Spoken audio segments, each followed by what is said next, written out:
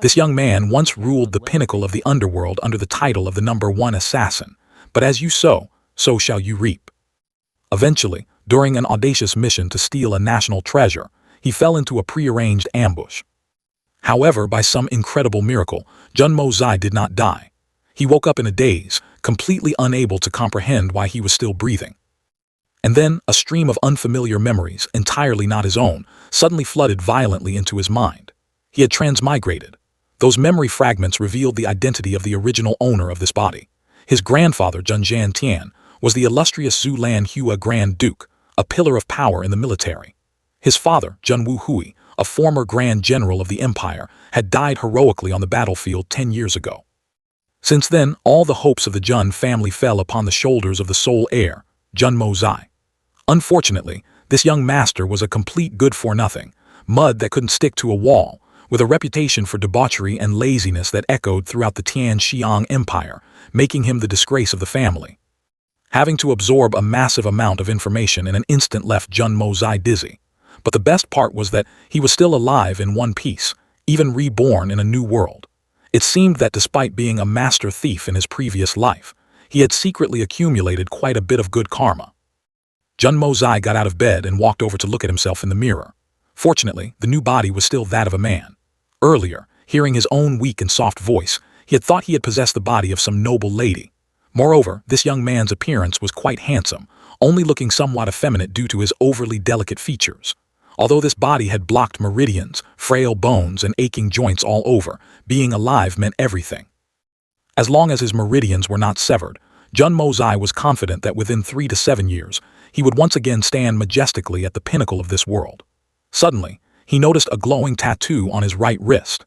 Jun Mo Zai immediately recognized it as the very thing that had brought him here, which was also the national treasure he had risked his life to steal in his previous life. Thankfully, it was still in his hands. If it had fallen into someone else's hands, the price Jun Mo Zai paid in his previous life would have been truly too high. His thoughts were interrupted when a servant arrived to report that the old master had summoned Jun Mo Zai to the study. This old master was none other than Jun Jian Tian, the grandfather of the body he was occupying. The current Jun Mo Zai was only 16 years old, the eldest grandson of the Jun family in the Tian Xiang Empire, yet he was a certified dandy, spending his days dressing up and wallowing in debauchery, a complete waste of space. Why did Jun Mo Zai possess this particular body? His name in his past life was Jun Zai. Placed next to the name Jun Mo Zai, wasn't this an irony of fate? Perhaps, turning around this young man's destiny was his new calling.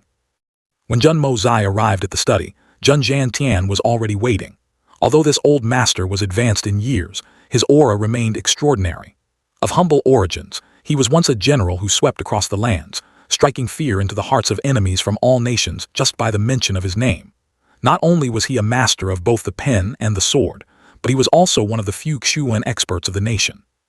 Jun Jian Tian's temperament was extremely steady. His joys and angers were never shown on his face. "I heard you fell out of bed last night and lost consciousness," Jun Jian Tian asked, breaking the silence. Jun Mo Zai let out a soft grunt in his throat. Since waking up this morning, he had felt something was wrong. If this body were perfectly healthy, how could he have transmigrated into it? Hearing Jun Jian Tian's question, it dawned on him that the kid had died from falling out of bed. Truly, an embarrassingly humiliating way to die. "What do you mean grunt?" Jun Jian Tian growled, his thick brows furrowing in anger. "You little rascal. Someone tried to assassinate you right under your nose and you didn't even notice. If this old man hadn't anticipated it a step ahead, you'd be down there drinking tea with the king of hell by now." Hearing this, Jun Mo Zai unconsciously frowned. So someone was playing dirty behind his back. But he mused to himself, the old master's precautions didn't seem to work, because his precious grandson had actually kicked the bucket a long time ago. Seeing Jun Mo Zai fall silent with no reaction, Jun Jian Tian found it a bit odd. He realized his grandson was somewhat different today. Normally, if he heard someone wanted to harm him, he would have already thrown a loud tantrum. Yet today, he appeared strangely calm, even exuding a trace of coldness. Jun Jian Tian sighed, temporarily putting aside the assassin matter because there was another thorny issue. The marriage contract between Jun Mo Zai and Princess Ling Meng had been officially annulled. Upon hearing this, the young man merely bowed his head and gave a curt reply that he understood. This attitude left Jun Jian Tian even more stunned. It had only been a few days since they last met. How could Jun Mo Zai's personality change so drastically? Wasn't he the one who would rather die than not marry the princess before? Despite being full of doubts, the old man didn't know what else to say to his grandson, so he told him to return to his room to rest. Afterwards, he carefully instructed his subordinates to deploy a few more experts to guard the young master day and night, absolutely forbidding any further mishaps. Even if Jun Mozai was a detestable, useless dandy, he was still Jun Zhantian's sole remaining grandson, and the old man would absolutely not tolerate anyone daring to touch a single hair on his head. After the brief conversation with his grandfather, Jun Mozai could only let out a sigh, then muttered to himself, "What a pity in a family like this, I turn out to be a useless dandy who only knows how to eat and sleep like a pig, a true second-generation prodigal. Dead wrong. You're not the second-generation prodigal. I am the genuine second-generation prodigal. You, at most, are just a third-generation prodigal." A voice suddenly rang out from behind. Jun Mozai turned around and realized the speaker was his third uncle, Jun Wuyi. As his memory indicated, this man had also been a renowned general, but an injury 10 years ago had completely paralyzed the lower half of his body, forcing him to spend the rest of his life in a wheelchair. "Greetings, third uncle." Jun Mozai spoke politely.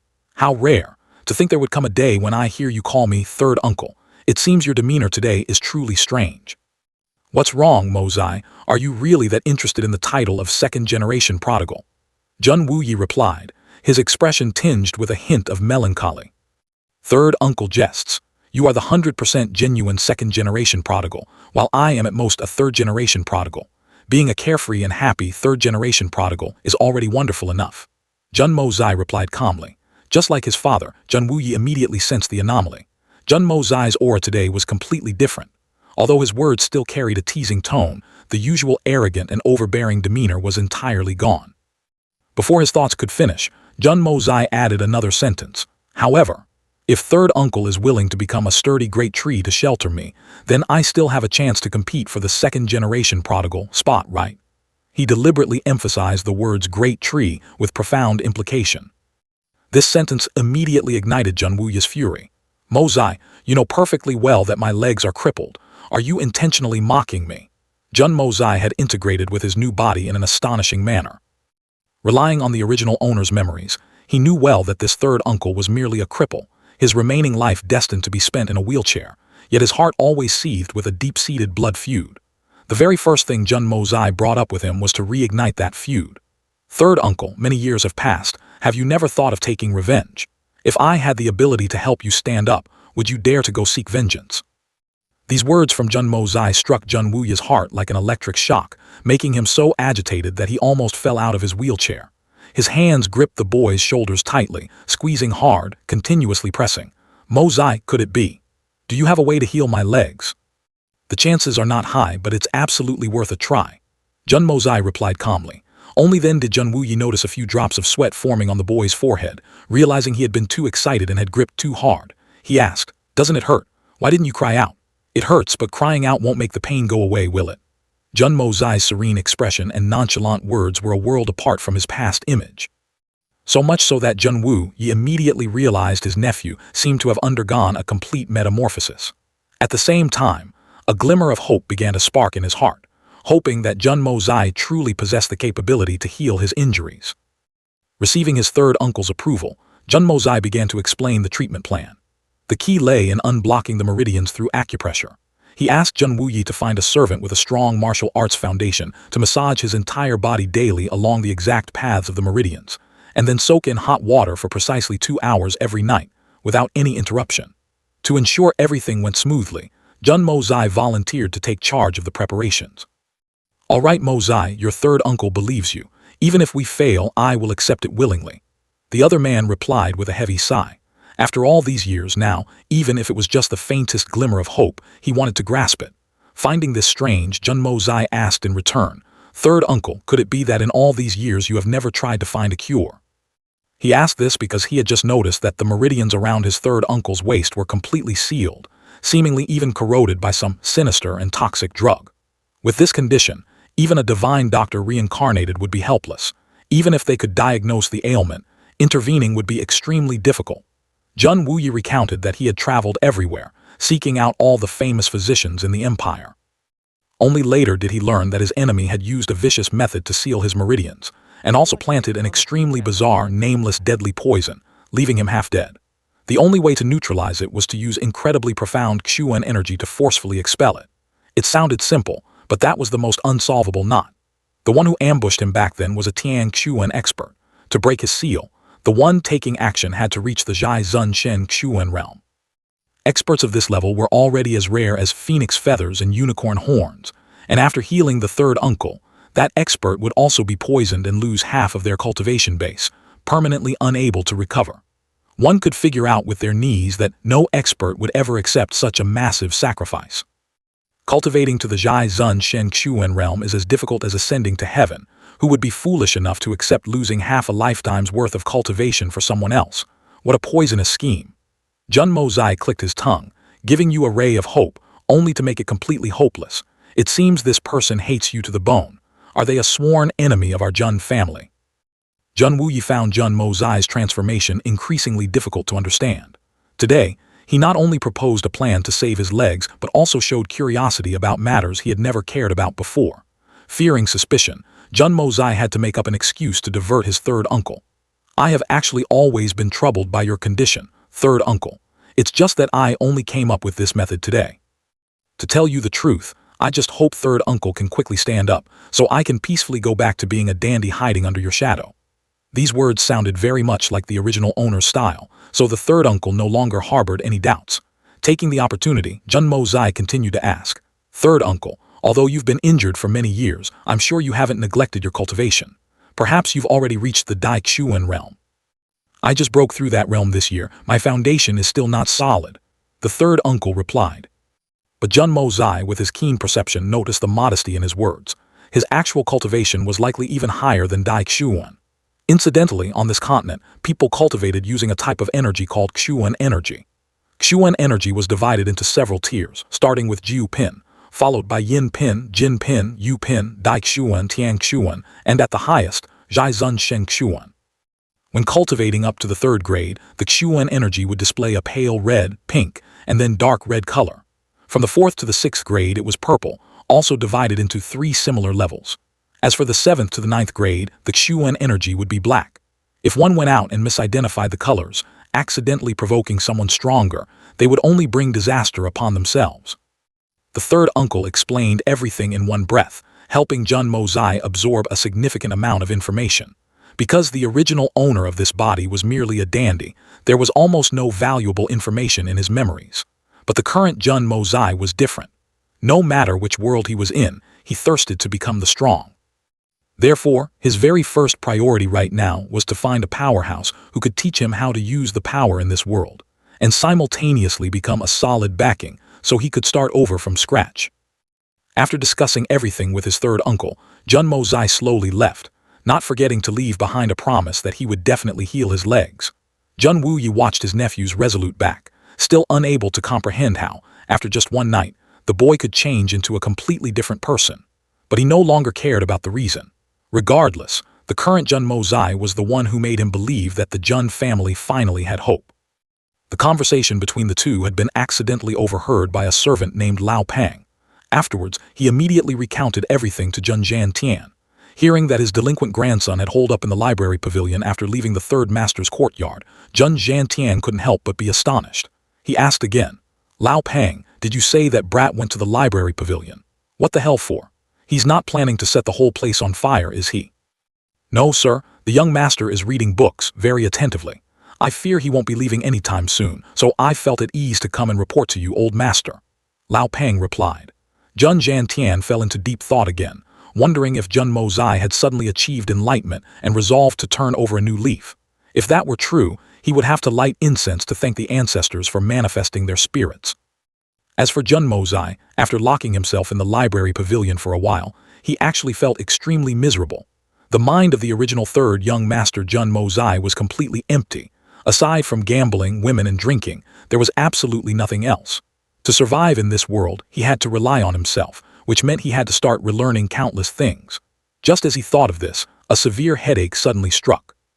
The top of his head throbbed as if pierced by tens of thousands of needles, making him unable to stand steady.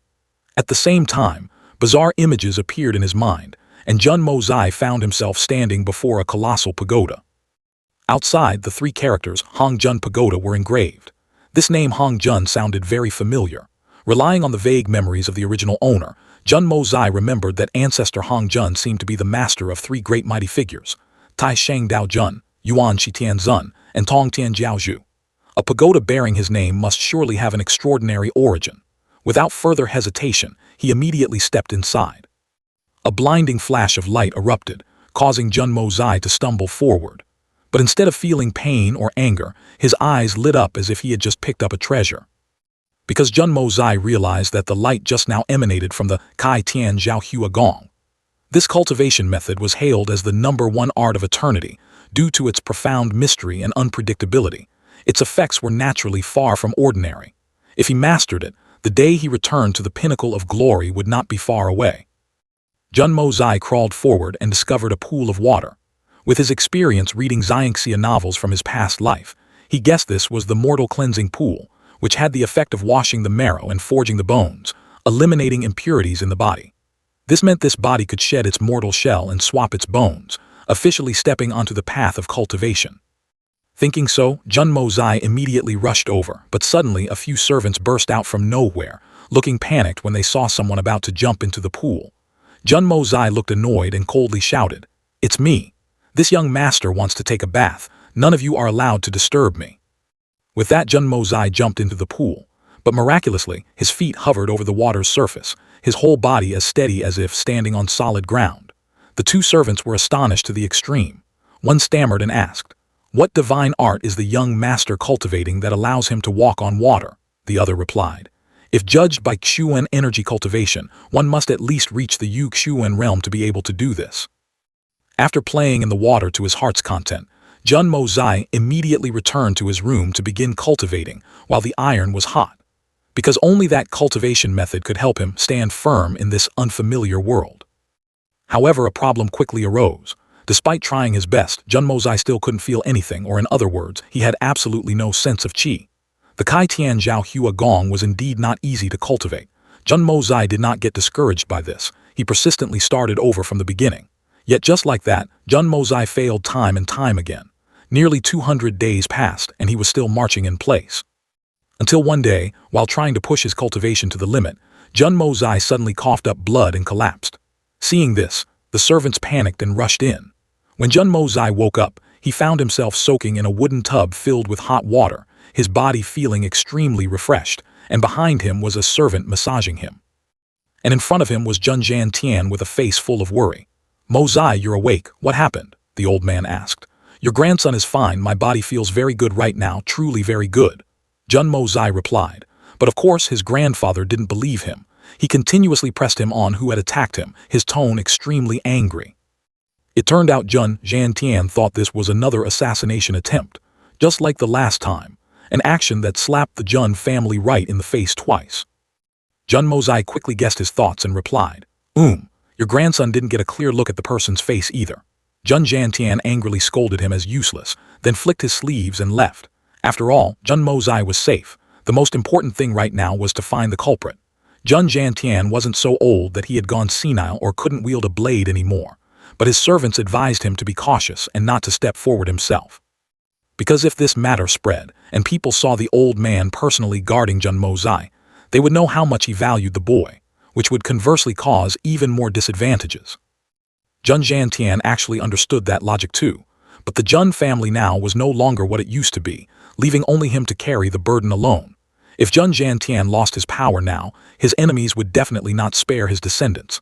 Since things had come to this, why hold back anymore? It would be better to settle things once and for all this time. Thus, Jun Jiantian and Lao Pang immediately mounted their horses. The next morning, during the early court session, Jun Jiantian, in his capacity as the old Grand Duke, caused a ruckus all the way to the emperor's golden throne room. The civil and military officials in the court were all whispering among themselves, and even the current emperor had to lower himself to comfort him. Of course, there were also those who lacked tact, such as the imperial censor Zhang Shiyi, who had no relationship with Jun Jiantian yet dared to speak up and provoke him, resulting in the old man beating him until his face was swollen right there in the Great Hall. The current Grand Preceptor, Li Shang, remained silent and observed throughout the entire process, not saying a single word. Only when Jun Jiantian left did he slightly furrow his brows. Meanwhile, Grand Preceptor Li Shang and the hall-protecting General Meng Ru Fei exchanged a highly suggestive glance. They discreetly smirked in a mysterious manner, as if each of them was harboring their own calculations. At the same time at the Jun family, Jun Mozai was still seriously soaking in medicinal herbs to make his injuries heal faster. Standing not far away was his personal maid, whose face always wore a fearful expression. Jun Mozai noticed this and asked, "Are you very afraid of me?" "This servant is not afraid." The girl replied immediately, but the furtive expression on her face betrayed her. Jun Mozai sighed. This young lady had clearly helped bathe him while he was unconscious last night, yet now that he merely moved a little, she was so terrified. Who knows what the former third young master had done to her in the past? After changing clothes, Jun Mozai approached the maid.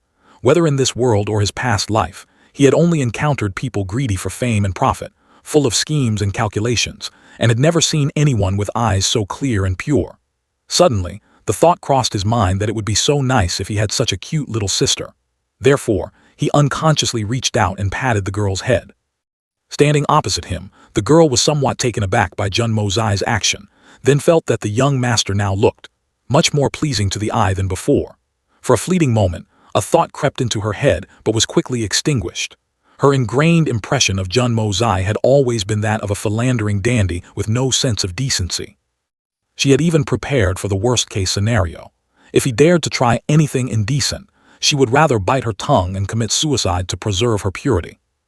However, Jun Mozai stopped right after that unexpected head pat, then waved his hand to dismiss the maid because he didn't need anyone staying to serve him anymore.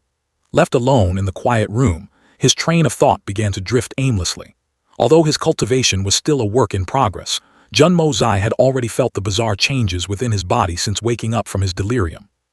His vision had become incredibly sharp, able to clearly count every single leg of a tiny spider a few inches away. His hearing was so keen that it captured the chirping of insects in the bushes, or even the sound of worms wriggling beneath the earth. To have the body make such remarkable leaps forward after just one night, this must be the sheer magic of the Kai Tian Zhao Hua Gong. This discovery acted as a stimulant, fanning the flames of determination to cultivate in Jun Mozai's heart. For a whole month afterwards, Jun Mozai diligently subjected himself to bitter training without a moment's neglect, and the result was a successful breakthrough. He officially entered the first foundational stage of the technique, and his realm became somewhat more stable as a result. The people in the Jun manor were thrown into a flurry of gossip. The infamous third young master Jun, known for his destructive ways, had actually locked himself in his room for an entire month. No causing trouble, no chasing women, and certainly no making excuses to torment the servants. Although everyone found this bizarre, deep down, they all secretly hoped their young master had truly had a change of heart. Thanks to his exceptionally enhanced senses, Jun Mozai could hear every word of the gossip about him clearly, even while sitting in his room. He could only look up to the sky and curse the former owner of this body. What a godforsaken bastard who stopped at no evil, leaving behind a mountain of notoriety for him to bear alone. The rare peace in the Jun manor that day was suddenly torn apart by a figure who crashed through the door, lunging straight into Jun Mozai's study. As soon as the person barged in, he collapsed to his knees, kowtowing repeatedly against the floor while wailing in anguish. "Third young master, Brother Mozai, please save my miserable life." The situation seemed bad. Jun Mozai recognized the newcomer as the eldest young master of the Tang family, Tang Yuan. For the young master of an illustrious family to behave with such a complete loss of dignity, it appeared he had encountered a monumental disaster. "Brother, listen to me explain first." Tang Yuan grabbed tightly onto the hem of Jun Mozai's robe, pouring out a torrent of grievances. "These past few days I was hanging around the Tianjin Tang, and got plucked clean by those rich kids from the Li, Meng, and Song families. I've lost a whopping 150,000 taels of silver." Hearing this, Jun Mozai's face darkened. 150,000 taels of silver was a sum large enough to build an entire city. Never mind why Tang Yuan was so bloodthirsty for gambling. Just where he dug up that much money was a massive question mark in itself. "I was winning at first, won a massive 500,000, Tang Yuan muttered in his own defense. Jun Mozai immediately understood the problem. It was a familiar script. Win first, lose later, then getting bitter and wanting to win it back, only to sink deeper and deeper, eventually ending up with a debt of 150,000 taels. However, he wasn't foolish enough to touch this hot potato, so he casually dropped a remark. "My goodness, It's just 150,000 taels of silver. Can't the eldest young master of the Tang family manage that?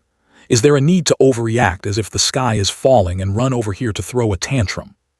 Hearing that, Tang Yuan finally confessed the shocking truth that he hadn't just lost the 150,000 taels, but had also pawned off both his family heirloom jade pendant and a precious sword.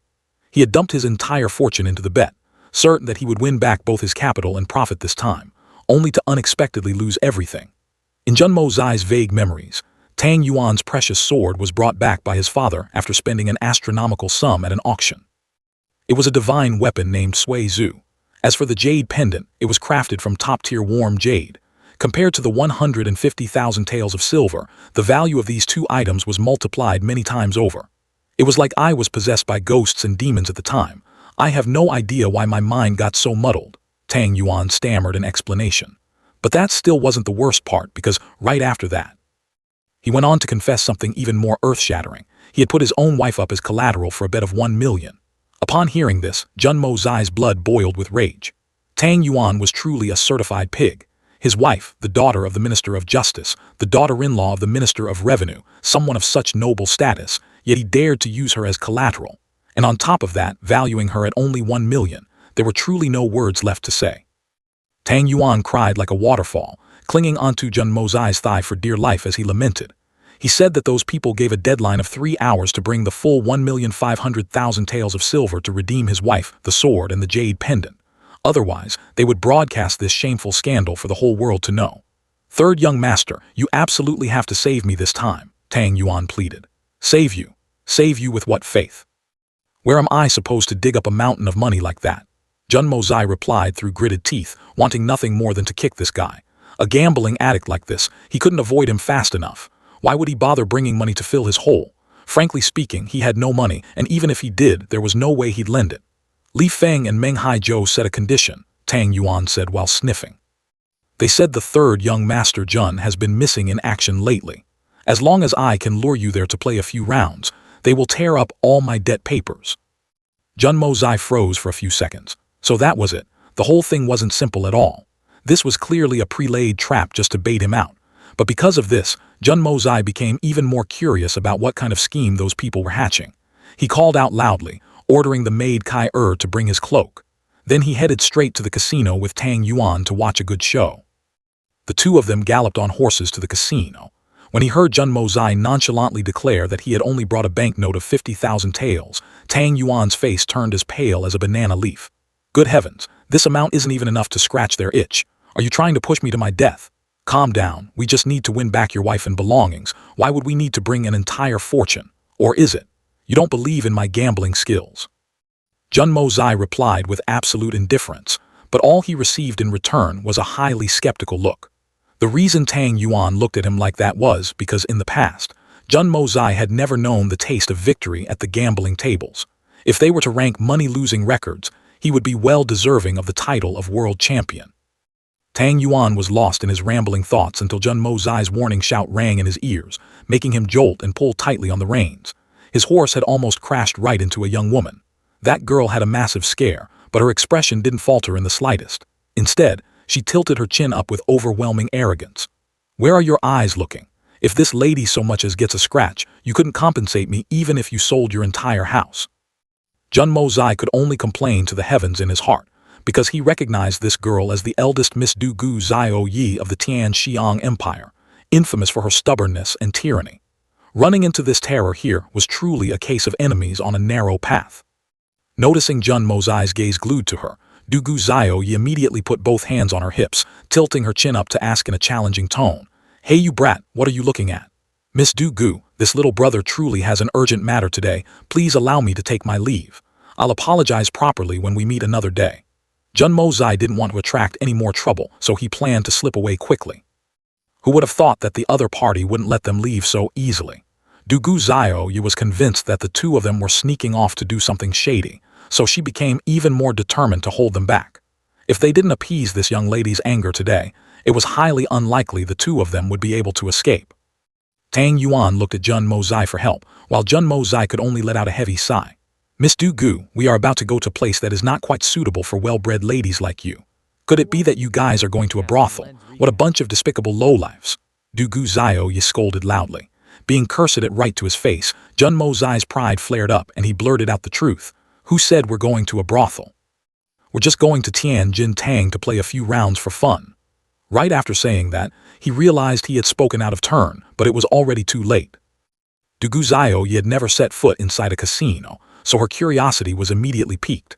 Especially since at home, she often heard her two older brothers mention Tian Jin Tang, which made her even more eager to explore the place. Thus, Jun Mo Zai and Tang Yuan had to reluctantly bring along this unwanted tale. Seeing Tang Yuan return, and even bringing Jun Mo Zai along, Meng Haizhou came right out to the door to welcome them, secretly overjoyed. He knew perfectly well that compared to Tang Yuan, Jun Mo Zai's pockets were much deeper. When he saw Dugu Zio's small head peeking out from behind, his expression changed abruptly. Miss Dugu, why are you here? What, am I not welcome here? Or do you think this lady has no money? Let me tell you, my money is countless. Dugu Zio declared in annoyance. Right at this moment, an effeminate-looking scholar walked out from the hall, speaking in a coy tone. Oh my, Miss Dugu graces us with her presence, we couldn't be more welcoming. Please come in, please come in. This pale-faced fellow was Li Feng, one of the two scoundrels who had swindled all of Tang Yuan's money. The whole group went inside together. Jun Mo Zai knew full well that these people were deliberately targeting him, so he didn't bother beating around the bush and went straight to the point. Since you all have so kindly invited this Jun, then I shall play a round out of courtesy. Tell me, how do you want to play? San Shao is indeed a straightforward person. Just now we were only playing dice with young Master Tang, but his skills were too green. How about we still use dice to determine the winner? What do you say? Li Feng suggested. Jun Mo Zai's expression remained unchanged as he nodded in agreement. He clearly knew the other party was using a taunting tactic, but he decided to play along to see what tricks they were up to. After everyone was seated, Meng Haizhou signaled the servants to serve new tea for the esteemed guests. Jun Mo Zai lifted the teacup and took a small sip. The flavor of the tea was indeed not bad, but upon tasting it carefully, he noticed something was wrong. There seemed to be a large amount of phantom weed mixed into this tea. Not only that, the air in the room also carried a faint, similar scent, probably a mixture containing phantom weed. No wonder Tang Yuan had lost all sense of reason and lost everything. He put the teacup down and spoke in an arrogant tone. You dare serve guests with this low-grade tea? Is this the limit of your class? Meng Haizhou didn't take offense at the insult, but instead hurriedly ordered someone to change the tea for Jun Mo Zai, though he was rejected. Forget it, how troublesome. I came here to gamble, not to taste tea. Let's start immediately, I don't have much time to waste. Having said that, he took another sip of the tea, absolutely confident that this petty drug couldn't do anything to him. As soon as the bet started, Jun Mo Zai suggested a wager of 10,000 taels per round, citing that he didn't have much time. Meng Haizhou was overjoyed to see him acting so generously. Jun San Shaoyi is truly a generous player. I like this style the most. Everything depends on luck, fair and square. Let's play simply then, betting on big or small. What does Jun San Shaoyi think? Jun Mo Zai nodded, then turned to Dugu Zioyi and said, Miss Dugu is a lady, so naturally you cannot participate directly with us. In my opinion, how about you try side betting? What do you say? What is side betting? Dugu Zioyi asked curiously. Jun Mo Zai explained that side betting meant placing a piggyback bet. She wouldn't participate directly but could bet on a player. For example, if Dugu Zioyi placed 5 taels on Jun Mo Zai winning, and he actually won, she would share the good luck and receive 10 coins. Conversely, if he lost, she would also lose her 5 coins. Upon hearing this, Dugu Zioyi nodded in delight and immediately decided to place her bet on Jun Mo Zai. He then smirked provocatively at Meng Haizhou. With a beauty placing a bet, my luck will definitely skyrocket. I will surely win this round. Meng Haizhou also laughed inwardly, telling himself that in just a moment, Jun Mo Zai would be crying with no tears left. The gamble officially began, with each person carrying their own state of mind. Jun Mo Zai quickly realized that not only had these people put sleeping incense in the tea and burned it in the room, but the dice themselves had also been tampered with by these two bastards. They must have been filled with mercury inside to control the outcome. Only those familiar with this subtle sound could guess the points. However, Li Feng and Meng Haizhou's luck had come to an end, because the current Jun Mo Zai was no longer the Jun Mo Zai of the past. With his experience as the #1 assassin in his previous life, he was far too familiar with these petty cheating tricks. So, while those two swindlers were still immersed in the prospect of victory, the blood drained from their faces when they saw that the dice completely defied their calculations. Jun Mo Zai's 3 dice revealed a total of 17 points, exactly 1 point higher than the others, a very narrow victory. Tang Yuan cheered in joy, while Li Feng and Meng Haizhou were so angry their eyes turned red. In contrast, Jun Mozai showed no special expression, casually stating that he had benefited from Du Gu Zhao's luck to win this round. Moving to the second round, Jun Mozai still maintained his infuriatingly calm demeanor. This time, he was the one shaking the dice. Li Feng and Meng Haizhou confidently bet on big, but when the cup was lifted, the total of the 3 dice was only 4 points, which was small. Jun Mozai won again. Li Feng was extremely confused. He had clearly heard that out of the 3 dice, at least one was a 6, making the chance of getting big very high. Yet the results showed no 6s at all. Was there a problem with the dice, or was there actually a problem with his ears? Miss Du Gu, congratulations on getting rich. It's all thanks to your luck.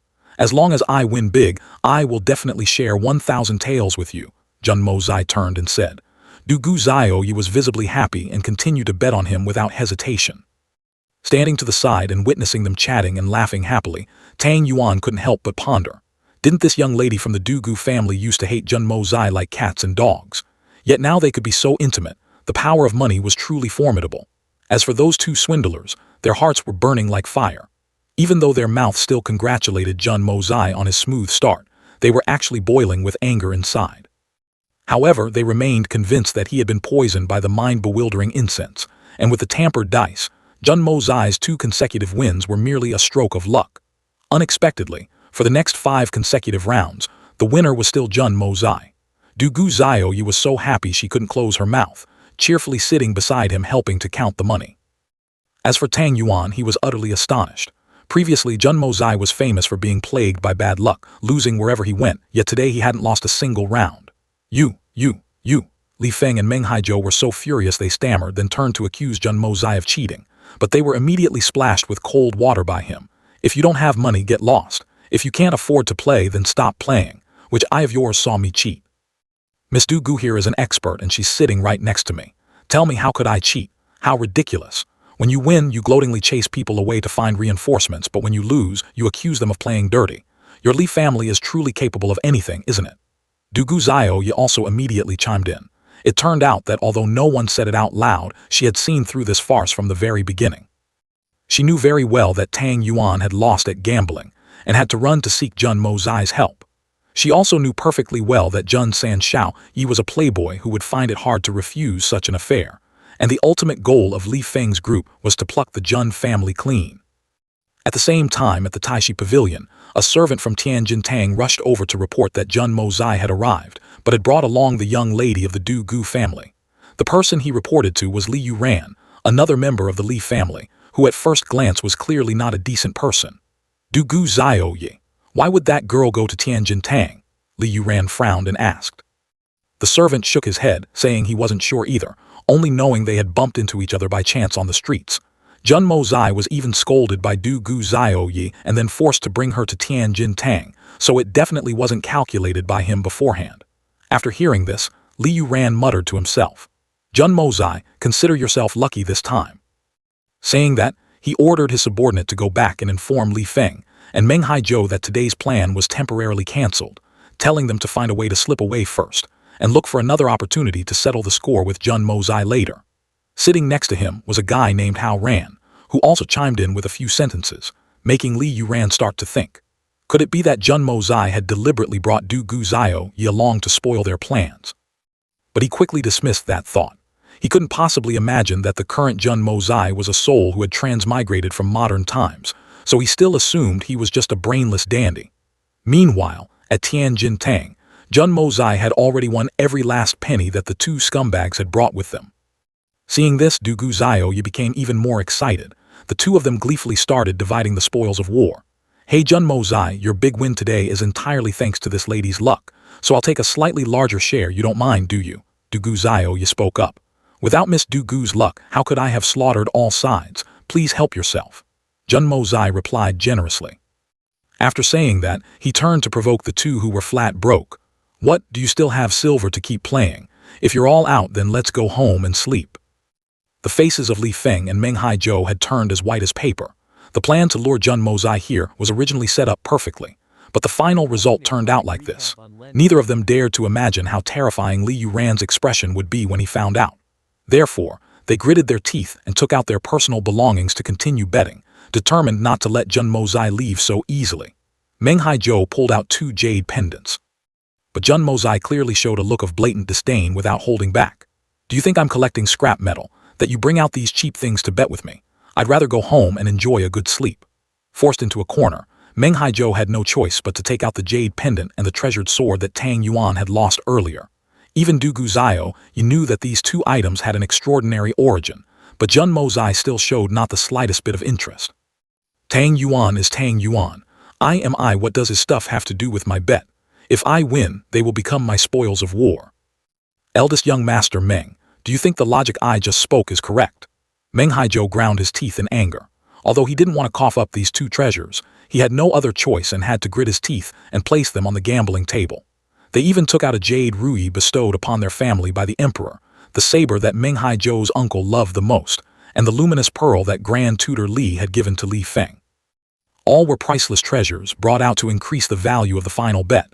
However, they demanded that Jun Mozai could not bet with money this time. Finally, the 2 old foxes are showing their tails. Seeing that they had revealed their true purpose, Jun Mozai didn't beat around the bush anymore. Speak, what exactly do you want me to wager? Very simple. If I lose, everything on this table belongs to Jun Sanshao Yi. But on the contrary, if I win, Sanshao must agree to one condition of mine. How about it? Rest assured, this condition is definitely within Sanshao's capability. There's no need to be tense. Jun Mozai knew perfectly well that this would be an extremely dangerous condition, but he continued to perfectly play the role of a brainless playboy, nodding in agreement the moment he heard Meng Haizhou's words. This time, both sides decided to bet on a single round of dice, still playing big or small but without a dealer. Whoever had the higher points would win. Jun Mozai generously agreed, not forgetting to throw a provocation at the opponent. Just a defeated general by my hands and you dare demand to compete. Meng Haizhou took the initiative to shake the dice first. Looking at his demeanor, Du Guziao felt something was wrong, so she leaned in and whispered to Jun Mozai. Do you think he's praying to his ancestors? I find his aura right now very strange, gloomy and sinister. It doesn't seem quite right. At this moment, the 3 dice in Meng Haizhou's hand were cast down. The people around, including Li Feng, Tang Yuan and Du Guziao, all held their breath watching. Only Jun Mozai maintained a calm demeanor. As the 3 dice began to slow down, 2 of them had already landed on the 6-point face, while the last one was still spinning like a top. Then suddenly, a sinister smile bloomed on Jun Mozai's lips, because he knew he would definitely win this round. The whole crowd glued their eyes to the last die. The die spun in midair. Even though everyone was straining their eyes to watch, Jun Mozai still had more than enough skill to use a small trick to deceive them. The die fell, and the result was exactly as he had predicted. The 2 guys' faces immediately changed color, their mouths stammering incoherently. How? How is this possible? You scared the life out of me just now. Tang Yuan stood nearby, cheering in celebration. Sanshao, your luck is truly unmatched. It's as if the god of wealth is blessing you. Hearing this, Jun Mozai smiled brightly and replied. So Brother Meng poured his whole heart into performing such a difficult move. This humble one truly admires it, truly admires it. Meng Haizhou was still visibly bitter, straining his neck to argue. Don't celebrate too early, this round hasn't been decided yet. Right now there's no dealer, what if your points are lower? I didn't flinch at all, picking up the dice, shaking them lightly and then scoffing. Then let this young master show off his divine skills to open your eyes for a bit. A while later, the 3 of them finally escaped the casino. Tang Yuan and Zio were carrying 2 heavy bags of money, his face beaming as he cheered. We struck it rich. Sanshao, this time you've truly won my complete admiration. Oh right, brother, Tang Yuan suddenly remembered. My sword and jade pendant, shouldn't they be returned to their rightful owner? Mozai heard this and threw him a puzzled look. Return them to you. Reason. Tang Yuan only just realized that all those items were Sanshao's spoils of war, and the other party had never promised to return them to him. He immediately switched to a pleading tone. Oh Sanshao, you know that if I return empty-handed, my family's old master will definitely skin me alive. I maintained an indifferent expression, answering curtly, that's your family's business. But then, thinking back on our brotherhood, I continued, fine then, I'll sell them back to you. Tang Yuan happily lunged forward, intending to give Mozai an affectionate hug. You truly are a good brother. But he was immediately pushed away. Hey fatty, pay attention to your weight, will you? Zioyi also walked over then, speaking up. Jun Mozai, consider today a fun time. This lady will let you off for now, but remember, next time there's a good deal you must invite me along. All right, since Miss Du Gu has given the order, how could this humble one dare to disobey? As soon as I finished speaking, Tang Yuan immediately chimed in. Brother, let's get down to business and discuss the price. I brushed my hair, feigning helplessness. Eldest young Master Tang, you really are something else. You even gambled away your own fiancée. Mozai suddenly turned serious, rebuking. Tang Yuan, fooling around must also have its limits. Didn't you realize how many anomalies there were in today's affair? Losing both your family heirloom sword and the jade pendant, and then even using your fiancé to pay off the debt. Where did you leave your brain? This matter affects the honor of two great families. Don't you feel that something is fishy? He muttered in admission. It's because I was set up by them. Mozai then took out a teacup, explaining. From the incense in the room to this cup of tea, everything was part of the trap they laid out. Tang Yuan's eyes widened in surprise. How did you get that so easily? After that, Mozai suddenly reached out his hand, smiling with hidden meaning. Now I will go home and narrate this matter in detail to your family's old master. Making the first move gives you the advantage. You are the victim, the evidence is all in here. Surely the old man won't have the heart to scold you harshly. Tang Yuan nodded blankly and repeatedly. All right, I'll listen to you. Then San Shao my sword. Mozai interrupted him again. What's the rush? Just leave it with me for now. Later, when you bring banknotes to redeem it, they won't be able to hand over the item. Catch my drift. Tang Yuan was finally completely convinced, clicking his tongue in endless praise. Masterful, truly masterful. I'll listen to everything you say, everything. I'm going back to find the old master now. Saying that, he leaped onto his horse and galloped straight home. Watching his figure disappear into the distance, Mozai muttered to himself. Want to settle the score with me? Then let me settle it with you first. The scene shifted back to the Li family's courtyard. Li Yuran was dealing with the two subordinates who had just caused trouble. Since things have reached this point, saying more is useless. Let it go. This time consider that brat Jun Mozai lucky. As for you two, each of you go and receive 40 strikes according to family law and deduct half a year's salary. Starting from tomorrow, what needs to be done and how to do it, is it all clear? The two didn't dare to squeak a word. The guy Haijo only dared to grit his teeth and think inwardly. These 40 strikes would tear skin and rip flesh even if they weren't fatal. Consider the young master having been very lenient already. He smiled sinisterly and then gave an order. Men, investigate Jun Mozai thoroughly. Why did he win the money? Why did the anesthetic have no effect? And also, do Gu Zioya's appearance, was it really just a coincidence? Two shadow guards emerged from the darkness, received the order and disappeared without a trace. Right at this moment, a servant rushed in frantically to reporting to the young master. The Tang family's Grand Marquis is leading eldest young Master Tang and 100 people, aggressively marching toward our Li family. At the same time, Mozai had also brought his spoils of war back home. He handed everything to Qi and then left again. Jun Zhantian flew into a rage upon hearing the news. He furiously kicked the door open and barged in. Mozai, this brat actually dared to sneak off gambling again.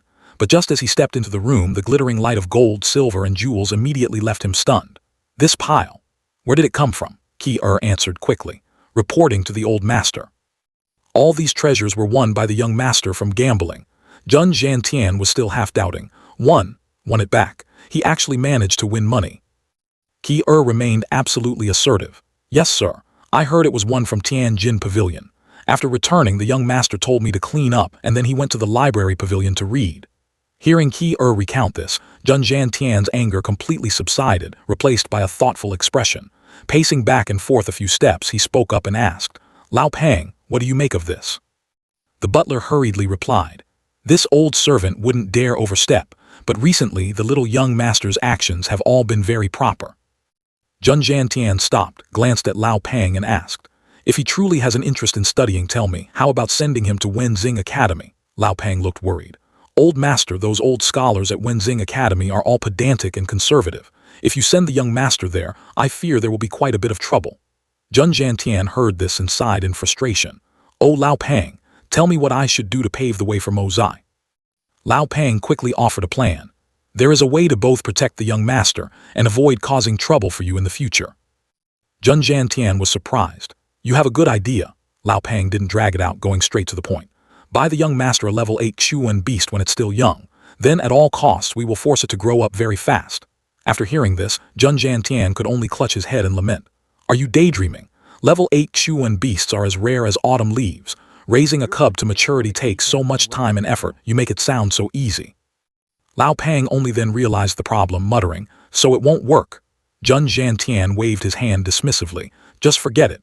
Let's go see what the hell Mozai is doing. Back at the Li family, Li Yuran was discussing with his subordinate. I didn't expect that brat Tang Yuan to be so scheming. It seems our plan needs to change a little. The black-clad subordinate hastily replied. Yes. Yuran continued to ask. Among the people who came here, are there any notable faces? The black-clad subordinate reported immediately. There are 3 people. Seeming to have grasped the situation, he immediately ordered. 3 is enough. Inform Qin Hu, take this opportunity to seize the Tang family's item. Yes. Shifting the scene to the Jun family's martial arts training ground, Mo Zai came here to meet Jun Wuyi. Seeing him walk over, he asked with some hesitation, How is it? Mo Zai observed for a moment and then said, Although the situation is not very optimistic, I believe there is still a chance for third uncle to stand up. There are a few medicinal herbs, third uncle, please have someone find them for me. He immediately asked eagerly, All right, what kinds of medicinal herbs are they? He answered clearly. Intestine-tearing flower, heart-piercing grass, 9-leaf herb, bone reconnecting tendon, and meridian-burning lotus. Apart from the meridian-burning lotus, which is relatively hard to find, the rest are not rare. After saying that, Mo Zai instructed further, Pay attention, the purchase of these medicinal herbs must be kept absolutely secret. Do not let outsiders know. And even when we have enough medicine, it must be given to me for careful inspection. Jun Wuyi honestly expressed, There are many who do not want me to recover. Mo Zai, with you here in the Jun family, I am truly relieved. Mo Zai, how do you see their training? He glanced over and commented indifferently, It's just dancing around to look good. Jun Wuyi heard this and immediately questioned, Are you saying these 7th and 8th rank Shu and Qi guards are just dancing around? Mo Zai, your tone is not small at all. Mo Zai stuck to his viewpoint. Training is meant to forge oneself. As for what they are practicing, if they bring it to a real battlefield, they will only be throwing their lives away. Jun Wuyi disagreed. Mo Zai, you don't understand the importance of training, but don't underestimate them. Mo Zai immediately pointed out the problem. They train hard, but in the wrong direction. Uncle, look at those 2 sparring. They are always holding back, laughing and joking while fighting. Is this called training? Truly a waste of talent. At this point, Jun Wuyi finally admitted the shortcoming. What you said makes sense. Mo Zai, if this army was handed over to you, what would you do? Follow me to the drill ground. After that, Jun Wuyi shouted loudly, Entire army assemble, straighten the ranks. Starting from today, all training matters will be under the full charge of San Xiaoyi. Hearing the order, the entire army immediately assembled, their faces all showing clear bewilderment. Mo Zai smiled a meaningful smile. Just now third uncle asked me how I should train you all. I see you as just a bunch of useless trash. Going to the battlefield will only get you killed early. Hearing those contemptuous words, a soldier couldn't bear it anymore and spoke up to refute. San Xiaoyi, although we are just guards, we are all soldiers who have experienced hundreds of battles. You must not insult us.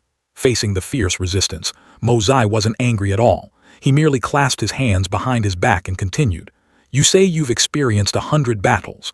Well, those who enlisted along with you have now all risen to the ranks of military officers. He pointed at them, asking a question that rendered everyone speechless. Then why haven't you been able to become generals yet? Because you lack the capability. Compared to them, you are simply losers. Many people in the army have broken through to 9th rank Shu and Qi, Jun Wuyi standing nearby added. After they retired from the army, countless major families scrambled to invite them in. Compared to those people, you have already been eliminated. Mo Zai continued using his sharp words to manipulate the soldiers' psychology. When the Jun family's army recruited people, you weren't chosen. That was your 3rd elimination. If you don't want to continue being cast aside, then as guards of the Jun family, obey my orders and train according to my methods. Whoever doesn't want to be a lowly guard, step forward. Everyone seemed to be awakened by Mo Zai's words. Their spirits flared up and they simultaneously stepped forward, even though he had warned them in advance.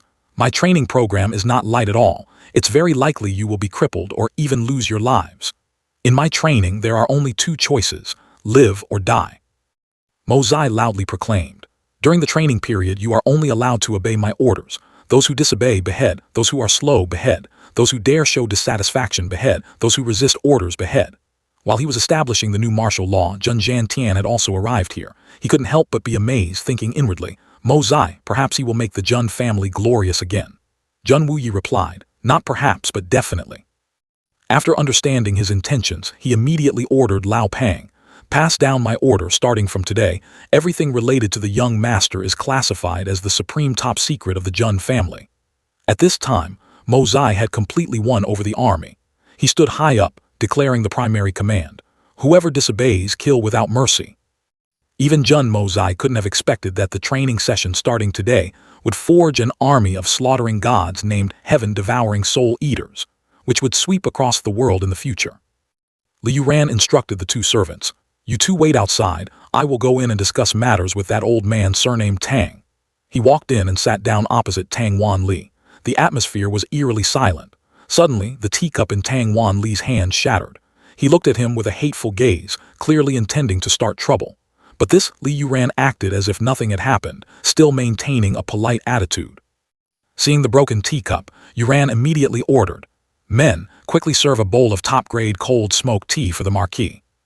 As soon as he finished speaking, Tang Wan Li angrily slammed the table, causing the tea to splash everywhere. "Enough, I didn't come here today to drink tea. Call those two beasts Li Feng and Meng Haizhou out here for me." Li Yuran still gently replied, "Old Marquis came at truly the wrong time. They just committed a fault and are currently receiving punishment." Hearing this, he paused slightly, then asked, "What fault did they commit?" "Actually, it's also because of young Master Tang's matter. Those two were currently receiving punishment at the discipline hall." After a while, Yuran finally managed to steer Wan Li's conversation in another direction. "What did the Marquis say?" "It was instigated by the Meng family," he asserted. "That is exactly the case. Meng Haizhou had designs on young Master Tang's fiancée for a long time, which is why the three of them set up that scheme." Hearing this, he helplessly clutched his forehead and quickly stood up. "I understand. Thank you for the reception today. I take my leave." Then he went straight to the Meng family to settle the score. "This junior was a poor host. Please forgive me, old Marquis."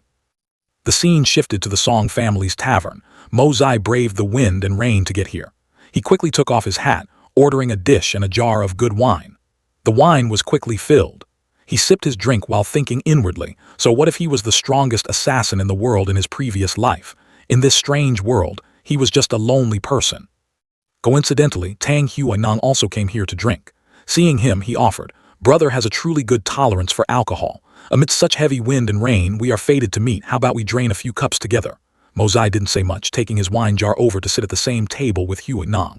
The autumn rain is sorrowful. Meeting in a small tavern is also a stroke of fate. Why not? Cheers. The two raised their glasses together.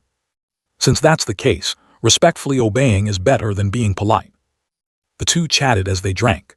Huinong asked curiously, "In this capital, a youth with such an extraordinary demeanor like little brother here is truly rare to see. I wonder which prestigious family you descend from." Facing this question, Mozai calmly replied with hidden meaning, "Drifting like duckweed in the world, inherently nameless, wandering the mortal realm, please do not inquire. Could it be that in your eyes, brother, only descendants of prominent families can possess an outstanding aura?" Catching the sarcasm in his words, Huinong chuckled and admitted his fault. "It was a slip of the tongue by this humble one. I shall penalize myself with a cup. May I dare ask for little brother's esteemed name?" Mozai also raised his cup, replying calmly, "After this cup of wine, we go our separate ways. Whether a name is remembered or forgotten, what does it matter?" Huinong was once again rendered speechless by his words. Little brother is young yet speaks entirely of philosophy. This humble one has truly been discourteous. What little brother said makes perfect sense. It is I who am too vulgar. I am willing to penalize myself with another cup. Seeing him keep drinking, Mozai raised his hand to stop him. "Brother, if you keep penalizing yourself like this, isn't it just because you want to drink more than me?" He looked at the wine cup and confided, "This wine may not have a name, but it is indeed good wine. Its taste gives me an excuse to drink a little more." Seeing him praise the wine, Mozai retorted again, "Good wine. I'm afraid that's only because brother has never tasted truly good wine before." Huinong still maintained a calm attitude, replying, "Song Lao San's tavern may not be large, but it is considered well known in the capital. Today, taking advantage of the rain, being able to drink a jar of wine to my heart's content is already my good fortune." Mozai remained entirely dismissive. When soulmates meet, 1,000 cups are too few. When words don't align, half a sentence is too much. The wine is already bad and the person is boring. What's the point of drinking like this? I'm leaving. Saying that, he stood up and left the tavern. Right after Mozai left, a guard immediately appeared behind Huinong. "Your Highness, do you need your subordinate to chase after him?" He shook his head. "No need. This kid is arrogant but capable. He even left behind quite an interesting sentence before leaving. In this capital, besides my royal brother, there is truly no one who dares to scold me. This boy gives me a very unique feeling." Outside, the rain was still pouring heavily. On the deserted street, there was only Mozai's lonely figure. He walked to a small alley and accidentally overheard a conversation. Consider it a success.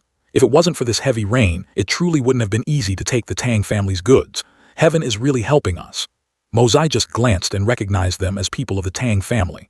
The swords in those guys' hands were still stained with fresh blood, even on their bodies as well. One guy continued, "If that guy hadn't lured the Tang family's experts away, and if 14 brothers hadn't risked their lives to cover the rear, I'm afraid it would have been hard for us to return in one piece. This time, our brothers have made a great contribution. The head boss will definitely be very happy when he finds out." Mozai hid behind the wall, observing them. "Quickly deliver this to the Grand Master.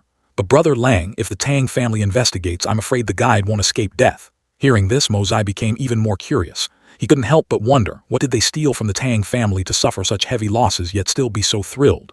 Just a fleeting thought put him in a perilous situation. One of the men caught wind of Mozai's presence and shouted, "Who's there? Come out." Seeing that he could no longer hide, he stepped forward. The whole group immediately rushed over, surrounding him tightly. Mozai silently assessed the situation. 1 silver Xuan, 3 ninth grade. A fierce battle today is unavoidable. Mozai's eyes flashed. The way to break this formation lay in these Xuan weapons. He carefully took out 4 Xuan weapons and threw them straight at the group.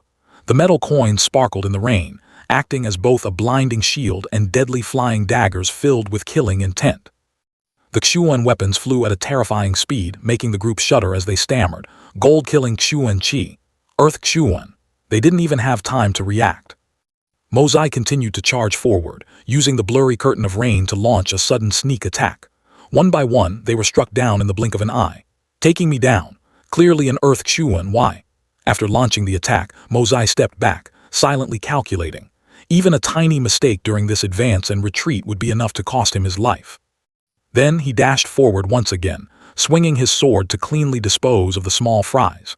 He was the king of assassins from another world, revealing his fangs for the first time, executing his opponent-killing techniques with ease.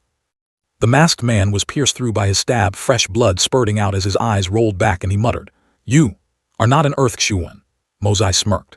"If I were an Earth Xuan expert, would I need to use sneak attacks against trash like you?" He retrieved all his weapons, thinking to himself, "The heaven-opening fortune art is truly profound, capable of imitating Xuan Qi to the point where others can't tell true from false, giving me a huge advantage." Mozai picked up the item they had risked their lives to snatch back. "I won't be polite and will just take this." After he left, another masked man appeared at the scene. He silently evaluated the area, taking down several people in the blink of an eye and even stealing the treasure.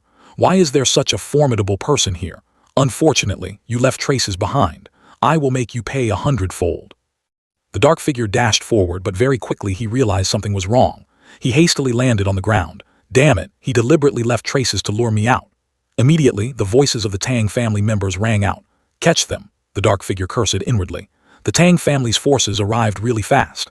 Before escaping, he even attacked his own comrades to silence them, destroying their faces so no clues would be left behind. A while later, Mozai finally returned home. Ki-er quickly ran out to greet him. "Young master, why are you soaking wet? Hurry inside and change before you catch a cold," she muttered. I don't know what got into the young master going out in such heavy rain. Even though Ki-er talked a lot, Mozai just lay there not saying a word. Suddenly, a noise echoed from outside. Where is that flute melody coming from? The flute sounded lonely, as sorrowful as the wind and rain outside. Who was suffering, full of resentment? Mozai followed the sound and came across a young woman. He couldn't help but sigh in admiration. The flute melody is beautiful, and the person is also truly beautiful. Pity the bones by the unpredictable river, still the man in the dreams of the deep boudoir. This person was Guan Qinghan, the daughter of the Guan family, a renowned talented woman of the Tianxiang kingdom, the sister-in-law of Jun Mo Dai and also the fiancée of Jun Mo Yao. She looked at Mozai and replied, "Having nothing to do in my free time, I just casually played a tune. Could it be that San Shao also understands the laws of music?" Since childhood, the two families had an arranged marriage. 3 years ago, the two families were preparing for the wedding, but right at that moment, a great war broke out with the Shen Ci Empire. Jun Mo Yao had to go to the battlefield. Unexpectedly, Jun Mo Yao lost his life on the battlefield, separating these childhood sweethearts by life and death. Guan Qinghan was in extreme agony, ignoring her family's advice and running alone to the Jun family. She stayed here as the eldest grandson's widow to serve the elders.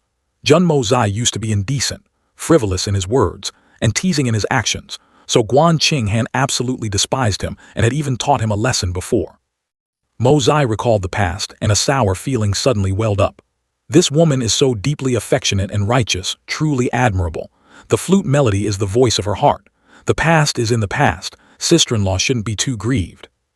Sorry for the intrusion, I'll take my leave. Saying that, Mo Zai turned and left.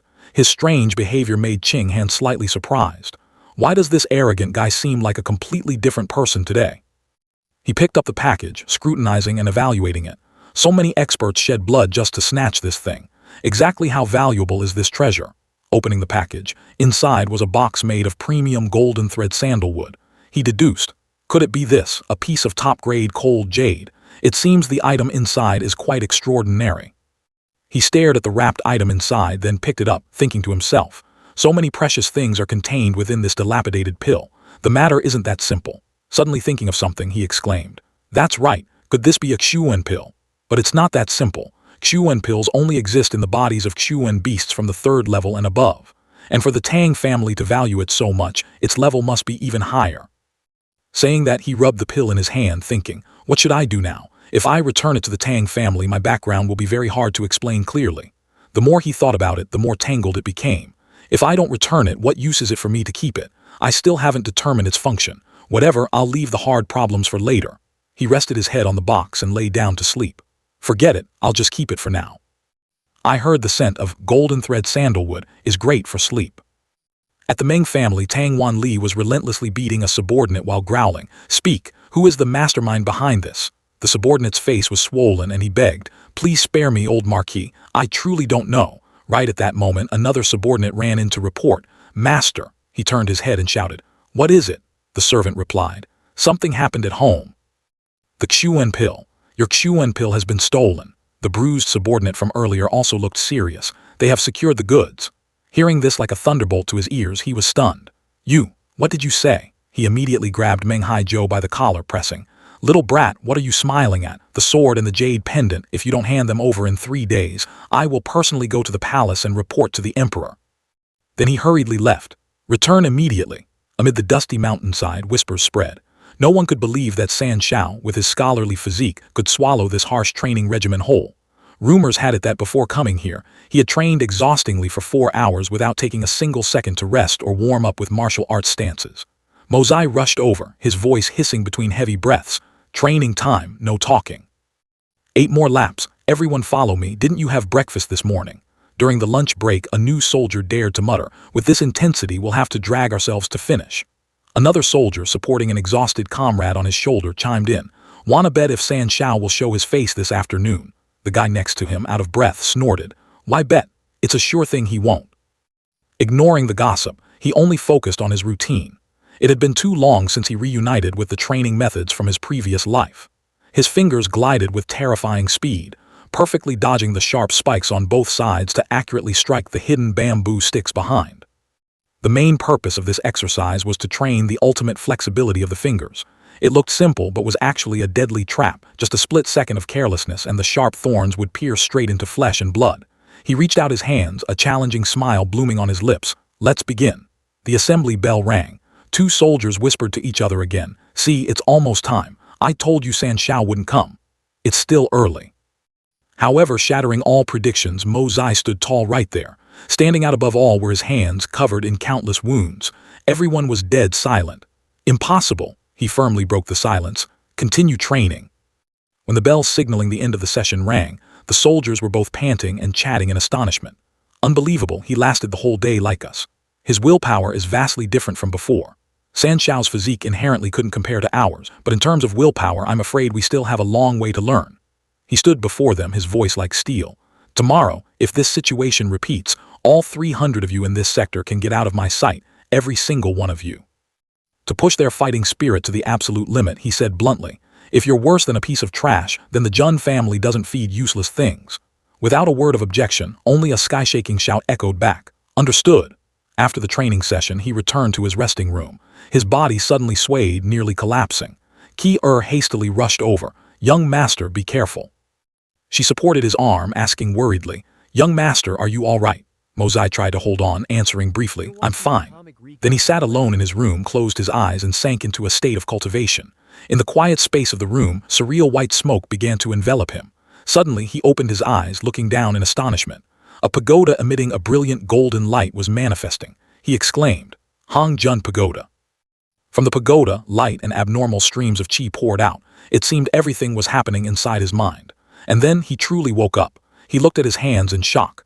The dense wounds from earlier had vanished without a trace. He wondered. The fatigue and injuries after a day of training have all disappeared. Even the wounds healed. The next morning, the assembly shout rang out clearly again.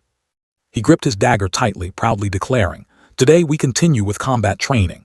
These words struck the soldier's ears like lightning. Kidding right. Yesterday's training nearly killed us, yet he looks like nothing happened. Truly a monster, he is exactly a monster. Observing from above, Zhang Tian couldn't help but be amazed. It was hard to believe. After yesterday's training, his body had almost reached its limit, so how did he fully recover today? Lao Peng and Zhang Tian also prepared to leave. Master, aren't you going to watch anymore? That's enough. Zhang Tian, with a slightly thoughtful expression, spoke up. Lao Peng, today you must drink a round with me, 7 days from now at the Zui Xian Pavilion. Mo Zai cheerfully spoke. Brothers rarely gather, why the gloomy face? Is something wrong? Tang Yuan rested his chin on his hand, sighing. What else could it be? Just the affairs of my Tian Jin Tang. That night I sneaked to the Ming family to settle debts, but inside it was empty. Whatever, I don't even want to mention it. The more I talk, the sadder I get. Hearing this, Mo Zai silently calculated. It seemed related to the Xuan pill incident. Taking this opportunity, I must also dig up information about the origin of that pill. He patted his friend's shoulder, asking, Hey, Fatty Tang, what exactly did your family lose? You look as miserable as if your family had a funeral, making even the wine taste bad. His friend held his face, looking extremely miserable. San Shao, this time my family lost a treasure. It's a Xuan pill, San Shao. He maintained his calm demeanor. Just a Xuan pill. I thought it was something earth-shattering. What's so amazing about that thing? I also have one in my hands right here. Hearing that, his friend pouted in disdain. You think it's a common grade 5 or grade 6 good? What my family lost is a peak 9th grade Xuan pill. If an Earth Xuan expert consumes a 9th grade Xuan pill, they can break through from Earth Xuan to peak Sky Xuan. His friend spoke with increasing excitement. If a mid-stage Sky Xuan expert uses it, they can even reach the Supreme Divine Xuan realm. Supreme Divine Xuan San Shao. In this world, experts of that caliber can be counted on one's fingers. Hearing its extraordinary effects, he frowned and asked again, Really? The efficacy is that terrifying? Tang Yuan took a tissue and blew his nose loudly, concluding, You don't know, I've suffered enough. In this world, the only person who listens to my complaining is you, San Shao. Seeing that scene, he looked disgusted. Hey, make sure to throw that booger far away from me. As soon as he finished speaking, a roar echoed from somewhere. Who is it? Which bastard just threw his filthy trash out here? Qin Bao, with his arm wrapped around a beauty, yelled furiously. Which son of a bitch just threw snotty tissue out here for this granddaddy? His face scrunched up like a monkey eating chili. If this granddaddy catches you, I'll exterminate your 9 generations. Mo Zai glanced over, then nudged Fatty Tang's shoulder. Hey Tang Yuan, your throw was really accurate, impressive. Hear that? He's demanding to exterminate your entire 9 generations. Seeing him joking around, the guy went crazy.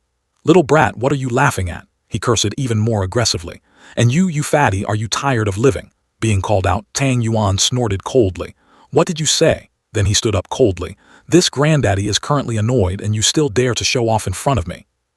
With that said, he gifted the guy a devastating punch. Then he crossed his arms, boasting arrogantly. This granddaddy throwing snot in your face is already giving you face, yet you still dare to curse at this granddaddy. Mo Zai also stood up, facing the guy. All right, just teach him a light lesson. This guy seems to have some background. Punched to the ground, Qin Bao's mouth still didn't stop cursing. Little brat, you're courting death, Mo Zai replied disdainfully. I don't even know who you are. What background could you possibly have? Probably just a small fry. During the scuffle, the beauty beside him had already run away. Mo Zai blurted out, Oh, when a call for backup. Interesting. The 2 most difficult young masters in the capital, yet someone actually dares to mess with us.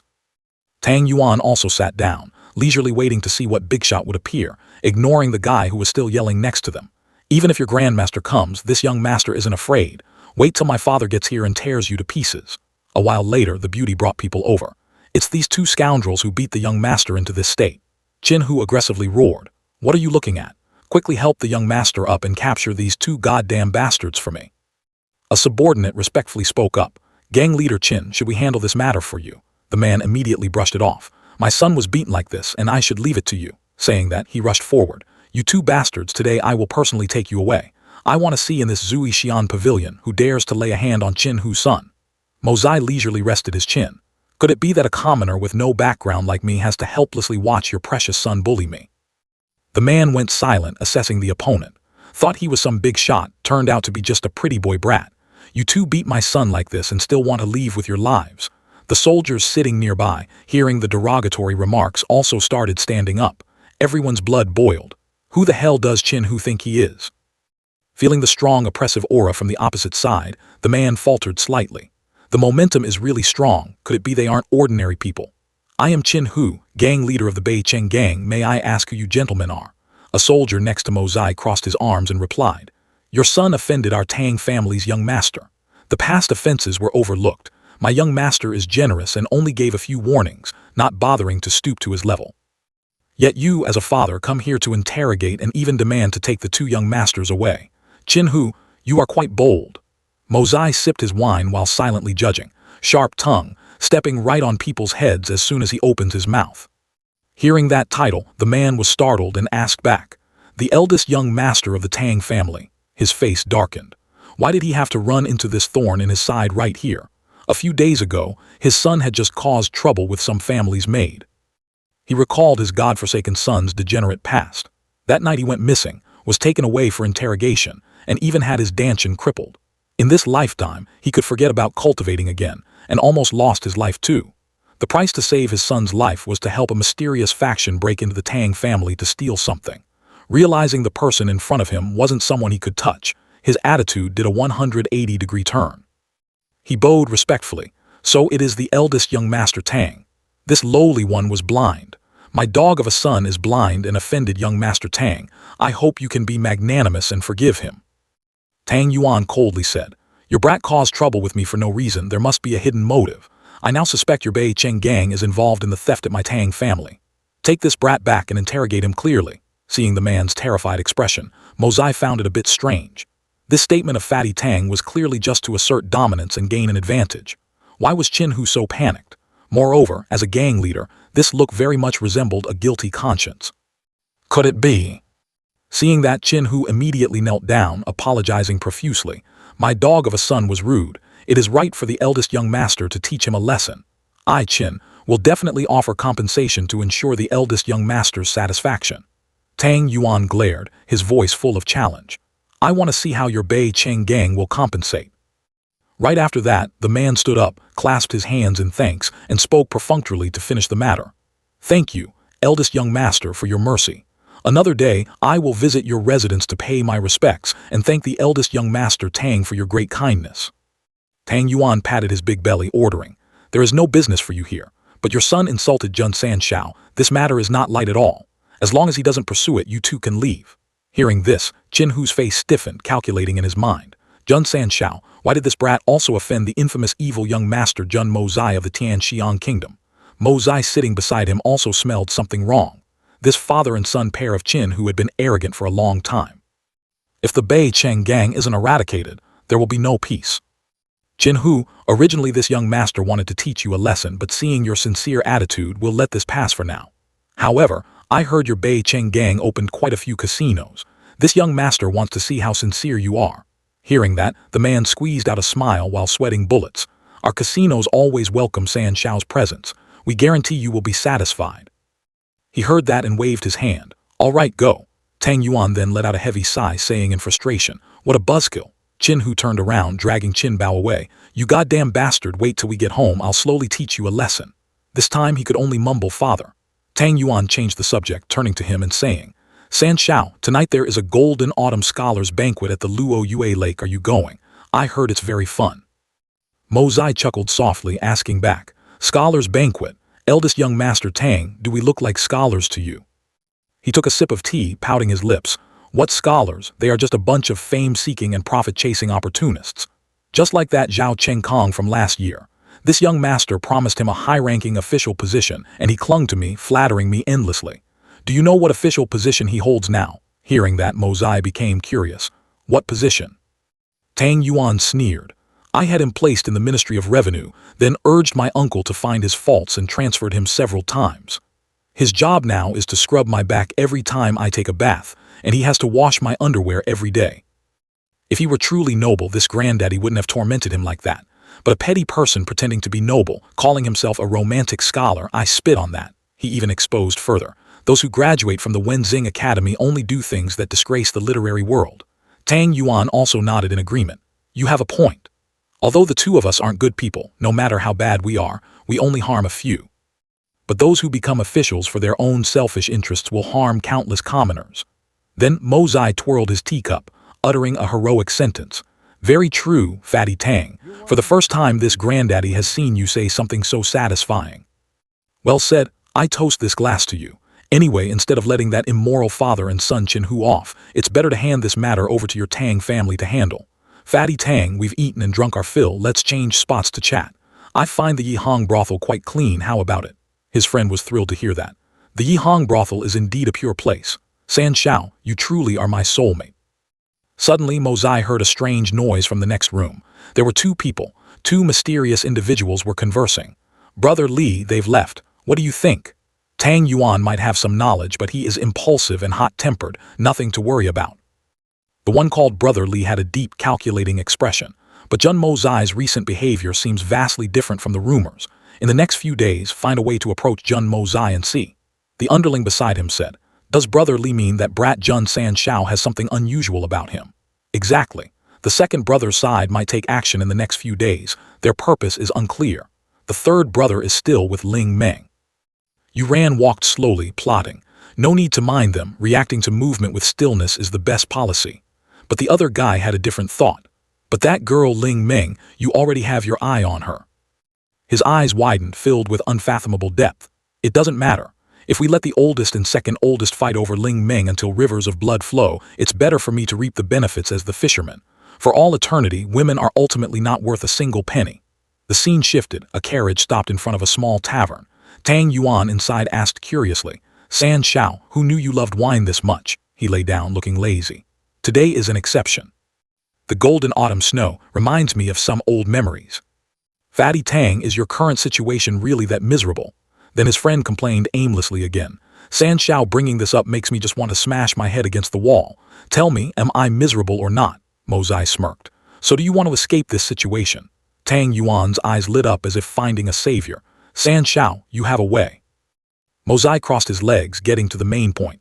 Tang Yuan, regarding the theft at your house, how many people know about it? His friend answered honestly. Many people know my house was robbed, but not many know exactly what was lost.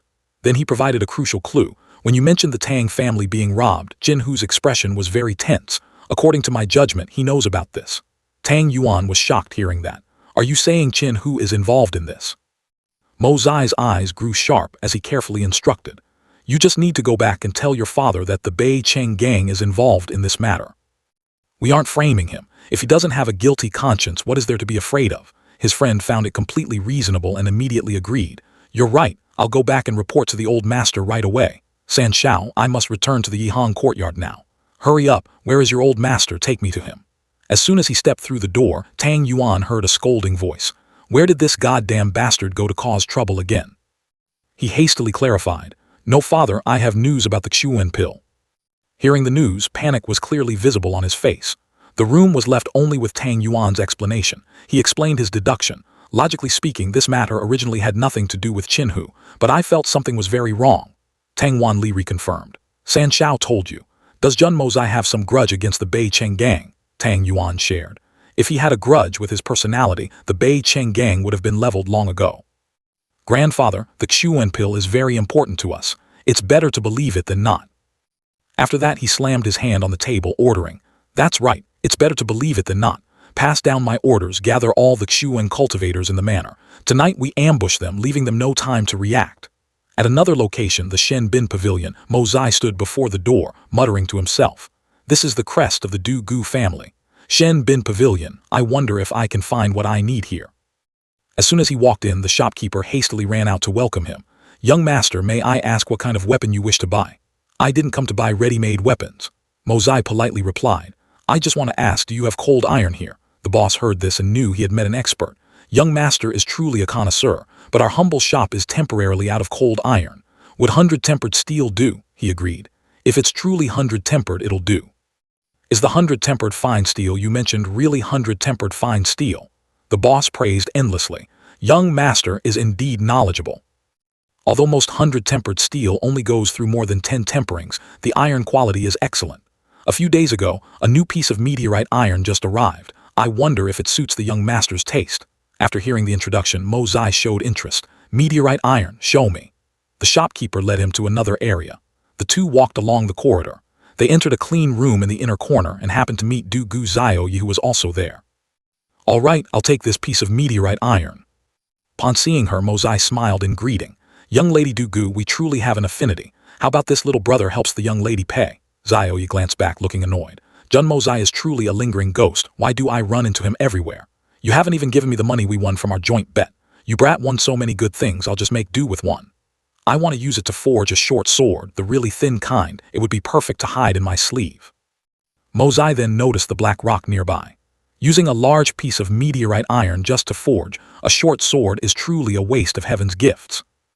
Boss, what is this block of steel? The shopkeeper immediately quoted a price. This block has an extraordinary origin. Our humble shop only asks for 80,000 taels of silver. He kicked the rock lightly, his tone a bit disdainful. That cheap, this young master will buy it. And this block of iron, the shopkeeper quoted. 100-tempered fine steel, though it cannot compare to the meteorite iron, it is also worth 2,000 taels. Mosai didn't bother haggling, pulling out a stack of silver notes. I'll buy it all. Here is 90,000 taels, keep the change. Zioyi witnessed this scene, silently evaluating. I had already changed my view of him, who would have thought he's still an annoying playboy. Jun San Shao, you pay the money, but this young lady will take this rock. He winked. Sure thing, young lady Dugu. Look, I bought both blocks. You take the big one, I'll take the small one, okay? She immediately got angry. What? Do you want to die, Jun Mosai? Mosai's eyes swept over her. What is young lady Dugu saying? There are 2 blocks in total. The large one was already yielded to you. What more do you want? After that, Zioyi left in anger, not forgetting to leave a remark. Very well, Jun Mosai, you've got guts. Mosai didn't care, turning to the shopkeeper. Manager, remember to have someone deliver the 100-tempered fine steel over there. Don't delay. Zioyi's silhouette was still in the distance. You better not fall into my hands, I won't let you off. He even asked for more technical details. As for this meteorite iron, if you want to forge it into a weapon, how many times does it need to be tempered? The boss replied. At most 3 times. Sometimes it even emits a cold glint. If forged into a weapon, it will be incredibly sharp. Mosai rubbed the rock, asking, can it cut iron like mud? The boss gently explained. The young master might have a slight misunderstanding. Cutting iron like mud is the standard of a divine weapon. It must be in the hands of an expert to do so. Let alone our humble shop, finding one in the entire world is extremely rare. Hearing that, he turned and left. Forget it then, I'll think of a way myself. Just have someone deliver it to the Jun mansion. The shopkeeper clasped his hands in respect. No problem. The Jun family wants to forge it themselves.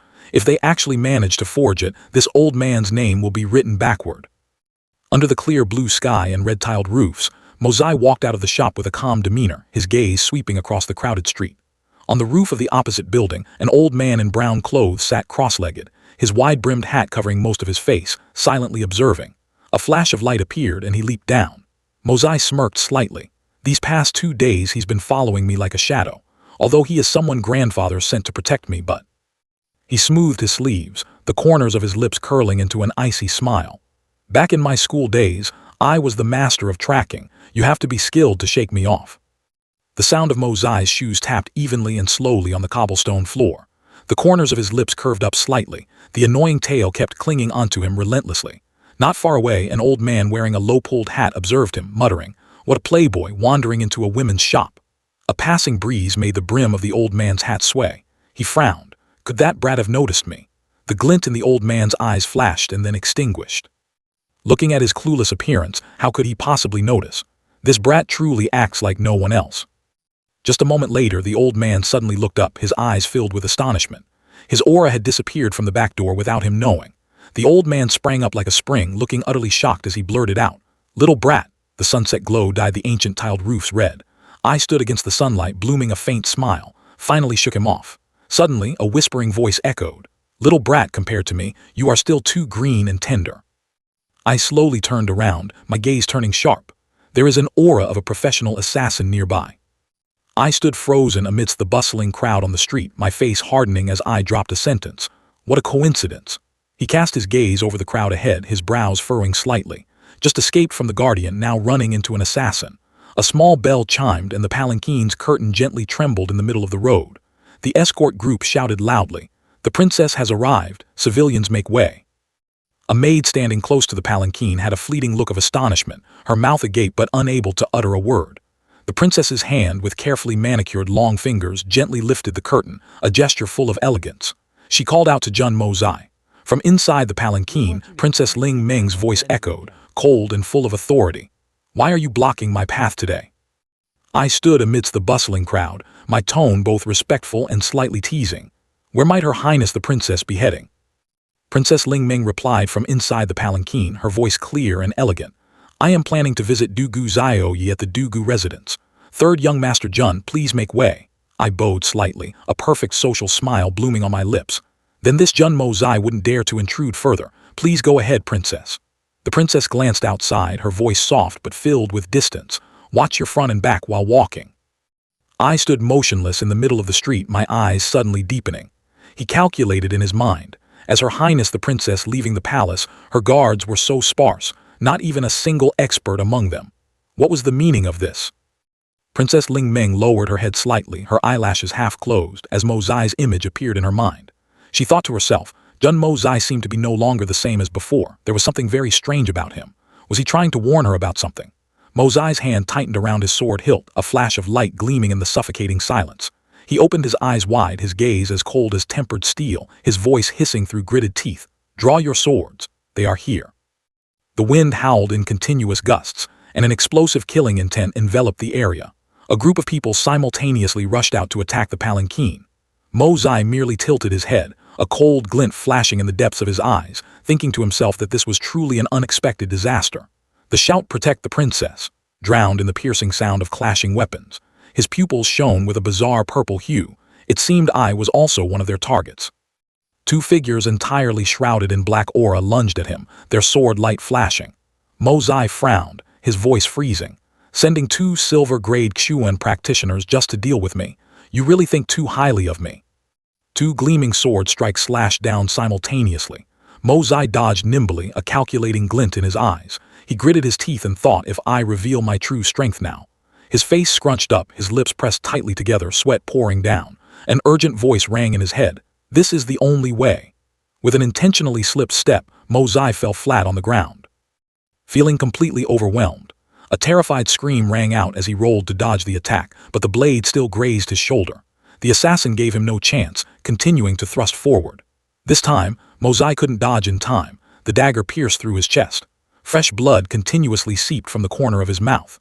Mozai's eyes widened, but he had already secretly activated the fortune-unlocking art to protect his internal organs. The assassin suddenly yanked the blade out, leaving Mozai writhing in excruciating pain. Drops of dark red blood slid down the cold, sharp blade and dripped onto the ground. A cruel scene unfolded. A guard collapsed, his face covered in blood, his breath ragged. Nearby, the dark red palanquin was surrounded by a group of mysterious men in black. A squad of assassins stood in a circle, simultaneously raising their razor-sharp blades, ready to slash straight down at the palanquin. Suddenly, the palanquin exploded into countless fragments. A blinding light erupted, engulfing the entire space. The man in black who was swinging his blade froze. He only had time to blurt out "What?" before Princess Ling Meng stood majestically right there, her expression solemn, her hands tightly gripping a gleaming longsword. She spoke with full confidence.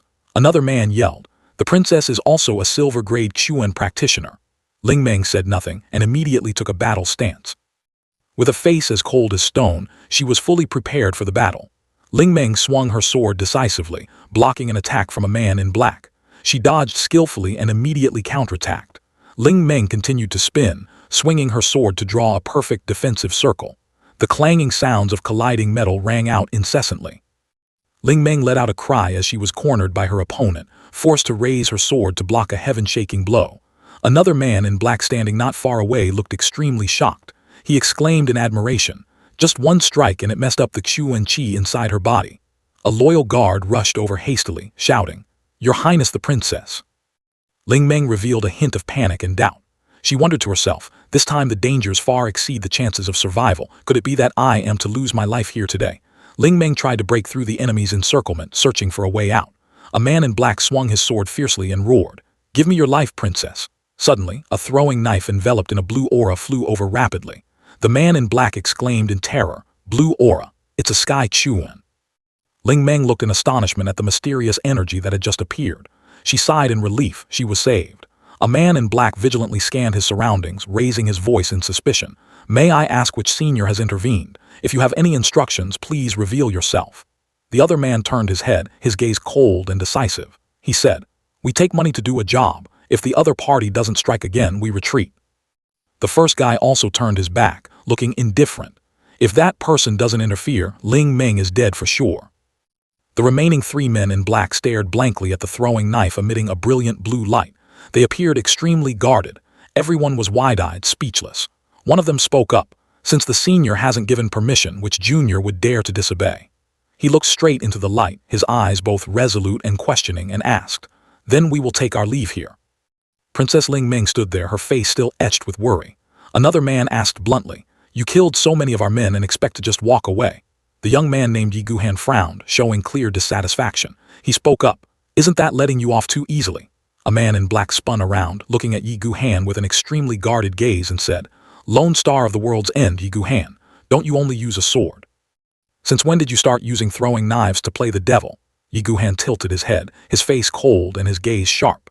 He used to be Ling Meng's childhood sweetheart, but as fate would have it in this life, Ling Meng was the vessel holding the soul of Yi Guhan's beloved. Yi Guhan maintained his cold demeanor. "What I use doesn't matter. Killing a few pieces of trash like you is more than enough." Princess Ling Meng stood behind Yi Guhan, her face serious. He asked gently. Little Meng disobeyed again and snuck out of the palace. "Were you scared running into such big trouble?" Ling Meng looked straight at Yi Guhan, her eyes filled with trust. She answered confidently, "With Uncle Yi here, Meng is the safest."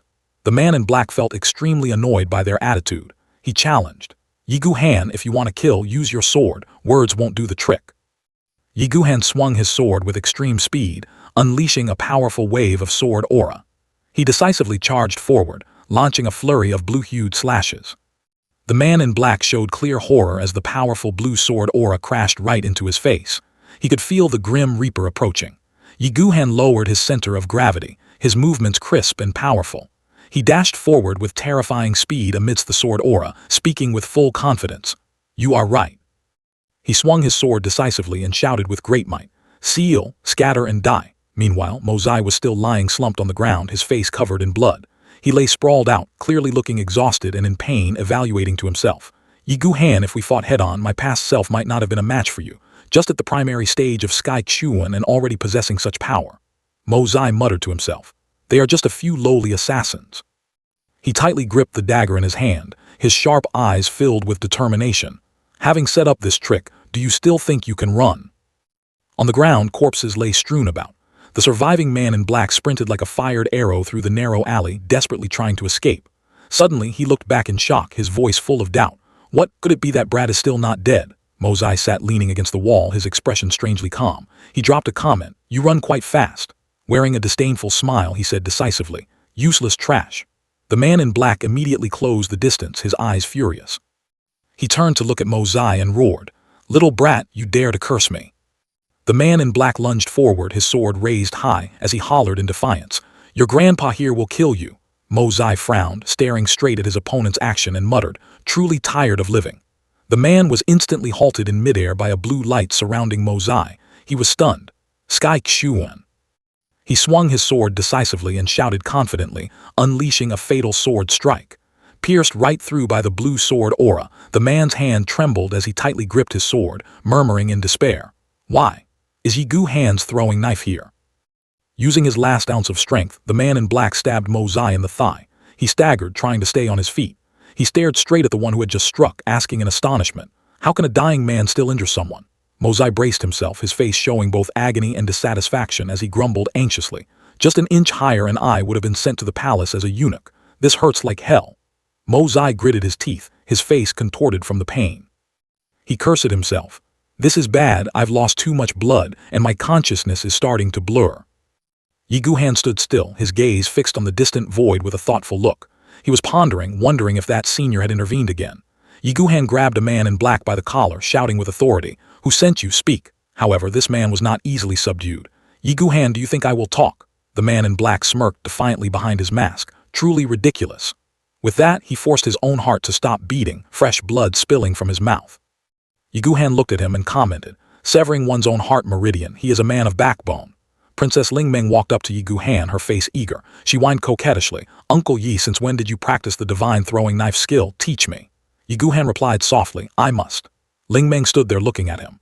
Yi Guhan raised his voice, "Today, I deeply thank you, senior, for intervening to save us. This Yi is extremely grateful. If there is anything you need in the future." Yi Guhan dropped to one knee, bowing towards the empty space. "Even if I have to walk through boiling water and tread on fire, this junior will not refuse, determined to repay the senior's great favor." Ling Meng turned to look at Yi Guhan, her face curious. She asked, "Who are you talking to, Uncle Yi?" Yi Guhan frowned, his expression serious. He explained, "The person who threw the knife to save you was actually someone else, and that senior is far stronger than me. That single throw was the pinnacle of the mortal realm. How could I possibly execute it?" Ling Meng covered her mouth in shock. She asked again, "Is this really true? You are already a Sky Chuan expert, yet that senior is even more formidable." Yi Guhan turned to walk away, a hint of regret in his voice. He said to Ling Meng, "It is a pity we don't have the destiny to meet. Little Meng Uncle Yi is leaving first. You should also return to the palace soon." Ling Meng stood there looking at Yi Guhan's retreating back, her eyes somewhat disappointed. She asked, "Uncle Yi, then when will you come to visit Meng Yi Guhan firmly replied, "I will come to visit Meng An assassin managed to escape, so there might still be lingering troubles. Little Meng must be extremely careful." Ling Meng stood silently watching Yi Guhan's figure slowly disappear, seemingly etching his every word of advice into her heart. Ling Meng was startled to hear someone calling out urgently. She slowly turned her head. A young man was galloping over on a horse, his face full of worry, calling out incessantly, "Your Highness the Princess." That person was Mu Rong Tianjun. He stood next to Ling Meng, breathing a sigh of relief. "It is great that the princess is unharmed." He was one of the two people pursuing Ling Meng, apart from Li Yuran. He asked attentively, "Your Highness the Princess, are you injured?" Princess Ling Meng knelt on the cold ground, a pensive look on her face. She was looking at the two discarded throwing knives. Ling Meng reached out to gently touch the blade, exclaiming in awe, "Such a blinding blue." Ling Meng picked up a throwing knife, her eyes full of admiration. This was the divine weapon that the senior expert had used. Ling Meng sat with her back turned, her long hair flowing down. Behind her was Tianjun, he said. "With this kind of murder weapon, the princess had better be careful." Ling Meng tilted her head, her eyes melancholic. She thought to herself, "Let them fight over the imperial throne. Why do they treat me as a tool in their power struggle?" She cast her eyes down, her voice choking up. If not for that senior with the throwing knives, this princess would have died at the hands of assassins. She thought bitterly, tears welling up. Is it true that they no longer view me as their own flesh and blood? Ling Meng sobbed. How could she wait for everyone to come to the rescue like this time? Tears finally fell. She bit her lip in resentment and continued. "All the guards who died in battle, record their names. They must all receive proper compensation. These people all died for me." Tianjun immediately obeyed the order and left right away. She raised her hand to wipe away a lingering tear on her cheek, trying to regain her composure after the ambush. Her face still bore traces of sorrow. Ling Meng's voice lowered but was resolute.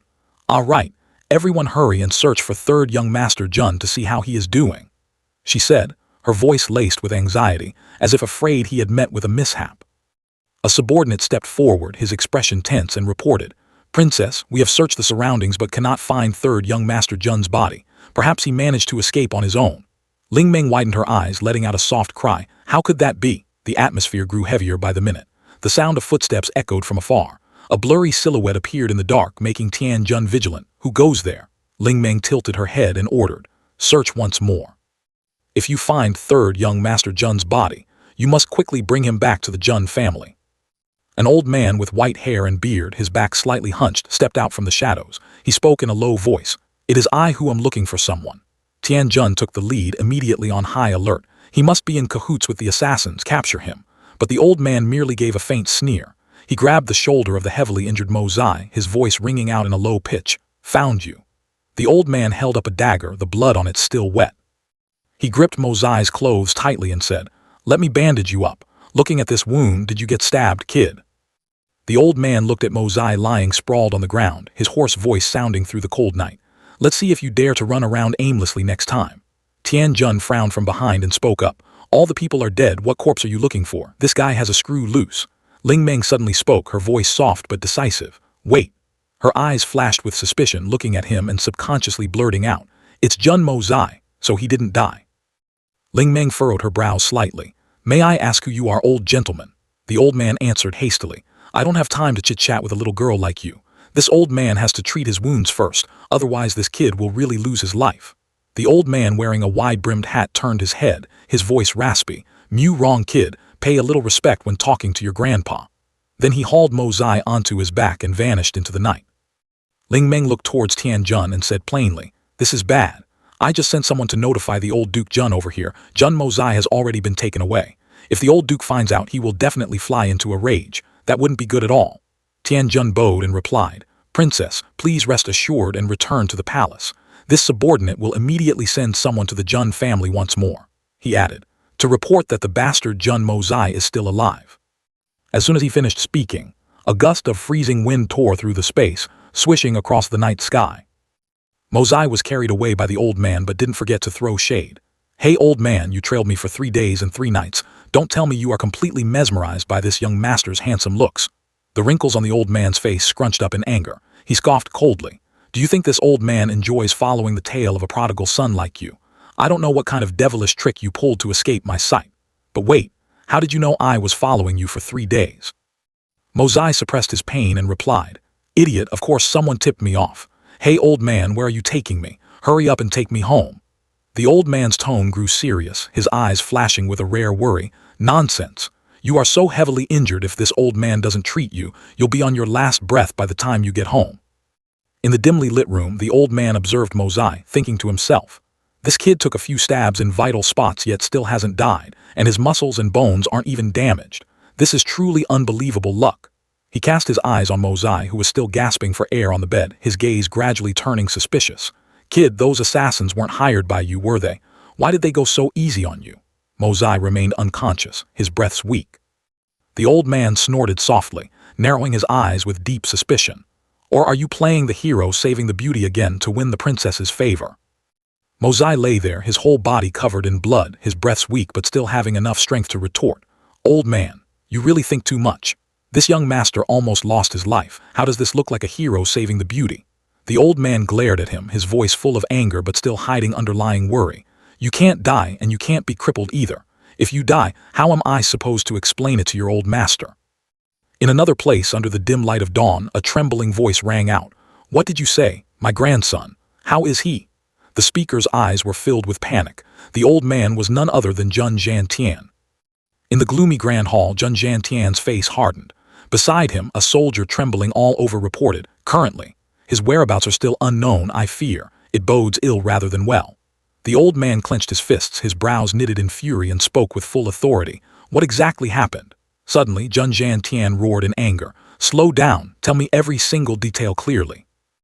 On another street, the full moon hung suspended over ancient tiled roofs, signaling the start of a chaotic night. Tang Wanli stood imposingly in the middle of a wide courtyard. Dozens of subordinates lined up neatly in front of him. He spoke in a resounding voice. Tonight's operation, the target is the North City Gang. Wanli looked straight ahead with a gaze as sharp as a knife. He shouted loudly, Attention, anyone belonging to the North City Gang, spare no one, especially those from the rank of Hall Master and above. Wanli sternly issued an order. No killings allowed, no leniency, capture them all alive. Is that clear? The subordinates replied in unison, their eyes resolute. Orders received. Wanli swung his arm forcefully, his cape fluttering in the dark night. He commanded, move out. Wanli led the troops charging into the night, his footsteps extremely decisive and powerful. A childish voice called out after him. Wait! Tang Yuan ran over breathlessly, his eyes eager. He yelled, I want to go too. Wanli angrily kicked out, sending Tang Yuan flying backward. He growled, Get back inside. The moonlight shone down on the quiet compound of the North City Gang, the scene looking truly peaceful. With his hand resting lightly on the armrest, Qin Hu leaned back in a relaxed posture. He closed his eyes, enjoying the tranquil moment under the dim, warm light. A subordinate rushed in frantically, his face panic-stricken. He cried out, Master, there are intruders. Qin Hu opened his eyes, looking straight ahead, and growled, Who is it? Drag him here to me. The subordinate stammered in fear. It's Tang Wanli. He led over 100 men to surround us. Qin Hu was startled, his eyes widening, his face clearly showing annoyance and fear. Outside in the courtyard, a group of subordinates was trying to hold their ground. Wanli observed while thinking to himself, The North City gang had been surrounded for half a watch, and many had been captured, but until now there were no unusual movements. He crossed his arms, casting his gaze toward the North City gang's camp thoughtfully. It seemed the likelihood of the North City gang being the ones who stole the Chuan core was not very high either. Amidst the thick night, arrows howled as they rained down like a metal storm, quickly embedding themselves into the soldiers' bodies. The archers of the North City gang calmly loaded their arrows, firing continuously. Every movement of theirs was neat and cold, like a pre-programmed machine of death. Tang Wanli narrowed his eyes at the rain of arrows, his mind calmly analyzing, acting first and reporting later, without even a word of negotiation. Wanli murmured, "It looks like there's going to be a good show to watch." A subordinate hurriedly ran over and bowed to report, his voice somewhat urgent. "Lord Tang, it seems we caught Qin Hu's precious son." He waved his hand, issuing an unhesitating command, his voice as cold as money. "Bring him in." Qin Bao was tied up securely, easily escorted by the guards. He howled, "You damn dogs, tired of living, aren't you? Dad, hurry and come collect their corpses." A guard said nothing and immediately gave Qin Bao a punch to the jaw, knocking his face to the side in agonizing pain. Wanli frowned, asking, "How did you catch him?" A subordinate then explained in detail that this guy originally intended to sneak away through the secret passage, but feeling greedy, he went back to snatch more valuables, ending up walking right into the trap. The blood-stained blade reflected a cold light, signaling that a slaughter was coming to an end. Qin Hu stood imposingly amidst a sea of enemy corpses. He tightly gripped his sword hilt and roared, "Even if this Qin Hu dies today, I will drag you all down with me." He looked off into the distance, a glimmer of hope in his eyes as he thought, Xiao Bao must have escaped by now. Qin Hu continued, his voice full of defiance, "Don't even dream of catching him." He gritted his teeth, shouting, "The North City gang would rather die than suffer humiliation." Just then, a subordinate cried out in panic, "Gang leader, the young master has been captured." The words felt like a bucket of cold water poured right over Qin Hu. The grand gate of the North City gang stood silent in the darkness, the air thick with tension. Qin Hu collapsed to his knees, two razor-sharp swords pressed against his neck. He trembled and begged, "Old Marquis, please spare my life." A deep voice rang out commanding, "Everyone step back." The one holding the upper hand strolled closer, his demeanor full of authority. Wanli bent down, his bone-chilling voice asking directly, "Speak, where is that thing?" Qin Hu looked up in terror, his voice catching in his throat as he tried to plead. "How? How would I know where the Chuan core is? Lord Tang, why are you treating me like this?" Tang Wanli leaned his face close, his eyes as cold as ice, his mocking voice ringing out. "Did I mention the Chuan core?" Cold sweat poured down Qin Hu's forehead, his face stiffening as he suddenly realized he had just dug his own grave. Wanli sneered, "It doesn't matter if you don't know, I will let you know right away." The two swords remained pressed tightly against his neck. Wanli shouted, "Bring that brat up here." Two guards immediately dragged Qin Bao in. Wanli looked at Qin Hu, speaking slowly, "I heard this is your only heir. Who cares what happens to the North City gang as long as you are willing to spit out what you know? I guarantee that both father and son will keep your lives." Qin Bao couldn't bear this humiliation and bawled, "Dad, save me." Wanli grabbed Qin Bao's hair and yanked his head back. "But if you insist on keeping your mouth shut." Qin Hu was sweating profusely, forced to speak. "You win. Please keep your word, old Marquis, and guarantee our lives." Wanli dropped a word of praise. "Worthy of being a gang leader, you know how to read the situation. Very good." The other guy didn't even bother returning the compliment, just saying, "The old Marquis surely understands in this matter, this Qin is merely a puppet being manipulated. Otherwise, even if given the guts of heaven, I wouldn't dare sneak into the Tang residence to steal." He nodded in agreement. "I guessed as much. Who is the mastermind behind it?" A blurry figure appeared in Qin Hu's mind. "I am also not clear about their background. I only know that person has eyes and ears everywhere. Even the location of the old Marquis's residence or where the treasure is hidden he knows like the back of his hand. I suspect he is someone within the capital." Right after he finished speaking, a sharp-eyed cavalryman suddenly screamed, "Enemy attack!" Before they could even defend themselves, they hurriedly cried for help. "Old Marquis, save us." But it was all too late. They were killed instantly. A group of men in black unexpectedly appeared. One of them shouted, "Aim for Tang Wanli, let me handle Qin Hu and his son." The rest were all shocked by the sudden enemy. "An Earth Xuan expert, take Qin Hu away first." The man in black glared, dropping a line, "Marquis Tang, pardon my offense." The two sides clashed in an earth-shattering battle.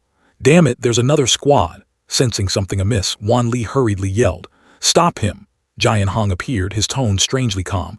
"Today, I do not wish to harm the royal army."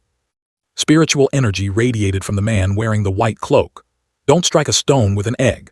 Right after, his figure moved as fast as lightning, impossible for the naked eye to see clearly. This move was the legendary Sky Chuan. Just like that, 4 hall masters of the North City gang perished simultaneously. With no one left to protect him, Qin Bao could only tremble and cry for help. Before he could even utter a complete sentence, he was given a slash by Jian Hong. A dad choked in Qin Bao's throat. Qin Hu's entire body went rigid, his face completely drained of blood as he let out a tragic wail. Xiao Bao, Wan Li, who was fending off an enemy, roared in anger. "You rats, how dare you!" Jian Hong launched a strike, his tone full of provocation. "Let me test the old marquis." Having said that, the two clashed like 2 wild beasts.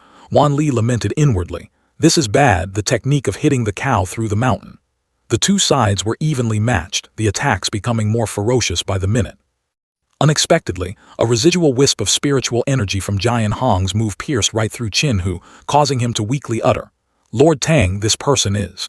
Right after, he coughed up blood and died. Having achieved his goal, Jian Hong immediately retreated. Qin Hu's heart meridian had been severed. Wan Li would never accept letting them escape, he roared. "Stop right there." Jian Hong's eyes narrowed slightly.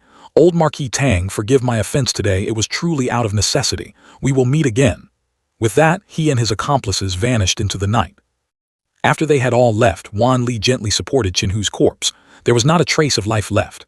The final clue was completely broken. He angrily punched the cold ground, unable to swallow the resentment. Suddenly, the rapid beating of a drum echoed from somewhere. A cavalryman wondered, "What is that sound?" After listening for a moment, Wan Li finally realized it was the general assembling drum. The sound of the drum continued to echo rapidly everywhere. A muscular man was putting all his might into raining heaven-shaking blows onto the drumhead. Around him, gusts of fierce wind began to rise. A certain voice rang out, pulling someone's dreamy eyes back to reality. "Master, master," the servant advised anxiously, "please don't grieve so much that it affects your health." Wan Li kept his eyes shut, his voice deep. "Mo Zai, he died protecting the princess." The assassins were targeting the princess. He was dragged into the battle because he wanted to deliver a warning and ended up being a scapegoat. Whenever this matter was brought up, he couldn't hold back his emotions. He thought, "Our Jun family has fought battles our entire lives, establishing countless glorious merits for the empire.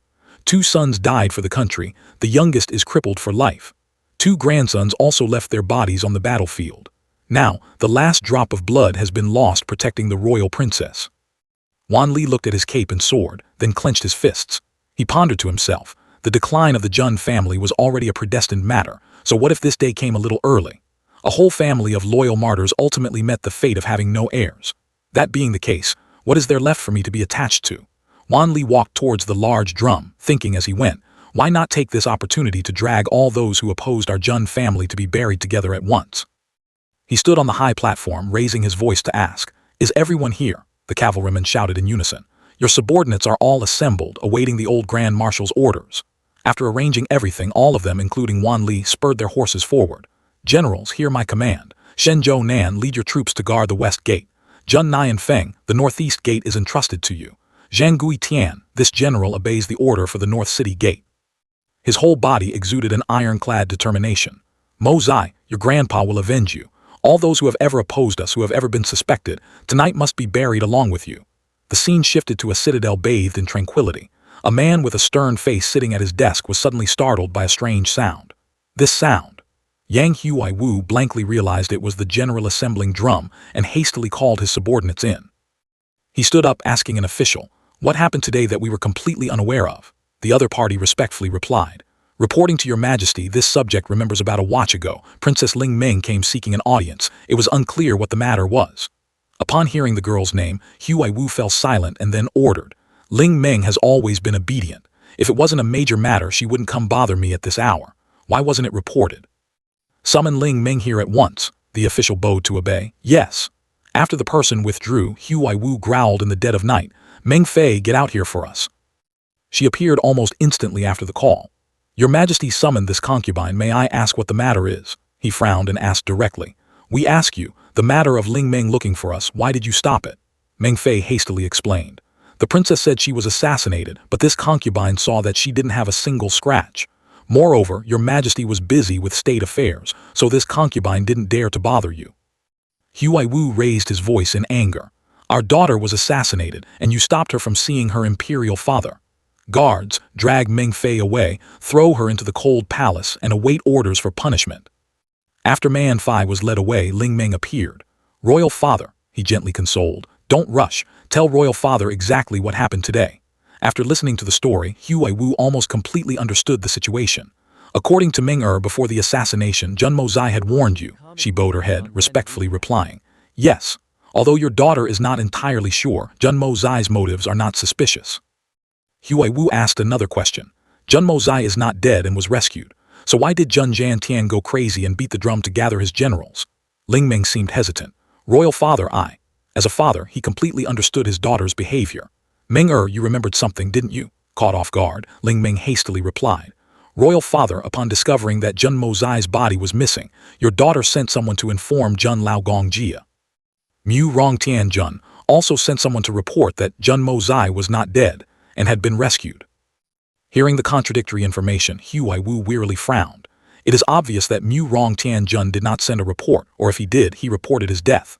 After calming down, he said, All right, you are dismissed, go rest. Ling Meng bowed, Please rest early as well, royal father. The room was now left with only Huai Wu and a mysterious shadow. Ying Zai, go out and take a look. If it's not necessary, do not make a move. Inform Jun Jiantian that his grandson is not dead. Making a scene is fine, but do not cross the line. The person took the paper and quickly vanished. Watching the dark shadow blend into the night, Huai Wu sank into deep thought again. Although I am letting him be arrogant this once, this time I also want to borrow a knife to kill someone. Thinking of this, he ordered, Men, summon Grand General Du Gu Wu Dai. At the Du Gu family estate, Du Gu Wu Dai was happily galloping on his horse under the bright moonlight, shouting loudly, Daughter, I'm back. While dismounting, he rubbed his chin, recalling what had just happened. Jun Jiantian beating the drum to gather generals was clearly a rebellion, yet His Majesty the Emperor did not seem in a hurry at all. Memories flooded back. Wu Dai clenched his fists, his voice full of passion. Your Majesty, the elite troops have been assembled and can march to battle at any time. But the other party only replied coldly, No need. He didn't intend to give up, but that drum sound. Huai Wu could only gently advise, Do not be hasty. He arrived at his daughter's room, but it was pitch black inside. While he was wondering, a woman gently approached from a distance, calling out, Husband. She drew near and whispered, You're back. Zioyi is in the corner of that room where the light is still on. Zioyi was sitting alone on the floor, head bowed in deep thought. The door suddenly burst open, and the person walking in was none other than Wu Dai. Who dares to bully my precious daughter? I'll exterminate his entire family. She slowly turned her head and asked, Father, can you seek justice for me? Seeing the gloomy face of the daughter he spoiled to no end, a terrible thought flashed through his mind. Could it be that his daughter was? Who is it? Which bold bastard dared to harm my daughter right here in the Tian Xiang Empire? Mentioning the one who bullied her, Zioyi could not help but frown in anger. It's still that Jun family. That stinky Jun Mo Zai, he made me so mad today. Father, you must stand up and get justice for me. Hearing the opponent's name, Wu Dai immediately softened his tone. Good girl, let's not mention him anymore. Of course I'm not afraid of him. But now is not the time to easily touch Jun Mo Zai. Hearing this, the girl teared up. Could it be that father is afraid of Jun Lao De Ren? I truly have a bitter fate, I'm so mad.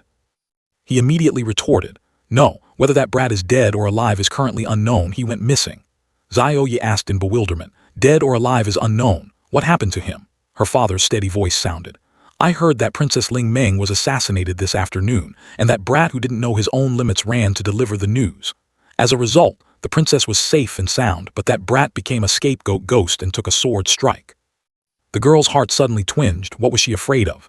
Zioyi asked doubtfully, Jun Mo Zai, is it true that his fate is unknown?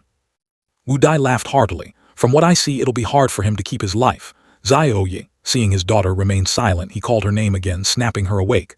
Rest assured, if he doesn't die, father will catch him and give his butt a good beating. The girl lowered her head. Then she stood up and pushed her father out. I'm tired, I want to sleep, he asked with concern. Then go get some sleep, you'll be fine when you wake up. Father is going to drink some wine to relieve his boredom. Today has been truly frustrating. In the room, only Zioyi was left, wiping her tears. She slumped to the floor, thinking to herself, could it be that Mo Zai is really dead? Tears fell once again. Zioyi's tears just kept falling, soaking the wooden floor. Somewhere else under the silent veil of night, the moon had risen high. The sound of horse hooves rang out incredibly fast. A cavalryman saw a dark shadow ahead and hurriedly shouted, "Watch out!" Seeing the familiar dark shadow, Wan Li recognized who the other party was. "Ying Zai, why are you here? Did His Majesty send you?" The person held out a scroll and replied, "It is His Majesty's imperial decree. He said that your grandson is probably not dead yet and told me to grant you 2 words. Saying that, he threw the scroll toward him and uttered 2 words, "Hold back." Wan Li tightly gripped the scroll he just caught, thinking to himself, Mo Zai is not dead. Could it be that someone was entrusted to save my grandson? Wan Li asked another question. Ying Zai, is my grandson heavily injured? The other party answered extremely briefly, not dead, heavily injured. As if realizing something, Wan Li suddenly widened his eyes. Could it be that the sole descendant of the Jun family has become a cripple? He thought back to the people who frequently opposed his grandson, which were the Meng family and the Li family.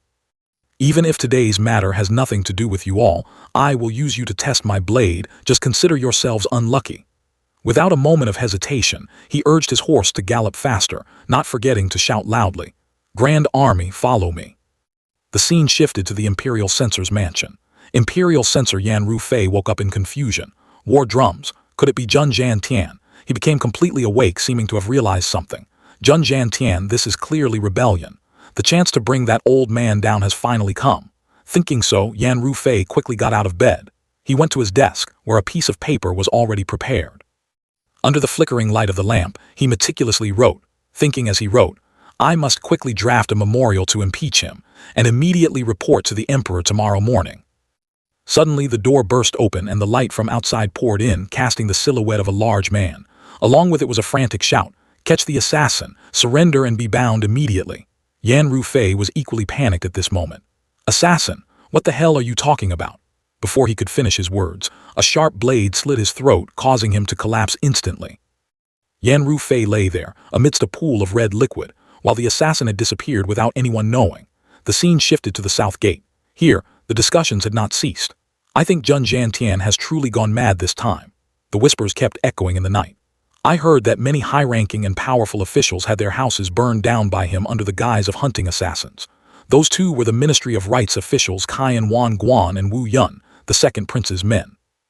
One of the two people, seemingly more cowardly, hurriedly reminded, "Stop talking, hurry up, let's get through tonight and figure it out later." The other replied, "The city gate is right in front of us." Seeing nothing but a silent night ahead, they were extremely excited. "There's no one, that's great." Right at that moment, a flickering torch appeared along with a question, "Who goes there?" The Ministry of Rights officials Caiyan Wan Guan and Wu Yun were now surrounded. A soldier spoke up. "During the curfew to hunt assassins, anyone who leaves the city without reason shall be killed without mercy." Hearing this, one of the two immediately panicked and hastily defended, "No, I am the Ministry of Rights official Caiyan Wan Guan." Before his words could finish, both were swiftly dealt with by the soldiers. The scene shifted back to the secret room of the Li family. The assassins had been holding up inside all this time. "With all this noisy slaughtering outside, how long do we have to sit here?" Jian Hong heard this and volunteered. "You ran, let me go out and take a look." He continued to explain, "Our house is about to be leveled by them. Why are you still taking your time? At most, they only have jade profound cultivation. A few of us making a move is enough to suppress them." However, he only received a resolute rejection from Yu Ran. "Absolutely not. Even if the Li family is burned to ashes, as long as the people remain, the Li family will still remain. If you few expose your identities now, the Li family will face even more difficulties in the future." Yu Ran further explained, "Moreover, the rumor of the profound core at the Li family will immediately spread at a breakneck speed. By then, the grand plan will be ruined."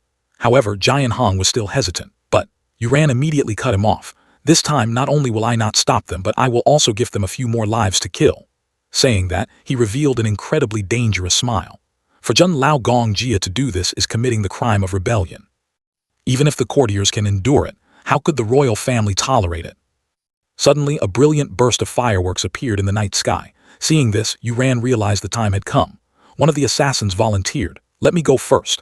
Little junior brother, if you have time, go back and visit master, he is still worried about you." Yu Ran immediately replied, "Rest assured, senior brother, I will definitely return." The scene shifted to the Li family. Zhantian led an entire army, ordering them to surround the entire compound. The old man shouted with great authority, "All members of the Li family, come out here for this duke." Grand Preceptor Li leisurely rode his horse out, his tone unable to hide its mockery. Old brother Jun, is there a need for you to personally make a move like this? He gave a meaningful smile. My mansion is truly honored. That was precisely Grand Preceptor Li Shang. Zhan Tian visibly scowled but tried to remain calm. Grand Preceptor Li, govern your family members well. Princess Ling Meng was assassinated. The Jun family is out catching assassins. If anyone gets hurt in the process, we will not bear the responsibility. Search. Li Shang saw things were going wrong and immediately stopped him. Hold on, he frowned, his voice cold.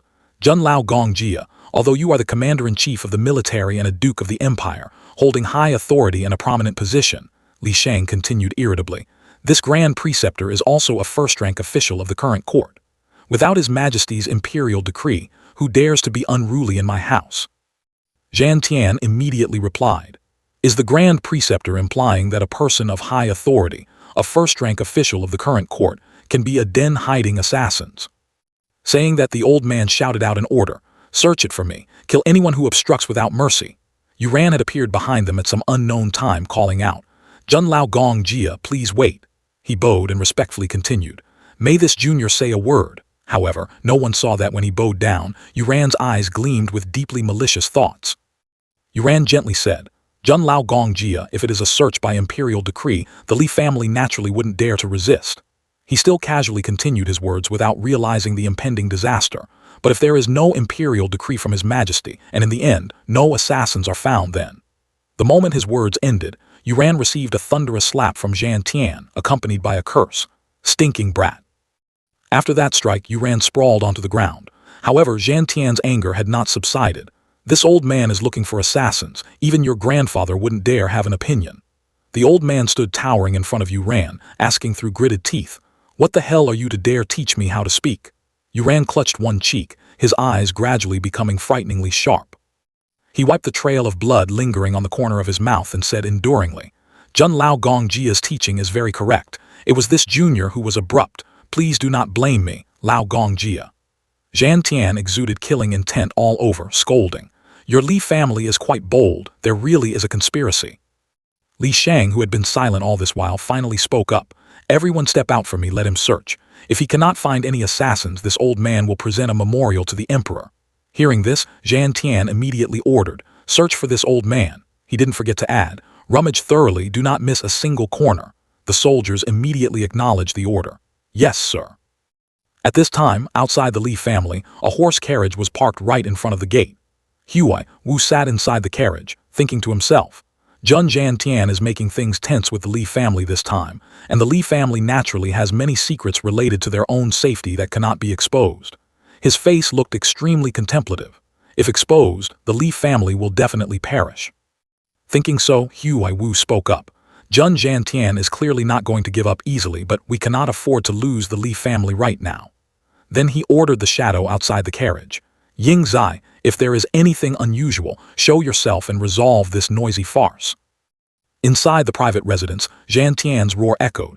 Search carefully for me. The soldiers obeyed, turning every nook and cranny upside down. Li Shang grimaced in distress over his property, hastily reminding, hey, those are family heirlooms left behind by my ancestors. The old man kept blabbering that they were unique treasures in the world.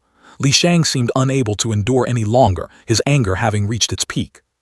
He snapped, Zhan Tian, I see that you, old man, purposely came over to destroy my house just to vent your hatred. Huai Wu turned on his heel to leave while softly muttering to himself. This old man has his interesting moments too, acting as if he's afraid the whole world wouldn't know he's purposely causing trouble. It seems it's nothing major. Anyway, return to the palace. He glanced through the window frame, secretly calculating in his mind. He wanted to see which family in the capital would dare to stand up and cause chaos after this chess match. Noticing that the carriage had gone far, Zhan Tian said to himself, gone. Old Shen's calculations mean the play is almost over too. Suddenly, a soldier hurriedly ran over to report. Reporting to the marshal, no traces of assassins were found. Zhan Tian feigned surprise, raising his voice to ask, could it be that the assassins sprouted wings and flew into the sky? If they're not in the Li family, then we'll go search other houses. Finishing his words, the old man agilely hopped onto his horse and dashed off, vanishing into the night. On horseback, Zhan Tian muttered to himself, Meng family, it is your turn now. At the Li family, Li Shang stepped forward to comfort him. Yuran, everything is fine now. He lowered his head, his voice filled with indignation. Grandfather, those people in black clothes just now were clearly Jun Jantian's subordinates. Yuran gritted his teeth and continued. Jun Jantian uses the excuse of hunting assassins. How is this action any different from rebellion? He snapped his head up, his eyes sharp and cold. Since no assassins were found, tomorrow grandfather can present a memorial to the court to impeach him. Li Shang gently advised. Yuran, in terms of intellect you can be considered the top among the younger generation, but in the political arena, you are still too green. Yuran retorted. For Jun Jantian to commit such a monstrous crime, could it still not be enough for His Majesty to deal with the Jun family? He could only grit his teeth and explain. You still do not understand how massive Jun Jantian's weight is in His Majesty's heart. After a moment of contemplation, Li Shang slowly recounted. Roughly calculating, His Majesty's life has been saved from death's door by that old man surnamed Jun at least 6 times. If he harbored intentions of rebellion, this emperor's seat would have changed owners a long time ago. Jantian's image seemed to reappear through his every word. Spending half his life fighting on the battlefields, Jun Jantian's merits could not be fully recounted even if you talked all day. Judging by what just happened, do you think that's enough to bring him down? However, that old man's chess move tonight has truly pushed us into a confrontational stance. As if a bolt of electricity flashed through his mind, Yuran's eyes suddenly lit up. Could it be? Li Shang nodded. The person standing behind old man Jun is none other than the emperor.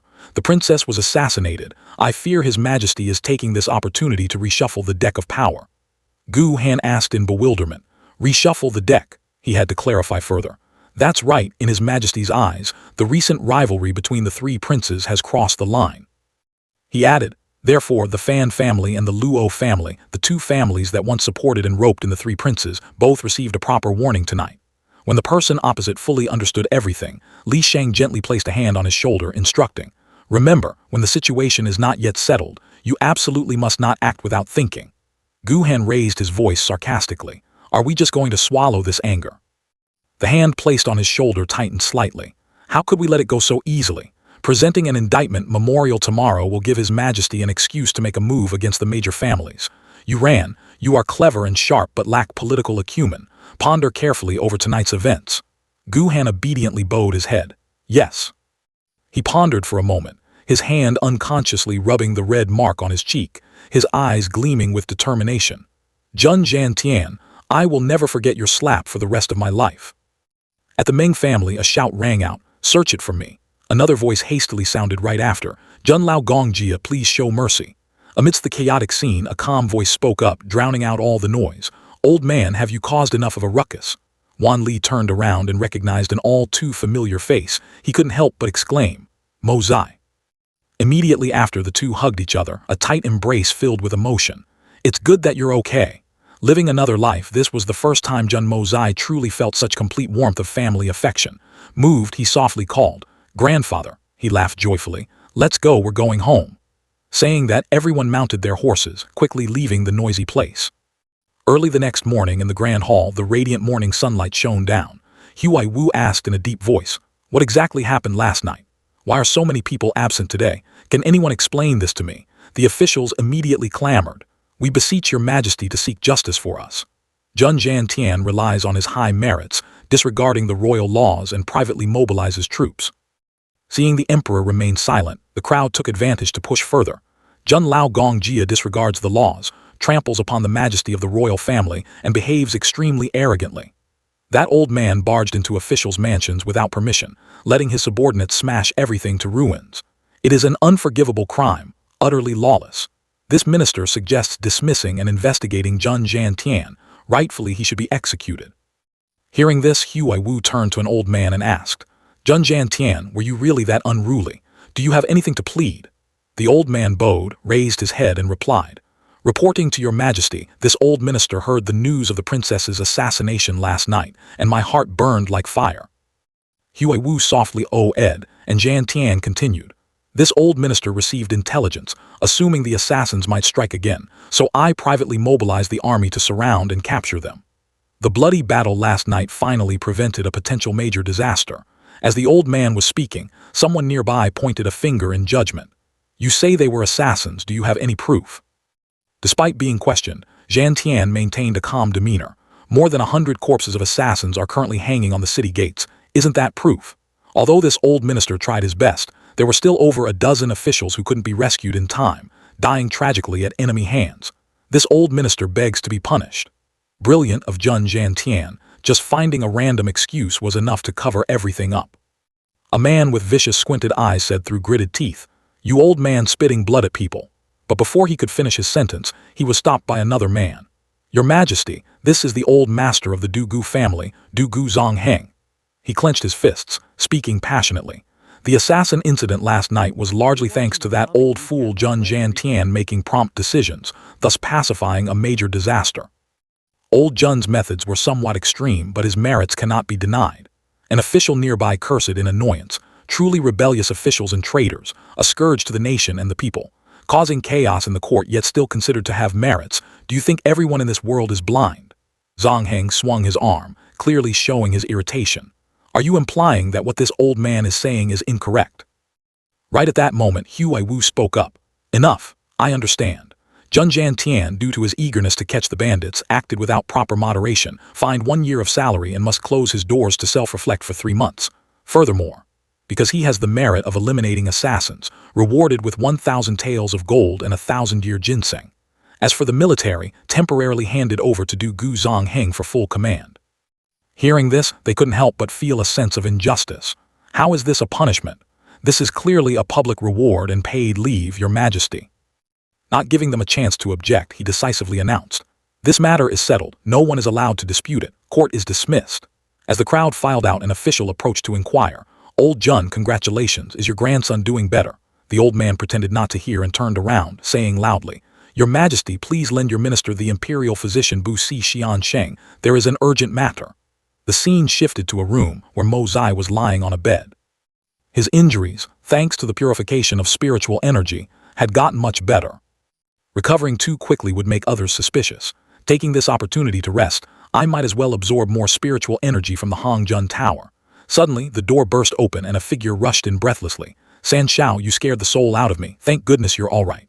Just by hearing the voice, Mo Zai knew who had arrived. Fatty Tang, don't be so frantic. If there's anything, just speak slowly. Tang Yuan asked worriedly. I came to visit you, brought along some good stuff. Quick, bring the Tang family's gifts for Jun San Shao inside. Tang Yuan carried in an entire chest full of precious medicines. All the saint-grade, absolute-grade healing medicines in Tianxiang City are right inside this chest. Mo Zai's face turned green. Hey Fatty, you brought so much medicine. Even if I used it 7 or 8 times a day, I probably wouldn't finish it by the time I'm 100 years old. When the chest was open, he gleefully pointed inside. Everything is recorded in this bamboo scroll, but the bottom layer you must keep very carefully. Mo Zai glanced over. What is it? His eyes lit up slyly. The bottom layer is full of the things you like the most. Fierce woman jade, joyful pleasure grass, chaste husband overthrow, golden spear never falls. Mo Zai felt that look was too perverted. He irritably waved his hand. Spare me. Take this chance to scram quickly. Don't let my grandfather catch you. Right at that moment, Zhantian walked in, asking, What is it that I am not allowed to see?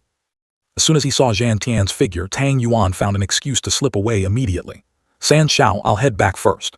The old man stood from a distance, surprised. Why does this brat always run away whenever he sees me? Zhantian didn't bother caring. He turned to Mo Zai.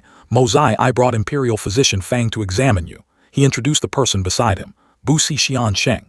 The old Imperial Physician stroked his beard, saying, Give me your hand, let me take a look.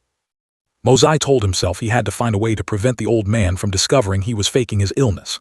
He circulated his internal energy, controlling his meridians to create a false stagnation phenomenon. After taking his pulse for a while, Zhantian asked anxiously, Old Fang, how is it? Bu Si Xiansheng respectfully reported. His life is not in danger, but his meridians are completely blocked and show signs of drying up. Hearing this, Zhantian's whole body felt like it was struck by lightning. Coupled with damaged internal organs, his profound energy cultivation, I am afraid it's considered ruin for the rest of his life. Outside, Tang Yuan pressed his ear against the door, eavesdropping without missing a single word. Zhantian was about to say something, but the old imperial physician had already stood up to leave, not forgetting to console. Please suppress your grief, Lao Gongjia. This humble one shall take his leave. Hearing this, Mo Zai could only laugh inwardly. Bu Si Xiansheng is only at this level. He rested his arms behind his head, his mood incredibly pleasant. The heaven-opening fortune art is indeed unfathomably transformative, easily fooling him. Seeing this, Zhantian growled, Brat, what are you laughing at? Mo Zai softly sat up, immediately receiving a glare from the old man. Tell me, what should I even say about you? He respectfully knelt on one knee. Grandfather, please do not worry. Mr. Fang's diagnosis just now was because I used tricks to deceive him. I hope grandfather ensures no outsiders are eavesdropping.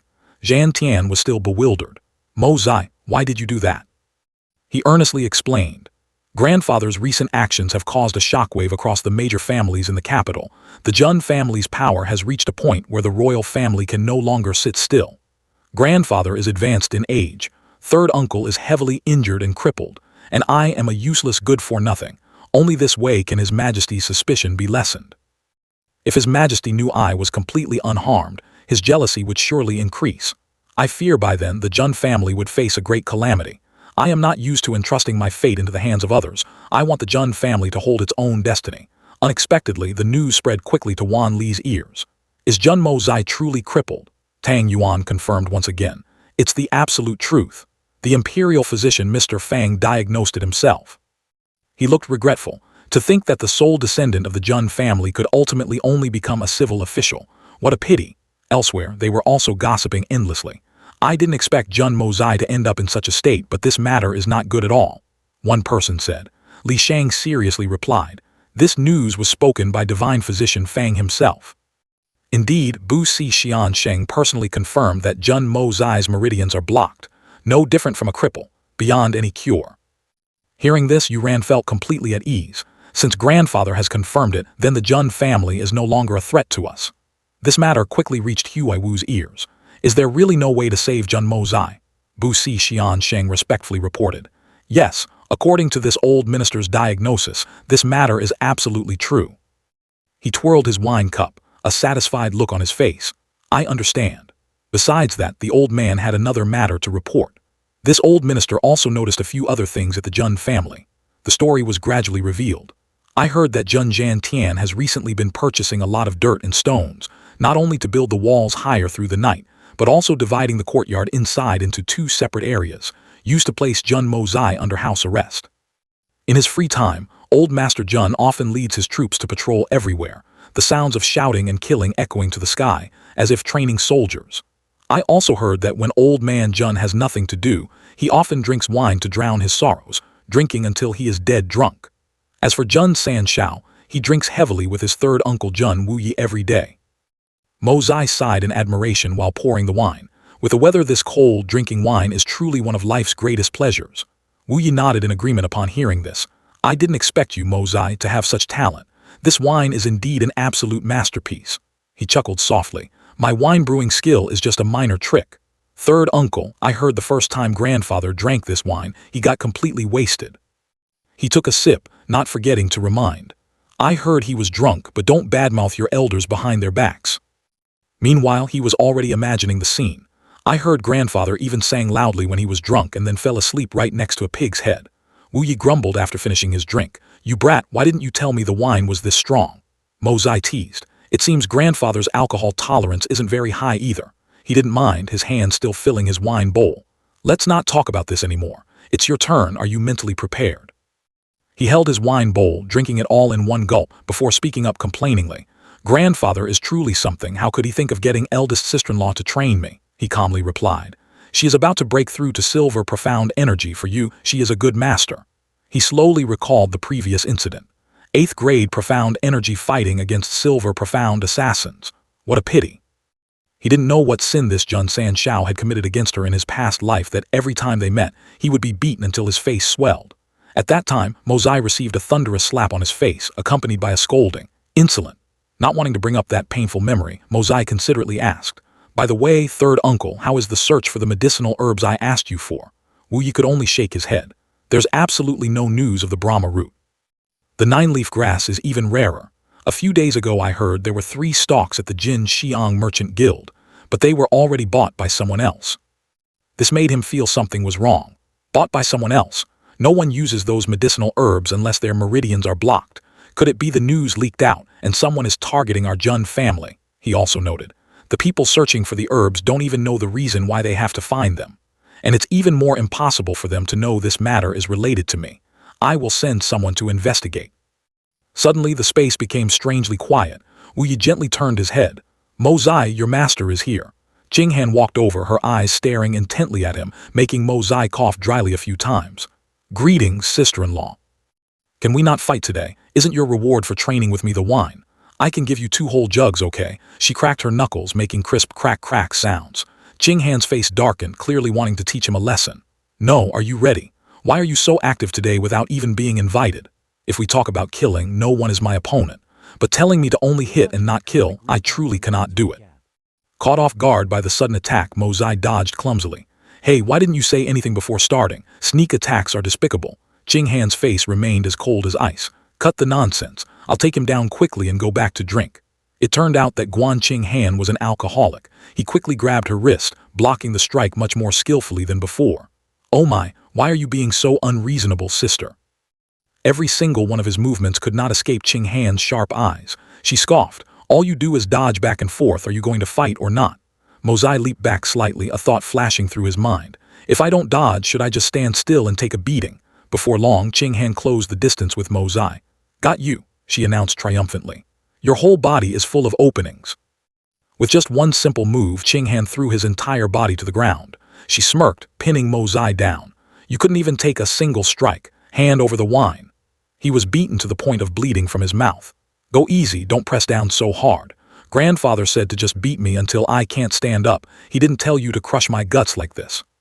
From afar, Wu Yi had witnessed the entire scene. Just a quick glance was enough to leave him astonished. Jun Mo Zai's movement just now, if he had used just a bit more force, that angle of attack could have been fatal with a single strike. He had intentionally held back. Killing enemies on the battlefield fundamentally requires decisive strikes to determine life or death. Could it be that Jun Mo Zai had already reached this realm? His techniques were incredibly lethal. No matter what position he was in, the back of the neck and other vital spots were all targets for a one-hit kill. Wu Yi felt a flicker of doubt. Was Mo Zai truly that brilliant, or was it just a coincidence? At that exact moment when Mo Zai made a move, his hidden killing intent and sharpness were exposed. As Wu Yi observed the spar between him and Jing Han, the more he watched, the more certain he became. Yet every time the boy was about to deliver a decisive blow, he tried his best to pull it back.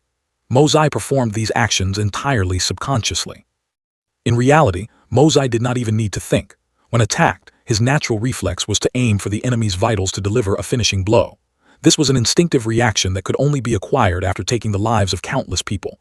When Mo Zai was knocked down, he let out a cry of pain. Jing Han breathed a sigh of relief. Wu Yi thought to himself that it was finally over. She smoothed her hair and said, "Knocked down exactly 10 times, mission accomplished."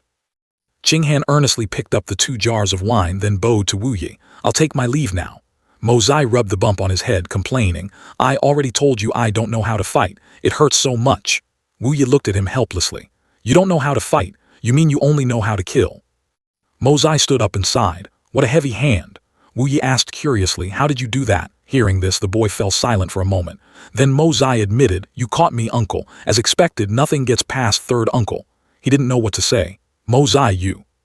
He poured the wine and said, "Third uncle, you want to ask how many people I've had to kill to reach my current state, right?" Wu Yi also voiced his doubt. "Mo Zai, killing enemies on the battlefield means risking your life against foes, but you have never been to war." Mo Zai replied calmly, "The art of killing doesn't necessarily have to be mastered by killing.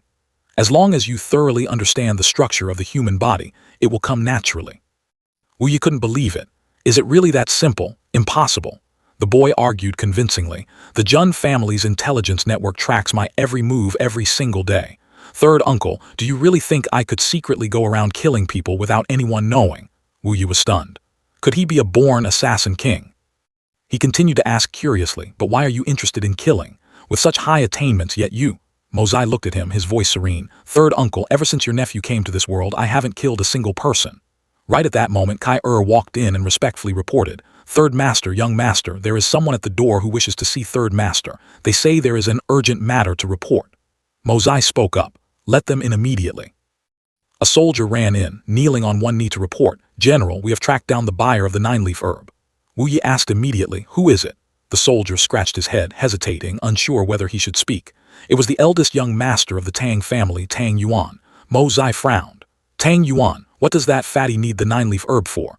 Could there be someone in the Tang manor who needs that medicinal herb?" Wu Yi suddenly grew suspicious. Could it be that the news has leaked out? Mo Zai stated firmly, "Absolutely impossible. But why would that fatty buy the 9-leaf herb? He then changed the subject. Third uncle, you remember there were 3 9-leaf herbs this time, right? He nodded. That's correct. Mozai stretched and chuckled softly. In that case, it being in Fatty Tang's hands is better than it being with anyone else. I will figure out a way to make him cough up 2 of them. Wu Yi nodded in agreement. That works too. He pondered for a moment before saying, we are still missing the final medicinal ingredient, Fen Jing He. The scene shifted. As Mozai arrived at the gates of the Tang family, Tang Yuan hurriedly ran out to greet him, his eyes full of curiosity. San Shao, why are you here? Have you recovered? He answered briefly. I came looking for you. Are you heading out? The other nodded. Yes, I was just about to go to Shengbao Tang. There are a few good items there. The old man told me to go to the auction and buy one. Mozai got straight to the point in such a hurry. Did you buy 3 9-leaf herbs at the Jin Xiang pharmacy? Hand them over to me right now. Tang Yuan was surprised. Since when did you start taking an interest in this stuff?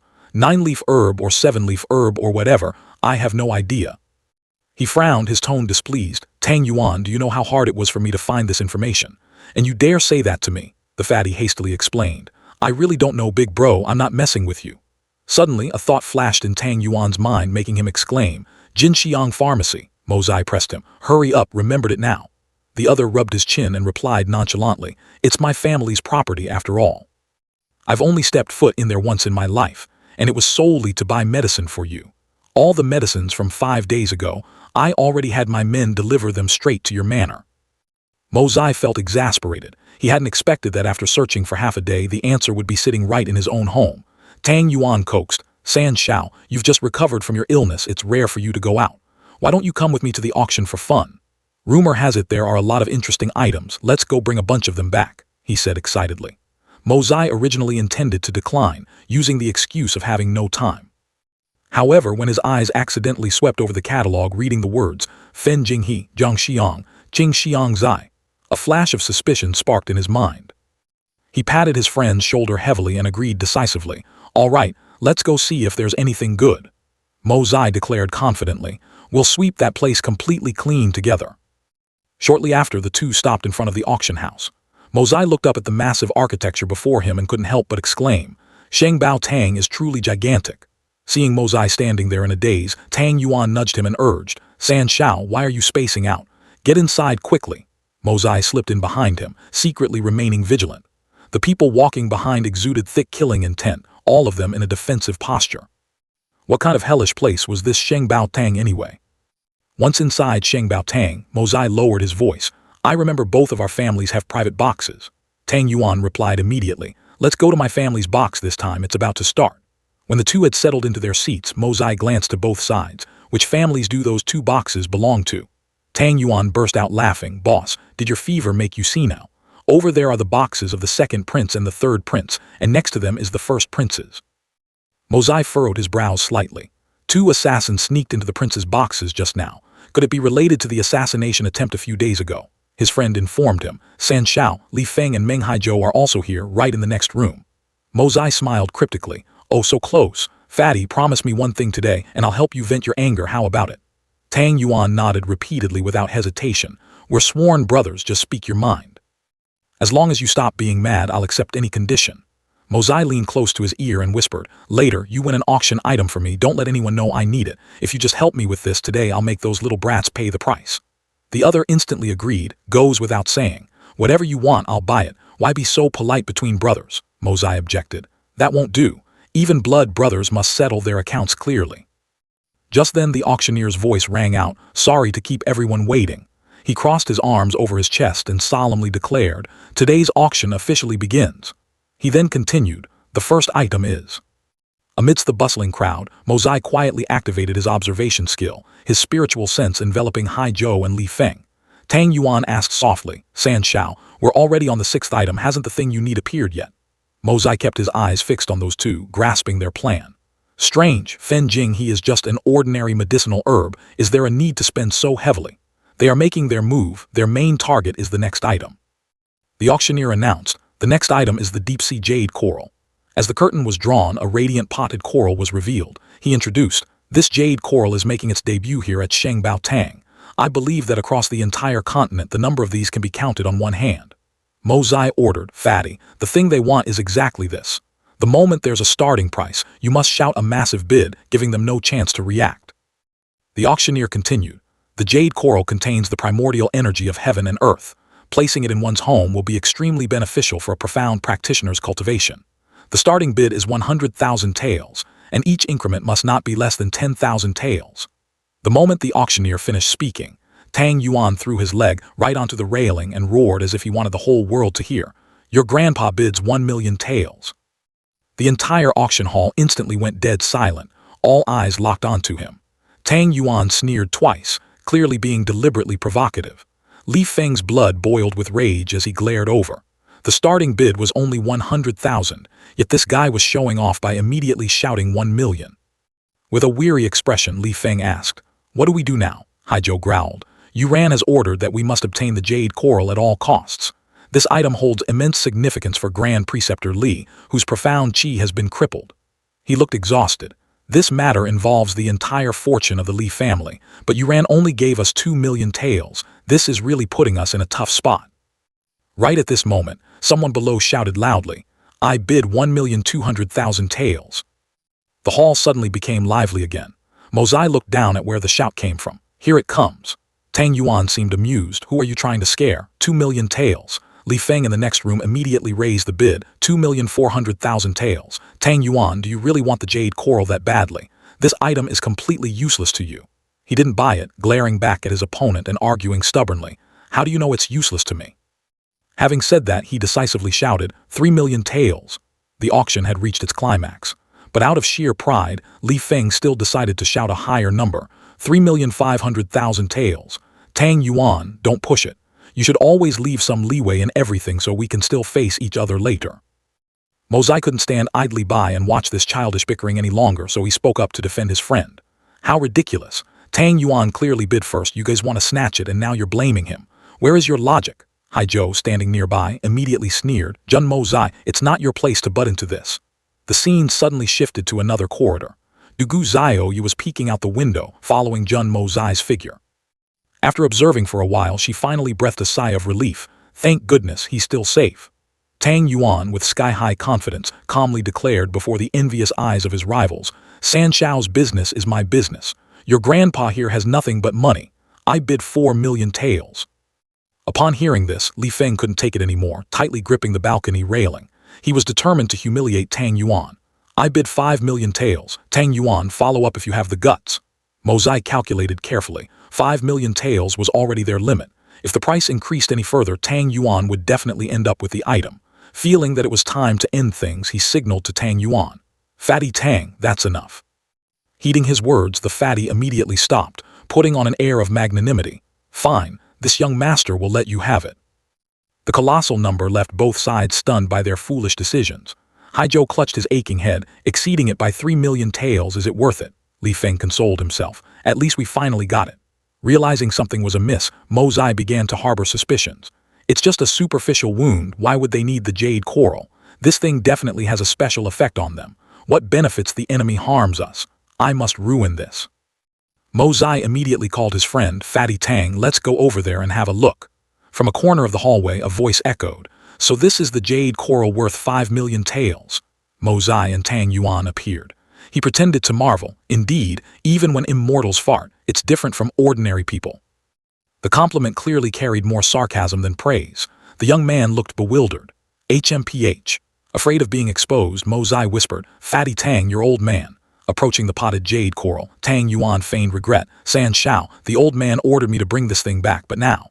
He both consoled and provoked. "It's just a pot of jade coral. Why do the two families have to fight over it until your heads are bruised and bleeding?" Hearing this, it seemed like it would be a sentimental reconciliation, but Mozai loved adding fuel to the fire. "My family still has a few more. It's nothing rare." Li Feng smugly retorted, "What a joke. Jun Mozai, do you even know what jade coral is?" "It's jade coral." Seeing an opportunity, Mozai quickly stepped closer. "The jade coral in my house is much bigger than this one." As he spoke, he reached out his finger to touch it, and the color is even redder than yours. Mozai secretly channeled profound qi into the potted jade coral to destroy its efficacy. "So jade coral has an effect on profound qi." Li Feng was extremely conceited. "Haha, with your shallow knowledge, that's just an ordinary red coral. What do you know?" His cultivation energy slowly seeped into the jade coral. It seems it really isn't quite the same. The plan was a resounding success. Mozai was delighted. The two triggered streams of qi had caused the jade coral to explode from the inside, rendering it completely useless. Li Feng continued to brag, "How is it? Is it entirely different from that garbage red coral at your house?" His hand still continuously channeling energy, Mozai nodded. "It really is completely different." He pretended to wonder. "They are both corals, why are they so different?" Tang Yuan asked naively, "San Shao, is there really a difference?" The other two looked triumphant, especially Hai Zhou. He mocked, "Seen enough. You guys couldn't get it, could you? Fatty, let's see how you explain yourself to your old man when you get back." Without a hint of anger, Mozai calmly replied, "I think we should see how you guys explain yourselves instead. Fatty, let's go." With everything done, he didn't hesitate for a second, turning around and walking away, leaving Tang Yuan bewildered, not understanding what was happening. San Shao. The owner of Shengbao Tang displayed the next item. "Now we will auction the next item." Opening the treasure chest, he began his introduction. Fen Jing He, an extremely poisonous grass. But under special circumstances, it is a priceless treasure that can bring the dead back to life. He started the bidding. The starting price is 200,000 taels, and each increment must not be less than 10,000 taels. Mozai calculated upon hearing this. No wonder it was left for last, so it has already turned black. This type's efficacy is much stronger than the ordinary ones. Mozai turned to look at Tang Yuan. "Fatty Tang, I want this." Hearing this, his friend nodded, understood. Tang Yuan hastily placed a high bid to please his friend. "I bid 300,000 taels." Hai Zhou and Li Feng were incredibly furious upon hearing it, especially Li Feng, who cursed, "Damn Fatty." The surrounding people also chimed in. "It's this guy's tricks again." At this moment, the owner of Shengbao Tang announced, "Young Master Tang bids 300,000 taels. Is there any higher bid?" Both Mozai and Tang Yuan were certain that this rare grass would belong to them, as the bidding calls continued. 300,000 taels going once. 300,000 taels going twice. Suddenly, a spiteful voice rang out. Hai Zhou, with his competitive nature, refused to let anyone upstage him, gritting his teeth as he shouted a massive number. "Your grandpa bids 3 million taels." Mozai was left speechless while Tang Yuan furiously roared the other guy's name. "Hai Zhou," he continued to yell in rage. "What the hell are you to dare compete with your grandpa?" His fury was about to explode when suddenly a hand swiftly covered Tang Yuan's mouth. "Your grandpa bids 500. Mozai shouted loudly in front of everyone. "Hai Zhou, you bastard, you were the one bidding just now, do you want to die?" Hearing this, he retorted, "You can bid, why can't I?" Li Feng and Hai Zhou, with expressions of extreme anger, cursed in unison. "You!" Mozai gloated at their appearance and mocked. "Kid, your pockets are already empty, where are you going to get 3 million taels from?" Tang Yuan chimed in. "As long as you can produce the money, this grass will belong to you." Outside in the courtyard, the boss and the servants were all extremely curious about the recent commotion. He continued the auction for Fen Jinghe. "Young Master Tang has bid 5 million taels. Does anyone bid higher?" Mozai was shocked. "What?" Tang Yuan felt awkward, hesitating. "Just now, I hadn't even said how much yet." Mozai's face darkened, frowning as if facing a difficult problem. Fatty Tang only said the words 500. Since when did it become 5 million taels? Could it be that Shengbao Tang wants to force the price? Observing from afar, the follower of the Shengbao Tang's owner spoke up with contempt. "The rules of Shengbao Tang are not easily broken. Once a bid is made, you must see it through. What's the matter? The enshrined expert of Shengbao Tang is here." He was completely composed, as if everything was in the palm of his hand. Shengbao Tang does not force anyone to buy, whether it is the Jun family or the Tang family. Today, young Master Tang Yuan has bid 5 million taels of silver. Mozai smirked, but a fire of resentment burned within him. What rules are not easily broken? If you put it that way, if this young master sits here every day and shouts high prices, wouldn't Shengbao Tang make a fortune? Upon hearing Mozai say that, the owner of Shengbao Tang questioned, "What does young Master Jun mean by that? Should this seed understand it as the renowned Jun family of Tianxiang country wanting to oppose Shengbao Tang?" Hearing this, he turned to his friend and continued, "Since when did Tang Yuan say 5 million taels? Aside from the words 500, did anyone clearly hear the rest? Hai Zhou bid 3 million taels of silver, but he can't produce the money. Does that count as a bid?" Seeing that it made sense, the owner pondered slightly. Mozai asked back, "Is this a price-hiking trick by Shengbao Tang?" He didn't reveal a trace of emotion, still answering calmly, saying that Shengbao Tang colludes with others to fix prices would damage our reputation. But today, it's true that we had an oversight and were caught by a brat like you. From a corner of the small courtyard, there was a discussion. "This matter is indeed a mistake. This seat will have someone investigate it." Li Feng and Hai Zhou were standing in the corridor. Hai Zhou was utterly dejected and speechless, while Li Feng mocked. Young Master Hai Zhou of the Li family, you bid 3 million taels just now. Can you produce the cash right away? It seemed as though the surrounding atmosphere also grew darker. Li Feng found himself a way out. This junior was annoyed by Tang Yuan raising the price 3 times earlier, which is why I spoke up to interfere. He appeared terrified. This junior does not have 3 million taels of silver right now. Xiao Han appeared with a gloomy face. Bastard. Hai Zhou was so frightened that he sweated profusely upon hearing the warning, daring to bid without enough silver, causing a disruption at the auction. Xiao Han suddenly grabbed him by the collar and kicked him hard, kicking and scolding. Men, throw this guy out of Shengbao Tang. He fell flat on the ground in humiliation. From now on, the Li family of Tianxiang City no longer has the right to set foot in Shengbao Tang. Mo Zai had witnessed the entire event, turning anger from embarrassment. Even if Hai Zhou is wrong, you can't strip the entire Li family of their right to enter Shengbao Tang. Could there be someone manipulating this from behind? A tall figure emanated an icy aura. Jun Mo Zai, although this matter was caused by Hai Zhou, you also opened your mouth to humiliate my Shengbao Tang. Standing on the city wall, Mo Zai pieced everything together. Since when did this young master humiliate Shengbao Tang? Hai Zhou caused trouble, and this young master just didn't let him get away with his bluff. He clapped his hands. Come on, everyone, clap your hands to praise Shengbao Tang. He said sarcastically, Shengbao Tang truly has a good eye for people, handling everything perfectly in the end. This young master is deeply impressed. Tang Yuan chimed in, why aren't you guys clapping? Do you have some problem with Shengbao Tang? Hearing the threatening words, everyone immediately clapped in response. Shengbao Tang is truly fair, impartial, and incorruptible. Shameless, truly shameless. The level of shamelessness of young Master Jun Mo Zai has reached a whole new height. His thick skin puts even me to shame. Faced with this forced situation, Du Gu Xiao you could only give a forced smile. This style is indeed typical of Jun San Shao. The scene shifted to another room. Xiao Han etched this grudge into his heart. Jun Mo Zai, you crafty brat, I won't let him off. Mu Zutong casually minded his own business, advising, you were in the wrong in this matter, how can you blame that kid? But this Fen Jinghe, I fear it's related to Jun Wuyi. Xiao Han flew into a rage. Jun Wuyi, what do you mean? Mu Zutong was completely unafraid of his attitude, replying, I don't care what grievances you and Jun Wuyi had in the past, but he is now a cripple. His entire life is ruined. He maintained his leisurely lying posture. You were the one playing tricks with the Fen Jinghe. Do you still want to deal with him? Xiao Han turned his face away, gruffly saying, what nonsense are you spouting? He stepped closer, the two facing each other. Although she told me to bring the Fen Jinghe to Tianxiang City for auction, if there isn't a divine profound expert to transmit energy under the poison of the Fen Jinghe, he will only die faster. He quickly replied, it's just a mere Jun Wuyi, is it really worth sacrificing half of the cultivation base of our 9th elder? Mu Zutong was disdainful, despicable villain. The atmosphere was tense to the extreme. Enough, no need to say more. Mu Zutong remained silent, creating a silent war. Not wanting to speak further, Xiao Han turned around, grunted HMPH, and left. At a tall ancient-style building, Mo Zai and Tang Yuan stood up high, observing the owner of Shengbao Tang. The previous auction for Fen Jinghe was disrupted by Hai Zhou of the Li family, so that bid is invalid. Now, we will proceed based on the previously set price. Mo Zai listened seriously. The voice doesn't sound like the one from before. It seems they really are two different people. Just now, it must have been because they hadn't reached a consensus. The owner of Shengbao Tang bowed his head, continuing to conduct the auction. For the Fen Jinghe, young Master Tang previously bid 300,000 taels, and it has already been called twice.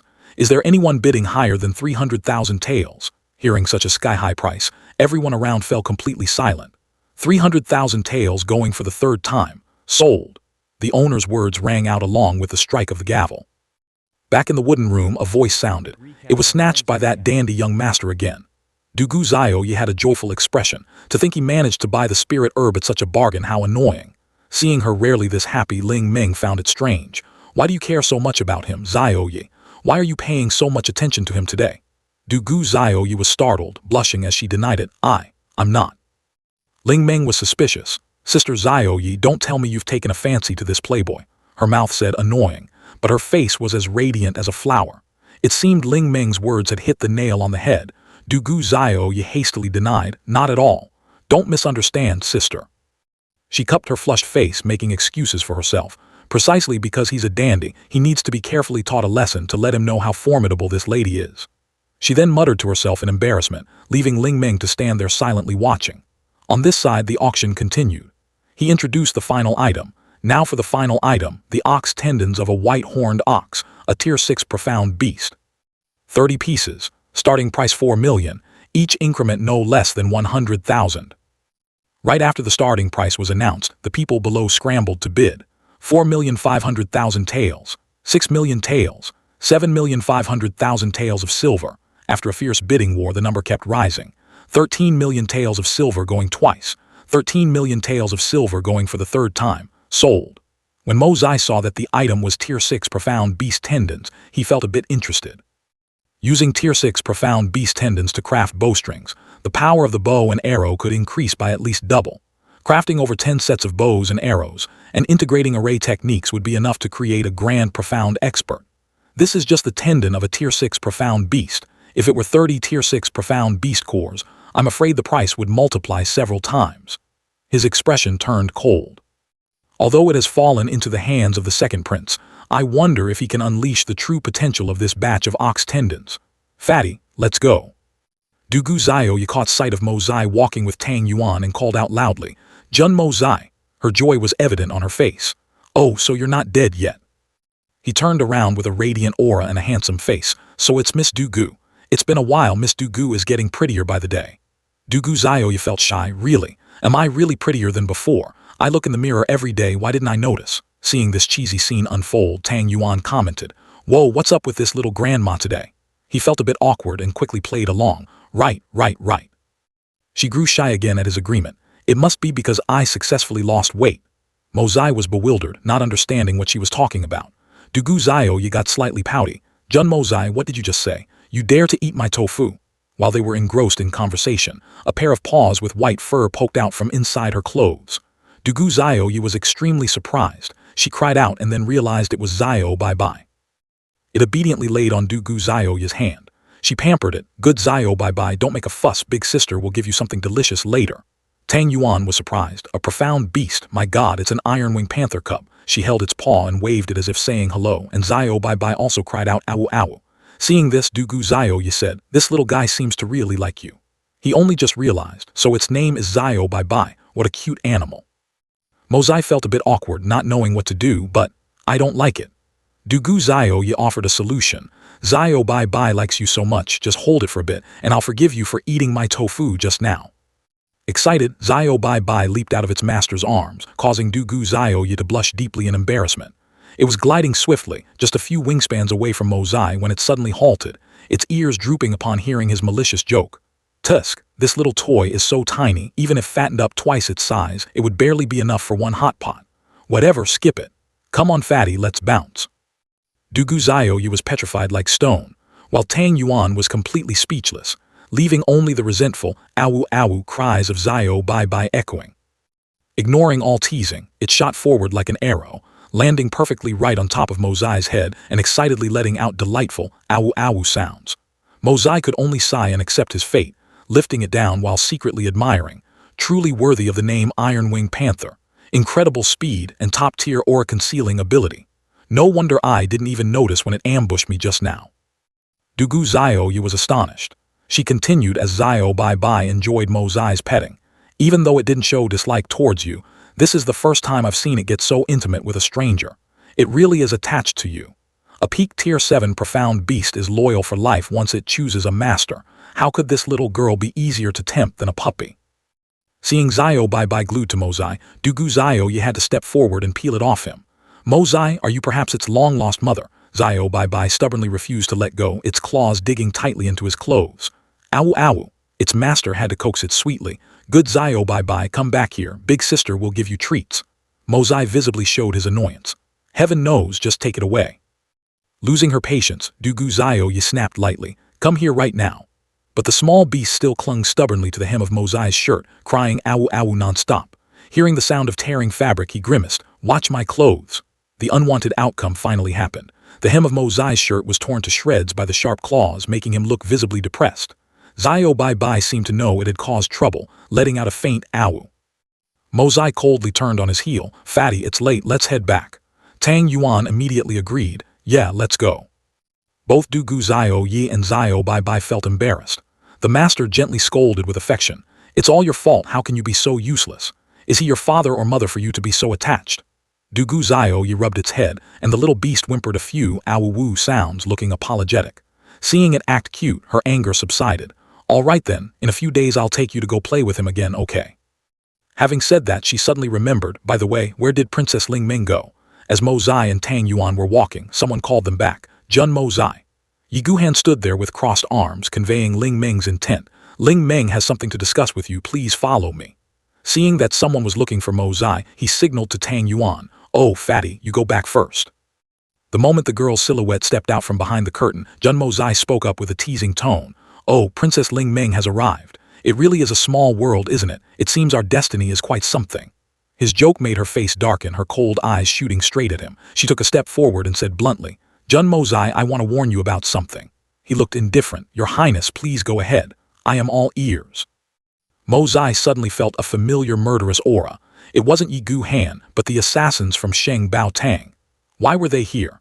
Were they planning to make a move on the princess in broad daylight?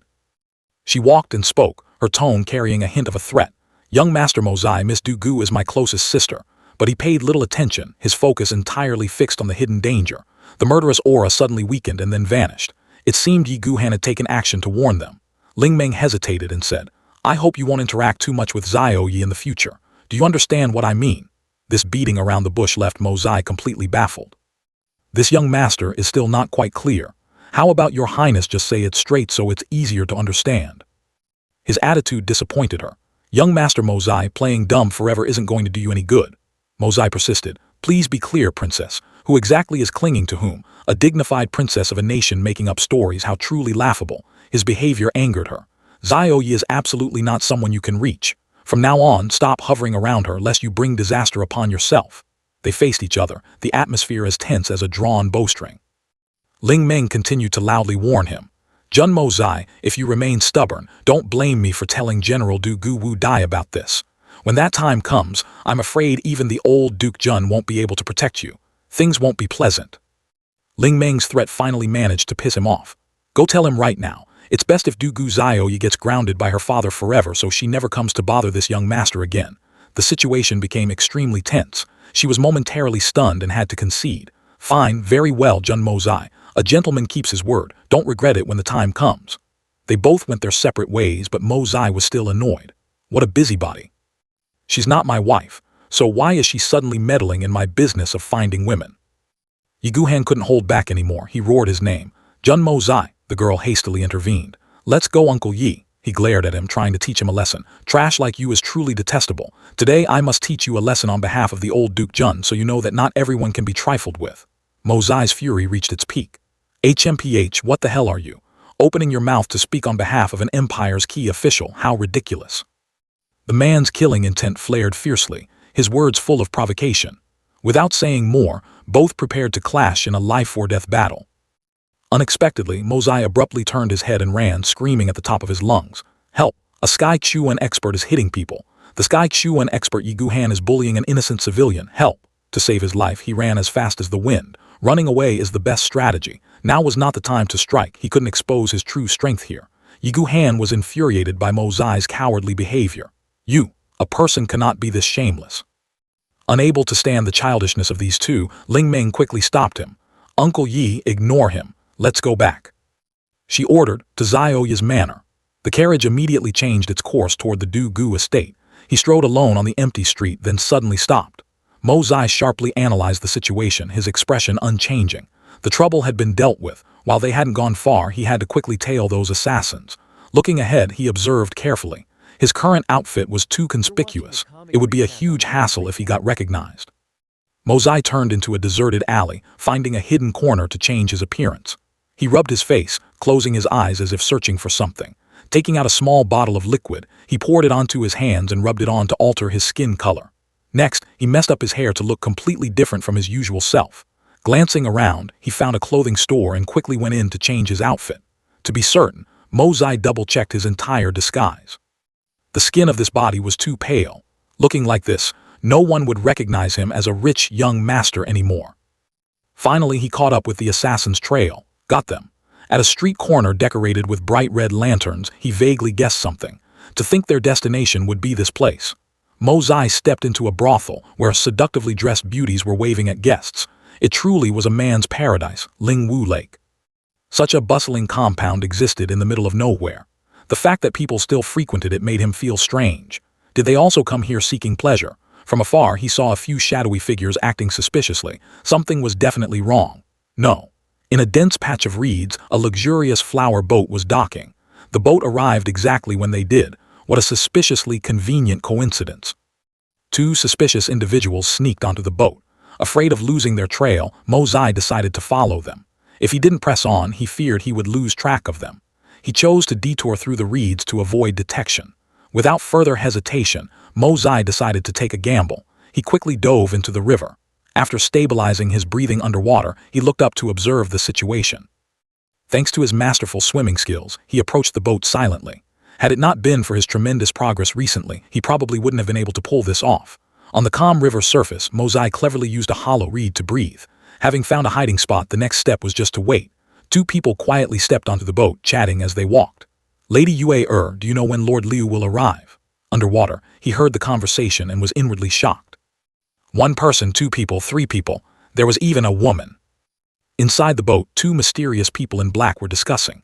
One seemed worried. We brought nearly all the Chuan beasts today. What if? A woman wearing a veiled hat calmly replied. Deputy Hall Master, you worry too much. Don't you know what kind of place this is? The veiled woman lifted her veil, revealing herself as Yue. Is the Deputy Hall Master saying you want to back out? Then what about the failure last time? Does the Hall Master plan to just let it go so easily? Hearing this, the old man immediately retorted. Lady Yue, it's incorrect for you to say that. If it weren't for the flaws in your intelligence, had we known earlier that the princess had a Sky Chuan expert as a bodyguard, how could the mission level be merely grade 3? Yue then used someone else as a shield. This concubine is just a weak woman. Wait for Lord Liu to arrive, and you can speak to him directly. Perhaps because he had been soaking in the water for too long, he had gotten used to it and appeared quite relaxed. It seemed their internal factions hadn't reached an agreement after the assassination attempt on the princess last time. A moment later, the next person appeared. A male figure walked straight onto the flower boat without hesitation. The atmosphere instantly became heavy. This was a major figure. Noticing the unusual atmosphere, the newcomer asked, "What's the matter?" The Deputy Hall Master immediately bowed. "Greetings, Lord Liu." The old man showed a hint of disrespect, complaining, "Lord Liu, regarding the previous assassination attempt, your faulty intelligence caused us tremendous losses. Our Blood Sword Hall demands a fair explanation." Lord Liu disagreed with the blame. "Oh, is Hall Master Zhao implying that the mission's failure is being blamed on us?" The old man was dissatisfied with his attitude. "Our Blood Sword Hall has always acted based on accurate intelligence from our employers. You people missed an extremely crucial detail. There is a Sky Chuan expert beside the princess." Upon hearing the word Sky Chuan expert, Lord Liu fell into deep thought. "A Sky Chuan expert, are you sure?" The Deputy Hall Master affirmed with absolute certainty, "Extremely sure. That expert used a blue throwing knife and his cultivation had reached the peak of the Sky Chuan realm." Lord Liu remained doubtful. Sky Chuan, a peak Sky Chuan expert. Since when did this kind of figure appear in the capital? How bizarre. This matter must be reported to the second master for further discussion. The old man analyzed the situation. With a Sky Chuan expert there, just a few of us couldn't possibly assassinate the princess. Realizing the extreme difficulty of the situation, the old man added, "But the fact that you couldn't even kill Jun Mozai is truly a pity." That woman Yue agreed. "A pity, an extreme pity. If Jun Mozai died, it would be wonderful enough to make that old man Jun Jiantian suffer heartache for a while." Hearing his own name being brought up, he thought to himself, "Have I ever met her before? Why does she hold such a grudge against me?" Running out of time and to avoid exposure, the old man hurriedly ordered, "All right, I will arrange for you all to leave Tianxiang City. Please give my regards to the Hall Master of the Blood Sword Hall when you return." Before he finished speaking, the old man added, "Even though this matter didn't succeed, the second master will still acknowledge your efforts." They replied, "Yes." Lord Liu turned to Yue. "I'll leave the silver Chuan beasts for you to handle. The people in the palace have also been arranged. Go." Yue accepted the order. "Rest assured, Lord Liu. But I wonder if there's any result regarding the matter I asked the second master for." Lying underwater, Mozai hadn't missed a single word. "The second master? Who wouldn't know you guys are talking about the second prince?" Yue was filled with indignation. That old thief Jun Tian caused my country to fall, my home to be destroyed, and my family to be torn apart. If the second master cannot help me get revenge, then why should we follow him? He quickly reassured her. Don't be hasty, Lady Yue. Jun Tian is the pillar of the Tian Xiang kingdom. Assassinating him is no easy task. Once this matter is settled, the leader of the Supreme Divine Chuan will take action to deal with Jun Tian. At that time, things will be much easier. They were planning to assassinate his grandpa. Mo Zai was shocked, unintentionally making a sudden movement that caused the water surface to ripple. They dared to plot to kill his grandpa, and there was even a Supreme Divine Chuan level leader involved. The noise alerted Lord Liu, who shouted loudly, "Who's there?" Everyone on the boat scrambled to find the intruder. There's someone under the boat. Mo Zai was anxious. What should I do? Attack now or slip away first? Lord Liu let out an angry roar, hoping to scare the audacious eavesdropper into showing themselves. His entire body radiated a terrifying murderous aura. Mo Zai hurriedly dove deeper. The two assassins from the Blood Sword Hall hadn't gone far and turned back upon hearing the commotion. He was screwed this time. Among countless ways to save himself, he chose the simplest one. Of the 36 stratagems, fleeing is the best. The old man leaped onto the roof of the boat, his sharp gaze sweeping across the water's surface. Hiding in the water thinking you can fool me. At this moment, Lord Liu was extremely furious and belligerent. Yue also wanted to watch the show, so she flattered him. As expected of Lord Liu, your cultivation is only at peak gold rank, yet your divine sense can already rival that of a Sky Chuan. Lord Liu replied modestly. It's merely a special cultivation method, not worth mentioning. His hands firmly grasped a bamboo pole. In the dark night, he meticulously observed every movement underwater. Having locked onto his target, Lord Liu channeled all his strength. Found you. His face turned vicious as he gritted his teeth, swung the pole back and hurled it down with great force, an attack carrying deadly power. Die. The bamboo pole was enveloped in a brilliant golden light, shooting straight down into the water. It plunged with such terrifying speed that even Mo Zai was alarmed. Too fast. The bamboo pole grazed his clothes, but its shockwave was enough to blast Mo Zai a short distance away. He quickly opened his eyes, recalling the terrifying scene just now. That moment replayed in his mind.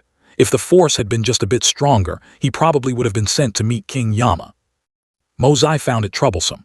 This outfit was truly inconvenient. He pulled out his dagger, ready for the next move. With swift motions, Mo Zai tore off the cumbersome clothing. This guy throwing the bamboo pole was meant to attack him.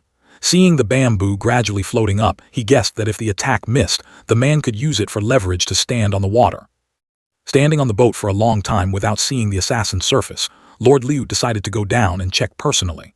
Mo Zai immediately evaluated. Peak gold rank cultivation, but this guy isn't good with water. He can only rely on his Xu and Qi to stand temporarily on the surface. Having no other choice, he decided to play it risky. There's no other way, he had to risk it all. He swam closer to the bamboo pole, hiding in his opponent's blind spot. Carefully inspecting the bamboo pole underwater, he found it sturdy enough. Gripping the pole tightly in his hands, he prepared to counterattack. His athletic body moved forcefully, bending a section of the bamboo like a bow. Seeing the top end of the pole disappear, Lord Liu was startled. Where did the top of the bamboo pole go? A powerful undercurrent pushed the remaining end of the bamboo out of the water. Using that propulsion, he shot out from the water's surface, appearing right in front of Lord Liu, making the old man unable to believe his eyes. What? His movement technique, swift as a tornado, created massive waves that obscured their vision. Mo Zai dashed away, not forgetting to leave a greeting. Goodbye. Yue stood on the boat, regretting that she couldn't clearly see the perpetrator's face. There's too much sea foam, I can't see his face clearly. Under the bright moonlight, Mo Zai's silhouette flew like a rocket through midair. Indeed, this ass was really white. Standing in the water, the old man stared bitterly at the sky. This damn brat. He never expected that the very bamboo pole he had hurled down to attack Mo Zai was now rocketing back toward him. Drowning in humiliation, he failed to notice the surrounding danger. Suddenly, an agonizing scream echoed through the sky. The bamboo had struck him squarely. After suffering such humiliation and being heavily smacked by the bamboo pole, Lord Liu felt utterly miserable. Despite that, he still tried to observe. He just needed to catch a glimpse of that person's appearance. Before his eyes was the image of Mo Zai treading the waves, gliding away like a killer whale. Yet the last lingering impression in Lord Liu's mind before fainting was merely a pair of pale, white buttocks swaying before his eyes. So pale and smooth that he even had to blurt out, "So white." As soon as Lord Liu lost consciousness, Yue quickly took action. She threw out a long strip of silk, wrapping it around the old man, and then leaped high into the air to gain momentum. With masterful skills, she managed to pull Lord Liu to the shore and landed gently. Yue stood guarding him for a moment and fell into deep thought. A while had passed. Even if she wanted to, she couldn't chase after him anymore. Who on earth was the opponent? At the same time, outside Lingwu Lake, a chubby guy who knew what he was doing was carrying a lantern and walking in the dead of night. There's a folk saying, if you walk in the dark often enough, you'll eventually meet a ghost. True to the saying, he ran into a ghost crawling out of the bushes. A few minutes later, the fat guy had been frightened to the point of fainting and was stripped completely naked. As it turned out, that ghost was none other than Mo Zai. After scaring the guy and robbing his clothes, he thought to himself, I'll just borrow these clothes to wear for now, since I can't possibly go home stark naked. It wasn't until midnight that Mo Zai arrived home. The guard saw him and immediately spoke up, Young master, you've returned. At this time, Kai was still awake and ran out to welcome him. The young master is back, she asked with concern. Where have you been? Despite being a bit tired, Mo Zai gently patted Kai head and instructed, Be a good girl, go bring some clean clothes. I want to take a bath. The little girl blushed, shyly obeying. After returning, Mo Zai didn't rest immediately but walked into third uncle's room. Seeing him enter, Jun Wuyi spoke calmly. I heard you caused quite a stir at Sheng Baotang this afternoon. Mo Zai didn't dodge the issue, answering frankly. Yes, Sheng Baotang is too arrogant. Third uncle, are you saying there's something to worry about? Wuyi frowned, explaining right away. Sheng Baotang is an entity our Jun family cannot afford to offend yet. At least for the time being, understand. Mo Zai sat down on a chair, asking in confusion. This doesn't sound like something third uncle would normally say. Could it be that this Sheng Baotang is truly so terrifying that even you have to be wary of them? Wuyi patiently explained in detail. If it were just me alone, I naturally wouldn't fear Sheng Baotang. But behind us stands the entire Jun family. Sometimes, the clan itself is the greatest restraint. This is both the responsibility and the glory of the children of a noble family. He fell into a long silence. After pondering, Mo Zai finally understood. I understand now. Having finished talking, he stood up to leave, but right before he stepped out of the room, Wuyi spoke up. It's good that you understand. Since you've returned safely, how about having a drink with me? Hearing this, Mo Zai stopped in his tracks, gently declining. Drink wine, not for the time being. I'm afraid for the next 10 days to half a month, third uncle won't be able to drink wine either. He smiled, his tone leisurely but clear. I came to deliver some good news to third uncle. Those 5 medicinal herbs have all been gathered. Wuyi froze. This news struck him like an unexpected bolt of lightning. Noticing his uncle's sheer astonishment, Mo Zai added, Even the needles hidden in the chenmai completely half a month ago are ready. In just 10 days, Mo Zai said firmly, that metal thing you are sitting in will be dismantled into scrap iron. By then, we'll have plenty of time to settle scores. Saying that, he turned on his heel and left without a second of hesitation, leaving Wuyi immersed in his own thoughts. 10 years as a cripple, the days were finally coming to an end. The next morning, the entire palace was placed under strict martial law. Soldiers were densely arrayed along every pathway, strictly obeying the imperial decree. Starting today, the emperor is in secluded cultivation and will not receive anyone. Whoever dares to trespass into the inner courtyard will be killed without question. Tens of thousands of unsheathed swords, countless shadowy figures lurking in the dark. Standing in the middle of the courtyard, Zhan Tian cast his gaze far away, lost in his own endless train of thought. At the same time, Wuyi had begun his first recovery treatment. He was sitting in meditation in the garden, eyes closed tight, his mind completely relaxed. Not far away, a giant cauldron of medicine was boiling vigorously, thick steam billowing upwards. Even though the water was boiling to the extreme, the guards didn't stop their hands, hastily adding more firewood to make the fire burn even fiercer. Hurry up, we have to let the water reach a rolling boil before we can lower the heat. Standing nearby, Mo Zai was double-checking the medicinal herbs one last time. Ju Yi Cao, Tong Xin Cao, Duan Sujian all right, third uncle. Under his masterful control, each type of herb was accurately dropped into the medicinal cauldron one by one. Hearing the signal, Wuyi braced himself and channeled his energy. A terrifying surge of energy erupted, tearing the clothes right off his body. Mo Zai muttered, these 5 medicinal herbs are all extremely poisonous plants. A bizarre azure gas rose from the medicinal cauldron. The gas quickly enveloped Wuyi's entire body, bringing a mind-numbingly uncomfortable sensation. Seeing his uncle frown, Mo Zai quickly reassured him. This is only the beginning, keep your mind steady. In just an instant, the azure gas completely permeated Wuyi's body, turning into mottled tattoo-like patterns. An agonizing pain struck, forcing him to let out a miserable scream. Mo Zai continued to encourage him. Hang in there, third uncle. Hearing that, Wu Yi gritted his teeth tightly, trying to regulate his panting breath to endure it. Seizing the opportunity, Mo Zai grabbed the vial of Lai Chang Hua medicine, and as quick as a flash, poured it straight into Wu Yi's mouth, giving him no chance to react. Caught off guard, Wu Yi jolted, and some of the medicine spilled from the corner of his mouth. Immediately, he took a clean towel and stuffed it into Wu Yi's mouth, both for him to bite down on to relieve the pain and to prevent him from biting his own tongue. Witnessing the scene, Zhan Tian couldn't help but hesitate. Mo Zai, isn't this a bit too extreme? He immediately interrupted, his voice stern. This is the only way. Fighting poison with poison. Only this method can force out that deep-rooted toxin. 3 types of deadly poison took effect simultaneously inside Zhen Wuyi's body, making his entire body as rigid as a rock. Gradually, the medicinal efficacy of Lai Chang Hua began to seep deep inside. A mystical golden light gathered on Mo Zai's hand, then flew straight into Wu Yi's mouth. Right after that, 3 differently colored rays of light swirled and converged on his chest. Wu Yi was horrified to realize that his legs were trembling slightly.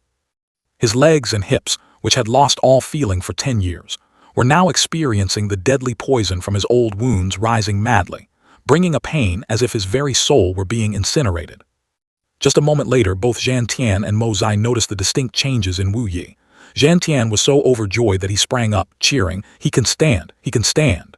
In contrast to his excitement, Wu Yi struggled to utter every word, "Father, it's me." Only Mo Zai, standing nearby, remained perfectly calm. It's an obvious outcome. Why is Grandpa getting so worked up? As it turned out, the flesh-tearing pain had caused Wu Yi to pass out at some point. His face was purple and frozen in agony. But to Mo Zai, that still wasn't enough. He continued to pour medicine into Wu Yi's mouth. "There's still Chu Jinghe, drink up." As the last drop of medicine was swallowed, Mo Zai quickly moved behind him, softly instructing him before beginning to act as a guardian. "Guard your spiritual altar." In the blink of an eye, Mo Zai channeled a full 10 parts of his cultivation power, delivering a powerful palm strike to Wu Yi's back. Receiving Mo Zai's profound and surging internal force, Wu Yi jolted awake, hastily regulating the chaotic energy flowing through his body. Meanwhile, he urged anxiously, afraid of missing the golden opportunity. "Grandpa, it's time." Hearing the command, Zhan Tian, standing nearby, also immediately channeled his energy, lifting Wu Yi's body up into midair. Mo Zai coordinated instantly.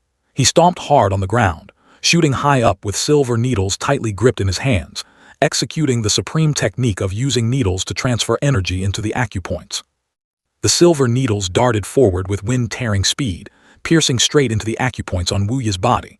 Following the pushing force, his entire body flew straight into the violently boiling cauldron of water.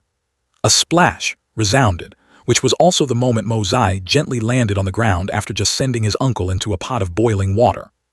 The toxins in Wu Yi's body began to dissolve, blending into the water. Zhan Tian witnessed this, unable to believe his eyes. "The poison is completely cured." He looked at the scene before him in secret amazement. This therapy was truly unheard of and unseen before. Meanwhile, Mo Zai maintained a serious expression, meticulously observing the process. Very quickly, he realized the decisive moment had arrived. Thinking so, Mo Zai reached out to grab Wu Yi's arm, using a strong force to pull him out of the water cauldron. Immediately after, he poured all his strength into helping him unblock his meridians, his face highly focused, continuously transmitting internal energy to support the detoxification process. Right at this moment, Wu Yi snapped awake, his eyes snapping open. At the same time, all the accumulated toxins in his body were violently expelled. He couldn't hold back a violent fit of coughing up the last remnants of the poison from his body. The moment those substances hit the ground, they sizzled and emitted a white smoke, giving off an indescribably foul stench. At this point, he finally breathed a sigh of relief, telling himself mission accomplished. Mo Zai stood up straight, looked at Wu Yi and said, "Third uncle, the toxins in your body have been completely purged." Wu Yi's gaze became sharp. Suddenly, he let out a roar. "The deadly poison is cured, the seal is broken." Zhen Wu Yi's Xu and Qi, which had been suppressed for 10 years, erupted fiercely. Zhan Tian stared blankly at the pale blue aura enveloping his son. He absolutely could not believe it. "Wu Yi has broken through to the Sky Xuan realm." He stood to the side and chimed in, "Not only that, thanks to the medicinal power of Chu Jinghe, from now on, third uncle will be invulnerable to all poisons." An indescribable joy surged in Wu Yi's heart. "My legs can finally stand up again." However, Mo Zai maintained a serious expression and reminded him, "Third uncle, you should still sit in the wheelchair for now. Don't rush to walk." Right now is the time to calm your mind and circulate your Qu Qi. The medicinal power of Qu Jing He is extremely potent. If it isn't quickly assimilated, it will cause harm instead. Moreover, your legs have been immobile for 10 years. You need to circulate your energy for a full 360 cycles to ensure there are no lingering side effects. Everything was settled, and Jian Tian was so moved that he was left speechless, only softly calling his name. Mo Zai calmly looked at him and replied, "Grandpa." Jian Tian's tears fell uncontrollably. Grandpa is just too happy. The Jun family not only has an heir but also a formidable younger generation. The student surpasses the master. In the future, even if I close my eyes and pass away, I can smile in the netherworld. At the same time, Wu Yi's legs trembled violently. He tried to gather his strength, taking it one step at a time toward his father and nephew. When he could finally stand firmly on his own, even he couldn't believe it. Jian Tian stared at the sight in a daze, softly calling out, "Wu Yi." Fearing his eyes were playing tricks on him, he hastily raised his hand to rub them. At this moment, Wu Yi spoke up with a joyful voice, "I can finally stand on my own 2 feet again." Right after, he bent his knees and knelt on the ground. Wu Yi bowed his head, his voice full of reverence. Unfilial son Jun Wu Yi pays his respects to father. Mo Zai, this life of third uncles was saved by you. Jian Tian was deeply moved by this scene and hurriedly said, "Son, stand up, quickly stand up." But Wu Yi continued to kowtow on the ground. "Now that I can stand up, the heavy responsibility of shouldering the Jun family will be taken on by me. The longsword of this Jun Wu Yi, which has gathered dust for 10 years, will be unsheathed once again for the Jun family, and for Mo Zai." The scene shifts to the magnificent manor of Grand Preceptor Li. Inside, Li Feng was complaining in frustration. "It's all because of that fat Tang guy and that Jun Mo Zai. If it weren't for them, we wouldn't have wasted 5 million taels, and on top of that, we were banned from Sheng Bao Tang." Yuran analyzed the situation calmly. This matter, all things considered, also involved the Tang family. The fact that you managed to buy this coral jade is already very lucky. Haizhou was astonished. "What? We're just going to let it go so easily? Is this the Li Yuran I know?" Meanwhile, he maintained his calm demeanor. "Brother Zhen, go to the accounting room later and retrieve the 3 million taels you spent. As for the coral jade, just leave it here. You two can go back first." When he was left alone in the room, Yuran carefully examined the block of coral. To think that even the old master of the Tang family wanted this item. If I had missed the opportunity, it would have been a real mistake.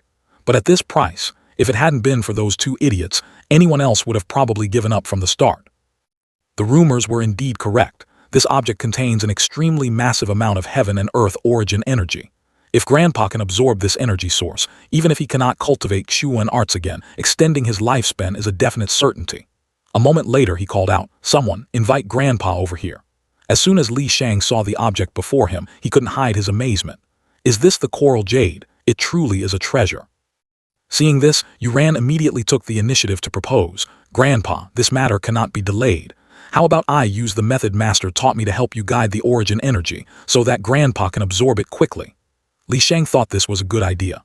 "All right, go call your senior martial brothers in here to stand guard for us." He immediately obeyed, stepping out the door to call for people. Outside, a general was giving orders. "Strictly blockade a 30 zhang radius around the study. Absolutely do not let anyone disturb them." The soldiers quickly took their positions. Inside, Li Shang suddenly remembered. "All right, Yuran, your senior martial brothers have returned, right? It's a pity your master couldn't come here personally. If we had him, our Li family would have the most solid backing." At this point, he slowly explained, "Master is preparing for the great battle at Chi Tian Peak 3 years from now. I'm afraid he cannot be distracted. But as long as the senior martial brothers are here to assist, unless it's a full-scale conquering army, we don't have to worry about anything." Having understood everything, Li Shang urged, "All right, let's begin." Yuran didn't dare to delay, immediately channeling his energy to help him guide the origin energy. The abundant aura hidden within the coral jade began to be released. Li Shang gently raised his hand, feeling the origin energy flooding into his body. He felt it and evaluated at the same time. The moment this energy entered, my meridians have felt much more comfortable. The Danshan that was shattered by Jun Jian Tian back then, which hasn't had any feeling for years, seems to be gradually recovering now. He clearly felt the changes in his body. The restriction seal that Jun Mo Zai had left behind was being wrapped by a violent white spiritual energy. As Li Shang absorbed it, he exclaimed, "Yuran, my Danshan has probably recovered." Seeing this, he was also overjoyed. Today, the shackles that old man Jun Jiantian cast upon Grandpa can be considered removed. Our Li family can finally flex our muscles far and wide. However, just as the two of them were gradually breaking free from their restraints, the spiritual energy inside the coral suddenly turned ferocious. He was startled, unable to believe it. Li Sheng desperately tried to withstand the terrifying surge of power. This coral jade, why does it have such violent spiritual energy? Sensing that the situation had gone wrong, he yelled, "You ran." But in the end, Li Sheng couldn't resist the overwhelmingly powerful spiritual energy, and his body was severely ravaged. Only then did he run over in panic, screaming, "Grandpa!" When the smoke cleared, Yuran still didn't understand what had happened. Why? He didn't know where he had gone wrong. This coral jade clearly had an effect. Why did it suddenly explode? Master even guaranteed it.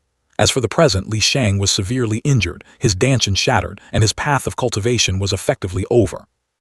As for Yuran, unable to accept the truth, he could only scream in despair. The scene shifts to the Du Gu noble family. An incredibly furious voice rang out, "You useless things, you incompetents." Wu Dai was scared half to death by Zhang Heng's imposing aura. He was flying into a rage. "How the hell do you look after your daughter? Giving you a pig to watch over would be better than giving her to you. That is Jun Mo Zai, are you blind?" He was a bit embarrassed. I didn't know either. If I had known earlier." Zhang Heng interrupted sharply. "If you don't know, who does? You are her father. While Zio Yi is still in the palace with the princess, settle this matter once and for all for me.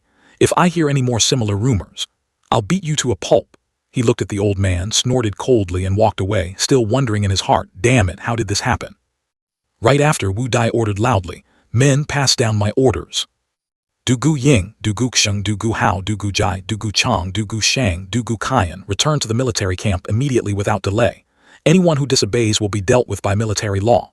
The 7 brothers of the Du Gu family were dumbfounded upon hearing the order. After giving the order, he muttered in frustration, "Jun Mo Zai, you damn brat, you actually dare to flirt with my daughter. You really have some nerves. Do you think just because your grandfather is protecting you, I wouldn't dare touch you?" In another space, Wu Yi looked at his wine cup gloomily and asked sorrowfully, "Mo Zai, do I really have to abstain from alcohol? I can't even have a small sip," he replied with a firm shake of his head. Seeing this, Jiantian couldn't help but be curious. "Mo Zai, your skills in that bizarre cultivation method. To be honest, your grandfather is very curious." Hearing this, he replied, "Grandfather, third uncle, can you two not ask about this? I don't want to lie." The old man didn't press the issue. "I understand. That senior expert doesn't allow you to reveal it, right? Fine, I won't ask anymore." Wu Yi also agreed.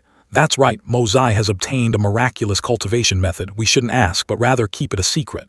If this gets out, even as a rumor, it would be extremely dangerous." Mo Zai listened to the two making their own assumptions and thought to himself, "Great, I haven't even had the chance to make up an excuse and they've already figured it out for themselves." The old man suddenly became curious. "Mo Zai, now that your third uncle has recovered, do you have any plans for the future? Tell your grandfather." He feigned indifference. "What plans could I have? Just continuing to be an idle young master is a great pleasure. However, don't let the news of third uncle's recovery leak out for now. Uncle, just keep your usual scowling face." Upon hearing this, he remained silent, but Jiantian immediately dismissed it. "Nonsense. I used to be full of sorrow because of you too. Now that you are capable and Wu Yi is cured, how can I pretend anymore?" Mo Zai smiled mischievously. "That's easy. Later I'll go out and cause some trouble, guaranteeing you'll have a reason to scowl right away. For example, I could go smash Sheng Bao Tang, drag the 3 princes out for a beating, or maybe go tease some innocent young ladies." Hearing this, the old man glared at him, bringing up the past. "I haven't even settled the score with you regarding what happened at Sheng Bao Tang that day. Let me tell you, there are things that far exceed the world's comprehension, for example, that Sheng Bao Tang." Mo Zai suddenly felt intrigued. "What exactly is the background of Sheng Bao Tang?" Jiantian didn't hide anything. "I can only tell you that Sheng Bao Tang is just the tip of the iceberg, but just that tip alone is enough to overturn the world. As for what lies deeper, I'm not sure either. I only know that they cannot be offended. From now on, all the underlying forces of the family will be handed over to Wu Yi to manage. As for you, Mo Zai, just mind your own business and help your third uncle whenever you're free." This time, he was willing to listen, all right. But before third uncle takes over, the spies must be cleared out. His recovery is a huge threat to the outside world. Hearing this, Jiantian asked cautiously, "You mean the royal family?" Mo Zai analyzed seriously. Even though the underlying forces of the Jun family have been purged, there are still people planted by the royal family. This is a crucial moment. We absolutely must cut them off. The old man closed his eyes, calculating in silence. A moment later, Zhan Tian reluctantly agreed, "You're right, I will give you the list. As for how exactly to do it, you two decide. There's no need to report back to me."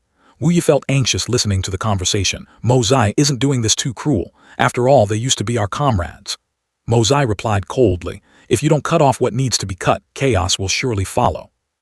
Once exposed, arousing the royal family's suspicion, the entire Jun family will be implicated. He was still hesitant, but before Wu Yi could finish his sentence, he interrupted. "Third uncle, could it be that we must keep hiding for our entire lives until we die? Isn't your vision a bit too narrow? Look at Sheng Baotang, roaming unhindered across the world. Which emperor dares to touch them?" Hearing this, he was astonished. "Mo Zai, is your ambition really that great?" Mo Zai sighed softly, then changed the subject. "Out of the 300 people trained last time, has no one returned yet?" Wu Yi immediately updated him. "Are you talking about the soldiers arranged to go into the Tianfa forest to hunt low-level Quen beasts? So far, 27 people have exposed their tracks or sent letters of surrender, but all have been confirmed dead in battle." Hearing the news, he simply commented, "The remaining ones can probably be trusted. As long as they return, this sacrifice is worth it." Time passed. At the Grand Tutor's mansion, Li Shang suddenly fell severely ill, and the news of his critical condition spread throughout the capital. Mo Zai sat alone drinking wine, thinking to himself, "Could it be my doing?" Inside the royal palace, Huai Wu was furious. Such an honest and upright civil official, yet so eager to practice that weird Quen Qi cultivation. Now look what happened. He didn't master Quen Qi, and instead tormented his old life to the point of being on his last breath. In this situation, how can I not be heartbroken? He gritted his teeth, looking down at the courtiers below. Meanwhile, no one below dared to speak. Civil and military officials inherently disliked each other. In a corner, Wan Li was even dozing off right in the great hall. Huai Wu's face darkened with anger seeing their attitude. These old ministers are only good for their high morals and prestige. He thought helplessly, "If you have the energy, go fight amongst yourselves. Confronting these old geezers is like playing the lute to a cow." Finally, Huai Wu waved his hand and ordered, "Go, everyone dismiss. What a bunch of slowpokes.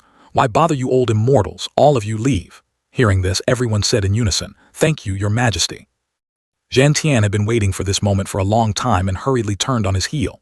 He muttered in frustration, "Go home and sleep, don't overwork yourselves." At this moment, Zhang Heng spoke up to stop him. "Jun, you old fool, stop right there for me." Hearing this, the old man turned around, visibly displeased. "You've got a lot of nerve today, daring to yell at this old man. You old monkey, want to pick a fight?" He showed no restraint, roaring, "You think just because you're old you're so great? That precious grandson of yours, this old man wants to teach him a lesson. Peel off 2 layers of his skin. Do you have a problem with that?"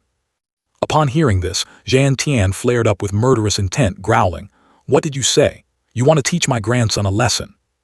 Zhang Heng bluntly mocked, "Jun Zhan Tian, for the sake of a trash grandson you dare make that face at me? Just a useless brat, yet you treat him like a treasure. Me teaching him a lesson is a blessing accumulated over 8 lifetimes of his family." Zhan Tian angrily questioned, "Du Gu Zhang Heng, I wonder how my grandson has offended you, that it requires you to act personally. Make it clear." He warned, "If he had offended me, that would have been fine.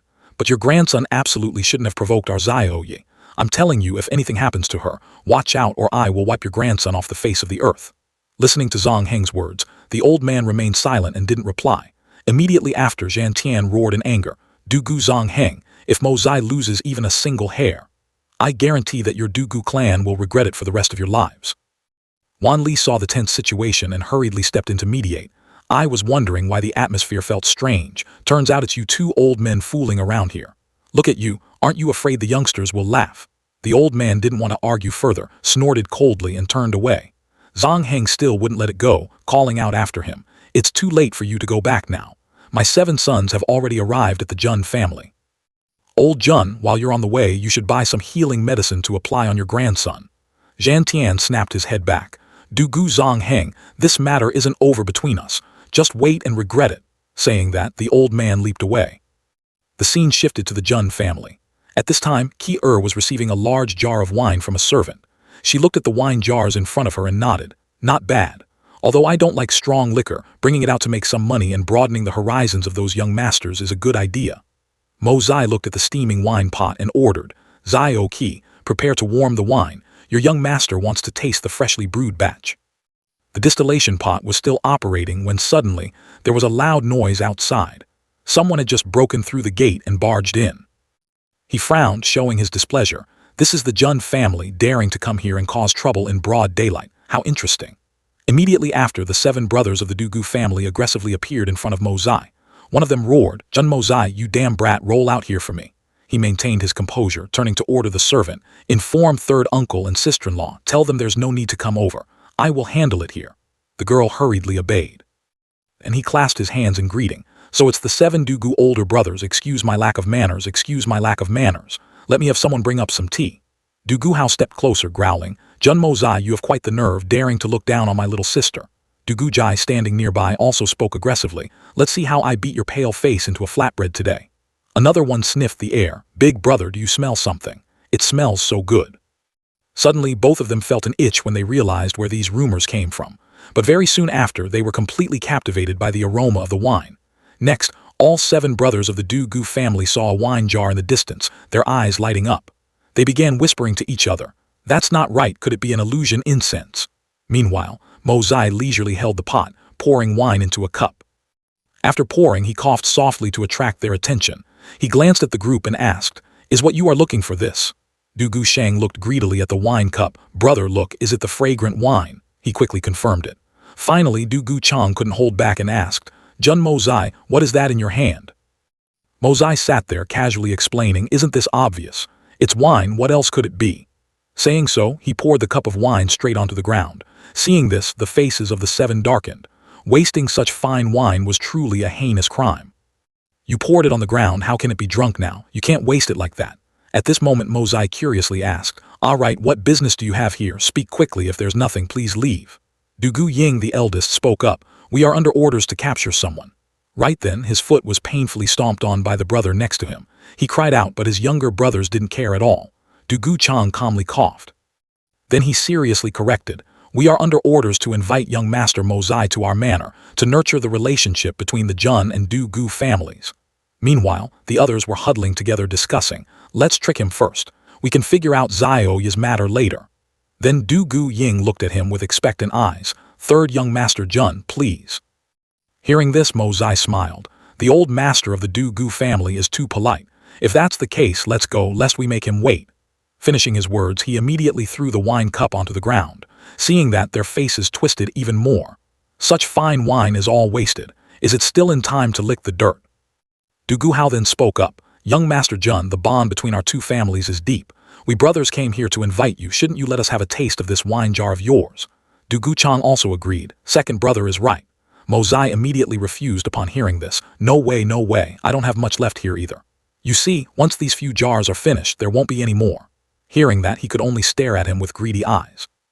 At this time, Mozai suddenly slapped his thigh. "Ah, I understand. You 7 brothers are dropping a hint for me. Men, quickly seal these wine jars up so the scent doesn't fade and move them for me." In the blink of an eye, the faces of the 7 brightened up. Could it be? He wants to move them as a gift for our old master. Dugu Ying couldn't hold back his praise. "Third young Master Jun is truly a straightforward person." "Who would have thought," he continued, "move them to my private storehouse. Tonight when I return, I will hold a family banquet with my grandfather and third uncle." Ki immediately obeyed. Upon hearing this, the faces of the 7 Dugu brothers turned ashen. So this wine was for the Jun family to consume tonight. Wouldn't that mean after tonight this type of wine would? Dugu Kaiyan couldn't contain himself and called out, "Big brother." 2 members of the group immediately dashed out, blocking Ki-er's path. Seeing this, he asked in confusion, "7 big brothers, what is the meaning of this? My grandfather is still waiting for me to return tonight. How about we go quickly and return quickly?" Hearing this, the 2 of them flashed a wicked smile. They charged straight at Mozai. "Go easy, don't hurt him. Jun Mozai is already under our control. 4th brother, go get the bowls quickly." Dugu Jai obeyed, but ran in the wrong direction and was scolded by his older brother. At the same time, another person in the group slammed his hand on the table. Dugu Ying reminded, "Remember well, only drink a little from each jar, absolutely do not drink too much." He nodded vigorously. They couldn't help but urge each other, "Hurry up and drink a few bowls to satisfy our cravings, then quickly take Jun Mozai away." Just like that, the 7 Dugu brothers frantically scooped up the wine. While savoring the wine's aroma, they calculated inwardly, "Later we must ask where this wine is sold. It truly is of the highest grade. Those royal wines from before are just trash compared to this." Very soon, the wine had filled the bowls. Its wonderful taste completely mesmerized all 7 brothers. After drinking, everyone's face flushed bright red with excitement. Then they started glaring at each other with jealousy. Third brother, staying quiet but already on your third bowl. What a shameless guy. The 7 brothers dove into drinking the wine, telling themselves, brothers, let's just get drunk for today. At the same time, he spoke out to reassure a figure in the distance. Third uncle, I'm fine. Go back and rest, don't let them spot you. Finishing his words, Mosai thought to himself, this isn't even the strongest batch. If converted to the alcohol content of my past life, it would be at least 70 to 80 proof. A large bowl like this must be about half a pound. Fine wine is indeed fine, but how fast it hits you is also terrifying. A moment later, jars and porcelain bowls were scattered all over the ground. By this time, all 7 were dead drunk, lying sprawled on the ground, sleeping like logs. He stood there, silently witnessing the chaotic scene. Then Mosai couldn't resist making an assessment. A bunch of useless fools. Right at this moment, Zhan Tian leaped into the courtyard holding a sword. He landed gently on the ground, his eyes sweeping around the courtyard, where unconscious people lay everywhere. Mosai then spoke up from behind, Grandfather, you're back. Everything has been taken care of. The scene shifted to another location, where a voice rang out, why aren't they back yet? Zhang Heng paced back and forth anxiously. Could those brats not know their own strength and beat him into a cripple? Right at this moment, a subordinate entered and reporting to the family head, someone from the Jun family has brought a gift. Hearing this, Zhang Heng immediately said, bring it up. After receiving the item, he opened a sack to look. Just glancing at the contents inside, he couldn't help but be shocked. These were clearly the inseparable tokens of the 7 brothers. Accompanying them was a letter that read, the 7 Dugu brothers are honored guests at the Jun family. They are very happy here and will probably not return for another 2 or 3 months. Old Master Dugu, please do not worry. After reading, Zhang Heng crumpled the letter and roared, useless fools. 7 of them ganging up on one kid, yet they let him capture them alive and take them away, even having their family jade pendants delivered right to our door like this. A night scene at another location, Wu Dai dismounted his horse and called out in a booming voice, Dugu Wu Dai seeks an audience with the old master of the Jun family, requesting a meeting. A voice echoed back in reply, the old master is not here, he just went out to visit an old friend. Hearing the answer, Wu Dai could only sigh in frustration, thinking to himself, it is plain as day that you and the old man in my family just had a huge argument and went your separate ways home. I galloped my horse here till I was out of breath, and now you tell me he went to visit a friend. Are you trying to trick a ghost? Right then, someone in a wheelchair slowly approached, his voice gentle. So it is Brother Dugu gracing us with his presence, what an honor. The servants really have no eyes, quickly invite our esteemed guest inside. Jun Wuyi said unhurriedly. Seeing him, Wu Dai couldn't help but be stunned, a hint of doubt arising in his mind. Something is different from before. His appearance is the same, but his aura is unusually composed. Then a memory suddenly rushed back, of when Mosai's father, Jun Wu Hui, lost his life on the battlefield. In this moment, he suddenly saw the faint image of the white-clothed military strategist Jun Wu Hui on this person. As if compelled by some invisible force, he blurted out, Big Brother Wu Hui. But just as the few words escaped his lips, he hurriedly stopped himself, reassuring himself. No, that's not right, Big Brother Wu Hui is dead. This person is Jun Wuyi, he is sitting in a wheelchair. Seeing Wu Dai deep in thought, Wuyi then spoke up to inquire. Hearing this, he didn't beat around the bush and directly stated his purpose for coming. This foolish brother came here to pay a visit. I heard my 7 brats cause trouble, bothering the Jun manor quite a bit. This brother wants to take them back home to discipline them properly. Upon hearing this, Wu Yi simply smiled and replied, Oh, did such a thing happen? Why haven't I heard anything about it?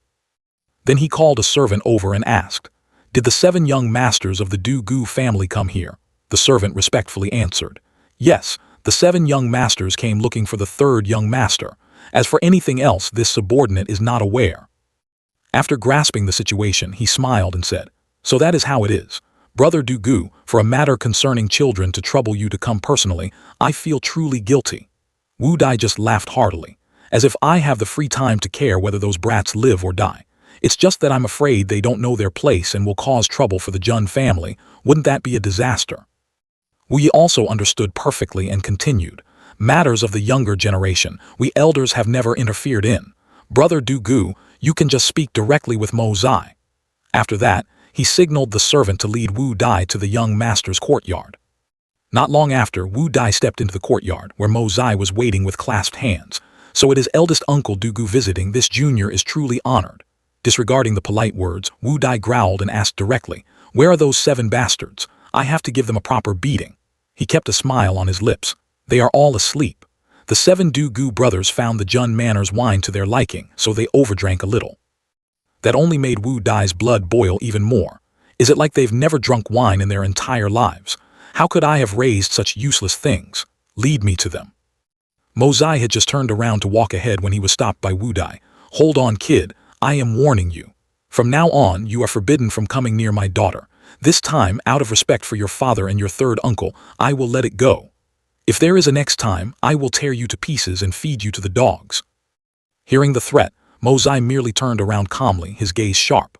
Old man, I don't care if you are the famous meatball hooligan throughout the imperial court or not, but don't play the thug in the Jun Manor. This young master isn't intimidated by these tricks of yours. While we're at it, let me warn you back. In the future, manage your daughter well. Don't let her keep clinging to me. If it happens again, this young master guarantees I will give you the chance to become a grandfather.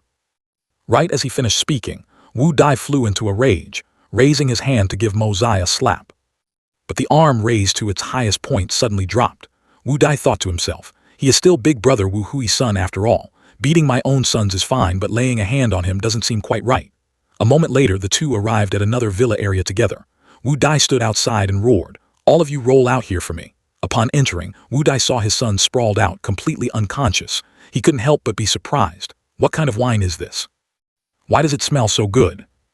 Looking at his unmanageable sons, Wu Dai flared up again, yelling loudly, so you won't get up? Then let me beat you awake. Saying that, he rushed in and started punching the few of them furiously. However, even after their faces were beaten to a swollen mess, they showed no signs of waking up. Witnessing Wu Dai's helpless display, Mozai sneered inwardly. Do you think the wine brewed by this young master is something ordinary? Even if you beat them to death, they won't be able to wake up. Seeing that the situation wasn't looking good, Wu Dai had no choice but to give up, turning to Mozai to say, Jun Brat, help me call some people to carry these little bastards outside. Unexpectedly, he just gave a faint smile from behind. Does the great general think he can just come and go as he pleases? Do you people treat our Jun family like a marketplace? Hearing this, Wu Dai frowned and turned back. What more do you want? Just waiting for that, Mozai immediately declared loudly. The 7 brothers of the Du-gu family barged into the Jun family. From the main gate to here, they broke 2 sets of red sandalwood doors, worth 1,000 taels of silver. Seizing the opportunity, he poured out a string of other charges, concluding with a final figure of 25 million taels of silver. Once paid, Wu Dai could take his people back. As soon as he finished speaking, Wu Dai yelled out in shock. What the hell did they drink to cost 25 million taels of silver? Mozai just answered calmly. My wine is top-tier fine wine, unique in this world. Moreover, what these noble young masters drank was the first batch. Mozai unhurriedly explained what first batch was. 1 jar of this sells for 10,000 taels of silver. Wu Dai naturally couldn't believe it. I spit on that. You think I would believe what you say? Seeing this, Mozai didn't hesitate, pouring out a cup of wine and spoke leisurely. In all the world, only I have this wine. If I say it's 10,000 taels a cup, it's 10,000 taels a cup. If it were anyone else, I would even be too stingy to sell it for 10,000 taels of silver. Please enjoy, great general. He gently placed the wine cup in front of Wu Dai. He picked up the wine cup, muttering, Drinking this nonsense wine of yours will turn me into an immortal, will it? I think it's just ordinary. Saying that, Wu Dai tilted his head back and downed it. Just tasting a mouthful, Wu Dai's eyes widened in amazement. Then he suddenly became dazed, muttering, This truly is fine wine. It's the first time in my life I've tasted such a masterpiece. Seeing this, Mozai asked further, This is merely wine that has been blended. May I ask, 10,000 taels a jar, is it worth it? Wu Dai, in his intoxicated daze, immediately replied, Worth it, absolutely worth it. But suddenly, as if waking up, his tone changed a full 180 degrees. Not worth it, worth my ass. 1 jar of wine and you sell it for 10,000 taels. Why don't you just go rob someone instead? But Mozai still didn't give up, pouring yet another cup. If the great general deliberately lies to his conscience, I can only accept it. This is the first batch. Does the general want to taste the type that costs 10,000 taels a cup? Wu Dai was still half believing, half doubting, holding the wine cup and muttering, The wine is indeed not bad, but 10,000 taels a cup is truly absurd. Finishing his words, he downed the cup of wine again. Sure enough, in the very next second, Wu Dai's eyes lit up brilliantly. He let out a long breath, his face already flushed from the alcohol. Fine wine, truly worthy of being the first batch, he cheered excitedly, completely forgetting his earlier anger. Another cup. Seeing this, Mozai quickly said, General Dugu, you just tilted your head back and drank 10,000 taels of silver and you still want more. Hearing Wu Dai's burp, he simply sighed. The cup just now was my treat. If you want to drink more, this junior cannot afford it. Furthermore, your sons barged into the Jun manor, hitting and smashing things, even humiliated me, and stole my family's fine wine. Could it be that our Jun family is so easily bullied? Wu Dai immediately turned pale, stammering, That was said by you, kid, I didn't say it. Mo Zai kept his faint smile. If you didn't say it, it means the great general also believes there should be compensation for this matter, right? Then that's wonderful. Please hand over 25 million taels of silver. Hearing about money, Wu Dai cursed angrily again. Your wine has never even been sold outside. How can you be sure it's worth 10,000 taels? This astronomical price is completely unreasonable. Mo Zai immediately challenged. If I can sell a jar for exactly this price, will you accept the debt? Wu Dai, who was tipsy at this point, agreed right away without hesitation. Deal. If you can sell this type of wine for that exact price, our Dugu family will accept the debt. But if you can't sell it, from now on your family's fine wine must be unconditionally supplied to me. Dare to bet. Mo Zai didn't argue further, nodding. It's a deal. But before then, your Dugu family is not allowed to cause any more trouble for me. At another villa in the evening, the servants were busy serving food. Wan Li was happily chatting with Wu Ye. He laughed heartily, speaking loudly. Did you hear about that old geezer Li Shang, who made his grandson spend 5 million taels to buy seabed coral jade just to heal his dantian? Mo Zai also smiled upon hearing this, asking back. What happened? Was there a problem? Could it be they bought a fake? Wan Li poured wine for him while continuing the story. It wasn't a fake, but rather too effective. I heard that right at the most crucial moment of the treatment. That divine item, the coral jade, suddenly exploded. That old man went from a healthy pig to a crippled one, almost kicking the bucket, and even his grandson Li Yuran was implicated. Rumor has it his face was completely ruined. Mo Zai showed no reaction, only thinking to himself. Although I anticipated the outcome, I didn't expect the battle results to be this glorious. Then Wan Li picked up a piece of food, sneering. Just this matter alone makes it worth us getting drunk today. At this time, Wu Yi finally spoke up. This matter is indeed ridiculous, but Li Shang's Ming Zhu Shenwei from back then were no pushovers. If he dies, I'm afraid their target for venting their anger will be our Jun family. Wan Li also nodded. Very well said. We cannot help but guard against this point. Wu Yi, right now the majority of the Jun family's strength lies in your hands. I believe you will make proper arrangements. Hearing this, Wu Yi immediately replied. For this matter, I must still trouble you, old master, to make arrangements on my behalf. No matter what, safety always comes first. Right at that moment, a man appeared at the door, bowing his head in greeting. The joyous banquet table suddenly fell silent when a strange voice rang out. Brother Wu Yi, 10 years of separation, have you been well? As soon as the voice faded, both Wan Li and Wu Yi were startled, pausing for a beat. Mo Zai also recognized it immediately. He told himself, this voice belongs to the one who got in my way during the auction at Shengbao Tang. It seems it's an enemy, not a friend. Wu Yi was the first to break the silence. It has indeed been many years since we last met. I didn't know a distinguished guest came from afar and haven't had the chance to welcome you properly.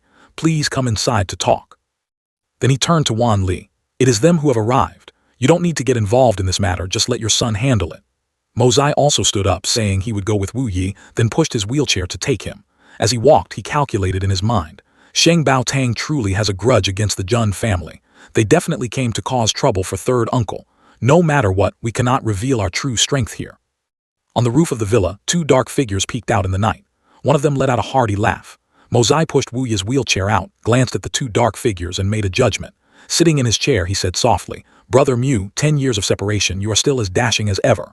Under the moonlight, the 2 figures became clearer, revealing themselves as Mu Zutong and Xiao Han. Zutong spoke with a sarcastic tone. These past 10 years, have you been living well? Hearing this, Mo Zai thought to himself. No wonder their opinions were so contradictory that day at Shengbao Tang. Zutong looked down, sneering. It seems your cultivation has reached Earth Xuan. I believe if the young lady knew, she would definitely feel relieved. Unexpectedly, not only was he not angry, but he also asked hesitantly, is she still doing well lately? Before he could even hear an answer, Xiao Han jumped down from the roof, directly calling out Wu Yi's name. Xiao Han sneered, his voice full of mockery.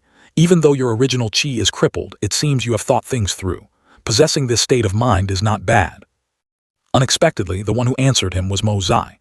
He was no pushover either, speaking up to mock. What you say is absolutely right. It's fine if my third uncle's legs are crippled, but if your brain is crippled like yours, I'm afraid there is no cure." Xiao Han was indeed provoked, his face darkening as he growled. "The other day this seat was magnanimous and spared your life, and today you dare to run your mouth in front of me. Do you really think this seat wouldn't dare to kill you?" Mo Zai was no amateur. He glared back and retorted, "This is the Jun family, not Sheng Bao Tang. You dare to throw your weight around here. Do you believe that in just a moment I'll turn you into pig feed?" Although Xiao Han was furious, he still tried to be sarcastic. The #1 young master of Tianxiang is indeed better seen once than heard 100 times. Jun Wuyi, you tell him, don't even talk about whether you have the strength, just asking if you have the guts to kill me is enough. Mo Zai continued to retort extremely sharply, "Buddy, don't overestimate yourself too much. In your organization, you're just a small fry. If our Jun family kills you, would your master start a war with us over a single dog's life?" This sentence struck Xiao Han's pride. He let out a roar and charged in to attack Mo Zai. Mo Zai also quickly retreated while simultaneously launching a counterattack. After separating, Mo Zai immediately closed in again, one hand grabbing Xiao Han's arm. Xiao Han managed to break free, his face full of shock, trading injury for injury.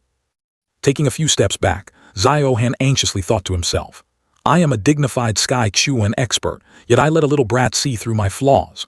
Finally, he decided to unleash his ultimate move.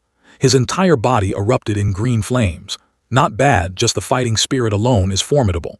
What a pity that you are just a piece of trash unable to cultivate Xuan Qi." Jun Wuyi sat in his wheelchair, slowly speaking. "Brother Zhu Tong, did you come all this way just to trade words with my nephew?" Hearing this, Zhu Tong clarified his purpose. 10 years have passed and finally it is my turn to step out. Someone has entrusted me to bring a gift to you." Hearing this, Jun Wuyi froze, asking hastily, "Is it her?" But at that very moment, Xiao Han rushed forward in anger, roaring, "What did she ask someone to bring? How could I not know?" Then he lunged, trying to snatch the item. One advanced, one retreated, and Xiao Han managed to grab the hem of Zhu Tong's robe. The two began a fierce exchange. Mo Zai stood below, muttering, "If both of them go all out, they are incredibly powerful, but Xiao Han cannot withstand a single move from Mu Zhu Tong." Jun Wuyi also looked up in surprise. "Can you really tell? This is not a playful spar like the one you had with Xiao Han." Above, Xiao Han had been struck until he coughed blood, struggling to resist but soon forced to flee, not forgetting to leave a threat. "I will remember today's events. You will definitely pay for this." Upon landing on the ground, Zhu Tong finally sighed. "Jun Wuyi, your nephew is truly extraordinary. That last move injured Xiao Han. If I had not seen it with my own eyes, it would be hard to believe." Saying this, he took a small pouch from his robes, held it out and said, "The young miss has been waiting for you all this time." After 10 years of separation, Jun Wuyi tremblingly accepted the pouch, his eyes fixed tightly on it. Zhu Tong spoke slowly, his voice solemn. "She has used her life to resist, up until this very day." Jun Wuyi opened the pouch, revealing a sheet of pink paper and a lock of hair inside. Written on the paper were a few lines. 10 years have passed without a meeting, night after night gazing toward Tianxiang. Hair has grown to the waist, this life will not turn back. At this, Zhu Tong continued, "She is on the path to breaking through to the divine mystic realm. I hope Brother Jun Wuyi understands the young miss's heart. Sooner or later, hardship will end and sweetness will come. Absolutely do not give up." After a long while, Jun Wuyi finally replied slowly, "I have been rude. Today my emotions are stirred and it is not convenient to receive Brother Zhu Tong." Then he bowed his head, whispering, "Another day I will visit your door to apologize." Zhu Tong also took his leave. This humble brother has completed his task and bids farewell here. With that, he leaped up, returned to the roof, and vanished into the night. Not until deep into the night did Jun Wuyi emerge from his endless stream of memories. Through his hoarse narration, the story of 10 years of suffering and 10 years of torment gradually unfolded before Jun Mo Zai's eyes. 12 years ago was the most glorious peak of the Jun family. Jun Wuyi was 19 at the time, in the prime of youth, elegant and full of ambition. At an auction in Shengbao Hall, Jun Wuyi, on a sudden whim, accidentally met a young woman. The two conversed with great rapport and quickly developed feelings for each other. A few days later, they walked hand in hand throughout Tianxiang City, immersed in happiness. As time passed, their bond grew deeper. After some time, suddenly many mysterious figures appeared in Tianxiang City seeking Jun Wuyi. At that moment, he was touring outside the city with Han Yan Jiao. These individuals said not a word, directly attacking members of the Jun family. In just a few exchanges, Tianxiang City was drowned in a sea of blood. and the foundation of the Jun family was severely damaged. When Jun Wuyi returned, he was utterly astonished to learn Han Yan Jiao's background. The young woman came from the world's most mysterious clan, Fengzhou Yin City, and was the daughter of its city lord. Jun Wuyi slowly recalled, Shengbao Hall is merely a branch of Fengzhou Yin City on the continent. Outsiders call it Shengbao Hall, but within Fengzhou Yin City, it is known as Shangbao Hall. Hearing this, Mo Zai asked curiously, "Third uncle, you are also a descendant of the Jun family. How did things come to this?" Jun Wuyi replied, "Back then, I had no idea that Han Yan Jiao and the grandson of the Fengzhou Yin City Grand Elder had a childhood marriage contract. After we returned, members of the Xiao family used the lives of the entire Jun family as leverage, forcing Han Yan Jiao to agree to return to Yin City. And she never came back." He recalled their final conversation, when Yan Jiao turned her back to him and said, "If you can reach the supreme divine mystic realm, perhaps there will be hope for us." In the following 2 years, the Jun family in Tianxiang Nation suffered a crushing defeat. Jun Wuyi's 2 elder brothers, Jun Wu Hui and Jun Wu Meng, both perished senselessly on the battlefield. Holding his head, he helplessly recounted, "That year my eldest and second brother died mysteriously. Afterward, I was ambushed while holding an absolute advantage. All the loyal brothers who protected me were slaughtered. Back then, I swore to kill them all, but my martial arts were too weak. Any single one among them could have captured me alive and tortured me into this state. Only then did I realize they were from Fengzhou Yin City. But what good is knowing that? In this state, how can I speak of revenge? Everyone has lost faith in me. Mo Zai, do you also find your third uncle utterly useless?" Caught off guard, Mo Zai did not know how to respond. Before he could speak, Jun Wuyi continued, "Mo Zai, your grandfather had 3 sons and 2 are already gone. If I die too, your grandfather truly will not be able to bear it." The night grew late, the moon high overhead. Mo Zai stood in the courtyard thinking to himself, "The Jun family cannot fall on my watch, since I have been reborn into this body. Then this feud, I will resolve it," he vowed to himself. The scene shifted to the outskirts of Tianxiang, where the autumn wind carried a lingering sorrow. Amid the mountains and forests, Bei Kong rode his horse leisurely, humming a tune. Suddenly, he reined in his horse and asked a passerby, "Excuse me, how much farther to Tianxiang City?"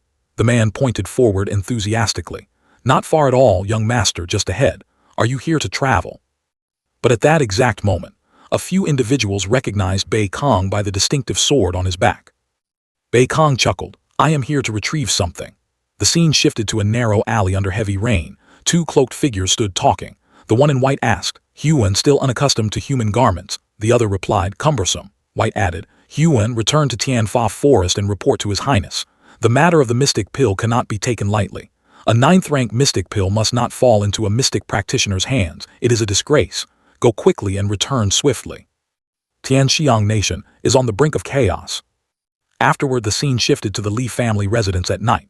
Li Shang was conferring with a servant. The news of the mystic pill was leaked so blatantly, there must be a mastermind pulling the strings. "Continue the investigation. This is our opportunity." Standing beside him was Yuran. Disfigured by an explosion, he wore a cloth over his face. Yuran spoke slowly. Only 3 people in this world knew about the theft of the Li family's mystic pill. The only person who could have revealed this secret must be the thief from that day. Li Shang remained puzzled. But why would he do that? Yuran began to analyze. Although he obtained the mystic pill, he does not know how to use it. Therefore, he needs to lure experts here to fish in troubled waters and learn how to use it. Secondly, this person is definitely from Tianxiang City, likely a top-tier expert with high cultivation, standing at the threshold of a breakthrough. He must be certain that once the experts arrive, he will get what he wants to break through. If so, this individual undoubtedly possesses an extremely powerful intelligence network. Listening to his nephew's analysis, Li Shang gradually understood. Yuran continued, "Exactly. There is an 80% chance this person is a figure from one of the major clans in the capital. Excluding us and the Tang family, that leaves the Mu Rong, Du Gu, Meng, Song, and Jun families." At this, Li Shang interjected, "Correct, but Yuran, you still miss the most powerful noble family. The 3 largest factions in Tianxiang City must all be suspects, and there is also the royal family, which is truly the most powerful." As Li Shang spoke, he suddenly coughed violently, dark red blood spilling from his mouth. Afterward, Li Shang warned Yuran, "You must be extremely cautious. This time, if your master comes in person, the chance of obtaining the mystic pill will be high. Otherwise, I advise you to withdraw from this contest." He obediently replied, "Yes, I released a sky-spanning swallow at dawn.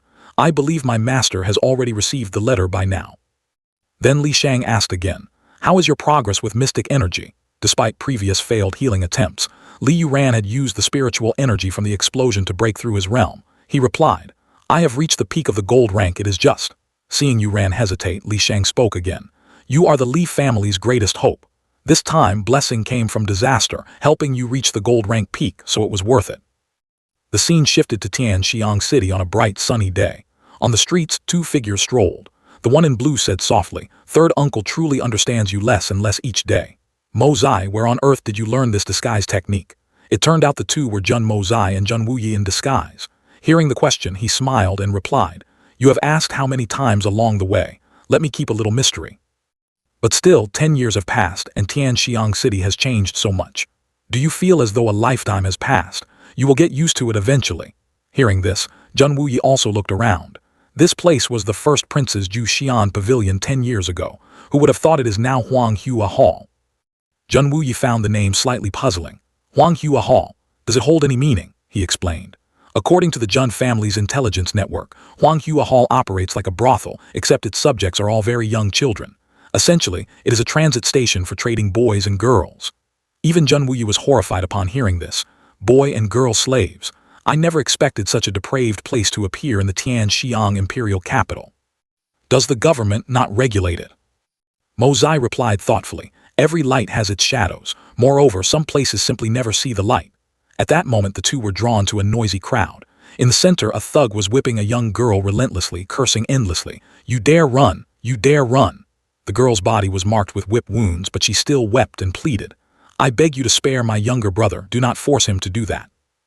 On the other side, another man held a child upside down, growling, trying to run. You think you can escape our grasp? As he spoke, the boy suddenly kicked hard to break free. The man ground his teeth in fury. You little brat. The boy rushed straight toward the beaten girl, shouting, Sister. But as he ran, the girl turned pale and screamed. Look out! Right behind the boy, a burly thug had appeared. Without a moment's hesitation, the thug brought down a crushing fist on the boy's head, sending him crashing to the ground. The girl hurried over, pulling her brother into her arms. The boy's body was bruised, coughing up blood as he struggled to whisper his final words. Let us go home to see mother and father. With that, the boy breathed his last. The girl sobbed beside her brother's body. Witnessing the scene, the surrounding crowd was deeply outraged. But the thugs turned and shouted, You penniless wretches, mind your own business. At this, Mo Zai and Jun Wuyi pushed to the front. Seeing the tragic sight, both froze, unable to believe their eyes. Jun Wuyi trembled with rage, snarling, Monsters, showing such cruelty to a child. Do you have any humanity left? A thug heard this and sneered. Humanity? You expect me to treat these two animals as people? Dare to talk back and I will give you the same fate as this trash. Just then, a coin fell from the boy's pocket, rolled forward, and finally stopped right at the toe of Mo Zai's shoe. He bent down, looking at the coin, and spoke slowly. Traveling so far just to reach my feet, is this heaven's will? Rest assured, I accept your commission. My first transaction in this life, debts must be paid. Heaven has eyes. Mo Zai picked up the coin, held it between his palms, and muttered. Jun Wuyi ground his teeth, addressing the thugs. Under the emperor's feet in broad daylight, you dare treat human lives like dirt, showing such contempt for the law. At that moment, Mo Zai spoke from behind him. Uncle, what good is talking about the law to them? If they feared the law, they would not murder people openly in the streets like this. With that, he darted forward in a flash. Mo Zai leaped high, swinging his hand toward the thugs. His strike was lightning fast, splitting one man's skull open in an instant. Just seconds later, several corpses littered the ground. His body was now stained with their blood. Mo Zai continued slowly, acting as I just did, swift and decisive, is it not better? For scum like this, either ignore them or uproot them completely. Witnessing his nephew's ruthless strike, killing several men in a flash, Jun Wuyi said solemnly, a lesson would have sufficed. Was such merciless action truly necessary? Unexpectedly, Mo Zai remained calm. Even if the government punishes them, what will happen next? The bystanders saw him kill and immediately shouted, reporting to the authorities. He merely stood there, smiling faintly. After a moment, Mo Zai sighed wearily, saying to Jun Wuyi, Third uncle, you are too conservative. I believe they would be released with a single turn of events, and today's tragedy would simply repeat. Just then, the accomplices of the slain thugs approached, calling out. His sword left its sheath in a cold flash and his voice turned firm. At times like this, those rotten laws only hinder the way. Blood debts must be paid in blood. Violence must quell violence. Eradicating evil is the only way to save the good. With that, the sword in Mo Zai's hand swung upward, tracing a sharp arc in the air as he turned. Without a second of hesitation, he charged straight into the newly arrived lackeys, his blade dancing into a deadly storm. They were completely caught off guard, falling beneath his sword before they could even mount an attack. Afterward, Mo Zai shot like an arrow deeper into the Huanghua Hall. Zhen Wuyi, watching from outside, quickly shouted, "Watch out for traps," and immediately gave chase. But the first sight that greeted him was a trail of fresh blood dragged across the floor, ending at a corpse. Witnessing the horrifying scene before him, Zhen Wuyi stood frozen, speechless. Stretching before him was a corridor soaked in blood, littered with the corpses of the Huanghua Hall thugs. On the other side, as Mo Zai advanced deeper, he was blocked by 3 men. One of them roared, "Who are you lot daring to cause trouble here?" He shrugged calmly and replied, "Cause trouble? Aren't you mistaken? I simply accepted a contract to come here and take a few lives." Saying that, he turned his head, nodding toward one direction. "Third uncle, I will leave these small fry to you." Zhen Wuyi, standing stunned at the scene, was jolted awake by Mo Zai's call. "But make it quick. This is the capital. Delay will bring the guards." Immediately, Zhen Wuyi took a combat stance, channeling the wolf strikes first with might technique as he charged at the trio. The 3 thugs recognized the move, panicked, and turned to flee in disarray. While Zhen Wuyi was engaged in a bloody slaughter on one side, Mo Zai was busy searching for something on the other. He discovered several large chests, his heart lifting, found them, then carried them out, muttering, "Must be here." Mo Zai kicked open a room's door, revealing the sight of numerous girls and young women locked inside. He called out loudly, "Everyone, come out quickly, run to the courtyard." A moment later, Mo Zai tipped the chests onto the ground, gold, silver, and jewels spilling out. He also grabbed handfuls of banknotes and tossed them into the air like rain. Drenched in blood, Mo Zai stood in the courtyard, scattering money and gold everywhere, declaring firmly, "Take the wealth and leave quickly." Head east. All the girls, former victims of the Huanghua Hall, stood utterly stunned by the unbelievable scene. Mo Zai and Zhen Wuyi stood before another room and he pointed, saying, "This must be the innermost chamber of Huanghua Hall." Zhen Wuyi looked inside, puzzled. Empty. No one here. But taking just a few steps inside, he suddenly froze. Zhen Wuyi stared ahead in horror, stammering, This is. Seeing his reaction, Mo Zai remained silent for a moment before speaking heavily. "This is called human livestock." He continued to explain.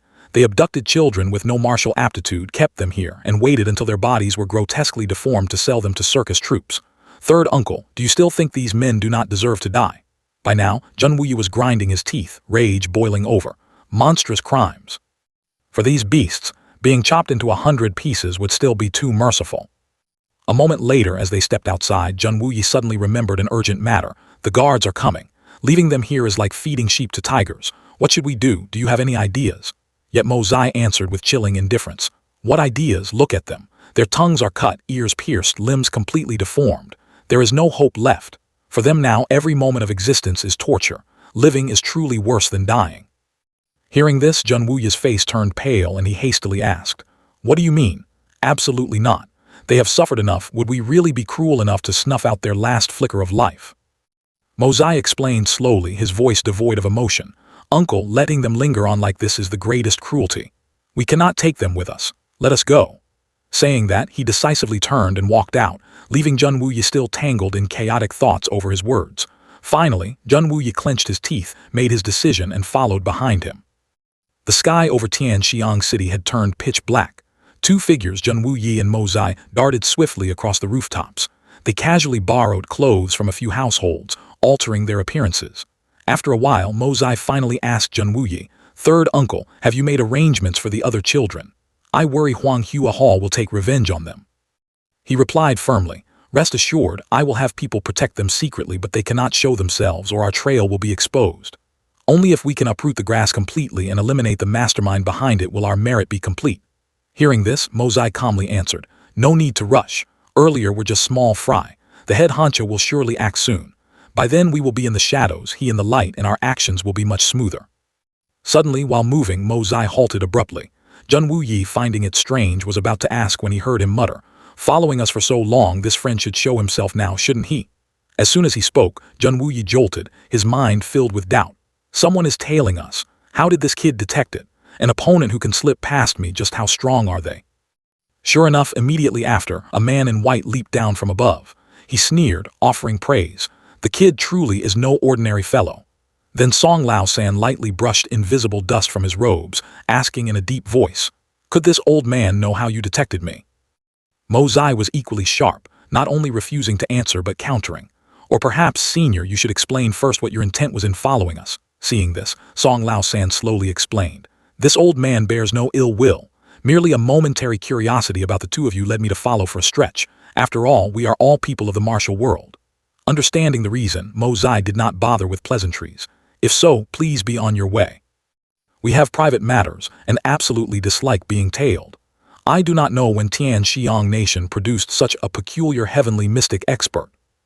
Hearing his tone, Song Lao San grew angry, growling, "Insolent brat, how dare you speak to this old man so rudely? You should know if I truly wanted to take your lives it would not be difficult." Mo Zai showed no deference, replying bluntly, "I have never liked making enemies unnecessarily. I simply did not want to send you to the underworld without cause. But since you had the guts to follow, you must have prepared your spirit for the underworld, yes. Then I will oblige you." With that, he struck, his entire body radiating an overwhelming green aura. Upon seeing the technique, Song Lao San gasped in horror, "Peak heavenly mystic." Immediately, he leaped away in fear, managing only to call back from a distance, "Forgive this old man's slip of the tongue. This battle is postponed. Another day I will seek your guidance. Farewell." Witnessing everything, Jun Wuyi was utterly astonished. You have reached the peak of heavenly mystic. How on earth is that possible?" In reality, the heaven-opening creation art allowed him to mimic any type of mystic energy, but this was not the time for explanations.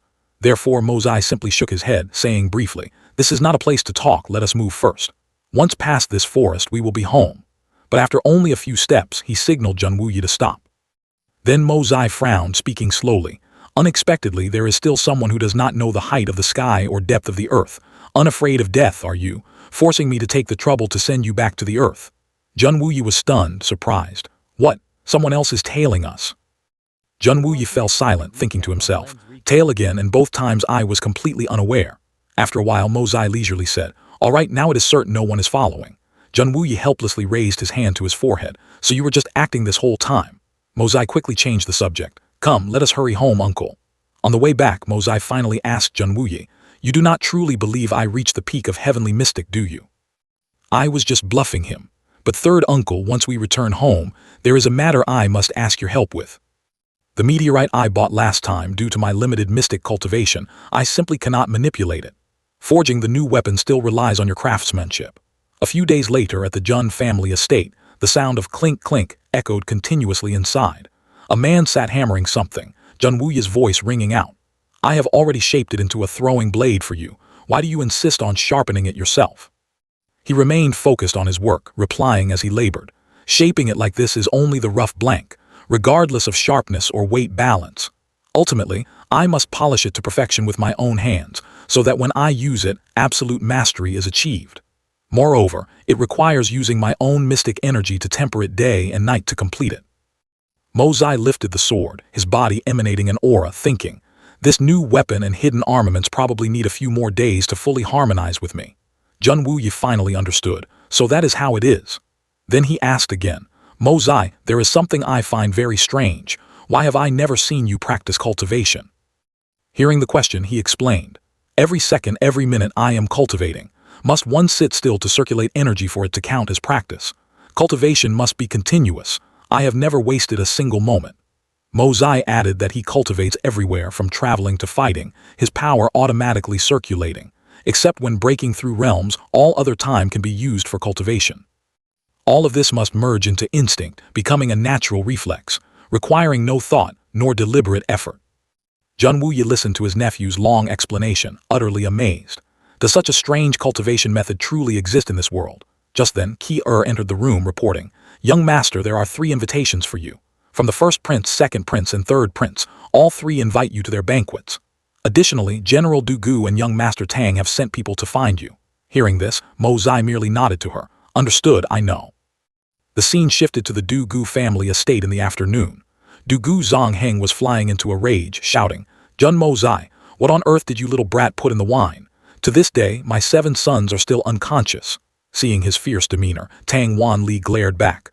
"What now? Stealing someone's wine and now you want to assault them?" Mozai stood nearby, interjecting. It is just the wine has not fully worn off, but to wake the 7 young masters requires a bit of silver. Upon hearing silver, Dugu Zongheng quickly waved his hands to refuse. Wait, are you trying to scam me out of money again? Mozai smiled faintly. No, it is not expensive at all. Only then would Dugu Zongheng listen to his proposal. Stated up front, but if it is a robbery, forget it. Afterward, Mozai calmly stated his terms. 70,000 taels of silver is enough. Absolutely no deceit. You only need to go to my estate, fetch 7 more jars of wine, open the lids, and place them outside their doors. Dugu Zongheng remained skeptical. Just that. If it does not work, you must repay me 5 times the 70,000 taels. Afterward, he did exactly as Mozai said. The 7 Dugu brothers, upon smelling the wine, immediately sat up, then dove into a lively drinking session.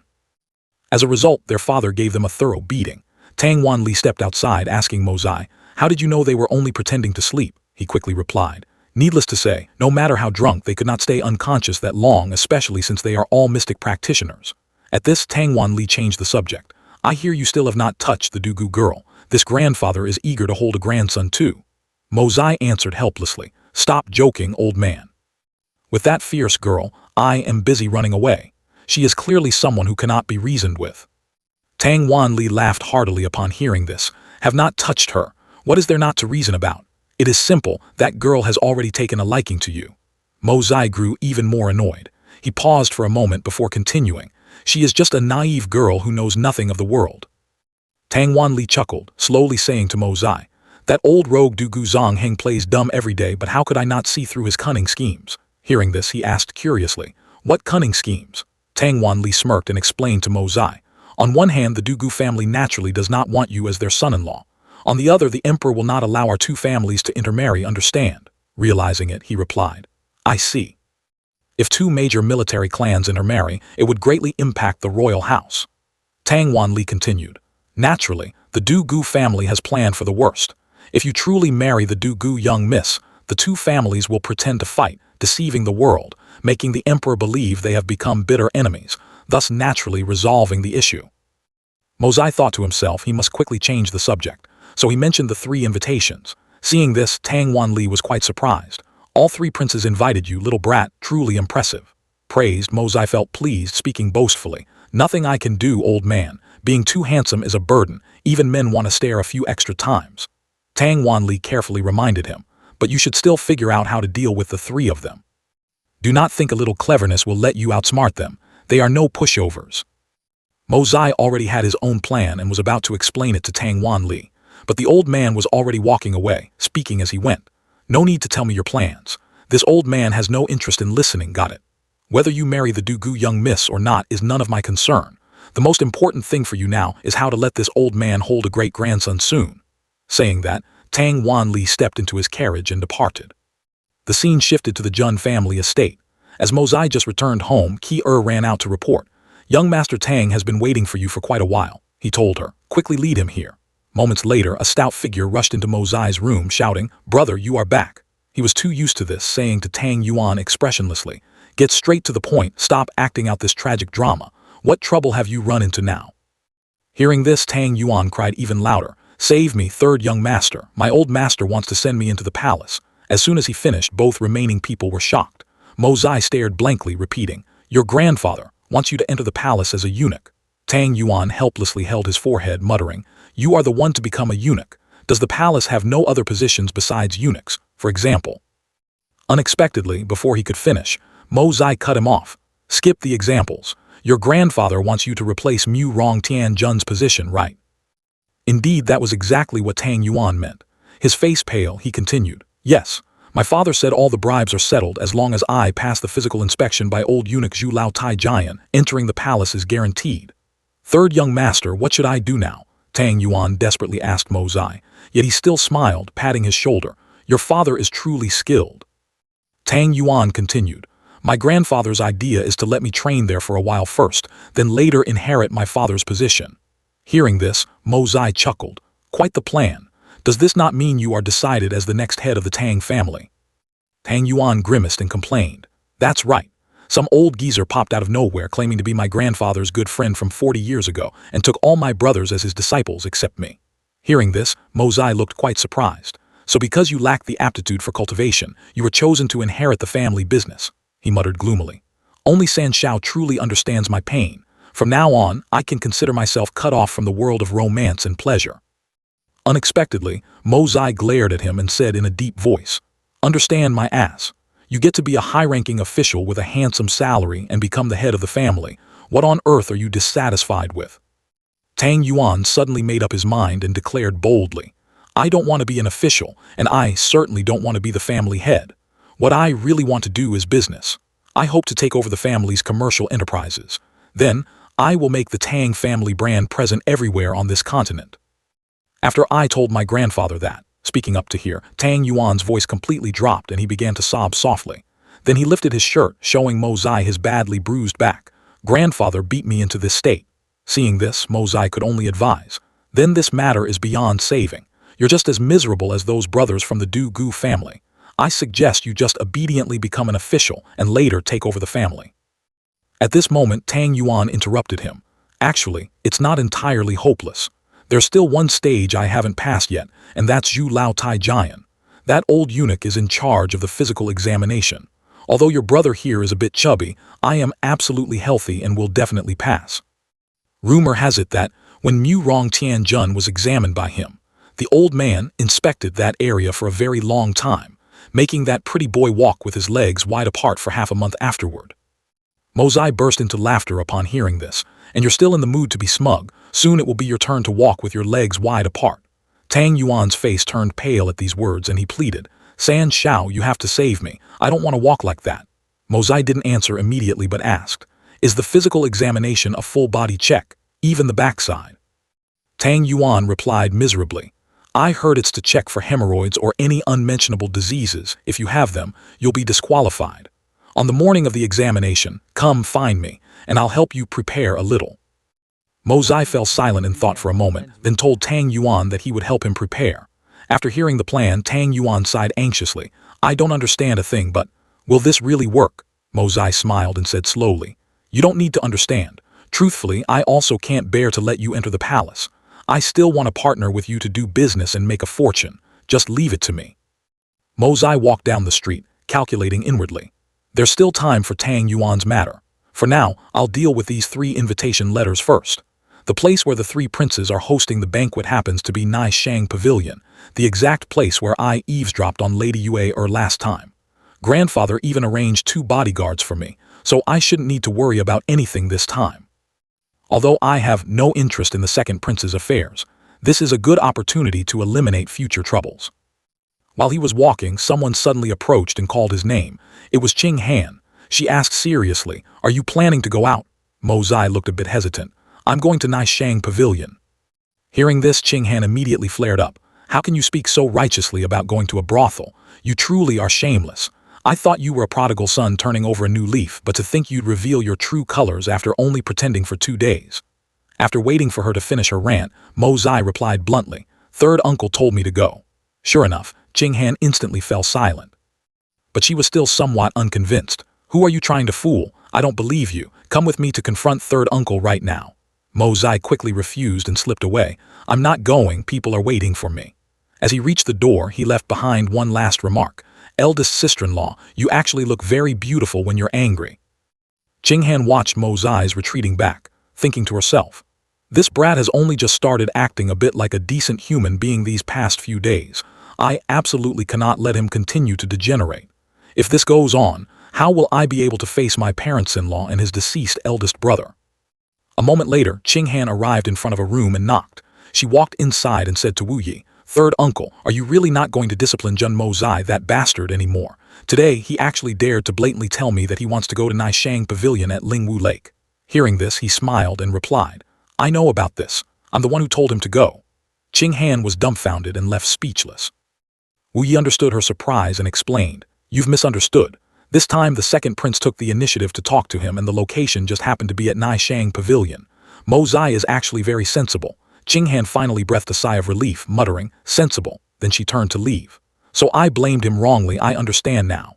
Wu Yi smiled and whispered to himself, "In the future you will naturally come to know. Guards, invite Uncle Pang here." A servant opened the door, standing outside and asking, "Third master, what are your orders?"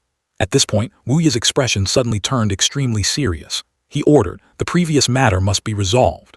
I heard that after the incident at Huanghua Hall all those children were crippled. Go take a look and see how many survivors are left. Then bring all of them back to the Jun family. If possible, do not reveal your identity. But if anyone tries to interfere, tell them directly that it is my will." The scene shifted to Lingwu Lake, Naishang Pavilion. By now it was dark and the moon hung high in the sky. Inside a room, a group of people sat around a long table. The second prince stood at the head of the table and asked, "I gathered you all here this time to ask, in everyone's eyes, what kind of person is Jun Mozai?" At this time, De Tao, who was also in the room, spoke up. "He's nothing but a playboy. Is it really necessary for the second master to personally step forward? This is giving him too much face." Bo Wen also replied, "The second master isn't giving face to Jun Mozai but to Jun Jantian, the prominent family backing him." Hearing this, De Tao sneered. "So what if he's Jun Jantian's grandson? He's only a sky profound expert. If we really wanted to eliminate him, my father would only need to lift a finger, and it would take just a little effort." Just then another person spoke. Sibo said disdainfully, "How many sky profound experts are there in the entire Tianxiang Empire? Your Cheng family is merely a martial arts sect. How dare you compare your strength with the Jun family, a hegemonic power in the military?" Everyone turned pale upon hearing Sibo's words. Only De Tao muttered, "I heard that ever since Lord Liu was severely injured, he only has an interest in other people's backsides, specifically those of young men. The whiter the better."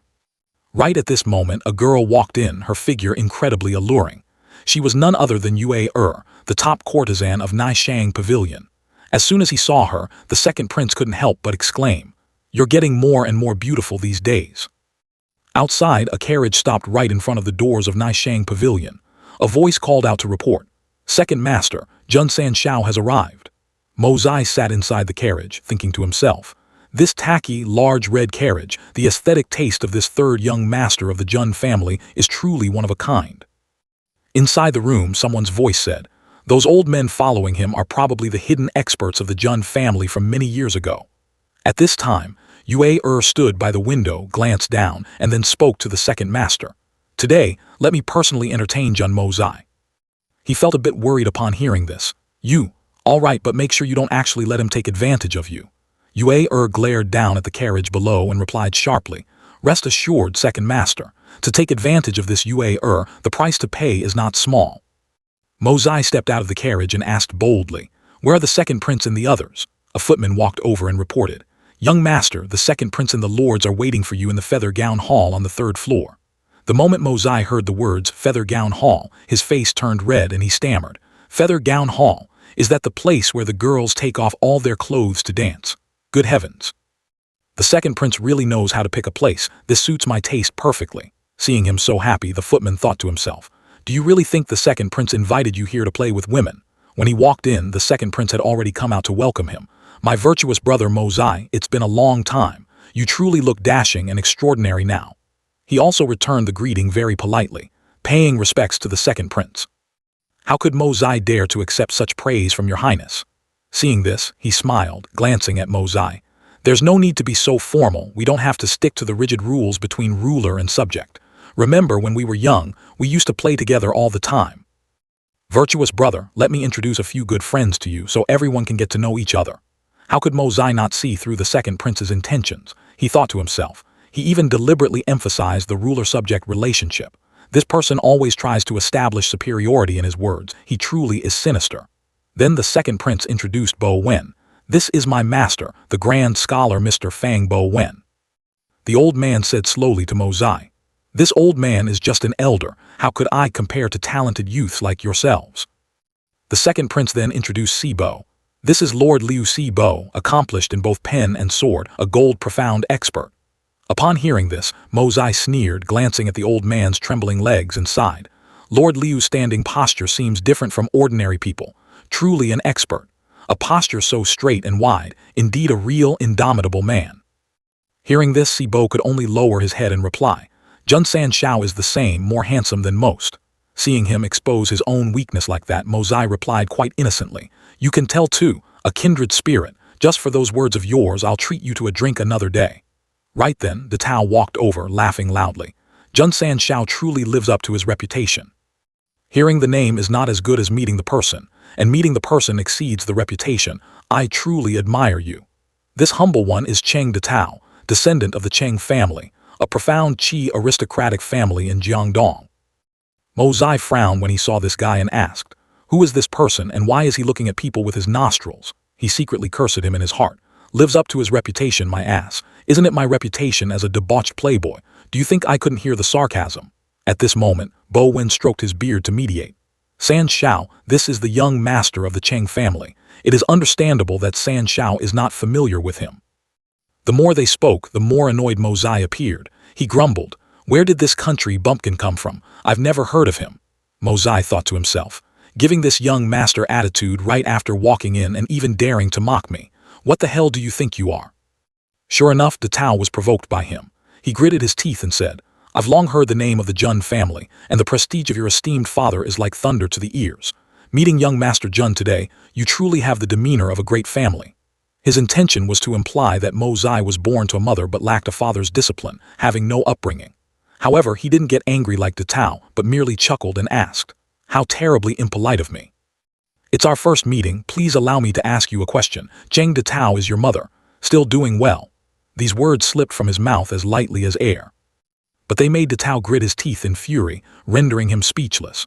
Just then, someone walked over and announced, "All the esteemed guests have arrived, please move to the banquet hall. Yue has specially brought her sisters to liven up the atmosphere for everyone." A moment later, inside the room, the dancers, including Yue were swaying to the music. Sweat dampens fresh makeup just applied, strings urge a rapid tempo, the feather gowns startle. Like flowers twining around a tree, casting no shadow, like whirling snow riding the wind, secretly carrying affection. While the dancers were dancing passionately, the second prince spoke to Mo Zai, "Virtuous brother, please take a seat." He sat down, smiling as he said, "Great dancing, very much to my liking. This lady looks quite pretty too, I like her." Hearing Mo Zai's words, the second prince's face darkened on the side, thinking to himself, "To actually set his sights on my Yue even I haven't obtained her yet, how is it your turn to have such delusions?" A while later, Yue went on to play the guzheng, performing the piece Dance Pauses, Strings and Bamboos Rise. As she played, she pondered inwardly, "The Jun family, Jun Mo Zai, is this the chance to kill him? No, it's not the right time yet." The second prince then turned, intending to say something to Mo Zai, but the latter clapped his hands and cheered, "Great playing." After waiting for him to finish praising, he finally spoke, "Let's discuss serious business. Currently, although the major families in the capital are nominally united, they are actually too fragmented. These families have formed a mutually defensive and offensive formation." Mo Zai stared intently ahead, replying to him, not wrong at all." Hearing this, the second prince smiled and nodded, "Exactly, which is why we must." But before he could finish, he heard Mo Zai sigh in admiration again. "Your second highness is absolutely right. Lady Yue's bottom is very round, it would definitely feel amazing to touch. I really want to give it a pinch. How should I put it? Although it's a bit vulgar, After that, the second prince's group kept beating around the bush, making every effort to show off the second prince's formidable strength and expressing their hopes for the Jun family. But Jun Mo Zai just played the fool, spouting nonsense, or simply buried his head in his food and drinks. The second prince finally couldn't stand it anymore, thinking to himself, "If I had known it would turn out like this, why waste so much effort? To think such a useless wretch actually made me expend so much thought." Only Bo Wen glanced at Mo Zai, judging inwardly. This young man is by no means as simple as he appears on the surface. Mo Zai held his wine cup, slowly saying to the second prince, "Second prince, is there any other entertainment today besides drinking? I'm already full of wine, shouldn't we do something else?" Hearing this, he felt very frustrated, thinking to himself, "This guy is a complete waste of space, distancing myself from him as soon as possible is the right decision." Thinking of this, the second prince spoke up, "It's getting late, everyone should head home." Mo Zai didn't reply but thought to himself, "He must have realized he couldn't persuade me, so he's letting me go. The purpose of this trip hasn't been achieved yet, of course. I can't return empty-handed like this. Relying on a mere servant girl, and you dare to talk about destroying my Jun family." Having made up his mind, he walked up to Yue and spoke with evident intent. "Lady Yue looks incredibly beautiful." Sure enough, she got a bit angry and replied, "Young Master Jun, please have some self-respect." Meanwhile, Mo Zai was secretly observing, thinking, "There's a murderous aura radiating from her that is hard to guard against." But outwardly he continued in a frivolous tone, "Don't be shy, little lady. This young Master Jun has chosen you for the night." By this time, Mo Zai had also realized one thing. this Yue was carrying a sharp weapon on her. Exactly as expected, she declared loudly and firmly, "Young Master Jun, although Yue is from a brothel, I only sell my art, not my body. Please forgive me, young master." Mozai still smiled after hearing this, leaning in even closer and said in a perverted tone, "But it's not like I won't pay, right? So you don't sell your body." This lady's subtle reminder is deeply appreciated by this young master. The atmosphere in the room suddenly froze. Everyone's eyes fixed on Jun Mozai, whose gaze was glued to Lady Yue. Everyone was secretly shocked. Did this playboy actually dare to lust after the woman the second prince had set his eyes on? However, the second prince maintained a calm demeanor, gently reminding him, "San Shao, Lady Yue is only helping us liven up the atmosphere. She is as pure and noble as a flower. Please do not make things difficult for her."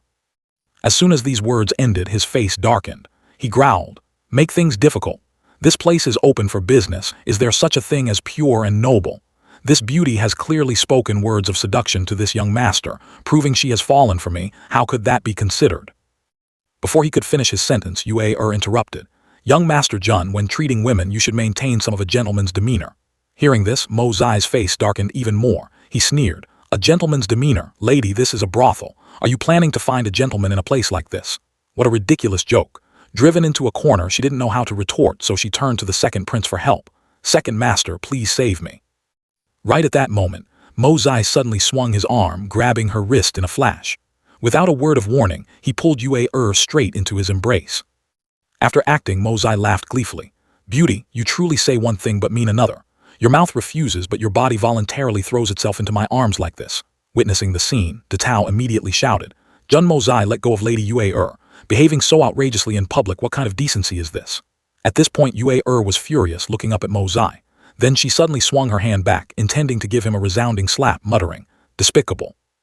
But before her hand could even touch Mozai's cheek, it was blocked by him in midair. Then, without the slightest hesitation, he slapped Yue back directly. After striking her, Mozai declared loudly, "A lowly prostitute actually dares to raise a hand against me. This is truly an act of rebellion." Yue was sent trembling all over by the slap, staggering backward a few steps. She slumped onto the floor. Suddenly, someone roared, "Jun San Shao, is there a need to lose your temper at a woman of the brothels? Today is the second prince's banquet. Do you intend to give his highness no face at all?" Hearing this, Mozai put on a contemplative look. "How strange. Cheng Detao, are your words implying that this cheap woman pretending to be pure and noble in front of me was instructed by the second prince?" Detao couldn't suppress his rage and shouted, "Don't be insolent, Lady Yue is." But before he could finish, Si Bo's face darkened and he cut in, "Shut your mouth." Seeing this, Mozai rolled his eyes again and said slowly, "Is what? Does this lady have some terrifying background? Today this young master must have fun to his heart's content." The second prince could no longer sit still and spoke up, "Jun Mozai, you are drunk. Hurry back to your manor early." But how could Mozai obey so easily? "I haven't drunk that much. How could I be drunk?" Seeing this, the second prince's face blackened and he growled, "I said you're drunk, which means you are drunk." The two simply stared at each other in silence for a moment. Then Mozai sneered, his gaze boring deeply into him, before bursting into laughter. "Since his second highness has decreed that Jun Mozai is drunk, then I guess I really am drunk. Little beauty with the second prince here today, I'll give him face and let you off for now. However, I can come find you to settle this score at any time." Saying that, he turned around, laughed heartily and left. As soon as he stepped outside, Mozai whispered softly to the two attendants standing next to the carriage, "After I leave, you two must keep your eyes glued to every movement at Naishang Pavilion. Wait for the second prince and his lackeys to withdraw. One of you will specifically watch for carrier pigeons, and the other will track any experts coming in or out. You absolutely must not let your guard down for even a second. After being humiliated by me like that Lady Yue will make her move very soon." Yue sobbed bitterly, tears pouring down like rain, her eye sockets red. She whispered Jun Mozai's name, her hands clutching her robes tightly, muttering incessantly, "I must kill you." The second prince approached from behind and called out, "Yue tonight." Yue composed herself, stood up, and her voice carried a hint of distance. "Second master, Yue is tired. I hope you can understand." She didn't care whether the second prince agreed or not and walked straight into her room first. Detao approached, his expression equally furious. "Your Highness, this Jun Mozai is too insolent. Do you need your subordinate to send someone to teach him a lesson? Even taking his life would be well deserved." The second prince interrupted him. "He knows full well that I can't touch him, which is why he was so arrogant today. Years ago, when Jun Tian was enraged, he bathed the capital in blood. Do you want him to bathe my princely manor in blood too? Mr. Fang spoke up. This might be Jun Tian's will. Jun Mozai's actions today were clearly intentional, meaning that before coming here, he was already prepared to confront your highness head-on. The second prince didn't fully grasp Mr. Fang's meaning. Why do you say that? The old man explained. The Jun family has never participated in the royal family succession struggles. Whichever prince manages to rope in the Jun family will almost certainly secure victory. The second prince immediately guessed. Therefore, he doesn't want to stand on my side. Mr. Fang continued. He wants to pull himself out of this muddy water. In other words, no matter whose banquet Jun Mozai attended, the outcome would be the same. Second prince was infuriated, killing the chicken to warn the monkey. That bastard Jun Mozai actually dared to use this prince as a meat shield, the elder added. Furthermore, everyone now knows that Jun Mozai and your highness have fallen out. If anything happens to him in the next few days, the biggest suspect will be your highness. The second prince's expression turned gloomy. What is the meaning of this? I was humiliated by him today, and now I'm supposed to send people to protect him. Mr. Fang offered a remark that made his face darken entirely. If your highness is not afraid of Jun Tian's wrath, then naturally you need not mind my words. The second prince was so angry that he overturned the entire banquet table. He couldn't accept this reality. Bastard! Wine cups and plates of food went flying, shattering on the ground. After that, the night gradually sank into silence. Yue stood out on the balcony, her heart heavy with resentment. In that situation, you were actually still hesitant, still afraid she would affect your reputation. You shouldn't have provoked her from the start. If you are so wary of Jun Tian that you dare not make a move, is Yue supposed to force you into action? Jun Mozai, for the humiliation I suffered today, this Xiu Leng Yue will definitely make you die without a burial place. At the same time, the carrier pigeon that Yue had just released soared into the sky. Suddenly, a dark shadow brushed past it. A small net was cast, and the mysterious figure snatched the pigeon perfectly. He observed it for a moment, then quickly vanished from the second prince's manor. As the situation was being reported, De Tao's heart boiled with fury. Jun Mozai, today you dared to humiliate me. If I kill you, everyone will just think the third prince did it. Just wait, I will make Mozai die without an intact corpse. Right after, little Bai Bai, who had just sneaked out of its residence, ran onto the street. Just at that moment, Mozai's palanquin was passing by. It immediately leapt onto the palanquin. He picked up little Bai Bai and wondered, isn't this the iron-winged panther belonging to Dugu Xiaomei? Why did it run all the way here? Could it be that Grandaunt is somewhere nearby? Mozai pleaded, please, if you keep following me, that fierce master of yours is going to cause trouble for me. Understand? Please go somewhere else, I'm begging you. Outside echoed the voice of Xiao Yi as she searched. Little Bai Bai, where did you go? Little Bai Bai, Mozai could only sigh. He lifted the curtain of the palanquin and could only groan inwardly. What a cursed fate. Guhan followed and spoke up. The person inside, please come out. Xiao Yi ate candy while asking innocently, is little Bai Bai really in there? Mozai lifted the curtain with a weary expression. There are hundreds of thousands of people in this entire Tianxiang city. Why is it that every time this young master goes out, I run into you guys? Is it because we are destined by fate, or are we just enemies on a narrow road? Xiao Yi's eyes lit up upon seeing a familiar face, exclaiming, Jun Mozai. Meanwhile, Guhan's face darkened when he saw him. Mozai then stepped out with little Bai Bai, even humming, if fated, we will meet even 1,000 miles apart. Then he walked forward slowly. He stood in front of Xiao Yi and gave a forced smile. Miss Du Gu, we meet again. Xiao Yi's face instantly turned bright red, her mind in a whirl. Fated. He said we are fated to meet. Could it be that Xiao Yi and he truly share a destiny? She felt embarrassed and didn't dare to look directly into Mozai's eyes.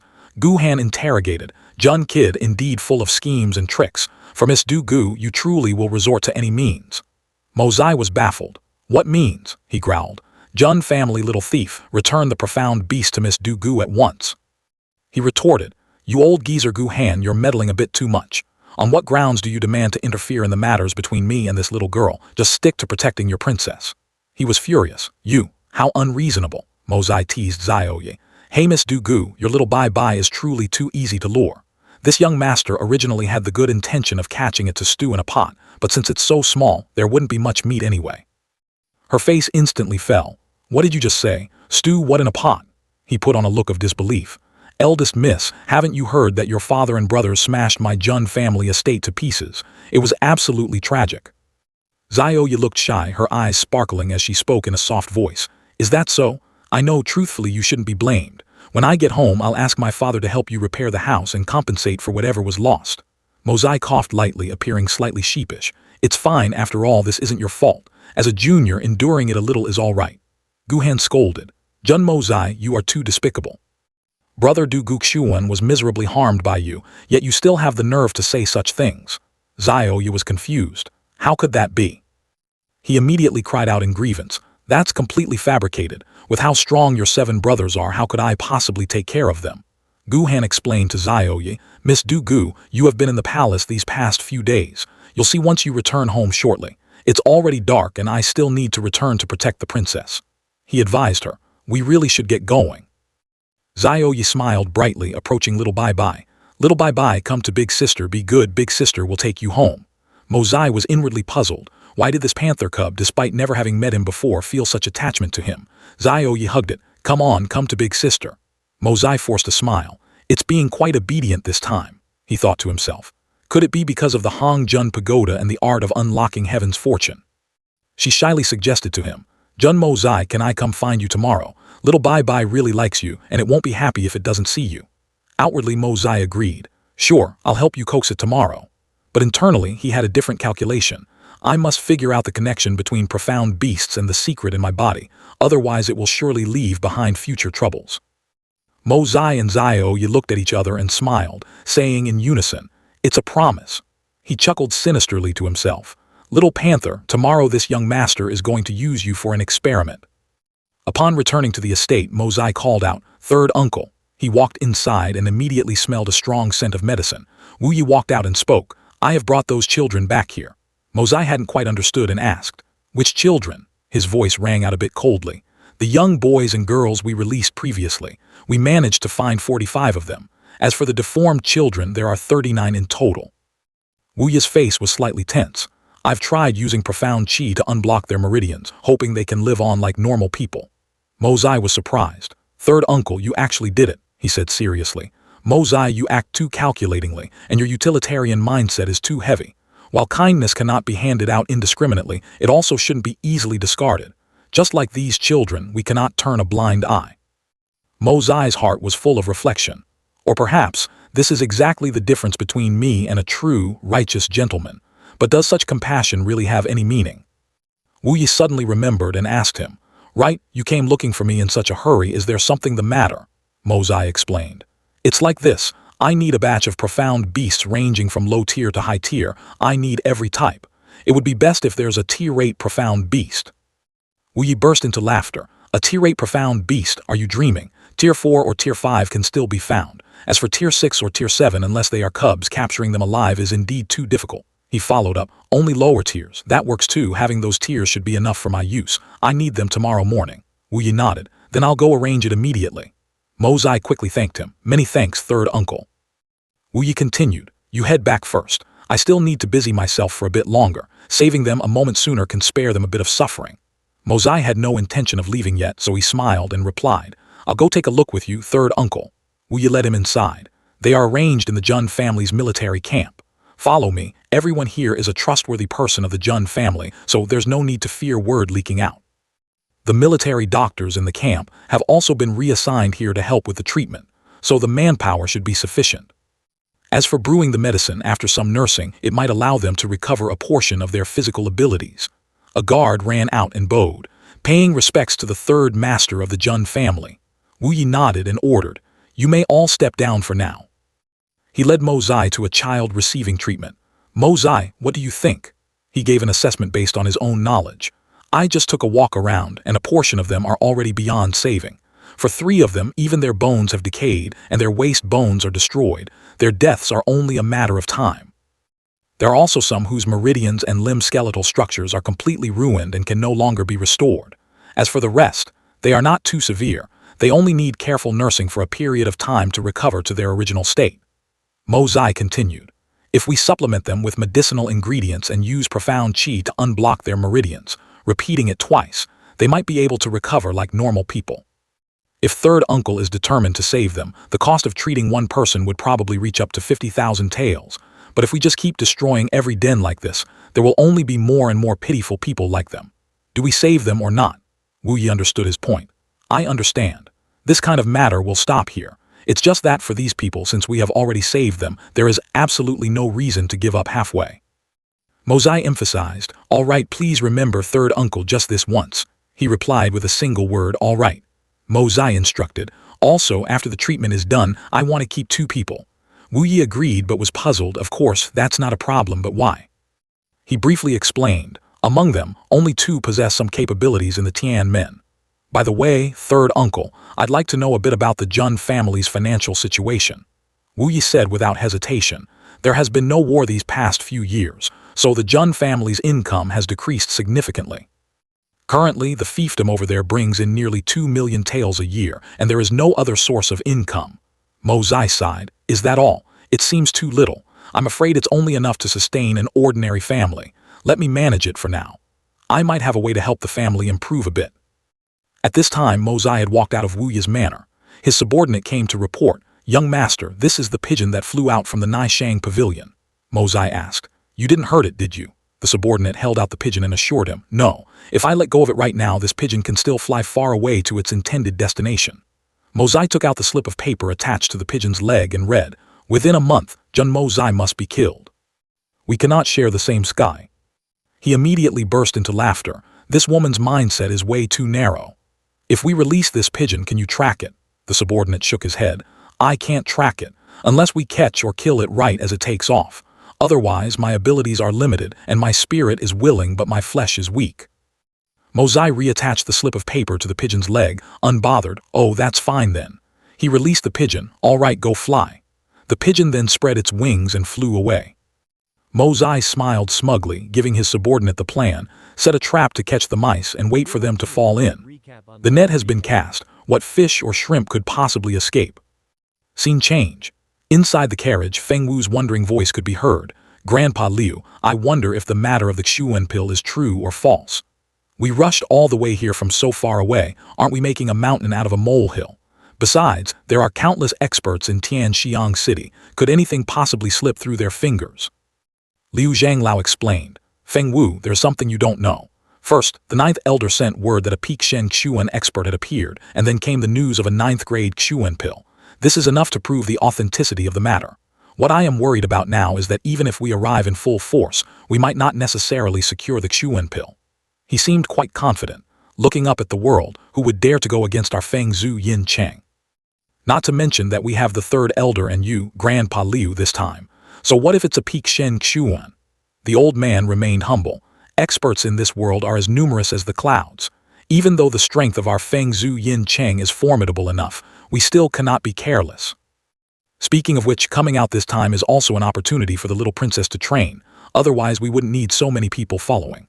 Of course, the strength of the Yin Cheng is incredibly powerful. How could any ordinary person dare to provoke us? Yan Meng, hearing herself mentioned, constantly asked, Third Grandpa, you were talking about something important. Why did you stop? She reached out and tugged at his sleeve. Don't leave people in suspense. And then what? Liu Zhanglao groaned inwardly. This troublemaking little grandaunt. No wonder those guys had such gloating expressions when they found out I was accompanying the princess down the mountain. After thinking, he kindly said, I say, my little grandaunt, ever since we left the Yin Cheng, I've been telling you stories non-stop. You have to let these old bones rest for a bit. She didn't care at all and said, who told you to suddenly stop when you were getting to the good part? What eventually happened to that Jun Wu Yi and big sister?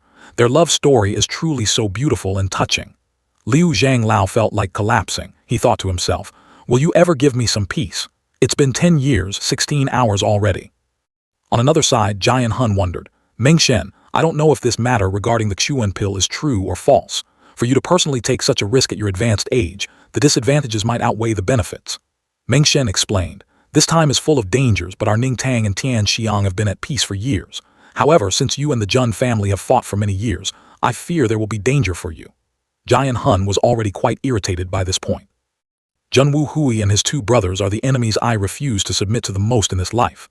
Coming to Tianxiang this time, firstly is to escort you, the state preceptor, and secondly, I want to clarify exactly why Jun Wu Hui died. Despite this, Meng Shen still replied calmly, I know you've always suspected me all these years. Although I did indeed have the intention to strike back then, it really wasn't me. Jian Hun looked like he was about to explode. The affairs of war between soldiers, why must you people meddle in such extraneous matters? He reminded him. Jian Hun, some matters are not purely military affairs. He roared. Jun Wu Hui and Jun Wu Meng are dead, but the third brother Jun Wu Yi is still alive. There are some things that will eventually be exposed to the world sooner or later. I absolutely refuse to accept such a disgraceful victory. Scene change. Someone was playing with a pigeon while saying, a peak 9th grade Xuan pill, truly a good item. Even if it's just for the Xuan pill, being able to take this opportunity to cross paths with the heroes of the world is also a joyous event in life. Someone else wondered, how could a peak 9th grade Xuan pill fall into the hands of a mere Xuan practitioner? That is a great insult to us. And so, the news about the Xuan pill spread far and wide. Experts from all over the world gathered in the Tianxiang Empire. They were all riding horses, looking incredibly majestic and awe-inspiring. Scene changed to Mozai's manor. He was standing, looking at the beasts in the cages, and thought to himself, Level 1 White Xuan Beast, Level 2 Winged Fox, Level 3 Swift Wind Wolf, Level 4 Demonic Bull. I just requested them last night and they've already bought them for me today. Mozai looked at the beasts in the cages and praised, Third Uncle's way of doing things is truly fast and efficient. Why are they ignoring me like this? Let's try Level 2. He placed his hand on the cage with a thoughtful look. Let's try Level 3. Noticing no change, Mozai felt a bit apprehensive. No reaction from Level 3 either. Why is it like this? Could it be that Xiao Bai Bai simply has an affinity with me? The pythons on the other side were sticking out their tongues. A ferocious-looking demonic bull was trying to lunge out of its cage. Mozai climbed up, full of surprise. There is a reaction on this side. Hearing him say that, the pythons also wanted to slither out of their cages. Mozai immediately felt smug. As expected, I don't know if it's the Kai Tian Zhao Hua Gong or the Hong Jun Tower that has a special effect on Xuan beasts. Scene change. A servant announced, the young masters and miss of the Du Gu family have arrived. Mozai immediately ordered, quickly invite them in. Take all these things away to be disposed of, I don't need them anymore. Third Uncle can handle them himself. If those 2 snakes are to be butchered for meat, you can save a portion for me. Wu Yi thought to himself, these 2 red bone snakes cost 200,000 taels, a meal that costs 200,000 taels. The beautiful and gentle Xiao Yi walked over to Mozai. Accompanying her was Wu Dai. As soon as he saw him, he shouted, what are you looking at? Haven't you seen a beauty before? But Mozai didn't show any anger, so Du Gu Xuan has come too. How about we drink some wine together? Wu Dai yelled again. Drink what drink? I still remember being scammed last time. I'm warning you, kid, be honest this time. Of course, if it's free, then drinking a little is fine. Suddenly, Xiao Yi's beast flew towards him. Mozai immediately hugged it and praised, good spiritual beast, Xiao Bai Bai is so sensible. Someone pour tea for brother Du Gu. Miss Du Gu is truly beautiful today. She wondered internally, why is he calling me Miss Du Gu? Isn't he going to call me little girl anymore? Calling me that feels much more familiar. Xiao Yi acted slightly sulky. I thought you didn't see me. Mozai seemed to sense her sulkiness and hurriedly said, of course not, he thought to himself. While Xiao Bai Bai is in my hands, I must seize the opportunity to experiment a bit. Xiao Bai Bai suddenly grew another pair of wings. Suddenly Mozai was sucked into some sort of magical space. How could this be? It seemed to have exceeded his imagination. If this continues, my body might explode immediately. Mozai then spread his arms wide and absorbed the power. I have to risk it. I'll absorb it first and figure it out later. Xiao Bai Bai immediately absorbed a strange wave of spiritual energy. Xiao Yi wondered inwardly, Jun Mozai, what's suddenly wrong with you? He was clearly sitting right in front of her, yet it felt like he was 10,000 miles away. Wu Yi thought to himself, a tremendous power is slowly radiating from Mozai's body. This is bad, this cannot be seen by outsiders. So, he immediately infiltrated Xiao Bai Bai's body. Wu Yi quickly dealt with the obstacles that were affecting him. Good thing I ran fast, otherwise anyone who touched it would surely have their souls scattered. Suddenly, a strange burst of power lifted Mozai high into the air. Then it pulled him down in extreme panic, causing Mozai immense pain, making him scream continuously. But right after that, a surge of power entered his forehead. Xiao Bai Bai also benefited from that power and evolved. Beams of light from the sky continuously struck down at Mozai's location. The 9th elder couldn't help but wonder inwardly, just what kind of cultivation level is required to create such an earth-shattering commotion.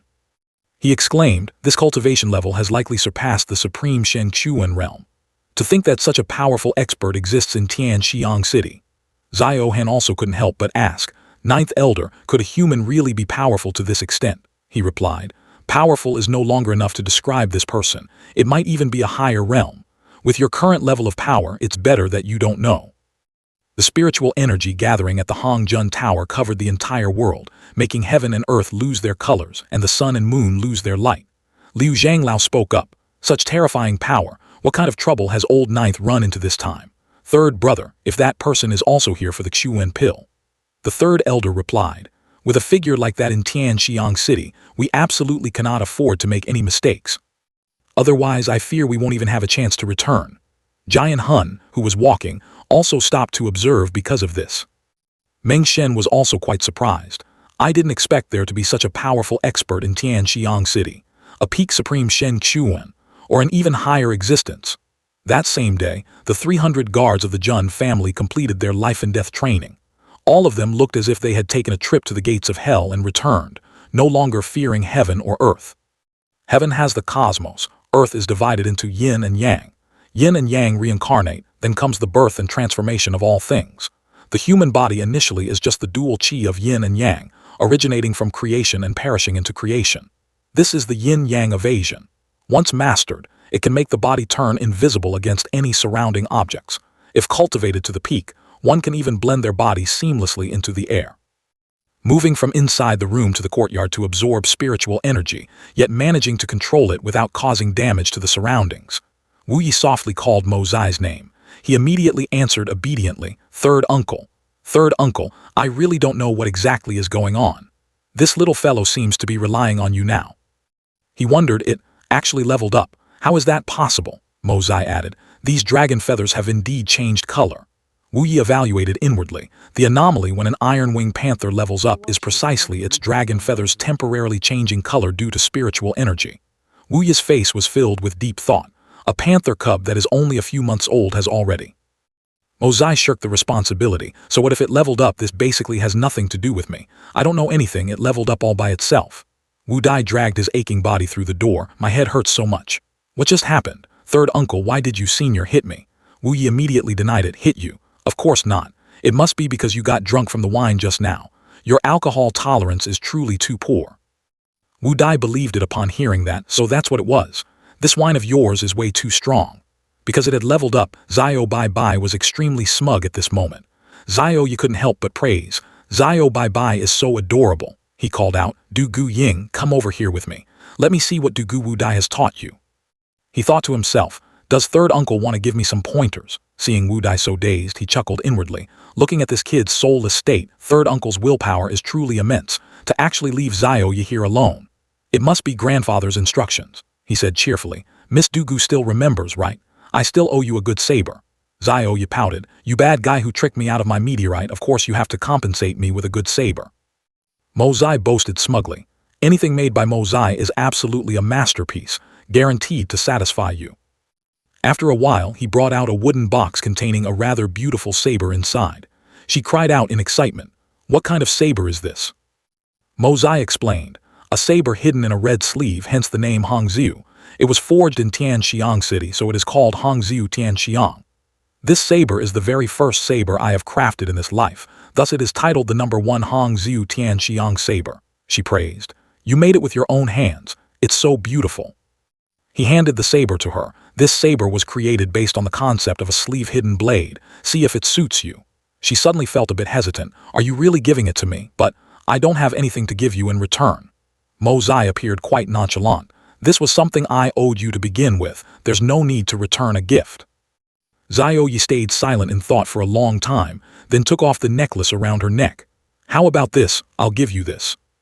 At this moment, Jun Mo Zai had never thought about what special meaning this piece of jade ultimately held, so he didn't refuse her goodwill. Then I will accept it. Zio Yi blushed and called out softly, You, this jade pendant. She was anxious, not knowing how to say it. He wondered, it's fine, it's Miss Du Gu's token of appreciation after all. However, since Miss Du Gu specifically asked for a saber, I presume you are also extremely proficient in saber techniques. She replied, Saber techniques. Of course, I'll demonstrate for you to see. Saying that, Zio Yi performed a few graceful moves for him to see. However, she was interrupted by Mo Zai, soft bone peony. Using such a style of saber technique with such a good saber is truly a waste of God's gifts. She asked back gently, Are you saying my saber technique is not good? He explained. Perhaps it's not a problem with you yourself, but rather that the saber technique you're using is too rigid.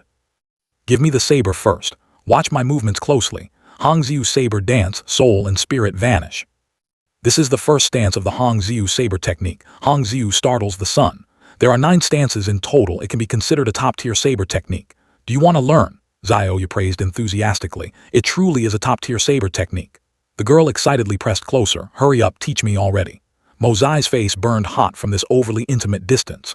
Xiaoyu smirked slightly, secretly amused. Oh, so he knows how to be shy now.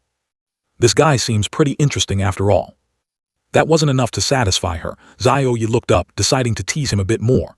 Mo Zai squeezed his eyes shut and yelled, "Bring it on then. Who's afraid of who?" At that moment, their 2 pairs of lips accidentally met, and their 4 eyes locked straight onto each other. In just a split second, both of them hurriedly backed away. Xiaoyu herself didn't anticipate things developing to this extent, feeling inevitably a bit flustered in her heart.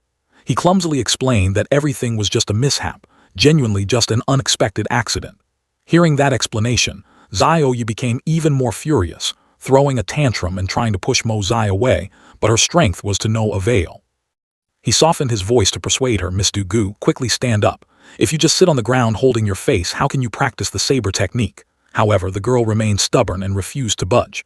"You already did that to me and you still call me Miss Du Gu?" Mo Zai asked blankly. "Then if I don't call you that, what am I supposed to call you?" Xiaoyu simply replied gently, "You should know." A second later, he seemed to awaken, crying out, "I get it." Xiaoyu was overjoyed in her heart. This blockhead had finally figured it out. Who would have thought his answer was completely off the mark? "Little girl, get up quickly. Later, your master will personally pass down a miraculous saber technique to you." He even nodded smugly to himself. That's right, their relationship was different from before. If he taught her saber techniques, wasn't that a master-disciple relationship?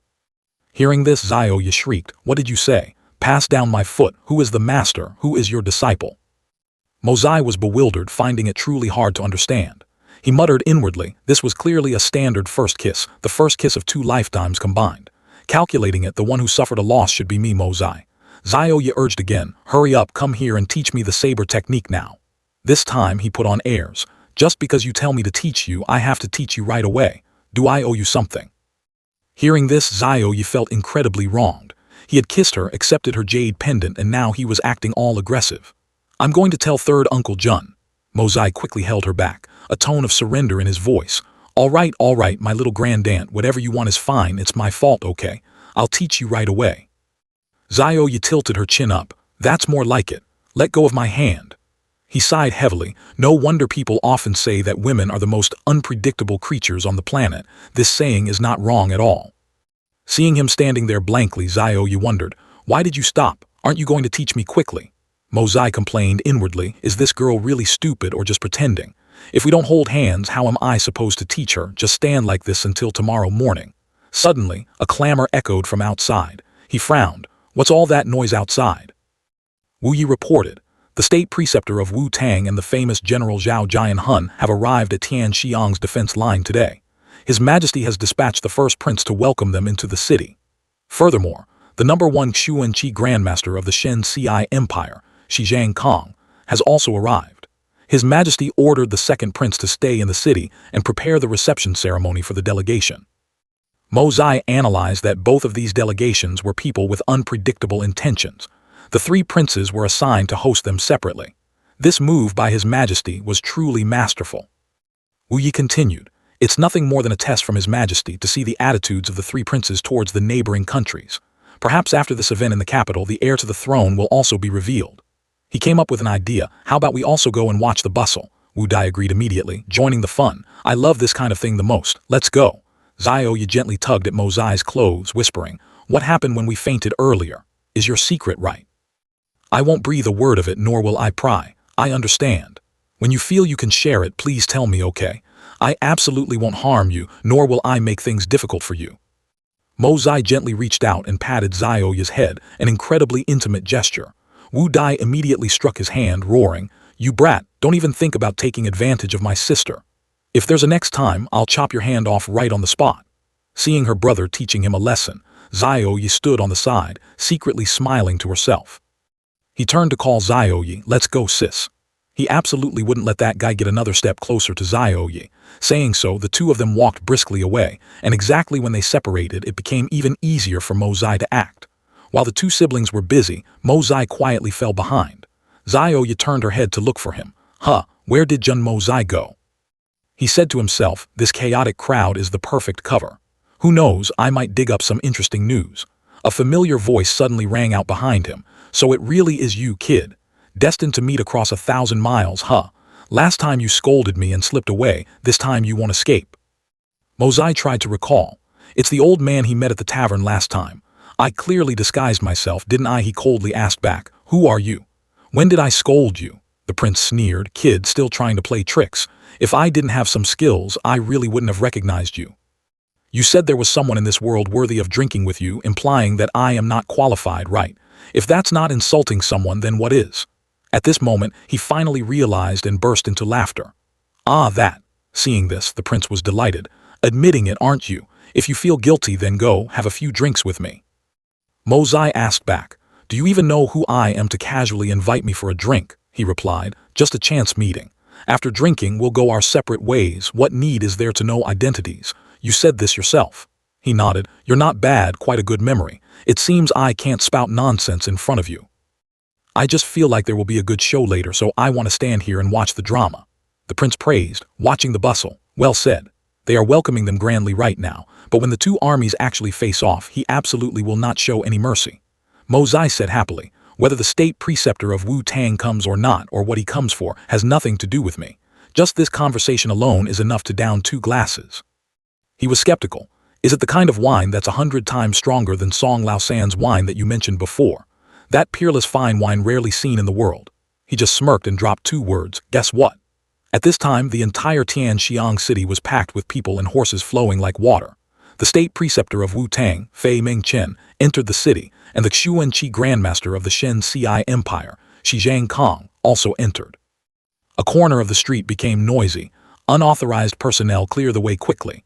The first prince is welcoming the state preceptor of Wu Tang. The prince pulled Mo Zai into a roadside tavern, his voice ringing loud and clear. Song Lao San. I've caught that kid and brought him back. Bring out your good wine quickly. Hearing this, he frowned. What do you mean? The prince explained. Song Lao San's wine is the #1 famous wine in this entire Tianxiang city. That day, he was also extremely impressed by your theories. He kept bringing it up, wanting to meet you once. So I simply helped him fulfill his wish, and conveniently bet 3 jars of good wine as well. Truly an anecdote of the wine kingdom. Song Lao San walked out from inside, clasping his hands together, truly a distinguished guest. Last time I had no fate to meet the young master, what a pity. Today I finally have the chance, please come inside. Mo Zai found it strange inwardly. He had clearly never met this person, but why was there such a familiar feeling? This person's face faintly revealed a murderous aura. Perhaps he wasn't just a simple wine merchant. Song Lao San spoke. Hearing the young master's brilliant views that day truly opened my eyes. Drinking wine truly is about drinking the mood, drinking the state of mind, not just pouring some alcohol into the belly. That kind of behavior can only be called trampling on food. So according to the young master, what would not be considered trampling on food? He raised his glass and began to recite. What is wine that intoxicates the mortal world? What is sorrow that requires wine to soothe?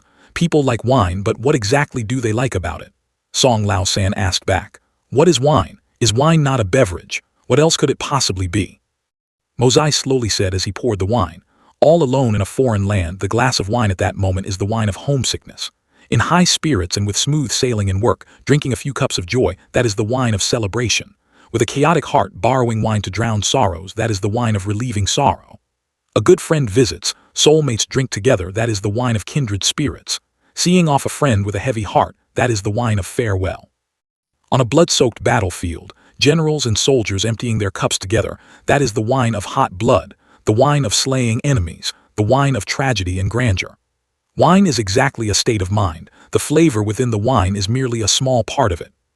The prince couldn't help but slap his thigh in praise after hearing this. Profound. You are truly a genius, he continued. The things called tasting wine and appreciating wine all require a prerequisite. That is, there must be truly good wine. However, besides me, I'm afraid no one has that kind of wine. Song Lao San was full of confidence. I, Song Lao San, have traveled all over the world. and I can say without being overly modest that if even my wine is undrinkable, then I'm afraid there is no wine in this entire world that can catch young Master Jun's eye.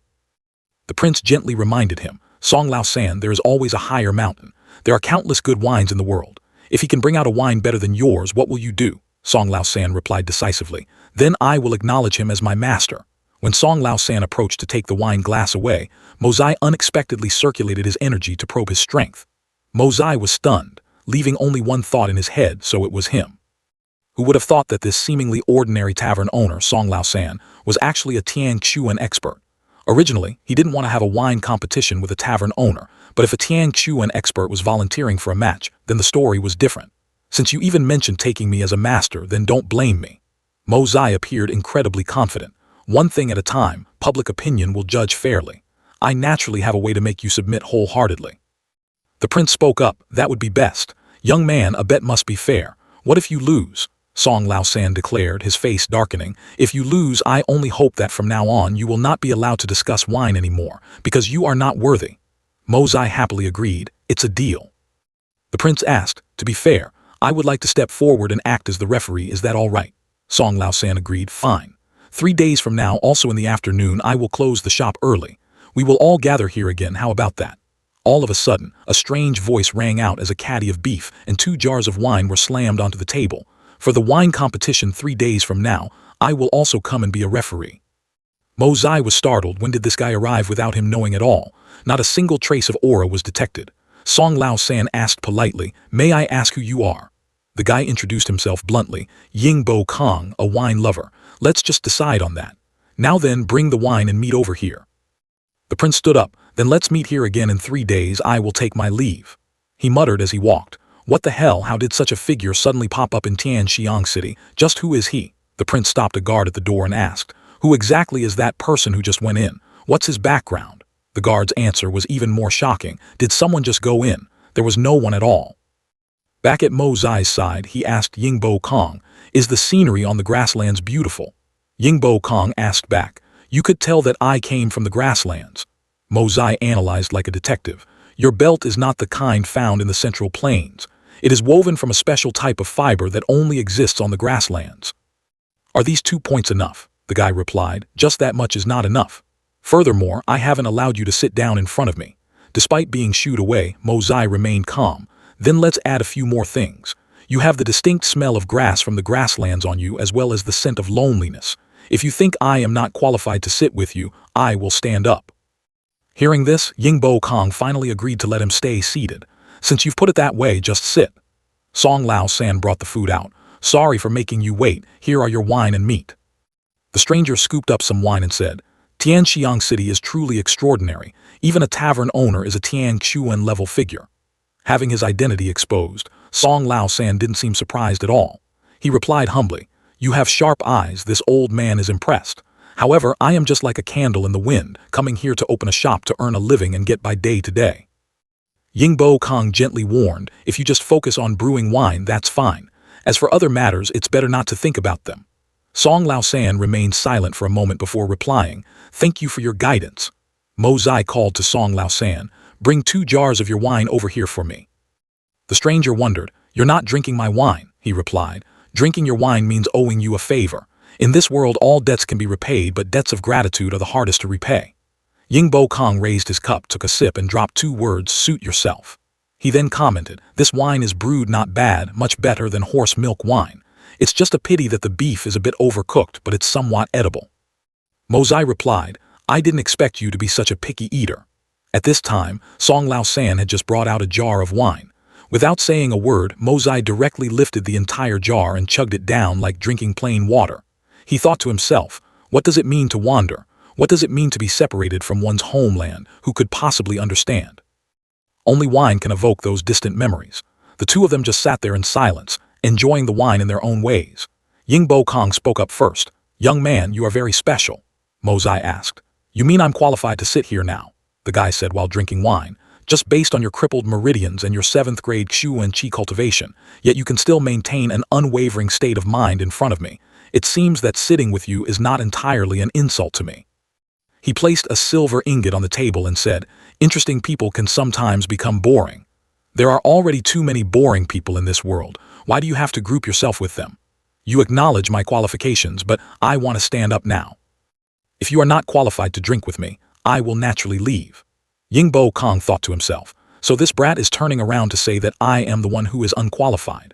The exact moment that guy spoke up pulled Mo Zai out of his stream of memories, ruining his mood for drinking. The sense of loneliness exuding from this kid was truly rare, arousing Yingbo Kong's curiosity and making him speak up to inquire first. He couldn't help but remind him, kid, not bad. Even though you don't know who I am yet dare to speak such arrogant words, I have remembered you well. 3 days from now I will come here to cause trouble for you. At the Jun family, Tang Yuan reminded, San Shao, it's been said it will be tomorrow. You promised me before, I'm relying entirely on you this time. Mo Zai said firmly, don't worry. As long as you do exactly what I told you, I guarantee there will be no mistakes. Mo Zai calculated inwardly. He had investigated and found out that Zhu Lao Tai Jian had a bizarre habit of being an extreme germaphobe. He instructed, Fatty, tomorrow, an hour before letting Zhu Lao Tai Jian examine you, take this pill.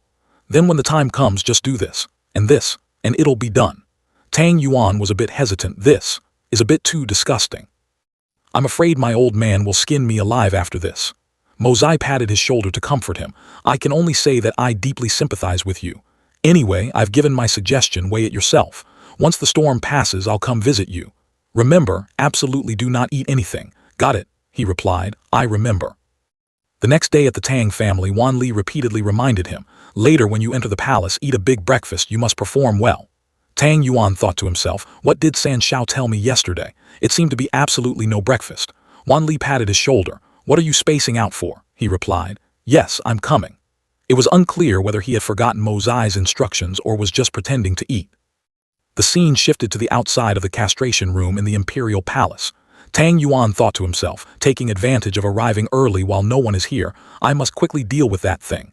This thing is too big, he thought while trying to stuff it all into his mouth.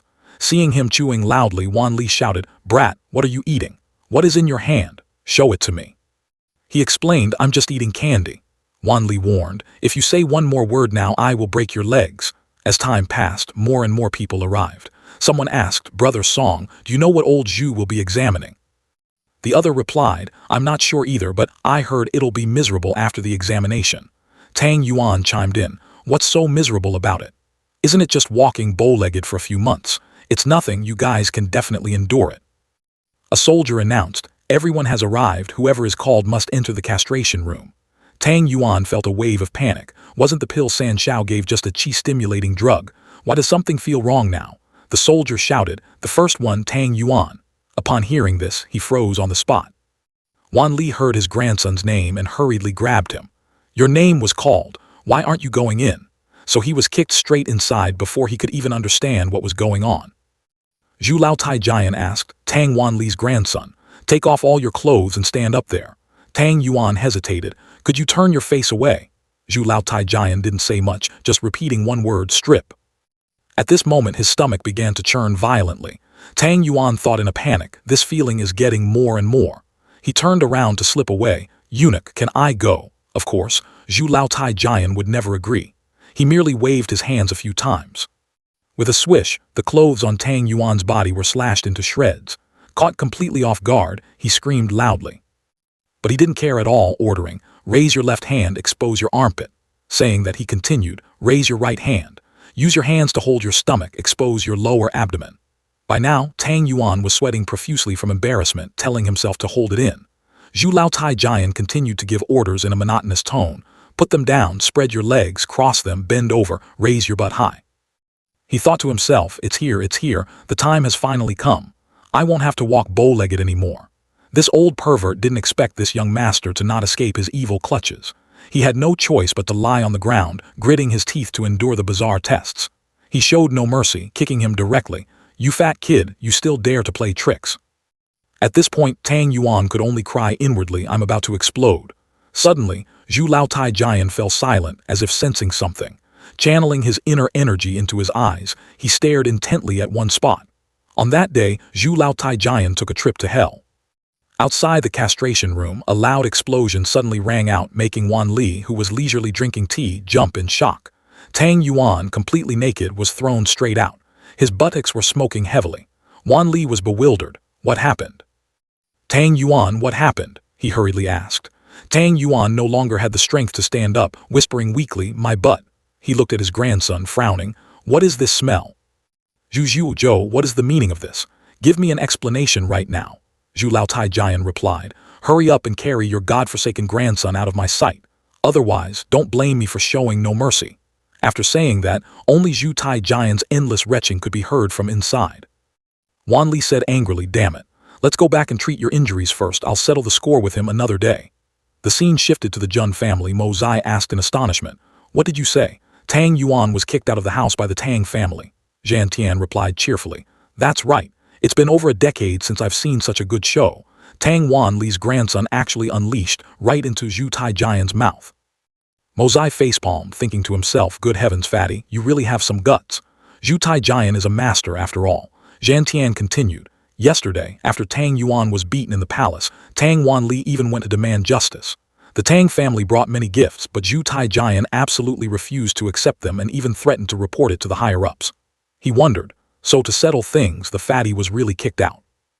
Zhan Tian found it strange. Mo Zai, why aren't you laughing? Mo Zai confessed. This idea was my doing, but my original intention was just to have him take a chi-stimulating pill and fart to put on a show. The old man was shocked upon hearing this, quickly warning, are you telling the truth? This matter must absolutely not be leaked. Fortunately, it's Tang Wan Li's grandson. If it were anyone else, they probably would have been chopped into 100 pieces by Zhu Taijian. He wondered, but he's just a eunuch. You're not going to tell me he used to be an illustrious great general, are you? Zhan Tian took a sip of tea and said, back then, Zhu Zhou was more than just a general. It's just that fate played a cruel trick on him. Wu Yi asked in confusion, father, that Zhu Taijian you mentioned. Could he be the great general Zhu Zonglong from back then? But didn't rumors say he died in battle? Zhan Tian slowly recounted. That is a story only the insiders from back then know well. On that day, he and the crown prince were taken prisoner at Hushi Mountain. When he was rescued, his entire body was covered in poisonous insect bites, destroying the physique of an illustrious great general. Since then, he was interrupted by an announcement while telling the story. Master, people from the Tang family have arrived at the door requesting an audience. Zhan Tian worried, so fast. Could it be that everything has been exposed? The female relatives of the Tang family supported Tang Yuan as they walked in, explaining, in order to settle this matter, Tang Yuan has been temporarily expelled from the Tang family.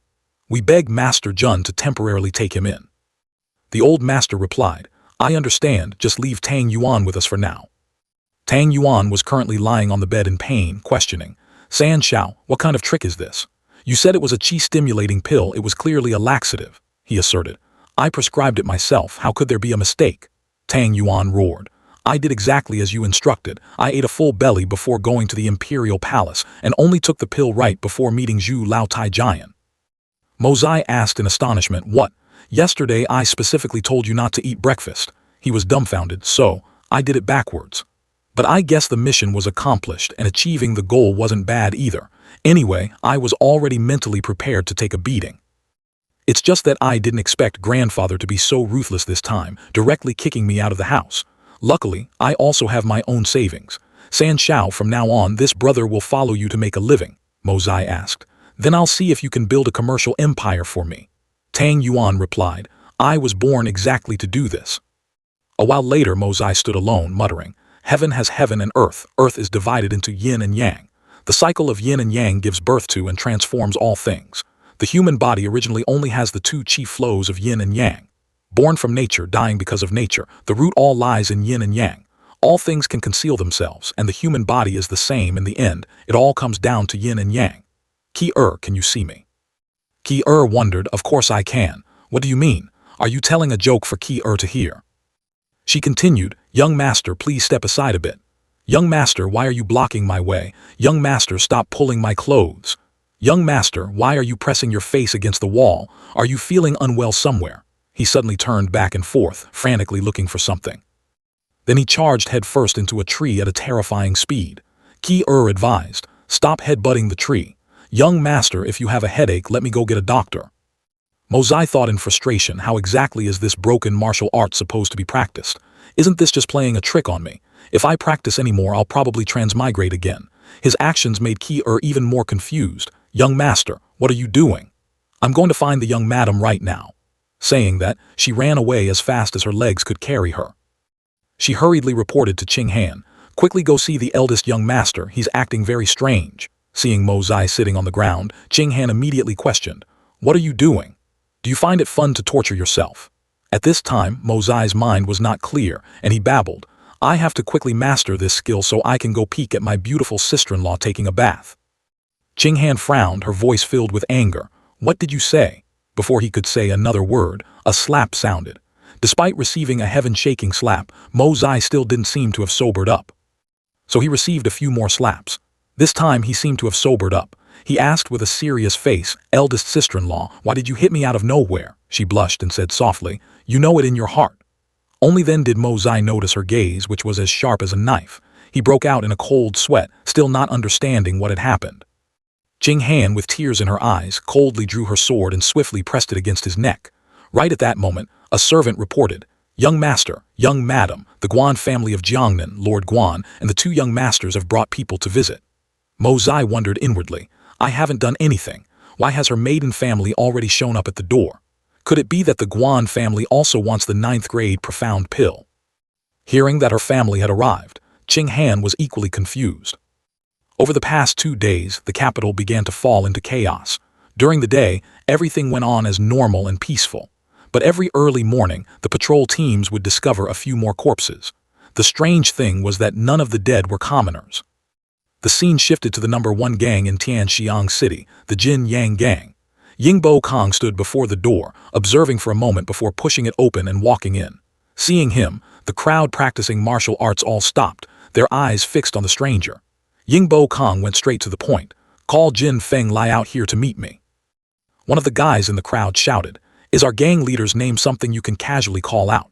Yingbo Kong remained a man of few words as always, merely waving his hand lightly. With just one move, the few lackeys were turned into a rain of blood and flesh. Back at the Jun family, Mo Zai thought to himself, luckily the slap from my eldest sister-in-law woke me up. He sweated slightly. After an afternoon of bitter training, I am able to conceal myself for a moment and move about 10 feet. But how do I get out of this state now?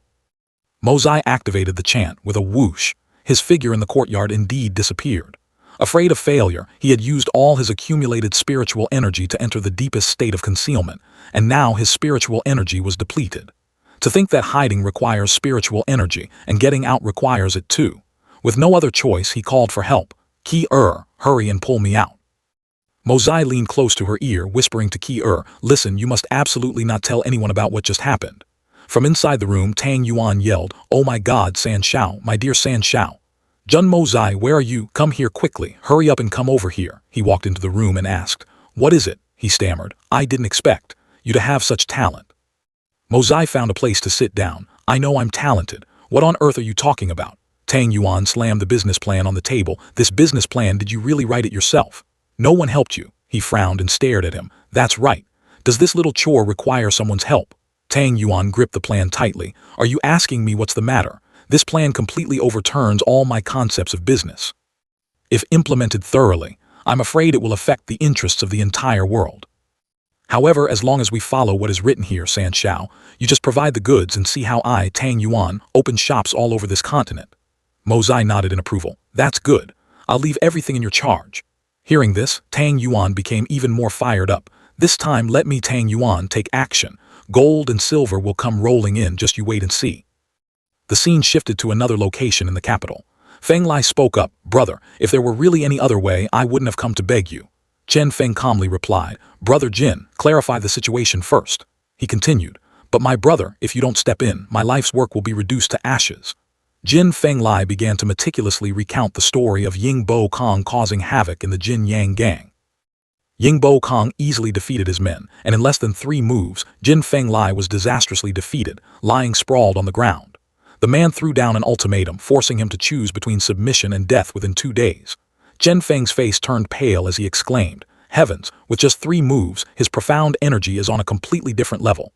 Feng Lai frantically said, brother Hai, don't tell me you plan to just stand by and watch. He hurriedly replied, big brother Jin, please tell that person that in 3 days at the Southern Woods, I, Hai Chen Feng, will welcome him. The scene shifted to the Jun family's training ground. An army with soaring morale under a canopy of waving flags charged forward in unison. Mo Zai spoke in a resonant voice, Squad captains and column leaders step forward, report the results of the field training. A general under his command promptly reported, reporting to the young master, in this training session, our troops lost 46 men. Among the remaining soldiers, 130 have successfully broken through the 9th grade, reaching the primary human profound level. Another 84 have also advanced to the mid-human profound level. He nodded. Very good, but don't celebrate just yet. This is only the prelude. Remember this well, every achievement you've gained is an outburst from being pushed into a corner. Under such circumstances, even the most cowardly person can turn into a hero. There will come a day when you touch realms you previously wouldn't even dare to dream of. The entire army shouted in unison, "We obey your orders, young master." "Young master, will you allow us to continue following you?" Mozai replied coldly, "Go see my third uncle, see how he arranges your assignments." A while later, Wu Yi turned to Mozai, who was sitting next to him, and said, "You decide for yourself, I'm very busy." He immediately retorted, "Ever since I taught you the art of disguise, you've been busy cleaning up others, haven't you? Are you handling another place like the Yellow Flower Hall from last time?" he continued. "I cleaned up very thoroughly after that time. How did a little brat like you know so well?" Mozai calmly explained, "After making a move, killing intent does not easily dissipate, and a person's aura will naturally change. Besides me, there probably aren't many people in this world who could notice, third uncle, you can rest assured." Wu Yi asked, "You brat, whatever. Do you have anything important this afternoon? Remember to come home early. Tonight there is a family banquet to entertain the people from the Guan family and wash away the dust of their journey while we're at it." Mozai clearly showed a look of concern. He explained further, "Their purpose, first is for the life-saving profound pill, and second is to bring your eldest sister-in-law back. They have already hinted at the second point." He shook his head. "I'm afraid things aren't that simple." Wu Yi continued, "Whether Qing Han stays or goes is the Guan family's business. If she finds a good marriage, our Jun family is willing to prepare a grand ceremony to send her off. Qing Han is a good girl. It's just a pity that your older brother didn't have that blessing." Mozai spoke up, "Third uncle, if she finds a new haven, we will naturally give her our blessings. But I still feel that there's something very shady about the Guan family." Wu Yi analyzed, "If the Guan family came here for Qing Han's happiness, that's one thing. But if it's solely for the family's interests, then that's another story. The Guan family is her maiden home, but our Jun family is truly her more solid backing." He interrupted, "Third uncle is indeed fiery, truly living up to the name of a sky profound master and the blood-clothed great general of the past." Wu Yi burst into a hearty laugh. "Stop bringing up those empty titles from the past to tease me." Then he took out a newly refined medicinal pill and said, "Here is what you need." Mozai gently accepted the pill that was still hot. After taking it, he lowered his eyes to look at the pill in the palm of his hand. Seeing his curious expression, Wu Yi explained, "A 6th grade profound pill fresh out of the furnace." The scene changed, that afternoon at the Song family tavern. Huinong walked in, his voice ringing out clearly, "Song Lao San, what are you doing setting up all this? It's just a wine tasting competition, does it need to be this grand? You scared this king half to death, I almost didn't dare to step inside." He glanced at the table and commented, "Why did you prepare so many cups and bowls?" A row of shining cups and bowls had been elaborately arranged on the table. Song Lao San heard the voice and replied, "To others it might be a trivial matter, but to me, this is the most important event in the world. I even have a premonition that this wine competition will be the most valuable memory in this Song Lao San's life." Prince looked surprised. "Song Lao San, you are Song Lao San. Rumors in the pugilistic world say that Song Lao San is a handsome and romantic man with a radiant demeanor. I don't understand how Brother Song ended up in such a state," he replied in a calm voice. "It's a matter of the past, I don't dare recall it. What use is there in bringing it up?" Yang Mo poked his head out from behind and called, "Your Highness, father." He turned to introduce to everyone, "This is my unworthy son, Yang Mo." Bei Kong sat cross-legged, twirling a wine cup in his hand and dropped a sentence, "Not a bad foundation." Huinong bowed slightly and replied, "Thank you, sir, for the praise." Suddenly, Mozai lifted the curtain and walked into the room, speaking up, "I'm here." He swept his eyes around the room and broke out in a sweat, "Old Song, today isn't your wedding night, is it?" Saying that, Mozai approached the table and set down 2 jars of wine. Huinong looked at him, curious, "So little, only 2 jars of wine." Mozai maintained his calm demeanor. "1 jar costs 10,000 taels of silver, these 2 jars are 20,000. You get a drink for free and you're still complaining it's too little." Song Lao San also brought out 2 jars of wine. "To be fair, you have 2 jars, I also have 2 jars. I spent 5 years on this wine, collecting over 30 types of exotic flowers and rare herbs, brewing it from the essence of grains and the melted snow from the snowy mountain peak." Bei Kong suddenly spoke up. 5 full years traveling the world just to brew a few jars of wine. This painstaking effort alone makes it worthy of being savored. Mozai followed up. Such perseverance is indeed admirable, but perseverance doesn't always lead to success. Bei Kong sat opposite him, asking, "Young man, are you implying that perseverance is worthless? Let me ask you, since ancient times, which peerless genius hasn't had extraordinary determination? Success isn't something achieved just by empty words." He retorted, "Knowing for sure that victory is in your hands is called admirable, but knowing clearly that there is no hope and still diving in head first is called stupidity. I believe that no profound master is a brainless fool." He frowned, retorting, "How many profound masters do you know?" Mozai continued, "The illustrious reputations of the world's 8 great grandmasters. It's probably hard not to know them even if you didn't want to. The first 7 are beyond dispute, but the 8th position in the eyes of the world is perhaps shared by 2 people." Bei Kong interjected, "How could there be a tie? The eagle god Shen Yuan Yingbo Kong and the sword god Feng Quan Yun, the 2 of them have competed with each other for half a lifetime and are still evenly matched. That's why I said this 8th position is enjoyed by both of them. But does Feng Quan Yun really measure up? In the end, it's just an empty title." Mozai added, "What Senior said makes sense. Rumor has it that Yingbo Kong, in order to practice martial arts, once went up the snowy mountain alone to fight against 1,000 eagles. On this point alone, Yingbo Kong has already left Feng Quan Yun far behind." Bei Kong nodded in agreement. "You little brat, you know a thing or two, but this old man still doesn't agree with your logic about perseverance." Mozai thought to himself, "I was originally just guessing, but it seems he really is Yingbo Kong." Then he posed a question. "Countless people have gone up to the snowy mountain peak to train bitterly, but why did only Yingbo Kong become a grandmaster? What is the reason?" Huinong, standing nearby, chimed in curiously, "Is it because all the others died?" He replied to him, "Spot on. Effort doesn't equate to success. Song Lao San's wine definitely isn't bad, but it might not necessarily be the best wine." Song Lao San continued, "Just as you said, whether a wine is good or bad, tasting it will make it clear." As soon as he opened the jar's lid, a fragrant aroma immediately spread throughout the room. Huinong took a deep breath, exclaiming, "Truly a masterpiece." Bei Kong also clicked his tongue in praise. "Compared to this kind of wine, I'm afraid only 2 or 3 other types can be found." Mozai inwardly commented, "The wine's aroma is strong but somewhat mixed. If it were poured into dozens of bottles, I'm afraid it would become ordinary." Song Lao San carefully lifted the wine jar high. Seeing this, Mozai blurted out a compliment, "Not bad technique, using profound energy to decant the wine." He poured the wine from the jar into small cups, then offered them to everyone. Huinong quickly downed it in one gulp, his face full of satisfaction. "Good wine." Bei Kong took a sip and commented, "It is indeed not bad. This old man has tasted countless fine wines, but none can compare to this one, truly top tier." Mozai looked at the wine cup in his hand and judged, "Still not professional enough. Failing to filter out all impurities is a major taboo in winemaking." Song Lao San asked back in bewilderment, "Not professional enough, but this is the best wine that I have poured years of heart and soul into creating." Huinong, seeing Mozai's somewhat arrogant attitude, said, "Little brother, perhaps we should try your wine now." He pulled out his own wine jar, saying, "Your Highness underestimates me too much. The competition hasn't been decided yet. How do we know whose wine is better?" Bei Kong stared intently at his wine jar, evaluating, "Why is there no scent of wine at all? It's even wrapped in oil paper." He casually removed the layer of oil paper, saying, "Don't be impatient, it's still early." When the lid was opened, there was still a piece of wood tightly corking it on top. Bei Kong was amazed. "You even used white orange wood to cork it." Mozai forcefully popped the wooden piece out, then smiled confidently. As soon as the piece of white orange wood popped off, a magical fragrance instantly spread throughout the room. Mozai continued, "Drunk before drinking, opening the jar sends the fragrance 10,000 miles away." The profound aroma of the wine, like a dream, enveloped the entire room. Everyone was stunned. Is this really wine?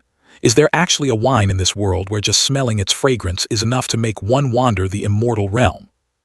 The wine was poured by him into the small cups on the table. Huinong gazed intently, muttering, "Drunk before drinking, opening the jar sends the fragrance 10 miles away." Tears involuntarily streamed from his eyes. "It's not just 10 miles. Song Lao San was still skeptical. If this wine only has fragrance, and upon drinking it one can no longer see this scene, wouldn't that be a great pity? Bei Kong sniffed the aroma of the wine, thinking to himself, "This scent alone is a beautiful dream. I only wish to be drunk forever and never wake up." He looked at the wine cup, swallowing his saliva greedily. The sparkling liquid in the cup looked incredibly inviting. The hand holding Bei Kong's cup began to tremble uncontrollably. He slowly raised the wine cup, intending to taste it. The moment the wine touched his lips, he was stunned. Bei Kong paused, his entire body starting to tremble. Then he shouted in excitement, "Good wine! This is truly the #1 fine wine in the world. This is a wine meant for a real man." Huinong drank it all in one gulp. He slammed the cup down on the table, staring at it and stammering, "Today I finally know. It turns out I've wasted the past few decades of my life." Song Lao San beside him slowly sipped the wine, silently admiring in his heart, "I've lost, but losing to an absolute masterpiece of a wine like this, there's nothing to regret." Song Lao San's hand trembled as he held the wine cup. "Getting to taste such fine wine today, my life can be considered to have no regrets." Tears were already streaming down his cheeks. "The first half of my life, alas, I've lived it in vain." The prince thoughtfully looked at the wine cup. "Today's competition." Song Lao San raised his voice to concede defeat. "How shameful. What's left to compete? My wine is completely unqualified to compete. I, Song Lao San, am utterly convinced." He knelt down in front of Mo Zai. "Master above, please accept a bow from your disciple." He looked at the scene before him, feeling awkward and not knowing what to say. Bei Kong casually gave some advice. "Dare to play, dare to accept the consequences." Song Lao San bowing to this little brother as his master, considering his winemaking skills, is nothing to be ashamed of. Mo Zai closed his eyes and sat down on the chair, replying humbly, "Senior praises me too much." Mo Zai opened his eyes, smiling. "It should be me relying on you." The prince laughed out loud, asking him, "Little brother, is there still a lot of this wine left? Is it?" Mo Zai casually quoted the price. "I said it earlier, 10,000 taels of silver per jar. Do you all think it's worth it?" Hearing this, the prince immediately replied, "It's definitely worth it, but spending 10,000 taels of silver to buy it is something not everyone can do." Song Lao San sat with crossed arms, his expression serious. "If it's a rare masterpiece in the mortal realm, it truly cannot be measured in gold and silver. Let alone 10,000 taels of silver, even 10,000 taels of gold for one jar would be completely worth it." He then proposed a plan. "Since that's the case, I will hold an auction with limited quantities. Perhaps it will bring in quite a sum." The prince was surprised. "An auction? I wonder when it will start and where." Mo Zai smiled but didn't say anything. "As for this matter, when the time comes, Song Lao San will be the first to know. He will also participate in my wine auction." The prince cheered joyfully, then pleaded with Mo Zai, "That's wonderful. Could you give this old man a spot to participate? Share a little with me." At this moment, Song Lao San finally stood up to introduce, "Master, this is the current Prince of Equality, Yang Huinong, the only blood brother of His Majesty the Emperor of the Tianxiang Empire." Hearing the identity of the person opposite him, Mo Zai merely smiled lightly. "So it's the Prince of Equality, pardon my disrespect." The other two were quite surprised seeing his expression. This kid looks like an ordinary scholar, yet meeting a prince, he doesn't show the slightest agitation. Huinong didn't think much further and freely made a proposal. "How about this? This old man is willing to invest 1,000,000 taels in exchange for 10% of the shares, considering it as paving a way out for my descendants in the future. I sincerely hope little brother will agree." Yang Mo fell into deep thought hearing his father say that. This prince lives a frugal life, yet he is calculating a way out for his descendants. Mo Zai looked at the kid, praising, "This little girl looks quite adorable too." Yang Mo glared at him, snapping, "Nonsense, I'm a boy." But Mo Zai didn't mind, agreeing with Huinong. "That works too. You look pleasing to the eye, so I'll let you enjoy some benefits." He cupped his hands in farewell. "Let Song Lao San handle the auction matters. I have urgent business and must go home now." But Bei Kong blocked his path, his voice hardening. "Hold on, kid. You recognized me and still play dumb trying to slip away. I haven't settled the score for you making a joke out of me yet." His voice dropped low, full of threat. "You should know, my debts are not easily written off." Mo Zai wasn't intimidated in the slightest, stepping closer to Bei Kong. "Senior wanting to collect a debt from me is probably not a good idea, especially such a baseless debt like this." He spoke in a challenging tone. "Those who want to collect debts from me usually end up becoming my debtors. Do you want to try?" Bei Kong held the wine cup, not believing his ears. "Nonsense, playing tricks on me. You're still too green. No matter what, you must absolutely pay this debt." He didn't linger any longer, turning around to leave. "Fair enough. After today, if you can still find me, then we'll talk." The sky outside suddenly darkened, the streets completely deserted without a single soul. On a high tower, a young lady stood observing. That person was exactly Yue. She stood there, calculating in deep thought. "Jun Mo Zai, today don't say that Jun Zhan Tian is backing you, even if the 8 great supremes are your support. Yue-er's gaze became sharp as a blade. "Tonight you must die." Suddenly, a man in black appeared behind her. "Miss, it's about to pour rain." He covered his face completely, only revealing his eyes and a long scar. "The wind is strong out here. Please go down and take shelter." Yue-er was resolute, her eyes flashing with hatred. "No, I want to see Jun Mozai die with my own eyes. We finally got this rare opportunity. We absolutely cannot miss it." A while later, the sky had completely darkened. A horse carriage carrying people was traveling on a deserted road. Mozai sat inside the carriage, his face turning solemn. "Why do I have such a feeling of unease? When was the last time I felt panic?" He sensed an extremely heavy killing intent, causing his level of vigilance to rise sharply. A danger that could threaten his life was approaching. The coachman outside yelled upon seeing 3 black figures rushing over. "Enemy attack." One of them jumped onto the roof of the carriage, thrusting a sword straight down through it.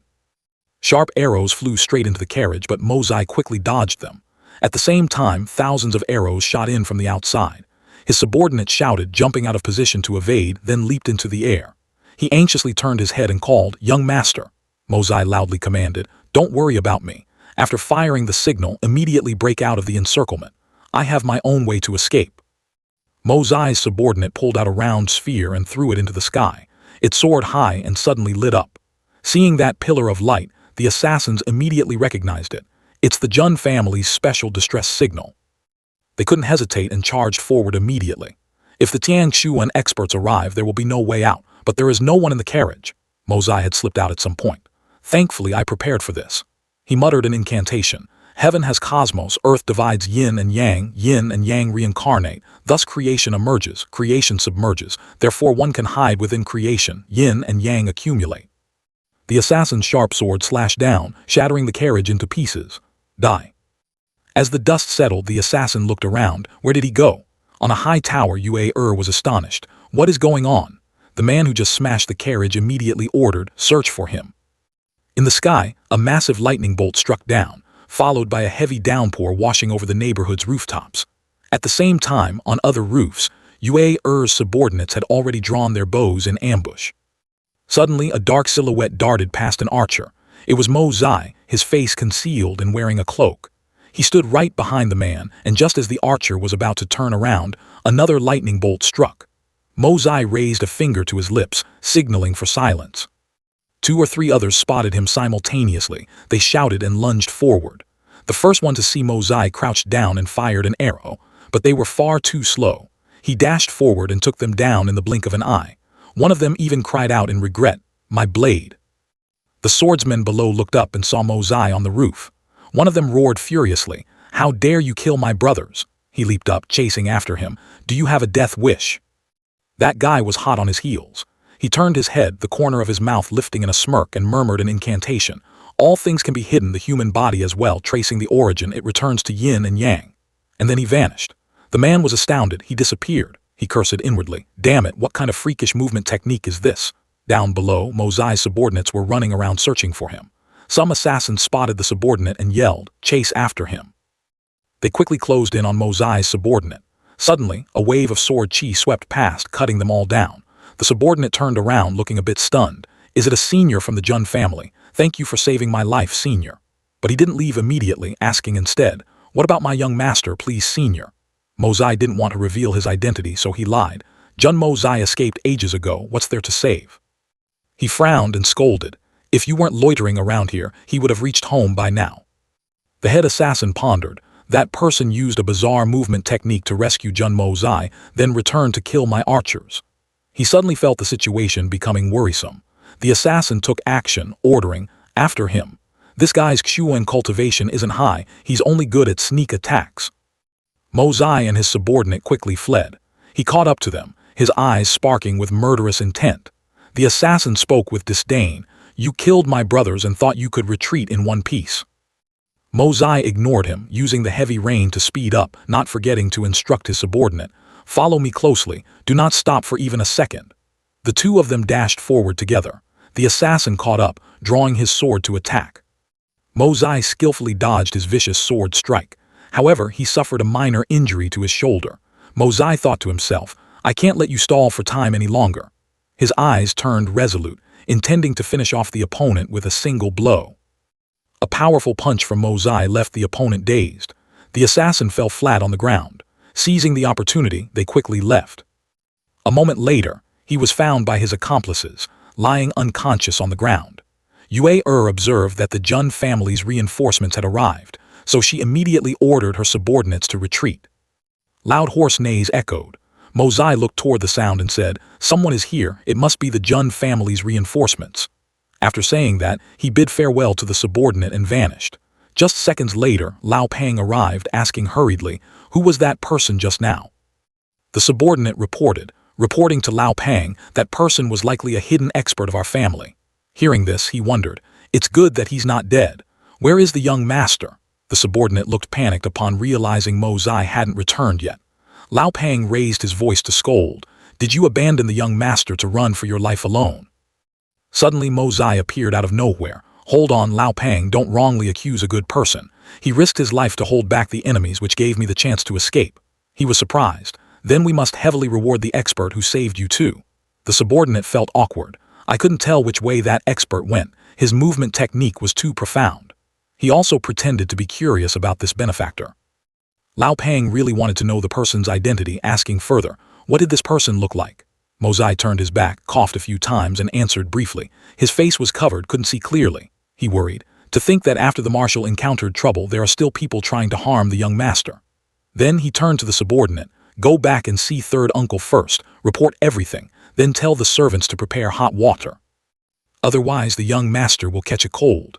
Bring another umbrella out here." Lao Pang hesitated slightly. "Young master, can you still attend the family banquet now?" Mozai replied casually. "It's fine, I didn't get hurt. I'm used to this kind of scene, it doesn't bother me." After that he escorted him. "Then please return to the estate first, young master. The marshal and Master Guan have been waiting for a long time." Mozai suddenly turned back. "I just remembered there are still a few things in the carriage. Give me an umbrella, I just need to go over and grab them." He secretly went back to search for traces of the assassins. Mozai examined every detail, muttering, "Just what's left on this surface is enough information." He seemed to have discovered something. "It really is a familiar scent. And that howling sound too, it's quite an interesting noise. Enough for me to find you." Ki saw Mozai return and ran over. "Young master, hurry up and change your clothes, lest you catch a cold. The family banquet is about to start, please head there quickly." The scene shifted to the banquet table. Wu Yi and Mozai were sitting together. He glanced at him and asked, "I wonder which expert could strike so cleanly. Mozai, tell me, do you think third uncle knows this person?" He glanced at Wu Yi, smiled lightly, and replied, "Third uncle, the world is vast, there's no shortage of strange things. People with extraordinary talents are countless, this matter." Interrupted, "I'm not discussing this with you. The assassins this time, you must have some idea in your heart, right? Do you need me to deploy people to assist?" Mozai lowered his voice. "I'm about 30% sure, but the time isn't ripe yet. The things they made for me haven't been delivered yet. Acting now would only alert the enemy." Wu Yi wondered. "You mean those little toys you mentioned before?" He confirmed. "Third uncle is indeed farsighted. By the way, where are the people from the Guan family? Isn't today the welcoming banquet for them?" He explained, "They are in your sister-in-law's courtyard. It seems Qing Han is sulking about something, and they happen to arrive just in time." Guan Dongliu and Guan Qing Han appeared together. Qing Han's expression didn't look very happy. Ru Shan, Qing Ba, and Qing Yue also walked in one after another. Guan Dongliu praised profusely. "This must be Jun Sanshao, right? Truly handsome and elegant with an extraordinary demeanor." Since Jun Sanshao usually didn't like to socialize with young masters of his age, the atmosphere was somewhat awkward. Mozai made a brief assessment. This second young master of the Guan family keeps averting his eyes. Something seems off. Qing Yue and Qing Ba then approached to greet him. Mozai also replied politely. The two Guan brothers did not mind the arduous journey to Tianxiang City. He thought to himself, "Calling me Sanshao instead of third brother, does that mean they don't want to acknowledge this younger brother, so that's how it is?" Mozai smiled. "For the past 2 days, this little brother has been busy with some matters and couldn't host you properly. It's truly a breach of etiquette." Qing Ba replied, "We are all family, why speak of etiquette?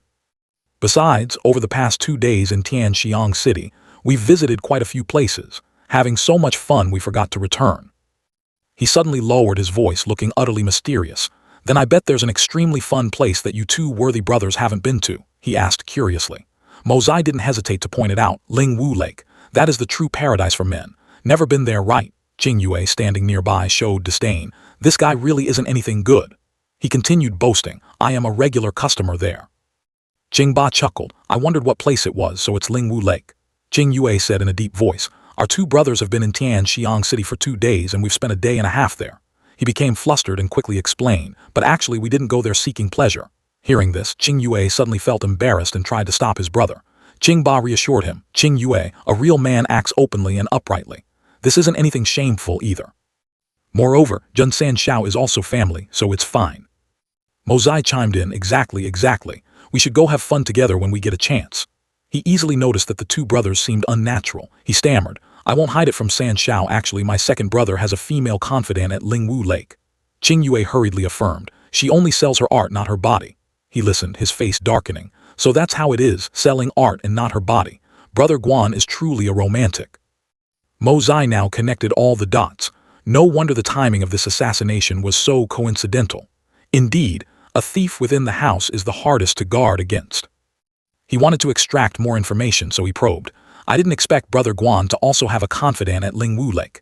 I'm very familiar with that place too." He leaned in close to his ear and whispered, "Let me tell you, many of those girls who sell their art but not their body were broken in by yours truly. For example, Miss Yue of Lingwu Lake's Ting Shuang Pavilion." Qing Yue's face changed drastically. "San Xiao, don't talk nonsense. Miss Yue is a pure lady, how can you speak so insolently?" Mo Zai pulled him further away, continuing to whisper, "You don't believe me. Let me tell you, on Miss Yue's buttocks there are 3 red moles. Whenever night falls, that snow-white skin, that soft waist. When she's with me, she even takes the initiative to confide in me. Truly enchanting. I originally planned to give her a large sum of money, but she loves me deeply, insisting that she only sells her art and not her body. I just had to go along with her wishes." The anger had been pushed to its absolute limit. Qing Yue couldn't take it anymore and roared, "Enough, Jun Mo Zai. You bastard, you are the most shameless person in this world." Mo Zai wasn't afraid in the slightest, asking, "What do you want to do?" But inwardly he thought, "Driven mad by me, huh? This still isn't enough, little brother." Everyone was startled, all eyes turning toward them. Wu Yi didn't understand what was happening. Qing Yue started to draw his sword, intending to fight Mo Zai to the death. "You and I cannot share the same sky." Guan Dongliu, not knowing how much Mo Zai's words had provoked Qing Yue, angrily yelled, "You sinful spawn, are you crazy?" Turning back time to 3 years ago, he had met Yue early on and fell in love with her at first sight. To Qing Yue, Yue was his entire world, the goddess in his heart. This time arriving in Tianxiang City, Yue told him that Mo Zai constantly came to harass her and wanted him to teach him a lesson. He absolutely allowed no one to despise Yue, so he naturally agreed without a second thought. But he didn't expect. He was now so furious that tears welled up. "Mo Zai, if I don't kill you, I swear I am not human." He frowned at Qing Yue, evaluating. Does this idiot actually have true feelings for Yue? His family members felt as if they had been struck by lightning, feeling utterly humiliated. Guan Dongliu tried to walk over to Qing Yue. "What nonsense are you spouting? Apologize to young Master Jun right now." The old man slapped him hard across the face in front of everyone. Qing Yue remained stubborn. "I won't apologize to him. I'm not speaking nonsense either. Mo Zai, in the name of a man, I challenge you to a duel." As soon as he finished speaking, he was repeatedly kicked by Guan Dongliu. "You bastard, didn't you hear what this old man said?" Seeing the situation escalating, Wu Yi immediately intervened. He advised, "Brother Guan, I see there must be some hidden facts in this matter. It should be investigated clearly. Besides, this is a conflict between the youngsters. It might be inappropriate for us adults to casually interfere." Qing Han spoke up to mediate. "Third uncle, please calm your anger for now. Let me ask him to get to the bottom of this to see what trouble Qing Yue caused today. I will definitely demand justice for him." I, however, put on a bewildered face. "A duel? Hey, third young Master Guan, is there a problem with my memory? I can't seem to recall when I provoked you." Qing Yue was tongue-tied, unable to utter a single word. The Yue he cherished so much was actually just a brothel woman. If everyone found out he was demanding a life-and-death duel with Jun San Xiao over such a girl, they would probably go crazy. His attitude, however, was incredibly sincere. "Second young Master Guan, if this little brother has truly offended you anywhere, I apologize. As long as the second young master speaks frankly, everything can be negotiated." The atmosphere suddenly thickened, so silent that one could hear a pin drop. Suddenly, Qing Ba broke the silence. "Let me explain this matter clearly." Then he began to recount the story between Qing Yue and Yue even though everyone sitting here was an old fox who could easily guess the truth. Just a little speculation was enough to picture the whole scenario. Two powerful families, related by marriage, yet almost coming to blows over a woman from the pleasure quarters. It was truly the most ridiculous joke in the world. Dong Liu couldn't maintain his composure and roared, "You little beast, do you want to anger this old man to death before you're satisfied? For a mere singer, you dare demand a duel with a young uncle of the Jun family. Do you want to throw all of the Guan family's dignity into the river?" Qing Yue argued back. "Yue is the person I cherish most, not an ordinary woman. Besides, this guy won't be my sister's brother-in-law for much longer anyway." He blurted out everything. "We came here this time to break off the engagement on behalf of our sister.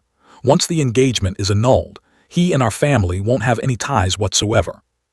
Qing Han was left speechless, while Mo Zai froze on the spot, completely unable to believe what he had just heard. Zhan Tian remained dead silent, but in his mind, he had already faintly guessed that the Guan family's true purpose for coming here this time was to cancel the marriage. Zhan Tian abruptly stood up to leave. "This old man is a bit tipsy. Excuse me for not being able to host everyone." Dong Liu hurriedly replied, "Please do as you please. Taking care of your health is the most important." The old man heavily dragged his feet back to his quarters. Qing Han's status in the Jun family was inherently nominal. From the very beginning, even if the Guan family hadn't mentioned it, for the sake of their granddaughter-in-law's happiness, Master Jun and Third Master Jun would have agreed to it. Wu Yi also fell into a difficult position. The Guan family publicly bringing this up in front of everyone was like a resounding slap to the Jun family's face. Though it was just a matter of pride, it was something the Jun family absolutely could not lose. Once the news of the annulment spread, it would quickly be embellished by gossips, causing unpredictable consequences. After a moment of silence, he asked, "Now I only want to know, what exactly does the second young Master Guan want to do today?" Qing Yue gritted his teeth and shot back, "Mo Zai, you insulted Yue, so you are my sworn enemy." He appeared extremely resolute. "Last time I let you luckily escape, but today I will take back everything for Yue. If you are still a man, then boldly accept this young master's challenge." Wu Yi repeated Qing Yue's words verbatim. "Today I let you luckily escape and return." Second young Master Guan saying this means that you were also involved in the assassination this afternoon, or perhaps you were the mastermind yourself, correct? Qing Yue hastily denied it. "What assassination? I didn't do any such thing. I just wanted to teach him a lesson. If this young master really wanted his life, would a dandy like him even have a chance to escape?" Both I and Wu Yi saw through it clearly at this moment. This second young Master Guan in the eyes of that girl Yue was nothing more than a pawn to be used. Dong Liu was so furious he couldn't speak properly. "You fool, you were led by the nose by that cheap wench." Qing Yue clutched his head, looking full of pain. "Being used. I know it very well." His voice was incredibly light as he recounted. "In the past, when she was still in the East, she also used me as a tool once. But do you all understand, being used by her actually made me very happy. I willingly let her use me, truly very happy. Being used by her at least proved that in her eyes, I still have some value. If she couldn't even be bothered to use me, then what meaning would my existence have?" Hearing the story, he could only sigh. Since ancient times, the word love has always been the hardest trial to overcome. What is love in this world that makes people pledge their lives to it? I immediately spoke up to break the heavy atmosphere, so that's how it is. Everything is clear now. Second Brother Guan is truly an utterly infatuated man. What just happened was merely a petty misunderstanding, just kids joking around. Could the uncles generously overlook this? Dong Liu respectfully said, "Thank you, San Shao, for your magnanimity. You two beasts, why don't you scram back to your rooms and repent? Wait until this old man returns, I will skin you alive." I found it extremely baffling when I caught Qing Ba sporting a mysterious smile regarding the whole incident. Dong Liu approached Wu Yi and guaranteed, "If such a humiliating thing happens again, I will personally offer up my own head." He waved his hand, not wanting to pursue it further. "Let the misunderstanding end here. Regarding Qing Han, I hope Brother Guan can speak frankly about the true reason for breaking off the engagement." The old man hesitated slightly. "Third Brother Jun, this matter, ultimately, it's best not to know. Otherwise, it will only bring more trouble to the Jun family." Wu Yi sneered. "Do I look like the kind of person who fears trouble? Or is there someone in this world bold enough to interfere in the marriage between the Guan and Jun families?" Dong Liu glanced at his daughter, his heart filling with sorrow. "This is the disaster caused by my daughter." Qing Han immediately protested. "Why is it caused by me?" The old man gently recalled the memory. "Do you remember half a year ago, on the anniversary of Mo Wei's death, you went to visit his grave?" The gloomy fragments of memory suddenly became crystal clear. There, she bumped into a youth in green robes who had stalked her for a very long distance. At that time, Teng Yun had dropped a threat. I don't care who you are, nor do I care about your status. I only know one thing, you will definitely be my woman. As Dong Liu recounted, his voice trembled with fear. He is Teng Yun, the only son of Jutian Zhizun Li Jutian, and also the sole young master of Tian Nan Blood Soul Manor. Jutian Zhizun Li Jutian, the man known as the second best in the world, only ranking behind one person, Shen Yang Zhizun Yun Bai Chen. This was a faction that neither the Guan family nor the Jun family, not even the Tian Xiang Empire, dared to provoke. Dong Liu honestly revealed everything. After investigating Qing Han's identity, Teng Yun immediately sent people to inform the Guan family. He said if we didn't agree, both the Guan and Jun families would be wiped out instantly. Qing Han pondered silently, using force directly to threaten without asking for a reason. It really was the style of the Blood Soul Manor. I suddenly burst out laughing. How old is that old Li Jutian this year? He must be over 100, right? His tone was full of contempt. So old yet only having a 20-year-old son, truly an old cow grazing on tender grass. Wu Yi scolded sternly, do you find this funny? I couldn't help but laugh. Why wouldn't it be funny? Just because you people of the Guan family don't dare touch the Blood Soul Manor, you're willing to throw away your daughter's chastity, treating her like a piece of merchandise, ready to be sold off whenever you please. Dong Liu hurriedly defended himself. I truly didn't want to do this. Qing Han is my biological daughter, my heart aches like it's being cut too. But there are thousands of lives in the Guan family, should I sacrifice all of them for this? He gritted his teeth. You all simply do not understand the sheer terror of the Blood Soul Manor. He looked straight into Dong Liu's eyes, pushing her into the tiger's den to suffer humiliation. Do you think you can live the rest of your life in peace? Wu Yi warned, Mozai, do not be insolent. The old man looked extremely helpless. When a family lacks the strength to protect its children, sacrifice is sometimes unavoidable. Anger boiled within him. You haven't even tried, how do you know you can't protect her? It's just that you were scared witless by the opponent's power.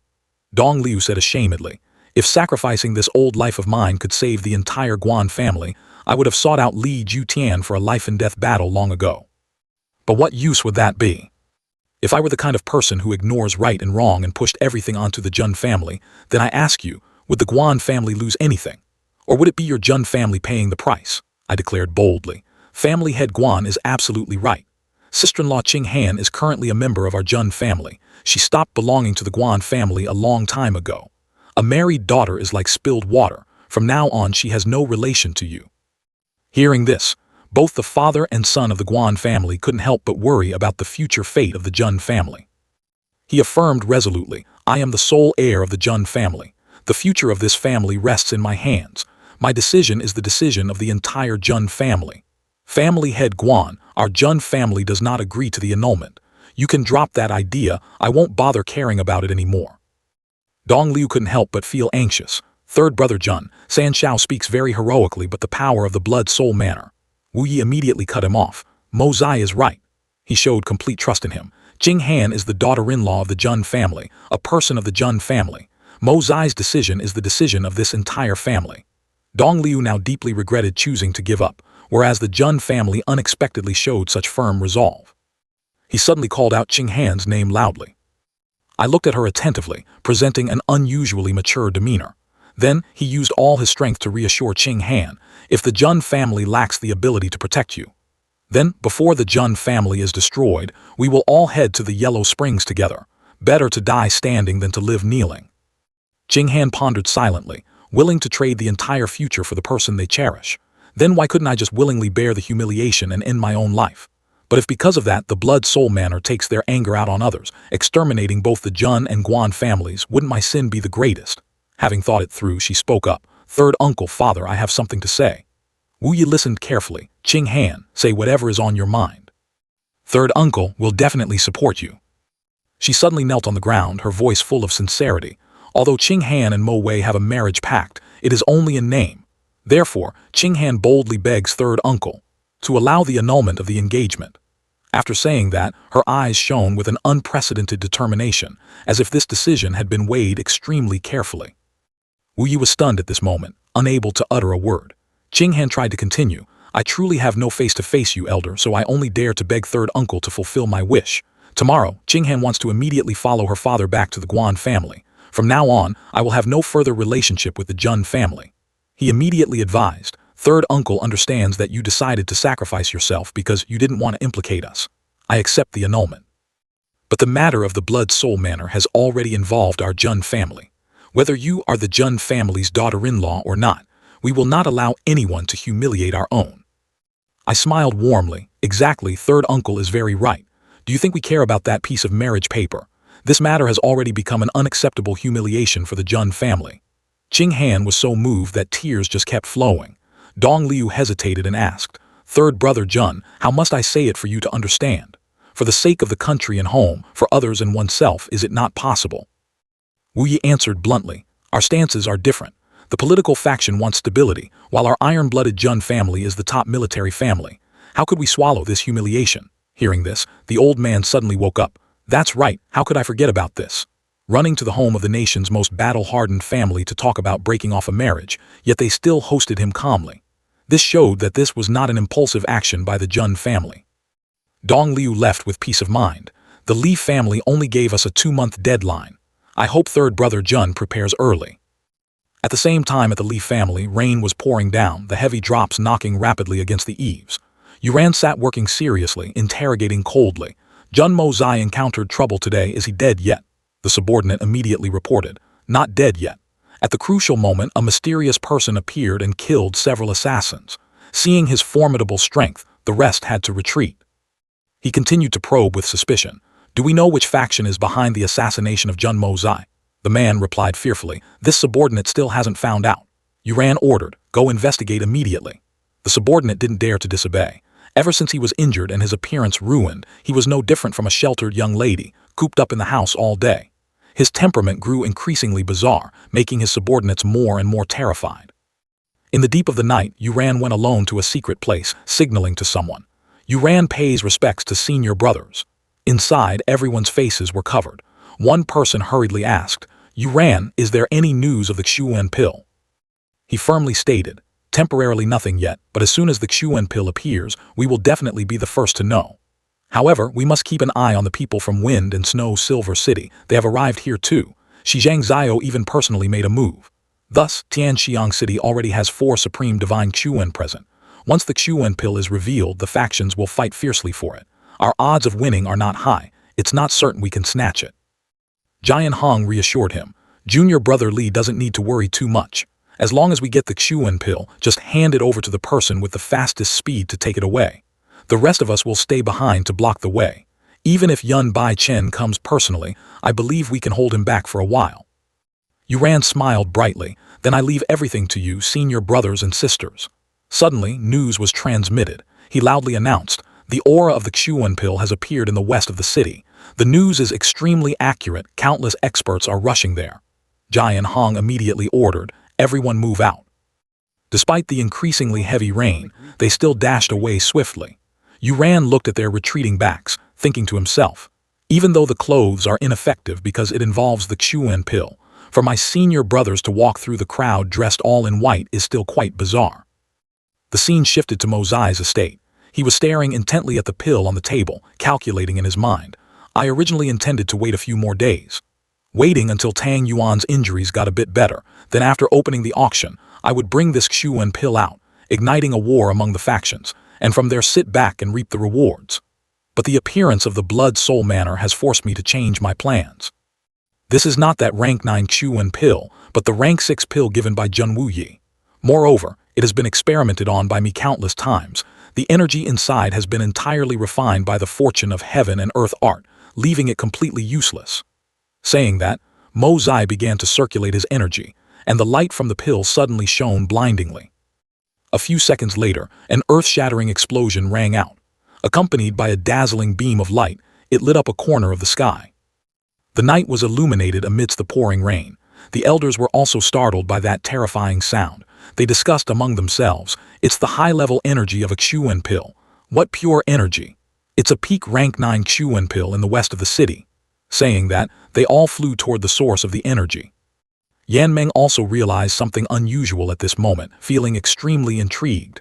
"How could I miss out on such a fun event?" She loudly ordered her subordinates. "Let's go watch a good show." Having said that, Yan Meng vanished, leaving her servants worrying endlessly. Zhang Zio also couldn't miss this battle for the Xuan pill. He was just about to leave when Meng Shen appeared out of nowhere, with a mocking tone. "Brother Shi, Such a great event and you didn't call your little brother. Don't tell me you intend to enjoy it all by yourself. Zhang Ziyo replied toughly, no one is stopping you. As long as you're not afraid of death, just follow me. He laughed out loud. Brother Shi, if it were someone else, they probably wouldn't dare follow you, one of the 8 great supremes. But with Fei's strength, you should know very well whether I need to tag along behind you or not. Whose hands that Xuan pill will fall into is still unknown. Yingbo Kong, who was at the tavern, also sensed the aura of the Xuan pill. He looked delighted, his eyes shining with determination. A good opportunity to stretch my muscles has arrived. The old prince on the other side also appeared anxious. Perhaps the legendary rank 9 Xuan pill has appeared. Song Lao San, however, was depressed. Why care? Let's just drink our wine. One less person means one less cup of wine. The elders had arrived at the scene. They expressed their doubts together. Who would dare to activate the Xuan Dan on such a stormy night? Does he not know that no matter how heavy the rain is, it cannot hide the aura of the Xuan Dan? Or is this a preset trap? Liu Zhanglao pondered. At least the Xuan Dan is real. Its high-level aura cannot be faked. There are also people coming from the east, but they are not a threat. Let's head south. San Zhanglao suddenly noticed something. There is the aura of 2 powerful experts up ahead. After that, they decided to split up to gain the upper hand. Liu Zhanglao was slightly surprised. Aren't those Zhai Zun, Shi Zhang Ziyo and brother Fei Ming Chen up ahead? Zhang Ziyo replied calmly. Yin Cheng has 3 elders, but only 2 are here. The other one runs quite fast. Meng Shen looked annoyed. Brother Shi, he wants to take a step ahead. Can we tolerate this? Without hesitation, he shouted loudly, demanding them to step aside. Zhu Zhanglao acted as if he didn't hear. Where are you 2 planning to go? After all, we are old friends. If there is anything urgent, just say it straight. Perhaps our brothers can lend a hand. Zhang Ziyo didn't bother to argue, immediately executing his cultivation technique. Do you think you alone can block my path? Even if that brat Han Fengzhu were to take action himself now, he wouldn't dare say these words to me. The 2 sides clashed and a fierce battle broke out. Classic moves were continuously unleashed by Zhang Ziyo, Jing Tian Yizhang. Zhu Zhanglao and Liu Zhanglao tried their best to withstand Zhang Ziyo's terrifying power. The 2 joined forces, creating a defensive barrier with a move, Han Feng Fei Zhu Jian. Seeing this, he was astonished. To think that you 2 could cultivate Han Feng Fei Zhu Jian to this level, it doesn't disgrace the title of Feng Zhu Zhai Zun. Suddenly, Zhang Ziyo revealed a sinister smile. He abruptly attacked from behind, leaving the elders with no time to react. Zhang Ziyo's creepy laughter echoed through the space. He didn't forget to use derogatory words to provoke his opponents. Feng Zhu Zhai Zun can't even withstand a single blow. Taking advantage of the opportunity, Meng Shen had quickly run ahead, making Zhang Ziyo furious. Mo Zai had also gradually rolled out his plan by now, acting extremely swiftly. San Zhanglao, not knowing when he appeared, blocked him. Sir, you shouldn't keep the Xuan Dan in your hands. It's best to hand it over to this old man for safekeeping. He tried hard to entice Mo Zai. This old man will protect your life. 1 pill for 1 life, very fair, isn't it? He replied coldly. Is it really fair? Both the Xuan Dan and my life are mine. On what grounds do I need your protection? I felt a bit anxious seeing only the old man approaching. Then I continued to refuse. Experts from all over are flocking to Tianxiang City. What makes you guarantee my life? He sneered, introducing himself. This old man is San Zhanglao of Fengzhu Yincheng. I believe I have some reputation. As long as you hand over the Xuan Dan, this old man guarantees you can leave here safely. I acted arrogant. Do I have to believe what you say? I could even say I am Yun Bai Chen right now. Inwardly, I despised him. He is indeed a genuine Zhai Zun Shen Xuan, but how could I let him take advantage so easily? I couldn't help but feel impatient. Why are those other guys arriving so late? He suddenly came up with an idea. Immediately, Mo Zai's body emitted special green lights. Seeing this, San Zhanglao mocked. You Xuan peak, still not enough. But upon closer inspection, the light had changed to a strong yellow. Cold sweat poured down his forehead. Why did the Xuan Qi that was just at Yu Xuan turn into Dai Xuan?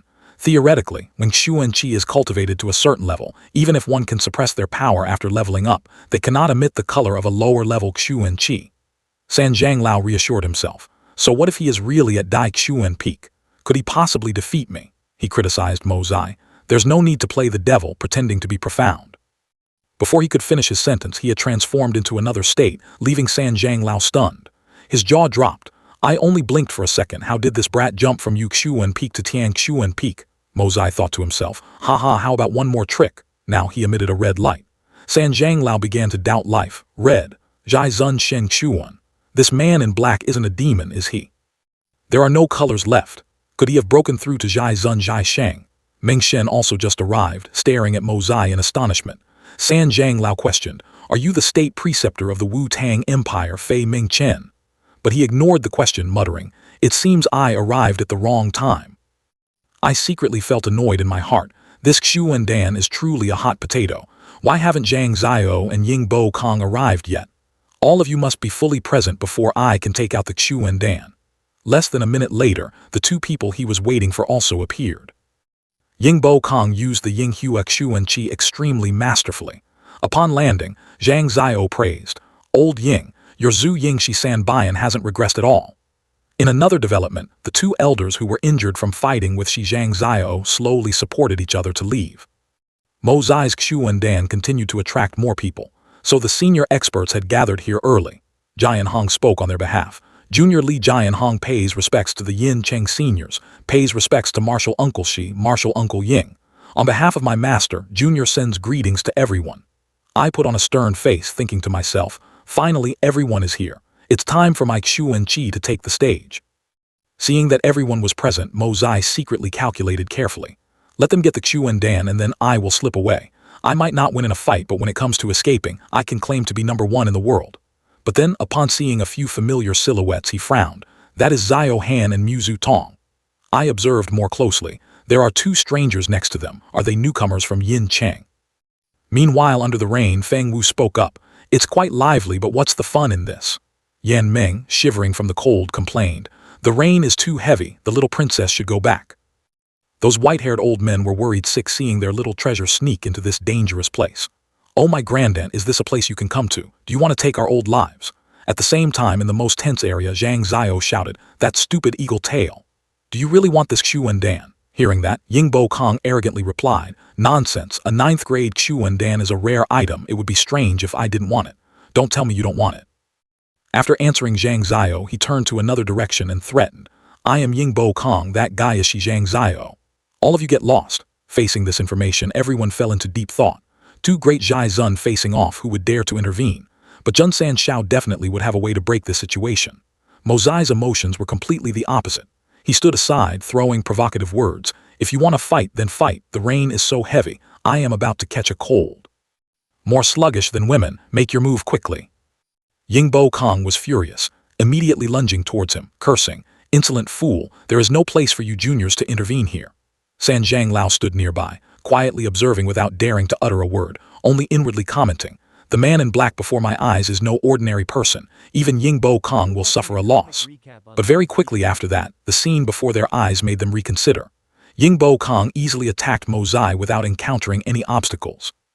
With just one move, he knocked him far away, even making Mo Zai scream out in panic, help, help.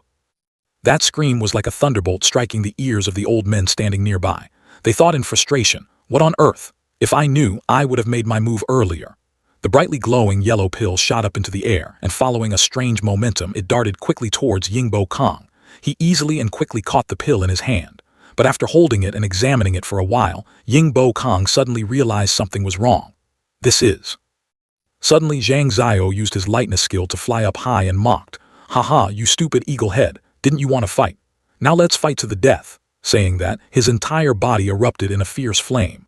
Seeing the opponent's imposing manner so blazing, Ying Bo Kong felt extremely excited, right on time. Finally, the two great Zhai Zun officially engaged in battle. The scene of the two clashing was extremely fierce. One in the sky, one on the ground, both determined to knock the opponent out. Suddenly, in the blink of an eye, the sky lit up with a massive explosion, featuring a violent red-black energy vortex, resembling a ghostly gate opening in midair. Jian Hong's junior brother hurriedly asked, Senior brother, should we follow? Jian Hong observed calmly, no rush, we will wait for the right moment. At the same time, San Zhang Lao and his accomplices made a different decision. Let's go. Ying Bo Kong saw that the more people joined, the merrier it was, feeling the power within him becoming more and more abundant. Excellent.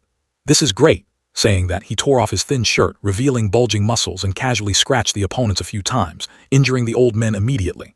At the same time, at the Jun family, there was an unusually peaceful atmosphere. Jing Han sat leisurely watching the moon, lost in her flow of thoughts. To think that that guy actually has such heroic spirit. Just on this point alone, he does not disgrace being a descendant of the Jun family. If Big Brother Mo Wei were there, Ching Han's eyes sparkled with belief, he would definitely make the same choice as Mo Zai. Hearing a call, Ching Han turned her head, realizing it was her father. She also asked, "Father, is there something wrong?" While she was lost in thought, Dong Liu walked in. He called softly, "Ching Han." Dong Liu stood in the rain as if wanting to wash away all his mistakes. He hesitated to ask, "Ching Han, do you blame father?" But before he could finish his sentence, she cut him off. "I do not blame father. You will always be Ching Han's father and also the patriarch of the whole family." She shared with understanding. "Your job is to ensure the survival of over 1,000 people in the Guan family. Your responsibility is very big, very heavy. Your daughter understands that father is also in a very difficult and painful position." Dong Liu decided to sit down next to Ching Han. Although heartbroken, he still spoke frankly. "You have suffered. But about Zhu Hun Mountain Villa, I want you to understand it more thoroughly." Seeing her father serious, she replied softly, "Please go ahead, father." Dong Liu furrowed his brows tightly, explaining clearly. "At that time, after receiving the letter from Zhu Hun Mountain Villa, several elders in the family simultaneously advised me to accept. Their reason was very simple. If you marry over there, our Guan family will have an additional layer of relationship with Zhu Hun Mountain Villa. To the family, this is a good thing." Ching Han uncomfortably retorted immediately. How could they be like that? Dong Liu did not react to her emotions, but continued. "At that time, our family was also divided into two factions. Ching Ba had always had the ambition to dominate the southeast. Ching Yue and your mother firmly opposed it. Because of this, your mother washed her face with tears every day." Seeing her father hesitate for a moment, Ching Han also sank into her painful memories. "Mother." The sky outside continued to pour down heavy raindrops, making both of their moods even more melancholic. Dong Liu continued to clearly recount what had happened. In the end, Zhu Hun Mountain Villa proposed a condition.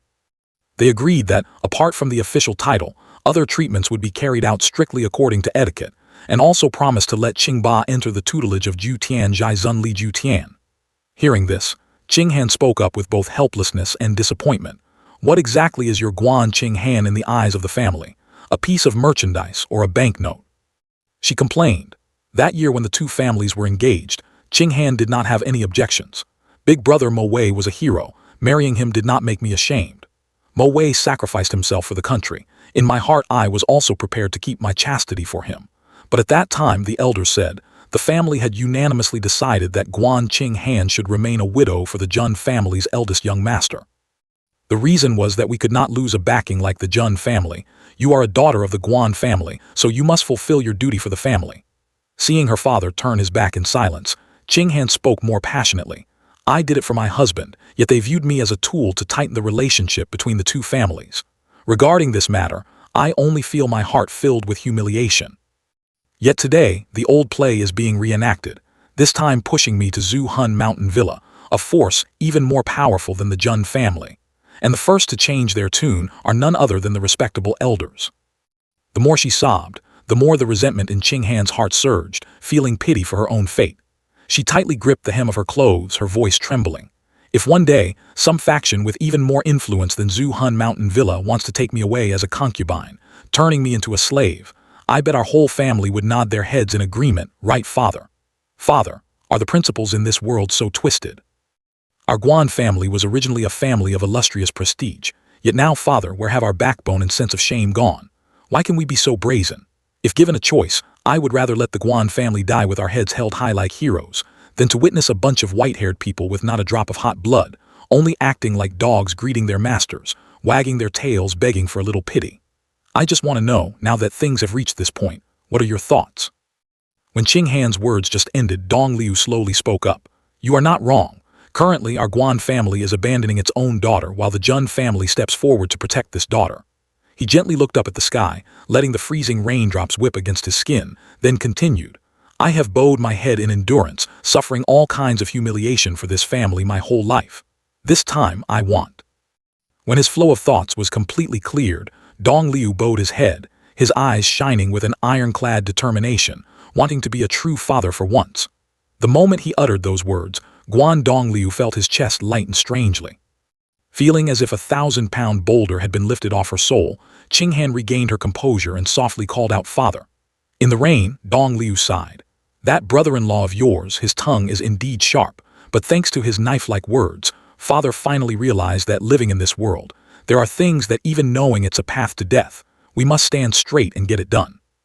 Hearing that her father had understood everything and even mentioned her brother-in-law, Qing Han also replied softly, "Indeed, recently Mo Zai has changed a lot, acting like a real man. He is now full of the heroism of a true man." Then she urged worriedly, "Father, hurry inside the house. Standing in the rain like this will damage your health." Facing his daughter's concern, Dong Liu shook his head in refusal. "It's fine. Today's rain is wonderful. It makes my mind clearer than ever," he said with a resolute tone. "A man must be like that. As you said, there are times to know how to sacrifice. There are things, even knowing clearly it's a dead end, one cannot help but do." From a dark corner in the yard, Wu Yi had inadvertently heard every single word. When the conversation ended, he could not hide a satisfied smile. "Guan Dong Liu, up to this very moment, you are truly worthy of being a father, a man." Wu Yi stood silently for a while longer, but then an indescribable restless feeling suddenly arose. This time Mo Zai went out. Why do I keep having a bad premonition, as if an earth-shattering event is about to happen? Returning to the fierce battlefield, after Bo Kong's devastating push, Mo Zai was thrown backward like a puppet with broken strings. He let out a miserable groan before his body crashed violently into the ground, the bone-piercing pain causing him to spit out a mouthful of fresh blood. He staggered to get up, trying to hide while the opponent wasn't paying attention. Damn it, this yin-yang squad is really ruthless. That bastard with the eagle face. Sooner or later, this master will teach him a lesson. At the same time, Bo Kong, with a perfect physique like a statue, was single-handedly fighting in the middle of the enemy's siege, a blazing pink battle aura enveloping his body. At that very moment, the heavily masked group decided to attack simultaneously. One of them shouted loudly, "Jia Li, sixth brother, we are relying on you to cover him." From the crowd, a figure dashed out as fast as a flash, soaring up with terrifying speed. The key figure in Li Wu Bei's group of disciples was the one with peerless lightness skill known as the sixth brother. However, Bo Kong did not flinch, but instead appeared even more excited. Right on time, a shield of energy suddenly burst out from his body, throwing all those closing in far away. Bo Kong even seized the opportunity, excitedly gifting San Zhang Lao a devastating punch. The Prairie Divine Eagle shows its might. With just the strength of one person, he was able to push back all the experts, except for Shi Zhang Zhao. On the opposite side, Zhang Zhao was extremely furious seeing such a crowd unable to do anything to Bo Kong. He roared, "A bunch of useless clumsy fools, all of you get out of my way."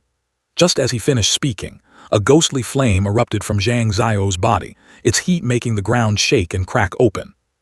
Standing at the edge of the battle, San Zhang Lao was sweating profusely amidst the thick dust and smoke, Zhang Zhao's arrogant words still ringing in his ears. "A battle between two Zhai Zun, you people are not qualified to interfere." On another side, once his body was temporarily stable, Mo Zai kindled a little hope, standing on a high point observing, next to a hovering red orb. Finally here, the plan is half successful. He silently hoped, because the person Jun Mo Zai was waiting for had appeared nearby. Despite fighting passionately, Bo Kong did not forget to keep an eye on Mo Zai's movements, causing him to be slightly careless with those around him. But that carelessness only lasted for a moment.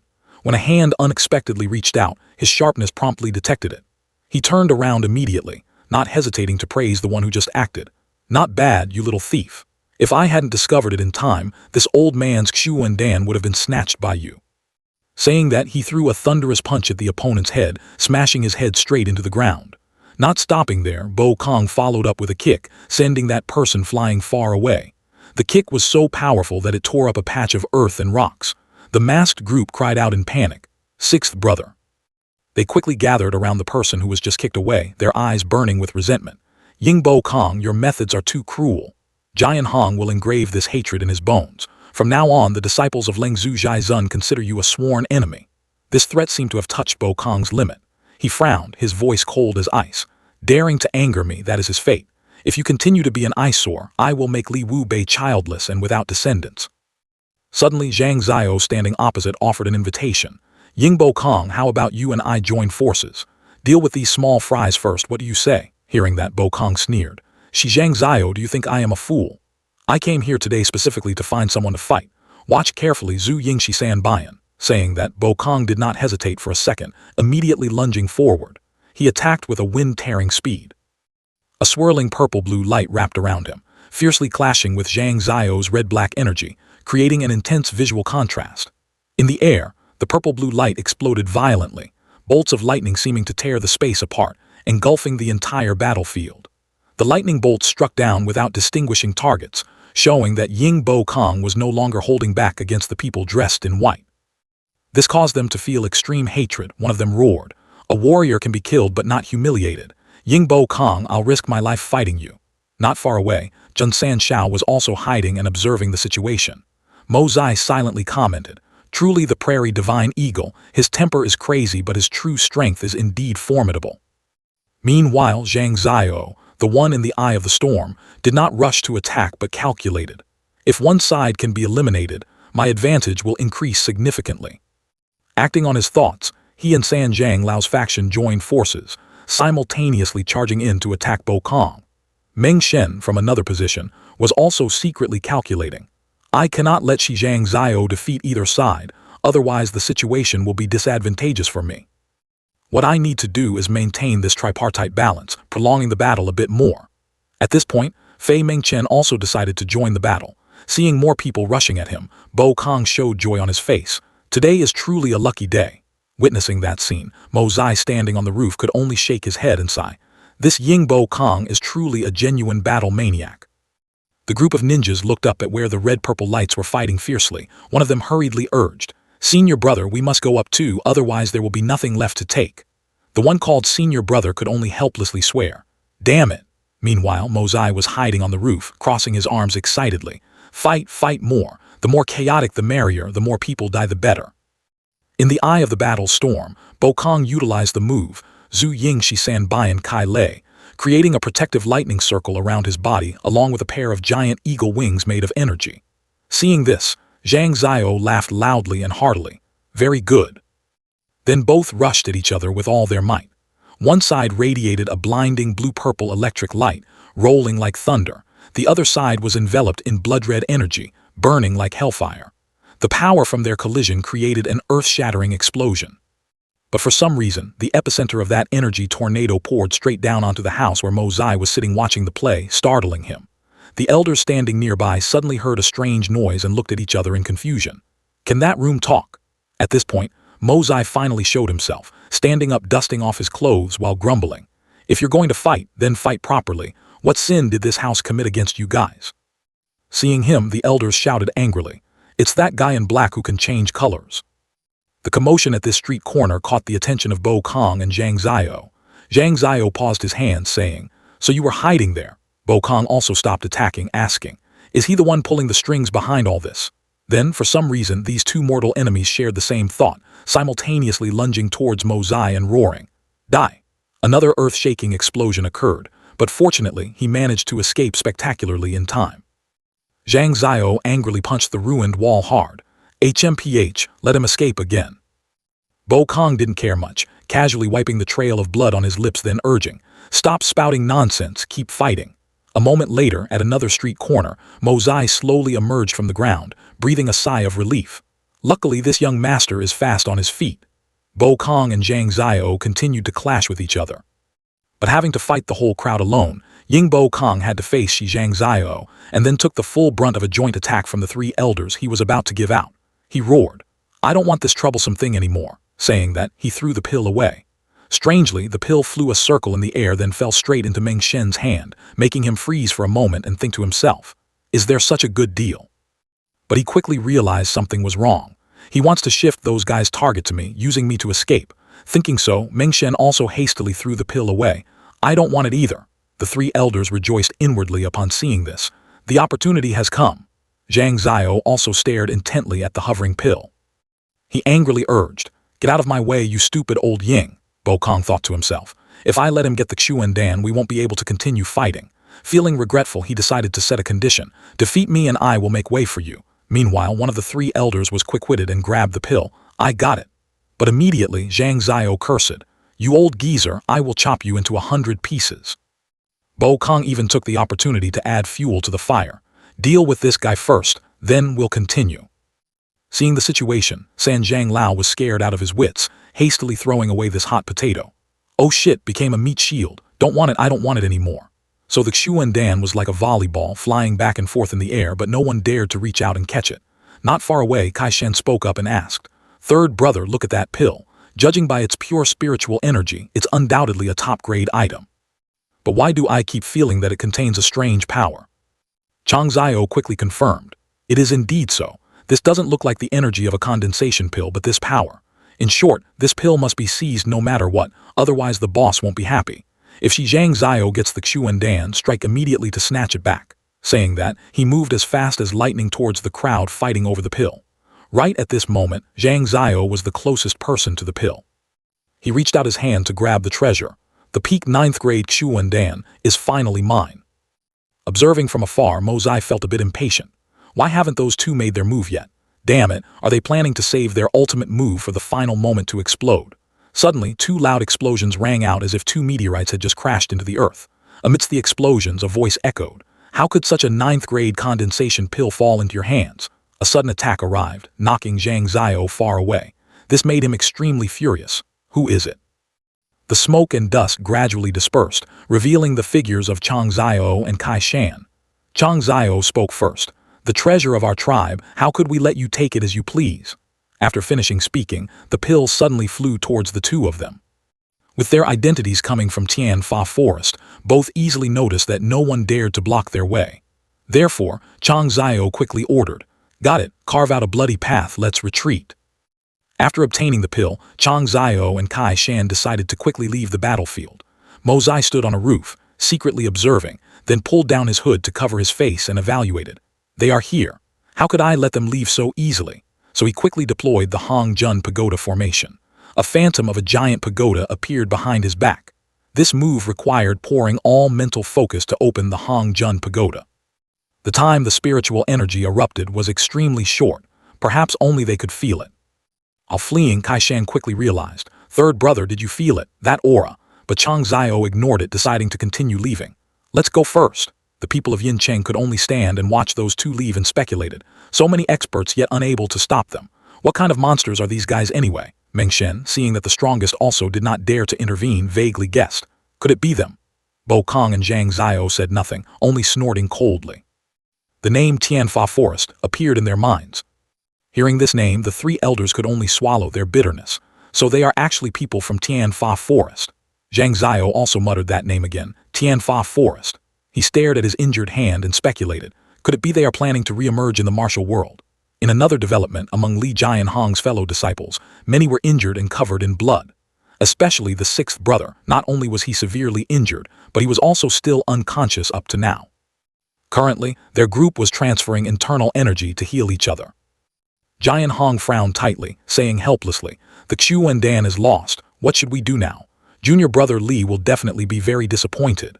A female disciple standing nearby softly comforted her senior brother. Who would have thought that two Zhai Zun would appear here together? Unless Master personally takes action, it is absolutely impossible to turn the tide. Jianhong had to accept the truth, but what made him more restless was, junior brother Li also wanted sixth brother to go investigate Jun Mozai's movements. What should we do now? This information inadvertently reached the ears of Mozai standing nearby, making him raise his vigilance. What? Li Yuran still wants to send someone to tail me. On another side, after the battle ended, the third elder quickly bowed his hands to apologize. National Preceptor Shi, Ying Shen, today our Fengzhu Yincheng has offended you all. If we meet again in the future, our three brothers will definitely prepare fragrant tea to apologize. Zhang Zhao also responded generously. Every man for himself, or heaven and earth will destroy him. The three elders do not need to worry too much. I have long heard that Fengzhu Yincheng's snow tea is of the highest quality. Perhaps one day I will personally come to enjoy it. Ying Bo Kong was not so polite. He arrogantly sneered. Old fogies, you just finished fighting and now you're acting like hypocrites. People of Fengzhu Yincheng, go tell Han Fengzhu that your father will come looking for him. As he spoke, he soared into the sky like a true falcon. And the disciples of Li Wubei too, your father will wait for Li Wubei to come find me anytime he wants. Seeing that Ying Bo Kong was truly hopeless, Zhang Zhao didn't bother to say more, only giving a cold snort. Then he threw a bottle of medicine toward Jianhong's group and said condescendingly, "Take it." Jianhong caught it, realized it was the soul-returning liquid, and happily replied, "Thank you, senior." But before he could finish his words of gratitude, Zhang Zhao had disappeared without a trace. Seeing this, Jianhong didn't pay it any more mind and hurriedly urged, "Junior brothers, come here quickly. With this medicine, our sixth junior brother's life can at least be saved." Just when everything seemed settled with his sharp senses, Giant Hong felt a surge of killing intent. His eyes flashed with vigilance, and he quickly rolled to dodge an incoming flying dagger. But Giant Hong's junior brothers were not so lucky. They couldn't react in time and were hit. Giant Hong screamed in horror, "Junior brothers!" The rest of the group was also startled and heightened their guard. Giant Hong roared in anger, "Who is it? Who is the coward? Roll out here for your father." What's so great about hiding in the dark and shooting sneak attacks? If you have the guts, come out and fight your father one-on-one. Giant Hong cursed bitterly, then pulled out a flying dagger to inspect it. Bastard, I have never seen this type of flying dagger before. This is definitely the exclusive weapon of that sneak attacker. As long as I see this flying dagger appear, I will kill without mercy. If this grudge is not avenged, I swear I am not human. The whole group erupted with a towering killing intent. Suddenly, one of them asked anxiously, "Senior brother, where are the other 3 flying daggers?" This horrified the whole group. What? Everyone turned around and discovered that in that brief moment, the flying daggers stuck in the other 3 victims had vanished into thin air, leaving only bleeding wounds. Everyone had left this place. Even the remaining corpses had been taken away by the soldiers of the Tian Xiang Empire. The place where the life-and-death battle had just occurred was now devoid of people, leaving only the heavy rain continuously pouring down. But that peace was only on the surface. In another corner of the kingdom, things seemed to have just begun. At this moment in a certain city, Mo Zai spoke with an excited voice. "So you finally arrived. I've been waiting for you two for a long time. Still not planning to show yourselves, or do you want me to personally invite you out?" Hearing this, Chang Zhao and Kai Shan quickly revealed themselves. Kai Shan crossed his arms over his chest and spoke up. "Who are you? How did you know we had arrived? Don't play the devil in front of us. Roll out here for your grandpa." Immediately, Mo Zai suddenly appeared right between the two of them, making both of them jump in shock. How on earth did this guy appear? Neither of them could understand this bizarre materialization technique. Even Yun Bai Chen, the head of the 8 great supreme experts, would absolutely not be able to detect it. Finally, Chang Zhao decided to stay calm and talk. "Who exactly is your excellency? For what purpose did you lure our 2 brothers here?" Mo Zai deliberately hid his identity, replying, "I am Feng Juqing. May I ask for the esteemed names of you two?" To Mo Zai, these 2 were the Xuan beast kings of the Tian Fa forest. Ever since he learned that his aura could attract high-level Xuan beasts, he had always intended to make a move on the legendary Tian Fa supreme experts. Chang Zhao answered honestly, "I am He Chang Zhao, and this is my 4th brother, Xiang Kai Shan." Mo Zai didn't rush to the main point, beating around the bush. "You two didn't mind the long journey from the Tian Fa forest to Tian Xiang City. Could it be just for this 9th grade Xuan core?" Chang Zhao sneered. "This is not a peak 9th grade core. Ordinary Xuan experts might be fooled. Unfortunately, we deal with it all year round. It seems we have been duped by someone. However, since we met your excellency here, it's not a wasted trip. Who knows, this might turn out to be a huge bargain."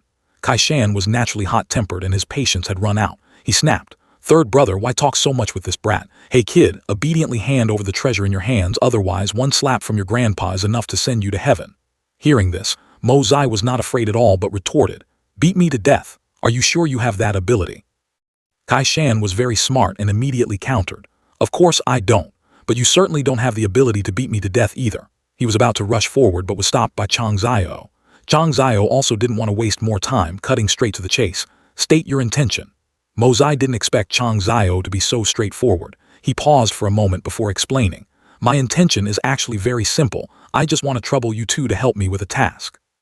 This made Chang Zhao feel it was ridiculous. He advised, "Don't think that just because you have something we need you can randomly order us around. There is nothing we cannot give up. If push comes to shove, don't we know how to snatch it back?"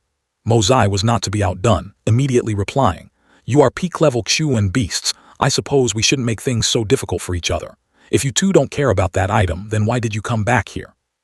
As for the word snatch, do you think you have the ability?" Seeing he couldn't out-argue Mo Zai, Chang Zhao decided to take a step back and set a condition. "Your words make sense, but we have a rule which is never to obey the weak. If your excellency cannot convince us, how can we follow the orders of a weakling?" Hearing this, Mo Zai frustratingly scratched his head. "My overlord aura has run out. Is it still not convincing enough?" he asked helplessly. "Then what do you two want in order to be convinced?" Kai Shan was just waiting for this, quickly saying, "It's easy. A fight will settle it." He was stopped by Chang Zhao again and even scolded. "What nonsense are you sprouting? Always demanding to fight, that's the behavior of a brute. We are all eminent figures." Chang Zhao secretly blamed his 4th brother for not knowing the immensity of heaven and earth. This guy was so mysterious. What if they couldn't beat him?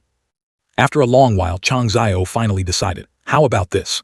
We will compete in 3 rounds. Whoever wins 2 rounds wins. If you win, our brothers agree to help you with 1 task. However, the benefits for us must not be lacking. Mozai quickly agreed. Deal. But since it's a competition, it must be fair. I will set the rules for the first round and you will set the rules for the second round. If we have to proceed to the 3rd round, then the winner of the 2nd round will set the rules. What do you think? Saying so, Mozai immediately deployed a technique. He said arrogantly, watch closely. As soon as he finished speaking, a small circle of light appeared beneath his feet.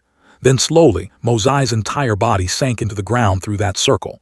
He even happily raised his hand to make a V sign at Chang Zhao and Kai Shan, leaving them stunned with their jaws dropped. By the time he surfaced back above ground, Chang Zhao and Kai Shan still couldn't believe their eyes. Chang Zhao stiffened, muttering softly, how is this possible? Once he stood firmly on the ground, Mozai immediately challenged, now it's your turn. The scene at this moment looked extremely bizarre. Kai Shan and Chang Zhao couldn't help but be shocked. He wasn't playing tricks. Mozai calmly said, just a small trick, it's not that hard. As long as you two can do exactly what I did, I will concede this round.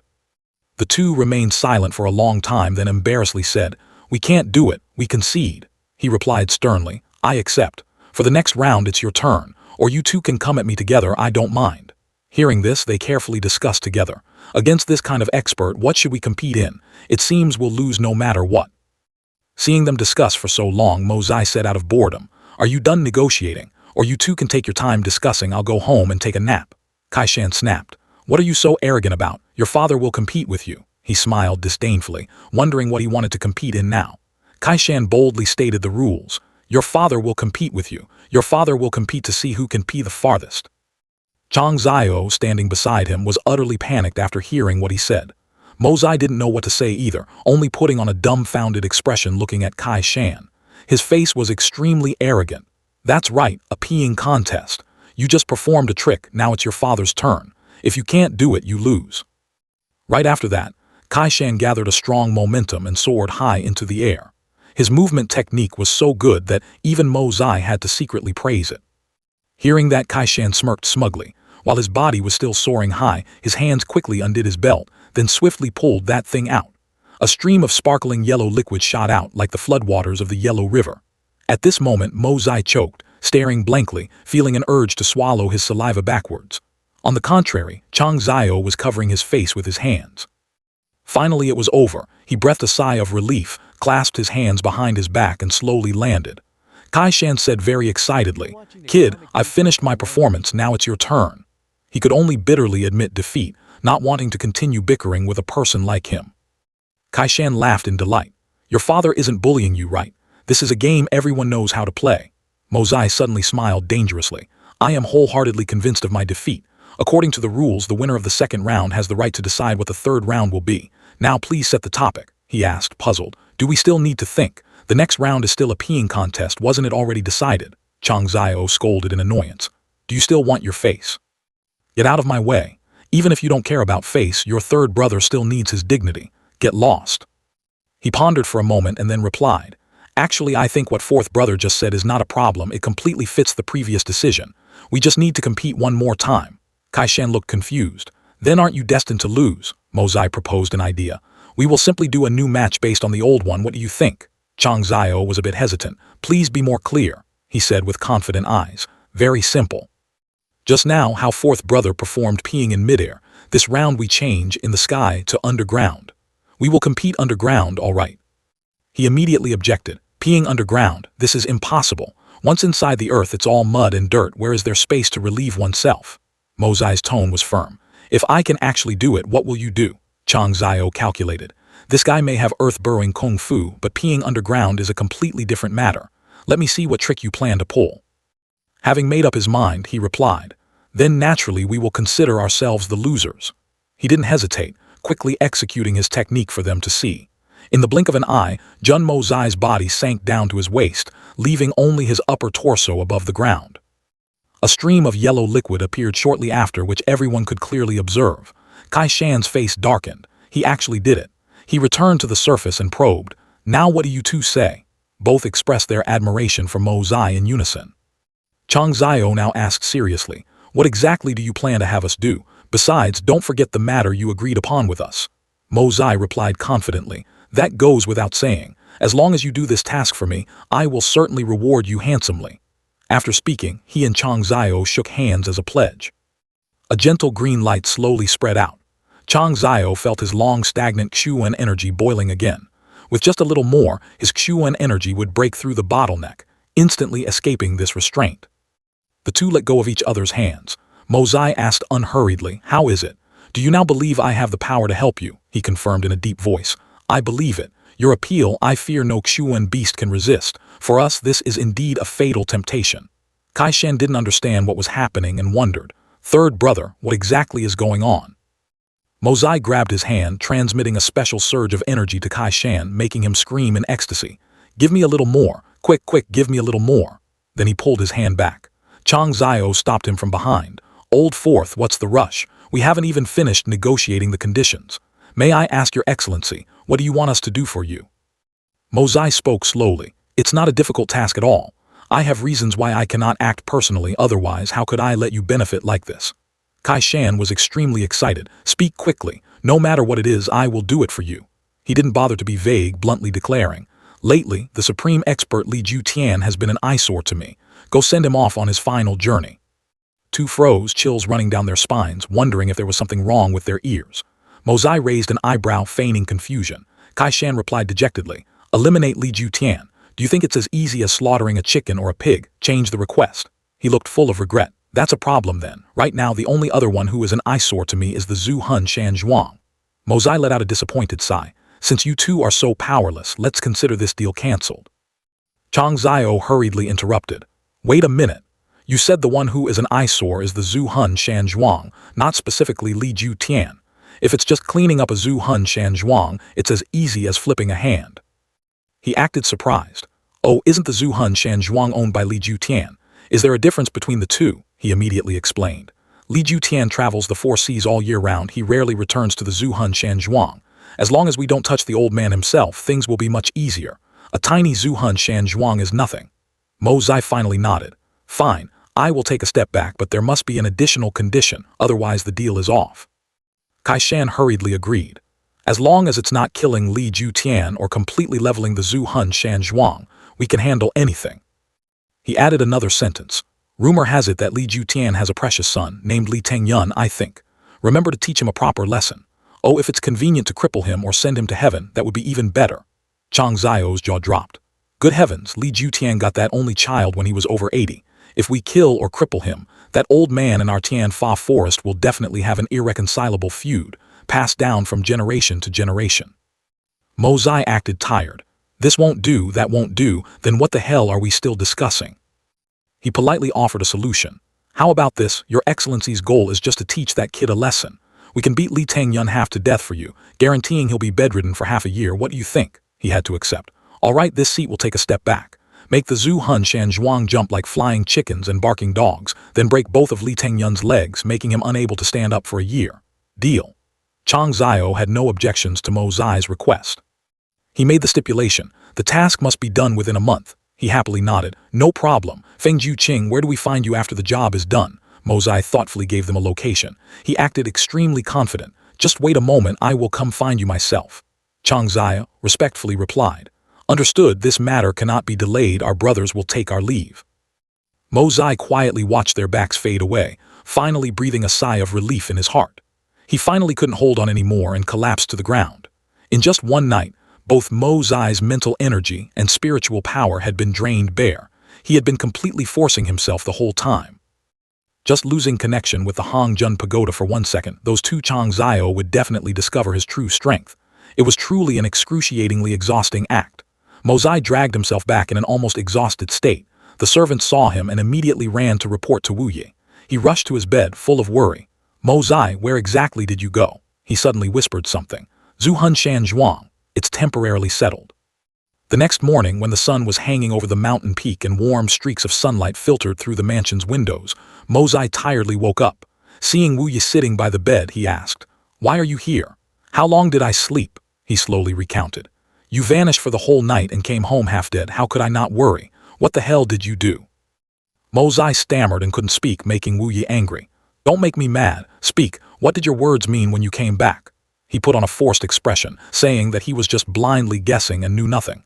He stared at Mozai with suspicion. You're good at guessing, huh? Then give me a blind reading. He quickly made up a story. Yesterday in the Western City, a group of peak experts gathered, then a masked man in black holding a chewing core appeared. Third uncle, your intelligence network is truly terrifying. Could it be you were also there at that time? Wu Yi's face grew stern. Those things are not important. I know perfectly well who that arrogant black-clad bastard was last night. Mozai only smiled wryly. He suddenly frowned. A few days ago I gave you a 6th grade chewing core. Take it out and show me. He broke out in a cold sweat, replying, the 6th grade chewing core, I threw it away. Wu Yi sighed. Throwing it away is good too, but you didn't throw it to the Tian Fa Beast King, did you? Mozai ignored it, finding an excuse to slip away. Oh, third uncle, I really need to go to the bathroom. The dam is about to break, he roared. Hold it for your father. If you can't hold it, pee your pants. Let's see how I punish you. Right at that moment, Qing Han was on her way to his room. She asked a maid, I heard the third young master is awake. Is he okay? Suddenly, a loud noise echoed from a distance. Mozai was thrown flying straight towards her, and luckily Qing Han managed to catch him in time. His face was now bruised and purple. This sight left her bewildered, not understanding what was going on. Qing Han panicked and quickly put Mozai down on the ground. Immediately after, Wu Yi broke the door and rushed out, roaring loudly. Begging for mercy is useless. I will beat you to death today. The two of them struggled fiercely, showing no signs of stopping. Qing Han, standing nearby, had to speak up to intervene. Please don't hit him anymore. Hearing that, Wu Yi suddenly stopped his hands, which greatly surprised Mozai. The inner thoughts of both men were churning right now. What the hell, since when did the niece-in-law care about Jun Mozai's life or death? The sister-in-law is actually worrying about me. Noticing their awkwardness, Qing Han immediately changed her tone, urging, I'm just afraid third uncle will get tired. Hit him, just beat him to death. Saying so, she turned and walked away, leaving Mozai staring blankly after her. Wu Yi hesitated. Did I tell you to stand up? Brat, it seems you are still not honest enough. He turned around, continuing the torture of his nephew with even greater force. After beating him to his heart's content, Wu Yi finally spoke up. Tomorrow is your father's death anniversary. At that time, come with me to the memorial hall to pay our respects, then wear the ceremonial robe that the soldiers set up for your father, understood? Mozai obediently complied, not daring to utter a single word of protest. He still didn't forget to press the matter of the Zhu Hun Shanzhuang to the end. He flashed a bright smile, guaranteeing that everything had been settled smoothly. Before long, they stood before the memorial hall. These 8 stone statues are called the 8 white-clad statues. They were your father's closest guards. Living and dying together, sharing glory and disgrace, white-clad guards, blood-clad killers. Towering loyalty, no regrets, blood dying the heavenly pass, who can compare to him? Big brother, today little third brought Mozai to visit you. The boy Mozai has finally grown up. He is qualified to come pay his respects to you. Wu Yi still vividly remembered his father's heartfelt instructions before his passing. Third brother, second brother and I are gone. From now on, the Jun family will have to rely entirely on you. We absolutely entrust it to you. Seeing Wu Yi grieving, Mozai spoke up to comfort him. The deceased have passed. Please suppress your sorrow. Taking care of your health is the most important thing. Suddenly, a soldier ran in to report.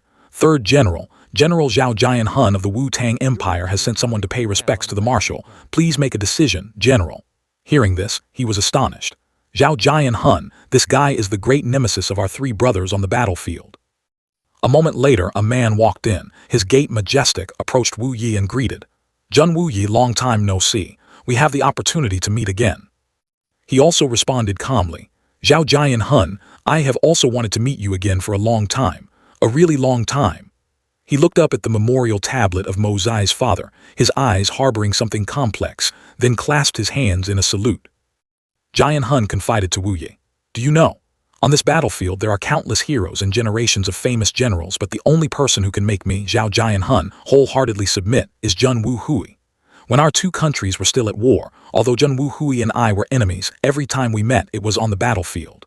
What a pity such a hero, such a genius commander, ultimately did not die on the battlefield. Hearing this, Wu Yi was stunned. Did not die on the battlefield. Zhao Jian Hun, what exactly do you mean? What do you people know? He affirmed with absolute certainty. I did not kill Jun Wu Hui, but he died, and he died in a very bizarre way right when he was fighting me. I will absolutely not bear this crime for someone else. I know absolutely nothing about the details of that year, he asked suspiciously. Then why are you here today? Jian Hun was frustrated. If I had truly defeated and killed Junwu Hui, I would have announced it to the world and held a celebratory feast. But the truth is not so. You too, Junwu Yi, we still have an unfinished battle. You are also a soldier, think about it. If you keep winning 3 battles in such a bizarre way, wouldn't you feel uncomfortable? Junwu Yi, I ask you, how did Junwu Hui die? And how were you defeated? He replied in a deep voice, resolutely asserting that he too did not know the truth of the matter. Jian Hun stared at Wu Yi for a moment, then turned to leave. There will be a day when I uncover the truth of this matter. Your Jun family and the Du Gu family too. The situation in your Tianxiang lately doesn't seem to be very stable. He immediately got worried, pressing Jian Hun about the current situation. Could it be Brother Zhao has heard some news? He said in a mocking tone, and they say other countries want to ignite a war with you. After the national preceptor and I arrived in Tianxiang, all 3 princes wanted to come and visit. Their attitude was very. Wu Yi's expression became extremely ugly. He couldn't believe what Jian Hun had just revealed.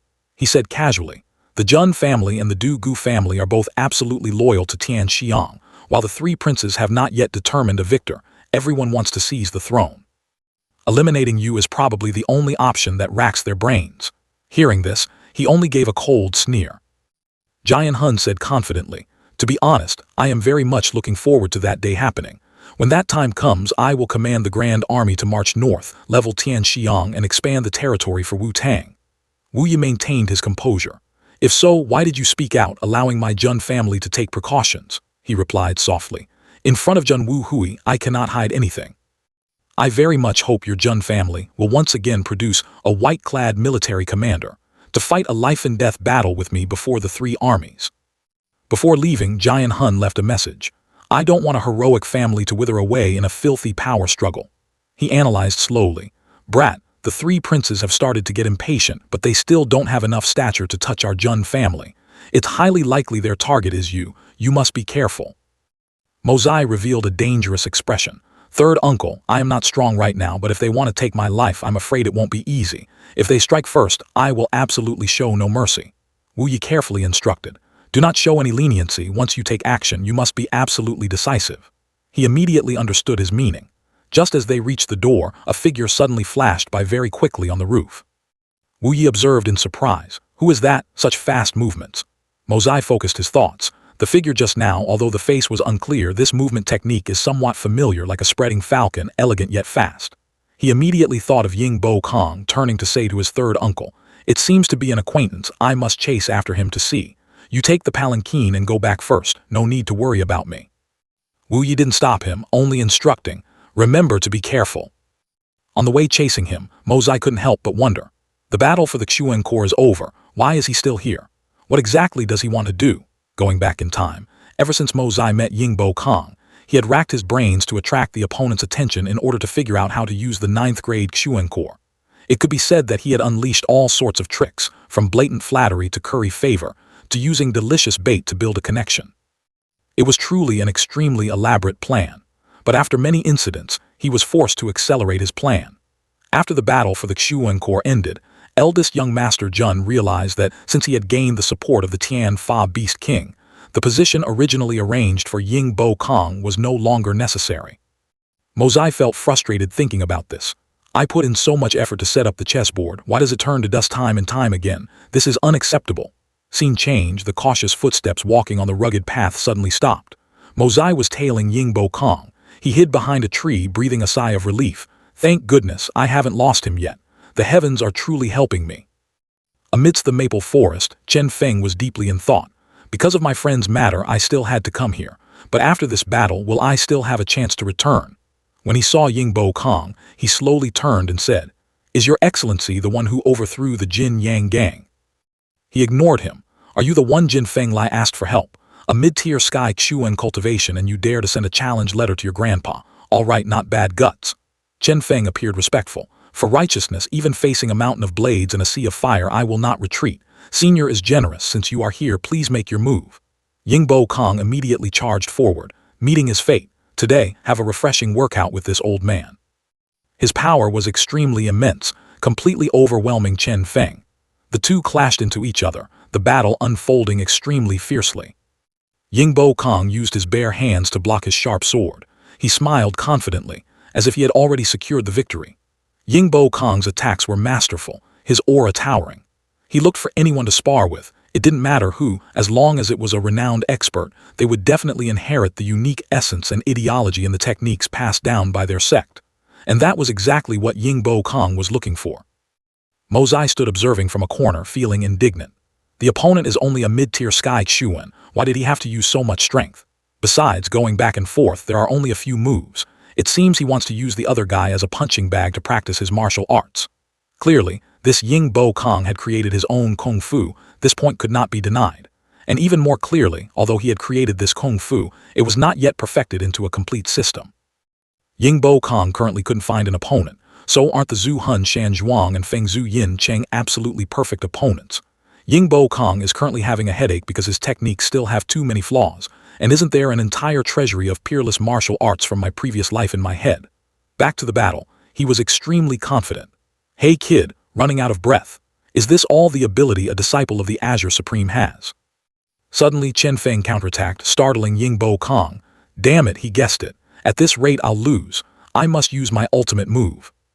His sword trajectories were extremely powerful, forming a solid defensive barrier.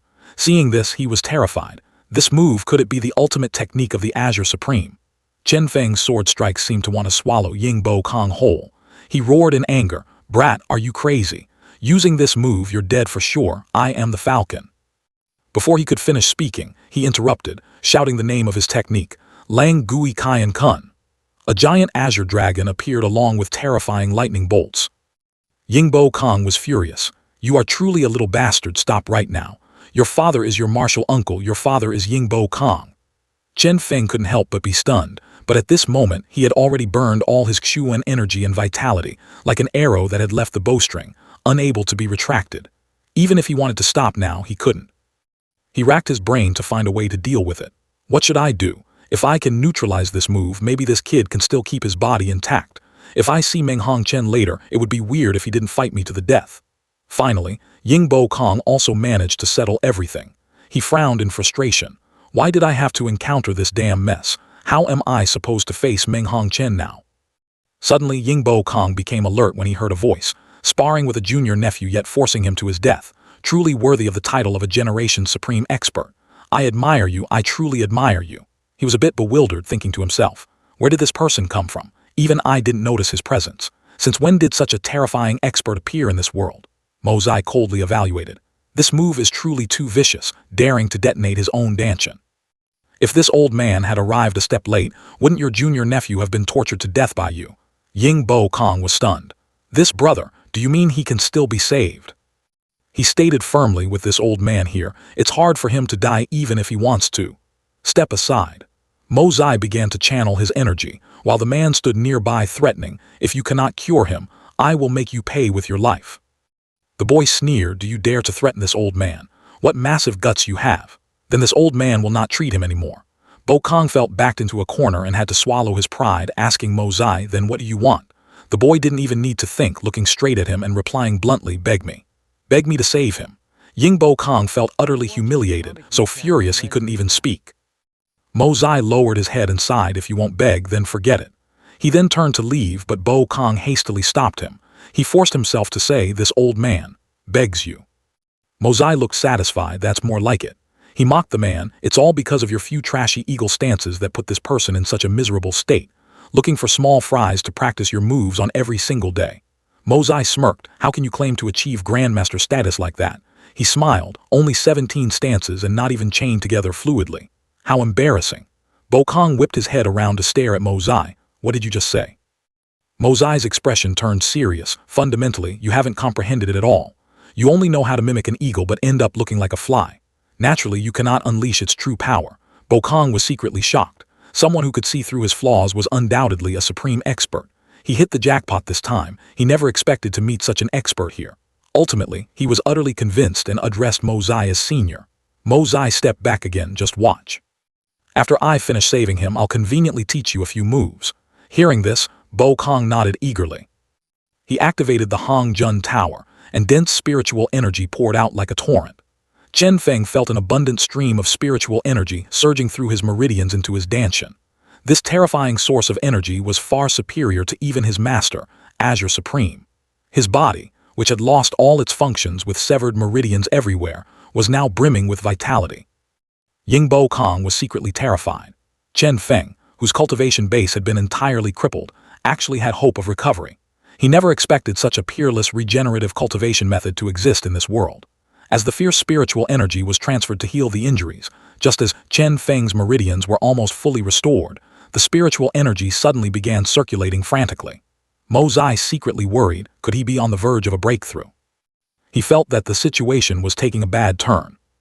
With his experience from the previous time, young Master Jun naturally understood what this meant.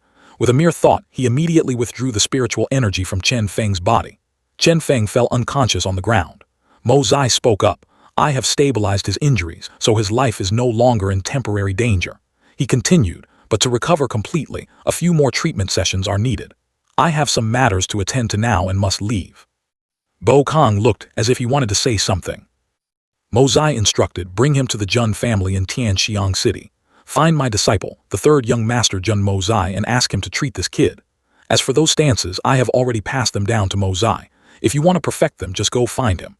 He bowed his head in thought, as if engraving the name Jun Mo Zai into his mind. By the time Bo Kong looked up, Mo Zai had already disappeared. He sighed in admiration. What incredible movement speed. At this moment, he prepared to execute the yin-yang escape. Mo Zai used the yin-yang escape to dive deep underground, letting his consciousness exit, which caused his mind to tremble violently. His consciousness no longer resisted the gravitational pull of the Hong Jun Tower, and in the blink of an eye, it detached from his physical body, flying into the Hong Jun Tower like a flash of lightning. The gates of the Hong Jun Tower quietly opened. Now, Mo Zai began entering the subconscious realm. His entire body was completely naked. This is the Sea of Consciousness. I'm back in this place again. The second floor of the Hong Jun Tower finally opened its doors to welcome Mo Zai. He thought to himself, the first floor had already given me the strongest cultivation method in history, the Kai Tian Zhao Hua Gong, along with the great divine ability Yu Tian. Mo Zai pondered as he walked. I wonder what surprises this second floor holds. He approached a massive furnace, the Zhao Hua furnace. Suddenly, the enormous furnace glowed, shining directly onto Mo Zai. Young Master Jun was completely unaware that his physical body was undergoing an earth-shattering transformation. A massive amount of spiritual energy from the Hong Jun Tower began cleansing the meridians of his entire body, pouring into the Bai Hui point at the top of his head, piercing through the Yang Quan point at the soles of his feet, surging endlessly. The meridians inside his body continuously expanded and contracted. The clothes on his body could not withstand the explosive burst of heaven and earth spiritual energy and had long turned into ashes. Moreover, the pores all over Mo Zai's body seemed to turn into countless tiny streams. The maple forest covering more than 10 acres here suddenly withered. The vegetation on the ground, even the most heat-resistant types, turned into a dead wasteland. From then on, for 1,000 years, there would be a dead zone not far outside Tianxiang City. This land not only had no living creatures, but even if floods swept through, it would revert to its desolate state once the waters receded. As soon as he stepped closer, Jun Mo Zai's soul consciousness was surrounded by the flames beneath the alchemy furnace. Blinded by a dazzling light, he had to squeeze his eyes shut, wondering, where is this? Mo Zai's entire body seemed to be floating in midair, enveloped by a powerful source of energy. The Zhao Hua furnace emitted a resonant sound. A beam of white light shot out, and fresh blood spurted from his wrist like a fountain, falling directly into the furnace. The flames, which had been dying out, were nourished by the fresh blood and roared back to life fiercely. The entire Zhao Hua furnace was wrapped in multicolored flames. Mo Zai frowned and thought, it's clearly fire, but I don't feel any heat. This is the chaos fire. Afterward, he channeled all his strength into the next phase of his cultivation. At this moment, Mo Zai stepped out of the Hong Jun Tower looking refreshed. He guessed that the second stage of this divine art, or more accurately, the Kai Tian Zhao Hua Gong, was only just truly beginning. Just now he had leaped from Silver Xuan all the way to the peak of Gold Xuan. Initial Silver Xuan, Mid-Silver Xuan, Peak Silver Xuan, Initial Gold Xuan, Mid-Gold Xuan, Peak Gold Xuan. In just the blink of an eye, he had advanced 6 levels continuously. Suddenly Feng Wu and Yan Meng walked over from somewhere. The girl's face was flushed with embarrassment as she yelled, Mo Zai, you hooligan. In broad daylight, I can't believe. The boy chimed in, this is so despicable that it's intolerable. If I don't teach you a lesson today, the heavens won't forgive me. He turned around, looking at them in bewilderment. What? Teach me a lesson. What did I do to you? Yan Meng's face burned bright red. Pointing her finger, she shouted, you. You pervert. Stay right there, don't come any closer. Poor Mozai, at this moment he was completely unaware that the clothes on his body had long been reduced to ashes inside the Hongjun Tower. It was only when he moved and felt a cool breeze all over that he looked down in shock, discovering that he was completely exposed down there. Mozai hastily used his hands to cover himself. Yan Meng fumed on the side. How can you be such a scoundrel? The thief crying catch the thief. You are the real hooligan, yet you dare talk back to me. You have no shame. He immediately retorted, did I permit you to look? What the hell are you staring at? Mozai's eyes turned ice cold as he shot back indifferently. What a female hooligan. Yan Meng felt like she was on fire and ordered Feng Wu, hurry up and kill this scoundrel. I'm so mad. His face darkened. Your surname is Zio. A Zio family bastard dares to act wild in front of me and even dares to peep at my body. You really don't know death. A surge of hatred rose in Mozai's heart. Thinking of how his third uncle had been crippled by the Blizzard Silver City for 10 years made his blood boil. The boy was provoked and charged forward. You scoundrel, you dare open your dog mouth to insult me. Hand over your life. With a loud roar, his longsword shot out a cold gleam, and that cold gleam carried a golden hue. Surprisingly, this teenager had a gold Xuan cultivation base. Just as he pointed his sword at Mozai, the latter vanished without a trace, leaving Feng Wu standing there stunned. With a smack, he took a slap to the face. With another smack, he took a kick straight to the crotch. His entire body curled up and the longsword fell from his grasp. By the time Feng Wu looked up, he saw Mozai putting on his cloak. He sat slumped on the ground, dumbfounded. How could this be? Yan Meng broke out in a cold sweat. Feng Wu was at the Gold Xuan realm, yet he couldn't even block a single move from that hooligan. He strutted over confidently and asked, what's your name? Where are you from, daring to mess with this granddaddy in Tianxiang City? Lucky for you, my temper is quite good today. Mozai smiled dangerously, otherwise, I would have hacked you to death. Feng Wu growled, Blizzard Silver City will absolutely not let you off. Just wait for the day your entire family is wiped out. Hearing this, he stared intently at him. You are from the Zio family of Blizzard Silver City. Feng Wu acted arrogantly. What? Are you scared now? Unless your whole family, old and young, kneels down and begs this young master, don't even dream of escaping annihilation. Mozai let out a long sigh, looking unwilling to argue, but Feng Wu took an inch and wanted a mile, demanding, kneel down before me. He didn't say a word, rushing forward to deliver an earth-shattering slap to his face. Kneel to your grandma. Just one slap sent Feng Wu flying far away. Still not satisfied, Mozai continued cursing, I'll show you. So what if you're the Zio family of the Silver City? Take that for threatening me. What are you yelling for? Roll back here for your daddy. Hearing this, Yan Meng was panicked, not knowing he was calling her. Mozai was furious at this point, shouting, if I'm not calling you, am I calling a ghost? What's your name? Yan Meng's voice trembled, I am Yan Meng. I am very powerful, you are not allowed to hit me. He muttered her name and asked further, Han Yan Meng. This kid is from Blizzard Silver City, so you probably are too, right?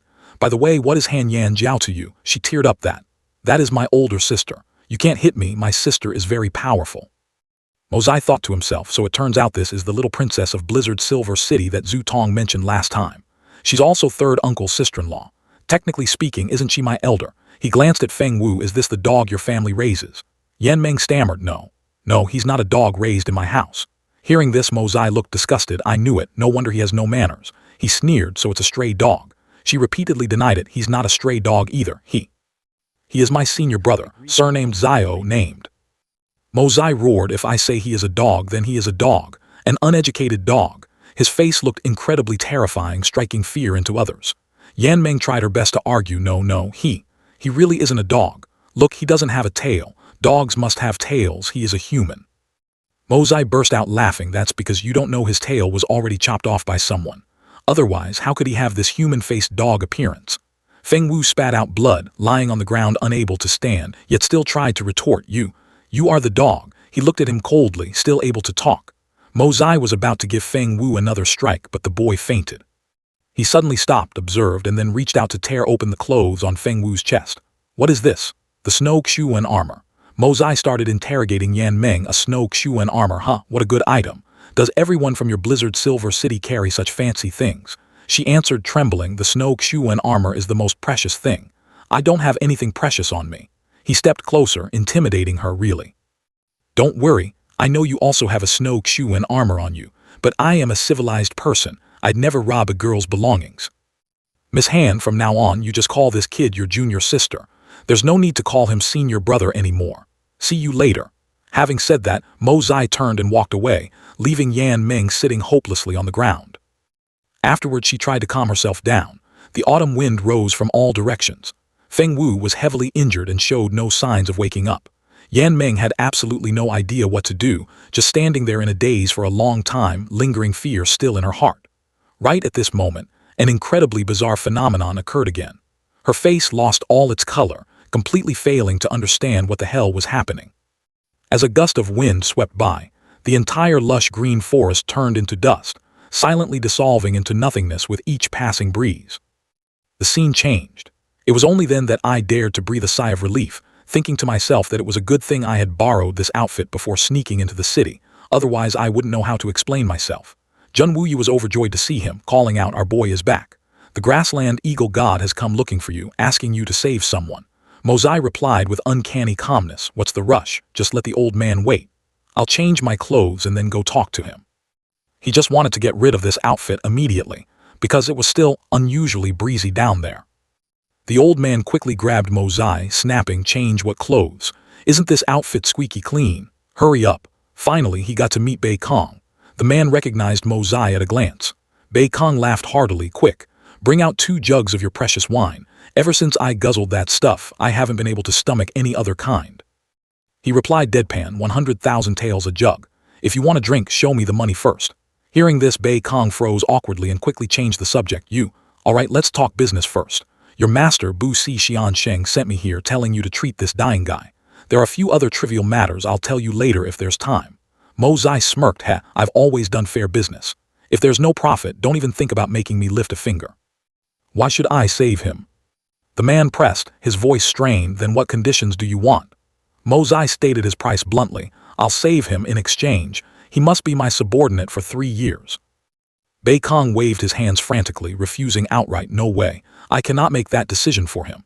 He added sternly, "This kid is a Tian Xuan after all, a genuine expert. I have to ask his opinion first." Mo Zai didn't seem to be in a hurry, but Bei Kong was burning with anxiety. "You aren't in a rush, but I'm about to blow a fuse. You have all the time in the world, but this kid is about to go meet the king of hell." Just as he edged closer to Chen Feng to speak, he accidentally glanced at the boy and jumped in shock. Whoa, did this kid just crawl out of a brothel or what? Returning to Chen Feng, he absolutely refused to accept Mo Zai's demands.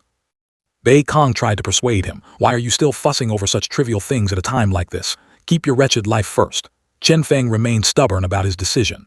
On the other side, he showed obvious boredom, can't even persuade him. "What kind of 8 great supremes are you? Is this all you amount to? Watch me." Mo Zai then leaned over and started whispering in his ear, "Hey, let me tell you something." Who knows what earth-shattering thing he uttered, but Chen Feng's attitude did a complete 180-degree turn. "If what you say is true, let alone 3 years. Even if I have to be your servant for the rest of my life, I am willing." Bei Kong was so furious his blood boiled. "Damn it. You little brat.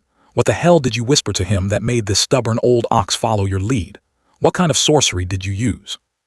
Mo Zai put on a highly suggestive expression. "I only told him one sentence. Just follow me, and I guarantee he will have enough power to return and torture, taking revenge on that old Yingbo Kong." Hearing this, the man looked completely in disbelief. "Just him?" He replied confidently, "Just wait and see. Take him back to my courtyard."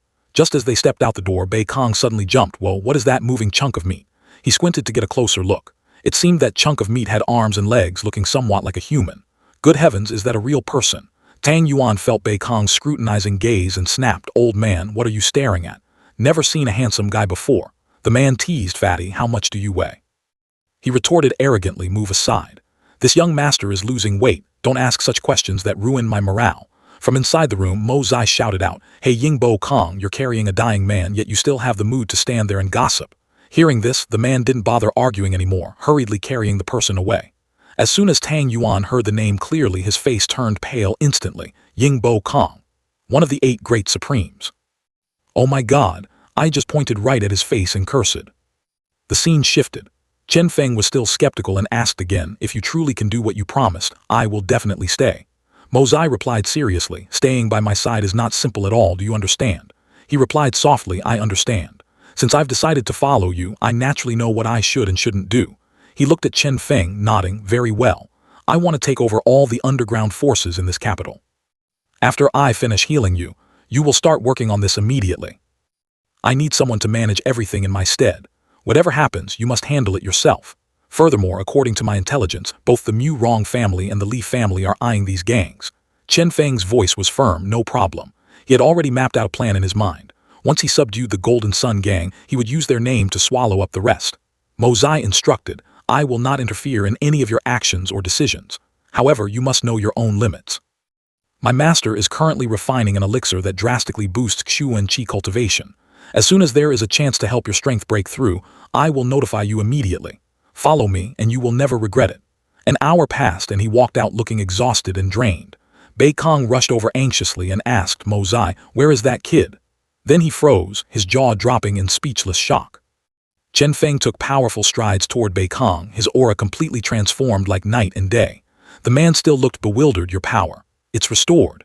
Chen Feng quickly replied, thank you for your concern, Martial Uncle Ying.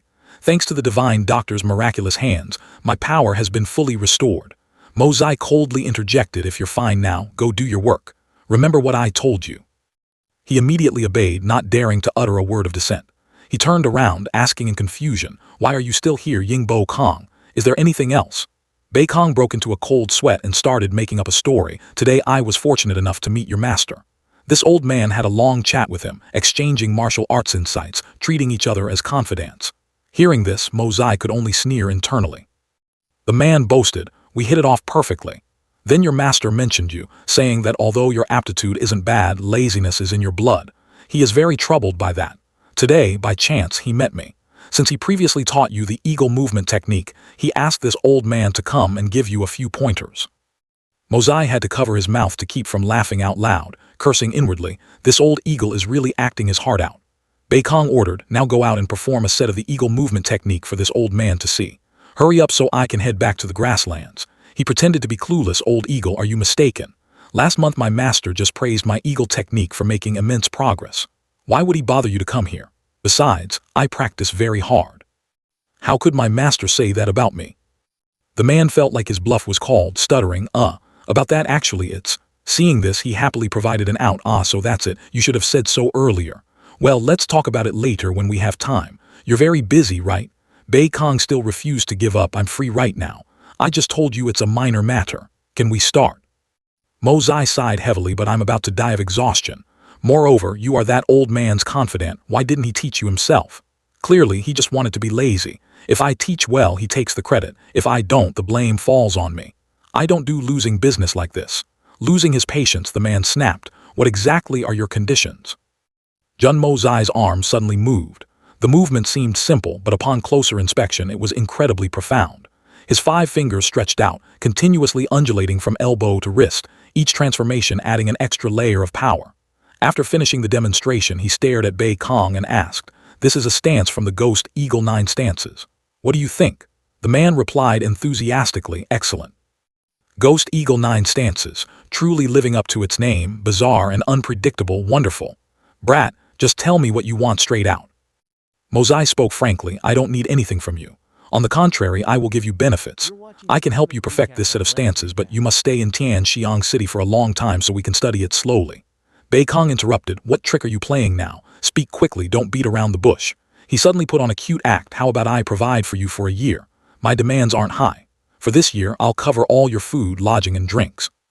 The wine is even better than that stuff. You can drink as much as you want for free. How about it? Hearing this, the man clenched his fists and growled, do you mean you want this old man to be your errand boy for a year? Mo Zai waved his hands frantically. No, absolutely not. I mean you just need to sit back and relax here. You don't need to do anything.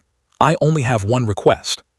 Seeing that Bei Kong's tolerance had reached its limit, he said seriously, that is, if the Jun family ever encounters danger, the kind that could lead to extermination, I hope that within this year you can ensure the Jun family's safety. Mo Zai tried hard to persuade him, when you cultivate the eagle form technique, you also need time, a place, and an opponent. I can provide all of those. I just want to borrow your name in exchange for a year of safety for the Jun family, nothing more, nothing less.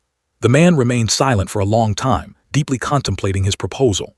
Mo Zai promised, as long as you agree, for this year, you will be an honored guest of the Jun family, your status even higher than my grandfather's. Additionally, my master will definitely come visit me often. Beikong's eyes lit up good. Although your master and I just met, it feels like we are old friends. I agree. He looked visibly satisfied. Perfect. To celebrate our successful contract, I've decided to go to Lingwu Lake tonight and party. Are you coming? The man immediately declined. The scene shifted to the headquarters of the Shengbao Hall at dusk. All three elders wore expressions of deep anxiety. The third elder and Liu Zhanglao looked at Feng Wu, who was lying unconscious on the bed, and asked in unison, "What happened?" Yan Meng sobbed. It was all caused by that hooligan. The third elder comforted her. He dares to look down on our little princess. Feng Wu's injuries are entirely caused by physical impact. The technique was extremely fast. This is an external martial arts expert. It's been a very long time since we've seen an external expert reach this level. Yan Meng asked in confusion, "What does physical impact mean?" He frowned and explained, "It means he didn't use any Xuan Qi at all, relying purely on raw muscular strength to attack." The third elder assessed, looking at the injuries. If that person had used Xuan Qi, I fear Feng Wu wouldn't have survived even a single blow, even with 9 lives. Although he struck ruthlessly, he still knew restraint. Liu Zhanglao hastily asked her for more information. "Little princess, did that person know your backgrounds?" Yan Meng recounted pitifully, "Not at first. He was originally about to leave, but after senior brother Zio added another sentence, he flew into a rage, turned back and beat him." All three elders listened intently and asked together, "What did Feng Wu say?" She repeated it word for word, "Brat, Blizzard Silver City won't let you off. Just wait for your doom." Hearing this, Liu Zhanglao could only sigh wearily. Truly, the youth haven't tasted the bitterness of the world. Although the reputation of Blizzard Silver City resonates across the continent, sometimes that very reputation can crush you. If they hadn't held back, sparing Feng Wu's life, it proves they aren't afraid of our Blizzard Silver City knocking on their door at all. A power of this caliber could it be? Zio Han, who was also present, guessed, "It's probably not the Blood Soul Manor.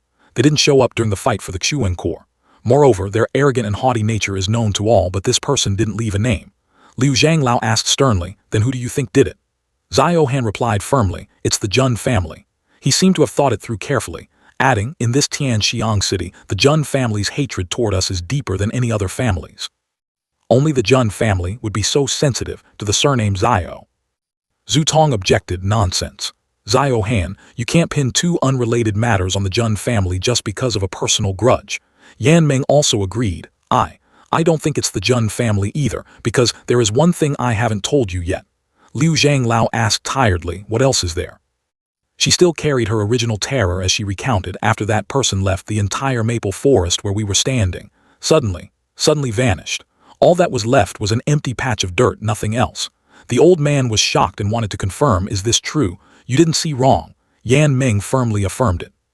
The third elder spoke up, "I will take the princess to the maple forest to investigate." Zio Han, invite royal physician Fang to treat Feng Wu. Old Ninth, use a carrier pigeon to send a letter back to the Silver City and another to the Blood Soul Manor to inquire about the situation. Zhu Tong, you and your 6th uncle will go to the Jun family to see their reaction. It's decided then, act immediately. Yan Meng and the third elder arrived at the location. The third elder still couldn't believe his eyes, asking, "Little kid, are you sure it's here? You didn't get the wrong direction, did you?" She didn't hesitate, pointing to prove it. "It is exactly here." Third elder, "Look over there. Senior brother Zio's bloodstains are still there." He approached, slowly placing his hand on the ground. The third elder continued asking, "Little kid, you just said when you saw that person, he didn't have a single piece of clothing on, right?" But he seemed unaware of it. Yan Meng confirmed, looking puzzled, "Yes." Third elder, "Why are you asking this?"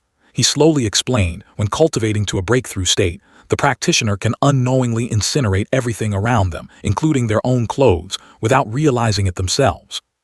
At this moment, the third elder's heart was full of doubts about that mysterious person. He suddenly decided, to the Jun family, "We must apply full pressure on this matter. This person is someone our Silver City cannot afford to provoke." In another development, at the Li family mansion, 4 corpses were laid out in the morgue. Li Yuran and his subordinates were all present, the atmosphere as tense as a drawn bowstring. A young woman in red within the crowd spoke resolutely, "Once stepping into the martial world, life and death are commonplace. Since our brothers have passed away, the least we can do is avenge them and settle this blood debt." Li Yuran growled, "6th senior brother's enemy is Yingbo Kong. Without master stepping in, I fear it will be hard to seek revenge in the short term. As for the deaths of our 4 senior brothers, the key lies in that bizarre throwing knife." This type of throwing knife has never appeared publicly on the continent before. However, during the assassination attempt on Princess Ling Ming, it is said that a Tian Chuan expert used a throwing knife to help her escape. A brown-haired man heard this and was astonished. "Junior brother, are you saying Princess Ling Ming's throwing knife might be the same as this one?" Li Yuran sneered. "I plan to visit the palace to check. If they are the same, wouldn't we have a clue?" he replied, his blood boiling. "Exactly. When the time comes, we just need to take the princess hostage, and that bastard will have no choice but to show himself." The young woman from earlier teased, "But Princess Ling Ming is the one our little junior brother is courting. Eldest senior brother, whatever you do, you must know restraint. Don't ruin little junior brother's good match." Li Yuran replied, "Third senior sister misunderstands. If we can avenge the 4 senior brothers, even if it means sacrificing Yan Meng, or even this little brother's life, I am willing." The brown-haired man laughed heartily. "It wasn't in vain that we brothers traveled thousands of miles to come here. The 4 brothers in the underworld can rest in peace." Then he looked worried. "Master won't arrive in Tianxiang for a few more days, and little brother desperately needs the help of all senior brothers and sisters." Jian Hong chuckled. "We are one family, your business is our business. Speak." Li Yuran said in a deep voice, "It's about the underground forces in Tianxiang City. Originally, I had control of the North Green Gang, but due to carelessness they were uprooted by the Tang family.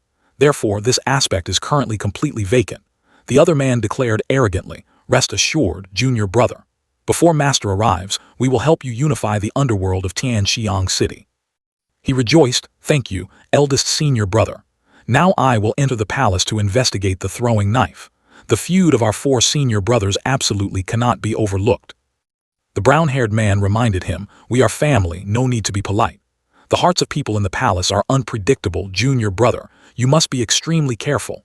Before leaving, Li Yuran didn't forget to caution, "Although I need this force, the Li family cannot openly show their faces. We must definitely understand the stakes involved." He immediately nodded in understanding.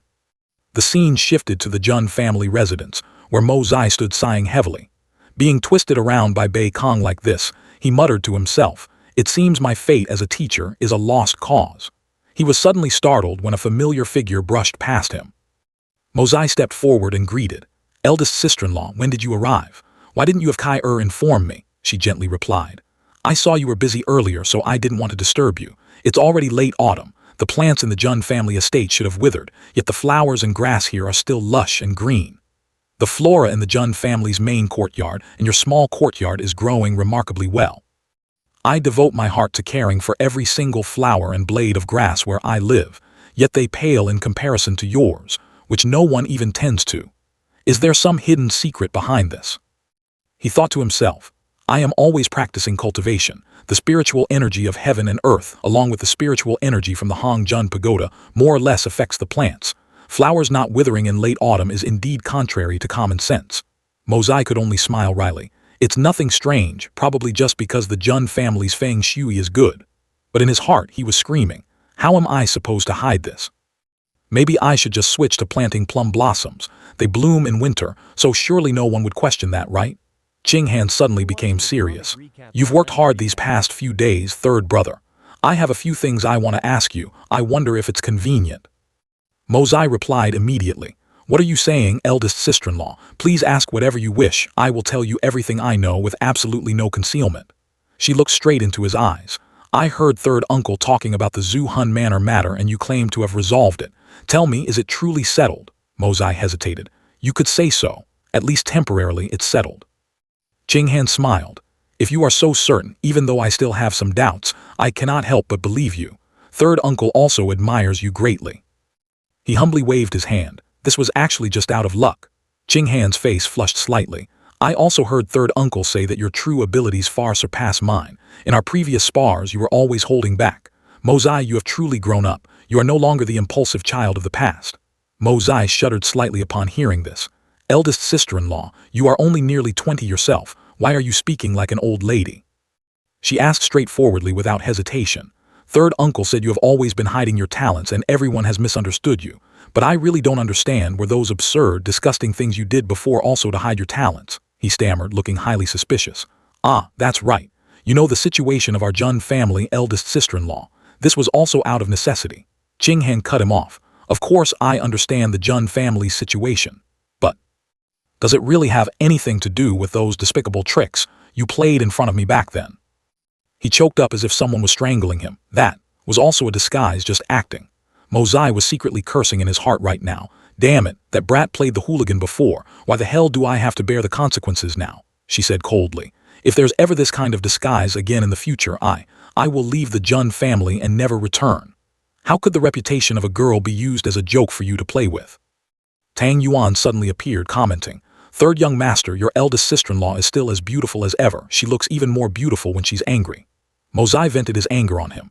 "Damn it, you fatty, I haven't even settled the score with you yet. How far along is your plan? Give me a definitive answer. I am not in a good mood today, don't force me to help you lose weight." He panted heavily after escaping Mosai's clutches. "It's done, it's done. It's been done for a long time. Master Boss, these are the revisions I made according to your wishes. Take a look and see if it's okay." Mosai flipped through it, secretly amazed. I only sketched out a few general ideas about the old world, yet he could write an entire thick stack of books like this. This fatty truly has talent. He quickly returned the stack of books to Tang Yuan. "Good, good, not bad at all." The latter was indignant. "You haven't even looked closely, how would you know?"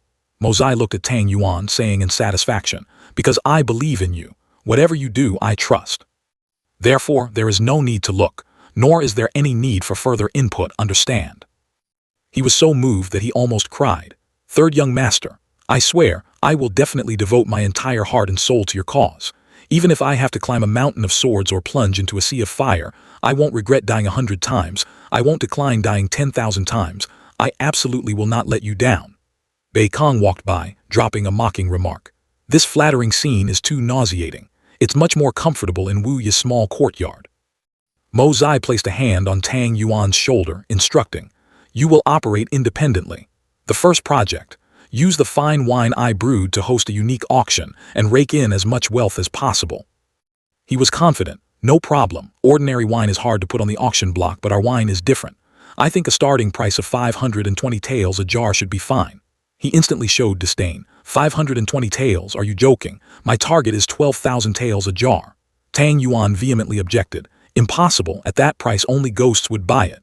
Mosai insisted. 12,000 taels, and that is merely the starting price." He reassured, "Relax, fatty, I've already calculated the entire strategy. The location will be right opposite Shengbao Tang. From now on, you are the chief manager there. In 3 days, we will have a grand opening." Tang Yuan panicked. "My grandfather warned me 3 times not to mess with the people of Shengbao Tang." Mosai put on a bossy attitude. "Did you forget how we dealt with that guy named Li last time? Listen to me, I guarantee nothing will happen." He finally relented. "All right, better than nothing. Shengbao Tang it is, let's go all out." Mosai waved his hand. "Then go prepare."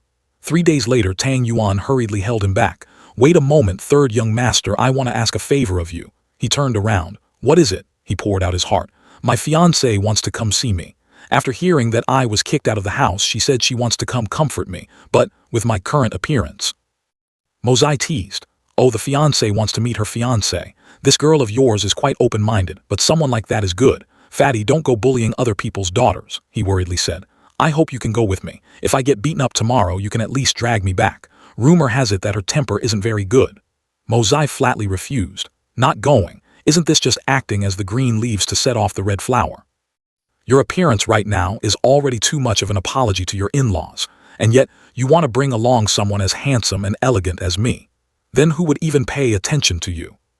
Tang Yuan panicked even more. "So what? You're just there for support. How come I never realized you were this severely narcissistic before?" He looked exasperated. "I'm done talking to you. I have to go find third uncle. Remember to send out the invitations for the grand opening. If there's nothing, don't look for me, and even if there is something, don't look for me either."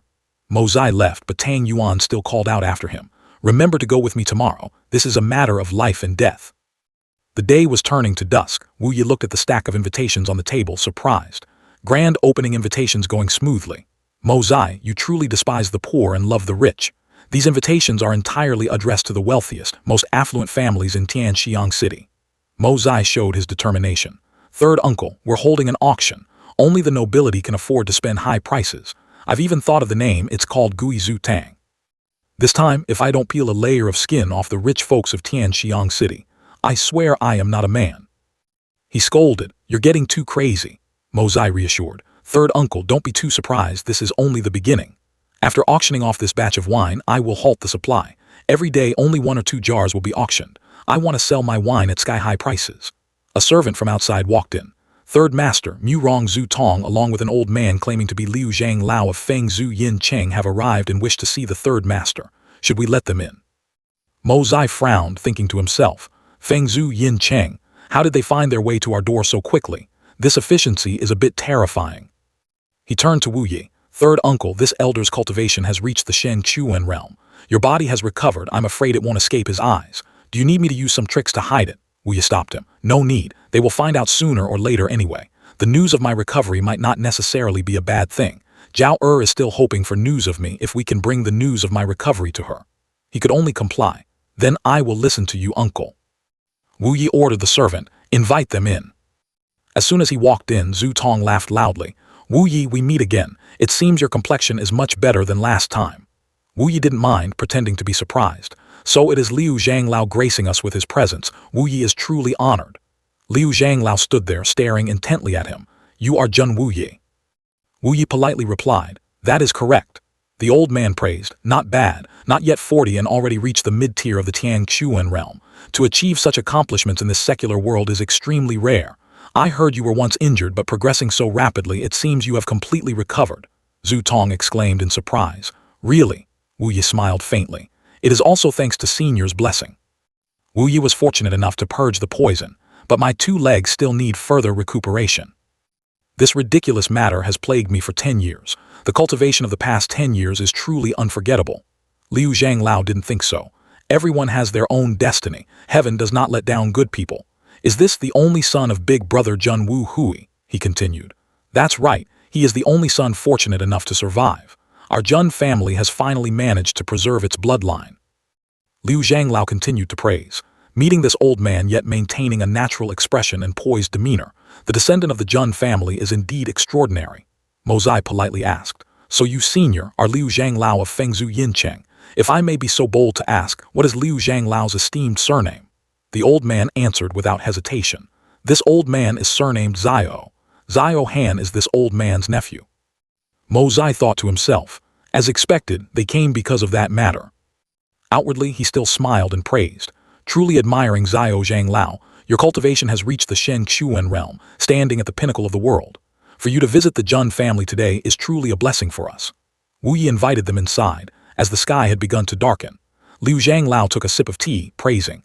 Good tea. Third Master Jun, I wonder if your esteemed residence has ever encountered the Zio family young master of our Silver City. He pretended not to know. Zio family young master. Never met him. I wonder why Liu Zhang Lao asks this. What is that young master's great name? How old is he and what does he look like? Liu Zhang Lao recounted. That nephew of mine went sightseeing today with the little princess of our city, but was attacked and severely injured by a hidden assailant. This old man has pondered endlessly in this Tian Xiang city, apart from the Jun family, what other family would have such immense guts? Mo Zai questioned in return. According to Liu Zhang Lao's words, the injury of the Zio family young master was caused by our Jun family. As the saying goes, catching a thief requires catching them red-handed. Liu Zhang Lao is an exalted expert. Surely you must have concrete evidence, right? The old man grew displeased. When elders speak, juniors have no right to interrupt. Such a lack of rules is truly a laughingstock to the world. Is this the only third-generation descendant of the Jun family? He used his imposing aura and shouted loudly. Step aside. The roar, condensed with Shen Chuan Qi, was like a berserk sonic wave tearing through space, striking straight into the eardrums of the Jun family's young master. My whole body felt as if it were swept up in Liu Zhang Lao's mighty attack. A surge of hot air erupted from the inside out, as if wanting to incinerate everything. The young man let out a cry of agony, a thin stream of blood seeping from his nose. This injury was half acting, half real. With the level of the Jun family's eldest young master, as long as he had a little vigilance, he could completely dodge this trivial damage. Liu Zhang Lao let out a sigh. Still standing, not bad. Mo Zai wiped the streak of blood from the corner of his mouth, silently noting that a Shen Chuan supreme expert indeed lived up to the reputation. A cold sneer flashed through his mind. This old man was truly ruthless enough, actually resorting to such a vicious strike just because of a displeasing sentence. While Liu Zhang Lao had not yet quelled his intent to strike, Zhu Tong hastily intervened. Liu Zhang Lao, please stay your hand. Wu Yi voiced his questioning. Liu Zhang Lao, what is the meaning of this action of yours? The old man sneered. A special reason. There is none. I did it because I felt like it. The people of our Silver City met with a mishap on your Jun family's territory, so you must also pay a corresponding price. Wu Ye's fists clenched so tightly that his green veins bulged, blaming everything on our Jun family just because of a mere suspicion. Our Jun family will never accept this humiliation. For today's matter, your Feng Zhu Yin Cheng must give us a fair explanation.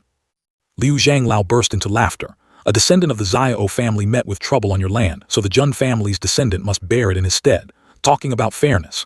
Kid, do you think this old man is going to argue logic with you? You're too naive. Right at that moment, San Zhanglao and Yan Meng also rushed over hurriedly. He breathed a sigh of relief. Thank goodness they hadn't alarmed that supreme expert yet. Liu Zhanglao appeared surprised. Third brother, why have you come here? Suddenly, a voice full of inner strength echoed out. Where did you small fry crawl out from, daring to disturb this old man's peace? Truly shameless. Liu Zhanglao was furious at being interrupted. Who dares to block this old man's path? Roll out here at once. This old man promises to leave you an intact corpse. As soon as the words fell, he took a step full of oppressive might. The figure that appeared was none other than Yingbo Kong. As soon as he revealed himself, the entire space immediately fell into silence.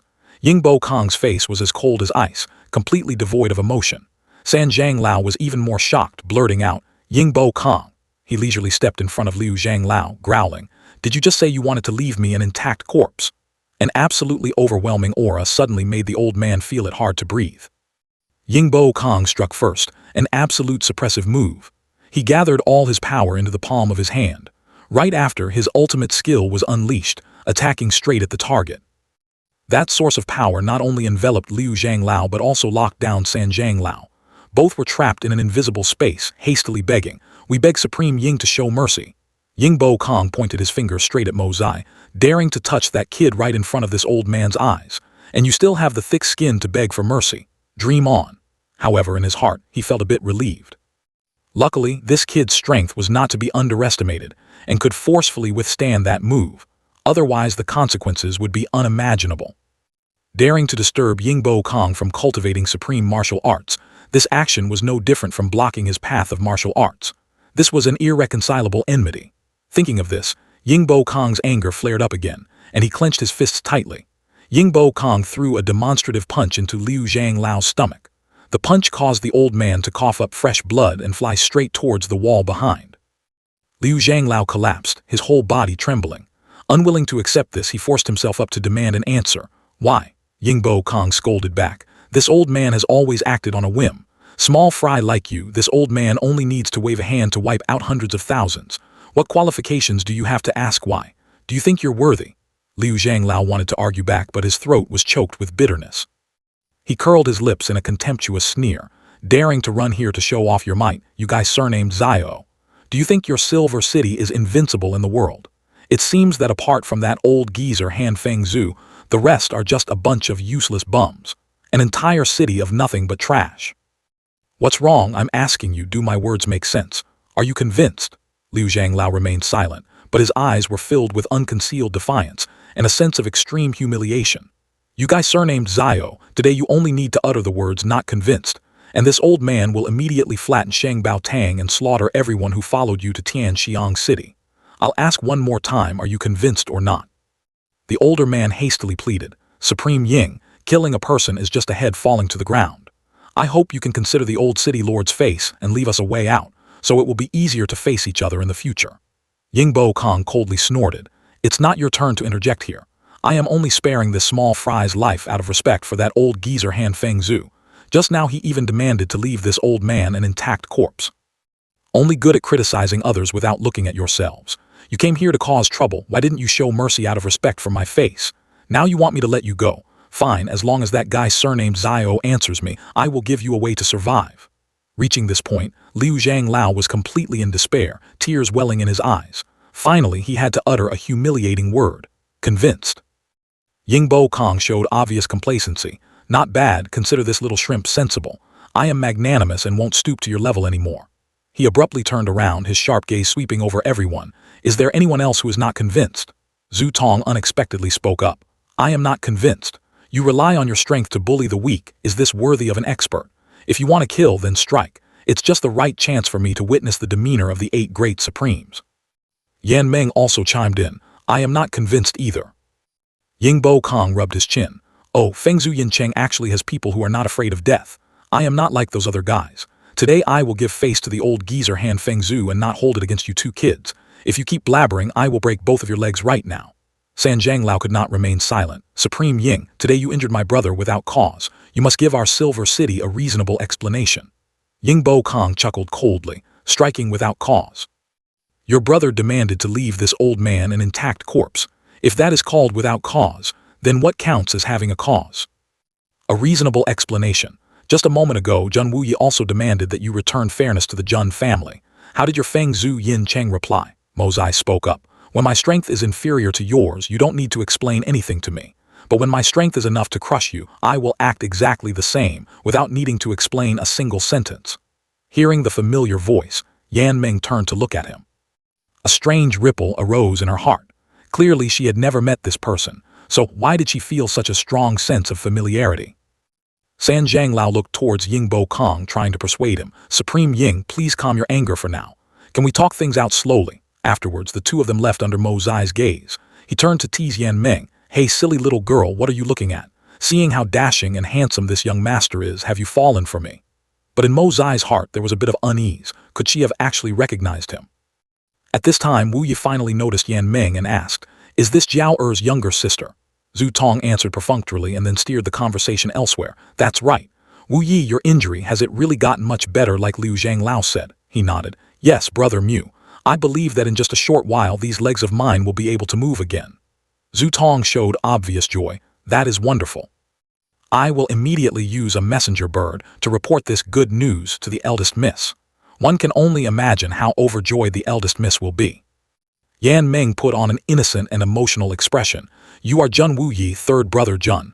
My older sister mentions you every day. Why don't you come visit her? Wu Yi explained. I want to go very much. For the past 10 years, there hasn't been a moment when I didn't yearn to see her again. Zhu Tong further explained to the little princess. It's not that Wu Yi doesn't want to go, but rather, without sufficient strength, I'm afraid he wouldn't even be able to advance another step once he is 300 miles away from Feng Zhu Yincheng. Mo Zai dropped two mocking words, idiot. Yan Ming immediately got angry. You little brat, why are you so rude? Wu Yi interjected. Little sister, could you tell me a bit about your older sister? The sly girl set a condition. Of course I can, but you have to make that kid call me auntie, then I'll tell you. She rubbed her eyes a few times and looked back at the spot where Mo Zai had just been standing. Where did he go? Wu Yi could only laugh. Where has this kid run off to now? Yan Ming snorted. I will definitely complain to my older sister so that when she comes to the Zhen family in the future, she will settle the score with that rude kid. Hearing this, he was a bit stunned. Your older sister will come to the Zhen family.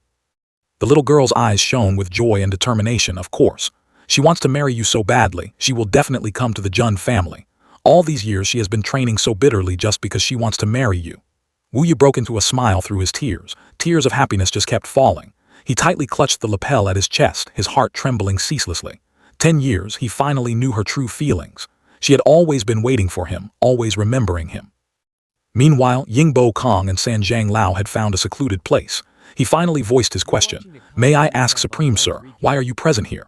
His tone was slightly cold. I haven't even asked you why you crept over here. What kind of grudge is there between Feng Zhu Yincheng and the Zhen family? San Zhanglao's expression became solemn.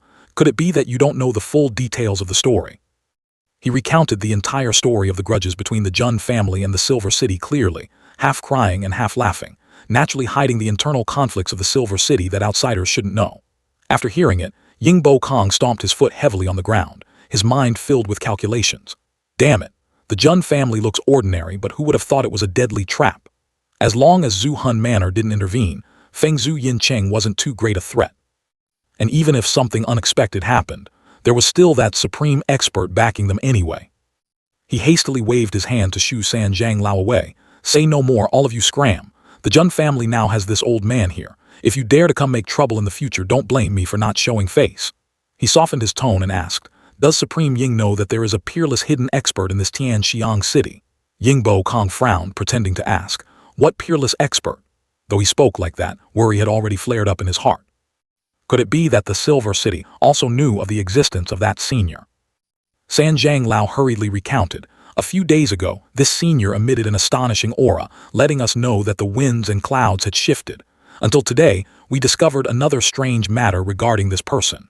Yingbo Kong deepened his voice. What strange matter? He retold the story about the maple forest in the south of the city. Within a 60-mile radius under the senior's guidance, everything had been silently incinerated by profound qi, leaving absolutely no traces on the ground. Not even a single blade of grass remained. Yingbo Kong suddenly realized. The maple forest in the south of the city. Hadn't he just returned from there? Could it be that after he left, such an earth-shattering event had occurred? San Zhanglao cupped his fists in farewell. Supreme Ying, today's matter can be said to be due to our skills being inferior to yours. But regarding Supreme Ying humiliating Feng Zhu Yin Cheng, we will definitely come to reclaim this debt in the future. The mountains are high and the rivers are long. This lowly one takes his leave. Yingbo Kong casually replied. Since I, Yingbo Kong, dared to cause trouble, I am never afraid of hassle. He turned his back, urging Zhu Tong, carry Liu Zhanglao, we are going back. After walking a few steps, he suddenly stopped. Oh right, rumor has it that the young master of Zuhun Manor has set his eyes on the daughter-in-law of the Jun family, intending to take her as a concubine. Since Supreme Ying has chosen to stay here, you might as well prepare early. Zuhun Manor is probably not as easy to deal with as our Feng Zhu Yin Cheng. Upon hearing this, Yingbo Kong felt like he had been struck by lightning. This isn't just boarding the wrong pirate ship. This old man clearly jumped straight into a swamp, and now I can't even pull my feet out. He clenched his fists, roaring angrily, Jun kid, you little brat, roll out here for this old man. Mozai hurriedly ran over, his mind full of thoughts, even though Yingbo Kong had taught Liu Zhanglao an unforgettable lesson. But that was not done by his own hands. This was not the behavioral style of the evil monarch. Just after leaving Yingbo Kong's residence, Zhu Tong was still carrying Liu Zhanglao on his back. San Zhanglao followed behind, voicing comfort. Sixth brother, you cannot be blamed. The opponent is Yingbo Kong after all. Liu Zhanglao interrupted. Third brother, I understand. But if he wants to kill, just kill me. Why did he have to humiliate me like that? Zhu Tong spoke up to soothe him. Liu Zhanglao, earlier you had to endure this humiliation to protect everyone's lives. I deeply admire that. Speaking of humiliation, initially Liu Zhanglao didn't show any respect to the Jun family either. If you hadn't been so aggressively threatening right from the start, Yingbo Kong wouldn't have. Before he could finish his sentence, the old man snapped. Zhu Tong. Put me down. This old man is not dead yet, let me walk by myself. The way this old man does things is not for a junior like you to lecture about. In his heart, Zhu Tong secretly complained. If you really have such backbone, why didn't you hold firm to the end when facing Yingbo Kong? Now you're venting your anger on him. Does this old man think he actually wants to carry him? Right at this moment, Mo Zai's voice rang out full of mockery, truly having backbone. Indeed worthy of being an elder of Feng Zhu Yin Cheng. I admire you immensely. If only you could have been this tough-talking just now when facing that guy surnamed Ying. Everyone was startled and turned around. Who goes there? Yan Meng recognized him immediately and pointed an accusing finger. It's him. He's the one who injured Zhao Zaichuan and even hit me too, he asked bluntly. Are you all people from Feng Zhu Yin Cheng? San Zhanglao stepped forward to reply. That is correct. May I ask who senior is? Mozai did not beat around the bush. Many years ago, this old man used to be on good terms with several generations of the Silver City's lords. I never expected it to have declined to such a state today, truly saddening. San Zhanglao secretly agreed in his heart. He is not wrong. But is it the second generation city lord or the first generation? Just how old is this person exactly? He continued to reprimand. A junior from your Silver City disturbed my cultivation, yet you actually indulged him and acted arbitrarily. Are these the rules of Feng Zhu Yin Cheng? Yan Meng could feel the aura of a supreme expert exuding from this person. Was this really that coarse man? Why was there a difference like heaven and earth? Mozai cracked his knuckles, his aura flaring up blazing hot. I heard you were looking for me, looking to seek revenge.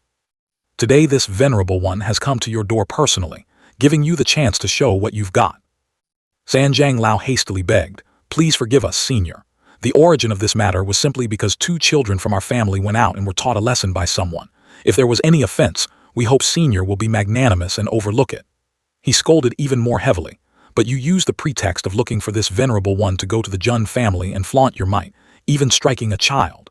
Do you think a single request to overlook it will end the matter? At this time, Liu Zhanglao finally spoke up. This senior, the Jun family and Feng Zhu Yin Cheng have a long-standing intertwined enmity. The root causes are deep. If senior hastily questions us without knowing the full details, I'm afraid it might tarnish your prestige. Ozai frowned. Are you implying that this venerable one is meddling in other people's business? This old man's original intention was to mediate this enmity. As he spoke, he used a little bit of strength, slapping Liu Zhanglao's face, causing him to spit out a mouthful of blood. Mo Zai continued, I do not want to hear you speaking so insolently, but considering that you are injured, I am only teaching you a light lesson. San Zhanglao panicked in his heart, completely unable to see his movements.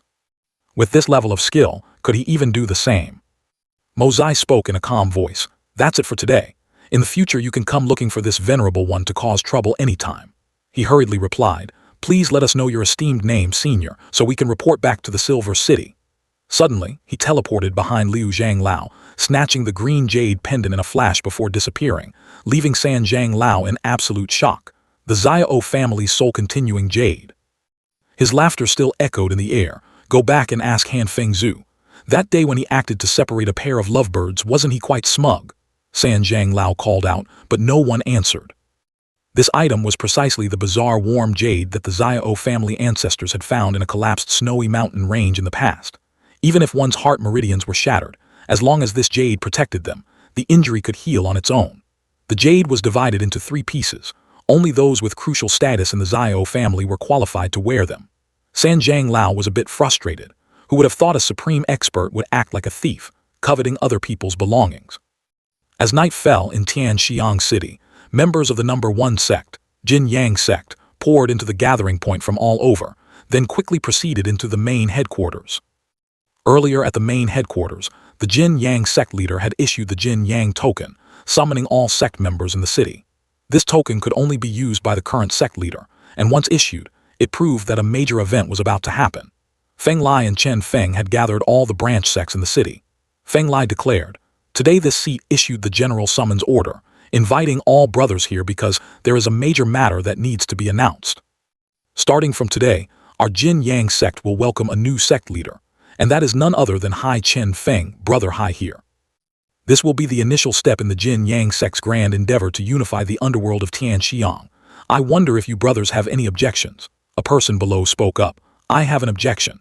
Brother Hai possesses profound martial arts, but to be the new sect leader, martial arts alone is not enough. He seriously explained. At this time, experts are gathering in the capital city. Several factions already want us to surrender. Luo Tangzhu, think about it, if I still maintain the position of sect leader, how far can I lead our brothers? We cannot afford to offend any of those families. We cannot get involved, but some people are different. Brother Hai is the very person who can shoulder this heavy responsibility. He can even maintain the existence of our sect and continue to raise the banner of the Jin Yang sect high. Luo Tangzhu appeared quite disappointed. Another person raised their hand. I have a suggestion. According to the sect leader's words, if we don't do this, even the number 1 sect in the capital like us can only eke out a living.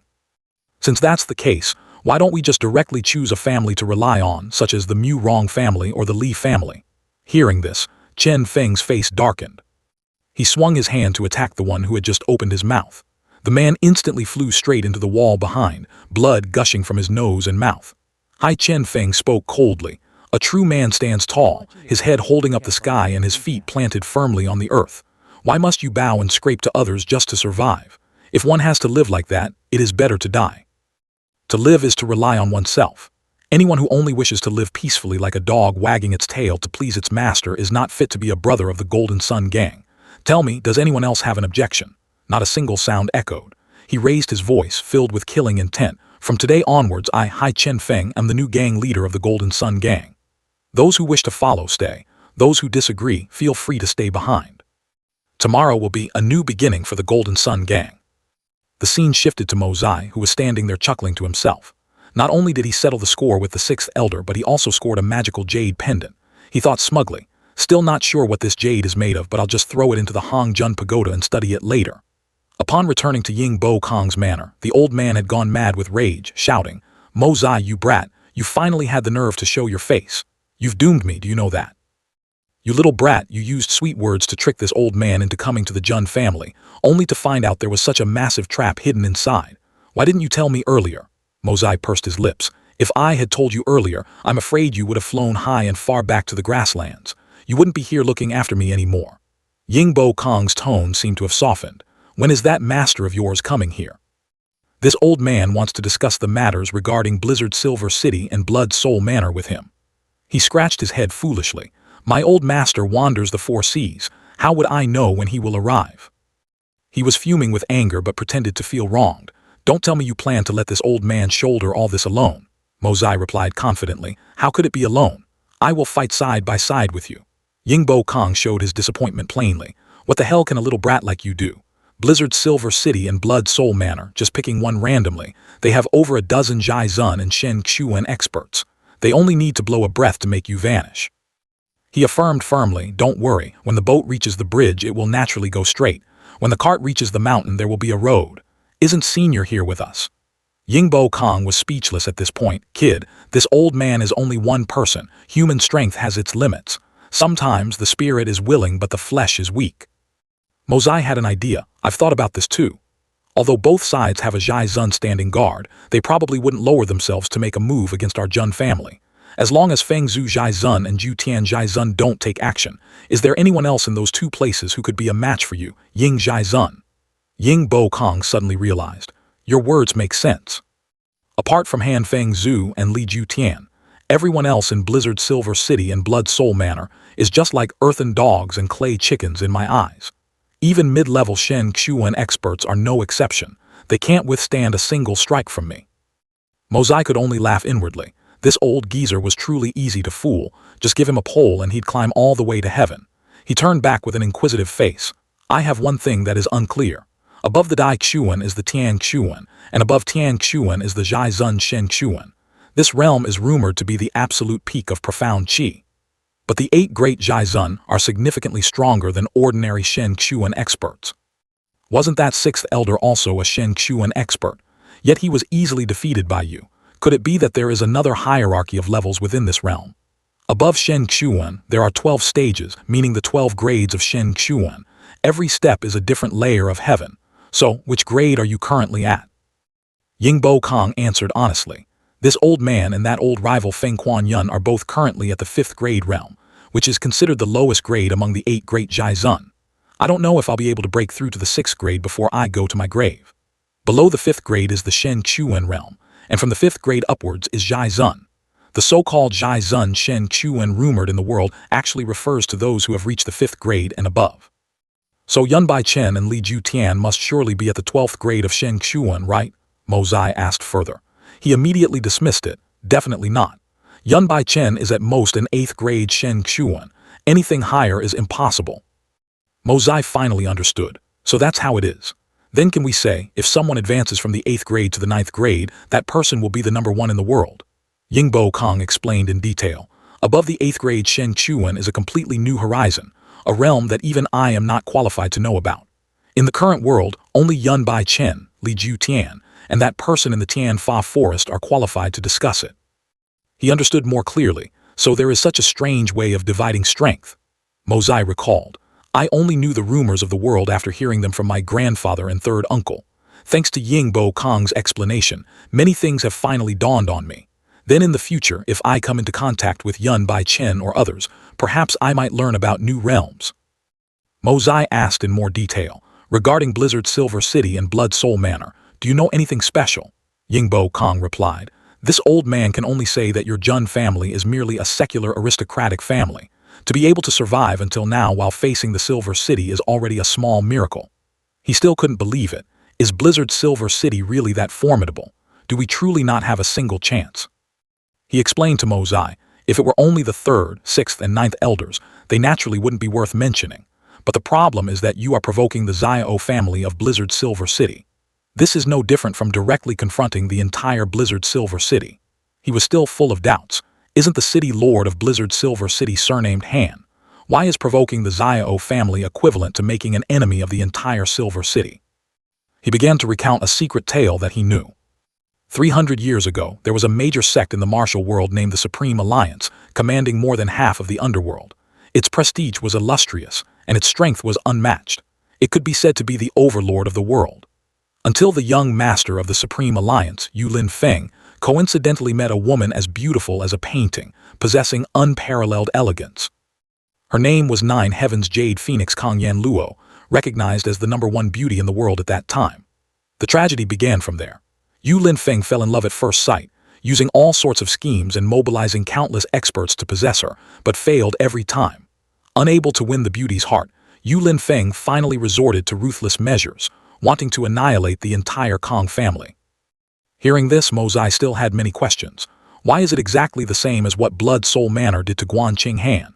Yingbo Kong continued, but at the juncture of life and death, Kong Yan Luo was unexpectedly rescued by 3 men and fled to a distant place. Later, she developed feelings for the eldest of the 3 brothers and they became husband and wife. One night, Yu Linfeng was jointly killed by these 3 men, his head in one place, his body in another. These 3 brothers then established their own faction on the Snowy Mountain to oppose the Supreme Alliance. 20 years later, when their cultivation was fully mastered, they descended the mountain for revenge, causing the Supreme Alliance to completely collapse.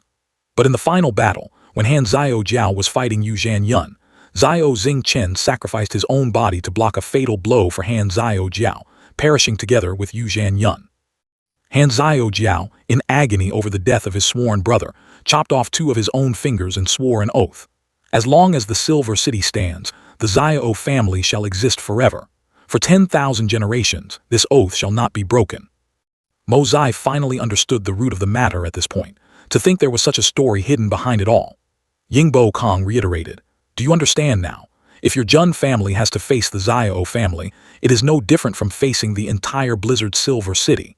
I really don't understand how your 3rd uncle's woman managed to cause such a massive problem." His mind was a mess of thoughts. With the Xiao family's status in the Silver City, when they moved against the Jun family back then, why didn't they tear up the roots? Who knows what price Han Xiao Jiao had to pay, or how much effort he exerted to prevent the Jun family from being completely wiped out. Mozai's gaze changed as he asked him, "Old Ying, you just said you are a 5th grade Shen Chuan. Then it must not be easy for you to advance to the 6th grade, right?" Yingbo Kong nodded. "Roughly so. You little brat, if you have something to say, just say it." Mozai spoke directly. "My master is obsessed with alchemy, and a few years ago he researched a superb type of medicinal pill. This pill can help a person break through 1 grade. You understand what I mean, right?" He understood his underlying meaning. "What are your conditions?" Mozai didn't beat around the bush. "My only request is that, if there ever comes a day when our Jun family goes to Blizzard Silver City to seek revenge against the Xiao family, to settle the grievances and rescue my 3rd aunt, I want you to lend a hand." Yingbo Kong burst out laughing and agreed immediately. "All right, is that it?" he replied decisively. "A promise is a promise." At the Dragon Soul Gang, a subordinate ran in gleefully. "Gang leader, the Golden Sun Gang has replied to the letter." The leader of the Dragon Soul Gang looked somewhat expectant. "Is it the letter proposing an alliance?" His subordinate nodded. "It must be."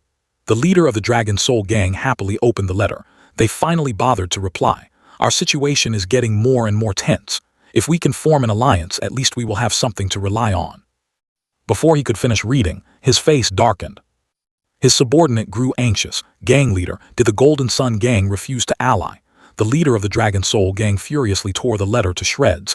"They actually dare to demand that our Dragon Soul Gang surrender and accept submission. Who the hell does Jin Feng Lai think he is to want us to bow our heads?" Just at that moment, the gates of his manor exploded. He shouted angrily, "Who goes there?" Chen Feng, exuding a murderous aura and majestic presence, strode in. The subordinate of the gang leader recognized the aura of the man before them, a Tian Chuan expert. The leader of the Dragon Soul Gang stammered, "May I ask who your excellency is?" He gave him 2 choices. "The Golden Sun Gang will be the overlord of the capital's underworld. You have 2 paths, submit or die." The leader of the Dragon Soul Gang still wanted to clarify, "Where does your excellency hail from? As for matters of underworld gangs, with your excellency's divine abilities, is there a need to interfere so heavily?"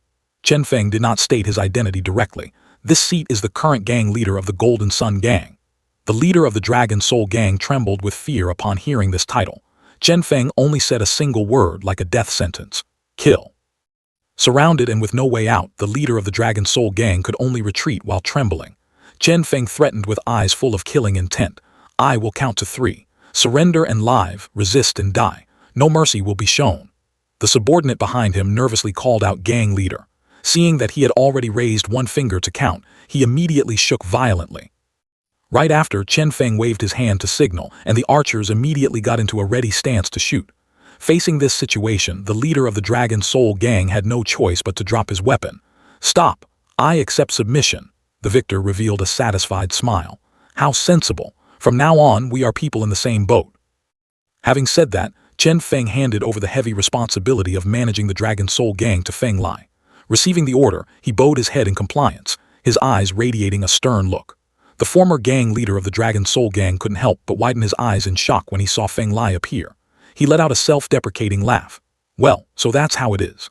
This old man retiring to yield the stage to the younger generation. Quite a surprise, huh? Suddenly, an arrogant voice echoed from afar. Not bad, very imposing, taking over an entire gang with just a few threatening words. The newcomer was none other than Jian Hong, a Tian Chuan expert whose aura was indeed extraordinary. Chen Feng and Feng Lai immediately furrowed their brows, looking at the stranger with vigilant eyes. "Who are you?" he puffed out his chest and declared. "This underworld territory of the capital is truly a fat piece of meat, but you can't swallow it all by yourself.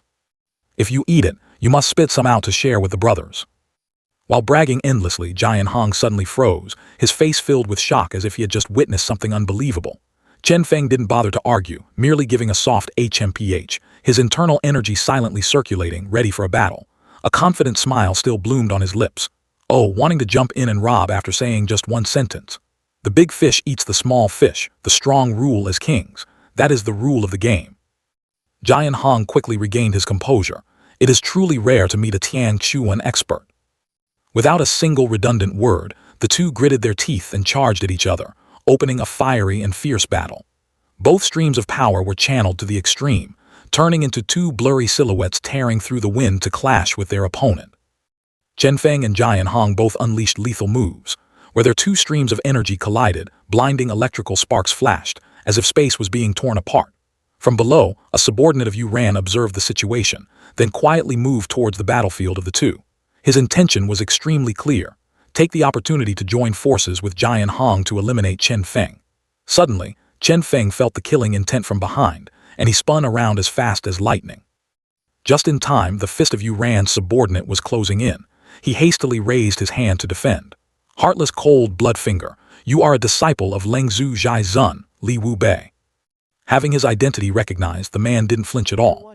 "You have some good eyes. Since you know who I am, why don't you quickly kneel down and beg for your life?" Chen Feng's fury flared up, green veins popping on his forehead as he roared. Daydreaming, Yu Ran's subordinate smirked with a contemptuous smile. "Blue wave white snow sword, so you are a person of Yilan Zhai Zun. Excellent, we are both disciples of the 8 great Zhai Zun. Today let us compete and see who is superior." Chen Feng didn't hesitate at all. "Fighting here is too restrictive. If you have the guts, follow me to another place. The loser will have to pack up and leave this struggle for hegemony over the capital's underworld." Jian Hong immediately agreed. As soon as the words fell, the 3 silhouettes vanished, leaving Feng Lai and the former leader of the Dragon Soul Gang still standing there dumbfounded. Feng Lai turned to look at him, his eyes full of hidden meaning. "We should also go and discuss a bit, to see how we should arrange this chess game reasonably, shouldn't we?" At the same time, in the main hall of Blizzard Silver City, a group of people was moving solemnly. They were on their way to the gates to welcome 2 extremely important guests. The leader of the group from Blizzard Silver City spoke respectfully welcoming the city lord, paying respects to the lady. The figures of the 2 distinguished guests gradually appeared behind the massive gates. It was none other than the city lord and the lady of Blizzard Silver City. The city lord gently waved his hand, signaling everyone to dispense with formalities. Grand Elder spoke first. "Inviting everyone here today is because there is a matter of great importance that must be discussed." The city lord immediately asked, "Is it news from Tianxiang City?" The elder nodded instantly. "Exactly, it was sent back by the 3rd brother from Tianxiang." He hesitated, his voice a bit heavy. "The contents inside are quite shocking."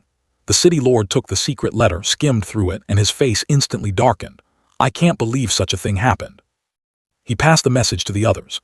"Everyone take a look, then let me know your thoughts." The people of Blizzard Silver City passed the letter around and read its contents aloud, none of them able to hide their extreme shock. The Grand Elder spoke up. "In just a few short days, such a massive incident occurred in the capital, and that ignorant little brat of the Jun family, he actually managed to cure the injuries that had lasted for years.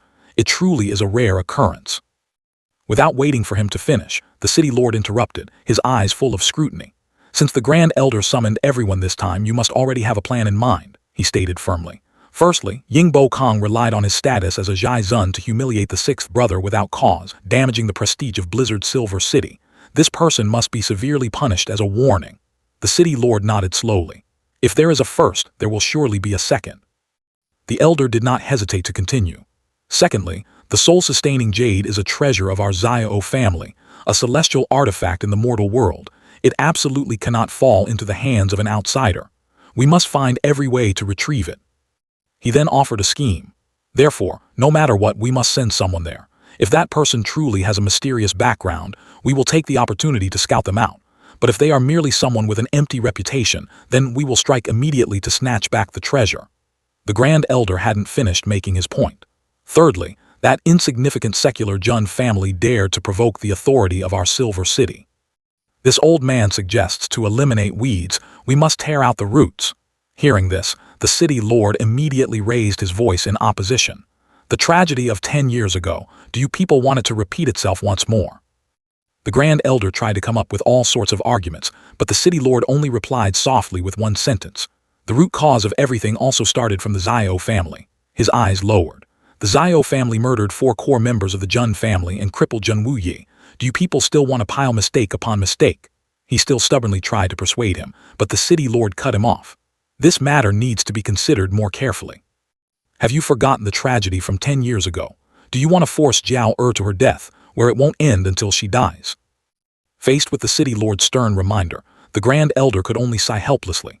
10 years ago, when Yan Jiao returned to the Silver City and learned that the Xiao family was acting against the Jun family, she went mad.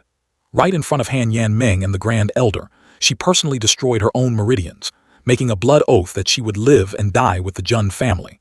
Her life was snatched back from the hands of the Grim Reaper with great difficulty by the old city lord. Everyone thought things had settled down and secretly continued their plot targeting the Jun family. Unexpectedly, upon learning of it, Yan Jiao didn't hesitate to draw 2 swords and stab herself, using her life to beg the Grand Elder to retract the order. He had no choice but to cancel the plan, but it was precisely because of Yan Jiao's resolute attitude, twice risking her life to protect the Jun family, that shattered the Grand Elder's dream of taking her in as his daughter-in-law into thin air. Because of this, he always harbored an endless resentment. At the same time, on an icy cliff covered in white snow, Yan Jiao was reciting. She gripped the letter tightly in her hands, tears flowing ceaselessly. It's really him. His injuries have gotten much better. Thank the heavens for your blessings. Having said that, Yan Jiao suddenly collapsed to her knees in the snow, clasping her hands in prayer. I beg the heavens to protect him and grant him happiness. This little woman is willing to trade 10, even 20 years of my lifespan in exchange for Wu Yi's peace. Her voice echoed through the freezing space. Even though we cannot be together, I will forever be his Jiao. Meanwhile, at the Jun family's manor, the enveloping silence was suddenly shattered by Tang Yuan's booming voice. Third young master, oh third young master, wake up, the sun is about to roast your butt. Mozai woke up groggily, grumbling. So damn noisy, what the hell are you doing so early in the morning? Just as he finished speaking, his jaw dropped, eyes widening at the horrifying sight before him.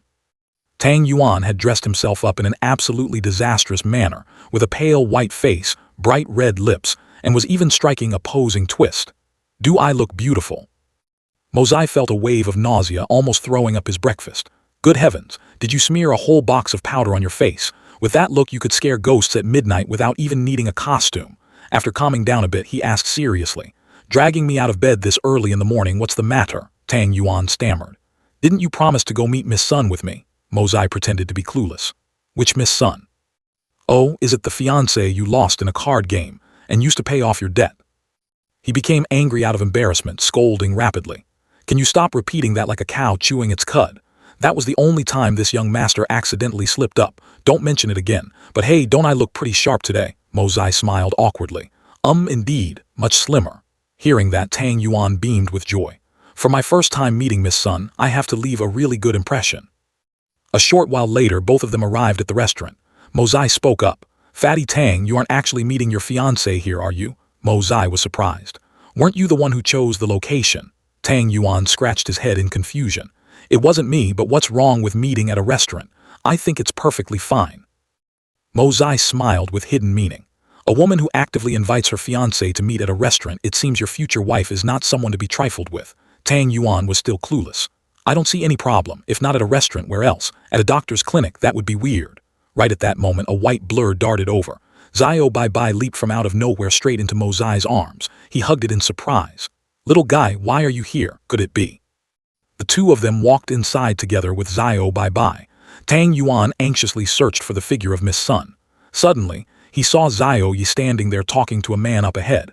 Mo Zai guessed. It must be her older brother just escorting his younger sister here. Tang Yuan recounted. Rumor has it that to prepare for this meeting, Minister Sun spent a fortune booking this entire restaurant. He frowned slightly. But apart from Miss Du Gu, there aren't any other women in here. Thinking of that, Mo Zai turned to ask Tang Yuan. Have you ever met this fiancée, Miss Sun, of yours? He answered honestly. Never. My fiancée is a girl from a sheltered family, never stepping out of the house all year round. How could ordinary people ever meet her? At this moment, Zhao Yi called out. Brother Mo Zai, you guys are here. The little girl ran over and hooked her arm through his. I knew you'd definitely come with this fatty, so I persistently demanded that Sister Sun let me tag along. Mo Zai felt unnatural and quickly changed the subject. Miss Du Gu, we truly are fated, but where is this Sister Sun you mentioned? Zhao Yi picked up Zhao Bai and pouted. Still calling me Miss Du Gu, she grumbled. Sister Sun is right here. Tang Yuan and Mo Zai turned around simultaneously, staring blankly at the other man. Hearing the call, that person also slowly turned around, greeting them with a resounding voice.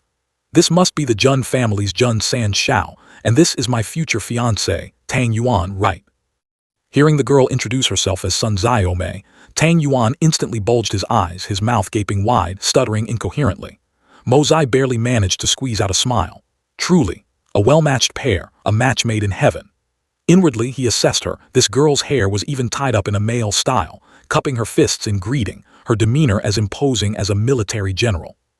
Tang Yuan at this point felt as if the sky was collapsing onto the table amidst the astonishment of the other three. Zhao Mei spoke gently. It seems this little woman has really given her fiancé quite a scare. Please take a seat, Jun San Shao. Zhao Yi quickly explained. Sister Sun's appearance might not be too outstanding, but her temper is very good, beautiful on the inside and wise, exceptionally intelligent, and her personality is magnanimous. We all admire her. Mo Zai replied politely. Very good, very good. He smiled to himself, thinking that this Miss Sun was indeed extraordinary. Regardless of her gestures or words, she exuded an aura far surpassing those ordinary men out there. Zhao Mei poured tea while striking up a conversation. Jun San Shao, I see that you seem to be a person of profound understanding, not at all like the rumors outside. Mo Zai asked back. Unlike them in what way? She immediately replied. To tell the truth, this little woman didn't come here today for Tang Yuan. Our marriage was arranged by both our parents. As a woman and possessing an ugly appearance, I had long accepted my fate. Every action of Tang Yuan over the past 5 years, from where he went, what he said, to what his motives were, I have recorded them all, knowing them as clearly as the back of my hand. Mo Zai shuddered slightly, thinking to himself, he's done for. This fatty will definitely live a life worse than death in the future. Zhao Mei continued to share honestly. Tang Yuan is not a good person, nor is he a gentleman, but he is an honest person, speaking his mind as it is. He smirked with interest. This evaluation can be said to hit the nail right on the head. She continued to confide. Whatever he likes or dislikes is shown on his face without any concealment. I like people who are straightforward like that. Therefore, even if his reputation is bad and he's as fat as a pig, I have no objections to this marriage. This Sun Zhao Mei, the eldest miss of the Sun family, could calmly discuss her own appearance and didn't evade the great matter of marriage. This demeanor was worthy of the title heroic female scholar. Looking at Mo Zai, she thought to herself. Previously hearing the great name of San Shao, and later seeing the young master step in to save the Tang and Huan families from losing face, this little woman is extremely grateful. With your brilliance, young master, you can surely guess the reason why I wanted to meet you two today. Mo Zai got straight to the point. Why must you meet me? She replied confidently. Firstly, I wanted to see exactly how fat my fiancé is. Secondly, and also the most important matter, I came here to meet Jun San Shao, she continued. I have 2 closest sisters. One of them hates you to the bone. Then, Zhao Mei glanced over at Zhao Yi, making the little girl flinch. As for the other one, she harbors a deep and affectionate love for you. Zhao Yi was embarrassed, gently shaking Zhao Mei's arm. Mo Zai smirked. I didn't even know which of your sisters had such great taste to hold such deep affection for me. Zhao Yi immediately used pitiful eyes to beg Zhao Mei not to reveal it.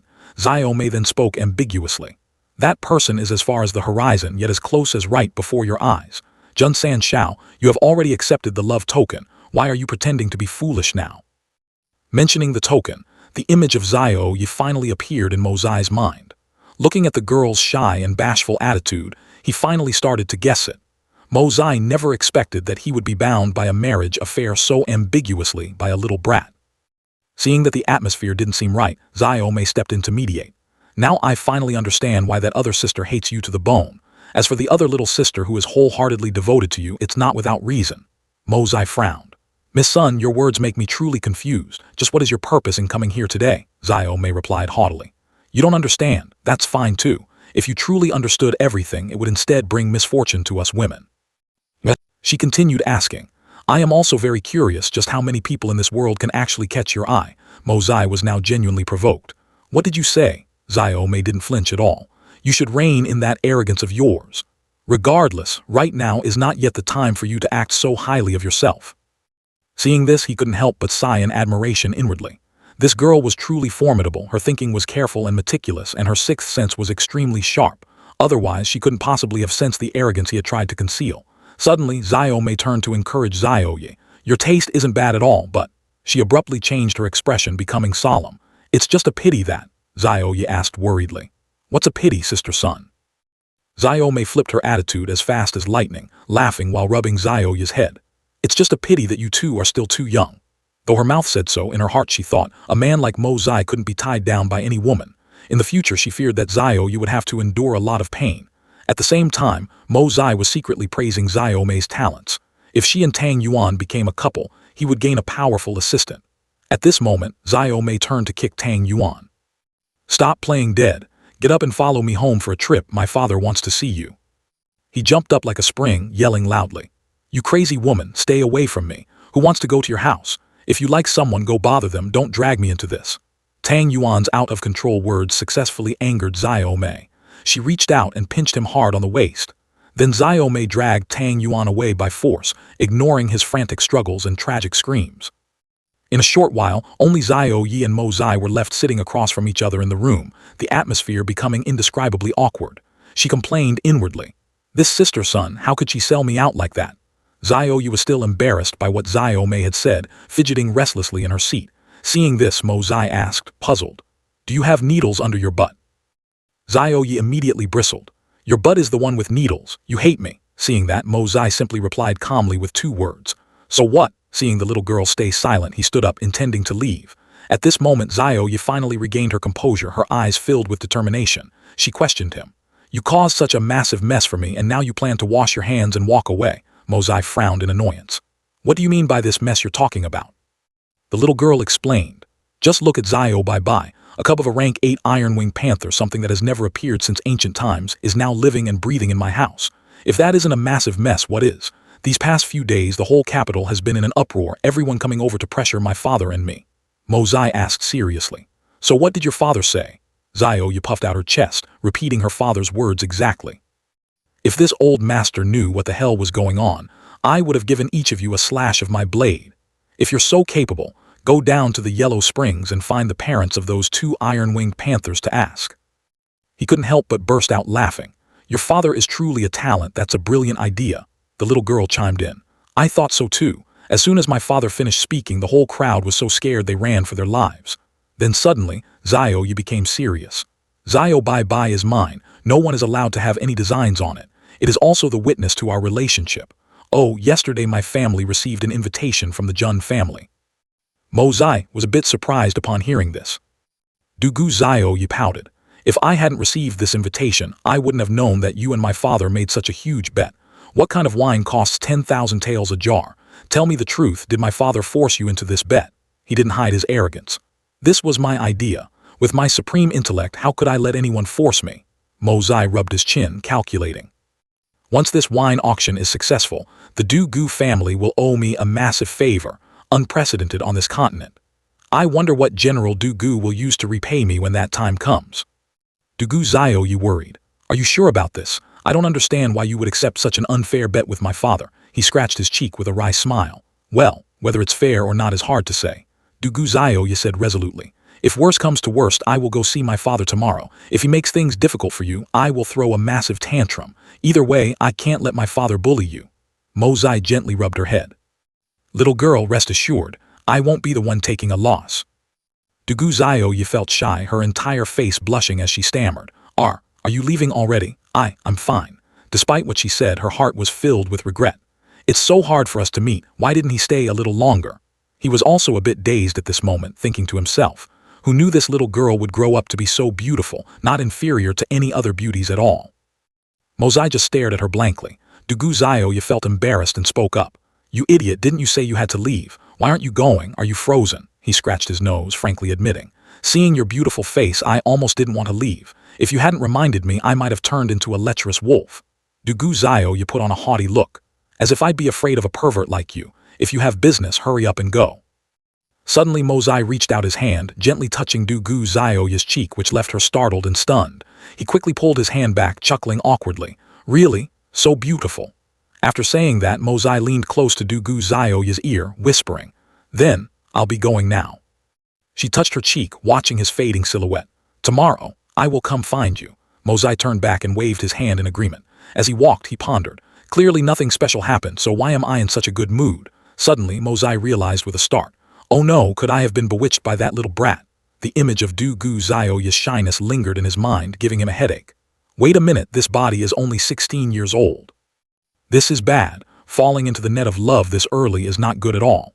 Isn't this the legendary complicated teacher-student romance script? A while later, Mozai returned to the Jun family. Upon seeing his silhouette from afar, Yingbo Kong hurriedly ran over. "Kid, you finally came back. Today this old man just comprehended a few new moves, extremely formidable." He swaggered, wanting to show off. "Come here and take a look." Mozai looked annoyed. "I am very busy, don't bother me." He silently blamed the guy for ruining his wandering thoughts. Yingbo Kong showed clear disappointment. How strange. He was just beaming with joy, looking as happy as if he found gold. So why did his face fall the moment this old man opened his mouth? At the same time, in several other noble families, a servant was respectfully presenting an invitation card to his master. The master took the card, wondering, what kind of invitation is this? Inside the card, the 3 words Aristocrat Hall were written largely and clearly, with several different seals beneath them. The old man's hands trembled violently as he looked at it. Not only was there the personal seal of the Jun families, Jun Wu Yi and the Tang family seal, but at the very top was the seal of the Prince of Equality's Manor, the only Grand Prince of the Tianxiang Empire. "This is serious," he muttered. "It says here that the grand opening is in 3 days. Quick, notify everyone to prepare thoroughly at once." 3 days later, this invitation card had become a symbol of status for the noble families in Tianxiang City, so precious that it was hard to buy even with 1,000 pieces of gold. Everyone lined up in long queues, just waiting for the moment the gates of the Aristocrat Hall would open. The crowd surged in, admiring the surroundings as they walked. It is already autumn, yet they can still cultivate such rare and luxurious potted flowers. As soon as one person spoke, the people behind immediately chimed in to flatter. It truly lives up to the name of Aristocrat Hall. Right at this moment, the melodious sound of bamboo flutes echoed from somewhere. Everyone began to murmur again. It is clearly just an ordinary auction, yet it creates an atmosphere that is both elegant and extravagant. I think, no matter the outcome today, just being able to be here is a great harvest. In front of the main gate, guards and maids in gorgeous attire bowed respectfully to welcome the guests. Tang Yuan looked at the bustling crowd and said to Mozai, "San Shao, it is only the first day of opening and it is already this packed. It seems the effort and money she spent to renovate this place were not wasted. That girl is truly smart." Mozai smiled smugly. "This is only the first day. Just you wait, the real show is yet to come." At the same time, in the imperial palace not far away, a gentleman spoke up. To think that someone in Tianxiang City could come up with such a brilliant idea. Yang Huiwu looked at the opponent's recent move on the Go board and could not help but praise. Chang Yu spoke. "That person's wine, no matter how delicious, even if it is a rare fine wine in the world, could never be worth 10,000 taels a jar. But deploying this tactic can provoke the competitiveness and vanity of the capital's nobility. Not only can it be sold for 1 or 2,000 taels a jar, but even higher." Yang Huiwu did not entirely agree. This decision seems simple on the surface, something anyone could think of, but if you consider it carefully, that is not the case. He arrogantly let out an "Oh, I am all ears." Carefully analyzed. To lay out this scheme, one must first deeply understand human nature, grasping the weaknesses in humanity, especially the psychology of the rich and powerful. As long as one masters that, anyone can dominate the political arena and secure steady promotions. Furthermore, those who stepped foot in there today will absolutely not leave empty-handed. Since they could enter, they certainly won't mind spending a few loose coins. Yang Huiwu emphasized. What they care about is face. Chang Yu now understood his meaning. Yang Huaiwu continued to analyze the contents of the invitation. Think about it, in the capital's salt trade, the Sun, Mu, and Zhao families have always formed a tripod-like balance. Yet the guest list only includes the Zhao family, with no mention of the other two. Everyone knows the other two families are extremely wealthy, so why didn't they receive invitations? Cheng Yu guessed. The long-standing balance of power is broken, which will inevitably lead to conflict. Yang Huaiwu decisively confirmed. Exactly. For other major industries, he used similar tactics, only inviting the representative with the greatest influence. It can be said that the mastermind behind this is a master among masters. Such a talent, if I could bring him under my command. He didn't finish his sentence, only hesitating with a look of regret in his eyes. Cheng Yu evaluated. This person may be formidable, but he still has to borrow the power of the three great families. He alone doesn't have the capability to stir up such a massive storm. Yang Huaiwu did not refute. Regardless, this is truly a spectacular chess game. He looked at Cheng Yu sternly. Mr. Wen, are you interested in taking a trip with us? Cheng Yu looked at Yang Huaiwu with calculating eyes. Is your majesty moved? He laughed with great interest. With such a fun event, shouldn't we be moved? I also want to taste exactly what kind of wine is worth 10,000 taels of silver a jar. Cheng Yu clasped his hands behind his back. If that is the case, this old subject will accompany your majesty on this trip. Yang Huaiwu was confident. With you by my side, everything is indeed perfectly safe.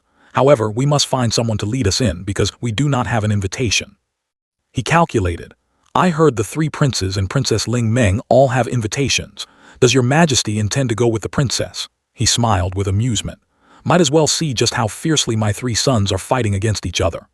Back at the mansion of the aristocrat hall, a luxurious horse carriage was parking right in front of the main gate. Du Gu Wu Dai stepped down from the carriage, asking the attendant nearby. Is it this place? Greeted by Jun Wuyi, he immediately replied. The Jun family is opening a business. How could your older brother not come to congratulate? Du Gu Wu Dai smiled brightly. How could I dare to trouble third brother to personally come out and welcome me? We aren't outsiders anyway. He spoke politely. Searching throughout this capital, the only person who can make my Jun Wuyi personally come out to welcome is brother Du Gu. How could Wuyi dare to delay? Du Gu Wu Dai said to himself in his heart. Big brother Wu Hui, third brother. He has forgiven me. He finally called me Big Brother Du Gu again. I am so happy, truly very happy. Right at that moment, suddenly a group of people and horses galloped into the capital like flying. A voice rang out, announcing, the people of the Mu Rong family have arrived. A series of guards immediately lined up in two perfectly straight rows, standing solemnly. The people walking in were Mu Rong Tian Jun and Yue Following behind them was the younger brother of the old patriarch Mu Rong Feng Yun, the second most powerful figure of the family. And the old man being supported by others was Mu Rong Feng Yu. Suddenly, a harsh and mocking voice rang out. The Mu Rong family, is that supposed to be impressive? Xiao Han stepped forward, his tone full of disdain. This self-centered attitude is truly an eyesore. Provoked, Mu Rong Tianjun immediately flew into a rage. Who is so bold? Are you tired of living? Xiao Han gritted his teeth. Lately, Blizzard Silver City had encountered nothing but unfavorable matters. It was bad enough that this aristocrat hall opened right opposite their Grand Treasure Hall. He had gone through a lot of trouble to win the task of representing the Grand Treasure Hall here to show off his might, yet right upon arrival, he was splashed with mud by a recklessly driven carriage. Mu Rong Tianjun continued to roar. You bunch of people wearing those mourning clothes, do you have a death wish? He muttered to himself. I'm already having terrible luck from all sides. I wanted to find Princess Ling Ming but was given false news by my subordinates, instantly extinguishing all hope. I was just looking for someone to vent my anger on. Mu Rong Feng Yu coughed softly from behind, reminding him. The junior has indeed been disrespectful. This old man apologizes to you on his behalf. Looking at your attire, sir, you must be a hero from Blizzard Silver City. May I ask how you address Mr. Xiao Bei Yu? Xiao Han replied. He is a senior in my family. Thank you for your concern. In his heart, he secretly evaluated. This old geezer is truly a sly fox. First he apologizes, then he brings up my senior, effectively making it impossible for me to lash out even if I'm angry. Mu Rong Feng Yu then bowed his head in gratitude. Saying it like that, we are all one family. Regarding what just happened, our Mu Rong family will definitely give you a satisfactory explanation. Please be magnanimous and overlook it. He spoke with an extremely humble attitude. Xiao Han only snorted coldly, flatly rejecting his attempt at reconciliation. Suddenly, the sound of galloping horses echoed once again. The surrounding people began to gossip, pointing in one direction. It's the royal carriage. The princes have arrived. Inside the extravagant carriage, Ling Meng was showing her dissatisfaction. I don't understand what royal father means by this. Stopping after going just a short distance, intentionally letting the carriages of my 3 royal brothers trail behind. She annoyedly lifted the curtain slightly, thinking to herself, it's like he's deliberately adding oil to the fire, wanting to see which of the 3 royal brothers will arrive first and who will be last. As soon as she lifted the curtain, an extremely dangerous scene struck her eyes. 2 carriages were madly dashing forward like a death race. One carriage was rushing at a terrifying speed, next to another that was also trying its best to keep up, and both parallel carriages were about to crash right into another carriage in front. The surrounding citizens screamed in panic. That's the carriage of the Prince of Equality's manor. The carriages of the 3 princes and the Prince of Equality's manor are about to collide. Right inside the auction room, Jun Wuyi waved Mo Zai over. He instructed in a low voice that in order to untangle this mess, one needed to use some street-level dirty tricks, and he was the brightest candidate for that role. Tang Yuan arrogantly chimed in. Exactly, this is what people call fighting poison with poison, using a villain to deal with villains. This is definitely your specialty. He fell into deep thought. What kind of ridiculous praise was this? What do they mean I'm suited for dirty tricks, and that it takes a villain to punish villains? Since when did I get labeled as a bad guy like this? His train of thought was abruptly interrupted by the appearance of the trio Zhao Han, Yan Meng, and Zhu Tong. As soon as she saw Mo Zai's figure, she puffed her cheeks, a look of utter disgust clearly showing on her face. He also groaned inwardly. Enemies truly walk a narrow path. Why did he have to bump into this nuisance? Yan Meng swaggered closer, her tone full of provocation. Hey Jun boy, call me auntie and let me hear it, then this auntie will reward you with a treasure. Mo Zai got annoyed. Look here, little lady, your mouth still reeks of milk and you already want to be someone senior. Please step aside, I have urgent business. But she wasn't someone who would let things go so easily. Yan Meng spread her arms wide to block his way. Looking at your posture, I can tell you're in a hurry. If you don't call me little auntie, don't even think about going anywhere. Mo Zai sighed, forced to yield. All right, I'm afraid of you. He sluggishly complied with her request, but intentionally twisted the pronunciation, calling her a 4-legged animal instead. The naive Yan Meng did not notice. Seeing Mo Zai obediently listen, she grinned widely. Very good, off you go. If anyone bullies you in the future, just tell your little auntie. Your little auntie will teach them a lesson. Before she could even finish her words, he had seized the opportunity to slip away without a trace. Yan Meng stood dazed for a moment before muttering, wait a minute, something felt wrong about the way he called me. At the same time, Mo Zai had already sneaked to the city gate as fast as lightning. At this time, the 3rd prince was bossing Yang Mo around. Isn't this our beloved little brother Momo? Seeing your cousins and you don't even know how to open your mouth to greet us. You really get more unruly as you grow older. The boy was terrified, hurriedly bowing low and stammering a greeting. The 3rd prince said coldly, what 3rd highness? Over there are also the 1st highness and the 2nd highness. Can't you speak a proper sentence? What kind of manners is this? You truly disrespect everyone. Deliberately picked on by him, Yang Mo could only tear up, too aggrieved to speak. Ling Meng spoke up to intervene. 3rd brother, that's enough. Momo is still young, why are you scaring him? The 3rd prince curled his lip. Just because he's young doesn't mean he shouldn't know manners, right? We are of royal blood, how can we be like commoner children? I just want to teach him the rules. Mo Zai appeared, shattering the suffocating atmosphere. Oh, why are the 3 princes blocking the door like this? Do you not intend to go inside?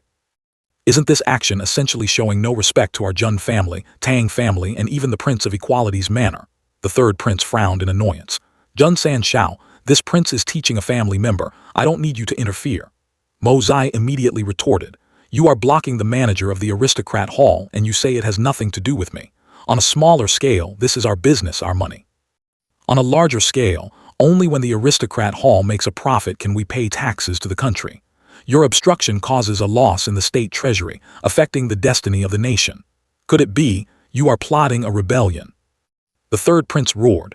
Jun Mo Zai, you are speaking nonsense. Who are you framing for treason? Mo Zai maintained a nonchalant expression. Has this Tian Xiang Empire done anything wrong to you?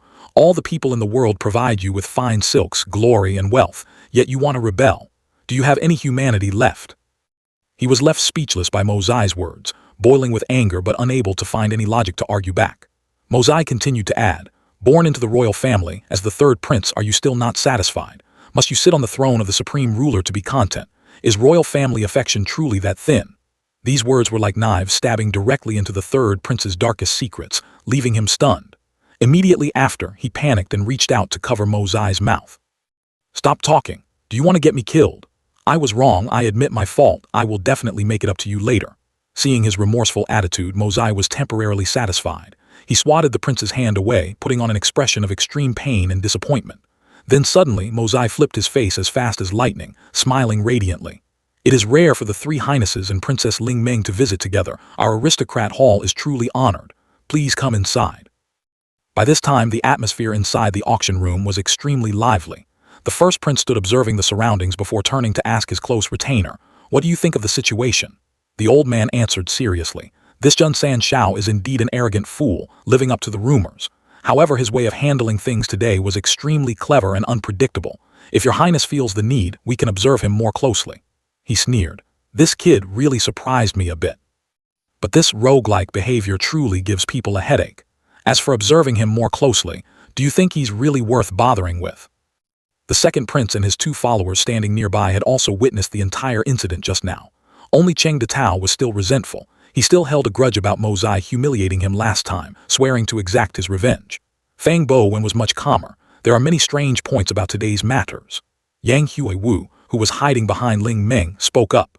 "Is that the legendary Jun Sanshao, Jun Mozai? He looks no different from a few years ago." "What an interesting brat." Not only did she agree, but she also deliberately spoke loudly for Mozai to hear. "He's exactly that kind of dandy. What's interesting about him? His hooligan appearance just makes people want to throw up." Mozai welcomed and respectively invited the second prince and the two guests inside, but when it was Cheng Detao's turn, he suddenly raised his hand to block him. Mozai flashed a sly smile. "Apologies, young Master Cheng. Each invitation card only allows a maximum of 3 accompanying people. The second highness's side has reached its quota. You cannot enter. How about you go outside to catch some breeze? We will have someone bring out tea and pastries to serve you later." Cheng Detao angrily yelled at Mozai's face. "Why do I have to stand outside?" he replied indifferently. "You are violating the rules of the aristocrat hall. I am simply acting on principle, so naturally I cannot let you in. If everyone breaks the rules so casually, where would our prestige go?" he argued back. "Jun Mozai, don't you push people too far?" Mozai smirked. "I am exactly bullying you, so what? Wanna bite me?" Cheng Detao's face turned completely red. Gritting his teeth, he cursed once and then angrily turned his back to leave, still muttering curses. "Fine, I'll leave." Ling Meng cast a meaningful glance at him, then also turned around and walked away. Mozai watched her fading silhouette, thinking to himself, "Princess Ling Meng didn't bring any maids. Who on earth are those two wearing black cloaks?" A moment later, Tang Yuan stepped onto the high platform and spoke. "Welcome, everyone. I am the chief manager of the aristocrat hall. I, Tang Yuan, on behalf of the Prince of Equality's Manor, the Jun family and the Tang family, send my warmest greetings and welcome to your presence today." The crowd below burst into laughter upon hearing him speak. Tang Yuan rubbed his hands together and continued, "Aristocrat hall. So, what is an aristocrat?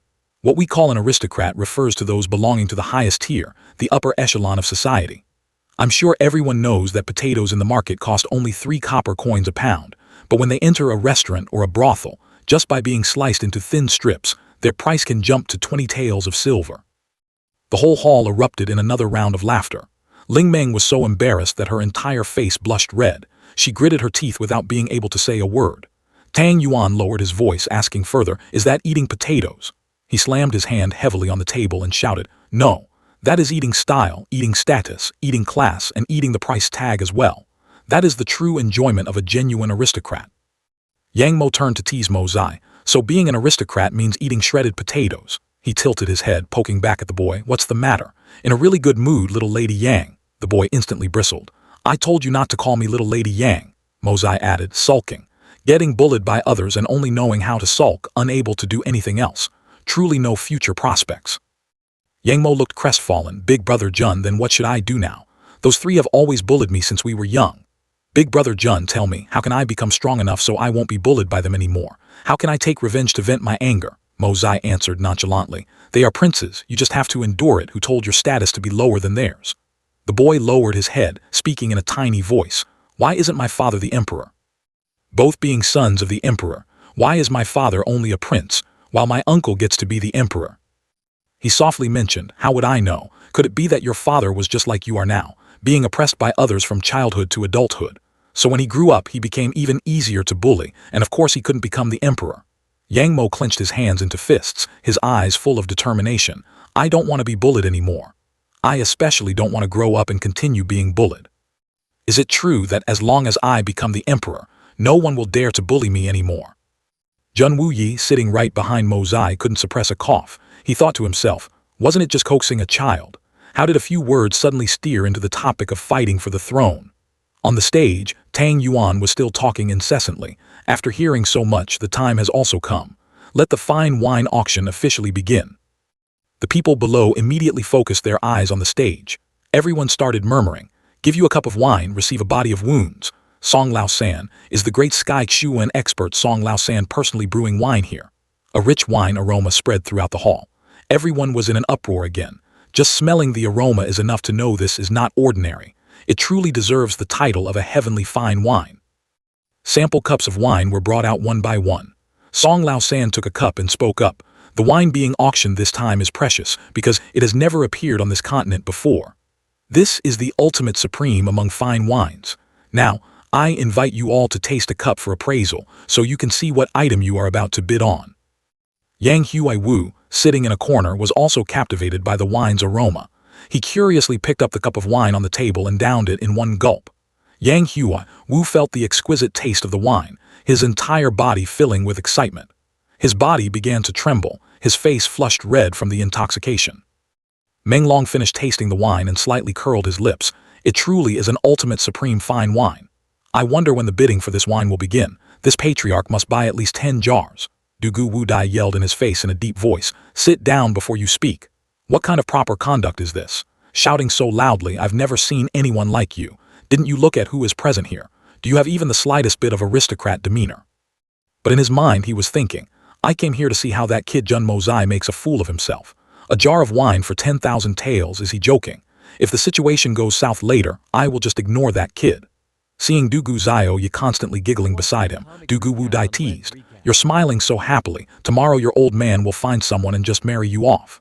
She pouted, Father, you see yourself about to lose so you are scared, right? 25 million taels of silver, even selling you wouldn't be enough. He replied, why wouldn't it be enough? Your old man has plenty of methods. If I have no money, I'll just use my daughter to pay off the debt, taking that kid in as a son-in-law to shoulder the debt and it'll be settled. Dugu Zio's face flushed red, feeling shy but still arguing stubbornly. I don't want to, who would want that? In another corner, Jun Wuyi asked Mo Zai, aren't you going down to check on the situation? He replied calmly, I feel like something is wrong. It seems that person has also arrived, and not only that, he brought an unpredictable expert along. To avoid unnecessary trouble, it's best if I don't show my face. He revealed a puzzled look, waiting for an explanation from Mo Zai. He then said, just leave everything today to Tang Yuan and Little Yang. Having the two of them is enough. I will only appear at the decisive moment. With my current strength, I cannot reveal everything at this time. On the stage, Tang Yuan announced, now the fine wine auction officially begins. Each jar of fine wine has a starting price of 10,000 taels with open bidding and no ceiling. Because the quantity is limited, each table can bid for a maximum of 50 jars. Someone below called out, I heard this wine was brewed by Song Lao San after spending half his life traveling the continent to gather rare ingredients. He explained further, from now on, there will be no more heavenly fine wine like this. Therefore, this auction is not only the first time, but also the last time. The entire hall began to murmur, what, this is the only time, Tang Yuan announced. The auction officially begins, the first batch 50 jars. Hai Chenfeng was the first to raise his hand. I bid 1 million taels of white silver. Everyone instantly went into an uproar. What? Going this big on the very first round? If you scream a price like this, how are we supposed to bid later? He loudly introduced himself. I am Hai Chenfeng, the leader of the Golden Sun Gang. I love wine as much as my own life. This kind of heavenly fine wine, I must have it at any cost. 1 million taels is not a huge amount, but I hope everyone gives this Hai some face. This Hai thanks you. Mo Zai stood upstairs, feeling extremely smug. He had arranged Hai Chenfeng as the bait beforehand.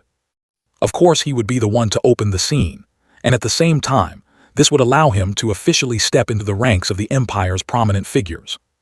Discussions echoed throughout the Grand Hall. We had heard early on that the leader of the Golden Sun Gang in Tianxiang City had changed, but we didn't expect it to be a mysterious Sky Xuan expert. It seems we have to yield these 50 jars of wine. Hai Chenfeng saw no one else bidding and clasped his hands. Thank you all for yielding. Suddenly, Li Yuran spoke up, cutting off his words. He turned back with a suspicious look. The man said in an arrogant tone, I bid 1,500,000 taels. A heavenly fine wine, and it is the first batch. The significance is extremely grand. This young master is also a lover of wine. I hope gang leader Hai forgives me. In his mind, Li Yuran silently calculated. The night before, my two senior brothers returned with severe injuries, and the one who struck them was this very new leader of the Golden Sun gang. How could I let him have his way so easily? Hai Chen-feng replied. So young Master Li is also a kindred spirit. No matter, there is only fun when there is competition. I will increase the bid a little. He shouted his bid in a deep voice, 3 million taels. Li Yuran smirked teasingly. Gang leader Hai is indeed generous. If that's the case, this young master bids 3 million and 1 copper coin. Hai Chen-feng thought angrily to himself. This brat from the Li family is truly going too far. If he raised the bid properly, I wouldn't say anything. But to only add 1 coin, he truly deserves to die. Fine, this Chen-feng will play with you until the end. Then he said, young Master Li indeed bids high, 3 million and 1 copper coin.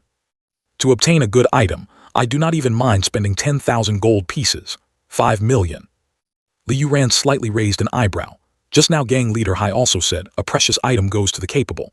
The highest bidder wins. Why the need to get angry? If gang leader Hai has an opinion, this time I will add a little more to avoid making you mad. Otherwise, I might offend gang leader Hai in the future. Hai Chen-feng had an idea. As long as he calls a higher price, I'll immediately withdraw, leaving him to swallow a bitter pill and spend a mountain of money. The man smirked complacently. I bid 5 million.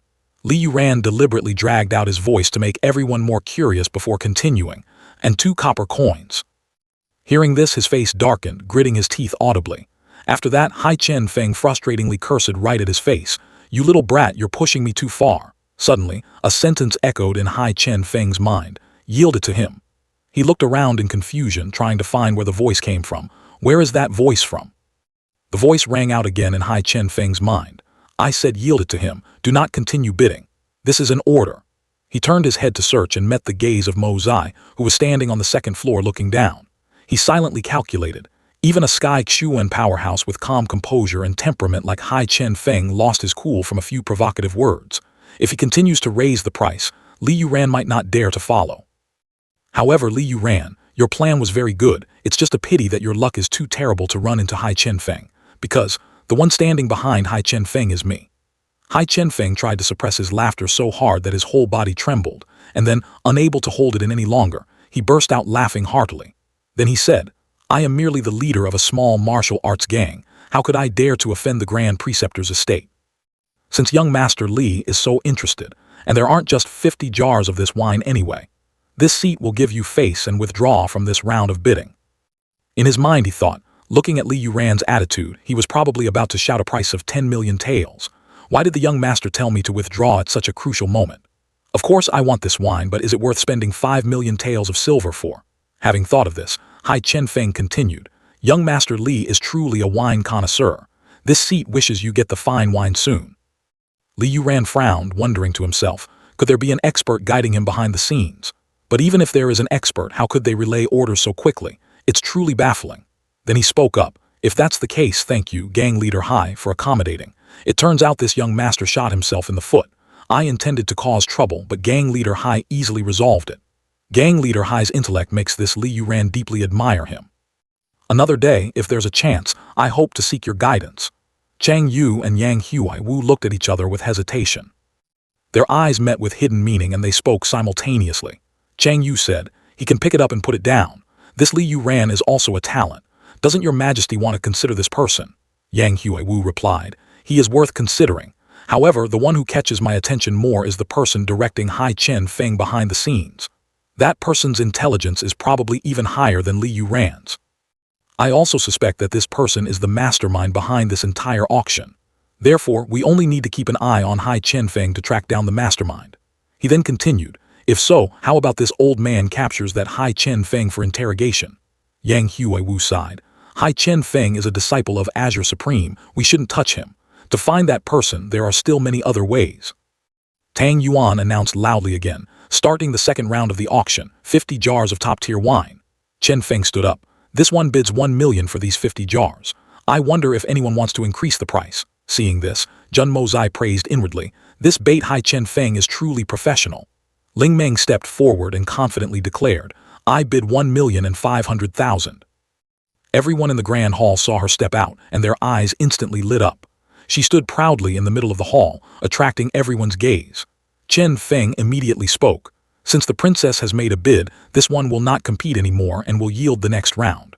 The Hai family is not so desperate that we cannot bear this. Tang Yuan announced loudly. Princess Ling Ming bids 1,500,000 taels. Is there any higher bid? 1,500,000 taels going once. 1,500,000 taels going twice. 1,500,000 taels going for the third time. Sold. Finally, Tang Yuan struck the gavel, ending the auction round. Jun Mozai muttered in frustration. This fatty is really unbelievable, daring to use even Princess Ling Ming as bait.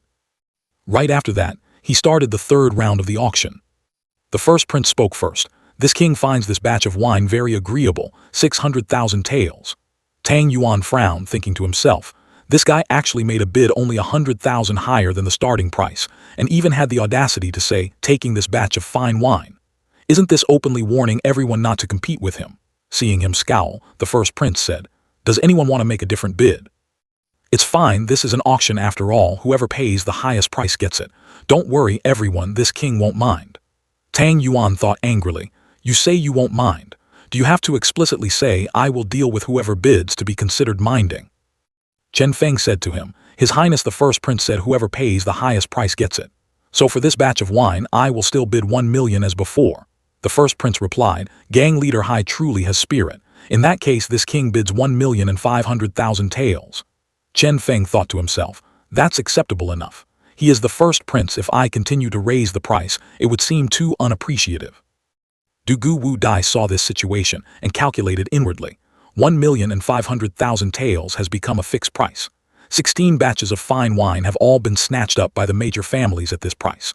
900 jars of wine have brought in over 30 million taels, which is even higher than the number Jun Mozai mentioned earlier. The total compensation is 25 million. Yet there are still over 2,000 jars left.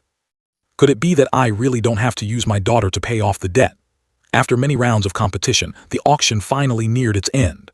3,000 jars of wine had sold for 2,700 jars. Suddenly, someone spoke loudly. Wait a moment, this prince has something to say. At this moment, the third prince slowly stepped onto the stage, looking majestic. Holding the gavel in his hand, he tapped it lightly on the table. Then he declared, Everyone, please listen to me. Today we are fortunate to taste fine wine, which is truly a blessing of 3 lifetimes. However, I suddenly remembered that in this Tianxiang Empire, there are only 300 jars of fine wine left, and there is one person qualified to enjoy this heavenly treasure who is not present here. That person is our beloved emperor. There are only 300 jars of fine wine left. This king proposes that the remaining fine wine be entirely dedicated to our respected emperor. What does everyone think? Everyone analyzed inwardly after hearing this. His intention is to end the auction, then without paying a single cent to Aristocrat Hall, blatantly rob the remaining wine to present to the emperor. Chen Feng was displeased. If you want to be filial to your father, go buy it yourself. Didn't you also get 50 jars just now? Now you are demanding others to offer theirs. Yet he still dared to speak as if it were perfectly reasonable. The third prince calmly asked, I wonder what Grand Manager Tang thinks. Tang Yuan quickly replied, If the third prince wants to dedicate it to the emperor, this Tang would not dare to object. However, this Tang cannot run a losing business. Of the remaining 300 jars, 100 belong to this Tang. If the third prince has the heart to buy them, you can take the lowest price of today's auction to pay. As for the other 200 jars, however the third prince wishes to handle them, this Tang has no objections. Hearing this, he calculated inwardly. Buying 100 jars at the lowest price would also cost 3 million taels. This prince does not have that much money to waste. Behind this fatty is the entire Tang family. Forget it, 200 jars is not a small amount either. After thinking for a while, the third prince spoke. That works too. Men, load the remaining 200 jars onto my carriage. This king will present this gift to royal father, and of course, I will make it clear that this is a token of goodwill from Aristocrat Hall. Right at this moment, Jun Mozai couldn't hold back anymore. Third Highness, what are you directing and acting out here? Tang Yuan is only a manager. This young master is the true owner of this place. Of these 300 jars of wine, 100 are mine. Want to take them? Sure, just buy them at the highest price of today's auction. If you are missing a single cent, don't even think about touching them. Witnessing everything, Du Gu Wu Dai commented, Why didn't I realize before that this kid had such backbone? Damn it, hearing these words feels so satisfying. Dugu Zioyu was displeased upon hearing this. "Father, can't you speak a bit more politely? I always like it when big brother Mozai acts like a rogue. Look, how handsome he is acting like this." At this time, it was Dugu Wu Dai's turn to darken his face. A father saying a vulgar word is unacceptable, while that brat acting like a rogue is considered handsome and dashing. The third prince was annoyed. "What does Jun San Shao mean by this? Could it be that you are unwilling to gift even a single jar of wine to my royal father?" He answered straightforwardly. "I mean nothing. I opened my doors to do business, not to run a charity. You don't dare to touch that fatty's share because you are afraid you can't pay, so you think you can do whatever you want with someone else's share. Our Jun family has always preferred death to submission. Today, in front of so many people, the third prince is looking down on our Jun family. With hundreds of people here as witnesses, how can I swallow this situation?" Seeing that the situation was unfavorable, he changed direction. "If so, I won't take your 100 jars of wine. As for the remaining 100 jars, there's no problem if I take them, right?" At this point, Jun Mozai replied coldly, "That is not for the third prince to worry about. The remaining 100 jars are the shares of Yang Mo, the heir of the King of Equality, which has nothing to do with me." The third prince was furious and roared, "Yang Mo!" He looked up and ordered, "Roll out here for me."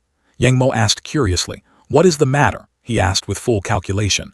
"I'll take your share of 100 jars of wine to dedicate to royal uncle, do you agree?" The boy hesitated. Typical third prince, he thought to himself. He doesn't dare to mess with the noble young master, so he bullies a child like me to save face.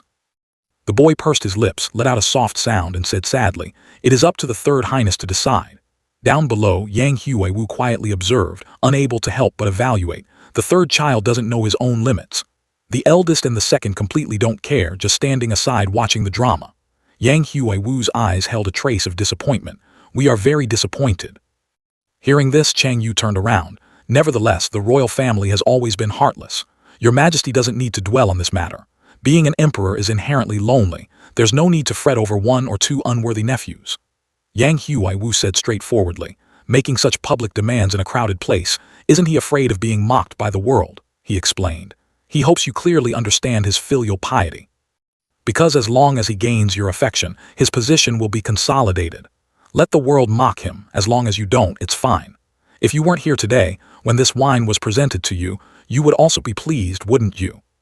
He confirmed, "That is indeed true. Sir, according to your judgment, could these three sons of mine end up killing each other in the future?"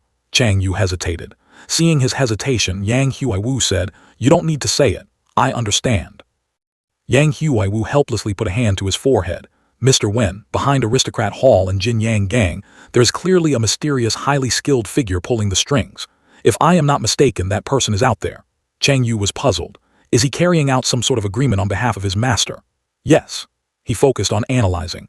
Regardless of this person's intentions, he used thousands of jars of wine to stir up the entire situation. This person cannot be underestimated. We must capture him at all costs. Meanwhile, Ling Meng was deep in thought nearby. She had overheard her royal father's conversation. Isn't he putting himself in a difficult position? Right at this moment, a figure approached her. Li Yuran bowed respectfully. "This humble one greets the princess." Ling Meng exclaimed softly, "So it is young Master Li." He quickly said, "The other day I entered the palace to seek an audience with the princess, but was unable to meet you. Today I am fortunate to see you, and the princess is even more beautiful than before, a national beauty with unmatched elegance, truly making one admire." She replied politely, "Young Master Li overpraises. I wonder what business young Master Li has with Ling Meng." Li Yuran was straightforward. "I heard that, when the princess encountered trouble previously, a mysterious Sky Xuan expert used flying daggers to assist. And afterwards, the 3 flying daggers were kept by the princess as treasures.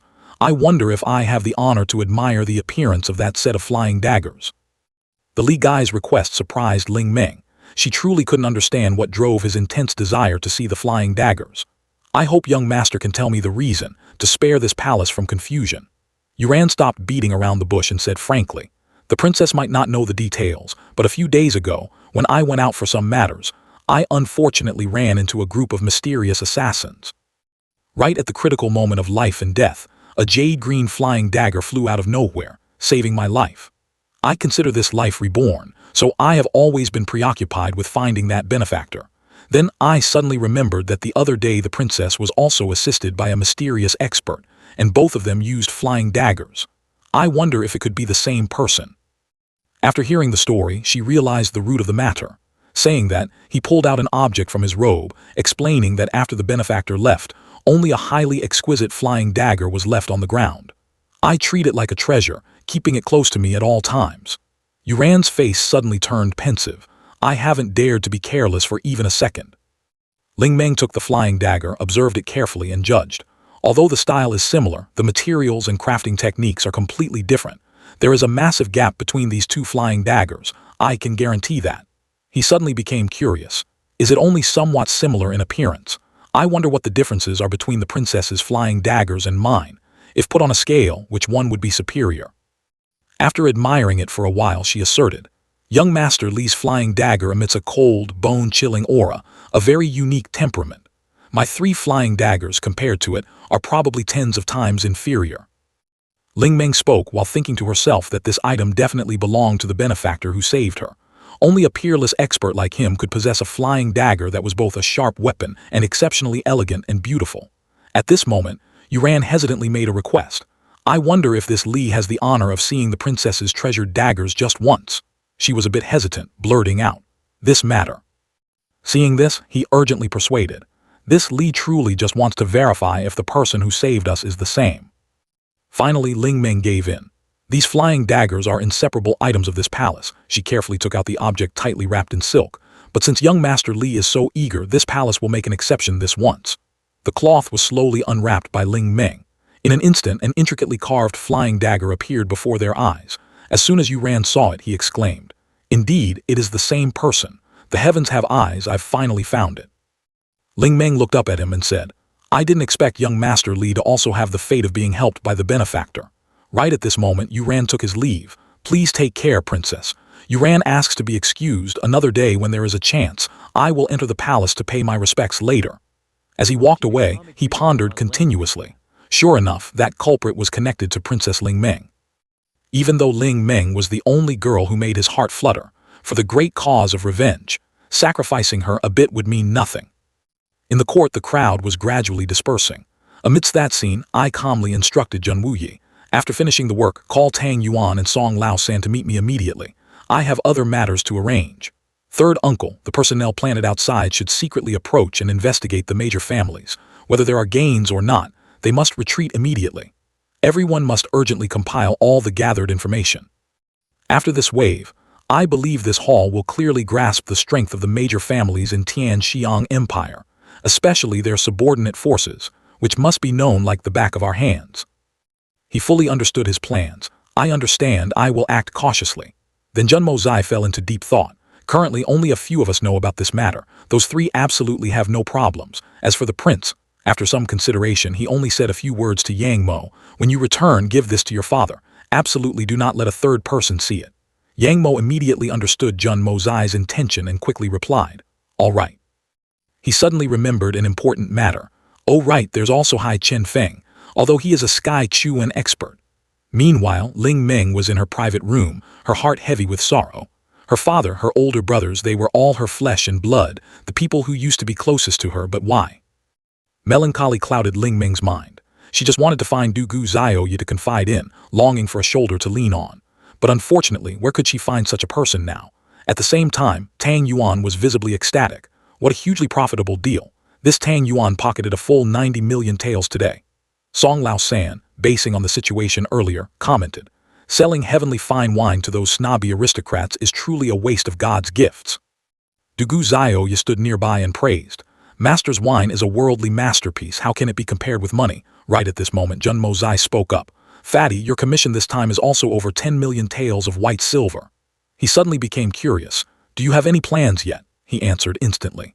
Of course, why wouldn't I? Since I was little, I've had a dream just waiting for the day I have money. Your father will throw money to book the entire Spirit Rain Lake, herding all those girls known as selling their art but not their bodies into one corner.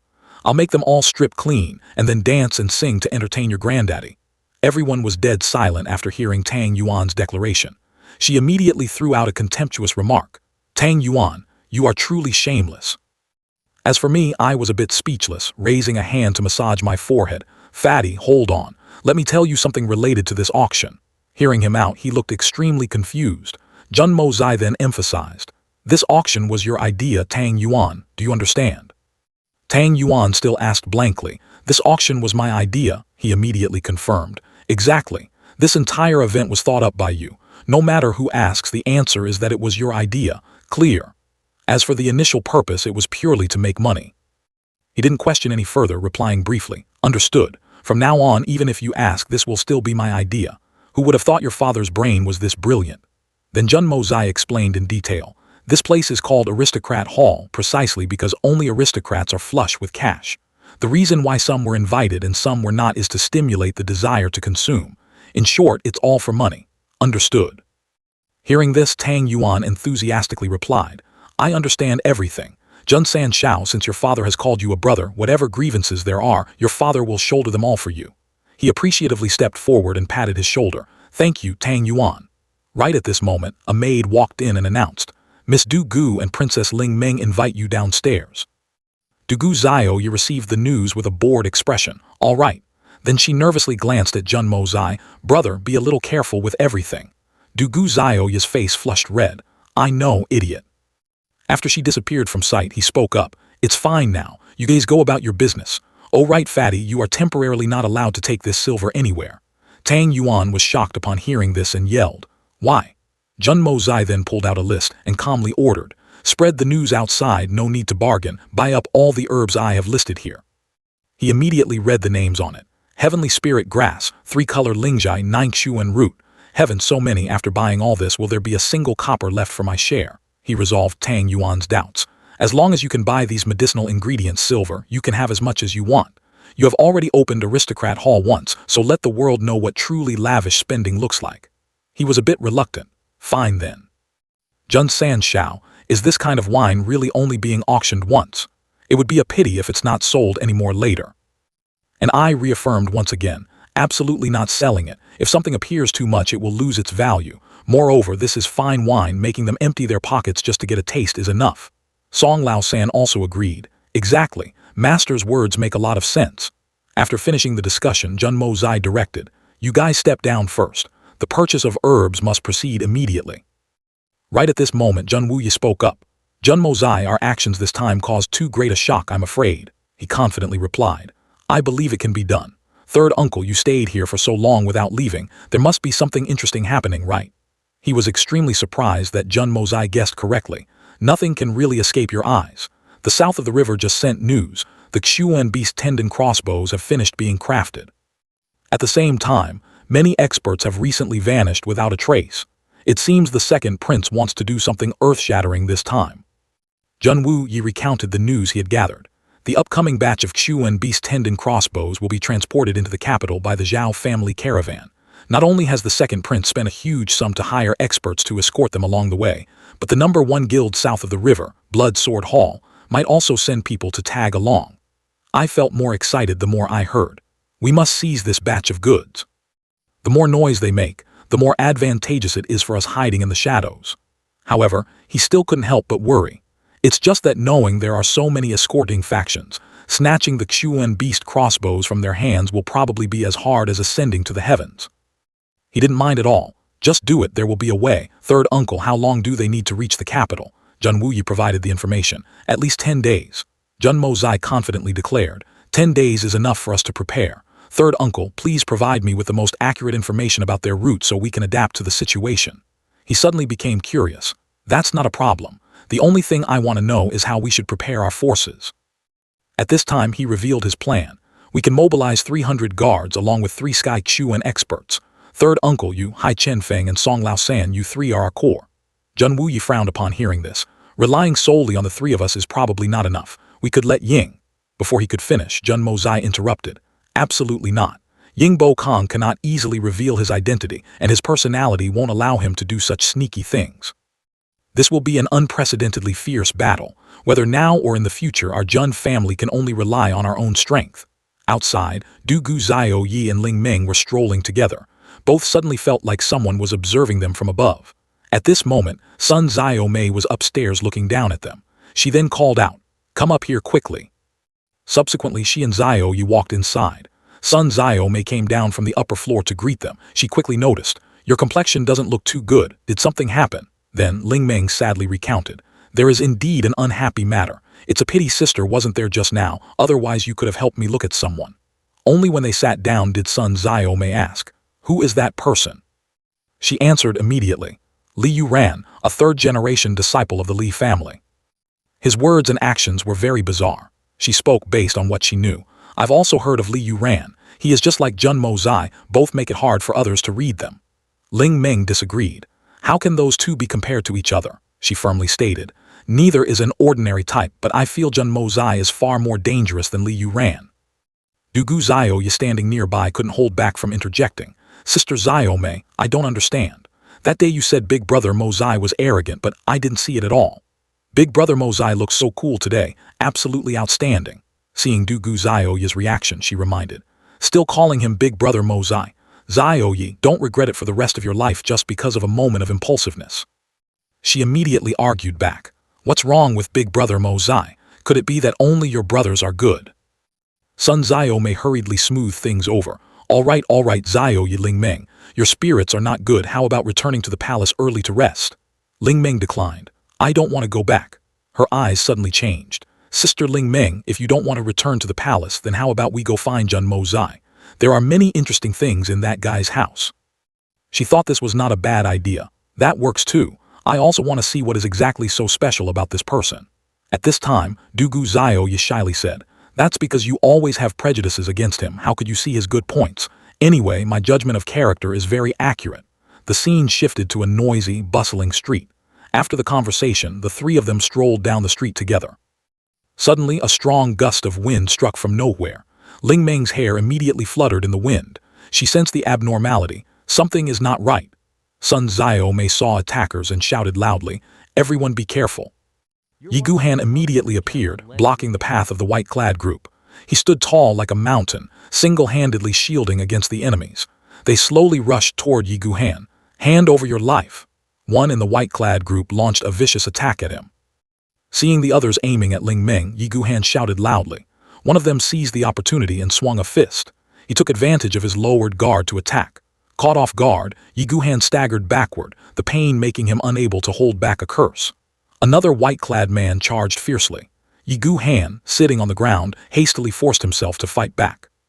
Seeing the critical situation, Yi Guhan urged Ling Meng, "Run quickly." Seeing this with tears in her eyes, she called out loudly, "Uncle Yi." Seeing the unfavorable situation, Ling Meng ordered Dugu Xiaoye, "Quickly release Xiao Bai to find someone for help."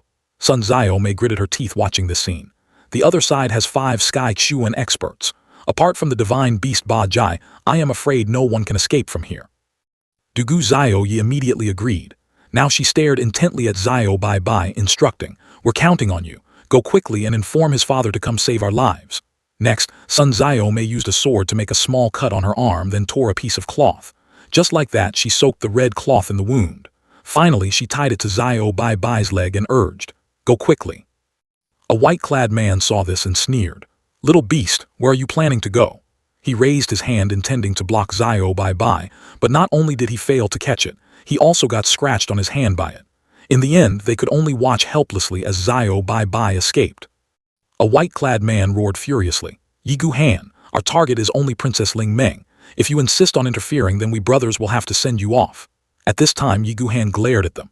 "Who are you? If you have guts, don't hide, state your names here." He sneered after hearing this. "State our names. A pale-faced old man like you is not qualified enough to know who we are. Go down and ask the King of Hell." A man in the group reminded, "Third brother, quickly capture that brat. Leave Yi Guhan to us to handle." The third brother quickly complied. He intended to grab Ling Meng. "Let's see where you can run." Seeing the critical situation, he cursed softly. Then Yi Guhan couldn't hold back anymore, erupting with his full power. The pressure he created was extremely terrifying. Just like that, an earth-shattering explosion occurred. The white-clad group panicked at this situation. They simultaneously jumped off the ground, then somersaulted in the air. Afterward, they focused their energy and flew straight ahead, their target none other than him. At this moment, they attacked simultaneously, wanting to take Yi Guhan's life. He couldn't withstand it, being knocked backward. However, Yi Guhan still tried to stand firm after taking countless injuries. He resolutely declared, "With me here, don't even think about stepping past." Yi Guhan shouted loudly, gathering all his strength to prepare an attack. Now he focused on executing one sword strikes, intestines break, loneliness and desolation shall always accompany. A white-clad man was stunned upon witnessing this scene. While Yi Gu Han was still seriously channeling his move, where in the horizon is deep love, an absolutely lonely life, an absolutely lonely sword. Then he braced himself, transferring all his power into the sword. The attack of the absolute lonely sword art was quickly unleashed by Yi Gu Han. Immediately, another earth-shattering explosion took place. He then guessed the situation. He is risking his life to protect those brats. They could only watch as Ling Meng's group ran away. A white-clad man strictly ordered, "Deal with this guy first." The scene shifted to the magnificent, majestic Li Manor. At this moment, Yu Ran was attentively looking at the painting on the table, a portrait depicting Ling Meng's beautiful appearance. His eyes carried a tinge of sadness. They must have started taking action by now. Ling Meng. Yu Ran punched the wall hard to vent his anger. He tormented himself. "I am sorry, my most beloved. For my eternal cause, I can only sacrifice you, because right now I still need the support of my sect." At the same time, at Aristocrat Hall, Jun Mo Zai was pushing Jun Wu Yi out into the courtyard to bask in the sun. Suddenly, Zio Bai Bai dashed out from nowhere, pouncing into his lap, making Jun Mo Zai jump in surprise. Right at this moment in the desert, Yi Gu Han was again drawn into an extremely intense battle. Yi Gu Han pointed his sword tip at Jian Hong, one of the junior brothers, and shouted loudly. But that person maintained a strangely calm expression. Seeing the opponent's attitude, he grew even angrier and roared. At this time, that guy showed an annoyed expression. Just a second later, Jian Hong took the initiative to rush up and fight him. The internal energy of both was equivalent, creating an evenly matched battle. A few seconds later, Yi Gu Han retreated, and then another junior brother of Jian Hong quickly closed in. Shortly after, a deafening explosion appeared. Just like that, both retreated backward to dodge the shockwave from the explosion. Seeing that Yi Gu Han could still stand firm, Jian Hong's fellow disciples looked displeased, intending to rush up and surround him. He, with blood trickling from the corner of his mouth and a heart full of worry, muttered to himself, "It seems today this old life must be left here. I wonder how far that girl Ling Meng has run." As soon as he finished speaking, Yu Ran's group shouted in unison, "Accept your death." Yi Gu Han knew he had no way out, giving a bitter smile. "Xiu Xiu, from now on, I am afraid I can no longer protect your Ling Meng." Yu Ran's group rushed up simultaneously, determined not to leave him a path to survive. Returning to Aristocrat Hall after knowing Du Gu Zio Yi encountered trouble, Jun Mo Zai spoke loudly to Jun Wu Yi, "I have to go see what's happening." Despite him calling after him, he still decisively got on his horse and left.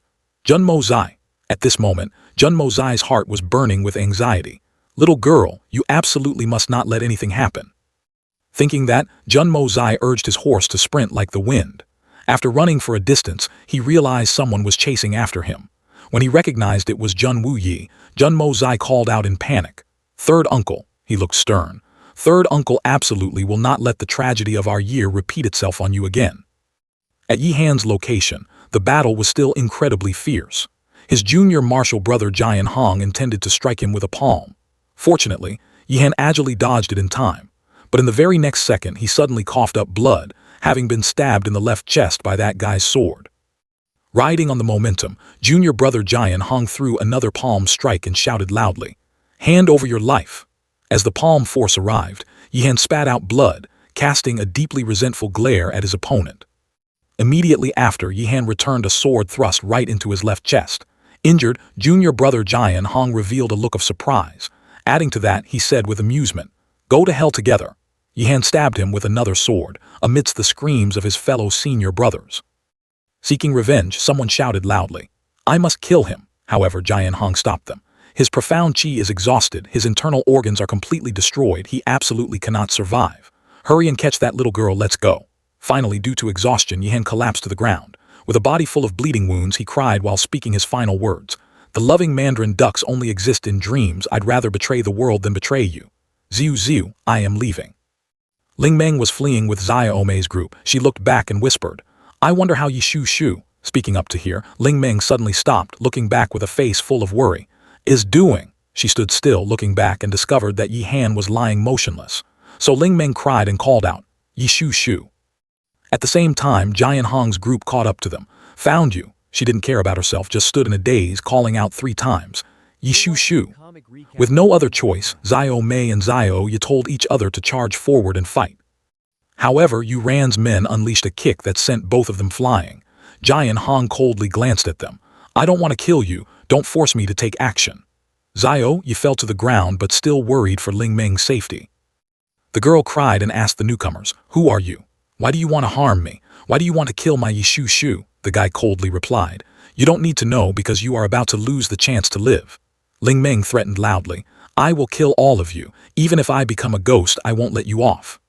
Hearing that, Jian Hong frowned in anger and directly slapped her. He looked at her sitting on the ground and scolded loudly. You smelly bitch, you're at death's door and still dare to spout nonsense. Do you believe I'll kill you right now? However, Jian Hong's junior brother intervened. This woman is related to that person. Before that person shows up, we temporarily cannot kill her. Hearing that, he gritted his teeth, stared at Ling Meng, then threw her down and ordered, Take her away. Xiao Mei held her injured arm and shouted loudly, Bad guys, let the princess go. Yu Ran's men angrily circulated their energy. Then he unleashed a palm strike that sent her flying. A few seconds later, they took the person away as fast as a flash of lightning. At this time, Mo Zai and Wu Yi were still galloping over on horseback, and when seeing Yi Han from a distance, he called out, his voice uncertain. When they got closer, both gasped in shock upon seeing Yi Han lying motionless. Immediately, Wu Yi leaped off the horse's back. He checked Yi Han's body while muttering in confusion, then hurriedly healed his wounds. Soon, Yi Han woke up from his coma. So he quickly asked, what exactly happened? Because the injuries were too severe, he closed his eyes again. Finally, Wu Yi turned around and hesitantly told Mo Zai, come see if he can still be saved. He quickly stepped forward to examine the situation. Mo Zai used his internal energy to treat Yi Han. He tried his best, but the man still had no reaction. Mo Zai showed a worried look. He is too heavily injured.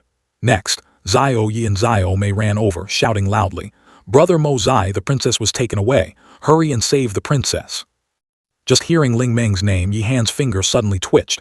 He tried to open his eyes despite the lingering pain. Yi Han tried to speak but couldn't form words. Seeing this, Wu Yi asked him, You want us to go save the princess? Mo Zai hurriedly refused. Don't joke around. With our strength, how can we save her? You've ended up like this, let alone us. He even sighed deeply and said hesitantly, This is all just fate. However, Yi Han still managed to utter two words, Please, save, then fell unconscious again. Although he didn't finish the sentence, both understood that Yi Han meant to say, I beg you, go save Ling Meng. He used the last bit of his life to make this plea. Wu Yi saw Yi Han fall unconscious and hesitantly asked Mo Zai, Is he dead? He answered honestly, Not dead yet, but almost. As soon as he finished speaking, Mo Zai transferred spiritual energy to him again, while Xiao Yi continuously urged, Hurry up and go save Ling Meng. Seeing him not answering, she pulled his arm and shouted, If he maintains this state for a bit longer, there will truly be no way to save him. At this time, Mo Zai shouted angrily, What does it have to do with me? Even a sky-profound expert turned into trash. I am just an ordinary person, yet you want me to go. Isn't that pushing me to my death? Furthermore, in Mo Zai's heart, he was thinking, She is a princess, not your family's little maid. This master only rushed over because of you. Who would have thought I'd get involved in such huge trouble? She cried loudly in despair. Then what do we do now?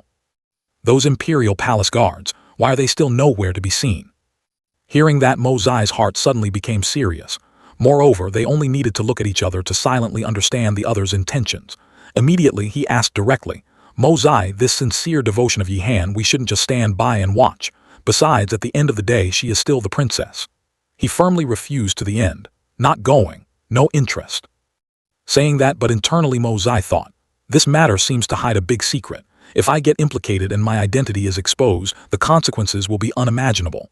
At this time, Wu Yi showed determination. If you don't go, I will. Yi Han doing this for Ling Meng is just like how your grandfather washed the capital in blood for you back in the days. With such true devotion, how can we sit still and not care? And then, before Mo Zai's eyes, suddenly appeared the scene of Zhun Zhantian sounding the battle drums, mobilizing the army, and dyeing the capital in blood for him all those years ago. So despite some reluctance, he lowered his head and replied, Fine, I'll go, but me going alone is enough.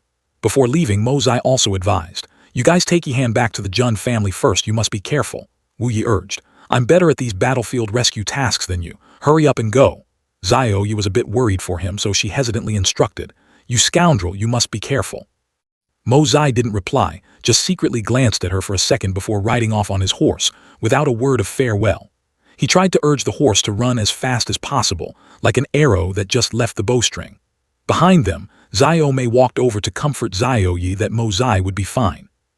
At the same time, Chang Yu, who had been here from the beginning but didn't take action, told himself, no matter who the hidden mastermind is, everything is within His Majesty's plan. Mo Zai rode his horse for a very long distance. When he saw there was no one around, he immediately disappeared, using his spiritual consciousness to search. Thus, his powerful spiritual consciousness spread out in all four directions, enveloping heaven and earth.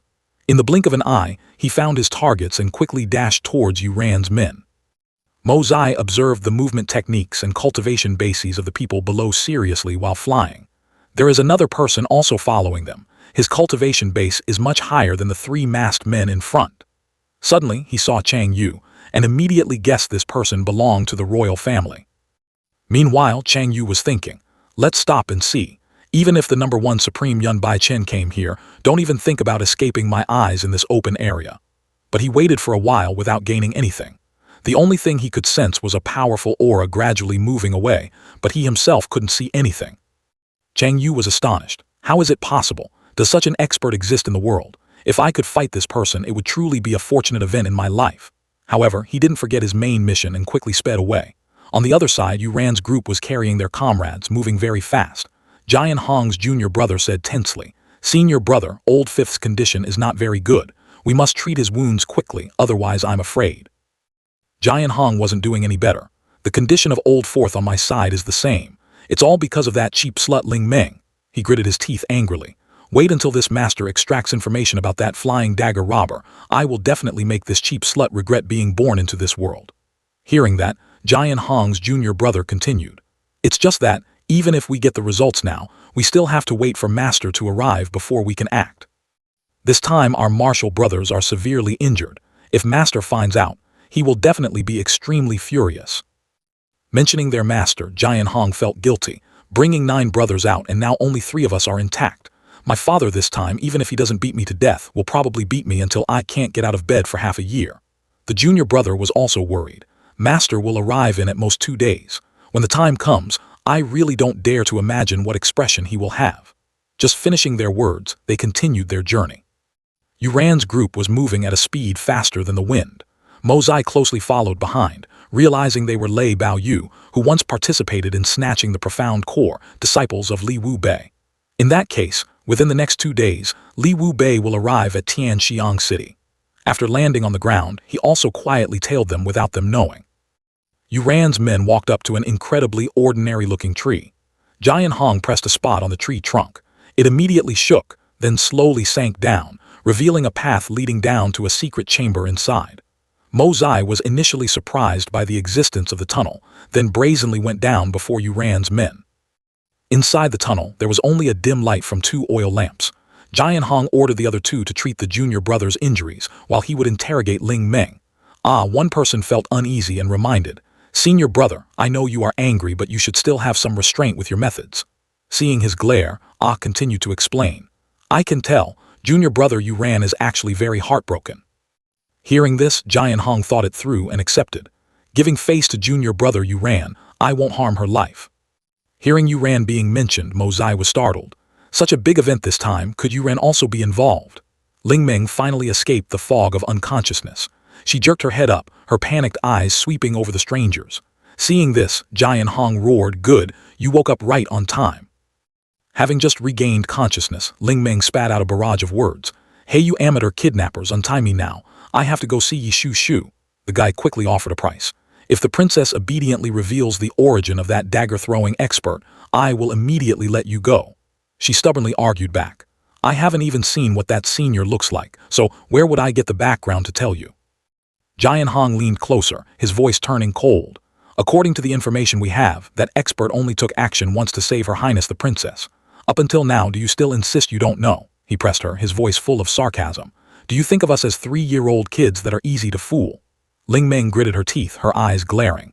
Just because of this ridiculous suspicion, you people murdered my Yi Shu Shu. Jian Hong casually admitted, That's right if the princess still stubbornly refuses to reveal his identity. He reached out to lift Ling Meng's chin, growling, Then don't expect to leave here alive tonight. Right at that moment, a mocking voice echoed from the void. Oh, so Li Wu Bei could only train such a bunch of trash. What supreme cold blood, truly a laughingstock to the world. As soon as he finished speaking, a flying dagger tore through the space, shooting straight towards Jian Hong. Before he could even regain his senses, it had deeply embedded itself into the rock wall right behind his neck. He immediately circulated his energy, bursting out his profound chi, and shouted loudly, "Which friend has arrived? Why must you be as sneaky as a rat? This master has been waiting for you for a long time." While Jian Hong's fellow disciples were looking around for the mysterious person, that voice echoed again with full mockery. "Just a bunch of small fries like you demand to fight this seat. You truly don't know the immensity of heaven and earth." Ling Meng seized the opportunity and screamed in despair, "Senior, is it you? Please take me to see Yi Shu Shu. I beg you to annihilate them and avenge him." Immediately, a freezing gust of wind swept past, terrifying the whole group. What the hell is this? Right after that, under everyone's astonished eyes, Ling Meng was suddenly lifted into the air, as if an invisible force was pulling her away swiftly. Jian Hong snapped back to reality and hurriedly gave chase, roaring, "Stop right there!" At the same time, Chang Yu was standing next to a tree, muttering, "Their traces disappeared in this area. I am sure the sound just now came from here."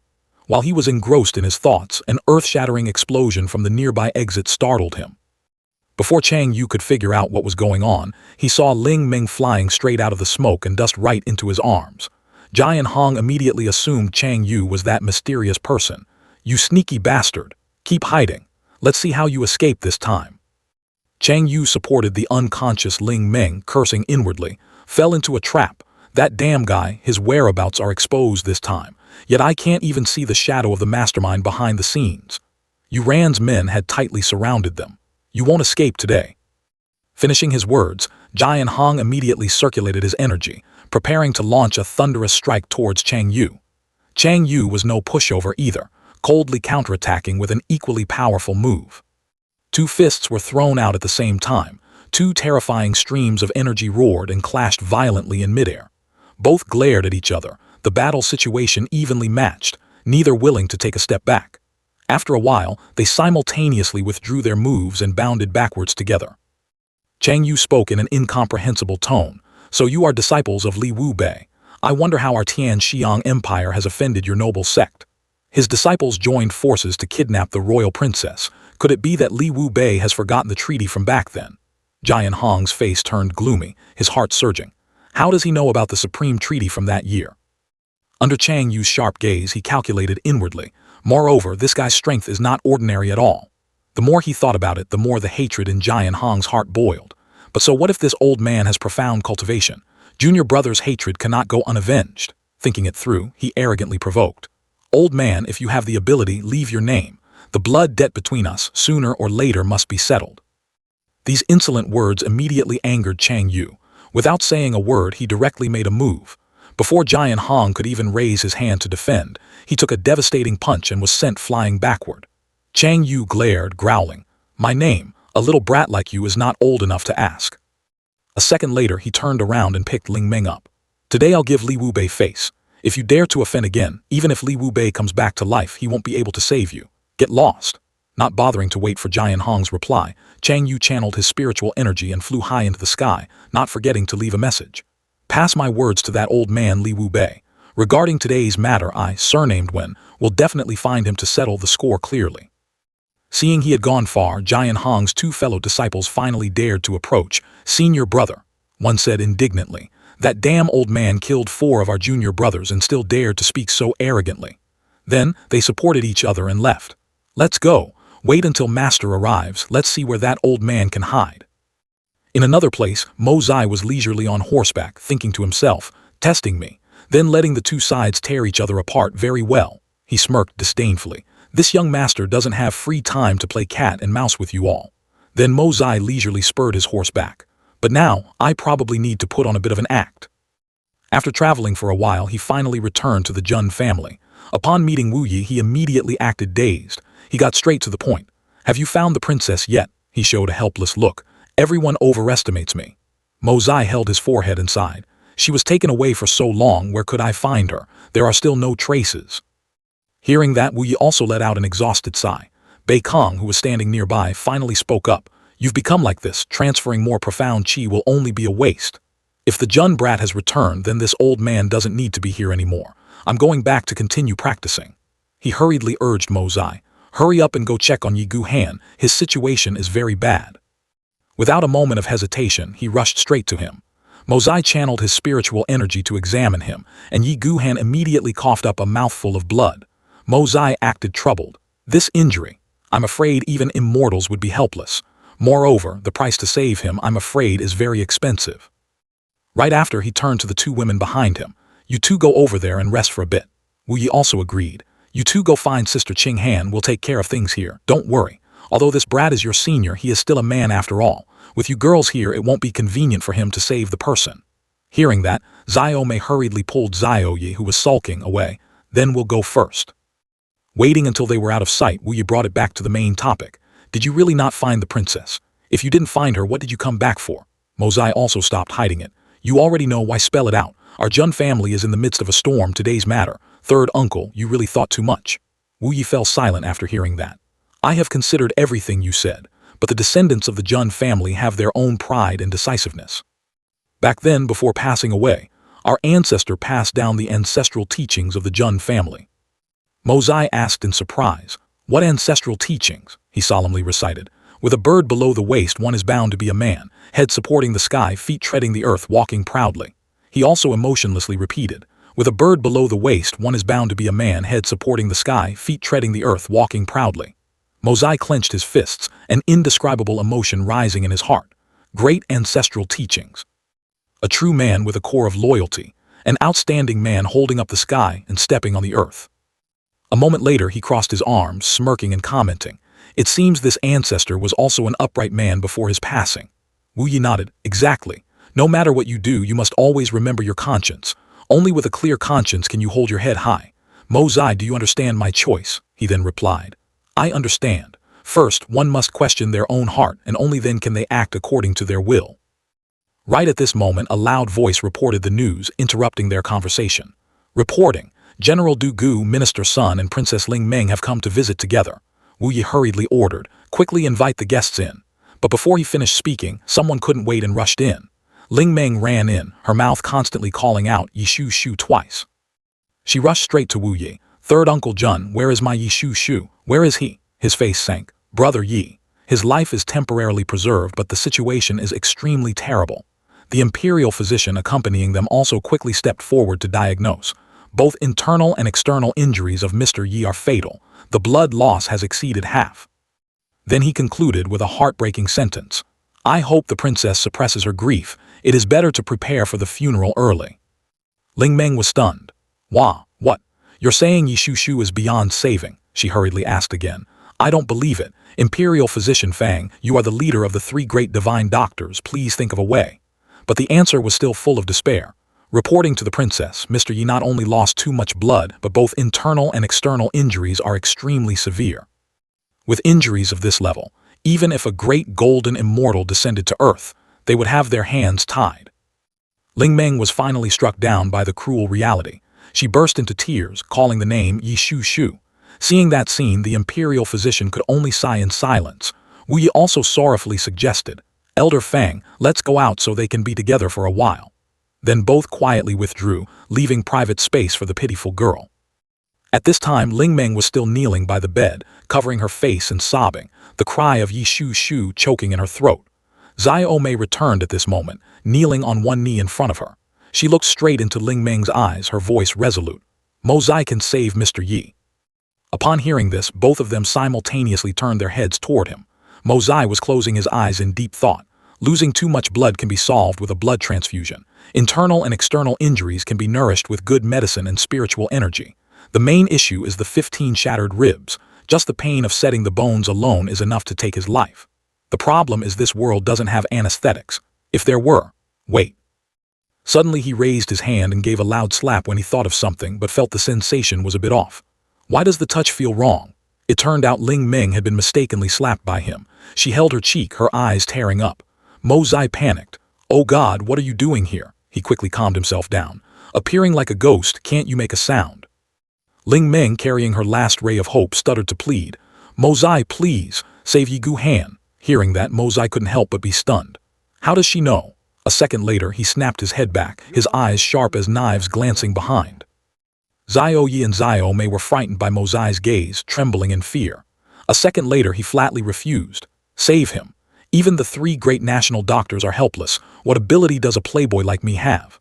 Her Highness the Princess, did you beg the wrong person? Hearing that, Ling Meng tightly pursed her lips, slowly kneeling down, which shocked Mo Zai. Under his astonished gaze, she clasped her hands. Jun Mo Zai, I kowtow to beg you. Please save Yi Shu Shu. Witnessing this scene, he fell into deep thought. She is clearly the princess of a country, yet she can go this far for Yi Gu Han. Xiao Yi only now ran over to stand between them. You jerk, what are you still hesitating for? The princess is already kneeling, what more do you want? She said aggressively. Do you want the two of us to also kneel down for you to see? Ignoring Xiao Yi, Mo Zai spoke directly to Ling Meng. Her Highness the Princess, truthfully I really want to save him. But you also know the current situation of the Jun family. Right now, I am at most only suspected.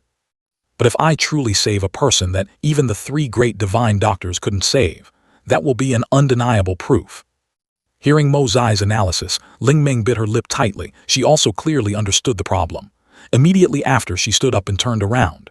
She spoke clearly and loudly. May the vast heaven and earth bear witness. I, Yang Ling Meng, swear an oath.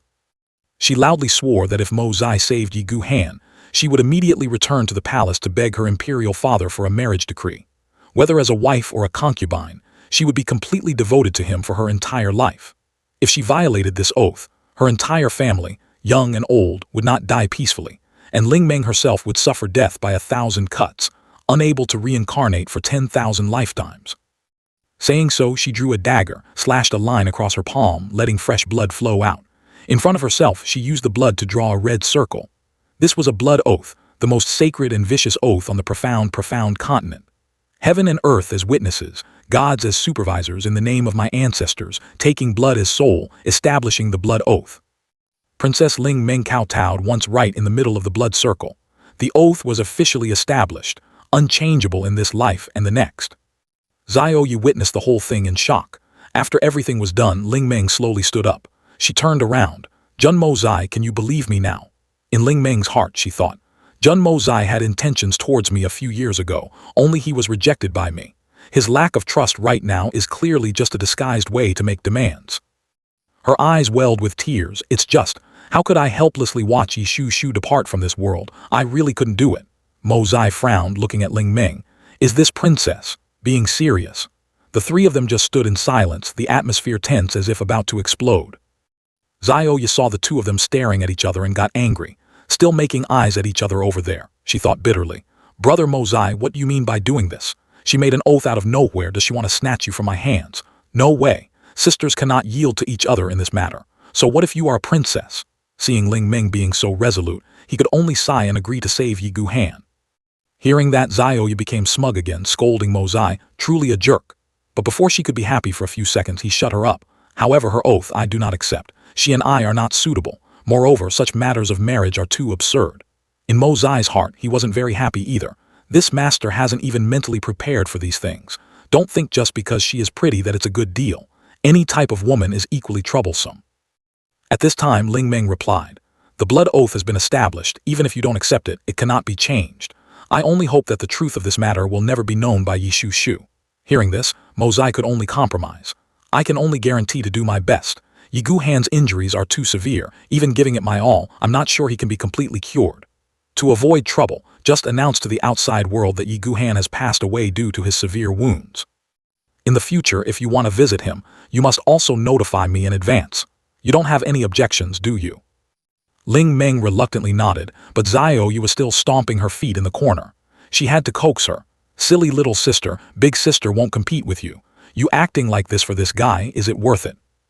Xiao Yi finally spoke up. Really? Then just now why did you? Ling Meng quickly reassured. Of course it's true, at most. Wait until after you marry him. I will ask royal father to decree the marriage later. It's just a promise to fulfill the oath, isn't that okay? These words truly made Xiao Yi seriously reconsider. A second later, she blushed. You are older than me, you should still go first. Mo Zai helplessly watched the two of them chatting enthusiastically. Not even a single stroke of the 8 characters has been written. What the hell are these two crazy women talking about? He silently approached the sickbed, ordering Xiao Yi, tell third uncle to immediately send someone to the aristocratic hall to get these herbs. Hearing the order, she immediately stood up straight and answered loudly, "Yes, sir." Only Ling Meng and Mo Zai were left in the room. She suddenly wondered why being next to him gave her such a strangely familiar feeling. Ling Meng put a hand to her forehead, trying to search her memory. Where have I met him before? The more she thought, the more confused she became. Only two words appeared in her mind: familiar, safe. Suddenly Ling Meng glanced to the side and remembered that Xiaomei had been standing there the whole time. She had to start a conversation. "Oh right, Sister Xiaomei, why exactly did you all come to the Jun family?" she pondered to recall. After the princess was taken away, Xiao Bai Bai led third Uncle Jun and Jun Mo Zai there. Then we returned to the Jun family first, while third young Master Jun went alone to scout for news about you. Hearing that, Ling Meng was even more astonished. What? Jun Mo Zai went alone to find news about me? Then she suddenly remembered the mysterious flying dagger expert who hugged her and rushed out of the cave today. She blankly realized that the feeling of being in that person's arms was very similar to the feeling of being near Jun Mo Zai right now. Ling Meng shook her head, trying to dispel the crazy thought that just popped up. Impossible, how could it be? She frowned and reflected. But the last time I was assassinated, Jun Mo Zai was also present at the scene and then suddenly disappeared. Could it be? It's really him. Ling Meng looked at the sturdy back in front of her, secretly acknowledging, he actually is also very handsome. Time passed, and soon Xiao Yi had completed her task and returned. Ling Meng immediately asked, I heard third young Master Jun once made a precious dagger for you, right?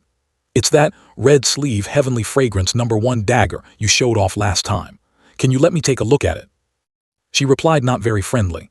Last time I showed it to you, you didn't even care. But eventually, Xiao Yi still agreed.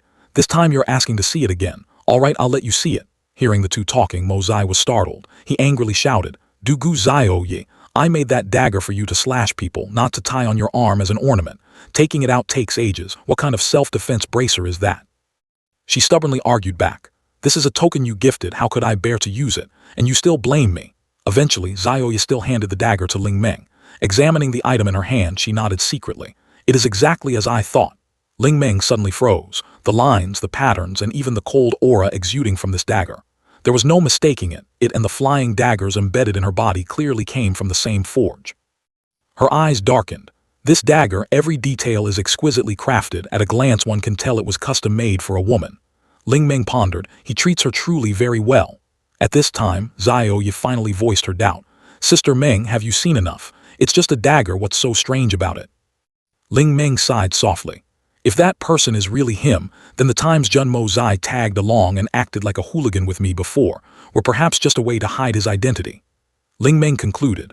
Otherwise, with that world-shocking agility and extraordinary medical skill, he has enough power to turn this capital upside down. A hint of disappointment flashed in her heart. So he has no feelings for me at all. We, perhaps, really aren't a good match. But it's not that he isn't worthy of me, rather, I am not worthy of him. Dugu Xiao Yi innocently showed off. Although this knife isn't anything rare, I heard Big Brother Mo Zai say that both its material and design are absolutely unique. These words fell on Ling Meng's ears like a provocation. She retorted out of wounded pride. Absolutely unique, not necessarily. I also have several small knives of this type. The designs are just slightly different. She waved her hand. How many do you have? I don't believe it. Dugu Xiao Yi asked indignantly. That scoundrel said he only forged a precious knife for me alone. How is that possible? Ling Meng deliberately added fuel to the fire. When we have time, I must let you see big sister Ling Meng's treasures. She wasn't someone to be trifled with either. Why would it be impossible? Just come over and take a look when the time comes and you'll know. An electric current seemed to spark between the two of them, with sparks of jealousy flying everywhere. Seeing the awkward atmosphere, Sun Xiaomei couldn't help but sigh. It's one thing for Dugu Xiao Yi to be infatuated with Jun San Xiao Yi. She harbored a bad premonition in her heart. Why has this girl Ling Meng's attitude also changed as fast as a weather vane? Mo Zai returned at this moment, announcing, Yi Gu Han's injuries have finally been stabilized. The three of them immediately gathered around, bombarding him with questions about the situation. He sighed, what a troublesome bunch of women. I originally didn't want to waste words on you, but on second thought, if I don't speak up now, sooner or later this young master will be dragged to death by you. Hearing this, all three girls were bewildered. Mo Zai sat down on the edge of the bed and unhurriedly called roll. Ling Meng, you go first. He said sternly. Yi Gu Han originally didn't have to end up in such a miserable state. In fact, he could have escaped safely. When facing an enemy you can't beat, shouldn't you run? Yet you just kept turning your head to look. By the time Yi Guhan was at death's door, you hadn't even dragged yourself 100 zhang away. If it weren't for Du Gu Zio, Yi and Miss Sun Zio Mei dragging you along, were you planning to stand there and be a meat shield? His voice was full of reproach. Perhaps you couldn't even manage to run that short distance. What on earth were you thinking at that time? Questioned so harshly, Ling Meng was left speechless, only able to stammer incoherently. Mo Zai growled, "No crying. If you dare shed a single tear here today, I will immediately throw both you and your uncle Yi Guhan out into the street." Frightened to the point of trembling, she hastily held back the tears threatening to fall. Mo Zai continued, "Did you think about your two good sisters? If you didn't run, could they abandon you and run by themselves? You were indirectly killing them." Ling Meng felt wronged and was about to explain with a pitiful face. He coldly cut her off. "No buts. He used his life to buy you a chance to escape. That is the price of death. But you made his death completely meaningless." At this moment, Mo Zai pointed his finger at Du Gu Zioye. "And you?" Du Gu Zioye was taken aback. "Me," Mo Zai scolded. "Wearing a sword on your arm for no reason, do you think that makes you look cool?" The more he spoke, the angrier he got. "Do you know that sword technique requires your specific sword to unleash its full power? Do you know how much heart and soul, how much effort I poured into forging it? What a waste of heavenly treasures." Meanwhile, Du Gu Zioye could only stand still and take the scolding. Mo Zai's anger had not yet subsided. "Not to mention, you weren't their target at that time. Princess Ling Ming couldn't escape, so why didn't you two go call for backup? You just stood there like two fools, then recklessly charged in. You are truly the second stupidest woman I have ever seen." Then Mo Zai turned and pointed at the girl next to her, shouting, "And you, Sun Zio Mei? You knew full well that you were running for your life, yet you ran into a wide-open street without a single hiding spot. Why didn't you know to run into a nearby civilian house?" Sun Zio Mei listened blankly as he continued his reprimand. "Wouldn't it have been much safer if you had circled around a few times, entering through the front door and slipping out the back?" Not stopping there, Mo Zai continued his rant, truly naive to the point of ignorance. "The princess was in a panic at that time. You were the most level-headed one. Why didn't you knock the princess out and carry her away? It's fine if you're stupid on your own." Mo Zai looked at Sun Zio Mei with piercing eyes and said seriously, "But please don't drag others down with you, especially your family." Sun Zio Mei could only stammer, "But we are only at the Gold Chuan level, while the opponent was already at the Sky Chuan level. What could I have done?" Mo Zai crossed his arms, lecturing at length. "Does strength fall from the sky? Or does dressing up and preening yourselves every day help increase your power? True strength can only be attained through life and death battles, by gambling with your very life and soul." Then Mo Zai spoke solemnly again. "My purpose in saying all this is simply to hope that you will not repeat the foolish mistakes you made today." He instructed all three of them. "Similar things will definitely happen again. But I don't want any of you to become a second Yi Guhan. Such a sacrifice is completely meaningless. Understand?" After Mo Zai finished speaking, he returned to the sickbed and waved his hand to shoo them away. "You girls should head back. This young master has been busy all day and needs to rest." Du Gu Zioye was a bit irritated but didn't dare talk back, only able to say sullenly, "So unreasonable. I was worried sick and brought things for you, yet you still scold me. I'll take this knife apart for you to see later." Right at this moment, someone's voice echoed from outside. "I say, Jun San Shao, my little ancestor, are you doing this on purpose, trying to make me run until my legs break?" the person complained as he walked. "Why do you need this medicine so urgently and even specifically requested that I deliver it in person?" It turned out to be Tang Yuan. He walked over while saying, "All right then, the job is done. Let's go to Lingwu Lake this afternoon to have some fun and unwind." After that, Tang Yuan just barged straight into the room without looking around, still happily muttering, "Thinking about those girls at Lingwu Lake gets me all fired up. Oh right, how about tonight we try that trick you just taught me? The using it for free without paying doesn't count as buying move. Jun San Shao, you are truly my master." At the same time, the three young ladies were glaring at Tang Yuan with daggers in their eyes. He walked in cluelessly. "Jun San Shao, do you have anything to say?" Only now did Tang Yuan notice the girls. The packet of medicine in his hand dropped to the ground with a thud. He froze for a moment before blurting out, "Uh-oh." Tang Yuan panicked, trembling uncontrollably. "Oh my God." Then he immediately turned and ran, ignoring the medicine at his feet. Tang Yuan screamed at the top of his lungs as he ran. Help! However, Sun Zio Mei was quicker and caught him red-handed. "You Tang family bastard! How dare you entice Jun San Shao to such indecent places? Today I will burn off all your excess fat." Then all three girls surrounded Tang Yuan, scolding him incessantly. "You ungrateful thing! We should just beat you to death! You pervert!" Du Gu Zioye turned around angrily. "Jun Mo Zai, I didn't expect you to. but before she could finish her sentence, Mozai was nowhere to be seen. Where did he go? Suddenly, someone outside reported that Tang Wanli had arrived. News had spread from the palace that Tang Wanli was ordered to bring his eldest grandson, Tang Yuan, to the palace for an audience the next morning. Tang Wanli had no other choice but to send someone to the Jun family to bring back the grandson he had kicked out of the house. That evening, a grand banquet was held in the front hall of the Jun family to entertain two distinguished guests, General Du Gu and Minister Sun. At this moment, Du Gu Zhao sat alone at the banquet table, boredly resting her chin on her hands and letting out a sigh. Du Gu Zhao wondered. The old master and third uncle are both here, but that wicked Mozai is still nowhere to be seen. The banquet finally ended late at night. Jun Mozai only now descended from above. Finally some peace and quiet, he thought to himself. Just kidding, I am Jun Sanshao. Why would I avoid those three little girls? Since when do I know fear? I hid away. Merely to prepare medicine for Yi Gu Han. Mozai told himself this, then approached his sickbed. He looked at Yi Gu Han with heartache. With injuries like these, who knows how long it will take to heal? Mozai sighed inwardly. This is truly too cruel. Jun Mozai suddenly felt a chill run down his spine. An overbearing killing intent rushed toward him like a tsunami. He immediately darted his eyes around in high alert. Who's there? Sure enough, on the roof, Lengzhu Zhaizun Li Wu Bei was standing there, roaring.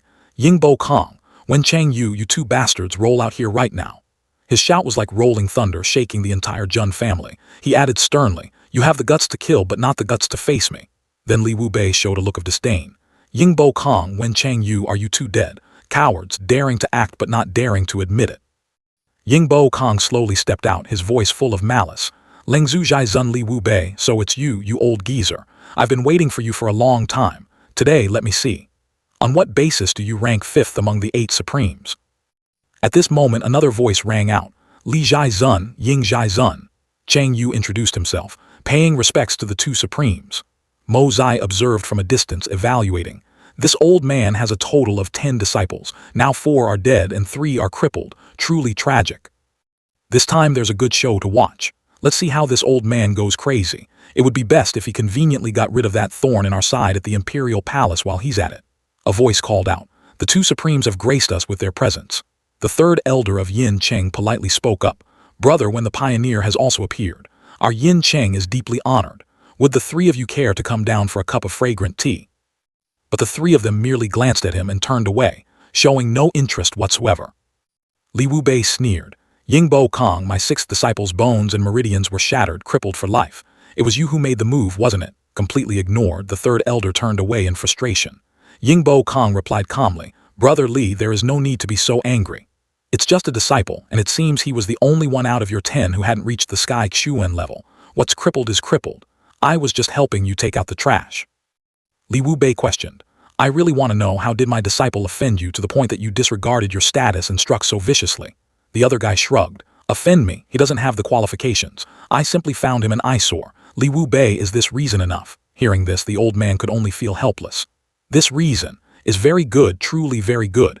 Yingbo Kong, I will remember this reason of yours. At this time, Li Wu Bei turned to Chang Yu. Then what about the one stationed in the Tianxiang Empire? He spoke up. Li Zhaizun indeed has sharp eyes. That's right, I am the guardian of the Supreme Covenant in the Tianxiang Empire. Li Wu Bei immediately cut off Wen Chang Yu, his voice clear and distinct. The empty title of guardian of the Supreme Covenant cannot be an excuse for you to murder 4 of my disciples. His eyes flashed with a cold, piercing glint. Do you think bearing the title of Covenant Guardian allows you to act tyrannically and do whatever you please? The other calmly replied, Li Zhaizun, believe it if you like, don't if you don't. But as for your disciples, I don't have the free time to send them off to the afterlife for you. Whether you believe it or not, regarding your questioning and mockery today, I will definitely seek out Li Zhaizun to ask for a few pointers in the future. Li Wu Bei hesitated. Since Brother Wen has said so, how could I dare not believe it? Then who exactly was the one who laid hands on my disciples? If Brother Wen is willing to reveal this, I, Li Wu Bei, am willing to apologize for my previous disrespect. Chang Yu appeared sincere. That person's whereabouts are extremely mysterious. Even I am somewhat interested in him. It's a pity that I haven't tracked down a single clue yet. It seems that to find the culprit, we will have to trouble Li Zhaizun to act personally. I bow my head in defeat, truly powerless. Li Wu Bei cupped his hands. Then I must still thank Brother Wen. Please, make yourself at home. I have troubled and offended you greatly today. Chang Yu also took his leave at this time. The mountains are high and the rivers are long. There will surely be a day we meet again. I still have heavy responsibilities on my shoulders and cannot stay. Please excuse me. Having said that, he immediately executed his light movement technique and soared away. Witnessing this scene, I could only gape. These bigwigs at the supreme level cleared up misunderstandings just like children making up, unbelievably easy. I ground my teeth in anger just because the other guy declared it wasn't me. This Li Wu Bei bought it hook, line, and sinker. What a gullible blockhead. Li Wu Bei directed his gaze toward the northern void and spoke up. Old Ying, now it's just the two of us. He gestured to the people behind him. There is no more business for you all here. You aren't Han Feng Zhu. You have no right to interfere in this matter. Get lost and keep out of the way. Although the two elders of Yin Cheng were indignant in their hearts, they didn't dare argue. They could only cup their hands and quietly leave. Yingbo Kong gave a cold chuckle. Good, what a display of deep master-disciple affection. The guy soared into the air, dropping a challenge. If you want to repay the blood debt for your disciple, follow me. Li Wu Bei frowned, whispering the name Yingbo Kong. I sighed in exasperation, planning to change battlegrounds again. But no matter, it was still within tailing distance. Before long, in a dense forest, the silhouettes of the two men were facing each other. Yingbo Kong and Li Wu Bei had found their way to the small forest where Ling Meng was once kidnapped. The two stood about 10 zhang apart, their auras locked in a stalemate. I couldn't help but inwardly curse these two old geezers. I was almost shaken off their tail. Filled with frustration, I didn't expect that after circling around so much, we'd end up right back at the old spot. I hid behind a giant ancient tree to observe, thinking to myself, is the Feng Shui here particularly good or something, that they just love dragging each other back here? Then suddenly, his eyes lit up in astonishment. Before I could even stand firm, two earth-shattering streams of qi erupted abruptly in the forest, like a raging tsunami engulfing the entire woods. Amidst the chaotic qi spreading out, Mozai hurriedly pinched his nose and darted out. Boring, he grumbled. What kind of brutish fighting is this with no artistry at all? He was a bit annoyed. They almost knocked this daddy right out of the sky. With extraordinary footwork, Mozai plummeted straight down, found it. Inside the gloomy forest, he moved like a phantom, seemingly searching for something. Mozai observed the two men from above. The patch of land between them was now eerily flat. The ancient trees that once stood tall there had long been crushed into dust by the qi mechanisms of the two, vanishing into the void. Li Wu Bei spoke first. Old Ying, after a few years without meeting, you have also made progress. My light movement technique might not be equal to yours, but your profound qi is still far inferior to mine. It's best you know your place. Hearing those disparaging words, Yingbo Kong frowned. Is that so? Not necessarily. Another wave of destructive power was unleashed. He emphasized, not necessarily.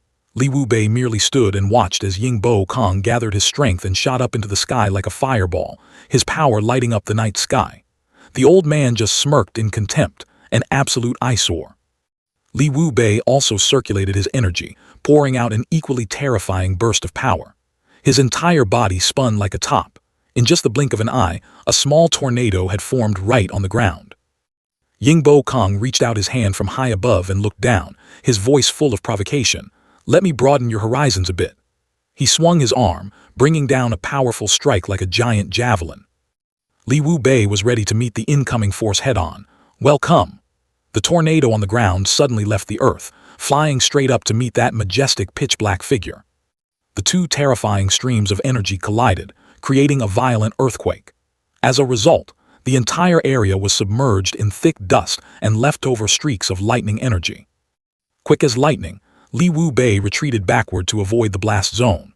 Yingbo Kong on the opposite side coincidentally took the exact same action. Yet another earth-shattering collision occurred, covering the entire sky with a thick curtain of dust and smoke. The sound of branches snapping crisply left Mozai, who was standing on them, utterly bewildered. It wasn't until he began to free fall that he realized in panic that the damage was done.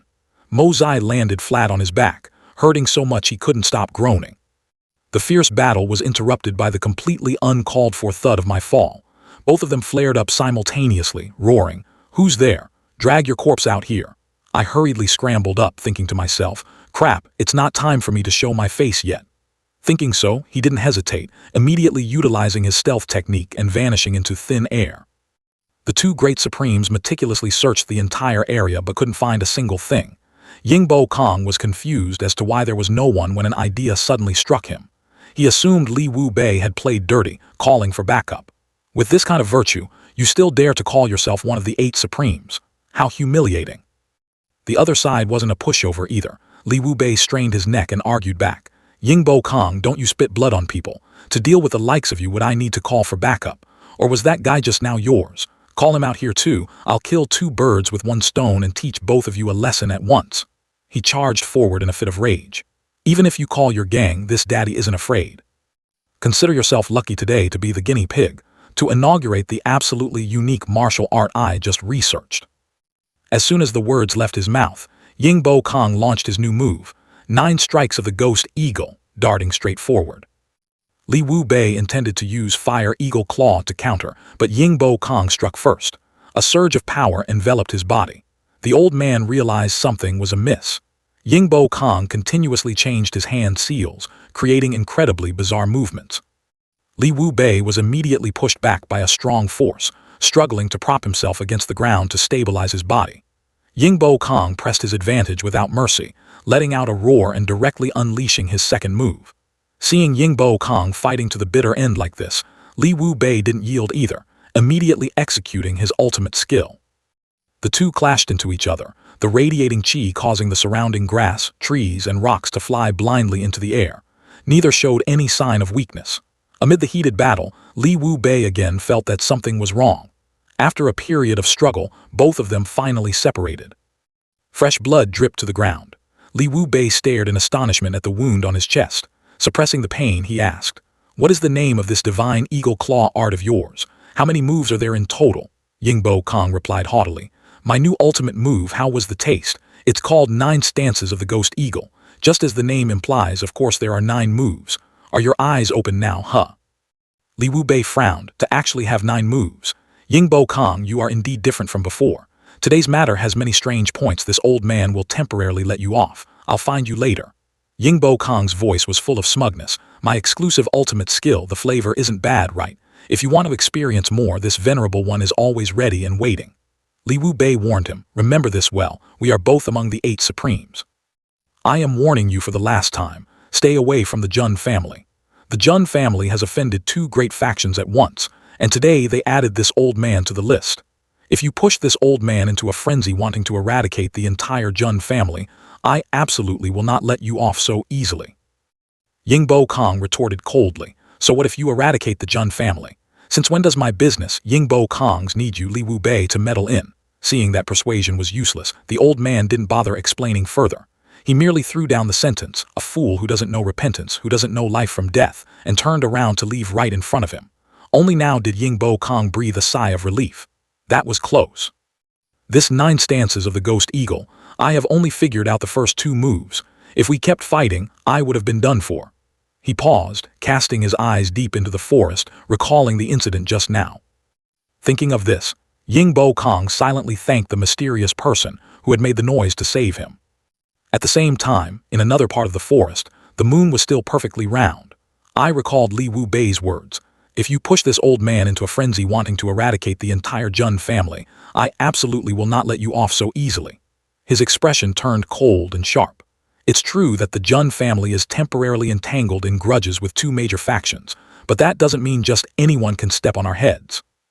I cursed inwardly. This daddy went through so much trouble to trick a Supreme into being our bodyguard, yet you go and threaten Yingbo Kong to make him leave the Jun family. You old immortal have 10 disciples. 4 dying seems to still be too few. Right now I can't deal with you yet. But if I want to assassinate your remaining useless disciples, wouldn't it be as easy as flipping my hand? At the compound of the Li family, Mozai hid behind a large pillar, wondering to himself, what's going on? I've circled twice and haven't seen a single soul. Could they be inside the Li family? Suddenly, Mozai seemed to remember something, clapped his hands once, and then tunneled underground. As Mozai gradually went deeper, various voices echoed towards him. Shuan Beast Sinew Crossbow. A matter of great importance. Everything must be done carefully. It's good stuff. Just catching snippets of these words was enough for him to guess right away. This daddy was also aiming for that Shuan Beast Sinew Crossbow. I didn't expect someone else would want to stick their hand in. What an unexpected harvest. A voice rang out. This premium hand crossbow crafted from Shuan Beast Sinew is truly a rare killing weapon. Li Yuran continued, it's just a pity that we'll have to give it up this time. Jian Hong looked unwilling. But why? This is a once-in-a-thousand-years opportunity for our Li family. Hearing the voice, I immediately recognized the eldest martial brother Jian Hong. Li Yuran feigned a reasonable and understanding demeanor. How could little brother not know how crucial this matter is?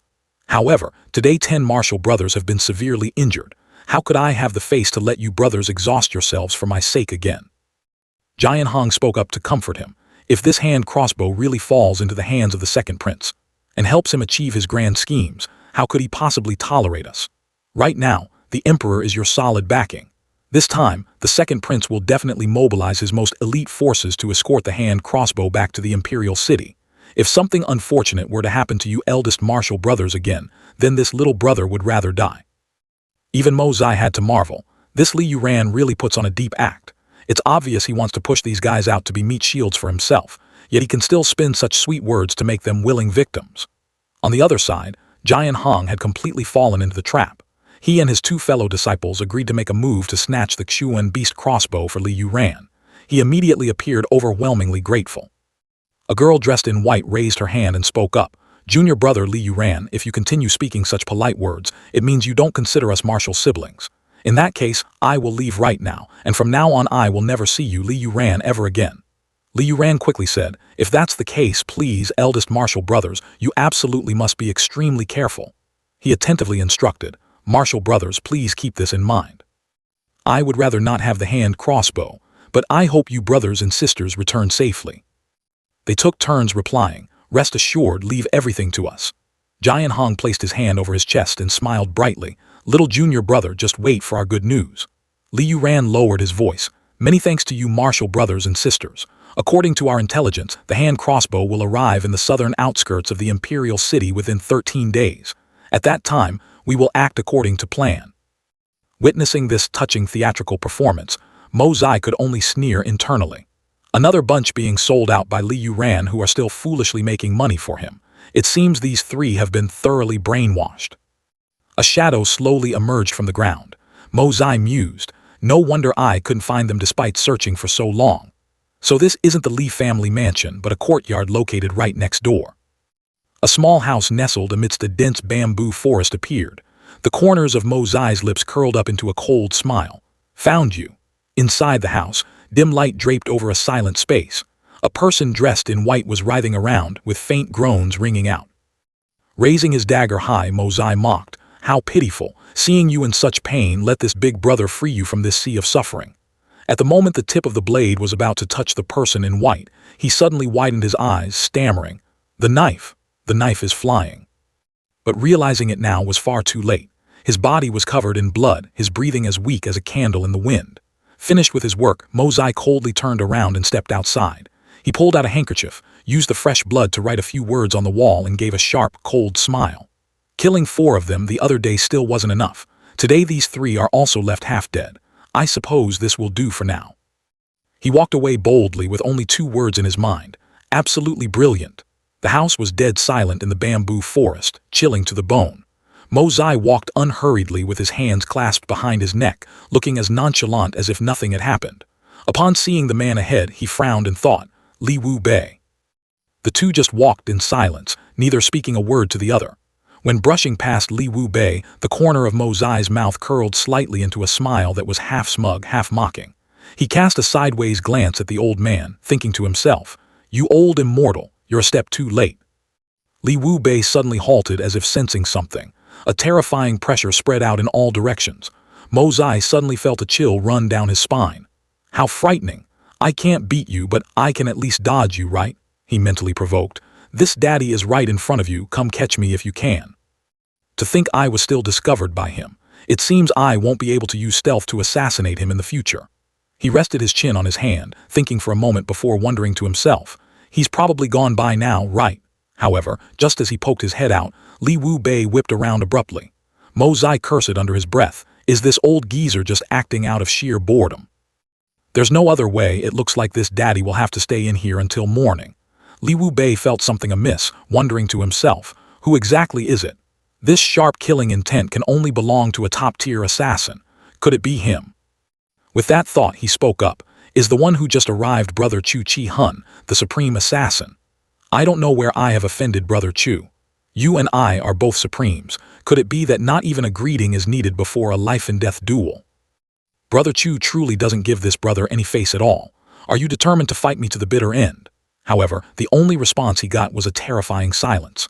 Li Wu Bei burst into loud laughter. Could it be that I, Li Wu Bei, am afraid of you? Fine, if Brother Chu is so confident, then just come at me. I, Li Wu Bei, am always ready to welcome you. After standing and waiting in vain for a while, the old man finally left. The moon had reached the top of the sky by now. Mo Zai gently rubbed his eyes, his expression showing a bit of fatigue. He muttered tiredly. He finally decided to leave. A gust of wind swept by and Mo Zai vanished without a trace. Upon seeing Li Wu Bei, Jian Hong cheered with joy. Master, you have returned. He flashed a sly smile. Master, how did everything go? I bet that old man Ying Bo Kong has already been taught a lesson by you, right?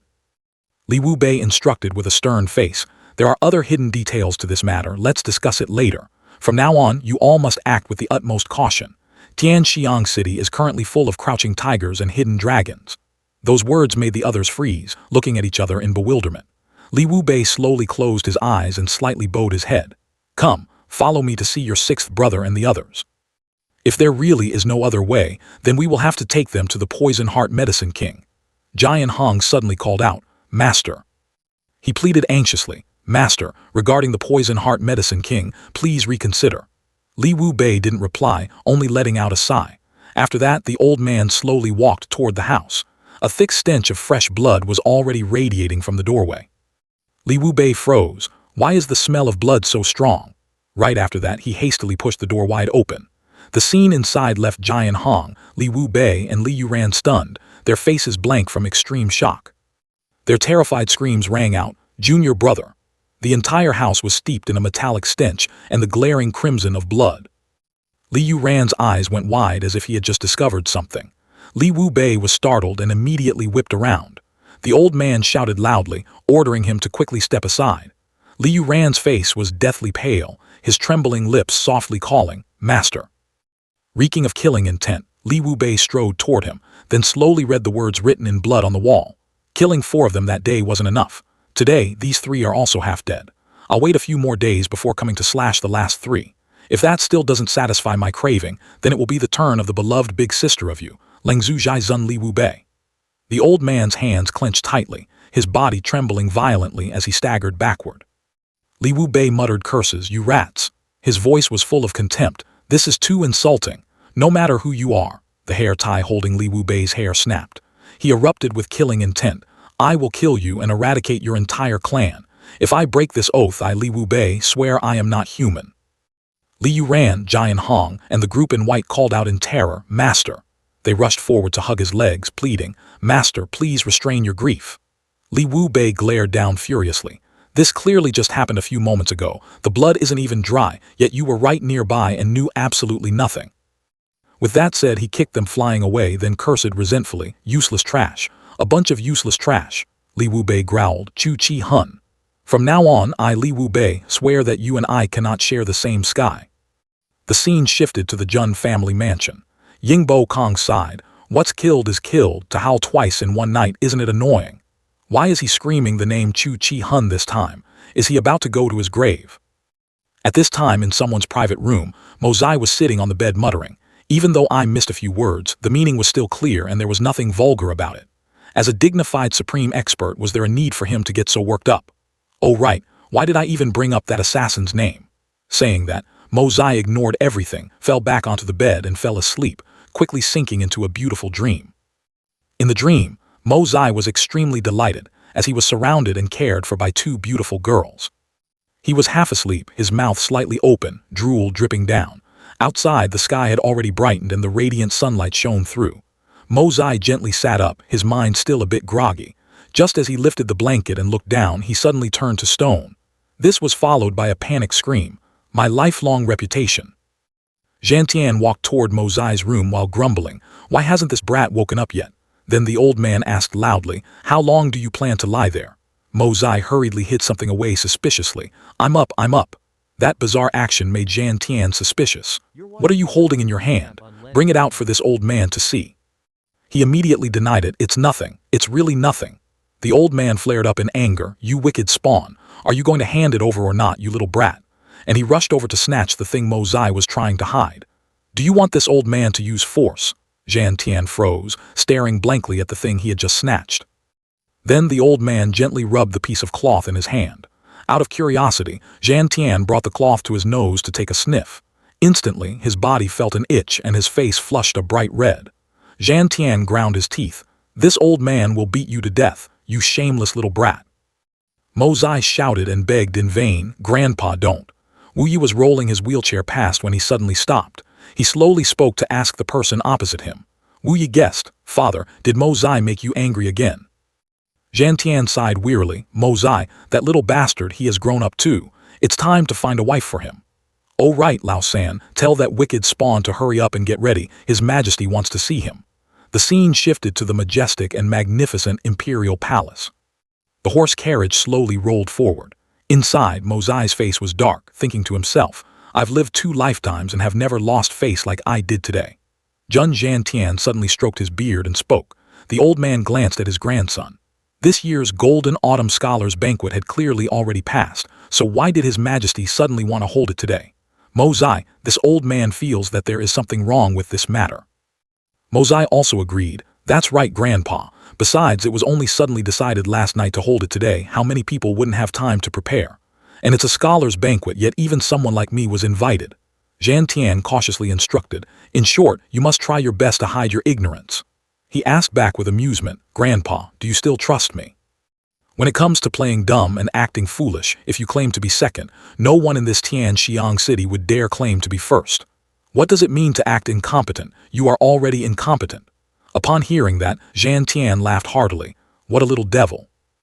At this moment, inside the imperial palace, silence enveloped everything. The horse carriage of Jian Tian and his grandson gently stopped in the middle of the stone-paved courtyard. Just as he stepped down, Mozai happily greeted, "Tang Yuan, you're here too." He excitedly replied, "San Shao, you've arrived, I've been waiting for you." Jian Tian spoke softly, "This old man has to attend the early court session. Mozai, you wait here." The space shifted to a courtyard where the young masters were all dressed handsomely and elegantly.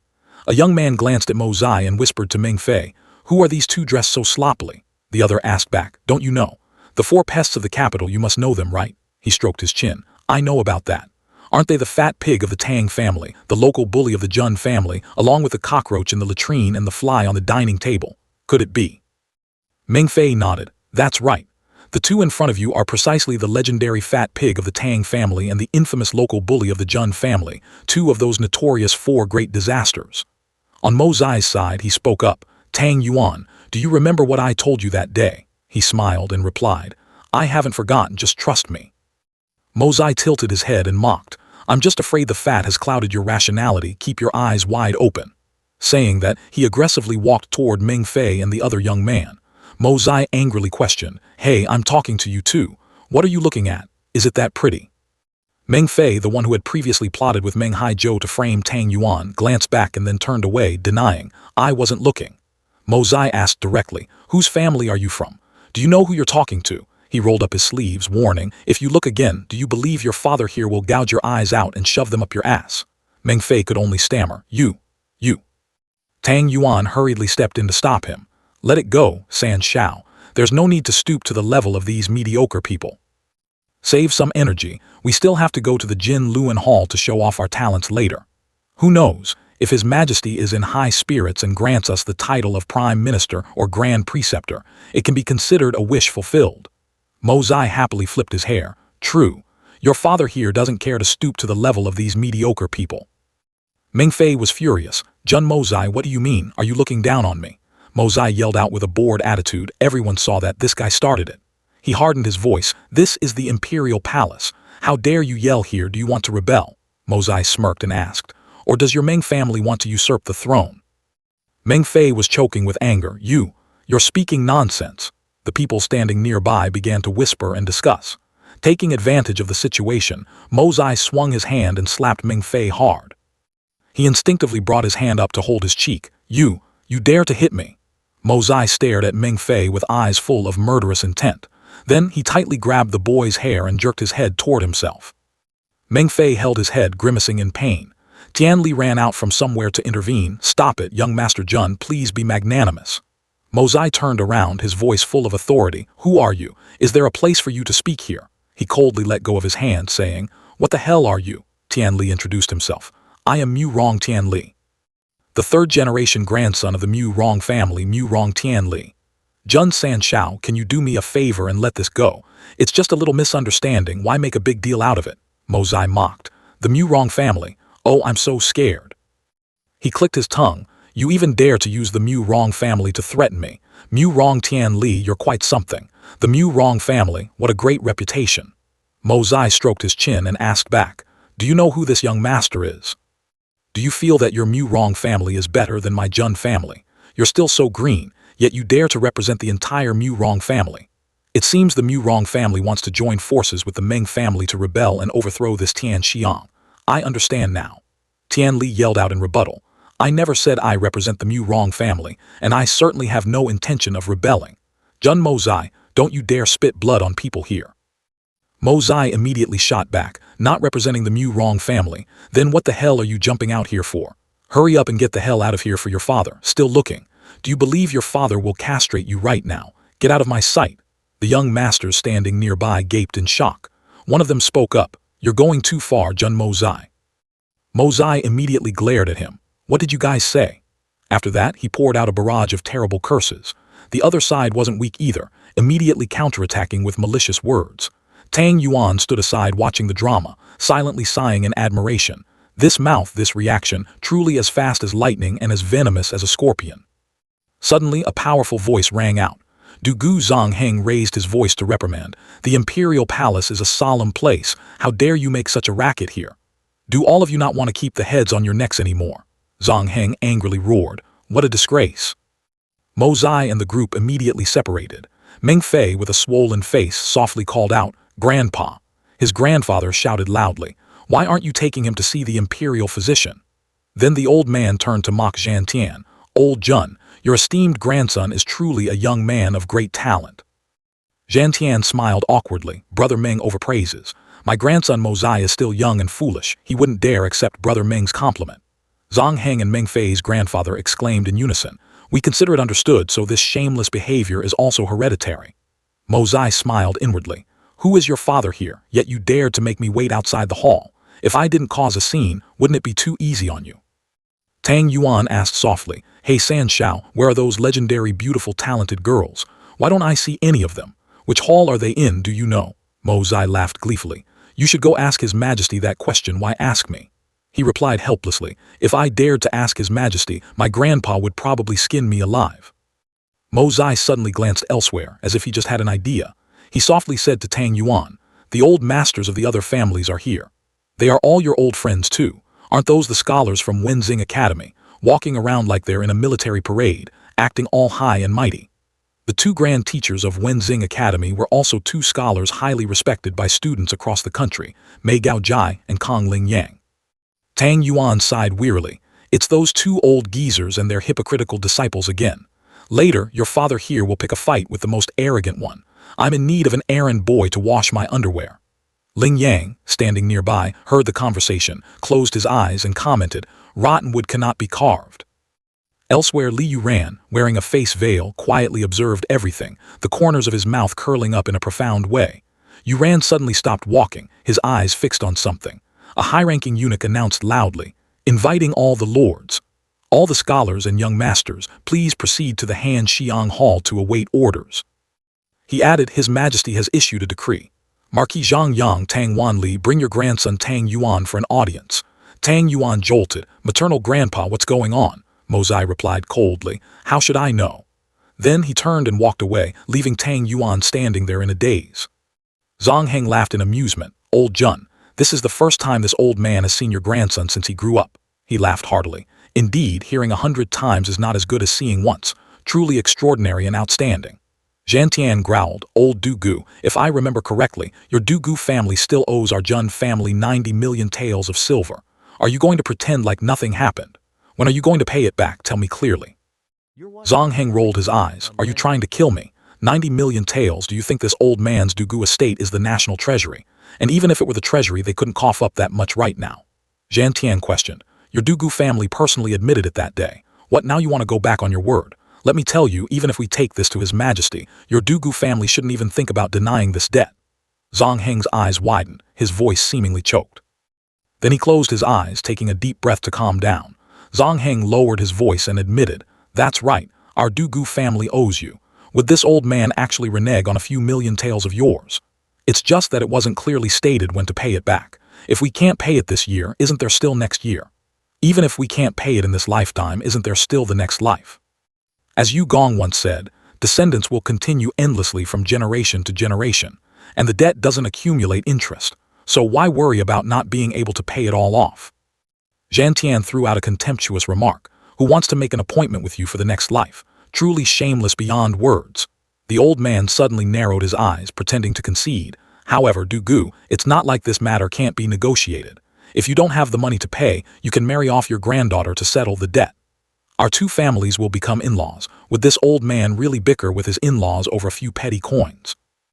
Zhang Heng's curse rang out like a thunderbolt, deafening the ears. "You senile old fool, speaking nonsense.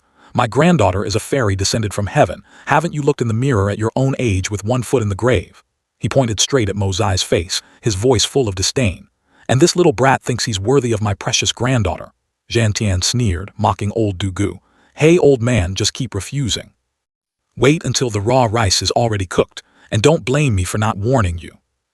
Zhang Heng flew into a rage, tearing through the air to attack the old man. "You bastard, how dare you? This old man will tear you to pieces." A man seeing the tense situation hurriedly rushed out to stop them. Come on. This is the imperial presence, please don't cause a scene." The scene shifted, bringing the viewer inside the majestic and magnificent Tianda Hall. The emperor leisurely stroked his beard, his sharp eyes verifying Tang Yuan's identity. Tang Yuan timidly paid his respects. "Yes, your subject Tang Yuan pays his respects to His Majesty." The emperor waved his hand, his voice gentle. "Rise, dispense with the formalities. Someone get him a chair." Tang Yuan raised his head, respectfully replying, "Your subject thanks His Majesty." A eunuch softly pulled a chair closer to Tang Yuan. His eyes darted around, suddenly remembering his grandfather's echoing instructions. "Even if His Majesty allows you to sit, you must be mindful. Absolutely do not put your whole bottom down. Just let half of your buttocks touch the seat to show proper etiquette, my child." Glancing at the chair in front of him, Tang Yuan silently groaned. "This chair is so tiny, no wonder people only dare to sit with half their buttocks." Tang Yuan's massive figure made taking a seat, even a half-hearted one, an extremely arduous challenge. The emperor couldn't hold back and let out a hearty burst of laughter, the sound echoing throughout the grand hall. Sweat poured down Tang Yuan's forehead like a shower. He could only force a distorted smile.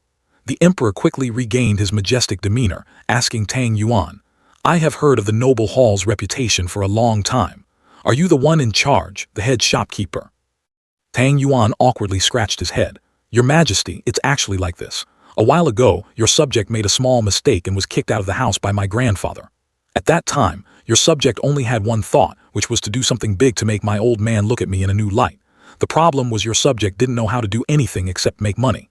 The emperor's expression suddenly darkened. "You mean to say, this earth-shattering idea was actually thought up by you alone?" Tang Yuan humbly replied, "Yes, your Majesty. This matter is actually just a small thing, just some petty business." The emperor's face was now as gloomy as dark clouds gathering before a storm. Tang Yuan silently swallowed his saliva, thinking to himself, "No wonder Big Bro took this matter so seriously, so the big fish behind the scenes is actually this person." The emperor suddenly hardened his voice, sounding like a hammer striking. "Nothing. Just a small business." He judged sternly, "Tang Yuan, do you know your crime?" As soon as he finished speaking, a cold draft ran down Tang Yuan's spine, making him tremble violently as he stammered, This lowly one is guilty, but doesn't know what crime I have committed. Please enlighten me, Your Excellency." The emperor began to analyze clearly. "Your auction from the very beginning used the word noble to incite the envy and competitiveness of the capital's wealthy elites. After that, you sent invitations to every household, igniting fierce internal struggles, and even causing political instability." Tang Yuan was stunned, a sense of admiration rising in his heart. Good heavens, so Big Bro had secretly arranged such an earth-shattering plan. He truly is my idol. I naively thought it was purely for money. The emperor crossed his arms, his voice slow but full of weight.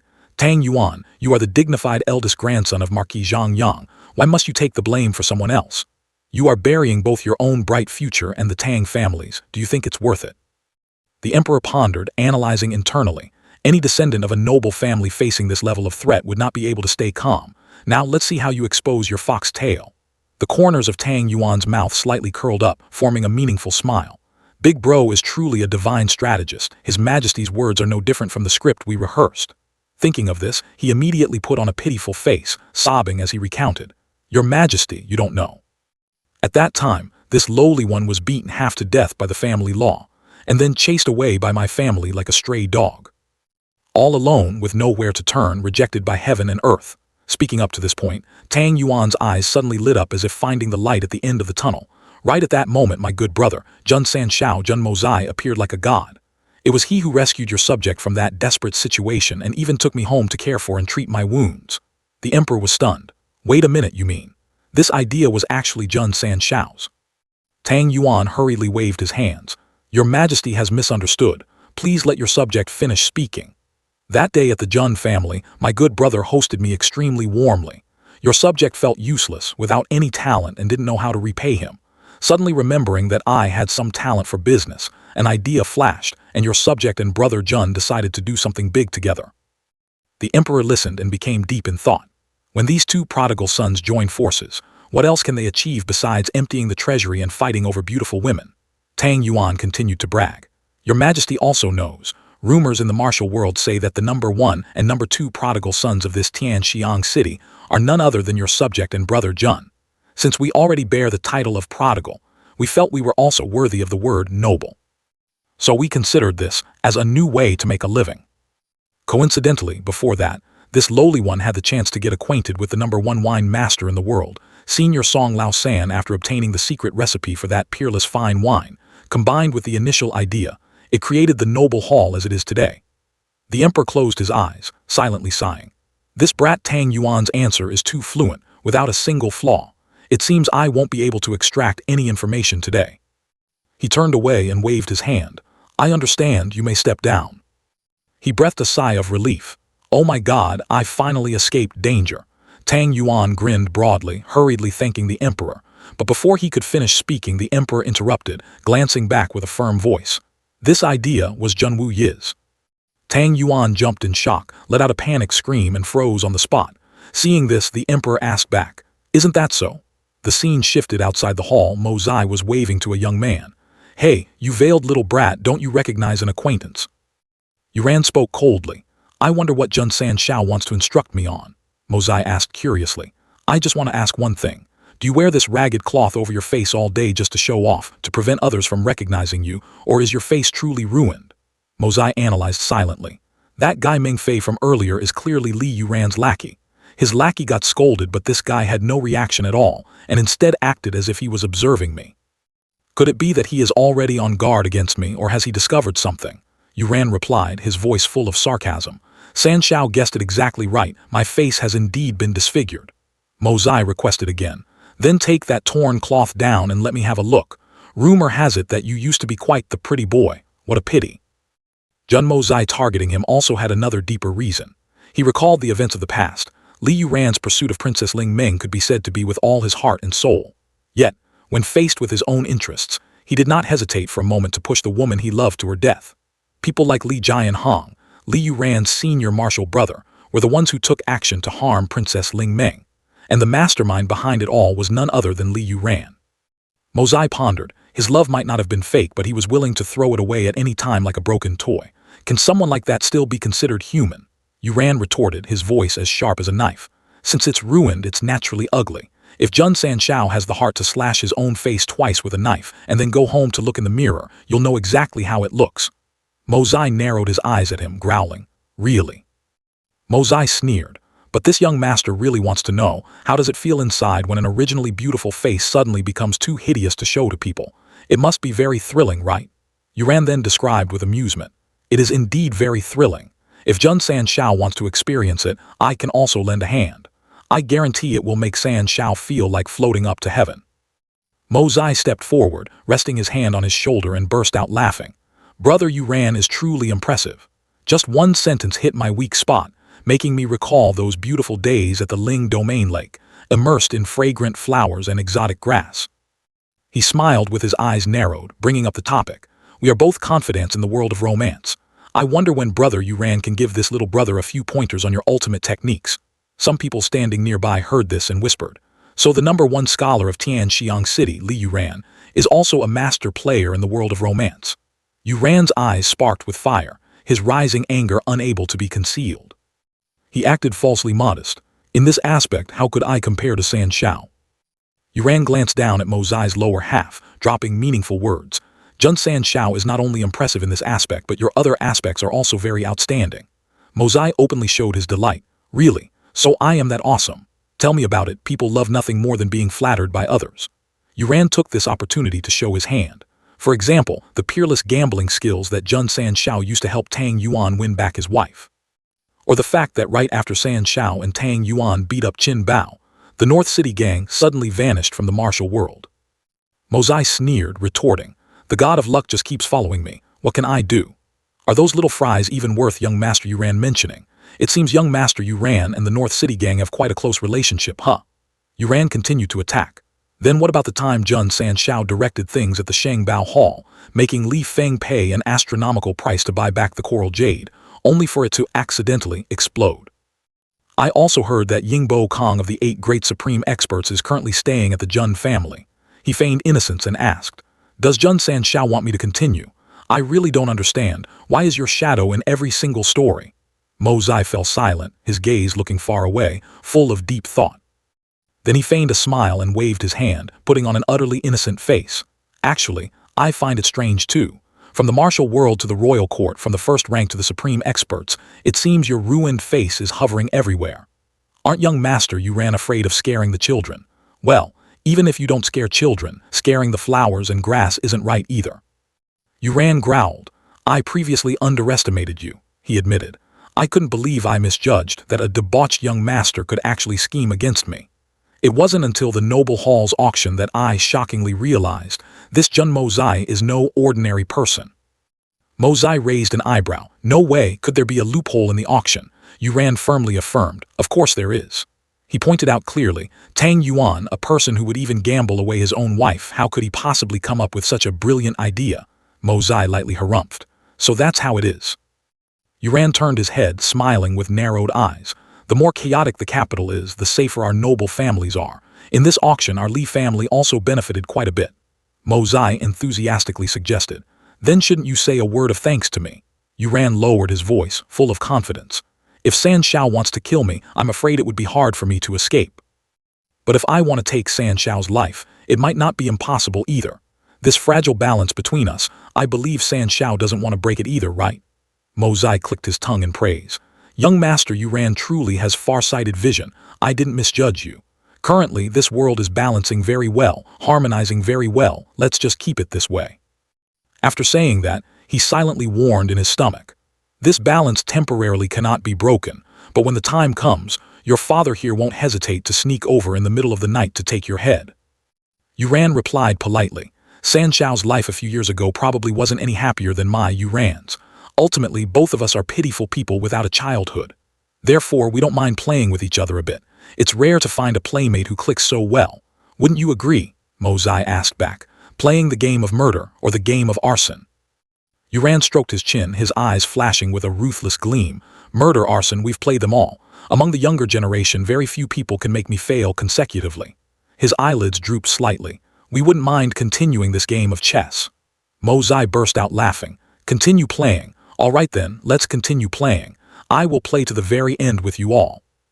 The meaningful conversation between Yuran and Mo Zai had attracted the attention of many people. They started whispering and discussing. "What are those two talking about?" The corners of Yuran's mouth curled up, revealing a triumphant smile. Mo Zai quickly read his intentions. There's something wrong with this little brat. As for Yuran, he thought to himself, full of amusement, the game has officially begun. After that, both of them silently turned away, each going their own direction, without looking at one another. Mo Zai looked around. The most solemn position high up was definitely for the emperor of the Tianxiang Empire. Right below it, not far away, was the row of tables reserved for the patriarchs of the great noble families. Then, who is that single, isolated table on the side reserved for? A person standing at the main door announced loudly. The Golden Autumn Scholars Banquet begins, inviting everyone to take their seats. A servant stepped forward, guiding Mo Zai. Jun San Shao, please go this way. The doors of the grand hall slowly closed, and the space inside sank into an unusual silence. Mo Zai and Xiao Yi simultaneously startled when their eyes accidentally met. Xiao Yi's cheeks immediately flushed red with embarrassment. Mo Zai, standing opposite, also felt equally awkward. A strange feeling urged him to suddenly turn his head back. Ling Meng quickly blushed, shyly lowering her head, not daring to look straight at him. Mo Zai frowned silently. What's wrong with this girl? Just a single turn of his body was enough to make Ling Meng freeze on the spot.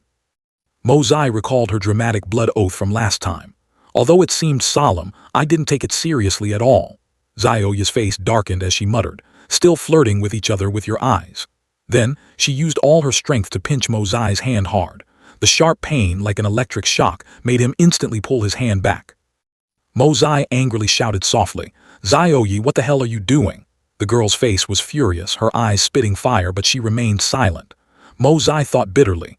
Would your father here let a woman bully him? Thinking it, he did it. He forcefully gave a loud smack on her bottom to retaliate. She jumped in shock, letting out a terrified, piercing ah. All eyes in the room immediately gathered on Xiao Yi. She and Mo Zai stared blankly at each other. The clicking of tongues and unfriendly stares from the people around began to direct towards them.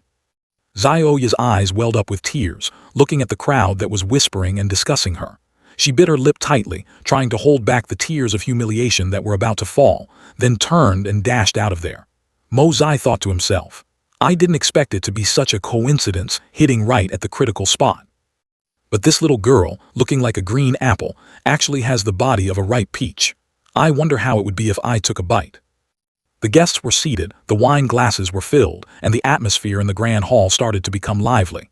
Looking at the exotic delicacies on the table, Mo Zai thought wearily. Everyone is here, the only one missing is His Majesty. If he doesn't come, who would dare to touch their chopsticks? The squeaking sound of the hinges rang out, and the doors of the grand hall slowly opened. Everyone simultaneously directed their eyes to the door, thinking, His Majesty has arrived. Light footsteps rang out, and a person slowly walked in. It turned out the person walking in was a eunuch and Tang Yuan. He was tightly gripping the armrests of a chair because his oversized body had gotten stuck to it. Tang Yuan was extremely worried. Although the questions earlier didn't directly target San Shao, they implicated third uncle. These two things are basically the same. This time it's really a big deal. The people present in the hall simultaneously burst out laughing. Someone flared up in anger, slamming the table and shouting, You wicked spawn! It turned out to be Wan Li. He roared, What are you going crazy for here? Tang Yuan's face was covered in tears and snot, crying out, Grandpa! A man burst out laughing, his voice full of sarcasm. Young Master Tang was afraid there wouldn't be a seat for him here, so he brought his own chair. Truly admirable. Wan Li was extremely furious, breathing heavily like a fierce beast. He swung his arm, the movement chillingly decisive. The heavy wooden table flew into the air and crashed straight towards the man who had just uttered the mockery.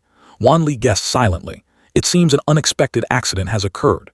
Could it be that His Majesty completely disregards our decades of affection and is actually making things difficult for my grandson? Mo Zai suddenly coughed a few times, then winked at Tang Yuan.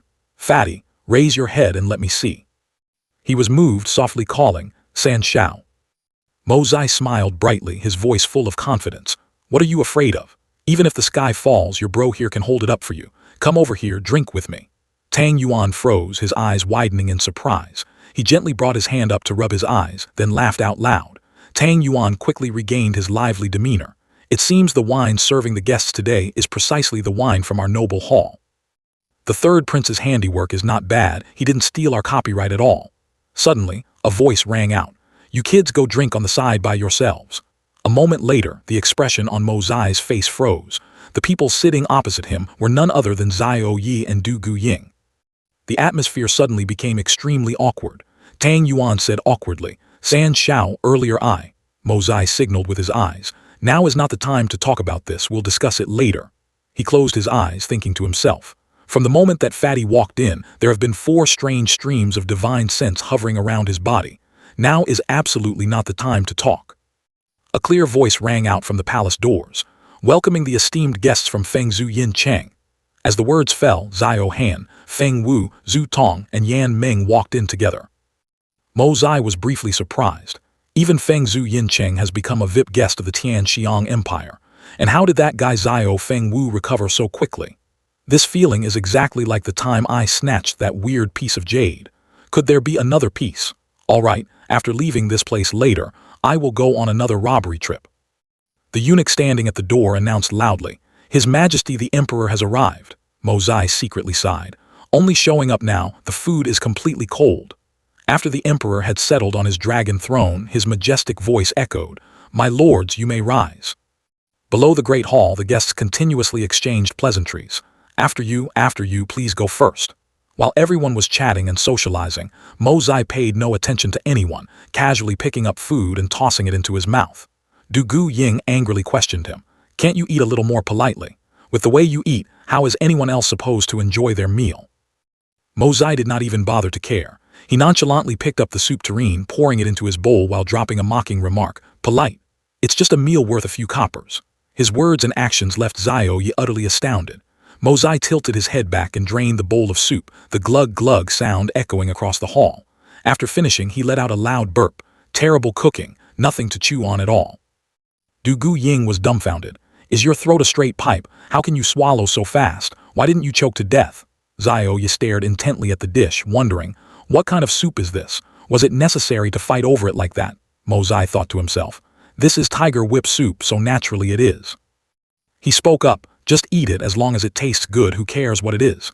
The crab dish was skillfully arranged like a work of art. Mozai picked one up for Xiao Yi and told her, "Eat this." Du Ying ate while glaring at him. "Jun Mozai, you are quite something." Seeing this, the elder of the Mu Rong family clicked his tongue in praise. "Elder Jun San Shao is indeed your eldest grandson."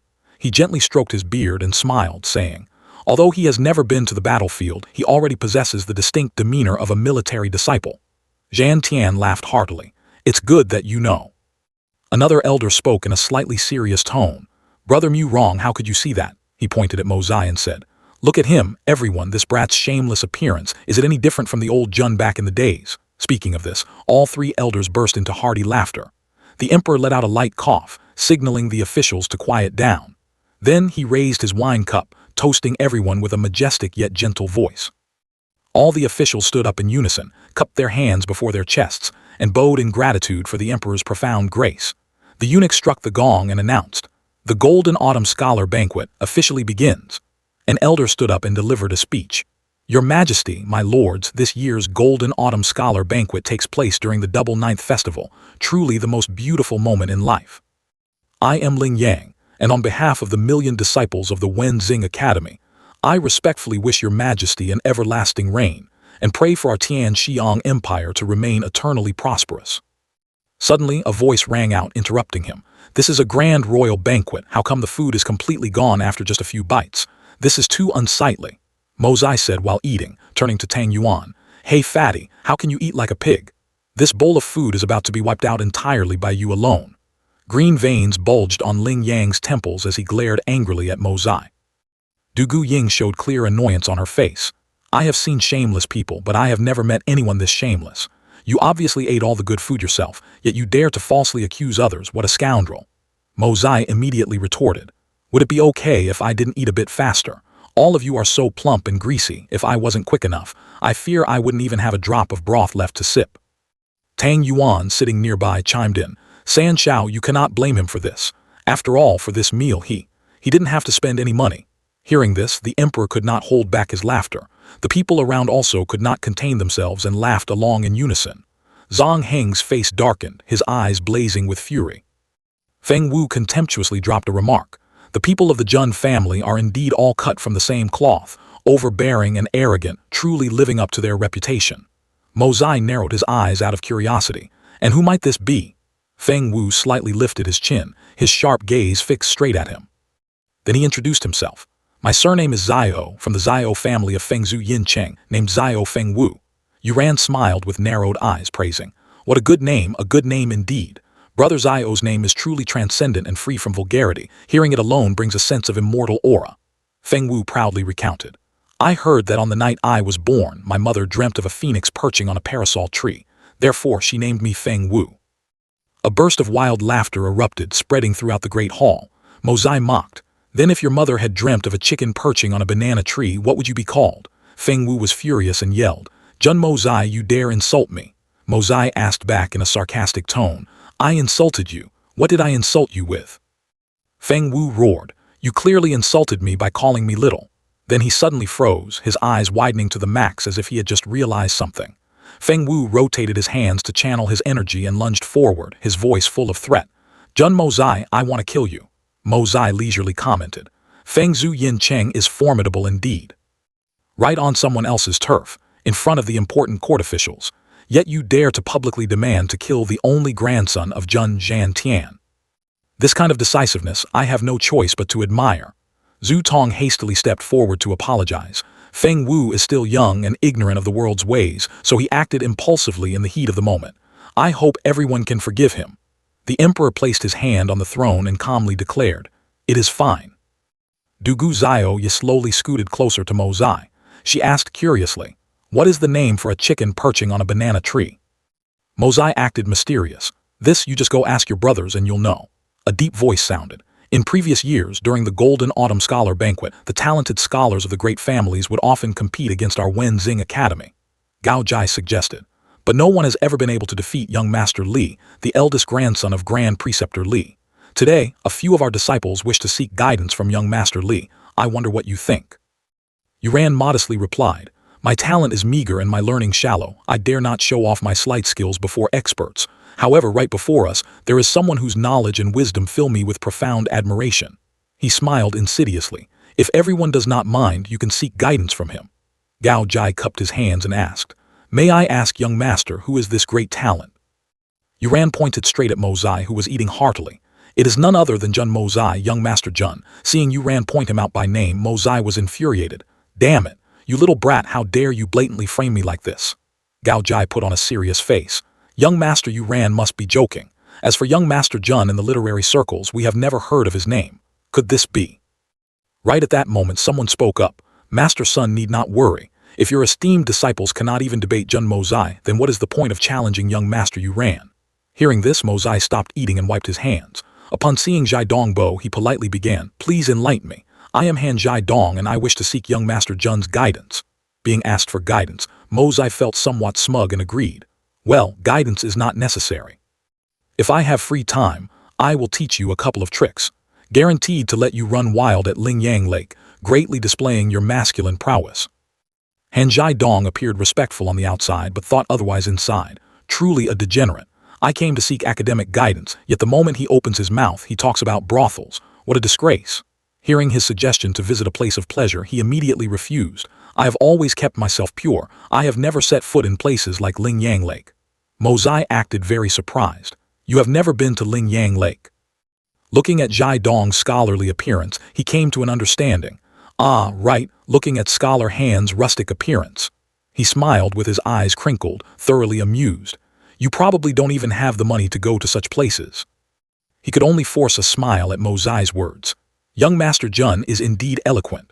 Earlier when I arrived, I saw the golden chrysanthemums in full bloom in the royal garden and came up with the first half of a couplet. I invite young Master Jun to enlighten me. As if touching upon his exact area of expertise. The royal garden, chrysanthemum fragrance, orchid fragrance, osmanthus fragrance, flower fragrance, all flowers are fragrant. Tian Xiang drifts its fragrance drifts 1,000 miles, the number one fragrance in 1,000 miles. Everyone present admired him for reciting it smoothly without stumbling and disgust. This first line seems simple, but it is not simple at all, especially with the addition of the two words Tian Xiang, which serves as a metaphor for blessing the Tian Xiang Empire.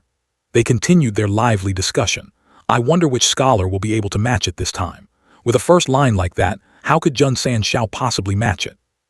Receiving a shower of praise, he modestly replied, My talent is meager and my strength is weak. I hope young Master Jun can offer some guidance. Mozai could not think of a matching line, let alone compose a poem. If it were reciting a poem, I could still plagiarize a bit. But for matching this couplet, even if I wanted to steal, I wouldn't know where to steal from. Motherfucker. Gao Jai spoke up to mock Mozai's level. Young Master Jun, if you cannot match it, just say so directly. For you, this is not exactly a shameful thing. Mozai frowned awkwardly at his sarcastic remark. He calmly handled the difficult situation in a split second. What's so hard about it? Isn't it just a couplet? Mozai boldly retorted to his provocation. Watch your big brother match it for you. A person from the Wenzing Academy you ran wearing a veil suspected. Even I cannot match it. Could he actually do it? Is he better than me?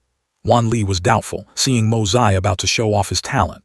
This kid, didn't I tell you to hide your capabilities? Why are you exposing them now? The old man still did not forget to put him down, dropping unpleasant words. Is young Master Jun truly that confident?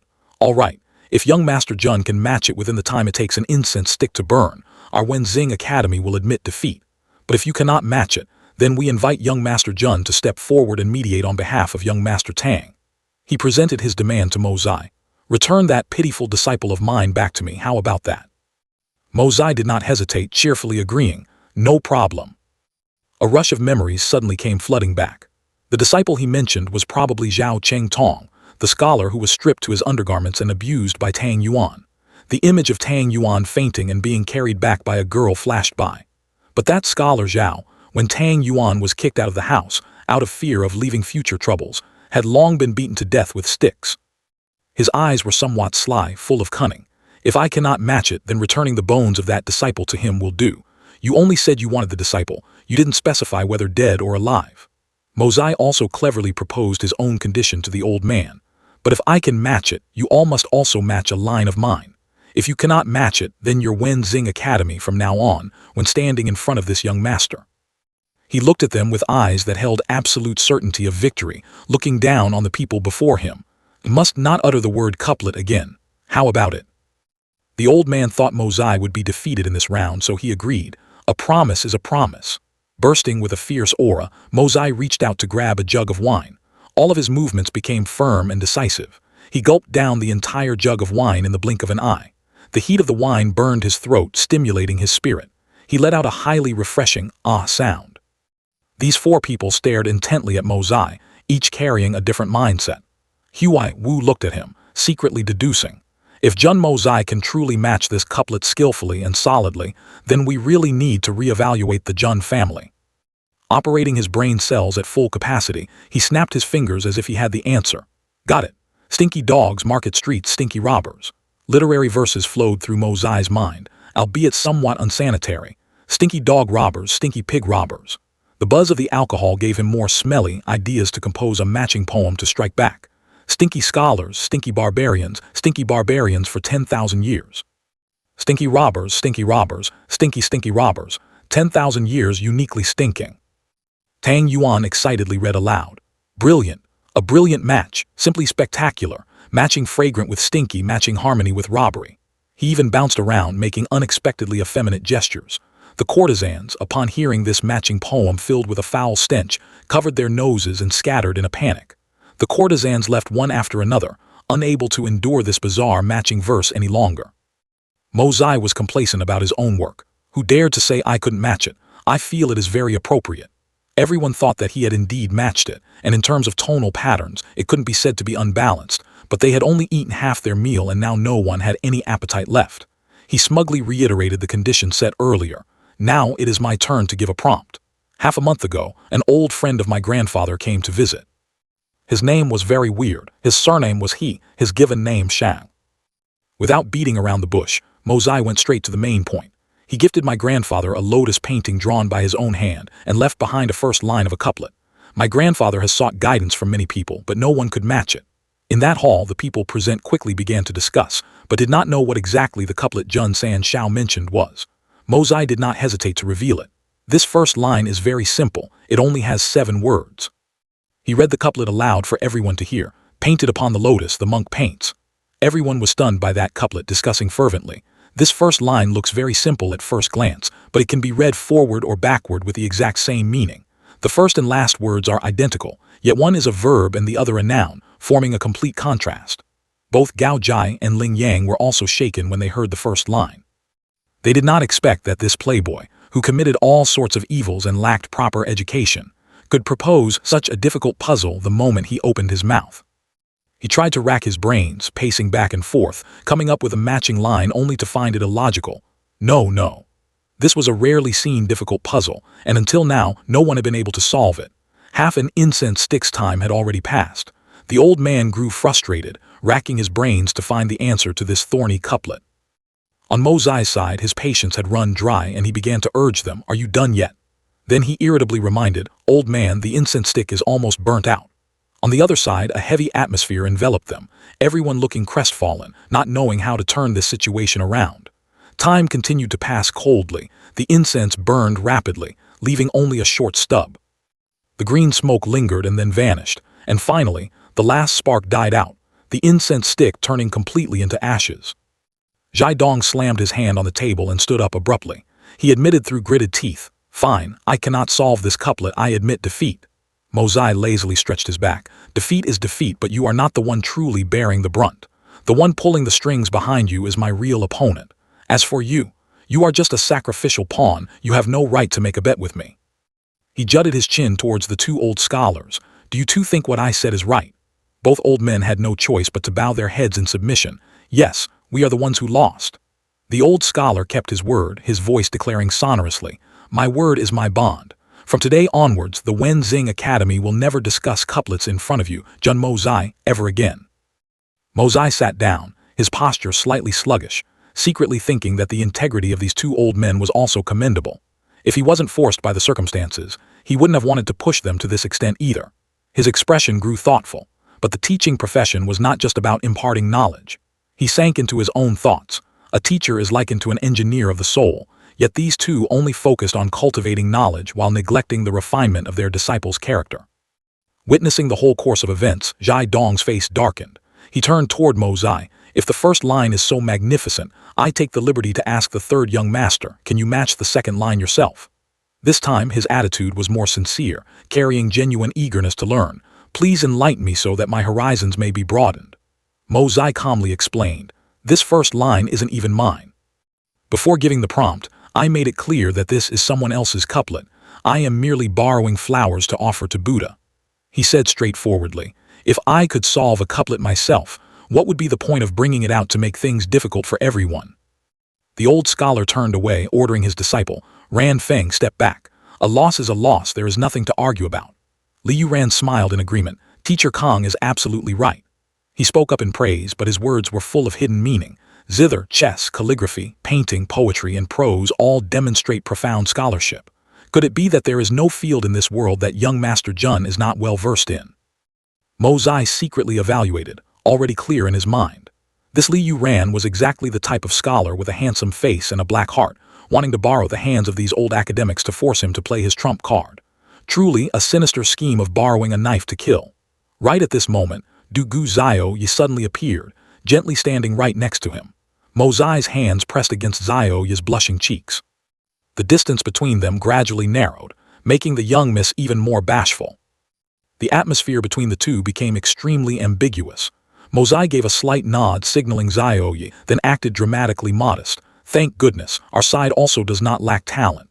But then again, the Wenzing Academy has certainly brought a large crowd this time." His eyes looked at her with deep affection. "We, the descendants of the great families, have nothing to be afraid of, right?" Mo Zai arrogantly enjoyed his victory, and young Master Yuran also mentioned just now, he does not concede to me in many aspects. To put it bluntly, this young master here is far superior to Li Yuran in every way. Realizing that future fame would bring endless troubles, he appeared gleeful. "Therefore, if you all cannot even defeat Li Yuran, then do not bother wasting your time coming to me. This young master is very busy." All eyes of admiration poured toward them, but the person being praised was Du Gu Zio Yi. This statement not only pulled all the disciples of the noble families to his side, but also pushed Li Yuran out to become the #1 scapegoat. This move was definitely suggested by Du Gu Zio Yi. Abruptly, a voice rang out from a mysterious silhouette. "In that case, we would like to seek some guidance from young Master Li." Amidst the extravagant banquet, Li Yuran stood up with courteous elegance. He gently replied to the challenge, "It is my honor." From afar, Huai Wu narrowed his eyes at Mo Zai and Zio Yi sitting next to each other, his face clearly showing displeasure. These two. A pair of feet casually stepped out. "We have already competed in couplets just now." The anonymous person continued, "I have heard that young Master Li has a Yuran flute piece that is renowned throughout the world, so for this round let us compete in music, shall we?" The mysterious person only now introduced himself. "I am Jin Yin Zhen, and I wish to seek guidance from young Master Yuran." Upon hearing this title, Li Yuran immediately acted polite. Young Master Jin Yin, whose musical talent shakes the world, how would Yuran dare to show off his slight skills before an expert? Li Yuran was surprisingly humble. There is no need to compete in this round. I admit defeat. The other person's reputation was so great that he had to be wary. This Jin Yin Zhen has an ancestral flute-playing skill, making a name for himself across the continent at the age of 15. How could a half-baked scholar like me possibly compare? To avoid being mocked for cowardice, Li Yuran quick-wittedly dragged Mozai into the fray. Young Master Mozai and I will each take one round. For this round, my skills are inferior to others, so I willingly admit defeat. For the next round, it is young Master Mozai's turn to take the stage. He had successfully passed the hot potato to someone else. Li Yuran even turned to wish him well, wishing Jun Sanshao instant success.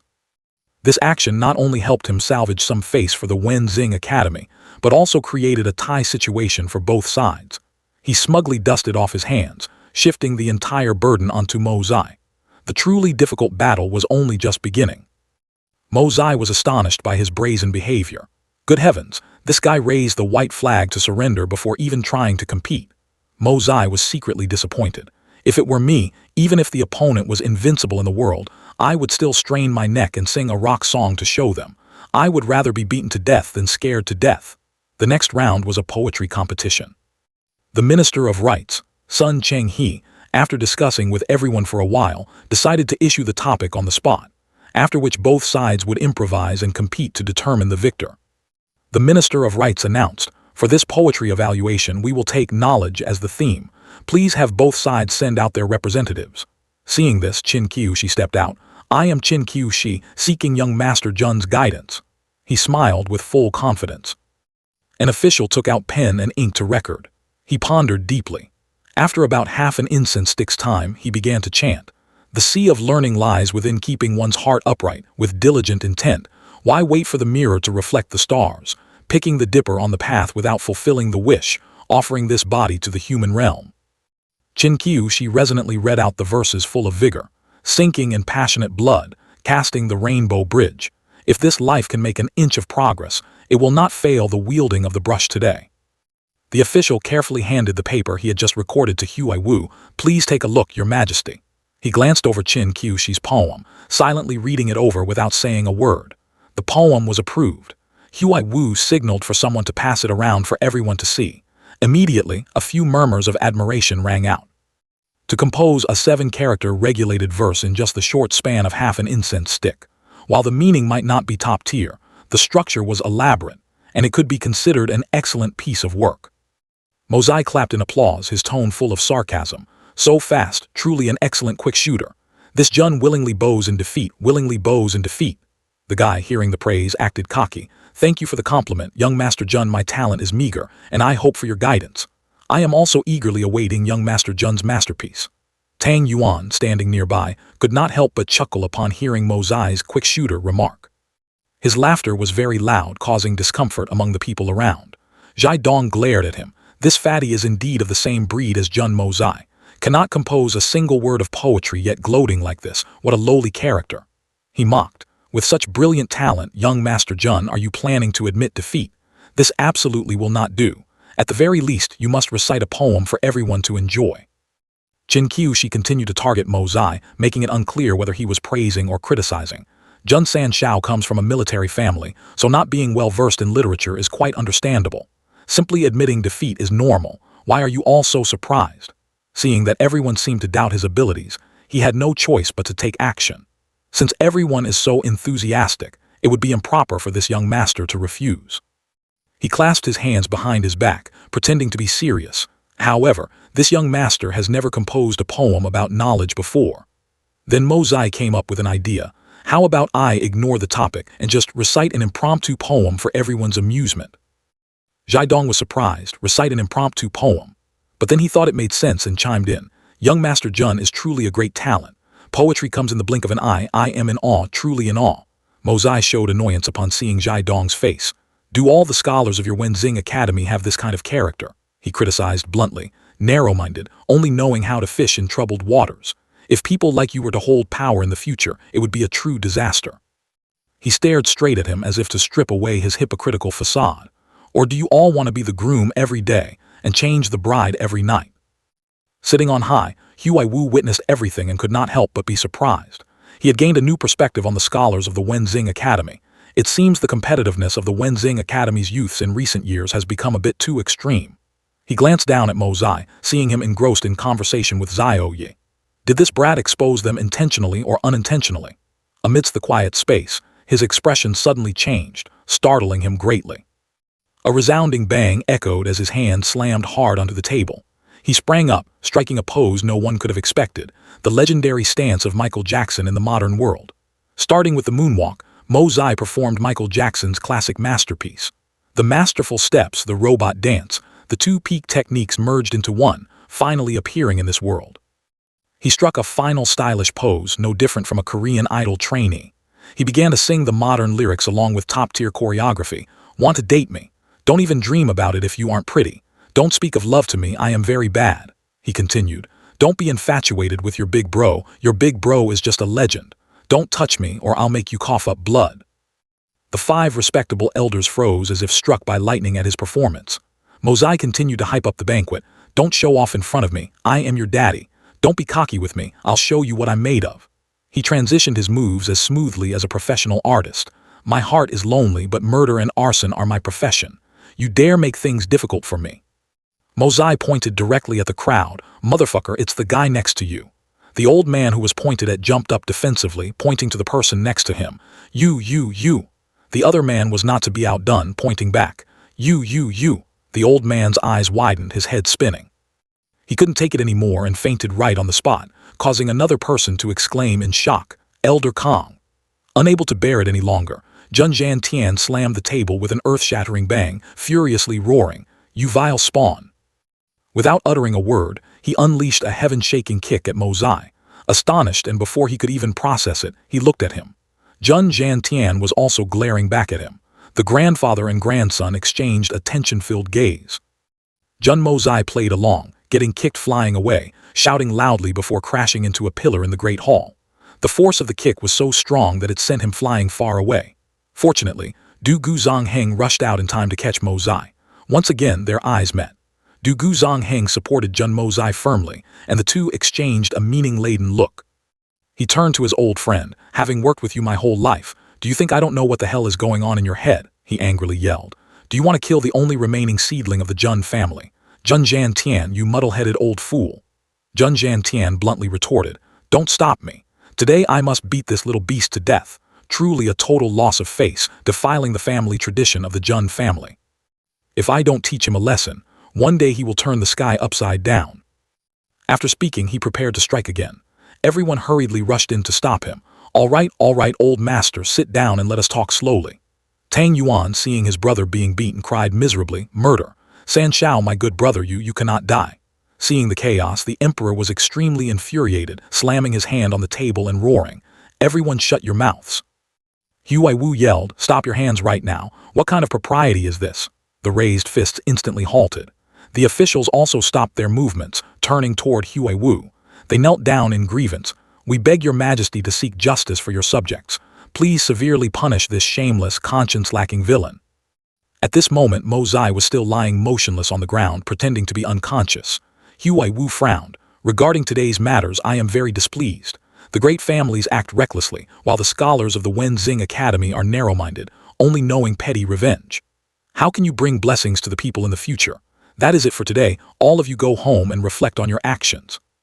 The people below heard this and, though unconvinced, had to keep their mouths shut. A while later, everyone gradually left. Right at this moment, a person rushed in frantically, Urgent military report.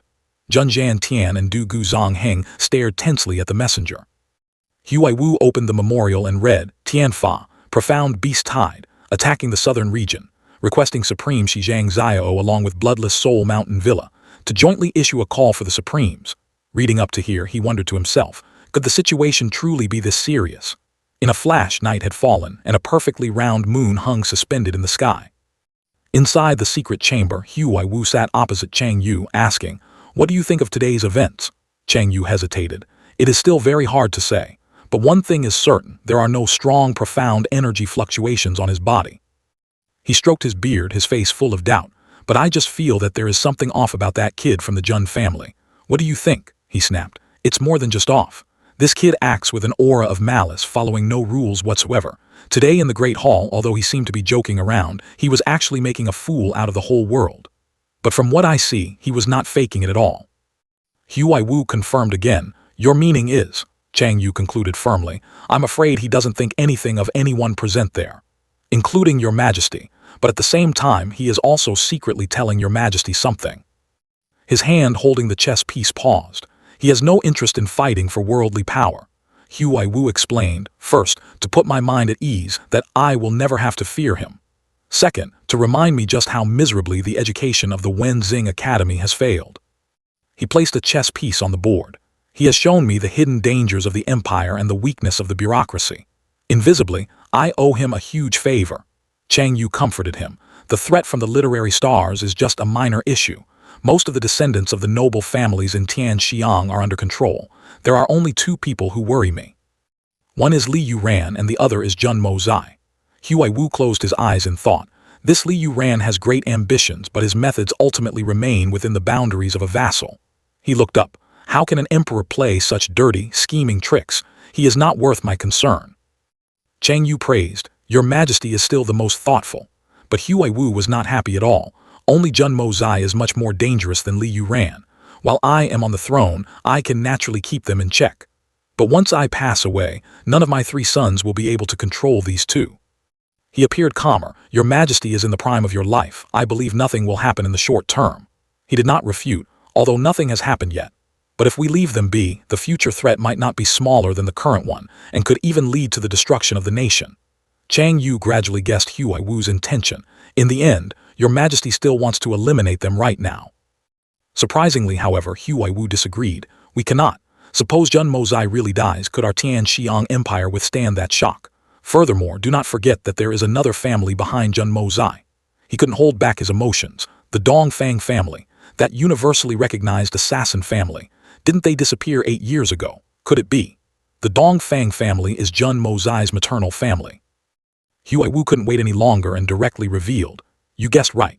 Back then, when Jun Wu Hui and Jun Wu Ming suddenly died in battle, the Dongfang family sent 17 top-tier assassins to exchange lives for lives."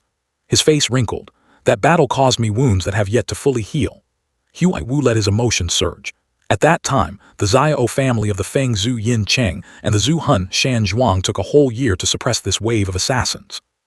He emotionally recounted. "In the final battle, old Madame Dongfang lost by half a move, announced her seclusion, and swore an oath that unless the sword peaks collapse, the snowy mountains melt, and the profound beasts emerge entirely from Tianfa." Huai Wu continued. "Otherwise, the assassins of the Dongfang family would never appear on the mainland again." Chang Yu understood. That statement from old Madame Dongfang means that the Dongfang family will remain in seclusion forever. Huai Wu objected. "Not necessarily. Once someone touches their bottom line, they will naturally have a reason to appear." Finally, he decided. "Therefore, the Jun family, no matter what, cannot be touched." Huai Wu also knew this. Even if there is a reason to eliminate him, it must be an accidental death, a real accident. Chang Yu felt this was unfeasible. A real accident, he pondered, wanting someone like Jun Mozai to die in an accident. Huai Wu smiled mysteriously. "Perhaps. The opportunity has arrived." He took a piece of paper from his robes and placed it on the table in front of Chang Yu. His expression suddenly darkened. After reading the paper, Chang Yu's face was equally unsightly. "A profound beast tide, your majesty means." Huai Wu replied. "This incident happened in the southern part of Tianxiang. I am forced to deploy troops." He rested his hands on the table. "All the major noble families in the capital will send people, forming an elite army, plus 10,000 iron cavalry heading down to the southern borders to assist." Huai Wu's eyes flashed with determination. "Among these, the Mu Rong family, Tang family, Li family, Song family, and Jun family must all send representatives. When the time comes, every major family will want to show off, and no one will submit to anyone else." He spoke cryptically, then burst into delighted laughter. "Although this army's strength is great, however." Chang Yu thought to himself, discord between superiors and subordinates is a major taboo in the military. If such an army encounters a profound beast tide, there is only one path to death, he asked aloud. "Then who does your majesty intend to appoint as the commander?" Huai Wu immediately replied, "Jun Wu Yi. Besides him, is there anyone more suitable?" Elsewhere, after leaving the imperial palace, Mo Zai and Tang Yuan rode their horses back together. Tang Yuan spoke first. Everything has just begun. How much do you think we can collect? Mozai replied, Fatty, how much of the medicinal herbs I asked you to gather do you have now? Mozai ordered with an authoritative tone. Listen here, no matter what, you must quickly collect as many medicinal herbs as possible. He commanded, starting tonight, deliver the herbs to me 3 times a day. Even if you only collect a single stalk, you must bring it over immediately. Tang Yuan obediently followed the order. Understood, I will do my best to help you. Next was a scene typical of a protagonist. Jun Mozai turned his head to look back at the magnificent imperial palace under the setting sun. It seemed as if there was always a pair of sharp eyes watching him from that place. Jun Zhantian followed behind, secretly sighing in admiration. I have to say, this brat Mozai teaching those pale-faced scholars a lesson really made this old man feel incredibly refreshed. He couldn't help but praise. This is a true man. This is a descendant of our Jun family. Suddenly, a bolt of lightning struck straight down from the sky. It blocked the path of Mozai's group. Jun Zhantian panicked and shouted, Mozai! But Mozai couldn't react in time. He only had time to see the lightning rushing towards him. Mozai widened his eyes. That was the only thing he could see. A pair of lifeless eyes suddenly appeared, filled with death and desolation, as cold as a dead fish's eyes, staring blankly at him. The lightning easily pierced through Mozai's body. The whole group was stunned into silence. Mozai could not avoid being affected. Although he was mentally prepared, he still held his chest with his hand. The speed of this assassin is too fast. The narrator recounted that in that hair-raising moment, Jun Mozai had quickly made a judgment.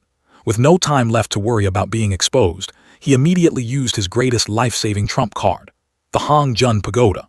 The story continued. Because the incident happened so abruptly, an afterimage of him still remained on horseback, making it look as though both the person and the sword had pierced through his chest. Right after that, he immediately exited the Hong Jun Pagoda, still sitting firmly on horseback. At this moment, it was Tang Yuan's turn to shout, Watch out!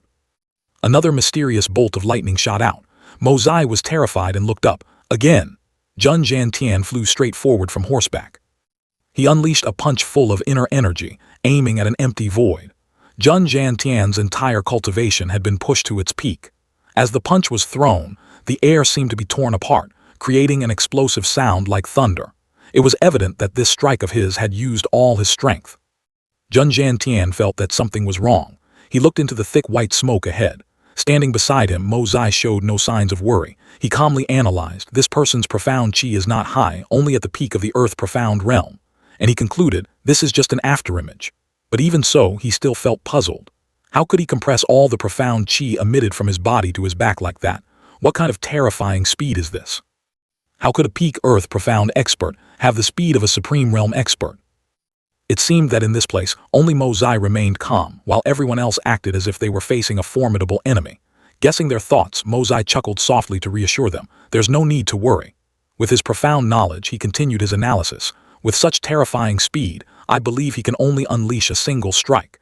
If he could execute it continuously, wouldn't he be even more formidable than Yun Bai Chen? Then his eyes became pensive again.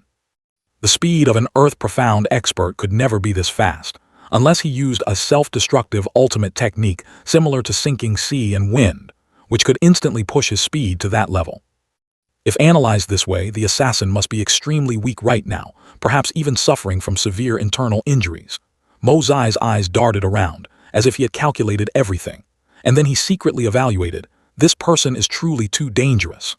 By the time they returned to the Jun family, it was already late afternoon, and the sun was slowly hiding behind the fiery red clouds. Wan Li still didn't understand what had happened. He asked Mozai, that attack just now, how did you avoid it? Hearing this, Mozai immediately replied, Grandpa, as long as I don't want to die, no one can kill me. This is related to my biggest secret. You don't actually want me to say it out loud, do you? Hearing his grandson say this, Wan Li sighed. So that's how it is. If there really is such a thing, then keep it as the biggest secret of your life. In the drawing room of the Jun mansion, Wan Li led Mozai to meet his father. Jun Wuyi did not attend the Golden Autumn Scholars Banquet but had heard the grandfather and grandson recount the entire incident. Wuyi then said quietly, this time, His Majesty definitely wants to mobilize troops and also wants to appoint a general. Otherwise, he wouldn't have accidentally mentioned it at a crucial moment.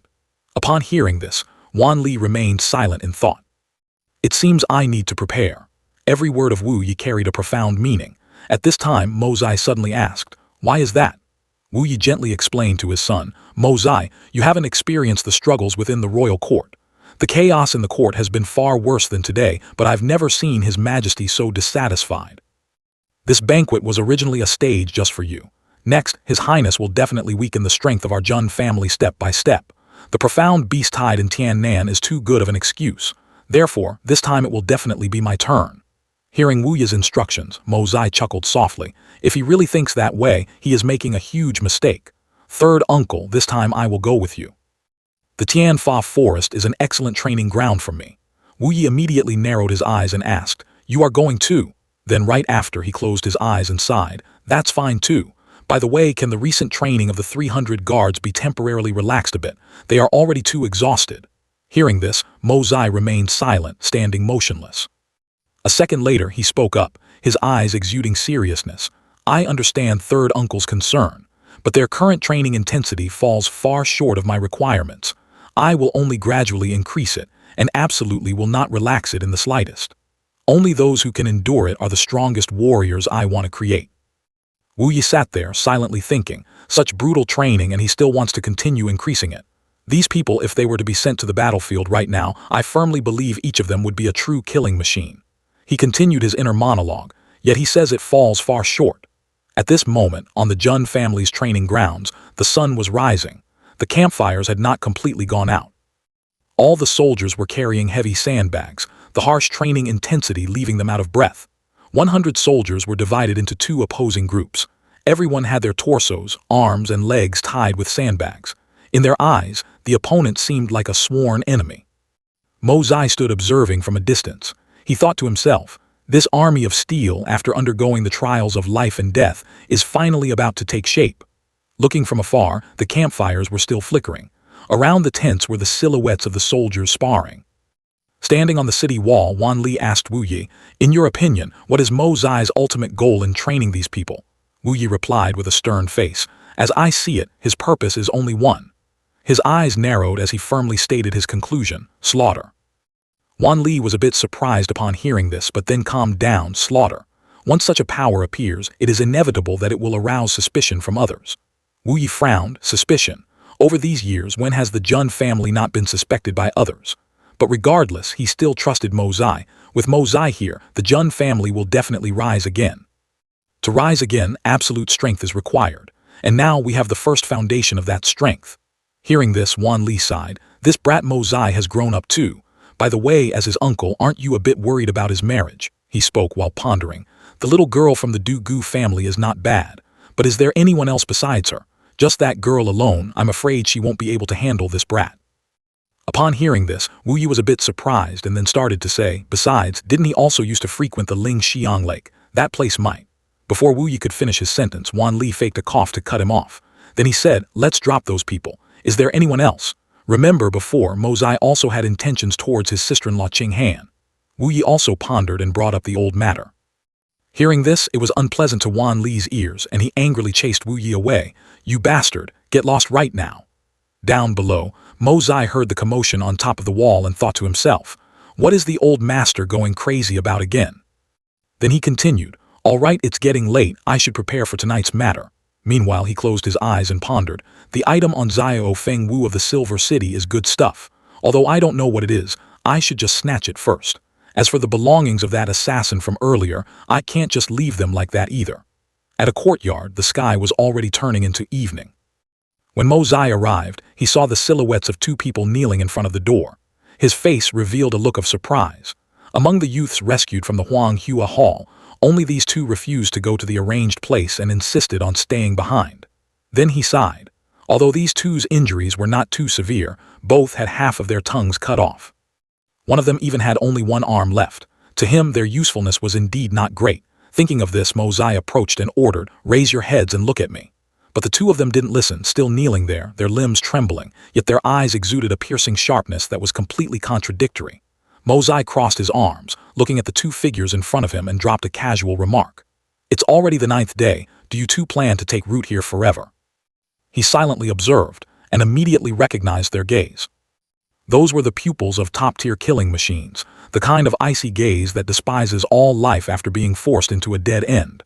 They even took their own lives lightly. Having made his judgment, he decided to speak up to test them. State your purpose, Let me see just how great this so-called determination is." Immediately, the two exchanged a glance and nodded vigorously in unison. They kept their heads down, their entire bodies trembling, their teeth grinding together tightly while their hands clenched on their knees. Then a sudden and hasty action took place. They raised their hands together. Without a second of hesitation, both of them simultaneously brought their hands to their mouths, decisively biting down hard enough to draw blood. Right after that, they used their own fresh blood to write on the ground. Once finished, both of them kowtowed to Mozai with the most sincere attitude possible. Mozai read the blood-colored words aloud. 1,000 pains and 10,000 scars, dying without regrets. If we don't become the strong, there is only death. At that exact moment, Jun Mozai felt a strange vibration. His hands clenched tightly, his heart slightly shaken. Finally, a decision was made. "All right, since you have such sincerity, I won't be stingy with an opportunity. I hope you guys won't disappoint me." Hearing this, pure joy clearly appeared on the faces of the two. And then, Mozai led them both inside. He thought to himself, "These two have endured such agony without a single word of complaint. Once they have agreed to be forged, I absolutely cannot let them encounter any further mishaps." The space sank into silence as the night fell, with only one room still emitting light. Inside, Jun Mozai silently observed the two frail figures lying on the bed. Without saying a word, his brows furrowed in distress. Shortly after, he stepped out onto the porch alone. Standing under the night sky, Mozai voiced a self-inquiry as he looked at the crescent moon hanging in the air. The strong. Is that title really worth people coveting so much? Just at this moment, a graceful figure gently approached. A fair, white hand softly draped a cloak over Mozai's shoulders. Knowing clearly who had just arrived, he spoke up.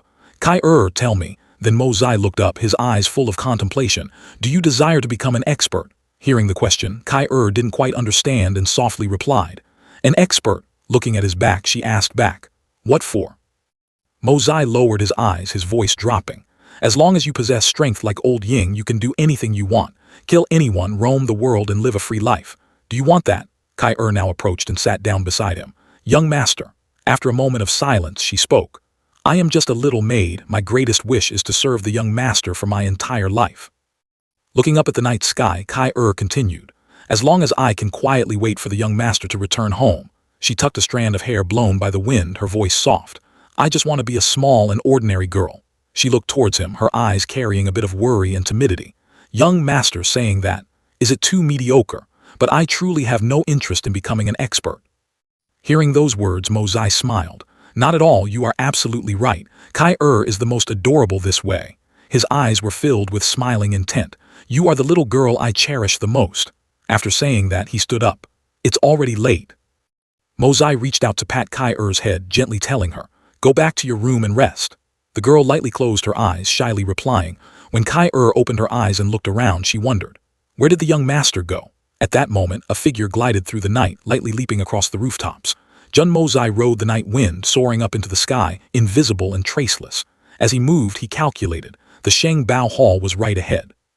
Right after that, Mozai landed in a small alley, retracted all his aura, and then went underground. Next, he utilized his spiritual sense to scout the surroundings. After hiding himself underground, Jun Mozai let his spiritual sense weave through every inch of the soil, slowly spreading out. He scouted while telling himself that last time at the Sheng Bao Hall, he was almost discovered by Li Wu Bei, so it's better to be a bit careful. After a period of scanning, Mozai opened his eyes in astonishment. Since when did the Sheng Bao Hall have so many experts? He checked every eaves, the high towers, and every nook and cranny. In all four directions, front, back, left, and right, there was a powerful divine sense standing guard, and any one of them had a cultivation base nearly at the peak of the sky profound realm. Mozai frowned and calculated. Any one of them possessed a cultivation base approaching the peak sky profound realm, and on top of that, there were a total of 6 spirit profound experts. Picturing the figures enveloped by streams of energy, he thought to himself, 6 spirit profound experts, 7 peak sky profound experts, along with 2 mid-tier sky profound experts. If this force coordinates well, I'm afraid they have enough strength to assassinate Ying Bo Kong. Approaching the Sheng Bao Hall closely, Jun Mozai utilized the yin-yang escape art, diving into the earth right beneath the central large building, moving gently and quietly hiding himself. Inside a room of the Sheng Bao Hall, a voice rang out. "Are we really going to let that damn cripple continue to act so arrogantly? I think we should take this opportunity to pull up the weeds by the roots, avoiding long nights and many dreams. Immediately, an old man shouted loudly. Insolent. Since when is it your turn to speak up and lecture us? The white-haired old man, Xiao Beiyu, the second most powerful figure of the Xiao family, loudly questioned. If it wasn't for you, this wicked spawn, acting recklessly on your own during the Silver City incident, how would we have this mess now? Xiao Han wasn't weak either, immediately retorting. How could a measly Jun family destroy the entire Silver City? He hurriedly ran in front of Beiyu. Grandpa, this is the hatred of having my wife stolen. How can you blame me for acting rashly? The old man did not accept that reason. But you have already ruined 4 people from the Jun family. What more do you want? His voice echoed throughout the room. Furthermore, the Zhu Hun Shan Zhuang has now joined hands with Xizhang Kong, issuing the supreme summons order. Beiyu's face turned stern. We must also set off immediately for the southern borders. Are we supposed to ruin a major event just because of your petty personal grievances? Suddenly remembering something, Xiao Han spoke up. Speaking of this, today before leaving the imperial palace, I received a piece of paper. He frowned as he recounted. It said that Jun Wu Yi will lead an army down to the southern borders this time to deal with the Tian Nan profound beast tide. He darkened his face and made a suggestion. Grandpa, how about we? Beiyu placed his hands behind his back and paced back and forth in the room, whispering his calculations. The Tian Nan profound beast tide. His expression suddenly changed, showing agreement. That's right. If that is the truth, this could be a godsend opportunity. The third elder stepped forward and spoke. Second brother, this is indeed a great opportunity. With a profound gaze, he spoke in a low voice. But the supreme summons order has just been issued. That old man Yingbo Kong will definitely have to go to Tian Nan as well. He approached Beiyu. With Yingbo Kong there, dealing with Jun Wu Yi will not be easy at all. The third elder's face became serious as he suggested. Therefore, the key right now is still to focus on Yingbo Kong. Hearing this, Beiyu also agreed. That's true. If this old man, Yingbo Kong, wants to meddle in other people's business, he must pay a worthy price. Suddenly, his eyes were filled with resentment. The vengeance of Old Sixth, how can we not avenge it? Looking towards the other 2, he gave an instruction. Wait until we reach Tian Nan, gather the 6 of us along with the strength of the 7 swords. 13 people joining forces, we will besiege and destroy Yingbo Kong. Beiyu said in a serious tone. After that, we will consider cleaning up Jun Wu Yi. When that time comes, we can conveniently push the blame onto the profound beasts and the job is done. Hearing this, the third elder hurriedly asked. Second brother's meaning is to temporarily let them off. Wait until Tian Nan and then make a move, Beiyu confirmed. That's correct. The supreme summons order has been issued. We will temporarily spare his life. His gaze became complicated as he reminded them. Besides, there is also that mysterious masked man. Last time he disregarded his status to rob our Xiao family's soul continuing jade, which proves this item is extremely important to him. Mo Zai, who was eavesdropping underground, couldn't help but be astonished. Soul continuing jade, Beiyu turned to the third elder. This time the soul continuing jade has appeared on Feng Wu. Once he discovers it, he will definitely come to rob it again. He lowered his eyes, thoughtfully revealing the plan. I have placed Feng Wu in a separate room, and at the same time set a spiritual sense restriction on it. Then his eyes turned icy. I even added the 1,000-mile soul tracking incense, and the trained falcons are also ready, awaiting orders. Visualizing a hand holding a glowing jade, his face darkened. As long as he touches it, whether he ascends to the heavens or plunges into the seas, we will easily find him. The third elder immediately flattered him. Second brother is truly brilliant. Having eavesdropped on the entire plan, Mo Zai down below couldn't help but smirk. Is there really such a bargain falling from the sky? He smiled, thinking to himself. This Xiao Beiyu surely couldn't have expected that this trick was aimed right at me. His eyes glinted with calculation. Isn't this just giving it away to me for free? Beiyu strictly instructed. This time, if we succeed in dealing with the Jun family, absolutely no one is allowed to utter a single word about it. Did you hear me clearly? The third elder stroked his beard and replied. That is naturally so, but the appearance of the profound beast tide this time is truly too bizarre. He frowned. Second brother, I don't remember our Tian Fa and the Zhu Hun Shan Zhuang having any grudges. Then he offered a deduction. But no matter what, for the profound beast from Tian Fa to mobilize, there must certainly be a hidden reason behind it. Beiyu sighed, deep in thought. Regarding this matter, perhaps we will know the reason once we get there. At this time, Mo Zai rested his chin on his hand, thinking. The reason? Could it really be because of them? He recalled the conversation with the 2 oddly dressed individuals. That time he made a condition with He Changzhou and Qin Kai Shan, asking them to go cause trouble at the Zhu Hun Shan Zhuang, and more importantly, to break the young manor lord's legs. As long as they completed the mission, after returning to Tianxiang City, he would help them elevate their cultivation and break through their realms. Mo Zai held his head in worry. The sudden outbreak of this profound beast tide, no matter how one thinks about it, seems to be related to those two. Countless questions appeared in his mind. But back then, I only asked them to stall the Zhu Hun Shan Zhuang. Why are they blatantly opposing all the profound cultivators in the world like this? In reality, Jun Mozai had no idea that regarding this matter, even the two profound beast kings who were enthusiastically heading to the southern borders were also extremely frustrated. The scene of the Zhu Hun Shan Zhuang engulfed in flames returned. He Changzhou and Qin Kai Shan had smashed, looted and burned everything, throwing the entire manor into utter chaos. The servants of the manor cried and begged, "Two profound beast lords, please spare us." Hearing this, a gloomy voice rang out. "Sparing you is fine, call your young master out here." Kai Shan cracked his knuckles and ferociously declared, "Let me break that brat's legs. Once it's done, I'll brush off my pants and leave immediately." Unable to endure the arrogant words, the manor's guards angrily rushed forward. "Insolent, we can be killed but not humiliated. We'll risk our lives against you." Kai Shan burst into laughter. "Oh, what did you say?" Changzhou also sneered, provoking them. "Just charge at us all at once." The battle broke out. The entire manor sank into red flames.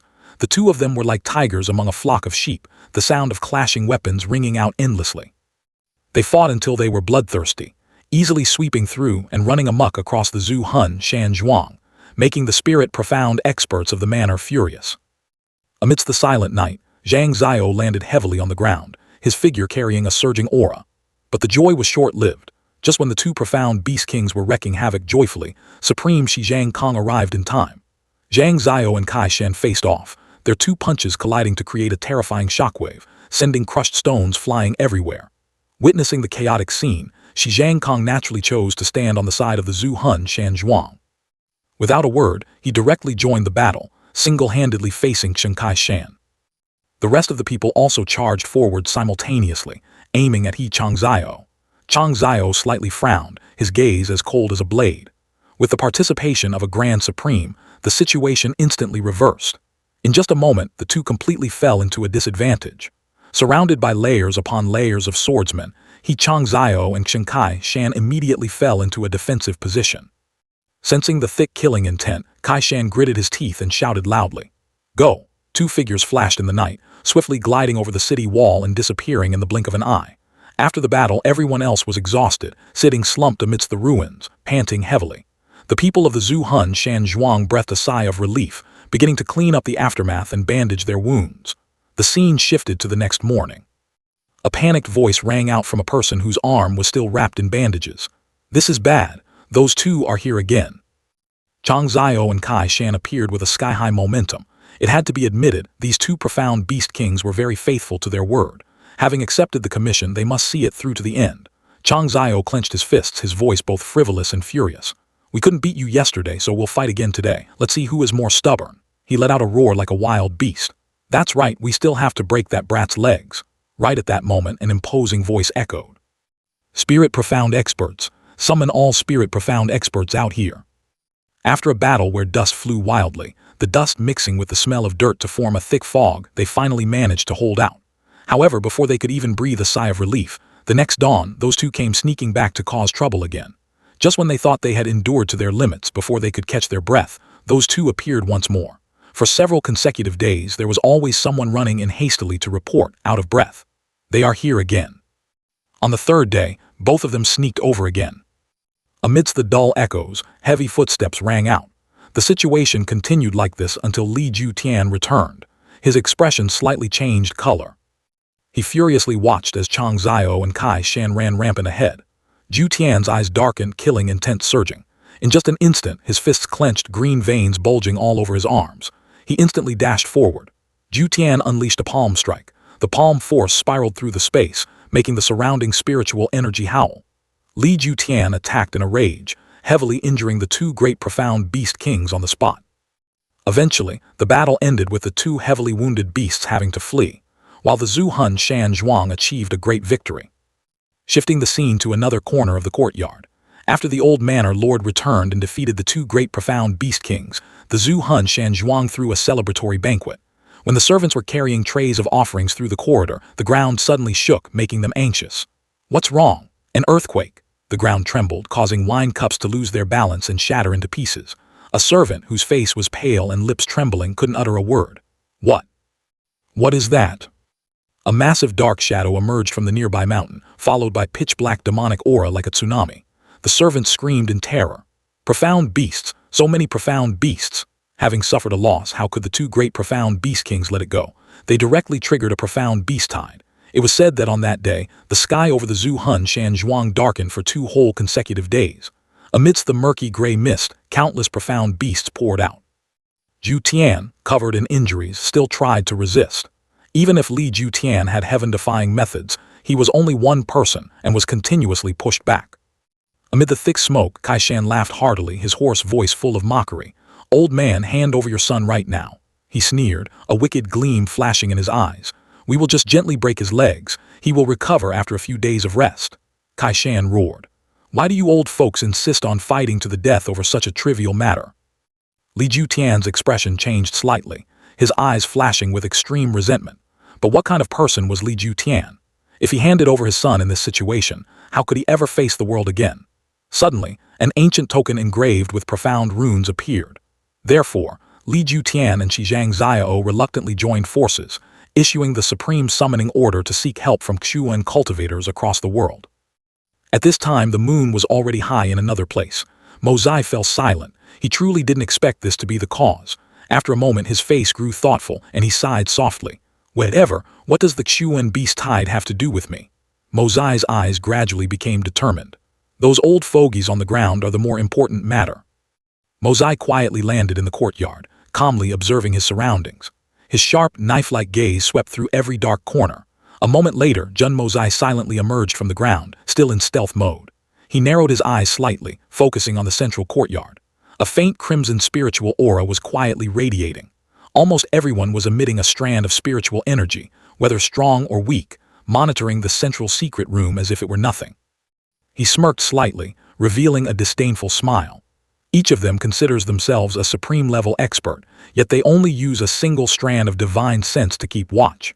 Are they too confident, or are they underestimating this father too much? Mo Zai's eyes glinted with a cold light. "Soul-sustaining jade, here I come." In Xiao Feng Wu's room, he was quietly cultivating. His breathing was steady, and his aura fluctuated powerfully. Mo Zai stood right in front of him, calmly looking at the jade pendant hovering over his chest. The pendant contained a massive and pure source of energy, which seeped into Xiao Feng Wu's meridians with his every breath and circulation of Xuan Qi. One could tell that his complexion had improved a bit. Mo Zai raised an eyebrow. So this was how the Xiao family used the soul-sustaining jade. He pondered for a moment, then his gaze turned cold and full of disdain. "How does a piece of trash like you deserve to use such a high-end item?" Without hesitation, Mo Zai reached out and snatched the jade pendant, his eyes flashing with amusement. What a waste of heavenly treasures!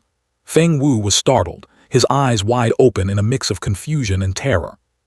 He stumbled to his feet, and before he could even process what had happened, the jade pendant had flown out of his reach. What is this?" Feng Wu shouted, his trembling voice full of panic. "Someone, help!" The jade pendant grew legs and ran away. At the same time, in another room, Bei Yu was meditating. The exact moment Jun Mo Zai made his move and the jade pendant left Xiao Feng Wu's body, Xiao Bei Yu sensed it. The atmosphere in the room instantly became heavy. Someone had come to steal the soul-sustaining jade. Suddenly, a tiny falcon with emerald feathers shot out from Xiao Bei Yu's chest like a lightning bolt, darting straight toward Xiao Feng Wu's room. He ordered, "Go." Simultaneously, dozens of disciples in the manor heard the signal and immediately rushed over. Bei Yu took the lead, his cloak fluttering, his face stern. He pushed the room's door open forcefully. Bei Yu shouted, "Where is the intruder?" Feng Wu jumped in shock, sweat pouring down his temples. What intruder?" He lowered his voice, killing intent rising. "Where did the person who stole the soul-sustaining jade go? Are you an idiot?" He was extremely bewildered, stammering. There was no one." Feng Wu hesitated. The jade pendant flew away on its own." "Really?" Bei Yu turned around, his eyes turning cold, and snorted heavily. "Useless trash." Without another word, he soared into the sky, spreading his divine sense in all directions. Bei Yu was momentarily horrified. The person came without a sound and left without a trace. He approached the falcon. Even the falcon, with its specialized tracking sense of smell, couldn't find anything. Bei Yu frowned, his eyes full of doubt. "How is this possible?" he spoke with an imposing voice. "Did any of you see anyone entering or leaving?" An elder immediately stepped forward, hesitating. "Reporting." The third elder spoke in a serious tone. "Rest assured, second brother, we have completely locked down this area." His voice was firm. "Within a radius of 200 jang, not even a mosquito could escape." He cupped his hands, his voice calm. "Please use your full power, second brother." Bei Yu then sighed, falling into helplessness, his face gradually darkening. "We've been tricked." The surrounding crowd all changed their expressions at once. "Tricked? Second brother, do you mean?" His eyes darkened. "Exactly. The soul-sustaining jade has fallen into that person's hands." An elder was stunned. "How could that be? Second brother, don't forget that the soul-sustaining jade still has your divine sense restriction and the 1,000-mile soul-tracking incense on it." Bei Yu replied in a hoarse voice, mixed with unease. "It's useless." The moment that person obtained the soul-sustaining jade, he easily erased the divine sense restriction I set up, and simultaneously purified the scent of the 1,000-mile soul-tracking incense. He leaned over and looked at the falcon. Now even little Xiang is helpless. The third elder panicked. "How is that possible? The divine sense restriction has merged with your own divine sense. Absolutely no one can sever it." His eyes grew stern. "As for the 1,000-mile soul-tracking incense, unless they have our exclusive antidote, they won't be able to escape for the rest of their lives. How did this person manage to erase it?" Bei Yu gritted his teeth slightly, his low voice suppressing his anger. "No matter how, that is the result." He paused for a moment, a trace of doubt flashing in his eyes. "But with his strength, he is more than capable of forcing us to hand over the soul-sustaining jade. Why did he have to do this?" The cold wind blew into the courtyard from outside, and everyone was puzzled. Indeed, why would such a peerless expert bear the stigma of theft and snatch something from a child? Facing the confused questions of his fellow sect members, Bei Yu simply clasped his hands behind his back and calmly ordered, "Report what happened today back to Silver City immediately. Tomorrow we set out for the southern region." Bei Yu decisively turned and left. "This is not a peaceful land. We should leave as soon as possible." From behind, a bewildered voice called out, "Second brother." His voice sank. "There's no use thinking too much. Everyone go back and rest." The scene shifted to the next morning. When the sun was high in the sky, the group busily loaded their goods and slowly departed. Mo Zai sat calmly looking down from above, sighing softly. "They've finally left. Tianxiang City is now my territory." At the Jun family courtyard, Mo Zai stretched comfortably. "I'm back." Suddenly, a strange fragrance filled the air, making him widen his eyes in surprise. "What the hell is that smell?" The atmosphere became noisy. A group of soldiers was escorting more than 10 large horse-drawn carriages parked in front of the Jun family, while another team was taking turns unloading chests. The smell grew stronger and stronger. Box after box, chest after chest, were neatly carried down and brought into the Jun family. The strong medicinal scents piercing his nose were all emitting from them. Mo Zai slowly approached to observe. Suddenly, someone in the crowd turned around, tears welling up in his eyes upon recognizing him. Abruptly, he and many others rushed toward Mo Zai, their voices trembling. "Third young master, please be magnanimous and let us go," they said between sobs, full of grievance. "We are willing to set up longevity tablets for you. For our small businesses with the elderly and the young to feed, please have mercy." Mo Zai frowned slightly, his expression changing. What in the world was going on? Tang Yuan ran over gleefully. "Third young master, I've brought everything you asked for." He patted his chest in satisfaction, his voice full of pride. "This pile was all handled by my older brother, you can rest easy." Hearing this, Mo Zai sighed, a weary look on his face. Various medicines were neatly arranged. Tang Yuan wondered, "With this much medicine, how are you going to manage it?" Mo Zai looked at him helplessly, then at the people clinging tightly to his legs. "And what's the deal with them?" Tang Yuan casually said, "Third young master, we're all family, why be so polite?" His expression changed slightly, taking on a serious tone. "Are you pretending not to know?" Mo Zai frowned slightly, killing intent flashing in his eyes. "You." The two men immediately bowed their heads in terror and begged. "Young Master Tang, young Master Jun, please be magnanimous and spare us," he sobbed chokingly. "Leave us a way to survive." Tang Yuan smiled nonchalantly. "You needed it so urgently back then, the quantity was massive and time was limited." His eyes lit up. "Brother Lu said I spent the whole night arranging to buy herbs from their shops." Tang Yuan recounted gleefully. "But the quantity we needed was too large and they refused." He lowered his voice. They even said that once they sold it all to us, their regular business would be suspended. Tang Yuan continued to explain with dissatisfaction. So my older brother got angry. He arrogantly showed off a letter. Early this morning, this young master went to the Ministry of Justice to get a warrant of approval, then conducted a crackdown, conveniently sealing off the largest herb shops, which were also the ones with the most arrogant attitudes yesterday. Confiscated everything. Tang Yuan smiled brightly as if he had just achieved a great deed. Now all the medicines are here. Hearing this, Mo Zai forced a smile, his whole body swaying as if he were about to fall. He hesitated. You are too tyrannical. Meanwhile, the crowd was still kneeling and bowing. Two young masters, please show mercy. Mo Zai quickly calmed down. Everyone, please stand up first. Then he stood up straight, his voice firm. Our Jun family and the noble Tang family indeed need a large amount of medicinal ingredients. His eyes became resolute. We had no choice but to use this method to procure them. Later, please go to the finance office to calculate the cost. Take however much silver it is worth. Hearing this, a herb shop owner was moved and replied softly. Thank you, third young master. Mo Zai's expression became slightly smug. All right, no problem, just do as I said. After speaking, he gave a few more instructions and then walked away casually. The crowd gradually dispersed as well. Facing this situation, Mo Zai pondered for a moment. Using power to oppress people wasn't a good method, but it did solve his urgent problem. He rubbed his chin lightly. This fatty's move is truly brilliant. Now that he had enough herbs, he could officially start refining pills tonight. Meanwhile, in a secluded corner of the Jun family, a long howl like a dragon's roar echoed, making the ground tremble. Li Wu Bei exuded an oppressive aura all over his body, floating in midair. The old man crossed his arms and shouted coldly. Yingbo Kong, what time is it? The people of Silver City have already set off.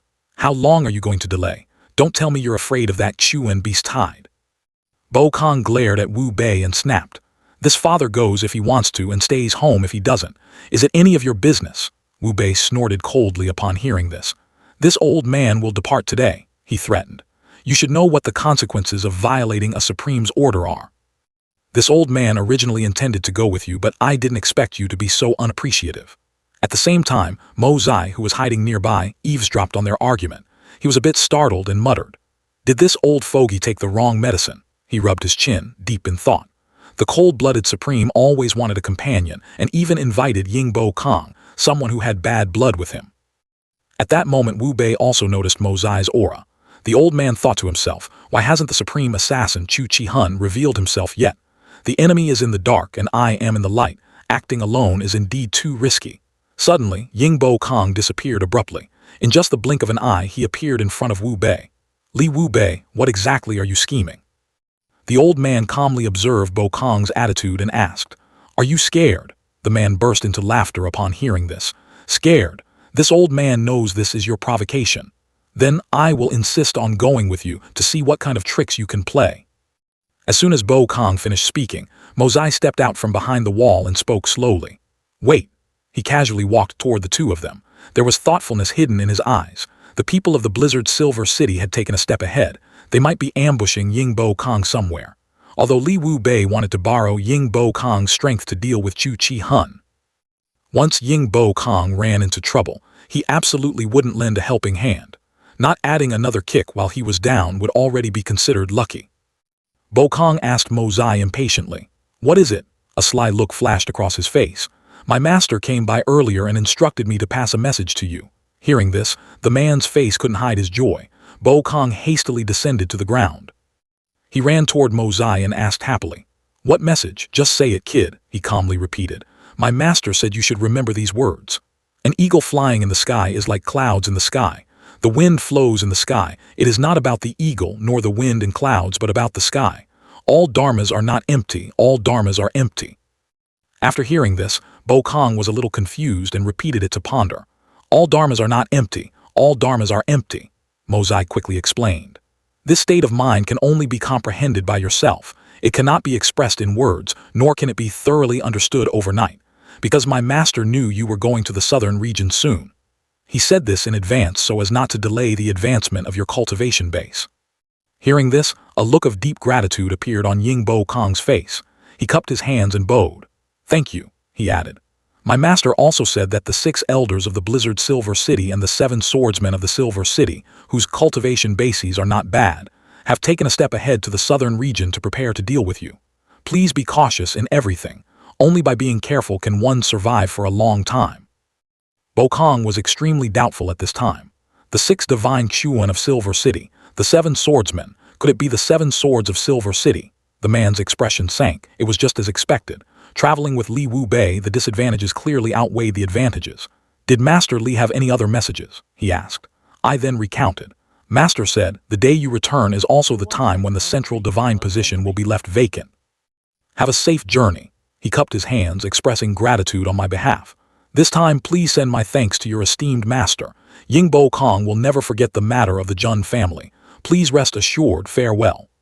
After saying that, the 2 figures flashed in midair and then vanished as if they had never appeared, leaving not a single trace. When their silhouettes had completely faded, Mo Zai stood there and suddenly let out a sigh. Then he turned on his heel, muttering under his breath as he walked away. Supreme-level experts, none of them are ordinary people. The scene shifted to the interior of the second prince's mansion, where an authoritative voice rang out. The crossbows are about to arrive in the capital. Just when those 2 supremes issued the summoning order, drawing away a large number of top experts and causing the capital's defense forces to weaken to an alarming level. With the support of this batch of super weapons, wouldn't it be as easy as flipping a hand to turn the capital upside down? As soon as the second prince finished speaking, the people sitting below nodded repeatedly in agreement. They chimed in unison. The second prince is wise, the majestic voice continued. Mr. Fang, inform the Divine Wind Escort Agency to set off and rush to the capital. Bo Wen answered decisively. Rest assured, Second Highness. For this trip, the Zhao family's merchant guild and the vice president of the No. 1 guild in Jiangnan, Meng Zhao, will personally lead the joint escort team. Not only that, the Blood Sword Hall has also mobilized 2 Sky Xuan assassins, 5 Earth Xuan assassins, and countless other underlings for secret support. The plan can be said to be as watertight as a heavenly net. The second prince suddenly snorted coldly, his tone full of sarcasm. This Blood Sword Hall is really strange. They've never been willing to dispatch even a Jade Xuan assassin for me. Yet the moment the little silver hand Xuan beast showed its face, they hurriedly sent 2 Sky Xuans and 5 Earth Xuans. This kind of biased business practice really makes this king feel absolutely delighted.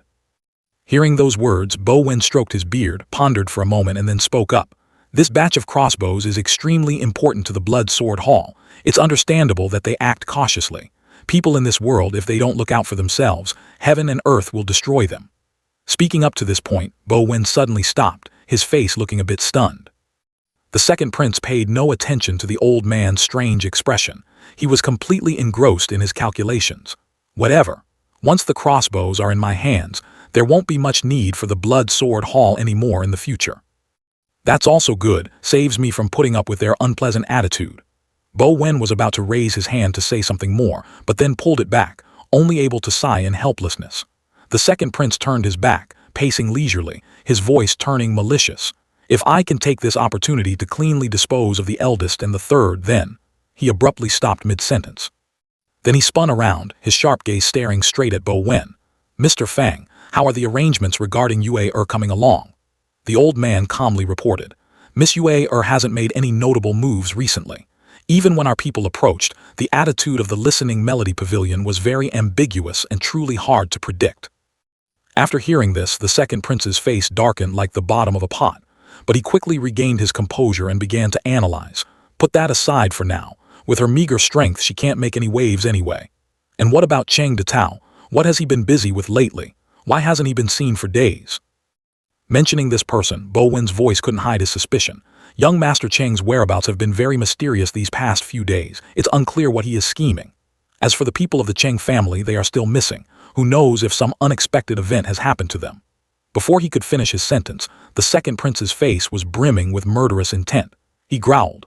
Put all these trivial matters aside for now. Everything will wait until the crossbows are in our hands. As night fell, inside Jun Mo Zai's courtyard, the packages of medicine were stacked neatly. Kai was carefully counting 5 piles of medicine prescriptions, each pile exactly 100 packets. This must be the last batch. Kai breathed a sigh of relief, happy that she had completed the task. Jing Han brought a package of medicine close to her and asked, My side is done too. Where is Mo Zai? Kai honestly pointed. He's been holding that posture for a long time. Who knows what earth-shattering matter he's racking his brains over. Jing Han frowned slightly, looking toward the young man sitting deep in thought in the corner of the courtyard. She gently approached, only to discover that the other party was fast asleep, drool streaming down his face. This sight made her both annoyed and amused. Qinghan couldn't suppress her anger and roared. "This goddamn bastard!" Her blood boiled, feeling the pain of being severely tricked. "We're over here working like dogs and horses, and he's been rolling over here sleeping for who knows how long. It's infuriating." Without a moment of hesitation, Qinghan delivered a heaven-shaking kick to Mo Zai's calf. Deep in sweet dreams, he instantly sprang up from the chair like a spring. Then he feigned profound contemplation, pacing back and forth and muttering, "This problem is really a brain breaker. I've racked my brains all night and still haven't found a clue. It's too draining on my vital energy." Witnessing Mo Zai's clumsy act, Qinghan showed no mercy, exposing him bluntly. "Hey, third young Master Jun, does your brain need to secrete a lot of saliva for lubrication every time it operates at full capacity?" Hearing that, the boy froze in place, speechless and not knowing how to save the situation. After a few seconds of his brain working at full capacity, Mo Zai decided to play the escape card. He pointed toward the gate and shouted loudly, "Third uncle, it's so late, why are you still here?" Kai and Qinghan both looked toward the gate in bewilderment but saw no one. Seizing the opportunity while neither of them was paying attention, he ran away as fast as his legs could carry him.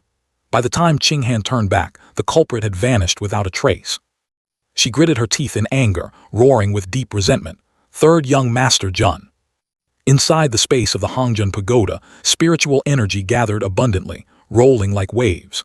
Mo Zai was inside with the packages of medicine he had prepared. As he untied the strings, he muttered to himself, "Right now, the top priority is to refine these 5 types of pills." He laid the various herbs out on the table, quickly calculating in his mind. The profound Yang pill and the lesser Yin pill are both body-nourishing medicines, refined from common herbs, and belong to the most basic category. The spirit-gathering pill, also known as the heart demon pill, can maintain a high degree of mental concentration when consumed during cultivation, eliminating almost all possibilities of qi deviation. It's a priceless item on the market. The 100 Cures pill is a miraculous medicine specialized in curing hundreds of poisons. On the upcoming journey filled with poisonous insects, miasma, and fierce beasts, it's life insurance to maintain the team's combat strength. As for the Meridian Clearing pill, nicknamed the 10-year pill, according to tests, after taking it, even if it can't help a Xuan cultivator break through their meridians, it is enough to increase 10 years of pure Xuan qi cultivation. The most urgent matter right now is to improve the overall strength of the Jun family. Mo Zai furrowed his brows tightly as he officially began the pill refining process. Mo Zai focused his entire mind, controlling the creation flame beneath the furnace. The primal chaos flame, which was originally just flickering warmly, suddenly went boom, and a pitch-black pillar of fire shot up a zhang high, swallowing the entire refining furnace inside. His arms danced with complex hand seals to perfectly control the flame, his spirit concentrated to the extreme. Suddenly, a buzz sounded, and the lid of the furnace popped open automatically. He grabbed the packages of medicine placed beside him and tossed them straight into the furnace with lightning speed. Herb after herb fell sequentially into the fortune furnace, sinking into the primal chaos flame. A burst of spiritual power erupted, gradually enveloping the entire refining furnace. Jun Mo Zai felt as if the spiritual power in his whole body was like a broken dam, pouring out in torrents from his fingertips. He complained inwardly, "Good heavens, I'm just refining the most basic type of pills, yet I have to deplete my spiritual energy with such terrifying intensity. But what can I do? Once you ride the tiger, it's hard to get off." After the fortune furnace let out a loud explosion and landed on the ground, the black primal chaos spiritual flame also returned to its original color, continuing to burn gently. Mo Zai's legs turned into jelly. He collapsed to the ground, shouting joyfully, "Finally done. I'm truly drained, not a single drop left." Mo Zai panted heavily, exhausted. He shakily propped himself up, his face bewildered as he walked toward the pill furnace. When he saw the familiar burnt smell and the pile of pitch-black charcoal inside, Mo Zai couldn't contain his frustration, yelling, "Heavens, what the hell is this?"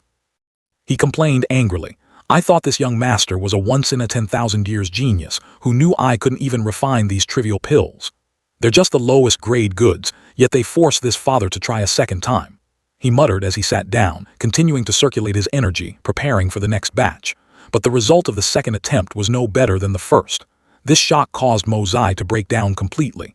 Again. But he absolutely refused to admit defeat. Rolling up his sleeves, he continued to try. "Fine, I will play with you to the end, let's see who is more stubborn." Failing once again, Mo Zai furiously delivered a thunderous kick to the pill furnace. This father doesn't believe that I can't handle this piece of trash. If 10 times doesn't work, then this father will refine it 100 times, 1,000 times. After going through an unknown number of trials and errors, finally, a bright smile, twisted with joy, bloomed on Mosai's face. In his soot-covered, pitch-black hands lay the fully formed, pure black pills. Mosai challenged, "Come on, turn into charcoal for this father to see now. Even if you turn into some other shape, this father wouldn't recognize you anymore. Heavens, you are evil, but how can you be more evil than me?" Mosai hurriedly poured them into a bottle, but then he suddenly paused, staring fixedly at the black pill in his hand, a little doubtful about its effects. He tried chewing one, then nodded in evaluation. The effect doesn't seem bad. But with the rest of these herbs, how long will it take to finish refining? Looking at the mountain of medicinal ingredients, he suddenly felt discouraged, wanting to give up right away. After countless failures, Mosai finally succeeded with the first batch of pills. Afterward, he gritted his teeth and decided to continue refining. A long while later, he roared like a madman. "Heavens, this father is bleeding dry." In a corner, the number of small bottles containing the finished products was gradually increasing. He muttered as he filled a new bottle. "It's probably because I failed so much earlier that I now have experience. The success rate is much higher. For every 3 batches, at least one is successful. The most important thing is that my spiritual energy recovery speed is also getting faster day by day. At first, I was tired like a dead dog after refining one batch, but now I only need to meditate for a moment to be full of energy again." Mosai sat resting his chin on his hand, looking around at the pile of bottles in boredom, thinking to himself, "It seems the harvest from this pill refining session is not small." He was just crossing his legs on the ground to rest, when his stomach suddenly let out a string of protests. Mosai rubbed his stomach and muttered, "I should go. Speaking of which, how long have I been in this Hangjun pagoda?" Outside, at the Jun family, inside the main hall, servants were bustling in and out. The atmosphere was a bit noisy. A servant hurried in and reported, "Reporting to the general, we have turned all the large and small brothels upside down, but we still cannot find the 3rd young master." Upon hearing this, Junwan Li's face instantly darkened and he shouted angrily, "Cannot find him. It's been 3 full days. Are you all a bunch of useless eaters?" Jun Wuyi spoke up. "Did you get any news from Yue Er's place?" The servant immediately answered, "3rd young master, 2 days ago we invited Miss Yue Er over, but she firmly insisted that she knew nothing." As soon as he finished speaking, another servant rushed in frantically from the door, shouting, "General, 3rd master, the 3rd young master has returned." Both Junwan Li and Jun Wuyi were stunned. "What?" At the same time, in the Jun family's main kitchen, Mosai was sitting there eating like a starved tiger. Kai stood beside him, anxiously trying to persuade him. "3rd young master, please eat slowly, no one is fighting you for it." Mosai completely ignored her. He held a fragrant fried fish in his hand and took a massive bite, leaving only the skeleton in the blink of an eye. Receiving the report, Junwan Li and Jun Wuyi hurried to the kitchen. "Oh, Mosai." He turned his head to look at them, his face covered in pitch-black soot. Being stared at by the two, Mosai asked in confusion, "Why are you two staring at me like that? Is there a flower on my face?" Junwan Li asked directly, "Where have you been and what have you been doing these past few days?" Mosai scratched his cheek and grinned widely. "Me, these past few days I." As he spoke, he walked over and put his arms around their shoulders affectionately. Come here, I made something really good." Mosai reached into the front of his robe, rummaging for something. Then he pulled out and distributed 3 pills he had personally refined to each of them. Old Master Jun and Jun Wuyi each received a set of 1 Profound Yang pill, 1 Heart Demon pill, and 1 10-year pill. Jun Wuyi looked at the black pill in his hand, unable to help his suspicion. "You little brat, are you bluffing? A tiny pill like this can increase 10 years of cultivation. Stop lying." Mosai appeared extremely confident. "Uncle, just try it first before judging." A moment later, when the pills started to take effect, the power in their bodies suddenly surged. Both exclaimed in astonishment in unison, "Miracle medicine." Junwan Li exclaimed in sheer amazement, "It really increases 10 years of cultivation. With such good stuff, how many more do you have?" He excitedly rushed over, grabbing the boy and interrogating him. "Hand them all over to this old man. Hurry up, don't make me use force. Do you hear me, brat?" Mosai was shaken back and forth by him until his head spun and his vision blurred. Jun Wuyi standing behind also gently squeezed in. "You see, your grandfather has already spoken first, so of course, you must prioritize the elderly." He muttered his demands. "I don't need much either. You little brat, just casually give me 100 or so bottles and that'll do. Whatever is left, give it all to your grandfather." Mosai yelped. "Let go, I can't take it anymore, I'm about to faint. I'll give it, okay." He took out a few bottles of pills from his clothes, placed 4 bottles on the table and said casually, All gone, that's all there is. Looking at that meager amount, both Junwan Li and Jun Wuyi showed dissatisfaction. I don't believe it, bring out more. Mo Zai smiled brightly and replied, there really is no more. My master only gave me this much. Grandfather, this here is a portion for 100 people. Junwan Li was shocked upon hearing this. What? These few bottles are the portion for 100 people. After pulling out a few bottles of top-tier pills, Mo Zai lied without blinking. Really? This is the spiritual medicine my master exhausted his heart's blood to refine. Otherwise, why would I have sent people to collect so many herbs earlier? But master said, this time he greatly injured his vital energy and will need 3 to 5 months to recover. There is only this much, so the two of you should use it sparingly. Jun Wuyi nodded upon hearing this, finding it reasonable. That makes sense. It's not easy to refine such miraculous medicine in large quantities. 2 pairs of greedy eyes simultaneously glued to the pile of medicine on the table, then the 4 eyes met, neither having any intention of yielding to the other. Thus, the 2 old men lunged into a fight over them like children, shouting, mine, mine. While Mo Zai casually dusted off his hands and turned to leave, his face expressionless. A moment later in Qing Han's courtyard, she stood beneath the tree, her gaze distant, lost in thought. A strong gust of wind swept by, carrying away the yellow leaves. A silhouette slowly approached. Qing Han turned her head warily. Upon recognizing a familiar face, she asked coldly, is there something you need? Mo Zai touched his nose, coughing awkwardly. It's nothing major. I just have some interesting pills and want you to taste them and see how they are. Qing Han turned around in confusion.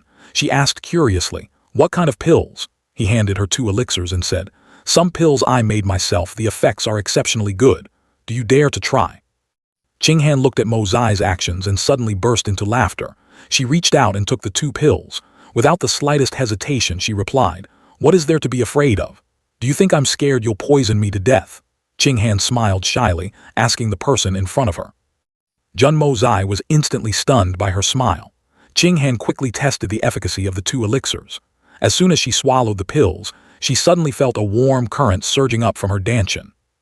The profound qi in her body suddenly began to circulate intensely on its own. She was utterly terrified. These elixirs actually had such a miraculous effect of increasing cultivation. Suddenly, she collapsed, clutching her chest in discomfort.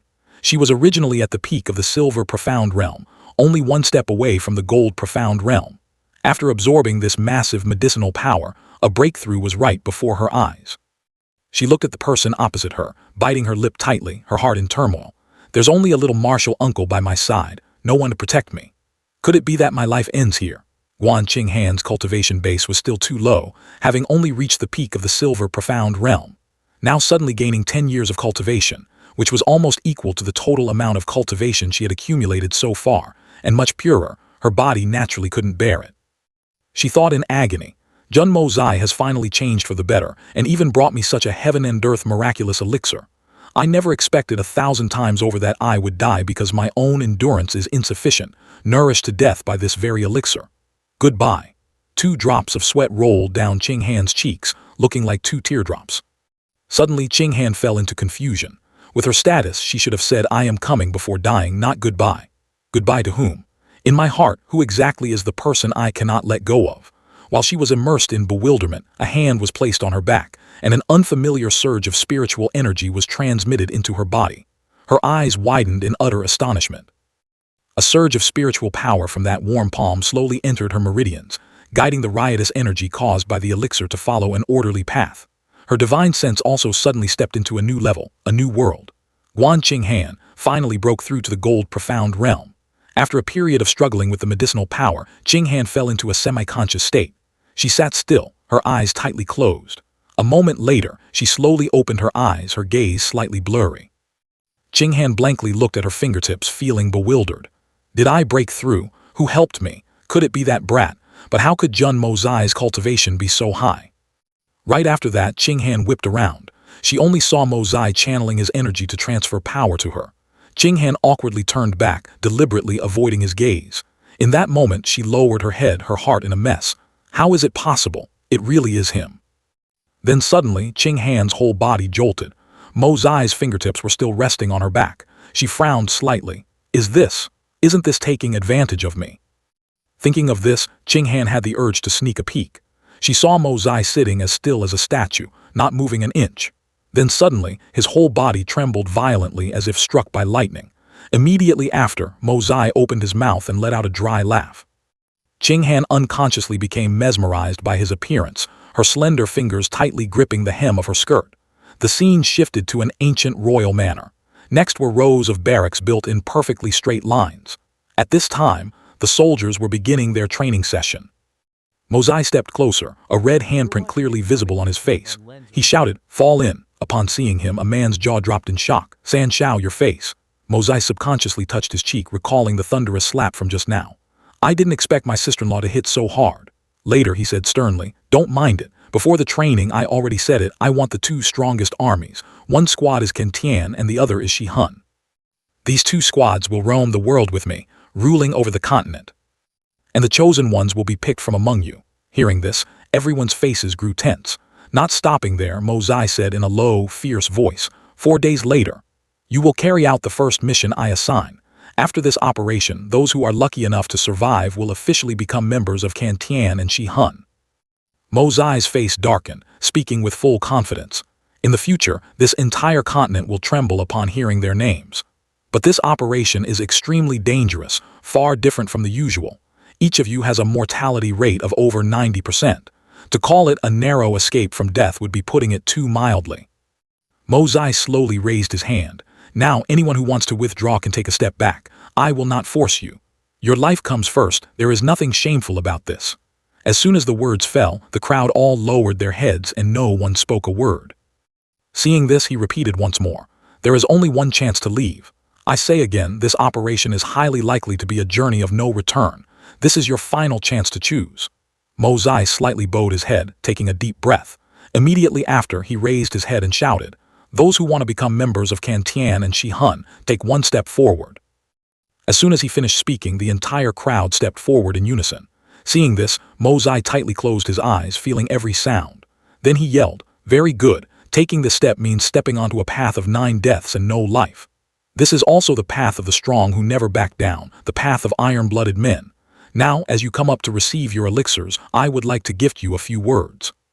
A man's path takes but one step, through life and death, glory and wealth, he never looks back.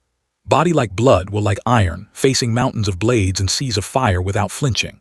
A man's tears are worth their weight in gold, surrounded by 10,000 enemies, he never retreats. Though bones shatter, flesh tears, and blood flows like a river, he marches forward proudly without turning back." Mo Zai gave a few instructions. When everyone was united in mind, he turned and explained in a loud voice, "These elixirs are rare miraculous medicines, seizing the good fortune of heaven and earth. Once consumed, each person can increase their profound qi cultivation by 10 years. Speaking up to here, Mo Zai paused, his gaze sweeping across every face. "Gentlemen, do not disappoint my expectations." At that moment, trembling voices rang out in unison. "Shao Yi." After a brief hesitation, the entire group bowed their heads together. "Yes." Seeing this, Mo Zai observed in silence, frowning slightly. "Although this is our own territory, the commotion of more than 200 people upgrading at the same time is truly unprecedented. I cannot afford to not take some precautions." He murmured to himself, his hand tightly gripping his sword. At the same time, Jun Wuyi had been standing there watching everything since who knows when. He said in a deep, low voice, "I knew it, this brat definitely kept quite a bit for himself. As expected, I guessed right. Bringing out 254 portions at once, truly generous." Jun Wanli suddenly turned stern. "Mo Zai can use this medicine, but you cannot be reckless. Once the news leaks out, it will be an immense danger to him." Jun Wuyi frowned slightly, then replied in a low voice, "I understand. Those who get to use this medicine must absolutely be the death-sworn soldiers of our Jun family. Anyone with even a hint of suspicion must absolutely not use it. It is better to miss out than to take the risk." Jun Wanli turned his head, the corner of his mouth lifting. "Well said. Furthermore, the timing of using the medicine must also be carefully calculated. And absolutely do not let them know that their upgrade is due to a miraculous elixir. You understand how to cover this up, right?" Jun Wuyi didn't reply, only nodding silently. A long while later, he softly continued, "This Jun Wuyi has been crippled for 10 years. My body is crippled, but my mind is not. By a stroke of luck, I have created a cultivation method, using my own power to help others improve their cultivation base. It's as simple as that." Jun Wanli glanced over. "If so, the one in danger will be you." His eyes shone with an indescribable determination. "Father, I know clearly in my heart.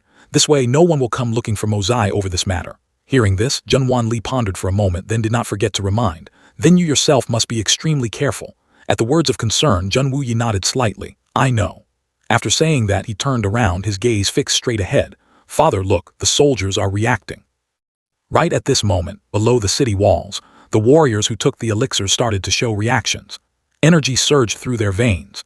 The few who had reached the gold profound realm could easily absorb this pure profound qi.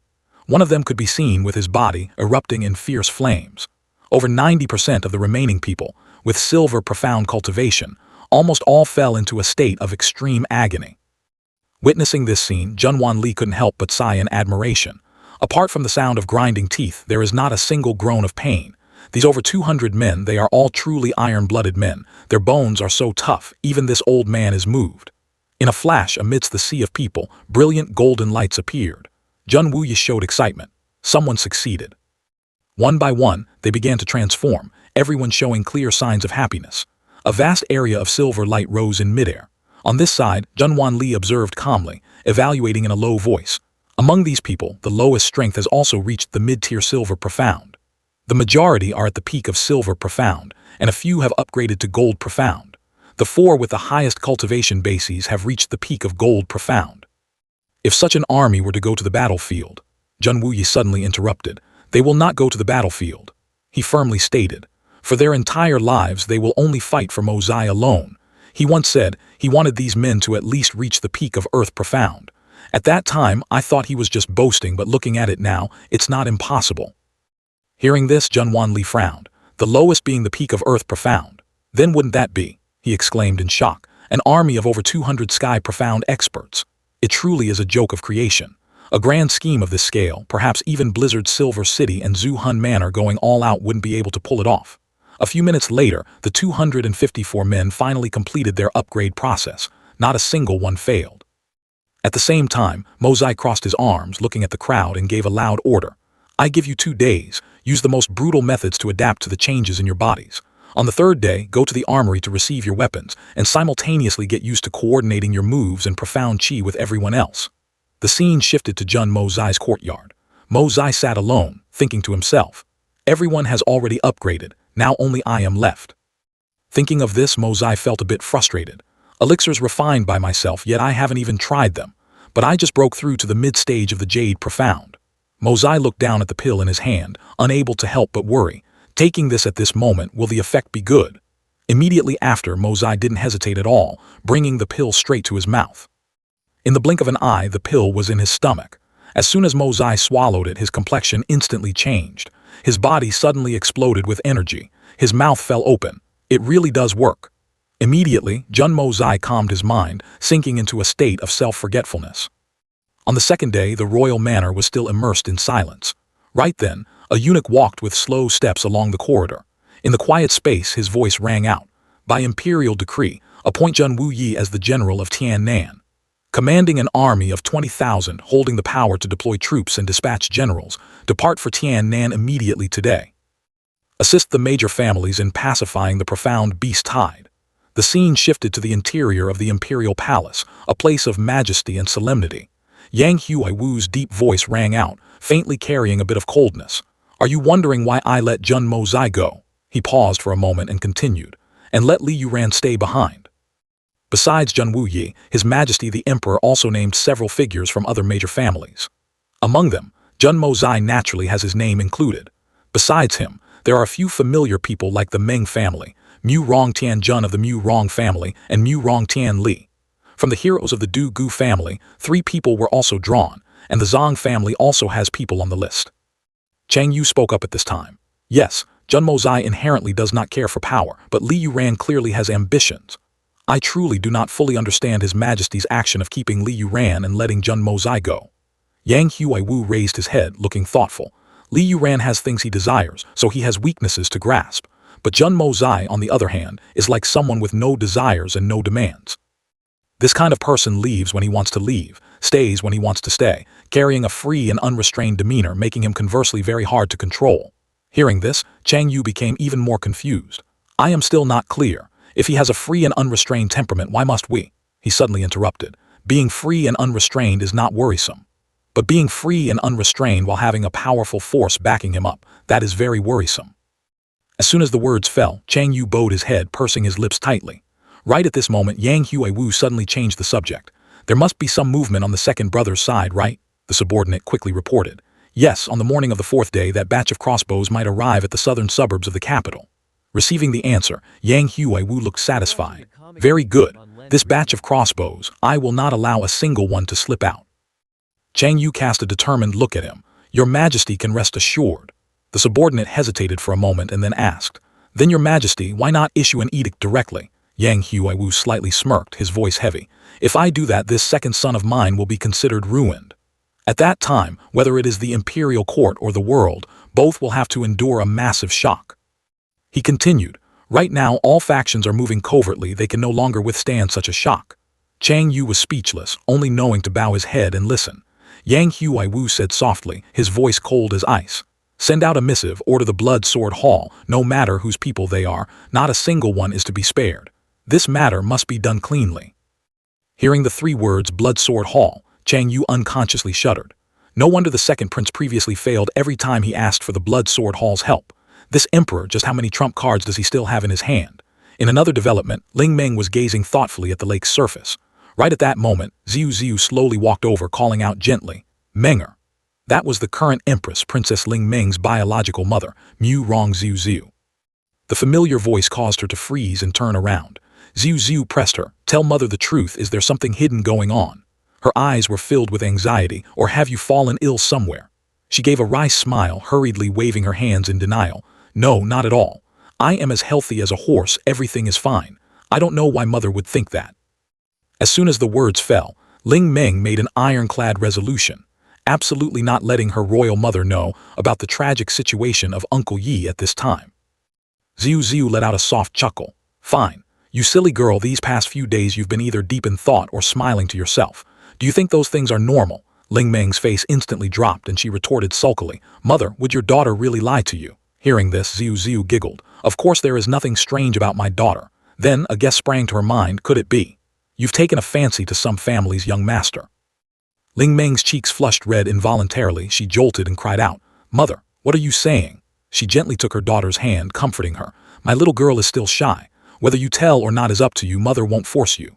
But if you already have someone in your heart, you must tell mother early. What if your imperial father suddenly takes a whim to arrange a marriage? Objecting at that time would be huge trouble. Ling Meng immediately snuggled into Xiu Xiu's embrace, whispering softly, Yes, I understand, mother.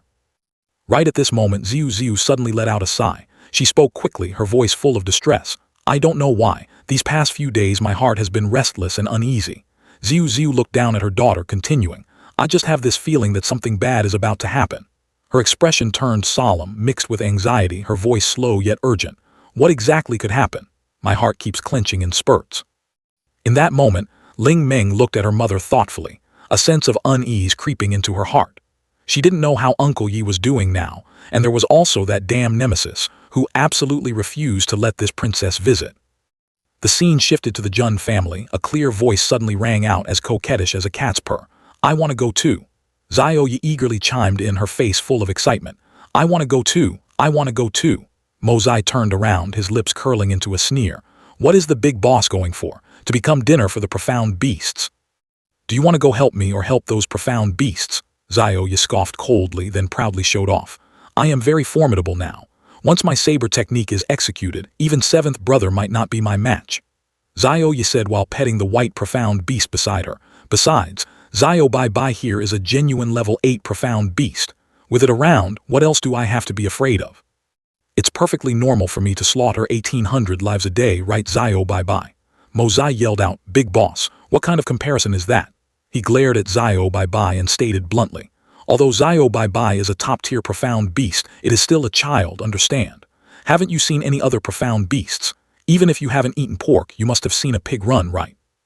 The girl replied lazily, What nonsense are you spouting? This young lady here has precisely never seen a pig run. So what about other profound beasts? As soon as they see this young lady they cower, not even daring to lift their heads. Mozai raised his eyebrow at Xiao Yi, continuing, Big boss, every time you go out you have Xiao Bai by your side.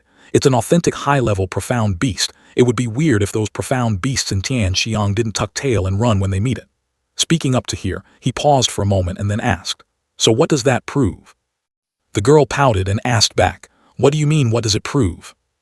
After a moment of silence, Mozai concluded, "In our place, Xiao Baibai is very impressive, but once we go over to Tianfa, it is absolutely nothing. What the hell is it anyway?" Xiao Yi refused to concede, stepping forward and arguing back. "Are you tricking a child? Xiao Baibai is so powerful, how could it be nothing?" Saying that, Xiao Yi stubbornly declared, "I don't care about you. In short, I want to go, definitely want to go, absolutely must go. I also want to hunt a divine snow leopard to give as a birthday present for Grandpa in 2 months." Hearing this, Mozai went even crazier. He pointed straight at Xiao Baibai and questioned, "Big boss, my dear aunt, do you think a divine snow fox is just some tabby cat at your house? That thing is much higher in level than your iron-winged panther." Seeing that, Xiao Yi put on a pitiful expression, pretending to act spoiled. "So what? Mozai brother, just take me with you." Xiao Yi snuggled closer, whispering in a weak voice, "Isn't it just adding one more horse?" "Okay." Contrary to expectations, Mozai flatly refused. "No way, end of discussion. Calling me brother so sweetly is useless, and even if you called me husband, it would be the same." Receiving Mozai's ice-cold glare, Xiao Yi's heart almost collapsed. She turned around, scoffing coldly, "You think too highly of yourself. If you won't take me, I'll follow my brother." Immediately after, Xiao Yi shouted, "Who needs you anyway? Do you think this young lady can't reach Tiannan without you?"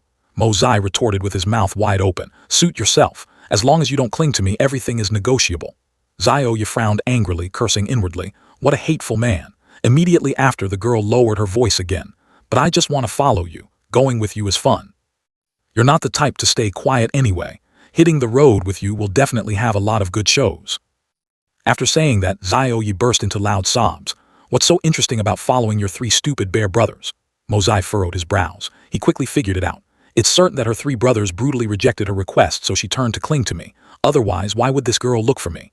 Immediately, Mozai sharply flicked Xiao Yi's forehead, throwing out a teasing remark. "Let me tell you, there's no chance. Don't mention the main door, there's not even a window. You just stay home, obediently, with my sister-in-law." Right at this moment, Qing Han's voice rang out. "Because I also have to go to Tiannan. Whether she stays home or not I am not sure, but she definitely won't be willing to stay with me." Hearing the familiar voice, Mozai turned around in bewilderment. His sister-in-law was standing right before his eyes. It was Qing Han. She coldly rolled her eyes. Qing Han slightly furrowed her brows, a thought flashing through her mind. Something is not right. The Imperial Palace couldn't possibly be unaware of the previous scandal between the Jun family and Zuhun Manor. They even specifically named Jun Wu Yi and Jun Mozai to present themselves. If after arriving in Tiannan, Zuhun Manor intentionally makes things difficult, what then? These 2, uncle and nephew, have such hot tempers. If they make a scene, then having me there would at least serve as a pawn. If things really don't work out, I would rather sacrifice myself to exchange for the safe return of Jun Wu Yi and Jun Mozai, the uncle and nephew duo. Under the crescent moon hanging suspended in the silent night sky, a group of people wearing dark cloaks lined up neatly in the spacious courtyard. The atmosphere was suffocatingly tense. Junwan Li remained silent without a word. Suddenly, he waved his hand to signal. The entire squad immediately vanished into a hazy mist, as if they had never existed. Junwan Li furrowed his brows, his hoarse voice ringing out with doubt. "When will they arrive?" Lao Pang quickly reported. "This subordinate estimates it will be tomorrow night." Hearing this, Junwan Li nodded slightly, then strictly ordered, "Lao Pang, prepare face veils and night-walking clothes." Facing the undeniable command, he bowed his head in compliance. "Yes." The night silently passed. The scene shifted to Jun Wuyi's courtyard. Under the moonlight, he clenched his fists tightly, his eyes full of determination. After a moment of silence, Jun Wuyi softly muttered, "Tomorrow night." In the blink of an eye, the object in his hand turned into ashes and fell to the ground. In a flash, dusk of the next day had fallen, in the suburbs of Tianxiang. At this time, Zhao Wujai was riding his horse like the wind on the arid road. A thought rose in his mind. It has been 2 days since we left the boat and went ashore. Fortunately, we had these 2 days of running like madmen without sleep. We have arrived 2 days earlier than expected. The second prince escorting this batch of profound beast crossbows, a 9-day journey yet unusually smooth, without any incidents at all. Is this possible? This situation is indeed too abnormal. Right at this moment, a young man shouted, "Big brother, 200 miles ahead is the capital city of Tianxiang." Even if someone deliberately blocked the way, they wouldn't dare to act rashly and commit crimes within the imperial capital's perimeter like that. All along this journey, it seems we have worried for nothing. I didn't expect it to be so smooth sailing. It seems the second master's secrecy measures were quite effective. Zhao Wujai raised his eyes and looked into the distance, his heavy voice ringing out. I only hope so. All right, there is only the final stretch left. Everyone keep your spirits up, go all out and speed up forward. Hearing this, the young man nodded and replied immediately, yes. A moment later he continued to announce, Family head Zhao, this place is not far from Tianxiang anymore. Xiao Song glanced towards Zhao Wujai, inquiring, There's no need to rush anymore, right? Xiao Song continued, his eyes still fixed on him. Should we find a place to rest for the night, hitting the road tomorrow morning would be the right thing to do. The brothers are already exhausted, and the dark roads at night are hard to travel, making it easy for accidents to happen. After speaking, Xiao Song thought to himself, escorting whatever the hell it is without knowing, acting so mysteriously along the way. Other than urging us to go faster, nothing has happened so far. Tianxiang is right before our eyes and yet he still demands to speed up. This is clearly torturing people. A long while later, Zhao Wujai spoke in a profound voice. This matter is of great importance. We cannot afford to be careless. President Meng is broad-minded. Please sympathize once more. Hearing that, Xiao Song turned to question. Along the way you have said this sentence at least 800 times, Zhao Wujai. This time we are escorting because of the hefty reward, not because we are members of your Zhao family. After the sentence full of hidden meaning, the old man was momentarily stunned. Right at this moment, the hurried sound of horse hooves echoed from behind. It was the Imperial Guards. One of them raised his voice and asked, What's the matter? What's all the noise about? This brat is yelling so loudly, is there some dissatisfaction? Xiao Song frowned slightly, not daring to talk back. He merely wondered silently to himself. Just some lowly gold profound guys, yet they dare to act arrogant in front of an earth profound expert like me. Is there still any justice? Immediately after, Xiao Song placed his hand on the sword hanging by the horse's side. He didn't flinch at all, coldly provoking. So what, do you guys have an opinion? The group of Imperial Guards angrily rushed forward, someone's voice roaring. You're courting death. Seeing this, Xiao Song indignantly pointed his finger at the crowd. Crazy, everyone has gone crazy. In another corner, Mozai started groaning. I beg you, my beloved sister-in-law, in this situation, why do you still want to add fuel to the fire? Even if you guys want to go, don't look for me. My words carry no weight, go find third uncle. Jinghan didn't care at all, turning around to retort. Whether your words count or not is your business. She continued with a resolute attitude, but whether I go or not is my business. On this side, Xiao Yi quietly turned to act spoiled. Seeing this, Mozai had no choice but to compromise. All right, fine, forget it. As long as you don't cause trouble for me, do whatever you want. That late afternoon, Jun Mozai and his over 200 guards divided into several small groups and quietly vanished from the Jun Manor. Facing the impending outbreak of fighting, Zhao Wujai hurriedly stepped forward, spreading his arms wide, shouting loudly, Stop! Everyone stop! We are all one family. Meanwhile, Xiao Song still refused to drop it, opening his mouth to complain to heaven and earth. Is there still any justice? Seeing this, Zhao Wujai slowly turned his head, reminding in a low voice, These people are Imperial Guards. In the blink of an eye, Xiao Song lost his arrogant demeanor, his body trembling violently. Right at that moment, Zhao Wujai swept his eyes over the cliff ahead, saying softly but firmly, Look quickly, you guys have arrived at the Tian Shan Iron Wall. Past this mountain is Tianxiang City. Reaching this place, it can be said that the mission is 99% complete. Having said that, Zhao Wujai raised his hand high to signal, Entire army halt here and rest for a while. Night quickly fell. From below the cliff, heat continuously radiated upward. Over the fire was a copper pot. Beside it were piping hot, sizzling meat skewers. A moment later, someone in the group happily yelled out, Time to eat. But the peace was short-lived as a voice echoed from afar, Eat, you guys still want to eat. Originally, we could have let you be full ghosts, but our time is truly very tight. The group immediately went on alert, everyone looking around. Who's there? Come out. Suddenly, a shockwave crashed straight toward them. In the blink of an eye, countless sharp rock fragments hurtled over. A pillar of light was seen appearing, flying directly from one person to another. Zhao Wujai was startled and shouted, A sky profound expert. The man's face instantly changed color. The rock fragments had securely embedded into his leg since who knows when. The group quickly fell, everyone taking fatal blows. A moment later, they lay sprawled across the cold ground. From within the darkness, Jian Hong appeared along with a streak of light. Immediately, he reached out toward the young man. His feet were suddenly suspended in midair. Jian Hong didn't hesitate at all and tightly gripped the young man's throat. He stared intently at him and roared, Speak! Where is that batch of crossbows?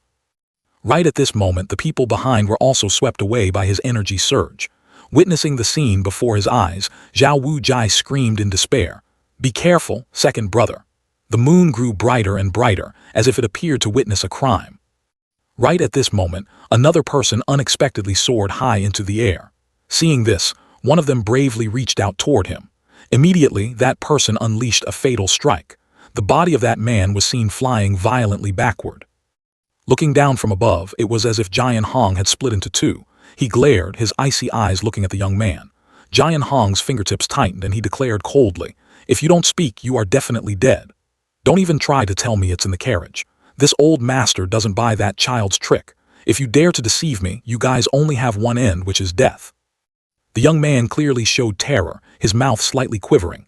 Then suddenly, fresh blood splattered from his hand. Jian Hong angrily threw the young man fiercely to the side, blurting out a curse. "Bastard!" Jian Hong rolled his eyes to look at the crowd seeking their own deaths in front of him. The group rushed forward simultaneously and let out a loud shout. At the same time, Zhao Wujai screamed in agony. "Second brother!" He complained in fury. You dared to kill my second brother." Sun Zio angrily questioned. "Zhao Wujai, do you dare to ruin the second master's grand plan? Your younger brother clings to life and fears death. If I had been a bit slower to act, he would have spilled all the secrets." Facing Sun Zio's questioning, Wu Jai's entire body stiffened. Then suddenly, his body erupted with a surge of energy, much like a dragon's flame. Right after, with towering hatred, Wu Jai charged straight at the crowd. At this moment, the man turned to look at Jian Hong, his voice snapping. "Eldest senior brother, let's just slaughter this bunch first and find the crossbows later. They must be hiding them in their belongings." Hearing this, Jian Hong glanced at the group and coldly replied, "Makes sense." Looking down from above, the group of people began to blur into faint streaks of light. Right then, Sun Zio calmly commanded, "Everyone form a circle, work together to deal with the intruders. Form the iron barrel death array, quickly subdue the enemy." Receiving the order, the crowd swiftly arranged themselves into a line, as solid as a fortress wall. On the other side, Jian Hong's group only consisted of 3 people. Amidst the silence, whispering voices suddenly arose. Mo Zai was seen quietly standing still, observing everything. He slightly furrowed his brows, his eyes fixed on the 2 factions. One look and you can tell this is the handiwork of the remaining 3 senior disciples of Li Wu Bei. They can't even act like proper robbers. I really don't understand how Li Wu Bei, the great Lengzhu Zhaizun, taught them. What's more, they failed to rob them on their own, and now they are about to ruin the perfect plan that this young master has laid out. Mo Zai had brought his squad of guards here to set up an ambush a day in advance, precisely to wait for this group. Once they fell into the trap, he would immediately strike, clean up the loot and slip away. Thinking of this, a hint of frustration rose in Mo Zai's heart. Who would have thought that before this group could walk into the trap, they would be intercepted and slaughtered by those 3 idiots? Returning to Jian Hong's group, the energy surge grew stronger and stronger. Then suddenly, his facial muscles shifted rapidly. Right at this moment, a thick fog appeared behind them. In the blink of an eye, a massive army materialized. Over here in Sun Zio's army, each person possessed a unique strength. At the same time, Jian Hong abruptly raised his hand. Immediately, the 2 forces accelerated and clashed head-on. Meanwhile, Sun Zio carefully lay flat on the ground. Using his mouth, he pulled the pin of a grenade. Instantly, Sun Zio hurled it forcefully to the front. Suddenly, a streak of light shot straight into the sky. It exploded, forming the shape of a sword. In that moment, Mo Zai looked up. He frowned slightly and muttered, "It seems the hidden disciples of Zhu Jian men are about to make their move. Let's see who is stronger between these 2 groups. Anyway, your father here will be the fisherman who reaps the benefits, sitting back and watching the tigers fight." Over here, Wu Jai's feet seemed nailed to the ground. He couldn't help but feel panicked. Wasn't the signal already sent? Why haven't the people from Zhu Jian men appeared yet? Witnessing that scene, Jian Hong chuckled lightly. "I thought someone was actually coming to help, so it's just a failed bluff. Playing this trick in front of your father to show off, you're not outsmarting the enemy, you're outsmarting yourself. If you're really tired of living, just say it straight. Your father will definitely grant your wish." As soon as he finished speaking, he decisively pointed the tip of his sword at Wu Jai. Facing a life-and-death crisis, the old man panicked and asked, Commander Zhang, where are our reinforcements?" "Didn't you say the reinforcements were closely following us? Where are they?" "Where?" Sun Zio quickly replied. "How would I know? You think I'm not anxious? Save your own pathetic life first." In the blink of an eye, Wu Jai's army was surrounded. The group immediately noticed something was wrong. One of them, Xiao Song, expressed his suspicion. What exactly is going on here? How can there be such brazen people, daring to assassinate even the Imperial Guards? He turned to question. You are the liaison, give us an idea. Sun Xiao angrily shouted. What are you yelling for? The troops are already in disarray and you're still making a racket. Shut your mouth for your father. Yell one more time and see if your father doesn't chop you to death with one blade. A deep, furious voice echoed amidst the chaotic battlefield. What kind of display is this? You are Imperial Guards, your lives are at stake right now, yet you still put on such a despicable attitude. Can I not even say a single word? Suddenly, cries for help echoed in the night. Help, help! On this side, Jian Hong chuckled. He threw out a mocking remark. Keep screaming, scream a bit louder. Even if you scream until your throat tears, it will be useless. No one is coming to save you. Witnessing the cliché drama, Mozai sighed heavily, a look of utmost weariness on his face. Good heavens, just let me die. How does this damn world always manage to pull out such cheap classic dialogue? Right at this moment, Jian Hong suddenly let out a loud shout. The sword hissed through the air. In an instant, dirt and rocks flew everywhere, shooting into the air in chaotic arcs. A moment later, the group of people lay scattered on the ground, groans echoing incessantly. Seizing the opportunity, Jian Hong charged forward once again. He was seen coldly pointing his razor-sharp sword forward. Right after, Jian Hong moved nimbly. Seeing this, one of them bravely shouted, Everyone, don't be afraid, charge! In an instant, the remaining army rushed swiftly toward Jian Hong. He coldly turned around, his eyes piercing straight at the group rushing to their deaths. Immediately after, Jian Hong conjured a massive fireball. Instantly the fireball exploded, engulfing the group. Shortly after, the smoke gradually cleared and Jian Hong still stood there as steady as a rock.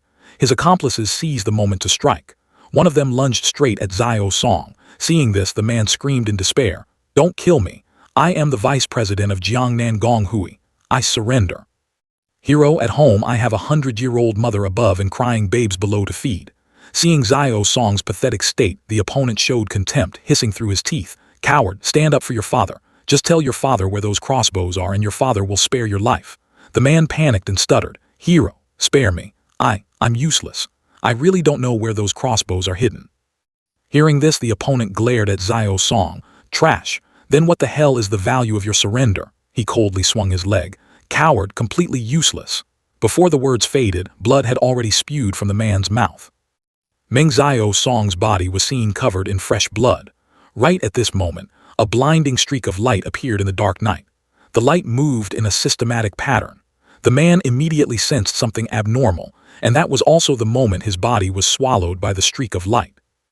On this side, Mozai looked down, thinking to himself, the timing this guy grasped is truly accurate to the extreme. He hit on the side, Meng Xiao Song's body flew up, and these three guys aligned perfectly, exactly blocking Zhu Jianming's line of sight. This assassin's true strength is at most on par with Zhu Jianming. If he hadn't chosen such a clever timing, even if the assassination succeeded, he'd probably only inflict a few minor wounds. Mozai looked down doubtfully, but now he actually managed to chop off one of Zhu Jianming's legs. Right at this moment, the man's body acted like a puppet on strings.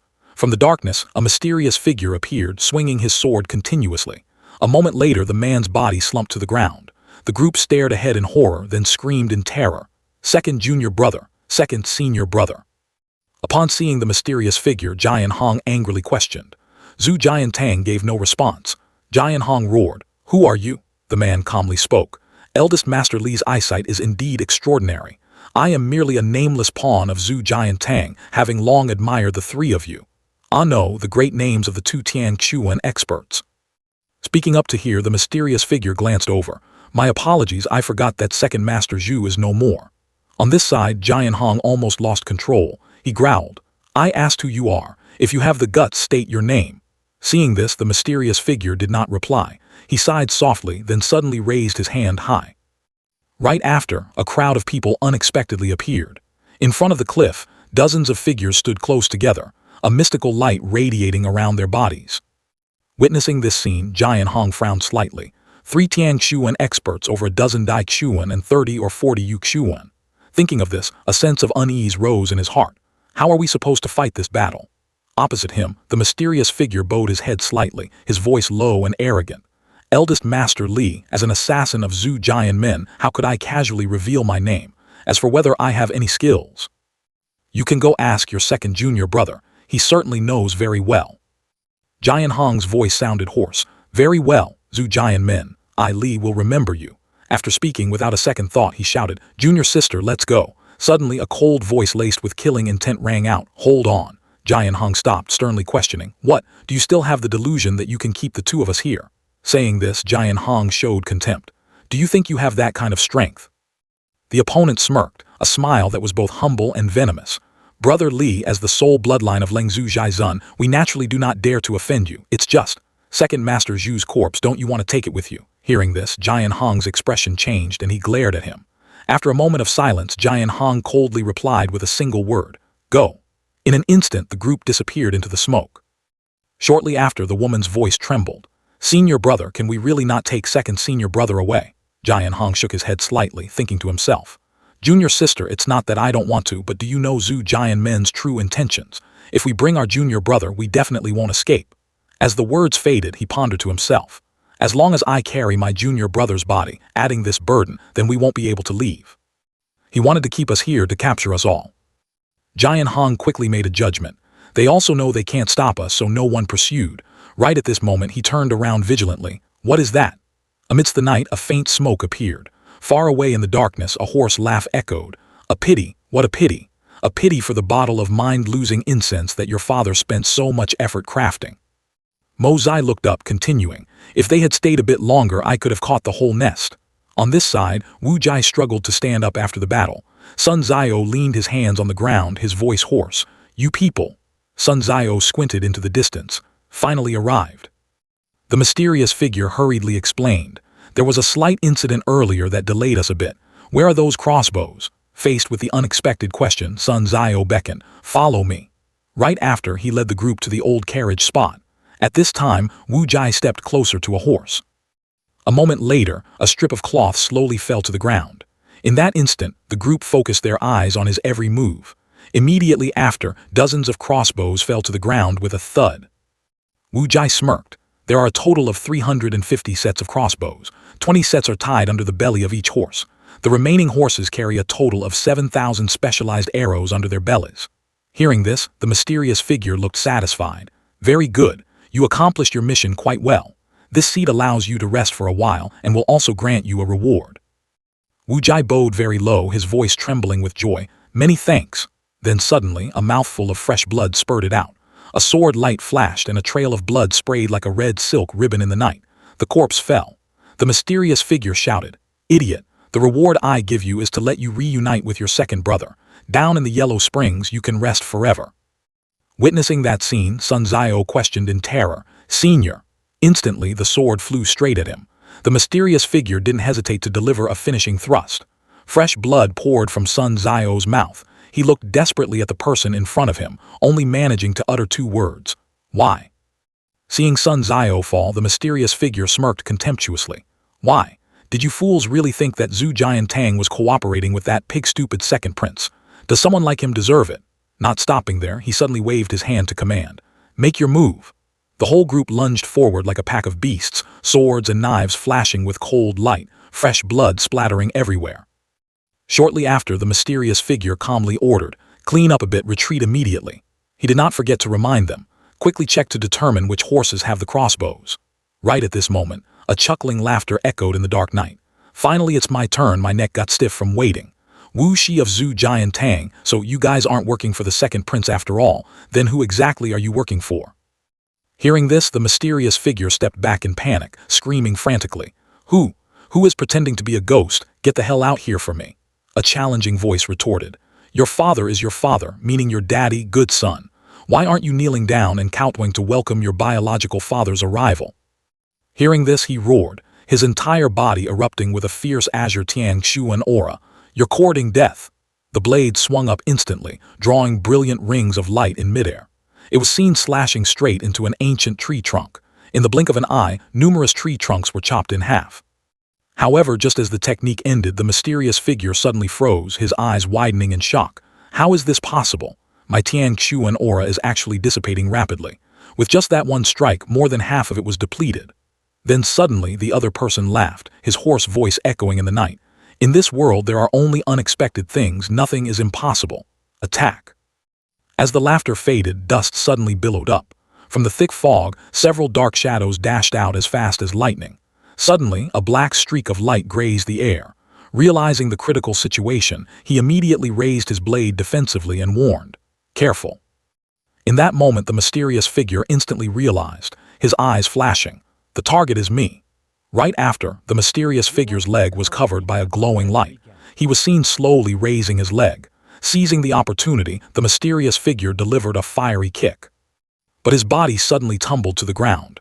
Witnessing that scene, someone roared in anger, "Damn it!" One of them exclaimed in terror, "What? More than half of my profound energy has dissipated." Before they could react, dozens of figures dyed in golden light appeared again, then spread out into an encirclement. Immediately, the crowd simultaneously wielded their blades and charged forward. Amidst the chaos, the mysterious figure shouted, "Their blades are poisoned. Careful." Before the words faded, a streak of light slashed across his arm. In an instant, one of his arms was severed. The venom immediately spread throughout his body, distorting his face. A long time later, the corpses of the group lay scattered on the ground. Right at that moment, figures surged out, tightening the encirclement around them. A moment later, the thin smoke faded, revealing the few remaining staggering figures. A survivor squinted, examining the opposite side. "Who goes there?" In just a flash, 3 figures appeared, forming a solid triangular formation. Mosai stood imposingly right in the center. The leader immediately roared, "Which brother is this? State your name so we brothers know who to write in our debt ledger. Mountains may not move, but rivers flow. This gift of yours today, we of Zhu Jiantang will engrave in our bones and hearts. Sooner or later, we will fully repay it." Hearing this, he feigned surprise. "Repay? You make it sound like you still have a way back. Did I utter half a word about seeing off guests?" The guy sternly questioned. "It's true that we got hit by your poison, but do you think that with just you and this ragtag bunch of trash, you can keep us brothers here?" Mosai frowned slightly, then issued a cold command. "If I couldn't keep you here tonight, your father wouldn't have bothered coming. Finish them." Hearing this, the opponent let out a foul curse. "Damn it!" He glared at Mosai, roaring a declaration of war. "Your father will fight you to the death." Saying that, he charged straight at him like a mad beast. Mosai only chuckled brightly, gesturing with one hand, then looked up at the sky, reaching out and shouting, "Down!" This baffling action left his 2 accomplices completely dumbfounded. Suddenly, a massive golden net crashed down from the sky. Only then did the other 2 snap out of it, hurriedly crying out, "Careful, a trap!" But it was too late. Right as the shout ended, the net fully engulfed the whole group. Just like that, the giant net completely covered them, turning the 2 men into stranded fish. At that exact moment, Mosai did not hesitate to order his men to charge forward. The 2 swordsmen were pale as a sheet, realizing their fate was sealed. Simultaneously, Mosai's subordinates swarmed in. He thought to himself, good thing he planned ahead, deploying 54 lackeys hiding in the trees, each holding 2 large nets. Mosai muttered, never expecting to actually have to use this trick. Then he turned to instruct his subordinates, "Clean up the battlefield immediately. If any enemy is still breathing, give them another thrust to send them off peacefully. Take good care of our own men, help the injured walk." Mosai added a reminder, "Collect all the crossbows thoroughly, especially the arrows, make sure not to leave a single trace." Saying so, he waved his hand to signal, and everyone immediately took action. The whole forest sank back into an eerie silence. Mosai scanned in all directions. A moment later, under the dead of night and the crescent moon, he and his subordinates quickly mounted their horses, retreating silently. Witnessing Mosai's group disappear, a subordinate wondered, "What about Lao Pang? Did we come for nothing?" Lao Pang answered gloomily, "What else can we do? Let's head back." Lao Pang couldn't help but sigh in awe. The strength the young master was hiding was truly terrifying. The other guy also sighed. "It's a blessing that we didn't need to act. Let's go." The scene shifted to the Jun residence, inside a room bathed in the warm yellow glow of a flickering candle. Mosai was tallying the loot. After deducting the 350 crossbows and 7,000 arrows, there was still a surplus of 20 to 30,000 taels of silver. He grinned broadly, telling himself, even though it was a bit of work, tonight's harvest was indeed a bumper crop. Outside, a few knocks on the door rang out before Jun Wuyi stepped in. "Did everything go well today?" Mosai asked. "Super smoothly. What about you, third uncle?" Jun Wuyi recounted. "I led my men to the Naichang brothel, but somehow the news leaked. By the time I got there, that girl Yue had already fled far away." Mosai immediately waved his hand. "Let's put that aside for now. Third uncle, go get some good rest. We have to hit the road tomorrow." Hearing this, Jun Wuyi could only close his eyes and sigh, helplessly agreeing, "All right." The next morning, brilliant sunlight bathed the azure sky. Mozai stood in the middle of the Jun residence, starting to assign tasks. Before I leave, there are a few tasks I need to entrust to you all. He spoke in a serious tone. Tang Yuan, you must look after Guizhou Tang well. Mozai instructed in detail. The batch of medicine I gave you, auction it off periodically. Don't be stingy with the money earned. Spend generously to acquire the high-grade herbs on the list I provided. He pointed towards Yang Mo. Little Yang Mo, you don't need to interfere with the regular transactions of Guizhou Tang. Mozai continued his analysis. But if the royal family makes any requests, you handle them all. After all, given Tang Yuan's status, it's not convenient for him to deal with those matters, understand? Hearing this, Yang Mo could only nod awkwardly. Seeing Yang Mo still hesitant, Mozai added, if you feel you can't handle it yourself, just go back and consult your father, the Ping Deng Prince. It's decided then, no more discussion. Mozai turned to Song Lao San. During this time, just brew enough wine for our family's use. No need to make too much. Besides that, you are in charge of security for Guizhou Tang at night. Absolutely do not let any incidents happen.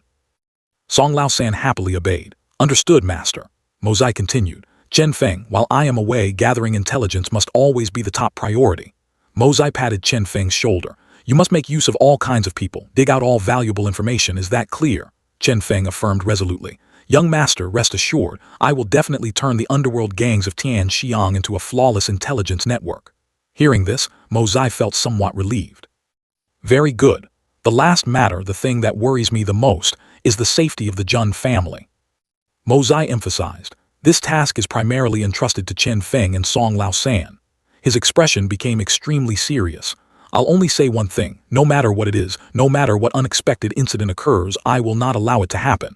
Understand? Both of them replied in unison. Young master, rest assured. If anyone wants to touch the Jun family, they'll have to step over our dead bodies. Upon hearing this, Mozai reached into his pocket, saying, Then I am at ease. He took out a medicine bottle. The pills in here, 3 for each of you, take them all. They can help boost your spiritual cultivation and profound energy by 10 years. Mozai reminded Tang Yuan, You can ask Chen Feng for assistance. Also, these matters are top secret, do not reveal them to anyone. All 3 nodded and replied, Yes. After arranging everything, Mozai said, All right, dismissed. We march out this afternoon, you don't need to come see us off. His expression was stern. If this journey goes smoothly, wait for my return. That afternoon, on the high platform, a young soldier was beating a long drum roll. Yang Huaiwu stood up high, casting his gaze down at the endlessly long army formation. Jun Wuyi sat imposingly on a wooden carriage in the middle of the ranks. He cupped his hands respectfully. Your Majesty, your subject, Jun Wuyi, requests to set off. Immediately, Yang Huaiwu raised his hand in a gesture of approval. Receiving the order, a general roared, Play the music, see off the Empire's heroes to war.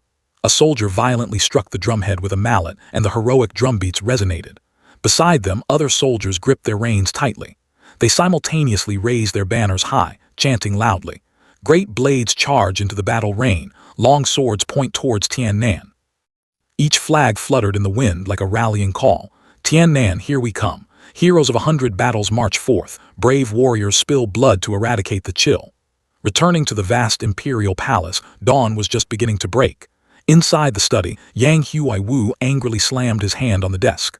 What did you say? He questioned. Aside from the total annihilation of Jiangnan Gonghui and the Shen Feng guards, which I won't even mention, but why is it that even my Zhu Jian Tang doesn't have a single soul left? The subordinate reported. Your Majesty, it is true. A total of 3 Tian Xuan experts, 15 Duxuan assassins, and 40 Yuxuan blood-clothed assassins were dispatched. The person frowned and continued. Not a single one returned. Upon hearing this, Yang Huaiwu grew even more furious, smashing the cup in his hand to pieces. He howled, Who is it? Who exactly did this? Investigate this thoroughly for me. The scene shifted to the Li family residence in the silent night. In a dark room, Li Yuran grumbled, Those damn Zhu Jian men bastards. He thought to himself, the 10 senior brothers and sisters who came to Tian Xiang City a month ago to help him, 8 of them were now dead, and even the remaining 2 had hastily taken their leave in the night. Suddenly someone burst in, dropping to one knee. Young master, things are bad, the person recounted. The underground forces that were already in our hands, last night they were suddenly attacked. Li Yuran maintained his calm demeanor. I know, didn't I send you to deal with it? The subordinate hesitated. Not a single one came back. I just went to scout for news. Our Li family's underground forces have been completely swallowed up by the Jin Yang Bang. Upon hearing this, Li Yuran furiously flipped the entire table, then gritted his teeth and asked, Jin Yang Bang. Li Yuran clenched his fists. Do you guys really think I don't know you are Jun Mozai's people? He said coldly. Now that Mozai is not in the capital, could it be that I can't even clean you lot up? The scene shifted again. Mozai and the army were marching in the night. He signaled for the whole troop to halt temporarily. Then Mozai calmly dismounted his horse and ventured deep into the forest as if looking for something. It turned out Mozai stopped to answer nature's call. Suddenly, a soldier tapped his shoulder, leaving the ranks without permission, disregarding military discipline, and relieving yourself right in front of everyone. Truly foul. 2 other soldiers proceeded to drag Mozai away. Vice General, please come with us. Mozai was annoyed. Are you guys being reasonable or what? He scowled. I clearly turned my back. How is that relieving myself in front of everyone? Mozai was unexpectedly dragged forcefully in front of Jun Wuyi. He sternly rebuked, disregarding military law affecting the army's conduct. 20 military cane strikes. He immediately spoke up. Third uncle, you really have power in your hands, so you order people around as you please, huh? Mozai sighed. This nephew is truly unlucky. Before he could finish, Jun Wuyi cut him off. Shut your mouth. In the military camp there are only generals and subordinates. Who is your third uncle? Whose nephew are you? He said sternly.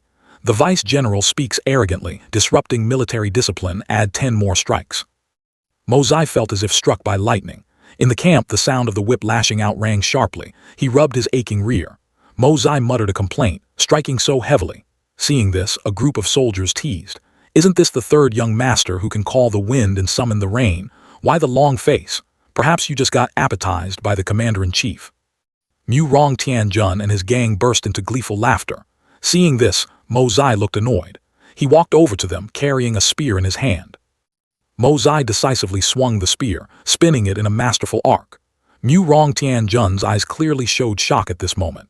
He tapped the spear lightly on Tianjun's head, making him clutch his head and yelp in pain. Mozai mocked. Isn't this the handsome and romantic young master Mu Rong? Haven't seen you for a moment and you've already grown a horn on your forehead. Could it be that young master Mu Rong is uniquely gifted, and that thing doesn't grow in his pants but on his forehead instead? Tianjun turned purple with rage, clenching his hands into fists. The soldiers behind them laughed their heads off. He fumed. What are you laughing at? Fighting in the military camp is a serious crime. Tianjun pointed at Mozai. This general will definitely report this matter to the commander-in-chief. Right at that moment, Jun Wuyi walked over. What are you guys making a fuss about? He immediately noticed the huge swollen lump on Tianjun's head. Jun Wuyi stared at him, freezing for a moment before suddenly bursting into a hearty, gleeful laugh. Afterward, Jun Wuyi coughed a few times, regaining his serious demeanor. Drag the vice general back here for me. What a disgrace. More punishment. Under the silent night, the silver moonlight illuminated the entire encampment. A subordinate of Tianjun ordered the other soldiers, take revenge for the young master. The 2 sides split into 2 factions. Mozai looked disdainfully at the group opposite. Just this many people, are you sure? Your Mu Rong family brought along 500 men, didn't you? He immediately retorted. Your people here aren't even half of ours, why wouldn't it be enough? He replied nonchalantly. Then all of you come at me together. Mozai smiled confidently without a hint of fear. Back at the camp, Jun Wuyi roared. Jun Mozai, he scolded. In the military, besides causing trouble, what else do you know how to do? He immediately defended himself. I had no choice either, third uncle. This time it was really them looking for trouble first. Mozai continued. I was just acting in justifiable self-defense. Jun Wuyi couldn't care less. Enough. Take your 250 men and get the hell out of here for your father. He called third uncle as if wanting to say something, but he cut him off. Judging from your performance, you little brat, I am now assigning you a major task. Jun Wuyi declared. Pass down the order. Mozai will act as the vanguard to clear the way. If you meet mountains, carve a path. If you meet rivers, build a bridge. He continued. If there are any mishaps that cause losses to the Grand Army, bring your head to see me. Hearing this, Mozai's face lit up with joy. Mozai's face clearly showed his excitement. He cupped his hands to show gratitude. Suddenly, Mozai bowed deeply, loudly accepting Jun Wuyi's order. Afterward, he happily walked out whistling. As soon as he left the tent, Mozai leaped onto his horse. He turned back and shouted loudly, Brothers, let's go. Mozai thought to himself happily. From now on, what your father says is the law. He and his army charged forward. On this road, all the bandits and robbers, your brother here will wipe them out without leaving a single one. Mozai led his mighty army to sweep through all the bandits, looting all their wealth and jewels cleanly. The next day, he led his troops to visit the house of a corrupt official. Mozai stood imposingly with his hands on his hips. The official hurriedly ran up to him, cupping his hands. I heard early on that the vice-general wanted to change to a new carriage. The official continued. This subordinate stayed up all night to summon nearly 100 skilled craftsmen to build this carriage, hoping the vice-general is satisfied. Mozai looked arrogant. You surnamed Fei, you are way too unprofessional. He showed disdain. You brat, you've been a county magistrate for 5 years but only managed to embezzle less than 50,000 taels of silver. You can't even be a proper corrupt official. No wonder you're still just a lowly county magistrate at nearly 40 years old. 5 whole years and making 1 carriage for me wiped out your capital. I heard you even had to pay out of your own pocket, right? The corrupt official nodded frantically in fear. Yes, the young general is right, this subordinate is truly too incompetent. Mozai smiled. But don't be in a rush. It will be 2 more months before this young master returns from Tiannan. During these 2 months, just quickly embezzle and take bribes. He continued his sarcasm. Wait for this young master to return. I'll want to have an even fancier carriage made. The official hastily prostrated on the ground. Young general, this subordinate doesn't dare anymore. The old man cried miserably. This lower official will definitely reform, start anew, be determined to bring blessings to the people, and dedicate myself until death. Mozai sneered. Quite cultured, aren't you? Spitting out a whole string of idioms like that, truly a politician. He thought to himself. Only upon meeting this young general did he realize the suffering of corrupt officials. But if he says a few more words, I might actually soften up and show some mercy. A few days later, upon seeing the army, the corrupt official shouted, Great General, you have finally arrived. Wu Yi had barely arrived when the man hugged his leg. He thought to himself, why is the magistrate here so enthusiastic, looking at me like a child seeing their mother return from the market? The official complained. Great General, you may not know, but a few days ago, when the vice-general left, he gave this lower official incredibly touching words of guidance. He seemed to understand, so that's how it is. To think that brat Mozai had this kind of ability. Wu Yi looked into the distance, pondering. Letting Mozai pave the way was indeed a wise decision. There hasn't been a single obstacle along the whole journey, and it even sped up our marching pace. He suddenly recalled. According to the scouts' report, they should be nearly 400 miles ahead of us now. At this rate, they might reach Tiannan a few days earlier than expected. Meanwhile, on Mozai's side, the troops were marching urgently. Suddenly, someone blocked the road ahead, forcing them to rein in their horses and stop. The leading soldiers immediately turned back to report to their master. Mozai irritably lifted the curtain. In the territory of Tianxiang, there's actually someone who dares to block this young master's path. He immediately jumped off the carriage. Mozai's face could not hide his surprise as he asked the 2 people in front of him, Why are you 2 here? Xiao Yi and Qing Han looked at him, smiling happily. Mozai thought in fear, I should have just obediently followed the main army. These 2 hot potatoes still ended up in my hands. He turned his head back, muttering, When will third uncle arrive? Qing Han crossed her arms and said, Stop looking. We heard the news, so we intentionally came here to wait for you. She then suggested, Now you get out and little sister Xiao Yi and I will sit in the carriage. You go ride a horse, no objections, right? Mozai coughed a few times, pretending to disagree. Hey, sister-in-law and Miss Xiao may too. The younger girl stepped forward and said, Brother Mozai, are you very surprised to see me here? Do you really want to give me a hug? Xiao Yi said proudly, I know I am just that lovable. He felt helpless and tried to persuade them. Sister-in-law Miss Du Gu, this journey to the Tian Fa forest is a long and perilous one. He added seriously, Moreover, you 2 are women, traveling together will be very inconvenient. I have to send you both back to Tianxiang City. Upon hearing this, Qing Han boldly challenged him, Just try it. I also want to see who dares to send us back. Xiao Yi suddenly acted pitiful. Brother Mozai, do you really have the heart to chase us away? It's a journey of 10,000 miles. If something happens to me and sister Qing Han, wouldn't you feel guilty? He replied in frustration, Stop acting for me. Tell me, what can you 2 even do? How can you help by staying here? If I told you to go kill someone, would you dare? Qing Han stopped her. That's enough, Xiao Yi, don't beg him anymore. We will go by ourselves. Without him, haven't we already traveled over 1,400 miles on our own? Do you think we can't reach Tiannan just relying on ourselves? She glared at Mozai. That's right, what are you showing off for? Aren't you just a vice-general through connections? I've seen plenty of real great generals, and I've never seen anyone as arrogant as you. Hearing these words, his face darkened. Mozai suddenly shouted, Guards, capture them all for this young master. The soldiers obeyed the order and immediately surrounded the two. He growled, "You two better behave for me. As long as you follow my wishes, you will benefit, otherwise."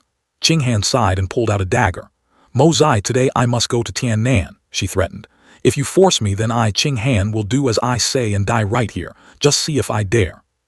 She thought to herself, "Mo Zai, you could disregard life and death for me. How could I, Ching Han, be an ungrateful person and just watch you enter the tiger's den without doing anything? On this trip to Tian Nan, if everything goes smoothly, then there's nothing to say. If not, I will have no regrets." Zhao Yi also chimed in. "That's right. If you don't let us go, we will die here. Let's see if we dare." Mo Zai gritted his teeth in anger. Finally, he had to concede. "Consider yourselves ruthless. Give them 2 horses, let them ride." Ching Han smiled. "That's more like it." Zhao Yi frowned. "We want to ride in the carriage." Mo Zai flatly refused. "No way, me agreeing to take you along is already good enough and you still demand to ride in the carriage." The young girl puffed her cheeks in anger, then ran straight to the carriage. Zhao Yi lifted the curtain and cheered. "Sister Ching Han, hurry, get in. It's so spacious inside, there's even a bed, it's very comfortable." Mo Zai grabbed her hand. "Get down here right now." Zhao Yi shook her head vigorously. "I won't get down." Ching Han spoke up. "Fighting over a carriage with women, the young master of your family really is capable of doing such a thing." He was going crazy. "What? I'm fighting over the carriage with you?" Mo Zai shouted angrily. "It's clearly you 2 women who are robbing my carriage. Today I finally learned what it means to rob someone and then play the victim." Ching Han pulled the curtain shut tightly. "So comfortable I can finally get a good night's sleep." He suddenly frowned, let out a cry, and suddenly collapsed to the ground, his eyes closed in unconsciousness. The soldiers anxiously ran over to check on him. One person seemed to realize something and shouted, "This is bad, the young master has fainted. His wounds haven't healed yet." Hearing the shouting, Zhao Yi immediately pulled back the curtain. "What happened?" a soldier explained. "The young master was injured earlier and fundamentally cannot ride a horse, which is why this carriage was made." Mo Zai, who was pretending to be unconscious, twitched his lips upon hearing this. "Injured? This excuse isn't bad. Although it's an impromptu script, they coordinate quite well. Everyone will be rewarded later." Another soldier immediately spoke up. "Quickly help the young master into the carriage, hurry up, check his injuries." Zhao Yi worriedly said, "Let me see, bring him into the carriage first before we talk." Ching Han looked suspicious as she looked at Mo Zai lying on the bed. Zhao Yi said, "This guy really being injured and not saying it earlier." At this moment he frowned and slowly opened his eyes, looking around in confusion. Where am I?" the young girl quickly replied. "You're in the carriage. Where exactly are you injured? Tell us quickly what's wrong, I will help you." Mo Zai placed his hand on his forehead, his voice weak. "I was momentarily careless and was poisoned by someone. I just need to rest for 2 days to recover." He hesitated before continuing, "Telling you would only make you worry more." Mo Zai acted a bit sulky. "Anyway, you wouldn't be willing to cure the poison for me." Zhao Yi retorted, "Who said so? Why wouldn't we be willing? Tell us quickly how to cure the poison." He coughed a few times, pretending to be sick. "The poison I was afflicted with is called yin-yang harmony powder. This kind of poison cannot be cured with medicine. It's a bit complicated and requires a huge sacrifice from you." Hearing this, Ching Han frowned, secretly suspicious. Zhao Yi gently comforted him. "It's fine. For you, no matter what sacrifice I must make, I am willing." Mo Zai sighed. "Actually, it just requires a man and a woman to copulate to expel the poison. I know this puts you in a very difficult position. Let it go, it's just my bad luck." Hearing this, the young girl's face flushed red. Zhao Yi stuttered incoherently. What? To cure the poison I have to. With you. Ching Han snapped. "Mo Zai, you bastard, have you had enough of your nonsense? Do you want me to kick you out of the carriage again? Letting you on the carriage is already good enough, don't push your luck." "Little sister Zhao Yi, how long are you going to let him fool you? He was perfectly fine sitting in the carriage earlier, but the moment we told him to go ride a horse, he fainted. He isn't injured at all, nor is he poisoned." Ching Han said in frustration. "There's no such thing as whatever yin-yang harmony powder," the other girl asked in confusion. "You mean, he's pretending?" Zhao Yi suddenly threw herself into her arms, crying bitterly. "Sister Ching Han, I don't want to live anymore." Mo Zai hurriedly cleared his name.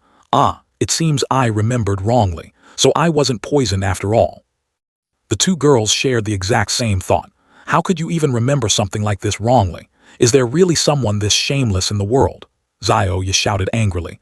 "I don't care that you lied to me, you jerk." A few days later, they continued together on the road to Tian Nan. Mo Zai lifted the curtain and asked, "Where are we now?" The soldier replied, "Young master, 600 miles ahead is our destination, the Tian Fa forest." He pointed into the distance. and the Zuhun Manor is located by Tianfa City, occupying the two mountain ranges opposite the forest. He pondered. There are quite a lot of wild beasts in this forest, and their speed is very fast. Mozai smirked. Tiannan is indeed a good place.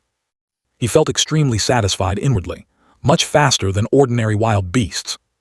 Mozai ordered his subordinates, "Find a place with its back to the mountains and near a river to set up camp. We will wait for the main army to arrive before setting off together." As night fell, the moon was full and bright, and the group found a place to light a campfire and rest. He stood alone on the cliff. Behind him, Ching Han approached and asked, "Mozai, what are you thinking about?" He looked up at the moon and replied, "I am thinking, what exactly do I want to do in this life, or rather, what can I do and what will I achieve?" Mozai's heart was in turmoil. "My soul transmigrated here nearly half a year ago. Every passing day is still an endless series of struggles, no different from my previous life. What exactly am I in this world for?" Ching Han quietly looked at Mozai from behind. She thought to herself, although Mozai's spiritual energy had improved by leaps and bounds over the past half-year, there always seemed to be some sort of barrier. This barrier, perhaps it lies deep within his heart. She slowly spoke up.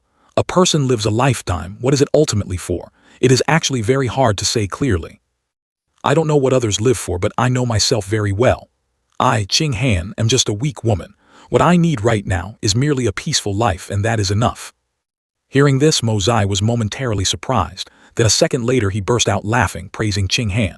Mozai smiled, his voice full of open-mindedness. "Regardless of the rights and wrongs in this life, I will live as I please. I want to be spontaneous, I want to be unbound. If the world criticizes me, if people are cold to me, what does it have to do with me? With my true heart, I will live a life of satisfying gratitude and revenge. With my will, I will roam unhindered across the world. As long as my conscience is clear, standing tall between heaven and earth, this life is enough." The people behind looked at the Mozai before them, feeling that in a split second, he had completely changed, from a playboy to a hidden expert. His eyes were full of determination as he promised himself, "In this life, how could I be content staying in Tianxiang?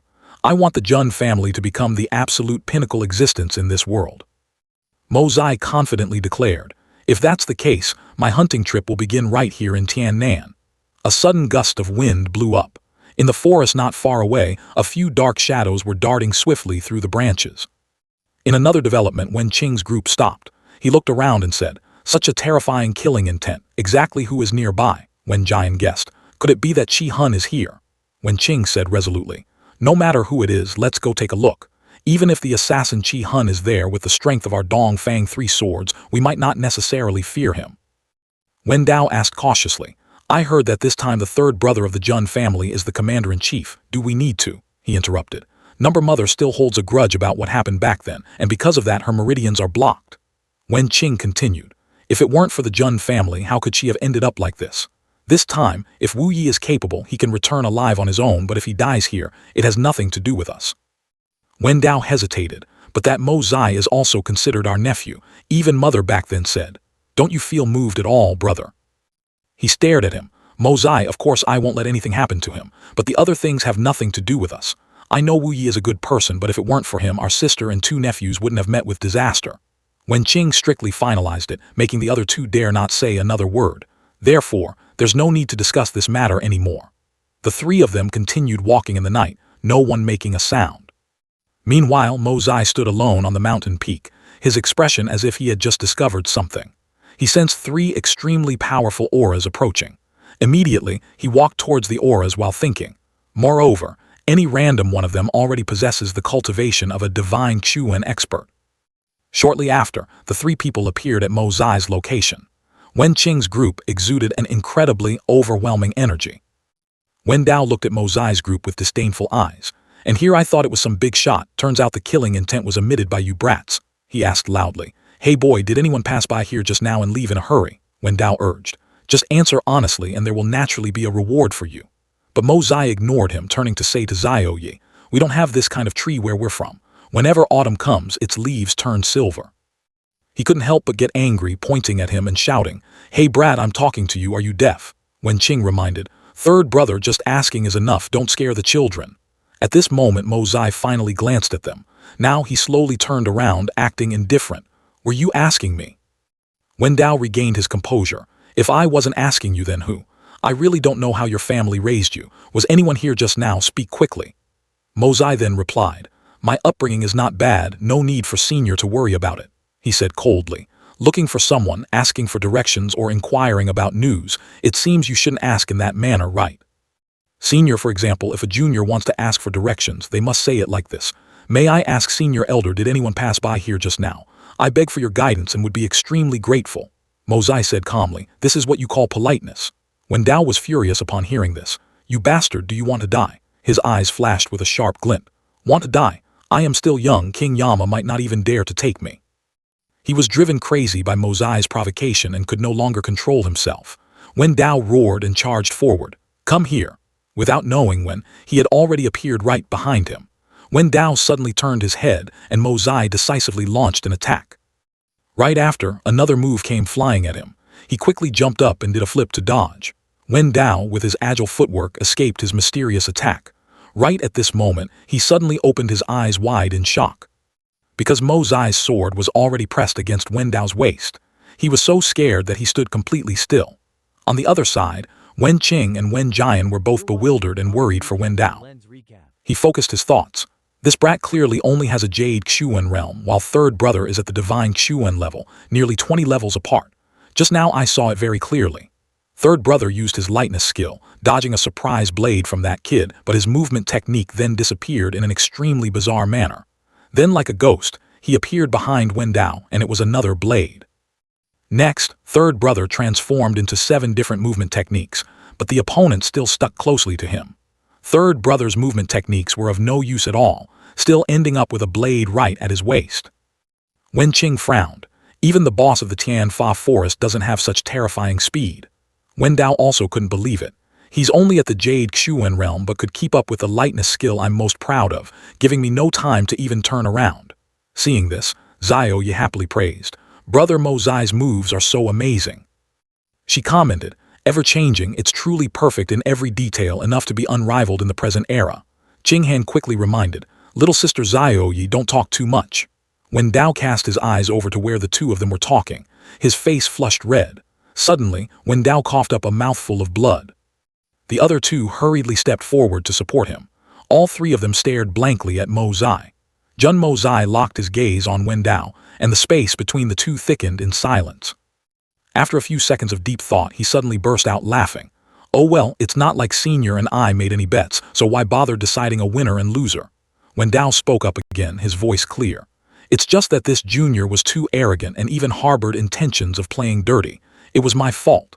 Kid, you won, don't go putting that gold mask on my face. He continued, his voice softening. Earlier when I inquired about the situation, this old man was indeed impolite. I sincerely apologize. Wen Qing tactfully probed, May I ask how this little brother addresses himself, and where your master is from to possess such exquisite skills? Jun Mozai smiled brightly and replied, Senior praises me too much. The virtue of the 3 of you is what makes me admire you endlessly from the bottom of my heart. Immediately he puffed out his chest and introduced himself proudly. I am Hao Jun, courtesy named Jun Mozai. When Jian stuttered, You, who did you say you are, Jun Mozai? His expression changed drastically. The Jun of Tianxiang City, the Mozai of the Jun family, the Jun family's 3rd young master. Jun Mozai cheerfully confirmed, Exactly. I am indeed the 3rd child of the Jun family, he thought smugly to himself. Wow, the reputation of the Jun family is really something else. Even divine Xuan experts are startled like this. This feeling is really great. I must be humble, calm down, mustn't be too cocky. Everyone present stood frozen like statues. Wen Dao's face turned pale with anger, only able to stare wide-eyed at Jun Mozai without uttering a word. He quickly seized the opportunity. You, what are you guys planning to do to me? Anger clearly showed on Wen Dao's darkened face as he repeated Mozai's words. He ground his teeth, uttering every word through clenched jaws. I am your grandfather. I am your 3rd uncle, you godforsaken brat. You've got some nerve, daring to point a knife at your 3rd uncle. This little brat dares to curse at me. Before he could finish, Wen Qing rushed over and covered his mouth. Then he turned and asked him gently, Mozai, you must still remember your mother's surname, right? Your mother, maiden name Dongfang Wenzin, is our youngest sister. I am your eldest uncle, Dongfang Wen Qing. This is your 2nd uncle, Dongfang Wen Jian. And the one who just sparred with you is exactly your 3rd uncle, Dongfang Wen Dao. Jun Mozai couldn't help but be stunned, thinking to himself, Heavens above, it can't be this absurdly coincidental, right? These three divine Chuan-level scammers are my uncles. Then, he stammered to find a way out. About that, my real third uncle is on his way here, so. How about we wait for him to arrive and then continue talking? As soon as Wen Qing heard Mo Zai mention his third uncle, he flew into a rage. What? Jun Wuyi, that bastard actually dared to push our nephew out as the vanguard shield for him. He panicked, hurriedly running to his side, anxiously asking, "Is everything okay? What happened? My sister only had this one precious son. Could it be that he has completely forgotten what happened back then?" Jun Mo Zai was utterly confused. What in the world is going on? This uncle seems a bit too biased. I can't handle such passionate doting. Seeing his bewildered face, Wen Qing continued, "Thank goodness, you still look fair and plump, not a piece missing. Right, Mo Zai, rumors in the martial world say that the Jun family's third young master is a playboy who specializes in bullying the weak, acting like a true hooligan." He looked deep into his eyes as if searching for a confirmation. "Those rumors, they aren't about you, right?" Upon hearing this, Jun Mo Zai blushed deeply, quickly looked away, scratched his head awkwardly. Well, in Tianxiang City, there really is no second Jun Mo Zai. And for 3 generations of the Jun family, apart from me, there isn't a single other son left. Everyone exclaimed in shock at the same time. "So you are that prodigal son who does all sorts of evil and heartless things?" The young man looked indignant. "Who dares to smear my good name? This young master has overflowing talent, specializes in doing charity work in Tianxiang City. My virtue is renowned far and wide, with the character of a knight, known by every household." Beside him, Xiao Yi and Qing Han, hearing this inescapable narcissistic monologue, couldn't hold back and had to cover their mouths to laugh. That night the group set up camp right in the forest. Jun Mo Zai led his 3 uncles into his tent. When Qing began, so to speak, "Your trip to Tiannan this time is actually walking headfirst into a trap, even a death trap with almost no way back."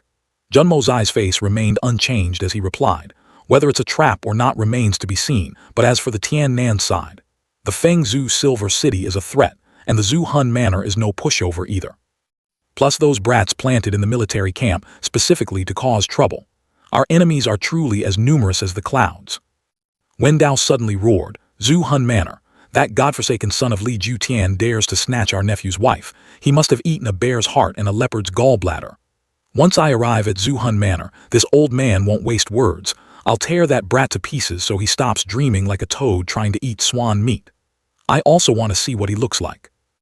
Wen Qing sighed. "That girl has it tough too. She barely met her husband a few times before he passed away, and she had to bear the title of an unwed widow and return to your home.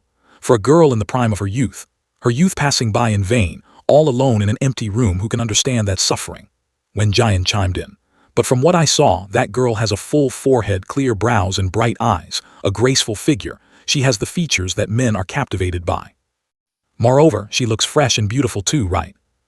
Jun Mo Zai sat casually on the chair, narrowing his eyes and chiming in, "What else? Absolutely fresh and beautiful." Wen Dao spoke up. "If that's the case, she already bears the surname Jun anyway. The older nephew is gone, but isn't the younger nephew still here? As the saying goes, keep the goodies within the family." Wen Qing suddenly shouted loudly, cutting him off. "Third brother, shut up. What kind of nonsense are you spouting?" Then he turned to Mo Zai. "Earlier, Uncle scolded you because I mistakenly believed the rumors, thinking you were spoiled. Now seeing how heroic you are, if your grandmother were alive to see this, how comforted she would be. If your mother could see this with her own eyes, how overjoyed she would be." Wen Jian and Wen Dao fell silent, not knowing what to say. Suddenly, Jun Mo Zai spoke up worriedly, asking the 3 of them about his mother. Wen Qing began to reminisce. "Your mother, maiden name Dongfang Wenzin, was the little sister we loved the most. She was gentle, beautiful, and adorable. I still remember that year. The whole family from top to bottom strongly opposed her marrying Jun Wuhui, but she resolutely refused to change her mind. In the end, everyone had to agree to this marriage. Your grandmother tightly held your mother's hands, advising, 'Wenzin, if life does not go as you wish, hurry and come back. This place will forever be your home.' Your mother smiled back then, replying, 'Whether it goes as I wish or not, I, Wenzin, know myself. Wu Hui is without regrets for a lifetime, a deep love etched in my bones and engraved in my heart. Even now, I still vividly remember her happy smile.' But who could have expected that on the day she returned she would look so withered, her heart already gone cold? After 10 years of separation, she no longer cared about the affairs of the world. After we brought Wenzin back, she suddenly became completely emaciated. Then one day, she whispered, 'In this life, no regrets, life after life without regrets. Since Jun has no regrets, I also have no regrets. After finishing her words from her nearly dried-up eyes, 2 hot tears slowly rolled down. She closed her eyes, sinking into a long sleep from which she would never wake up. Mother was furious about this, and mobilized 196 Earth Xuan assassins that the family had trained for years, stirring up the martial world for revenge. But the strength of our small Dongfang family was blocked by the 3 great supremes.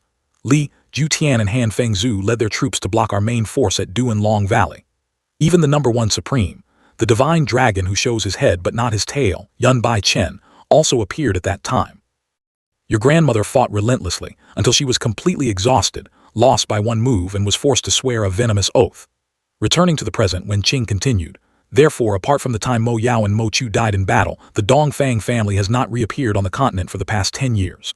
Jun Mozai asked doubtfully, the Sword Peak collapses, the snowy mountain profound beasts go extinct, the Tian Fa forest is emptied. How harsh are these conditions?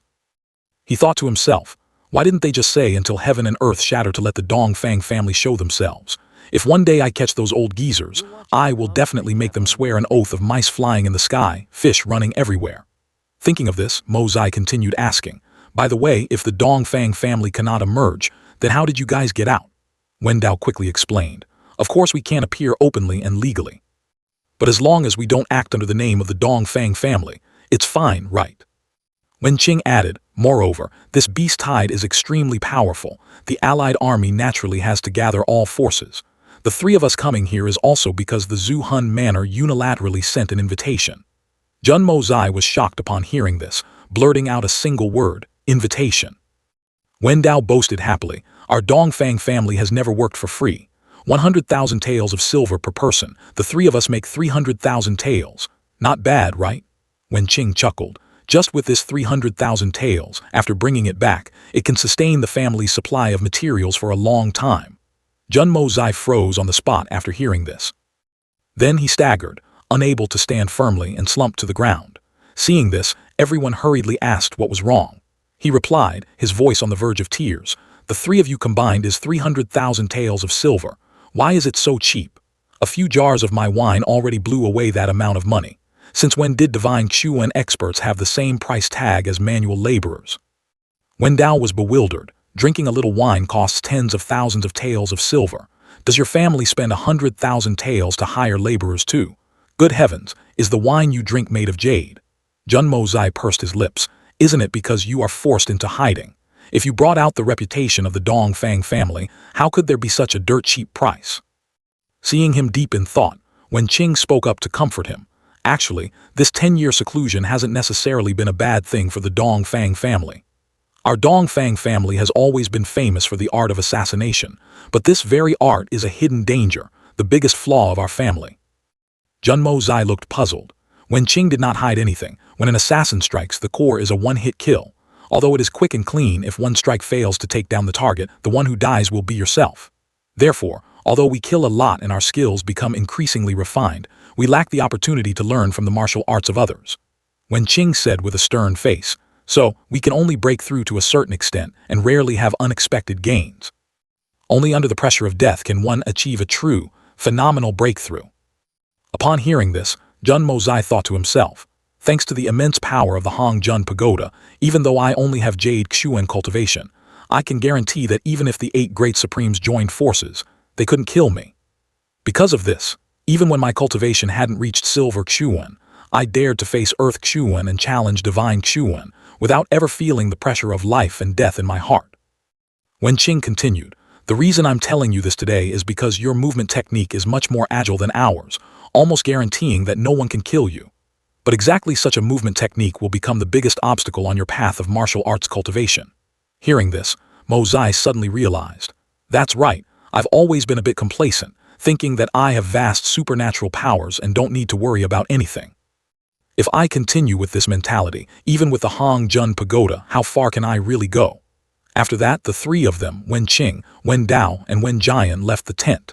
Jun Mo Zai thoughtfully watched their retreating figures. The next day, Jun Wuyi led an army to his location. Wen Qing observed from a distance, nodding, Jun Wuyi truly worthy of being a member of the Jun family. What strict military discipline. Looking at it, one cannot help but admire. Jun Mo Zai calmly walked over to Jun Wuyi's side. Seeing him, he instructed, "All right, Lieutenant, you've worked hard. Step down and organize the troops first." Jun Mozai showed a delighted expression, hurriedly welcoming him. Suddenly, Wen Qing's voice rang out, "Grand Marshal Jun, 10 years no see, you are much more imposing than before, letting your own nephew clear the way, completing the mission perfectly without even half a word of praise." Jun Wuyi turned around, scanning his eyes to find the speaker. Wen Qing stepped out, speaking loudly in a challenging tone, "I'll come out if I want to. You think I'm scared of you, Grand Marshal?" Jun Wuyi rejoiced happily. "Eldest brother Dongfang, second brother Dongfang, third brother, it's you guys again." Wen Qing snorted coldly, "Of course it's us. Jun Wuyi, you brat rushing to Tiannan like this, are you looking for a place to die?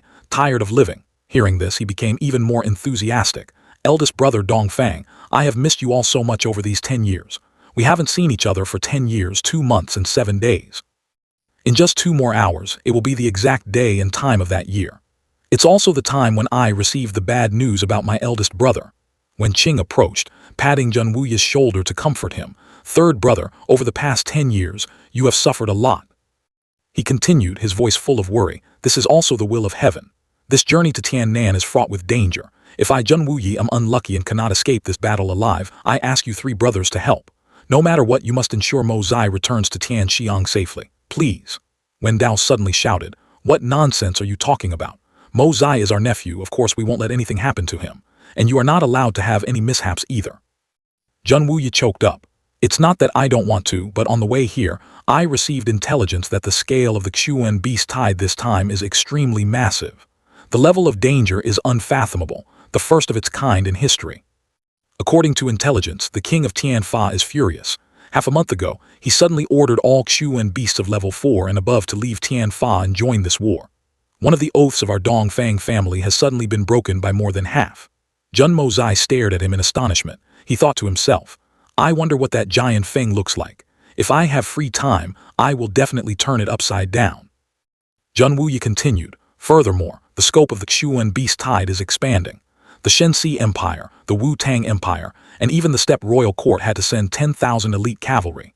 The 3 great empires have always had deep-seated grudges against each other, so they will definitely trip each other up during the war. There is also the Xiao family of Feng Zhu Yin Cheng. This time, they came here bearing an ocean-deep grudge against our Jun family. Xiao Han among them has an irreconcilable enmity with me, so something is bound to happen. Additionally, Zhu Hun Shanzhuang and our Jun family also have irreconcilable conflicts. The situation is extremely tense, to the point that even I feel a bit discouraged. Among the 8 great Zhai Zun, except for the first Zhai Zun Yun Bai Chen, the third Zhai Zun Han Feng Zhu, the Wentian Zhai Zun Mo Wen Xian, and the Wei Lan Zhai Zun Meng Hong Chen, the remaining 4 are all present."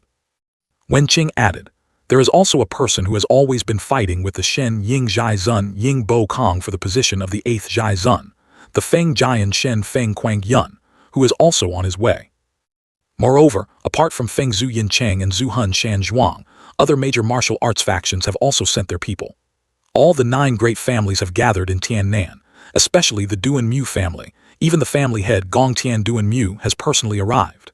Jun Mozai, on the contrary, was not worried at all and even commented, "Gong Tian Duan Mu.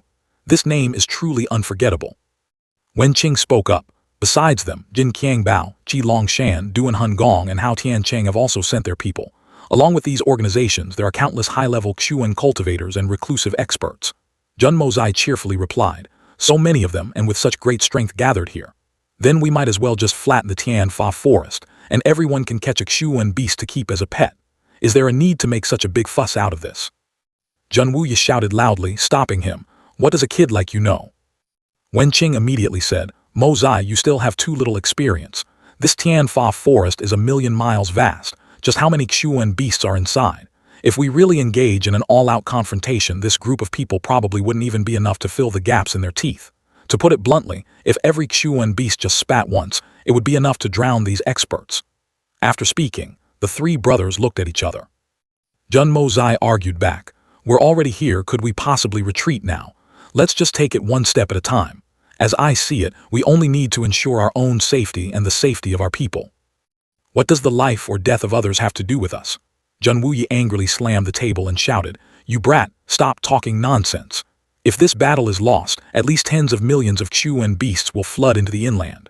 When that time comes, how many innocent civilians will suffer? At this moment, only by putting aside all personal grudges and working together can there be a glimmer of hope. Surrounded by piercing glares, he hastily made an excuse. I need to go answer the call of nature. I can't hold it anymore. I haven't gone since I woke up this morning. You old brothers take your time chatting. A moment later, Jun Mo Zai rode his horse to the outskirts of Tiannan City. He muttered as he rode, isn't that the residence of Zhu Hun Shanzhuang? Now it has become the general headquarters of the Xuan Beast Command. What a great business. Jun Wuyi, riding beside him, heard this and scolded, don't cause trouble. In his mind, Jun Wuyi silently calculated. Along the way here, even to the south of Tiannan City, there were countless high-level Xuan beasts forming packs. Whenever they saw a lone Xuan cultivator, they would swarm up and attack. However, within a radius of 300 miles to the north of Tiannan City, there was not a single shadow of a Xuan beast. From this, it can be seen that their target for the time being is only the people inside Tiannan City. Or perhaps it is limited to those who hold grudges against them, such as Zhu Hun Shanzhuang, Li Jutian, or his son. After thinking for a while, Jun Wuyi ordered, we enter the city. In a flash, the entire group was ready. The desolate mountain forest was steeped in silence. A breeze carrying a faint scent wafted over to Jun Mo Zai. He thought to himself, it's like two people passing a message. One says, another 10,000 enemies have arrived, the people of Tianxiang are here. The other replies, got it. Jun Mo Zai turned to everyone. Indeed, these Xuan beasts are organized and disciplined. This point alone makes them much stronger than human armies. Xuan beasts aren't scary, what's scary are cultured Xuan beasts. Qing Han and Zio, Yi behind him, giggled upon hearing his words. When Qing spoke up, the news being transmitted right now is probably done by the peak level 8 Xuan beast, the Bai Yu lion. For this king of the green forest to be used by the Xuan beast king just to deliver messages, it seems that the matter this time is truly enormous. Jun Mo Zai chimed in, the bigger the better, the more lively. The fighting will definitely be extremely fascinating. Right, why haven't we seen a single flying Xuan beast along the way? If we catch that kind of thing to be a mount, it would be so majestic. Using it to pick up girls would definitely be the ultimate weapon. Facing the arriving Tianxiang army, the Tiannan side did not dare to delay. General Yin, Zhang Yuan led General Wan to respectfully welcome Jun Wuyi's entire army into the city. Jun Wuyi stepped forward to greet them. We understand that with 20,000 troops suddenly arriving, there might not be enough space in the city to accommodate them, but leaving the majority of the soldiers to camp outside the city is too risky. General Wan generously replied, no problem. General Jun, please follow us. He asked in surprise, can this place hold 20,000 troops and horses? There were only a few scattered people left in the city. Jun Mo Zai was curious. Why is there almost not a single shadow of a commoner in this city? General Wan explained. The Xuan beast tide this time is too massive. Half a month ago, this humble general escorted all the civilians out of the city. The elderly, women, and children were all taken to a place 300 miles away, leaving only the young, strong men and the shops for essential goods. If we can ultimately defeat the Xuan beast tide, this humble general will personally go to welcome the folks back. But if we are unfortunate, at least by being there, even if they cannot live in peace and work happily, they will at least keep their lives. Jun Mo Zai secretly admired him and immediately said, General Wan's heart for the country and the people, this Jun truly admires. The general's dedication will certainly not be in vain. This Jun will also not allow General Wan's dedication to be wasted. He clasped his hands in gratitude. I hope so.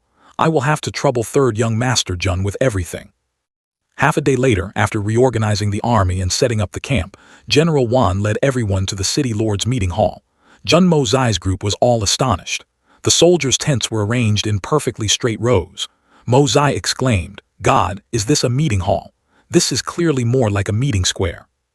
Jun Mo Zai was elated. To think that today, this brother gets to witness the legendary martial arts gathering. How exciting.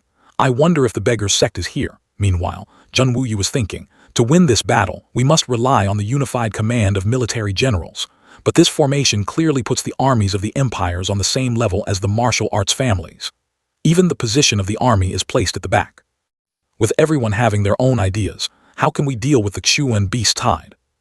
Right at that moment, General Wan spoke up. General Jun, the tents of our Tianxiang army are over there. Jun Mo Zai silently evaluated. This flag is at least 10 feet higher than those of the other families, and the flag face is also much wider. Furthermore, this is the only flag bearing a surname. Jun Wuyi also noticed this and asked, General Wan, why is our flag different from the others? He quickly replied, The Jun family is a family of generals and commanders, the pride of our Tian Xiang. In this Tiannan city on my territory, this is the only thing I can do. I absolutely will not let the heroes of our Tian Xiang be a step lower than others. General Jun, please. After hearing General Wan's generous words, Jun Wuyi politely replied, many thanks. He didn't reply to the thanks but only advised, over the past few days of discussions, I could hear that quite a few people seem to have an issue with the Jun family. General Jun, please be careful. After that, the group of Jun Wuyi and Mo Zai entered. Seeing this, the people standing in front consciously moved to the sides. He looked straight ahead with an unusually serious expression. In everyone's eyes, the uncle and nephew, one moving and one still, seemed to transform into a sharp, peerless divine sword, tearing apart the winds and clouds of the sky. At this time, the #1 expert of the Sikong family, and Yi, spoke up with emotion, truly worthy of the world-renowned blood-robed great general. This aura alone is enough to suppress all heroes. I and Yi bow in admiration. At the same time, I also apologize for not going to the city gates to welcome General Jun. If General Jun is free, this Sikong would like to have a few drinks with you. After hearing this, Jun Wuyi politely replied, Brother Sikong is too kind.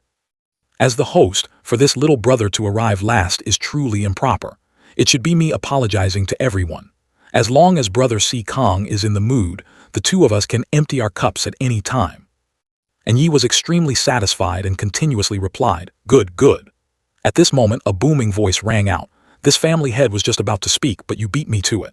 Third young master Jun, I am the family head of the Duan Mu family, Duan Mu Kaoquan. Please forgive my lack of manners.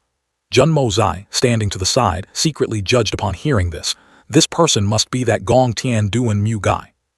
In contrast to his mischievous demeanor, Jun Wuyi politely replied, family head Duan Mu is too polite. Later, Wuyi will definitely come to pay my respects to the family head.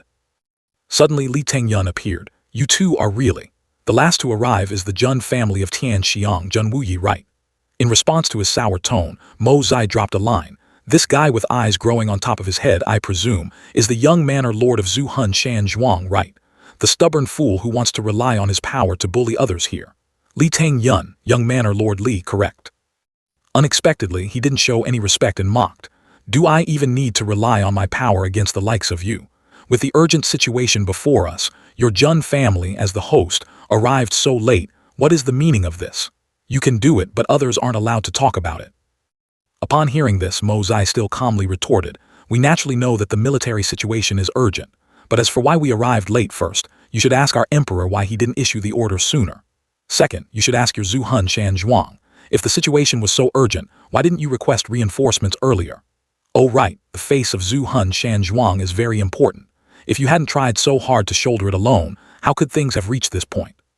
You are incompetent yourselves, which is why you had to beg others for help, yet you still have the cheek to come and question us. Everyone here can question us except for you and your Zuhun Shan Zhuang. You have no right. Hit by the fierce counterattack, Teng Yun could only roar, how bold of you. Do you not even put a Zhai Zun in your eyes? He coldly reminded. Don't forget, Li Jutian Zhai Zun is your father, not you. Even if it's questioning with so many senior experts here, when is it your turn to speak? What right do you have to ask? What the hell are you? Hearing this, he lost all patience. You dare speak to me like that? Who are you? Jun Mo Zai casually introduced himself. This big brother is exactly Jun Mo Zai. Surely you've heard of this brother's great name before, right? Li Tengyun replied with contempt. So you are Jun Mo Zai, that prodigal son, the playboy of the Jun family. This place is full of the outstanding heroes of the mortal world. How can a playboy like you even enter? What right does a piece of trash like you have to speak with this young manor lord? Jun Mo Zai not only didn't get angry, but he also leisurely struck back. Although I am a playboy who commits all kinds of evil deeds, at least I haven't stooped so low as to steal another man's wife. Young manor lord Li, in this regard, you are indeed my senior. After that, he even pretended to sigh with emotion, truly a shining example for us playboys to learn from. Li Tengyun, hit right in the bullseye, angrily retorted. Mind your own business. Qing Han, a young woman in the prime of her youth, was taken by your Jun family. We are mutually in love. What is wrong with me saving her from the fire pit? Besides, your eldest brother has been dead for many years. Do you expect her to remain a widow for the rest of her life beside his memorial tablet? Hearing this, Jun Mo Zai spoke with a voice full of sarcasm. Mutually in love. Saved from the fire pit. Did you ask for her opinion? I didn't expect there to be someone so shameless in this world. Not only forcing a civilian woman, but also threatening her family. threatening to wipe out their whole family if they didn't hand her over. Li Tengyun, is that how you save her from the fire pit? I'll write the word respect for you. Your shamelessness is truly the #1 in the world. Right at that moment, the voice of Li Jutian rang out. Enough, no need to say any more. His face cold as stone, the old man appeared riding the air, interrupting the verbal spar between the two. Following him were 4 other people. The first was Wu Bei, the old man in blue robes with a white beard was Zhang Ziya. Beside them was the grandmaster named Ying Bo Kong, and finally, the one with the sternest expression was Tu Yun. Jun Mo Zai silently evaluated. This Li Jutian Zhai Zun is at least over 100 years old, but he still looks quite young. No wonder he still has a son in his 20s. It seems having a few more wouldn't be a problem. Then, Li Jutian raised his voice and announced, "Since everyone has arrived, I invite the leaders of the families to gather in the main hall to discuss strategies to repel the enemy." As everyone stepped out of the tents, a clear, melodious flute sound suddenly drifted down from the sky. As soon as the flute sound ended, the roaring of tens of millions of Chuan beasts suddenly exploded like the sky tearing and the earth splitting, its might like an earthquake. This caused everyone, including Li Jutian, to be stunned. Only after a long while did he mutter, "The Tianfa boss has shown up again." Right at that moment, the scene shifted to the Tianfa forest. Chang Zhao transformed into his true form, soaring through the sky, while below were the tents of the various sects. The leaders could only stand still, looking up at its silhouette. Then Li Jutian hesitantly spoke. "That is one of the kings of the Tianfa Xuan beasts, the He Wang Chang Zhao." After speaking, the old man channeled his inner qi, summoning his power. In less than 3 seconds, Li Jutian had used his movement technique to soar up to the roof. After that, he spoke with utter politeness. "I didn't know that Mei Zunji would grace us with your presence. This seat Li Jutian failed to welcome you from afar. How impolite of me." Hearing this, Jun Mo Zai suspiciously asked himself, "Mei Zunji, Li Jutian, so it's you." A clear, melodious voice drifted over. Everyone could feel that the speaker was at least several dozen miles away. Yet the sound was as clear as if it were right next to their ears. Then she laughed. "I was wondering why my 2 younger brothers went so crazy this time, even suffering losses. Not bad, Li Jutian, you have truly improved." Hearing this, the old man couldn't help but retort, "This matter is because those 2 causelessly stirred up trouble with my Zhu Hun Shan Zhuang first. What is wrong with me counterattacking in self-defense? As for suffering losses, this old man's lifelong effort, Zhu Hun Shan Zhuang, has been reduced to a pile of ashes. If I wanted to demand an explanation from Mei Zunji for this, I wonder what you would say." Mei Zunji lightly questioned, "Li Jutian, with this way of speaking, are you saying you were justified in beating my younger brother?" Upon hearing this, Li Jutian righteously replied, "I wouldn't dare. It's just that justice naturally resides in people's hearts. Everything has a cause, we must just speak reasonably. Even the #1 in the world cannot be unreasonable." A second later, Mei Zunji mercilessly shot back, "Speak reasonably. Li Jutian, in your entire life, have you ever spoken reasonably with anyone? Justice naturally resides in people's hearts. Do you even believe your own words?" Although Jun Mo Zai didn't say it out loud, he secretly praised in his heart. Well said. This old bastard still talking about justice naturally residing in people's hearts. When his son stole another man's wife, did he speak of reason? Where did justice come from? After a moment of thought, Li Jutian finally replied, "These words of Mei Zhai Zun, I presume you want to ignore black and white and protect them to the end. Have you forgotten the wound on your younger brother's body?" Mentioning this matter, her attitude changed completely.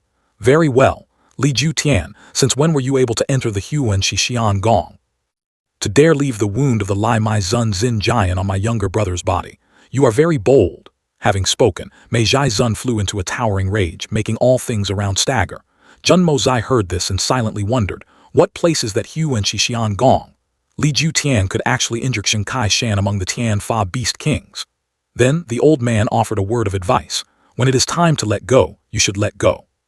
Mei Zunji, if you go too far and make the holy palace dissatisfied, I imagine that even with your heaven-defying abilities, you still have to weigh the consequences." Mei Zhai Zun let out a contemptuous laugh at the warning. "Jutian, you overestimate yourself too much. Even if Zun Shixian Gong, Zhai Zun Jin Cheng, and Meng Aozuhai joined hands and brought all 3 great holy lands here to punish me, they still wouldn't be able to pluck a single hair of mine. 8 years ago, just one sentence from me, Mei Mu, was enough to make Yun Bai Chen vanish from the mortal world, not daring to show his face again. So today, I also have enough confidence to make all 3 great holy lands shamefully retreat from Tianfa." Faced with those arrogant words, Jutian could only clench his fists. Mei Zunji, since you talk so tough, just keep your eyes open and watch. Ending his sentence, the old man darted straight off the roof without a word of farewell. Immediately, an earth-shattering noise echoed from the deep forest.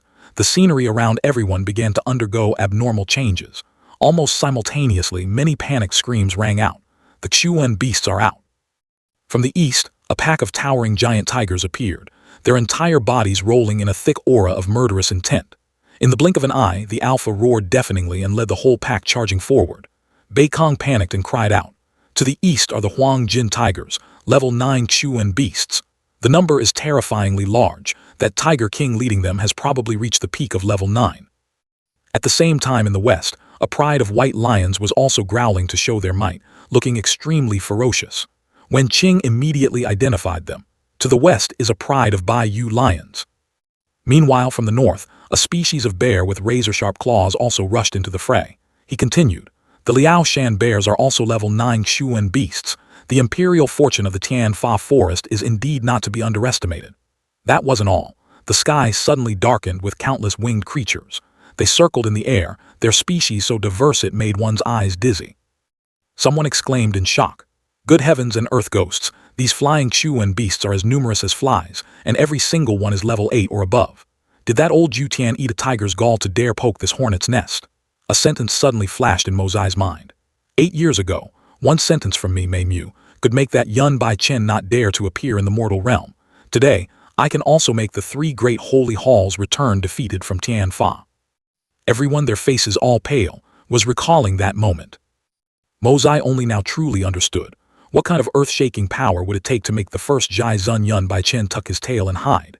If he already possessed such astonishing strength, why did he have to set up this troublesome Xuan beast-tied trap? Right at that moment, his eyes suddenly stopped on a silhouette. In front of Mo Zai was Luo Yun, a young man who still maintained a strangely calm expression, ignoring the chaotic screaming around him.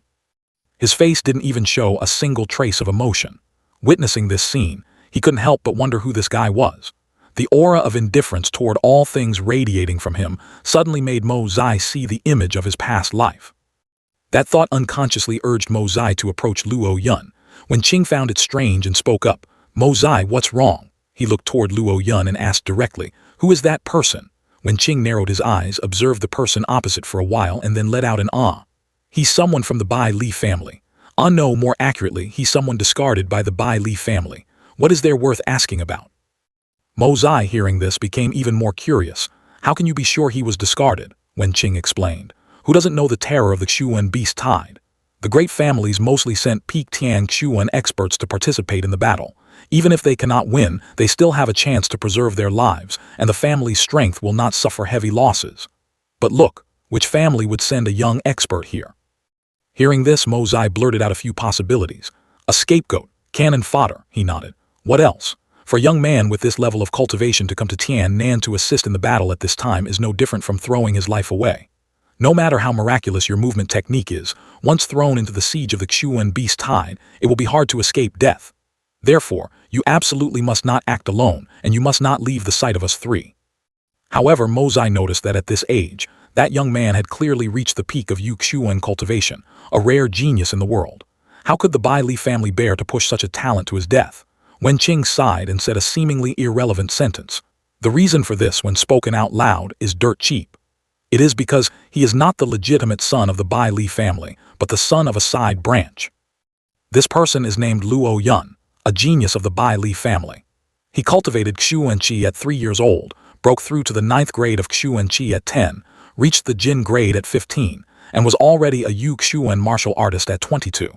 Considering his current cultivation at the peak of the Yu Xuan realm, among the younger generation, he deserves to be the #1 genius.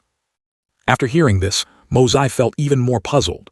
Such an outstanding talent, even if not the eldest son, still carried the bloodline of the Bai Li family. Why should he suffer such terrible treatment? Wen Qing had to explain in more detail. It's not entirely just for that reason. His father was the result of a secret affair between his grandfather and a maidservant, so the father and son were always oppressed in the family. Because of this, his hatred is extremely intense. After reaching the Yu Xuan realm, several young masters of the main branch who came to cause trouble were all taught an unforgettable lesson by him.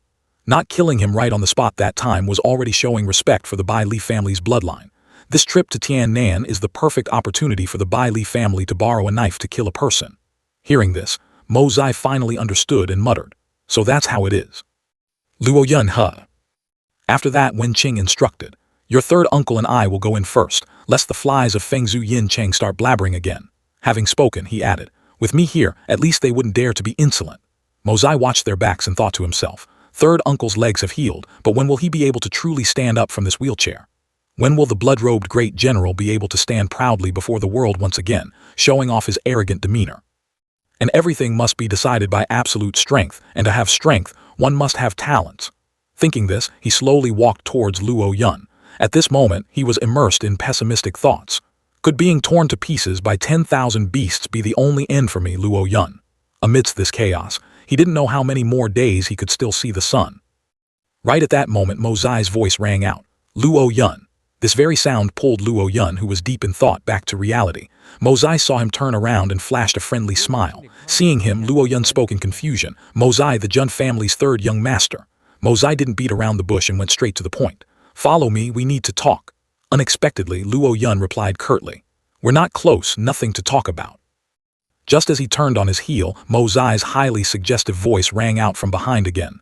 "You don't dare. You don't dare to talk to me. The world rumors that you reached the peak of Yu Xuan at only 26 years old. It seems the rumors were wrong. Perhaps I shouldn't have come here." Hearing these provoking words, Luo Yun, who had intended to leave, suddenly stopped. Unexpectedly, he turned around and silently followed Mo Zai's back. Everything was within his expectations, so Mo Zai didn't show any surprise. The two silently walked through the trails in the deep forest. Luo Yun walked in astonishment, not expecting this young master famous for being a playboy to have a speed faster than him. No matter how hard he tried, he couldn't catch up to Mo Zai. He had lost. This youth, although younger, had far surpassed him, at least in terms of speed. After moving for a while, Mo Zai finally stopped in front of a clearing. However, neither of the two said a word to the other. After that, he naturally plopped down on the ground and motioned, "Sit." But Luo Yun was still full of vigilance and asked, "What is your purpose?" Hearing this, Mo Zai didn't bother beating around the bush. "You came on this trip to hand over your life, right?" In response, he only coldly said, "What does it have to do with you?" A second later, Mo Zai casually replied, "It indeed has nothing to do with me. I just found it strange, knowing perfectly well that coming here means death. Why still force yourself to come?" Luo Yun, hearing this, acted as if a sore spot was poked and growled, "Even less of your business." On the contrary, he pushed his luck further. "So someone threatened you, right? And it's the person you care about the most. Otherwise, with your personality, why would you come knowing it's useless?" Then he stayed silent for a moment, casually picking a blade of grass. Mo Zai continued, "In the Bai Li family, you have no power, no future. Only when you grasp the supreme power can you take revenge, right?" Having spoken, he dropped a blunt conclusion. "You want to become the family head of the Bai Li family." Luo Yun, hearing a string of sharp deductions, showed obvious annoyance on his face. "What the hell do these things have to do with you? You saying these words to me is what's truly bizarre." Noticing his guilty conscience, Mo Zai silently cheered in his heart. "As expected, I hit the nail on the head." And so Mo Zai leisurely spoke up again. "It is true that these matters have nothing to do with me, but if you remain in the Bai Li family, that wish will never come true. Follow me, I can help you realize that wish." Luo Yun naturally didn't believe it and even analyzed it himself. Based on what? The foundation of the Jun family is not necessarily better than the Bai Li family, one of the 9 great families. To be frank, at the present moment, the Bai Li family is still something your Jun family has to be wary of.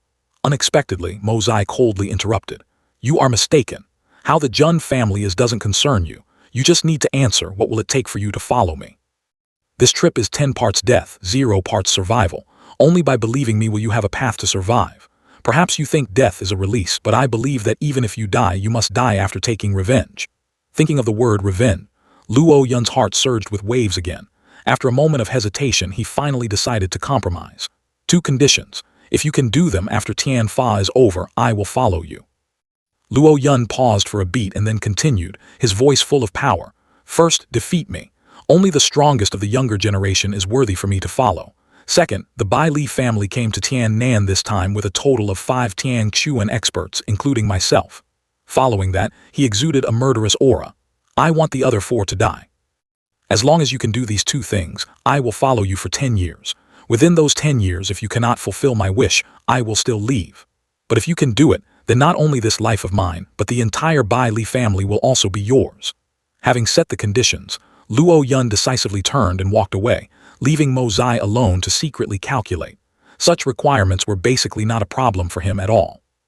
Let alone taking down Luo Yun, even taking care of those small fries from the Bai Li family and sending them to heaven is something within this young master's palm. And so, less than a second later, he set off to carry out the mission. At that moment, Mo Zai casually told himself, "Kid, just wait to be trained by me." The scene then shifted to another place. At the camp, Xiaoyu was sitting and crying her eyes out. Stepping in and seeing this scene, Mo Zai couldn't help but ask, "What's wrong?" She immediately threw herself into his arms and burst into tears. Mo Zai brother, Xiao Bai Bai is missing. Hearing that, Mo Zai breathed a sigh of relief. I thought it was something major. If it's missing, then it's missing. Actually, in his heart, he was thinking, the number one Xuan Beast King has given the order for all Xuan beasts to gather. How could Xiao Bai Bai be an exception? But Xiaoyu didn't know this and was still extremely worried. No, I have to find it. It hasn't even eaten lunch yet. Hearing this, Mo Zai rubbed the little girl's head, coaxing her. All right, we'll go look for it when we have time. Who knows, maybe it's just playing somewhere and will come back on its own later. Meanwhile, deep within the Tianfa forest, an authoritative voice rang out. Speak, what exactly is going on here? I have been in closed-door cultivation for less than 2 years and you have already dragged half the continent's experts here. She then judged, you guys sure have a lot of nerve. Kai Shan and Chang Xiao both stammered, boss, about this. Without giving them a chance to explain, Mei Zunji continued her interrogation. Over 3 million 6th-tier profound beasts, all driven out of Tianfa by you two, exposing our true strength to the world. Did you really have to set up such a massive formation just to deal with one Ju Tian? Chang Xiao hesitantly explained, boss, it's not entirely because of that. Hearing this, she impatiently ordered, what exactly is going on? I want to hear the whole story. Shengxi, you speak. A moment later, after the two had finished their report, Mei Zunji asked seriously, you mean that person is capable of helping us break through easily? Are you sure? Chang Xiao confidently replied, absolutely. At that time, he tested his qi mechanism on me and Lao Si. I guarantee this is the truth. She then gently suggested, then why didn't you join forces to capture him right then? I reckon that even if this person's strength is high, he couldn't possibly compare to Ju Tian, right? Seeing that Mei Zunji seemed to underestimate him, Chang Xiao hastily explained, boss, do you think we didn't want to? We proposed a spar at the time, but you have no idea how much pressure that guy exuded. After 3 exchanges, Lao Xing and I were completely convinced of our defeat. We simply weren't his match. Receiving such an aggrieved response, Mei Zunji could only sigh. Then it seems we've hit the jackpot. But how did things end up like this, dragging half the world's experts to our doorstep? Chang Xiao spoke up again. Actually, at first, I only planned to set a fire under the cover of the night, then take the opportunity to beat up Ju Tian's son, and that would be it. Speaking up to this point, he suddenly hesitated and pointed to his side. It was Lao Xing's fault. In broad daylight, he charged straight into Zhu Hun Manor, making a huge racket and demanding to break Teng Yun's legs. Kai Shan immediately defended himself. I just wanted to get it over with quickly. Besides, if we did it sneakily, what if they flat out denied it afterwards? Chang Xiao then recounted. We fought that day and even gained the upper hand, but that guy Teng Yun kept hiding like a rat. The next day when we returned, Zai Zhizun Shizhang Xiao suddenly appeared at Zhu Hun Manor. Naturally, we couldn't gain the upper hand, and the stalemate lasted for several days. Although we couldn't deal with Teng Yun, Zhu Hun Manor was basically smashed to pieces. But right at that moment, that old geezer Ju Tian unexpectedly returned. Then Chang Xiao carefully estimated, that person's cultivation is indeed very high. According to my judgment, at the very least, he is no inferior to you, boss. Perhaps they are evenly matched. At this moment, Kai Shan suddenly chimed in. Sanji, you're talking nonsense. That person's cultivation is unfathomably deep. He's not just a little stronger than the boss. To be blunt, he could probably take on 3 to 5 people like you at once. Hearing this, Mei Zunji suddenly let out a murderous huh. Only then did he realize he had misspoken and hastily apologized. That's not what I meant, oh this stupid mouth of mine. Boss is the most invincible. Actually, what I meant was, you could beat 10 guys like him. Kai Shan frantically added, boss, I was wrong. After teaching him an unforgettable lesson, Mei Zunji slowly spoke up. If what you two said is true, then you mean his cultivation is definitely above mine, right? Stop beating around the bush, it's a waste of time. In this entire realm, apart from the masters of the 3 great sacred lands and that old man whose fate is unknown, who else could possibly have a higher cultivation than me? What kind of divine being is he to possess such a level? Hearing her question, Chang Xiao replied, this person's background is indeed mysterious, and his strength is incredibly profound, but I am certain he is not from the three great sacred lands. Hearing this, Mei Zunji wondered. How do you know? He explained. As you know, those immortal old geezers crawling out of the three great sacred lands all have a very unpleasant stench on them. At our level, we can naturally sense it clearly. But the scent on his body was not only not unpleasant, but it also made us feel a sense of closeness from the bottom of our hearts. Mei Zunji then questioned, "You were the ones who went to their door to cause trouble, even demanding that they hand over their young master so you could break his legs, and yet you blame them for not cooperating." Hearing this, the two were dumbstruck. She then continued, "According to your words, Zhu Tian must have been coughing up blood out of anger. The massive Zhu Hun Manor is his life's work, and it was reduced to ashes after just one trip away." Hearing this, Kai Shan was about to say, but before he could finish, he was cut off by Mei Zunji. "Do you two think there is no one else in this world? It would have been one thing if you acted stealthily, but you dared to act so brazenly in public." Kai Shan, speaking of having the heart of a bear and the gall of a leopard, "I really want to carve out your heart and gall to take a look." Hearing this, he panicked and explained, "Boss, please calm down, there are hidden details to this matter." Hearing this, Mei Zunji finally calmed down and ordered, "Tell me." Immediately after, Chang Zhao hesitantly spoke, "When we fought Zhu Tian, we unexpectedly discovered a very strange, profound core fluctuation on his body." As soon as he paused, Kai Shan chimed in, "That profound core aura seems to belong to Bao Wang." Mei Zunji asked in surprise. He replied, "Bao Wang has been missing for 2 years, and our investigations have yielded no results. The reason we went to Tian Xiang earlier was also because a 9th-tier profound core appeared there. It was precisely because we were fighting for the 9th-tier profound core that we clashed with that person." Now Chang Zhao also spoke up. "The profound core in Tian Xiang City wasn't Bao Wang's, but the profound core fluctuation on that old geezer was exactly the same as Bao Wang's."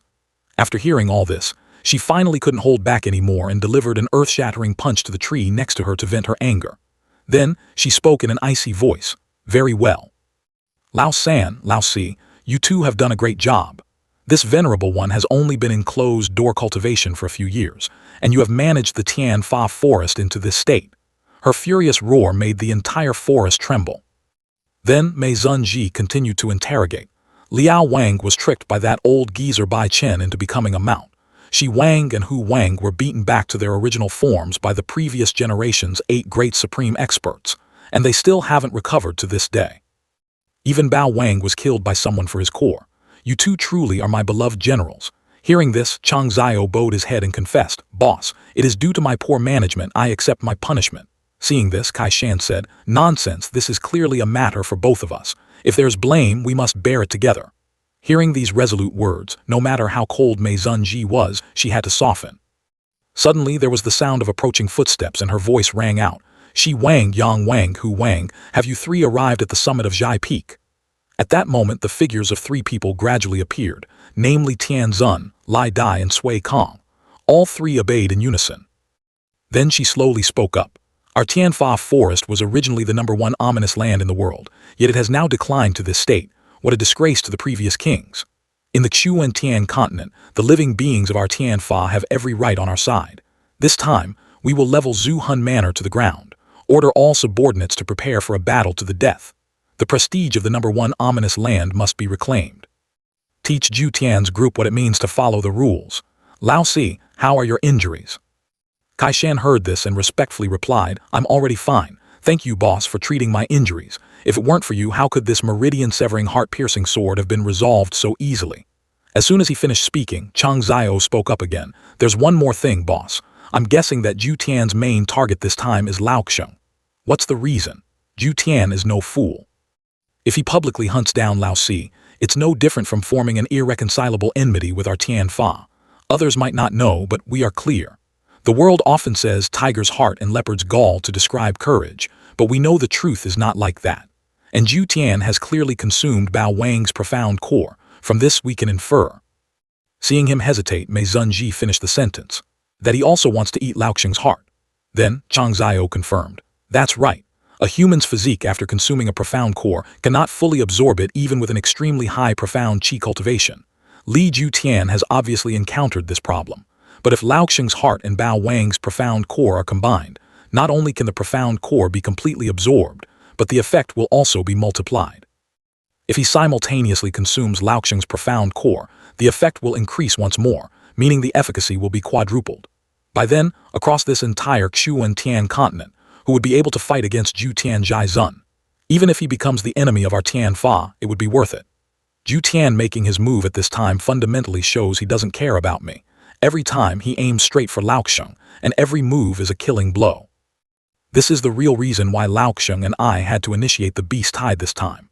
Hearing this, Mei Zunji said in a deep voice, no wonder he lowered his status as a supreme expert and didn't even hesitate to damage his vitality to use the meridian-severing heart-piercing sword on Xing Laosi.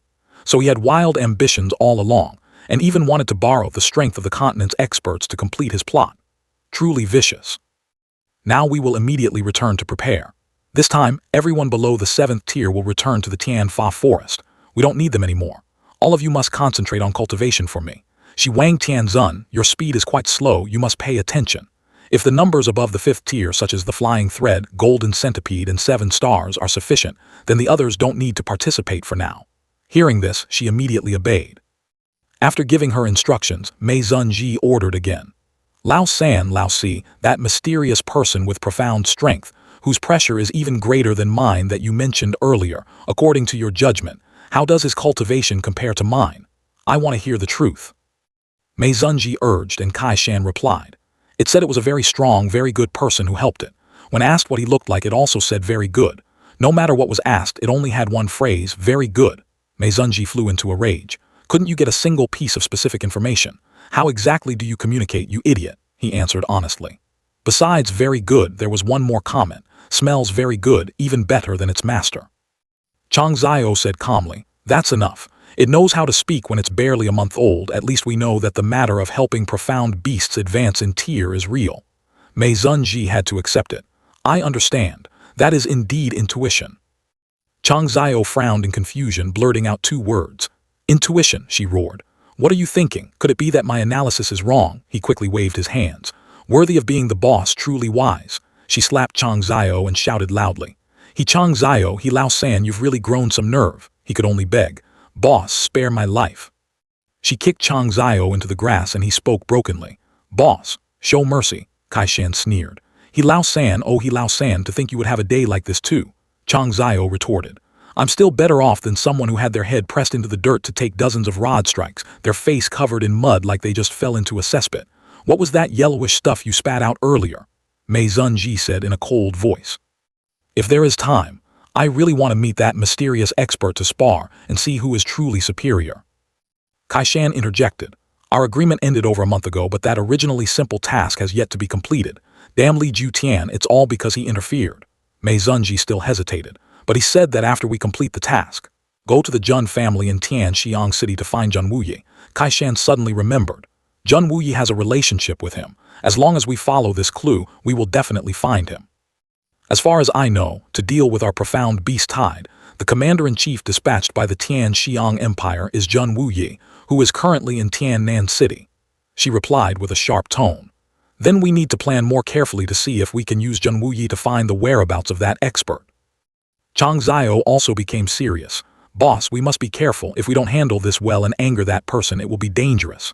Mei Zunji was startled. That goes without saying. He can help you advance. To us, this person is extremely important. Do I need to remind you of such a small matter? Chang Zhao and Kai Shan said in unison. Boss makes total sense. She continued. We were supposed to pave a smooth road in front of him, and now look, over a month has passed and it's still not done. Kai Shan replied. The task of stopping Zhu Hun Manor from moving north has been completed very thoroughly, to the point that even Fengzhou Silver City had to move south. Chang Zhao was tense. But breaking Li Teng Yun's leg still hasn't been done. We haven't even seen his face. This is the real problem. Mei Zunji ordered. Previously, it was because we were wary of Li Jutian. Making a big fuss would be hard to resolve. But now Li Jutian wants to force Xing Laosi to his death, so there is no room for reconciliation between the two sides. Moreover, he murdered Bao Wang. You two listen carefully. Her eyes were piercingly cold, brooking no refusal. Li Jutian, Li Teng Yun all must die. Suddenly, there was a noise from the other side of the forest. Kai Shan frowned. It's the leopard pack over there. Did something happen? This bunch really doesn't let anyone worry less. Mei Zunji didn't understand. The leopard pack. 2 leopards approached. He scolded. What on earth is going on? Why are you so unruly? Don't you see the venerable one is here? The leopard then placed a leopard cub it was holding in its mouth onto the ground. Mei Zunji spoke up. It's an iron-winged leopard. Looking at its appearance, it's probably just a month old. A cute little guy. It must have come here after hearing my summons. Then she suddenly realized something in her own words. Kai Shan was overjoyed. Boss, an 8th-tier immature iron-winged leopard. It hasn't even been weaned yet. Unbelievable. Sanji slapped me. I must be dreaming. Mei Zunji's eyes lit up. A miracle to think it's an 8th tier. It's truly a miracle. Iron-winged leopards usually have a lifespan of 200 years, advancing a tier every 10 years. If it reaches the peak of the 7th tier within 70 years, there is hope to break through to the 8th tier, but due to talent limitations, it can only stop there. However, the truth before our eyes has broken all the rules. Kai Shan was overjoyed. An 8th tier iron-winged leopard that's still an infant. We aren't dreaming, are we? She continued. According to this situation, this iron-winged leopard advanced while still unable to control its innate power. This is truly unbelievable. If it were before, no one would believe it if told, but now it has appeared right before our eyes. Can someone tell me what exactly is going on? Chang Zhao then offered an opinion. Boss, do you think Bao Wang messed around with a 7th tier iron-winged leopard? Kai Shan and Mei Zunji were both speechless at this nonsense idea. She scolded. Idiot, how could that be? This leopard cub surprises me not because of its strength.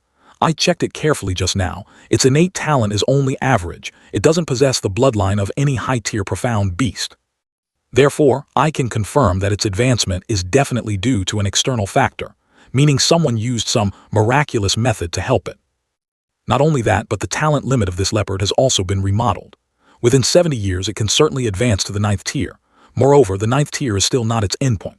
Asking a dignified He Wang like you to mess around with a 7th tier crane, would you dare? Can't you think of something more normal? Kai Shan discovered. Boss, look, there is a jade pendant on the leopard's neck. To think it actually has a master, so it's not a wild beast of Tian Xiang after all. Mei Zunji clicked her tongue. Tian Xiang City again. It seems we have no choice but to go. The advancement of this leopard could help its weak physique break through without leaving any aftereffects, and even raise its talent limit, truly a method of creation. Kai Shan suddenly remembered, beaming. That's right. He walked up to the leopard cub, waving his hands around. She was also speechless. How did I forget that you can talk to it?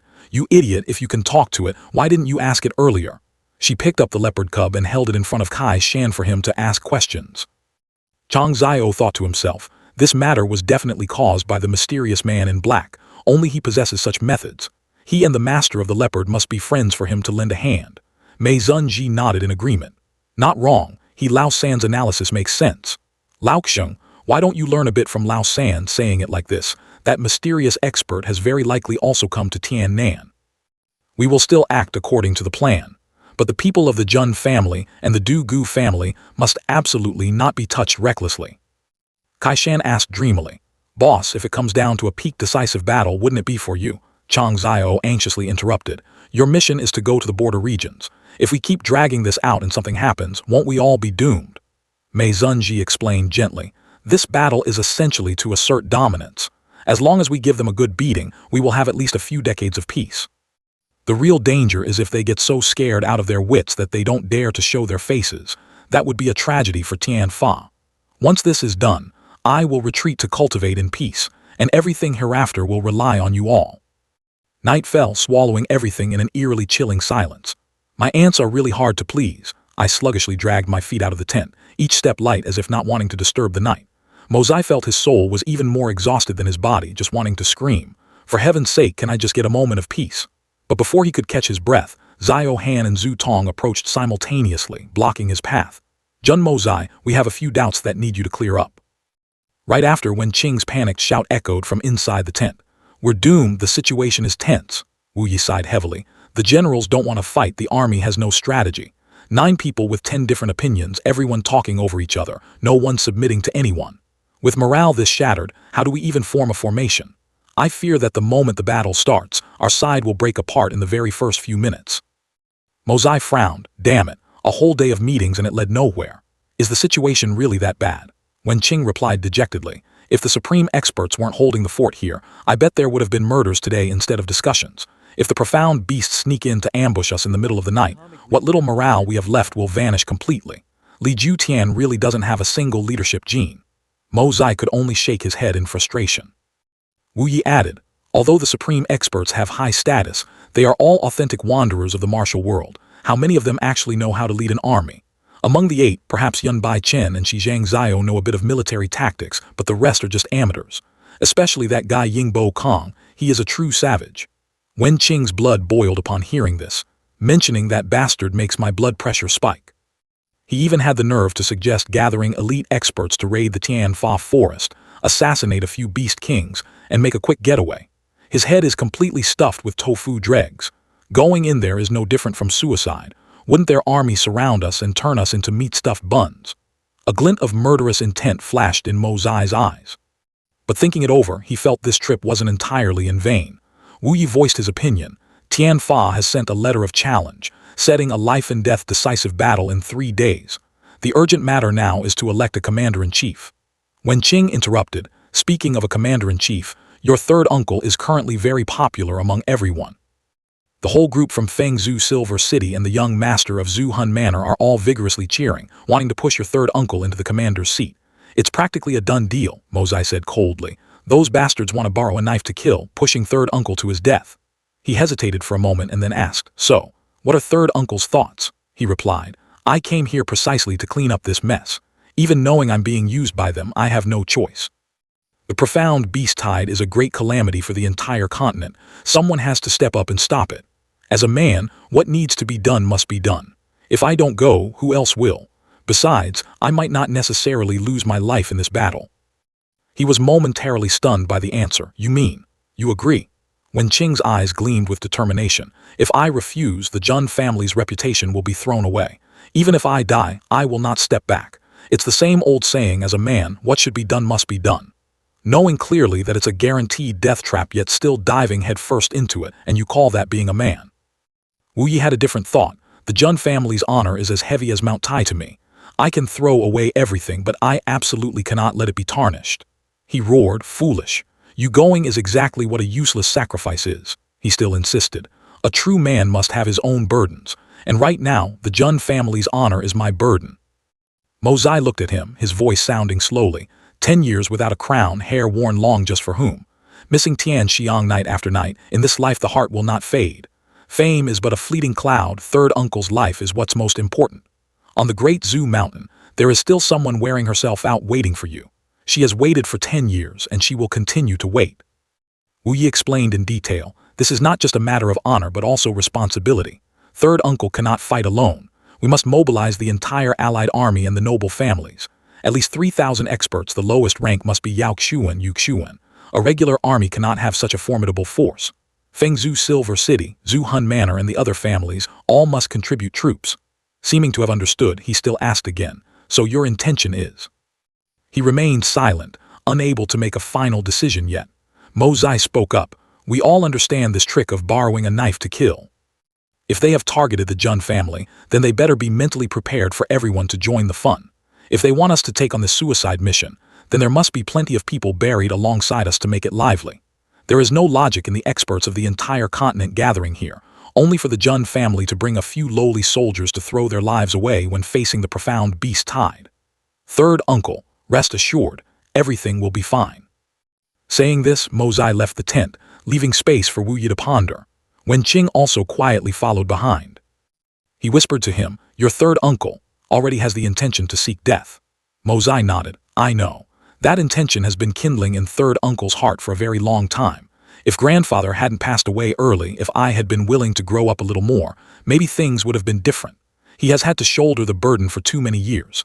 Now that he has met you all, it's as if he's found a spiritual pillar of support, which is why he wants to let go of everything. Wen Qing was also tinged with sadness. The incident that year was too great a shock. For a proud person like your third uncle to endure for 10 years, every passing second was no different from being thrown into a boiling oil cauldron. If it were us, we would have gone mad long ago. He looked up at the gloomy moon and replied, this nightmare won't last much longer. Speaking up to this point, Mo Zai let out a long yawn. All right, I'm going to sleep. My whole body is falling apart. Zhu Tong and Xiao Han had by now gathered at Wen Qing's place. Wen Qing sighed. To resolve the pain tormenting Jun Wu Yi, the only way is to directly confront Fengzhou Silver City, but that is no easy task. Zhu Tong rubbed his forehead. Why is this guy always so carefree and thoughtless? No one could come up with a solution, so the three had to return in dismay. Meanwhile, Mozai was not asleep at all. He was meditating in his tent. When he had calmed his mind enough, he opened his eyes and waved his hand at the flickering candle. The flame extinguished, and at the same time Mozai also melted into the darkness. Amidst the silent space, a black shadow glided as fast as a tornado. He told himself he had to quickly find He Changzhou and Qin Kai Shan. If those two idiots dared to hurt his third uncle, it would be no different from family members beating each other up. This chilling, eerie feeling, this place dubbed the cruelest ominous land on the Xuan continent, felt strangely familiar to him. Truly worthy of the name Tianfa Forest, who knows how many giant profound beasts are hidden here. It could be said that to profound practitioners, every inch of this forest could be a deadly trap. But to this young master, they are nothing more than slightly oversized pets. The night grew increasingly thick. In another corner of the forest, Mei Zunji stroked the pet in her hands and asked aloud, "Has the letter of challenge been sent?" Changzhou smirked. "Yes, I reckon that arrogant bunch of mortals will accept the challenge," she nodded. "I need to go into closed-door cultivation for a while. If there are no major events, do not disturb me." I feel the vital energy in my body has compressed to its peak. This battle really came at a bad time. Kai Shan firmly stated, "Boss, rest assured. Your breakthrough is the top priority. It absolutely must not be neglected. Leave everything to us. We guarantee there will be no mistakes." Mei Zunji looked pleased. "Let's decide on that. This little creature is temporarily entrusted to your care. You must find its master before the battle to avoid accidentally killing them. I guess its master is very likely someone from the Du Gu family in Tianxiang. Just investigate in that direction, consider it a breakthrough clue." Saying so, she disappeared, leaving only Changzhou and Kai Shan behind. Changzhou ceaselessly praised. The boss's profound art is becoming deeper by the day. If she successfully breaks through to the 12th tier this time, I fear she will reach the transcendent realm of the king from yesteryear. That realm, I'm afraid I won't be able to touch it in my entire life. I can only stand by and admire. Kai Shan was excited. With just two one-eyed demons like us, climbing up to the 10th tier is already a huge bottleneck. If we can reach the 11th tier in this life, we'd probably have to go back and burn incense to thank our ancestors. It was so hard to find someone to help us break through, yet it was ruined by that old geezer Li Jutian. If I catch him, I will definitely tear him to pieces. It's all his fault and the fault of his goddamn son. If we had finished the job early, how would things have come to this? He hurriedly stopped him. "Enough, don't torture it anymore. If it dies, you're dead meat. Its master is definitely related to that expert. If it complains about you, be prepared to go blind in your other eye." The other guy panicked. "Oh, sorry. Changzhou suddenly wondered. "I wonder how the punishing heaven holy fruit that Shi Wang has been guarding for so long is doing." In the forest, the rustling of leaves was ceaseless. Mozai moved like a shuttle through the dense forest, his mind constantly calculating. Even though he tried to detect the auras of Qin Kai Shan and He Changzhou, this Tianfa forest was truly too vast. Suddenly, his train of thought was cut off, and he came to a halt. Mozai looked at the scene before him and realized the air ahead was thick with poisonous gas. This poison was so potent that it could cause a sky-profound expert to have their bones and flesh melted away in the blink of an eye. If it weren't for the yin-yang dun, he probably would have turned into a pile of dry bones long ago. Just as he thought of this, Mozai heard a small noise and realized someone was inside the poisonous gas area. Cutting to another location, Tianzun was happily reaching out her hand to receive a strange fruit. At this time, Mozai was hiding nearby, observing. He thought to himself, "How beautiful. Isn't she afraid of the lethal poison?" But what surprised him even more was the fruit itself. He didn't expect to witness something with his own eyes today that only existed in legends. This fruit is initially pure white, then gradually transitions through the 7 colors of the rainbow, and finally, when fully ripe, it will take on a shimmering purple mixed with gold color. This is none other than the heavenly evil myriad poison fruit. True to its name, the toxicity of this fruit is so strong that no living creature can resist it. Not only does it contain lethal poison, but its growth process also requires it to be watered with a massive amount of poison for it to develop normally until it bears fruit. It takes exactly 1 year for the fruit to ripen, and during that entire time, the watering of poison must not stop. Otherwise, the whole tree will wither away in just 1 day. What a pity, in just 3 days, this Tianfa forest will turn into a battlefield. She happily called out loudly, "My children, today is the day the holy fruit ripens. Come here quickly." Mozai was startled. "What, is it today?" Strange streaks of light suddenly appeared in the sky. Immediately after, a series of beasts with bizarre shapes appeared. Hearing her command, they rushed forward like a storm. They quickly formed neat rows in front of Tianzun. He continued to deduce, so many venomous creatures. Could it be that they want to forcefully water it with poison to urge the fruit to ripen faster? Theoretically, it's possible, but such a method has truly never been heard of. But it is true that only in this Tianfa forest can so many venomous creatures be gathered at the same time. Moreover, every type of venomous creature here can take a person's life in the blink of an eye.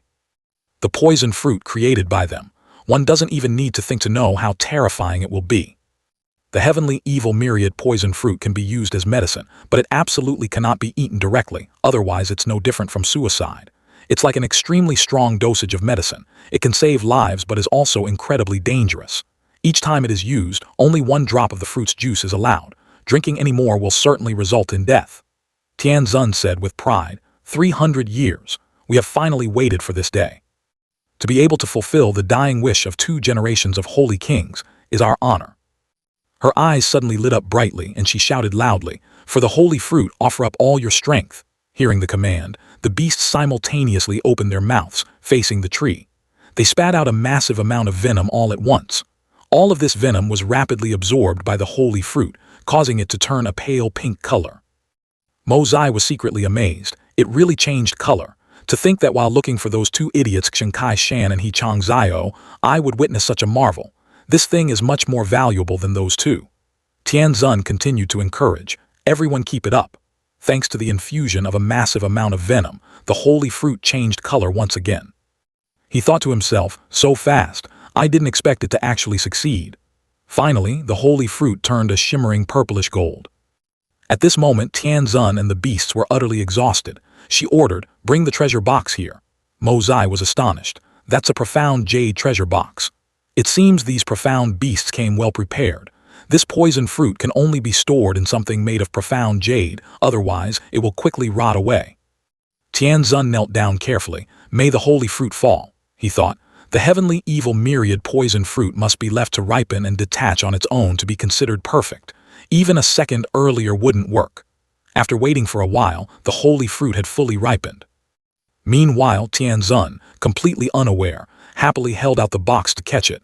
We have waited 300 years for this exact moment. But the holy fruit did not fall into the box as she expected, leaving Tianzun bewildered. What? Tianzun stared blankly at the empty box in her hands, frozen like a statue. Then she looked around frantically. How could this happen?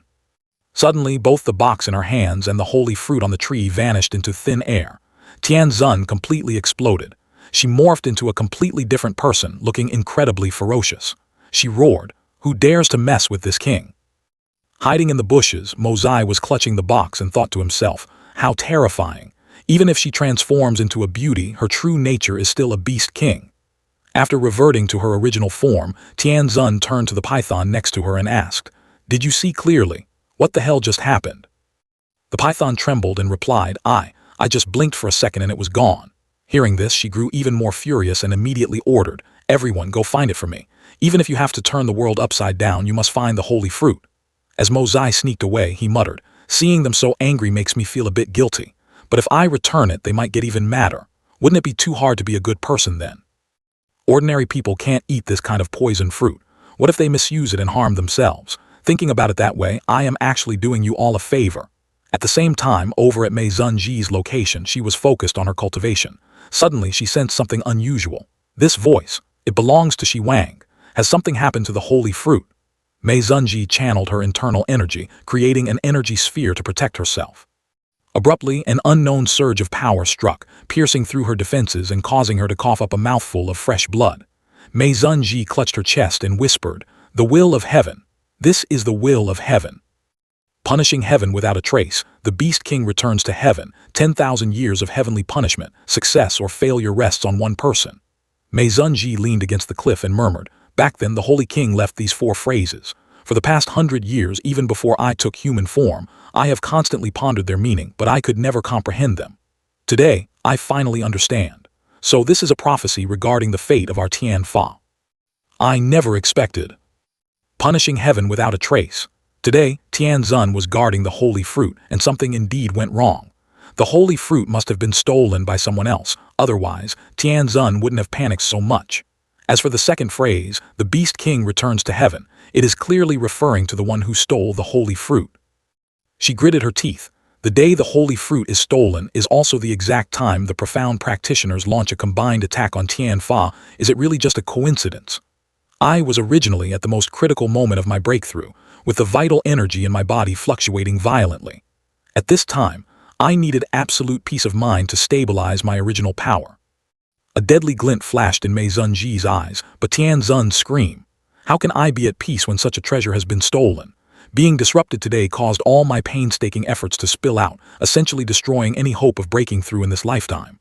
Li Ju Tian, this is all your fault. I will kill you.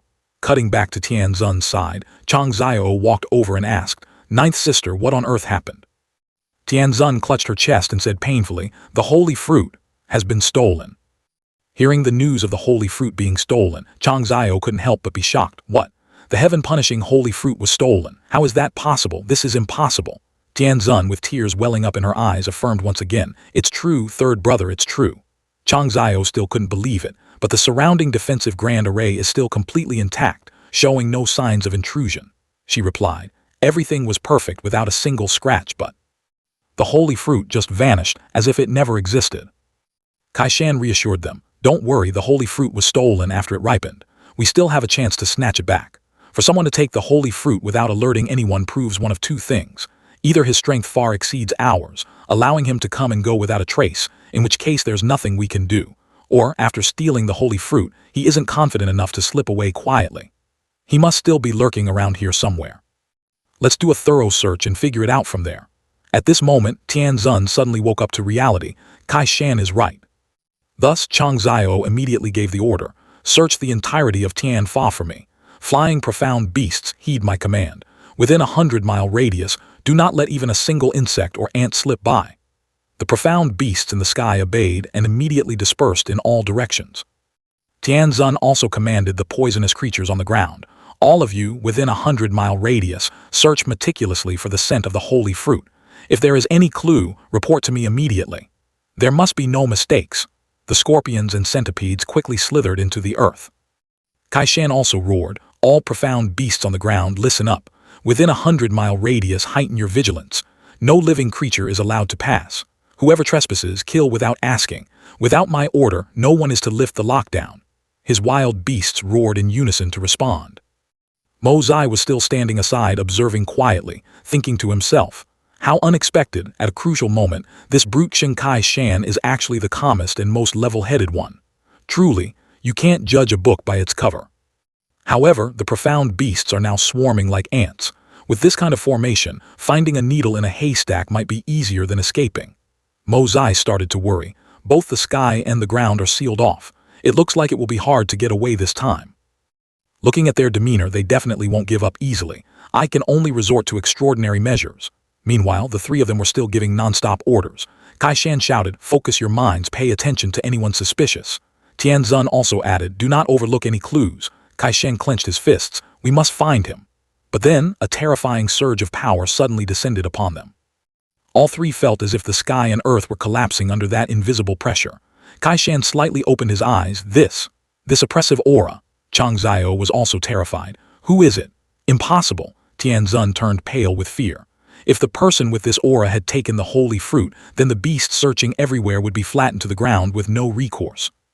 Mo Zai, like a deity, calmly descended from above and landed in front of them. As the light around his body gradually faded, Mo Zai let out a curse and admitted, you wicked beasts, I am the one who took it.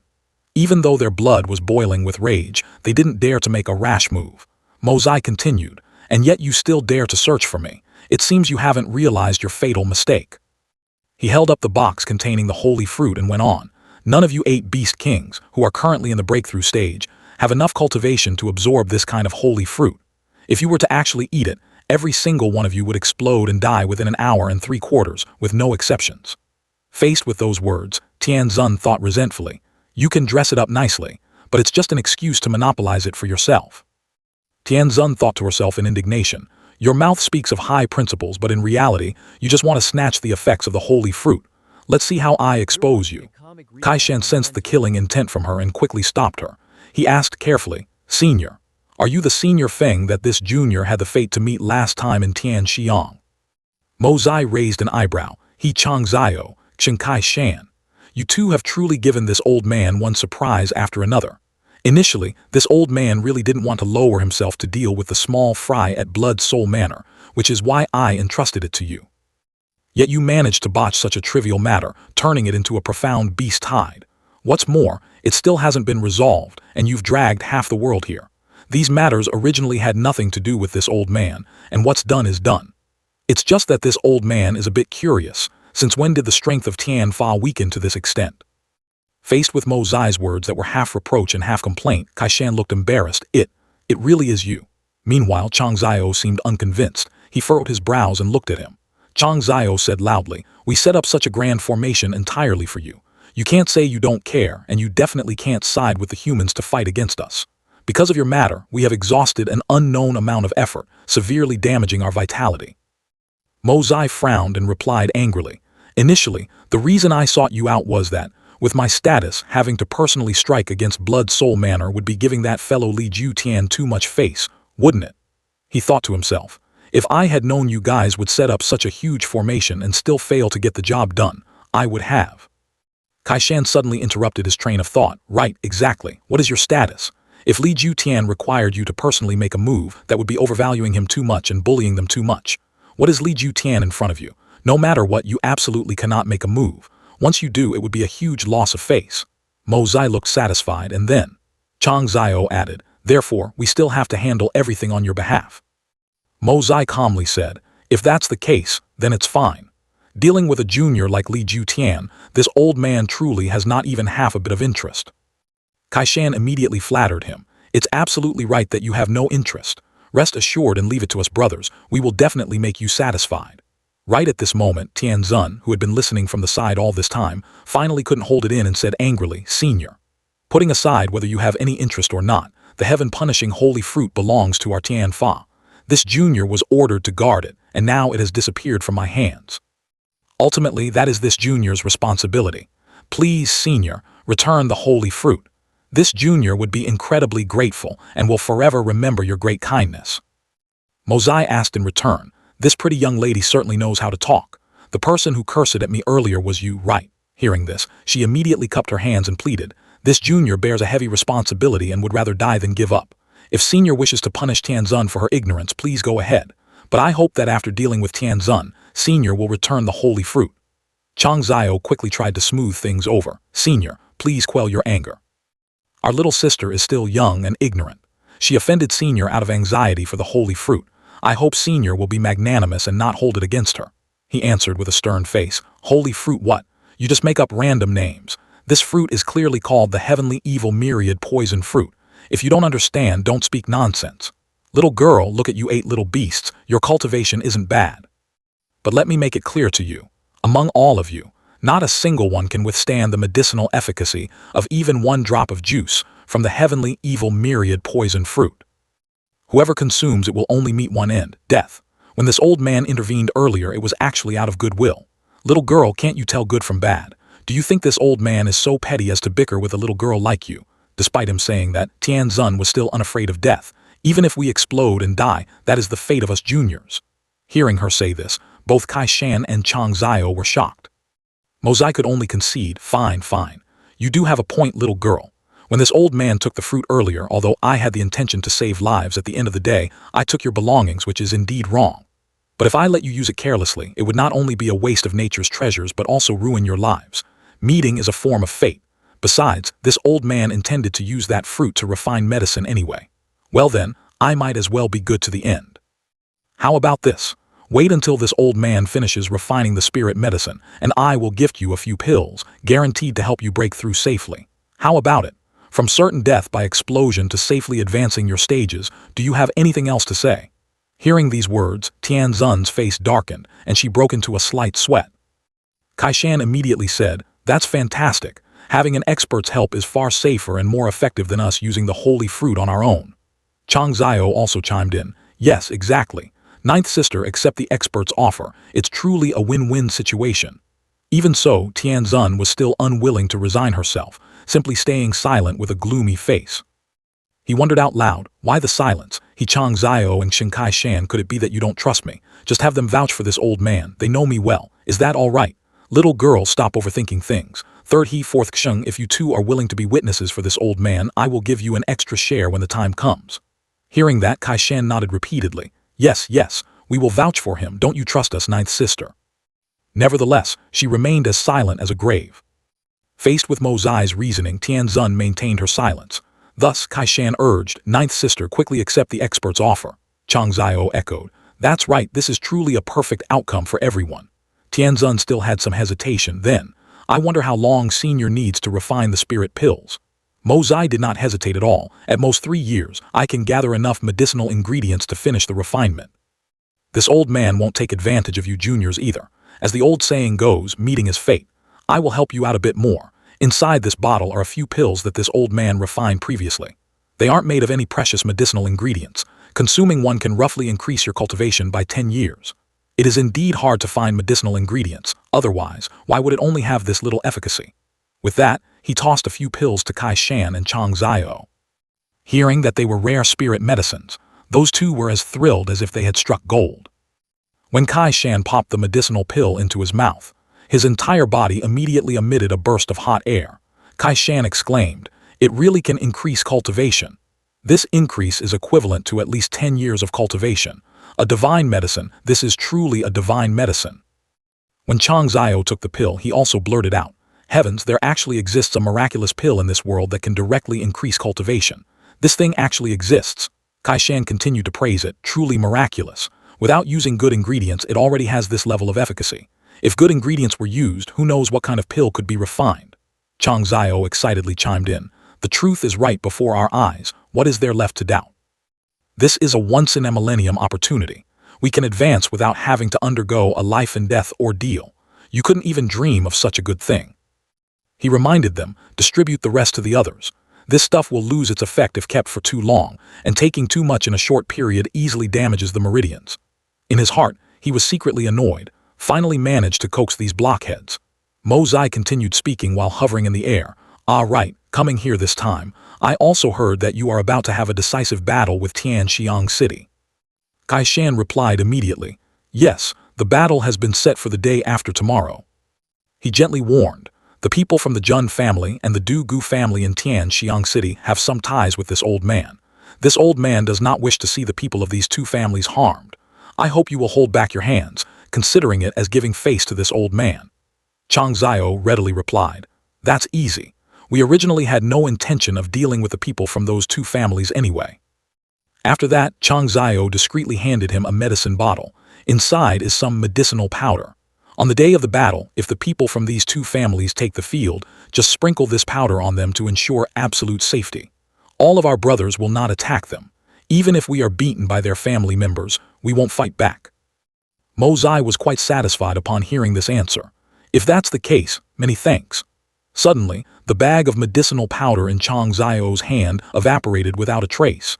This left him frozen for a few seconds, after which he and Kai Shan waved goodbye to the expert who was leisurely departing.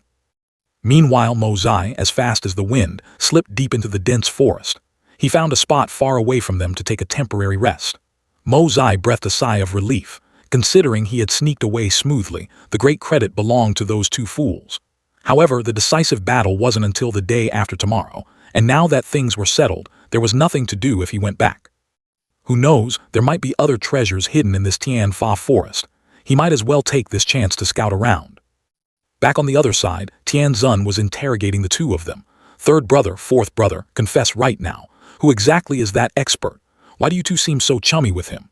This time, you even handed over the #1 supreme treasure of Tian Fa forest to him without blinking an eye. Tian Zun's imposing manner made Kai Shan and Chang Zio a bit wary. She continued to press them. Although this person's strength is indeed unfathomable and far beyond our level, why do I get the feeling that you two were anticipating this to happen? Could it be that you trust him that much? That was the crystallization of over 300 years of Tian Fa's blood, sweat, and tears. Kai Shan quickly deflected. Well, that's just how it is. If we should rest, let's just rest. Waiting a few more days to send a few more enemies to the Yellow Springs, what could be better? She narrowed her eyes in warning. If there's no news in 3 years, I will hold the two of you accountable. At this moment, the only thought in the two guys' heads was, run, run, Ninth Sister is about to go crazy. But then again, the expert wouldn't deceive us, right? Returning to Mozai, he was constantly muttering to himself.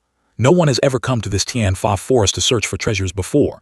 It feels absolutely amazing, thrilling to the bone. He picked up a mushroom, clicking his tongue in praise. Top-grade medicinal herbs are growing everywhere. The 3 extremely rare spirit medicines, the 3-colored spirit mushroom, heavenly spirit grass, and 9 profound root are all present here. I have to collect them all into the Hong Jun Pagoda. Mozai was moving when he suddenly came to a halt. Wait a minute, something isn't right. He had noticed early on that the deeper he went, the sparser the profound beasts became, but because he was busy using his yin-yang escape, he hadn't paid attention. Now, there wasn't even the shadow of a single profound beast to be seen, and the area was so utterly silent it felt completely devoid of life. Could this be yet another secret of Tian Fa Forest? Delving deeper into Tian Fa Forest, Mozai hummed softly as he walked. Flowers fall and a person stands alone. Light rain drifts and swallows return in pairs. What a beautiful scenery. Even someone like me, with hands stained in fresh blood and killing intent deep in my bones, feels a desire to transcend the mundane and retire from the martial world.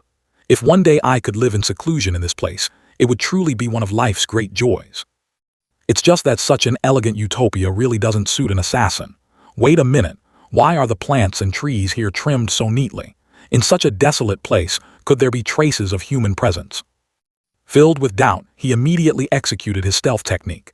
And so, Mozai moved forward invisibly to scout the situation. He suddenly froze, his eyes widening in astonishment as if he couldn't believe the scene before him. What in the world is this?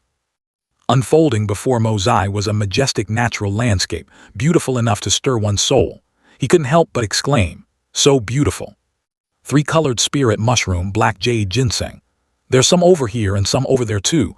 I've struck it rich, he exclaimed in joy, flickering in and out of sight everywhere. He told himself excitedly, finding even one stalk of these rare spirit medicines in Tianxiang City would leave you panting from exhaustion. Yet here, they are as easy to pick as cabbage in a garden. The ingredients needed to refine the marrow-cleansing pill and ascend to the 3rd tier are practically complete. I'm not dreaming, am I? It's truly like wearing out iron shoes searching in vain, only to find it all effortlessly now. This is. While he was engrossed in harvesting the herbs, he suddenly noticed something strange. Ahead lay a massive cave, incredibly deep and extremely mysterious looking. Mozai wondered to himself as he walked inside, could there be a final boss living in here? With this amount of spirit medicine, cultivating here would be absolutely top-notch. He was advancing when he suddenly stopped. This is. On a rock, a small white beast was lying curled up in a ball. He cheerfully called out, "So cute. Little baby, what's wrong with you? Poor little thing, are you hurt?" Just as he was about to reach out and touch the white beast, it let out a threatening growl. However, Mozai wasn't angry at all. Instead, he gently coaxed, "Don't be afraid, Big Brother is a good person. Let me check your wounds first. Interesting little one, later Big Brother will give you something delicious to eat. How did you get hurt so badly that you can't even run anymore?" With that said, he placed 2 fingers on the vein on its neck to examine it. Mozai muttered, "Truly strange, the meridians inside its body are like 100-year-old tree bark, fragile and full of cracks. Just a slight movement would shatter them completely. Consider yourself lucky to have met me. If it were anyone else, even with good intentions, they would be utterly helpless. I rarely show such compassion, you know." Saying so, he quickly circulated his spiritual energy. This condition looks exactly like Qi deviation, and the ultimate boss-level Qi deviation at that. Followed by being forcibly suppressed by some kind of supreme divine ability. But how could a tiny little thing like you cause such a huge commotion? Could my guess be wrong, and you aren't just a little creature at all, but rather the #1 big boss of Tian Fa Forest? The white beast looked at Mozai with eyes full of vigilance. Yet the young man completely ignored it, rambling on. "What's the matter, little one? Are you unconvinced? If you were the #1 beast king, wouldn't that make me the invincible super cosmic master? Right now, your big brother only needs one hand to squish you flat. But of course, your big brother wouldn't have the heart to lay a hand on such a cute baby like you. Injuries are fine now, but since they've just healed, absolutely do not make any reckless movements or you'll revert to your original form. That would be extremely troublesome." After finishing the treatment, Mozai was about to reach out and pet it. However, the white beast not only refused to obey but also growled fiercely, completely forgetting that he had just saved its life. Mozai felt a bit annoyed. "I just saved you and you won't even let me touch you. Are you feeling shy? Could it be you're female?" Suddenly, the beast rolled over and fell unconscious, lying motionless on the rock. He asked, "Fainted? I already told you your wounds just healed and not to make sudden movements." Huh. All of a sudden, he sensed a strange aura. This terrifying killing intent. What's going on? Is there someone else here besides me? Realizing the situation was bad, Mozai hurriedly hid inside the Hong Jun Pagoda to seek refuge, as this burst of killing intent was too terrifying for him to handle. In front of Mozai were dark red rays of light, looking incredibly mysterious. At this moment he finally breathed a sigh of relief. That was close. Nothing happened. How strange. Although Mozai's current strength wasn't strong enough, his divine consciousness was unmatched by almost anyone. In terms of divine consciousness alone, the owner of that killing intent should have felt inferior and chosen to hide. It's impossible that they couldn't see through the profundity here. With such a massive divine consciousness searching every nook and cranny, how could they still not find me? Little one, you're awake. You're awake but not moving at all. You really deserve a spanking. Are you hungry? The animal now openly showed its displeasure. Wasn't it just a little touch on your bum? Do you need to give me such an attitude? This temper of yours is really beyond saving. Hey little one, follow me from now on, okay? If you follow me, you'll have delicious food to eat every single day. Hanging out with others won't get you this kind of treatment. I won't ask for much either, just letting me touch your bum every day is enough. Hearing this, the beast thrashed wildly in his hands. Mozai wondered, not happy with it, you dare to refuse. I saved your life, you have to accept it even if you don't want to. Being this small, you must be a female. Then in the future will you have to give birth and nurse your babies. But I don't see those parts on you. Could it be because you're too young, or are my eyes failing me? Ah, you actually do have them. Why are they so tiny, not even the size of a mung bean? Your future children are really pitiful. It looks like they will be doomed to starve. Right as he said this, the white beast's eyes bulged again before it fainted. Mozai sighed, fainted again. Whatever, I'll just carry you along and figure it out later. As he was walking, a thought suddenly flashed through his mind. Mozai hurriedly looked around. Then he turned to speak to the embarrassed little animal. Wait for me to answer the call of nature for a moment. With that, he carried the beast and went to relieve himself. Mozai looked smug. See that? Feeling insecure now, aren't you? Be a little obedient. If you keep squirming around, I'll stuff you in my pants. Stay right here, don't go anywhere. I'm going out to pick some herbs, I'll take you away in a bit.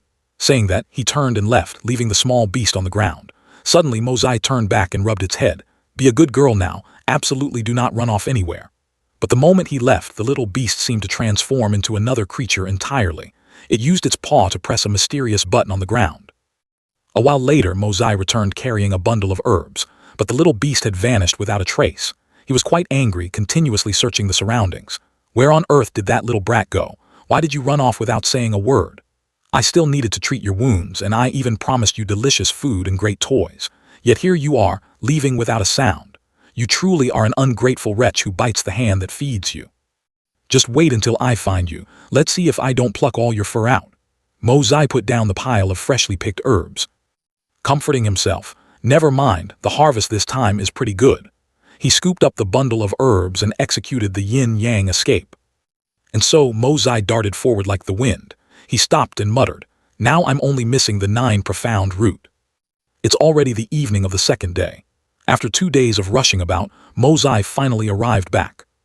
He leisurely and calmly opened the door and walked in. The moment Jun Wuyi saw Mozai, he immediately scolded him severely. You damned brat, where have you been wandering off to only show your face now? He explained. I just went out for a little stroll, it wasn't that long. Mozai thought to himself, I'm joking, as if I tell you the truth. The reality was that yesterday Mozai had wandered all the way to Tianfa Forest and even had a friendly talk with the 7 great beast kings. Yet Jun Wuyi still didn't let him off. You insolent brat, do you know that us old men worried until our hair turned gray? Dongfang, when Qing patted his shoulder and mediated. Well, he's returned safely anyway, don't scold him anymore. You know how incredibly resourceful this kid is. Suddenly, a servant ran in to report. The young manor lord of Blood Soul Manor, Li Tang Yun, has come to visit. Dongfang, Wen Qing thought for a moment and ordered to let him in. Meanwhile, Jun Wuyi rubbed his chin, his expression full of contemplation. Today, all parties have finalized their rosters, yet Blood Soul Manor suddenly sent this young master here. It's truly baffling. This commander-in-chief position basically has no real power. There's no merit in winning, but you have to shoulder the blame if you lose. What is Li Jutian plotting? Now that Li Tengyun is here, it definitely has something to do with this. Let's see what kind of tricks he's trying to play. The moment Li Tengyun walked through the door, he spoke. "General Jun, this one has taken the liberty to visit. Please do not take offense." He asked bluntly, "What business does the young man or lord have coming here?" The servant accompanying him caught his master's gaze, immediately understood and stepped back. Mo Zai also lifted the curtain to eavesdrop. Jun Wuyi said nonchalantly, "Everyone here is family, young man or Lord Li, please speak your mind." "If that is the case, this one will speak frankly. During my last tour in Tianxiang, I chanced upon Miss Guan Qinghan. Her beauty was like that of a descended fairy, causing me to be deeply lovesick day and night ever since, my mind in turmoil. I heard that the young miss has been widowed for many years, yet currently still bears the title of the Jun family's eldest grandson's wife. In reality, everyone knows this marriage exists in name only. Today, I, Teng Yun, have come here specifically to beg Third Master Jun to restore the young Mrs. Freedom and fulfill a beautiful destined match for us. Wouldn't that be a perfect outcome for everyone? If the Jun family agrees, our Blood Soul Manor will certainly offer a generous reward." Third Master Jun must have noticed that during the conference the year before, the 3 Hall Masters of Blood Soul Manor only had the courage to face all the high-level profound beasts because of my instructions. Just a single misstep would scatter one's soul. General Jun's strength is naturally extremely high, and your profound cultivation is remarkably outstanding. For this, I, Teng Yun, have the utmost admiration.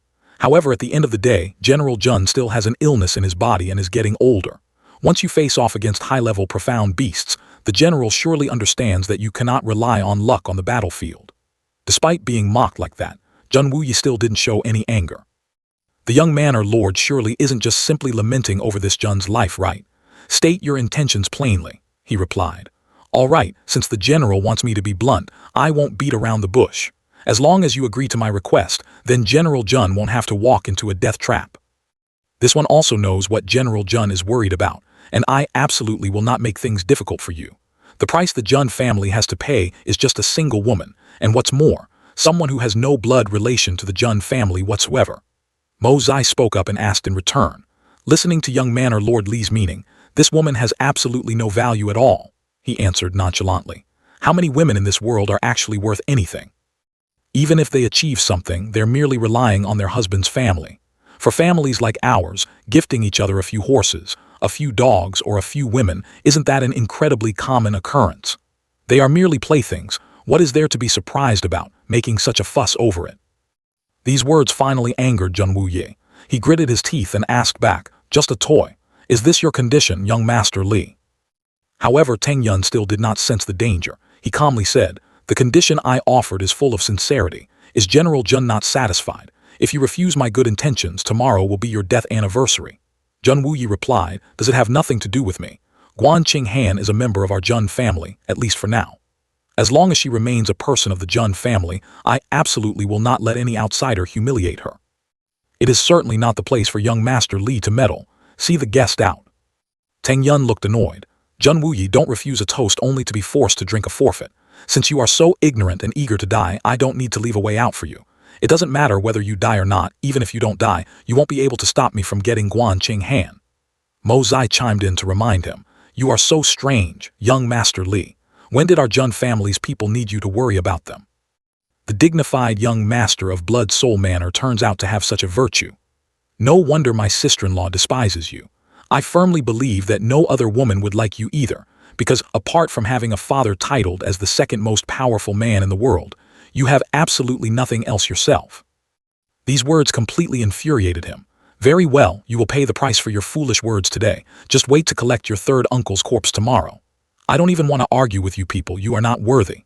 Mo Zai mocked. "Who is not worthy is still too early to say. At least right now, standing in front of me is a toad lusting after swan meat. May I ask, are you worthy?" Teng Yun maintained his arrogant demeanor. "There is no woman I want that I cannot have. As for you, if you lose the protection of your third uncle and your 3 uncles, would you still be able to act so arrogantly? Tomorrow it's your third uncle, and the day after tomorrow it will definitely be your turn. So what if you have 3 Shen Chuan uncles? The power you rely on is not worth a penny in my eyes. Let me tell you, in this world, the fist is the ultimate truth. I have known this logic for a long time. Could it be that if a Xuan beast has formidable strength, Blood Soul Manor will also turn into a Xuan beast? If his fists weren't big enough, Li Jutian wouldn't have been able to do whatever he pleased his whole life. To still be so arrogant at this point, your shamelessness has truly reached a new height." He feigned a look of boredom. Blood Soul Manor is truly at death's door yet still acting tough. If that's the case, we shall keep our eyes wide open and see whose house will be crying after tomorrow's battle. Teng Yun turned and asked, Jun Wuyi, you won't regret this. At this moment, he was so angry that he couldn't even speak, simply grinding out a single word, scram. So he left with a scowling face. But he didn't forget to throw a parting shot, scared now. Eldest young Master Jun, quickly persuade your third uncle and your grandfather. Why make the entire Jun family suffer for the sake of one woman? Mo Zai calmly replied, You will suffer a bloody disaster in the coming days, young master. You'd better worry about yourself first. Jutian Jaizun is already over 100 years old. He can't have any more children. Take care of yourself, young master. Teng Yun shot back. Then let's just wait and see. He turned to ask his third uncle, For tomorrow's battle, is our roster fully finalized? He replied, Everything has been decided. Aside from me, there are also experts from major families to handle this battle. I have pulled out all of our elite forces. If we talk about military strength, our Tianxiang Empire ranks first on the continent. But if we talk about Chuan cultivation strength, it's the exact opposite, almost ranking at the bottom among all current factions. This is a well-known fact. As for the more than 200 guards and generals in your army, I haven't withdrawn a single one. Mo Zai reassured him, Don't worry, nothing will happen tomorrow. Although the chance of losing is very high, third uncle will definitely be fine. I can guarantee this. Jun Wuyi replied, I hope so too. Qing Han, come out. Hearing the call, Guan Qing Han and Zio Yi pushed the curtain aside and stepped out. He coughed a few times and said, Today, all three of you are here. One is my nephew, one is the daughter-in-law of the Jun family, and the other is the bright pearl of the Du Gu family, who can fully represent the Du Gu family. Today, please bear witness for me. Hearing this, Guan Qing Han hastily tried to stop him. Third uncle, please don't. You cannot. He shook his head to indicate it was fine, then continued, Mo Zai, 3 months ago your grandfather personally handed this token to me. From that moment on, I, Jun Wuyi, am the current patriarch of the Jun family. I hold this token. All the decisions I make are the decisions of the Jun family. As long as one is a descendant of the Jun family, no one is allowed to disobey. Do you understand what I am saying? The eldest daughter-in-law of the third generation of the Jun family, Guan Qing Han, kneeled down and received the order. The eldest daughter-in-law of the Jun family, Guan Qing Han, is gentle, dignified, and in her early 20s. Following her parents' wishes and the matchmaker's arrangements, she was temporarily engaged. Regrettably, the eldest grandson of the third generation of the Jun family had a tragic fate, dying unexpectedly in battle before the marriage could be completed. Guan Qing Han is in the prime of her youth, pure as ice and flawless as jade. She has been lonely for 5 years and has long fulfilled the fate between our two families. But our Jun family cannot ruin her whole life because of this. The marriage was never completed, nor was it fully realized, so we cannot let the living suffer. Today, I, Jun Wuyi, in the name of the Jun family's patriarch, decide to return her freedom to her. From now on, she is free to come and go, and her marriage is no longer bound. The Du Gu family, Du Gu Zio Yi, and Jun Mo Zai will serve as witnesses. The blue sky and yellow earth, the heavens and the earth shall testify. The direct descendant of the third generation, Jun Mo Zai, kneeled down and received the order. Hearing his name called, he was a bit startled. Mo Zai stepped forward and asked, Third uncle, what is the matter? Then he also followed the order and knelt down. He held up the token and declared, The third generation heir of the Jun family, Jun Mo Zai, is a resolute young man with a broad mind, fully capable of shouldering great responsibilities. Today, I, Jun Wuyi, pass the position of patriarch to Jun Mo Zai. The blue sky and yellow earth, the heavens and the earth shall testify. Hearing Jun Wuyi say this, Mo Zai panicked. Third uncle, this is not right. You are middle-aged and still healthy. Why are you in such a hurry to pass the patriarch position to me? I don't want to be the patriarch. He questioned sharply. Insolent. The patriarch has given an order. Do the descendants of the Jun family dare to disobey? Why aren't you receiving the order yet? How long are you going to wait? He reluctantly reached out to take it. Third uncle, I know you are worried about tomorrow's battle, even prepared to fight to the death. But I will not accept this order. I will temporarily keep the token for you. If third uncle returns safely, this patriarch token will be returned to you. Jun Wuyi replied, Then it's up to you. Mo Zai, in tomorrow's battle, if I return safely, then all is well. If I unfortunately lose my life, then this Jun family will be entirely entrusted to you. Your grandfather is getting old, you must take care of him. Besides, regarding Qing Han's matter, although the engagement has been annulled, she was once the daughter-in-law of the Jun family. Absolutely no one is allowed to look down on her. Mo Zai immediately cupped his hands in compliance, indicating he understood. Before such a fierce battle, Jun Wuyi also felt a heavy pressure. He began to chant his inner thoughts, hard to forget the grace and love, hard to forget the person, all for the sake of infatuation, all for you. On this journey to the Yellow Springs, my soul still dreams of heaven and earth. The two girls couldn't help but feel sorrowful hearing these words. Mo Zai reassured him, I remember it now, please don't worry, third uncle. Do you have any other instructions, third uncle? Jun Wuyi replied, I want to say that this grudge must definitely be avenged, but you must promise me one thing. If it doesn't come directly from your mouth, third uncle will not be able to rest in peace even if I die. He asked back, what is it? Please speak your mind, third uncle. He poured out his heart. I know your current strength has far exceeded my imagination, but I still want you to promise that before your strength reaches the supreme realm, before you have absolute certainty, you must absolutely not act rashly to seek revenge. Doing so will only plunge the Jun family into a state of eternal damnation. The burden of the entire Jun family is placed on your shoulders. Absolutely do not disappoint me. I also believe that with your wisdom, talent, and strength, the day of revenge will not be far away. Therefore, when you have enough strength, Mo Zai must remember third uncle's words. I want the Zio family to have not a single chicken or dog left to fall into eternal damnation. His eyes also turned cold and sharp. I will do that, third uncle. The Zio family is destined to face tragedy. Just as you said, that day will not be far away. Third uncle, you can depart in peace. Guan Qinghan frowned and reminded him, Jun Mo Zai, what kind of nonsense are you spouting? What do you mean depart in peace? Are these words meant for people to hear?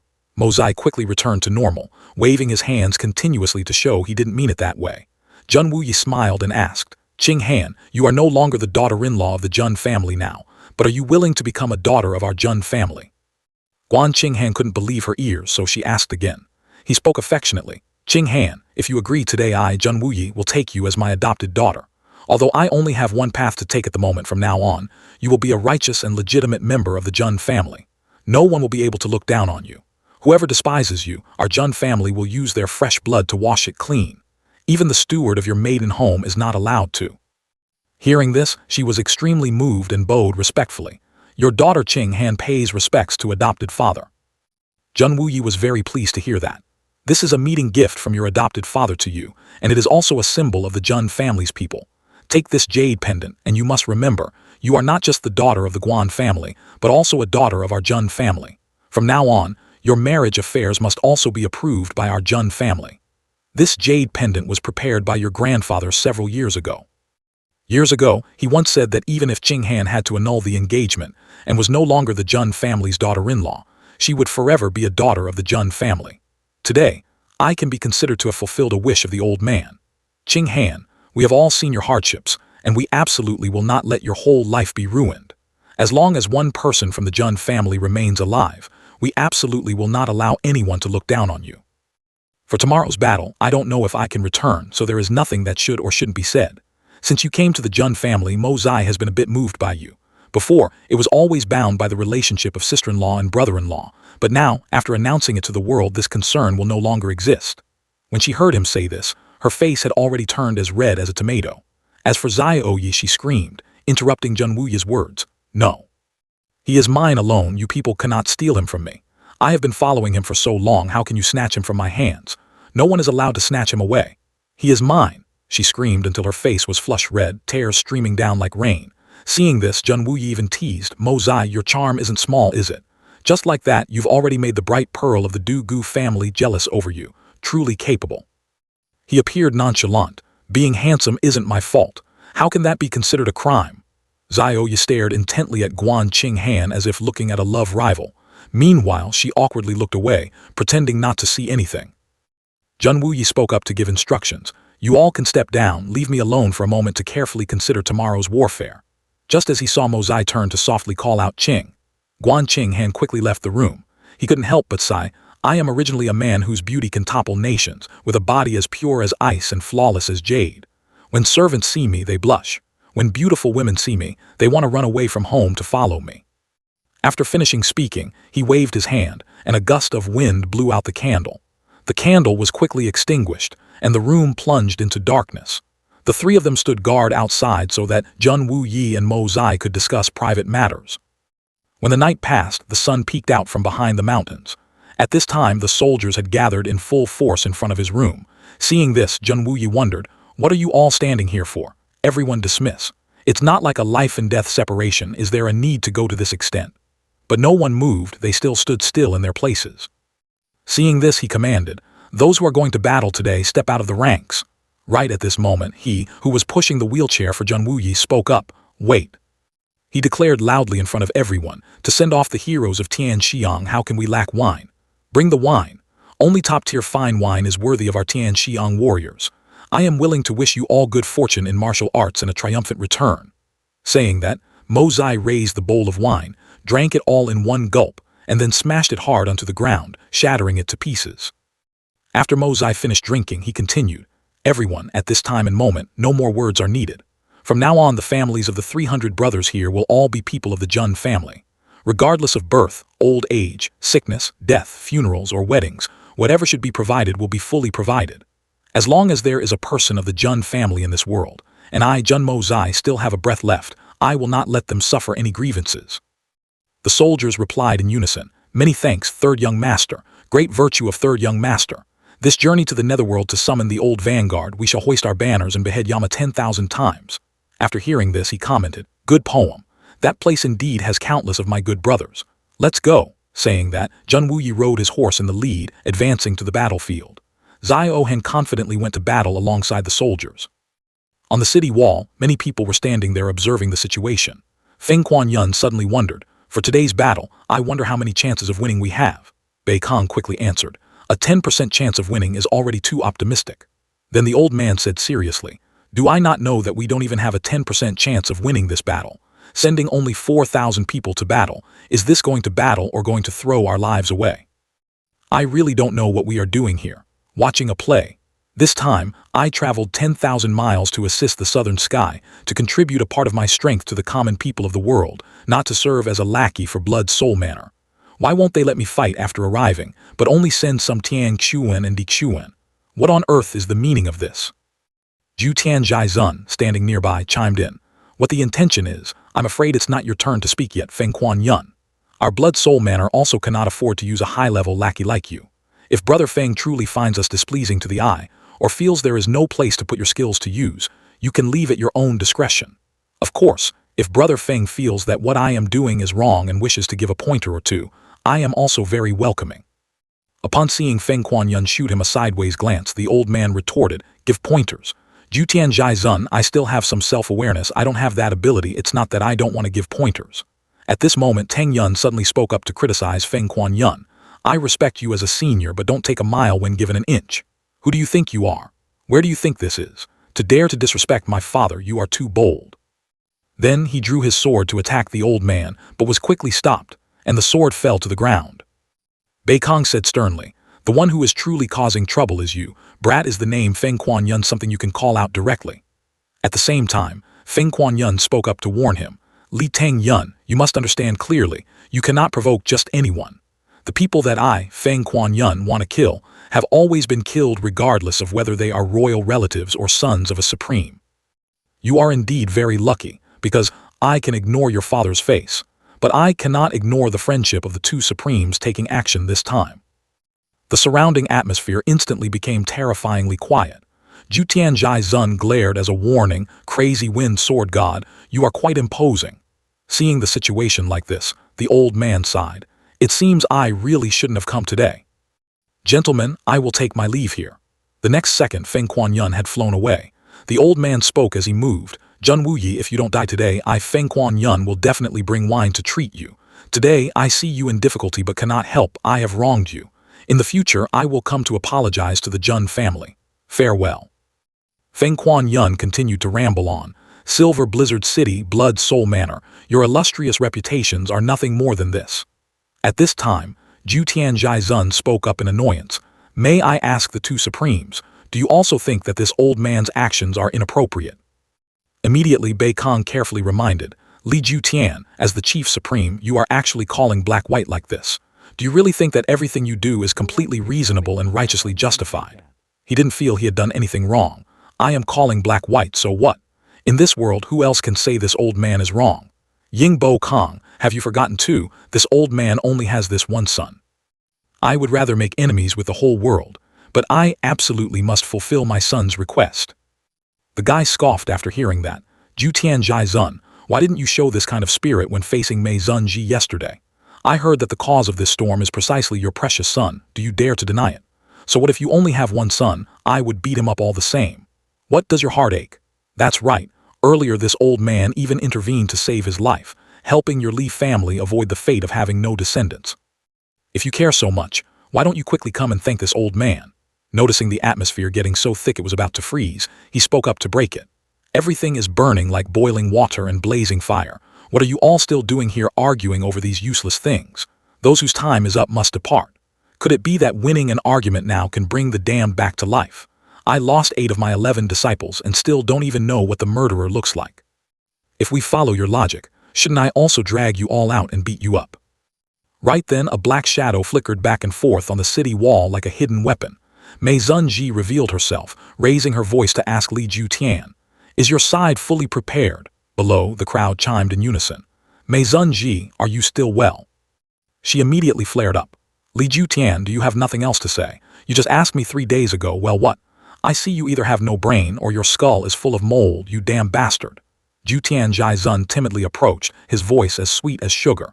"It seems Mei Zunji has encountered something unpleasant today, or did some bold fool dare to offend you?"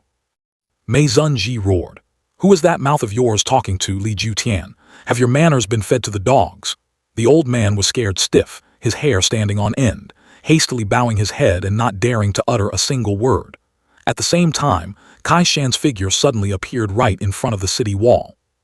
A voice suddenly rang out, drawing his attention. "Old Bear, you're leading the vanguard for today's opening battle." Kai Shan jumped in shock, sharply turning toward the sound, then a flattering smile bloomed on his face. "Oh my, so it is Senior. The demeanor of a high expert is indeed unmistakable. With such immense divine abilities, I'm afraid you can be counted on one hand in the whole world." "You flatter me," the person replied modestly, then asked, "How is the situation now?" The guy seemed to remember something and hurriedly reported, "Today, the Tiger King, Lion King, and I will lead 3 teams of Grand Chuan beasts consisting of foxes and bears to fight the Southern Sky Chuan experts." At this time, the person laughed. "The itching powder you gave me, I have already sprinkled it on the heads of those 5 guys. Later on, you'd better look carefully, don't slap our own people." Kai Shan thumped his chest, confidently affirming, "That is an obvious matter." Then Mo Zai reached out and placed his hand on his shoulder. "Let me help you recover." In just a blink of an eye, Kai Shan's body had completely recovered. He said joyfully, "Many thanks, Senior." The person carefully instructed, "But in this battle, those 5 people are at a disadvantage. Not only the enemy, but even within our own ranks, there are many who want to backstab them. This matter must rely on you guys. Absolutely do not let them lose a single hair." Kai Shan pounded his chest to guarantee, "Senior can rest easy. These petty tricks behind people's backs are exactly what Old Bear hates the most. Just leave it all to me." Hearing this, Mo Zai also felt more at ease. "That is good. I am also somewhat relieved. As for the others, no need to show mercy, especially those from Silver Blizzard City and Blood Soul Manor. Kill whoever you can. I'm leaving." The guy hastily bowed after hearing that. "Take care, Senior." The scene shifted to the towering city wall. At this time, Jutian Zhaizun and Mei Zunji were still glaring at each other as if they wanted to swallow the other alive. Zhang Xiao spoke up to mediate. "It seems Mei Zunji is not in a good mood today. Perhaps you can take a short rest, and we can discuss further later." She snorted coldly. "Not in a good mood? Who says I'm not in a good mood? It's just that today an old geezer came looking for death. With just a few mere scratchy martial arts skills, he actually dared to call himself the second supreme, truly shameless beyond compare. That cowardly turtle is both pitiful and hateful. Just looking at his face is an eyesore, yet he still dared to dance around in front of me. If you are so capable, call your master and master's wife out here and see if they dare." The old man didn't flinch at all, glaring back at Mei Zunji. "Mei Zunji, I, Li Jutian, respected you as the Tian Fa Supreme, which is why I intended to endure and let it go. You are pushing your luck, insulting me time and time again. Does I, Li Jutian, fear you?" Seeing Jutian Zhaizun radiating murderous intent, she just sneered. "I am insulting you. What are you going to do about it?" Zhang Xiao was completely enraged, his 2 hands immediately channeling energy to execute a martial skill. Seeing this, Mei Zunji gritted her teeth. Good timing. Then she also began to unleash her moves. 2 terrifying surges of internal energy roared and clashed against each other. Very quickly, she had completely dominated the confrontation. A second later, an earth-shattering explosion rang out. The old man was severely injured, lying sprawled in a corner, unconscious. Bei Kong, Leng Zhujiazun, and Zhang Xiao saw this, their faces stiffening. No, he cannot die yet. Right after, the three of them channeled their energy at the same time, preparing to join forces to attack Mei Zunji. Seeing this, the corner of her mouth slightly curled up in an eerie smile. Mei Zunji shot them a sideways glance, her voice as cold as ice. Do the three of you want to share a grave? Saying that, she dashed toward them with terrifying speed. Mei Zunji unleashed a full-powered palm strike, and immediately a world-shaking explosion occurred. From afar, Kai Shan also witnessed this horrifying blast. He furrowed his brows and asked himself, this kind of power, can it really be created by humans? The thick cloud of dust quickly dispersed. After the explosion, a giant deep crater appeared on the ground. Seeing that scene, Mo Zai smiled and commented, truly spectacular. Suddenly, a shout echoed from the forest. Mei Zunji, please stay your hand. Separated for over a year, have you been well? I wonder if you still remember this old friend. She glanced toward Bu Qiangfeng and Bao Yu and spoke. So it's you two, truly a surprise. Since you two are still alive and kicking, why wouldn't I be well? He suddenly recalled the events of the past. Back then, Mei Zunji swept through the barren lands, roaming unchallenged across the world. Today, seeing that the Venerable One's Xuan cultivation has advanced another step, it is indeed a matter worth celebrating. Hearing this, Mei Zunji's voice turned cold. Worth celebrating. Lei Bao Yu, Bu Qiangfeng, the two earth-shattering swordsmen of the past, the two supremes Bao Yu and Qiangfeng, riding horses to Tianfa today, could it be that you have some pointers for this Mei? He awkwardly replied, I wouldn't dare. With our meager skills, how could we brothers dare to utter the word pointers to Mei Zunji? Coming here today was also a last resort, just acting on behalf of the hidden heavenly palace as witnesses to the battle between Tianfa and the continent. The corner of her mouth curled up sarcastically. Such a trivial matter has actually alarmed the hidden worldly heavenly palace. Shouldn't I feel extremely honored? Bu Qiangfeng replied courteously. I wouldn't dare. But before we brothers set off, the palace lord gave us a special instruction, asking us to pass a message to Mei Zunji. Mei Zunji replied calmly, Speak, let's see what that hypocrite wants to tell me, he quickly recounted. The palace lord said that for the Tianfa battle, whether to fight or not and how to settle it is all up to Mei Zunji to decide. The same goes for the duels between Xuan experts and between the three great holy lands. It's just that the common people are innocent, so he hopes Mei Zunji will show mercy. Hearing this, she couldn't help but burst into laughter. Still that sickeningly nauseating tone of pretending to pity the heavens and the earth as always. However, our Tianfa forest has always done whatever we pleased, never taking orders from anyone. So what if it's the heaven-defying heavenly palace? Could it be that he still wants to give orders to our Tianfa? Truly the most ridiculous joke in the world. Bao Yu, standing nearby, added, What Mei Zunji wants to do, we naturally will not interfere, nor do we have the ability to interfere. In fact, no matter what the outcome of this battle is, we will not step in to help either side. Mei Zunji immediately mocked. The two earth-shattering swordsmen of the past have unexpectedly become so well-behaved after becoming the purple-gold protectors of the heaven-defying heavenly palace. I am truly impressed by your palace lord's methods of winning people's hearts. If you were to face Ren Ping Sheng and Yizhu Jiang right now, it would be a miracle if you two didn't lose. He and Bu Qiangfeng were provoked and let out a snort. They couldn't endure it any longer and immediately drew their swords from their sheaths. Seeing this, Zhu Tianzhizun secretly guessed. Could it be these two are planning to make a move? But very quickly, Bu Qiangfeng and Bao Yu sheathed their swords again. Then he spoke in a stern voice. Mei Zunji is a contemporary high expert. There is no need to provoke us. It is indeed inconvenient to fight today, but that doesn't mean there won't be a chance in the future. If Mei Zunji is interested after today, we brothers are willing to accompany you at any time. Hearing this, Mei Zunji only let out a soft sigh. He then looked at her coldly. Since Mei Zunji is interested in the palace lord's methods of winning people's hearts, why not try it yourself?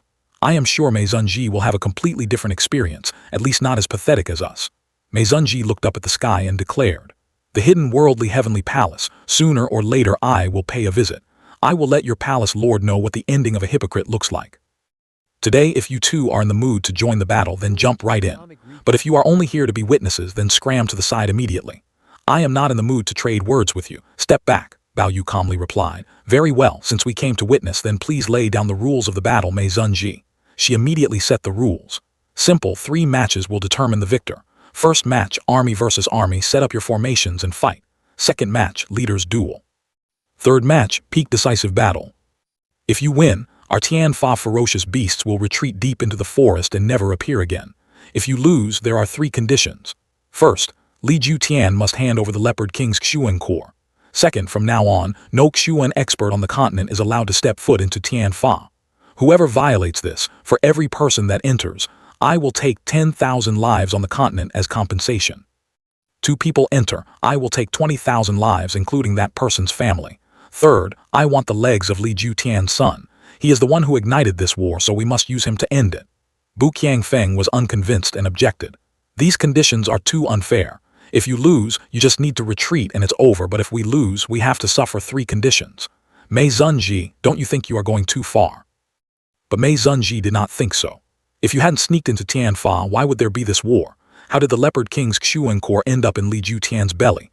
Bu Qiangfeng, are you trying to call black white? Ju Tian Zhaizun then presented his reasoning.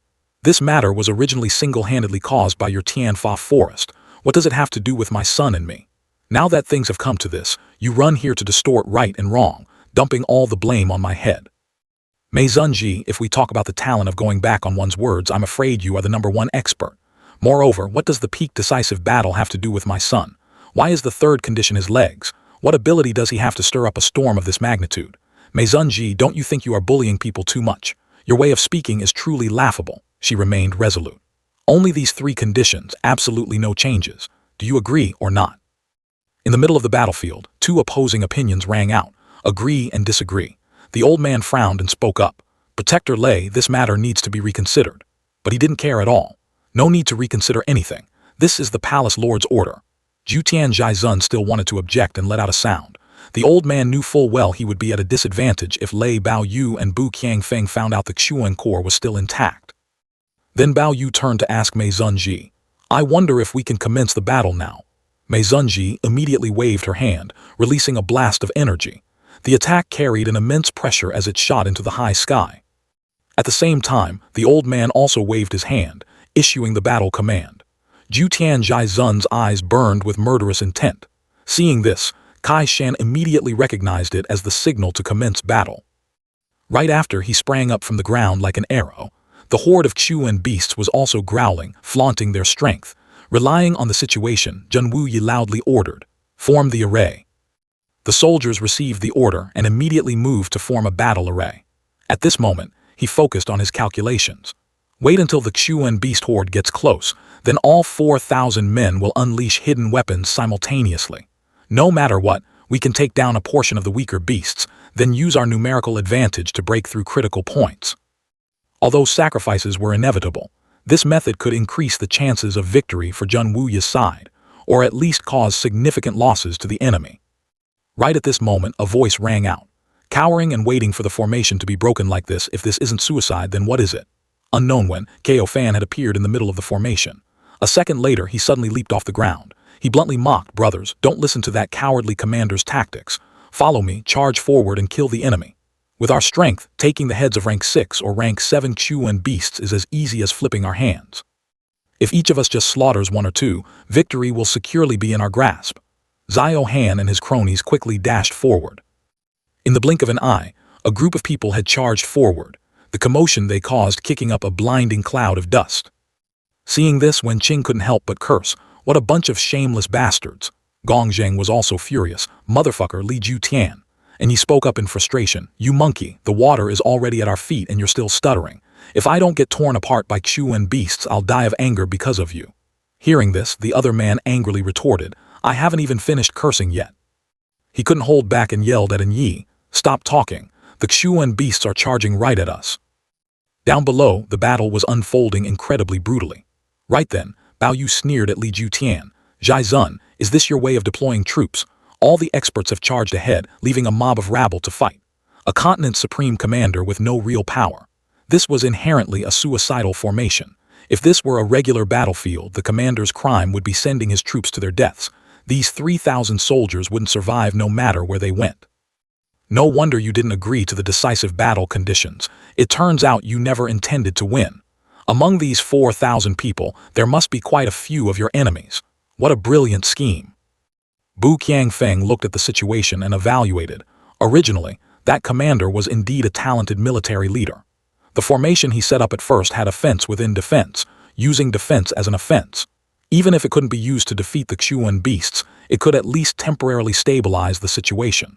Coupled with the countless traps already set, it definitely could have minimized casualties. If they successfully withstood the first wave of attacks, they could even borrow the enemy's fierce momentum to counterattack and ambush the Xuan beasts. Such a brilliant deployment, truly talented. It's just a pity he was framed by petty men. Hearing this, Li Jutian was so furious that he could only let out a mph sound. Ignoring his reaction, he continued, Jutian Zhaizun, it seems you don't care too much about your precious son's legs, do you? Otherwise, why would you act like this? Just a moment ago, you put on an act of sacrificing everything for your son. Truly unbelievable. At this time, Li Jutian was displeased, thinking to himself, how was I supposed to know that people from Yin Shi Tiangong would come to watch today's battle? Meanwhile, Zhen Mozai remained very calm, humming a song. Very quickly, he noticed something wrong. Crap, a few slipped through. Duan Mu Ko Fan and Si Kong and Yi, these two forgot to apply the powder. Zhen Mozai said to himself, I need to get there quickly. In just the blink of an eye, he had moved to the battlefield. Zhen Mozai was somewhat startled when he saw the fair flesh that had been scratched by a Xuan beast. He just stared blankly at that wound. Next, Zhen Mozai waved his hand, throwing the powder to Ko Fan, then carefully sprinkled more onto Yi's body. Task completed, Zhen Mozai left with satisfaction. That should do it, time to slip away. Meanwhile, the white tiger suddenly reached out and touched his hand, and Yi was startled and turned to his right. He only saw it wrinkling its nose and squinting its eyes, gesturing at him. Seeing this scene, and Yi had absolutely no idea what was going on. At this moment, the white tiger stretched out its paw and pointed to the side.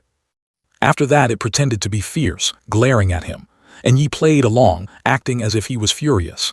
Then, the white tiger put on a docile look and gazed at him. Now Yi finally understood. So it wants this old master to put on an act with it. Then he quickly turned to observe the surrounding situation. Before Yi's eyes was a scene of soldiers and Xuan beasts locked in a chaotic melee. Suddenly, two giant bears blocked the way. Zhen Wuyi calmly swung his sword at them. The bear immediately pretended to be injured, letting out a loud wail. He felt as if he had been struck by lightning when he witnessed this scene. And he turned around to look at the chaotic scene behind him. Before his eyes was a tragic battlefield with corpses scattered everywhere. Gong Tian hurriedly tied his shirt around his waist, then smiled with full satisfaction. Ha, I dare anyone to see my ass now. He stared wide-eyed, his jaw dropping. Fried rice, what the hell are you doing? Damn it, we are in the middle of a battle, you tying a skirt like this, are you planning to open a kitchen and cook? Gong Tian said cheerfully. That pretty boy Si Kong Duan Mu, I'm super. And he helplessly covered his face. Enough, big bro, stop talking. It's hard enough for you to speak, and it's even harder for me to listen.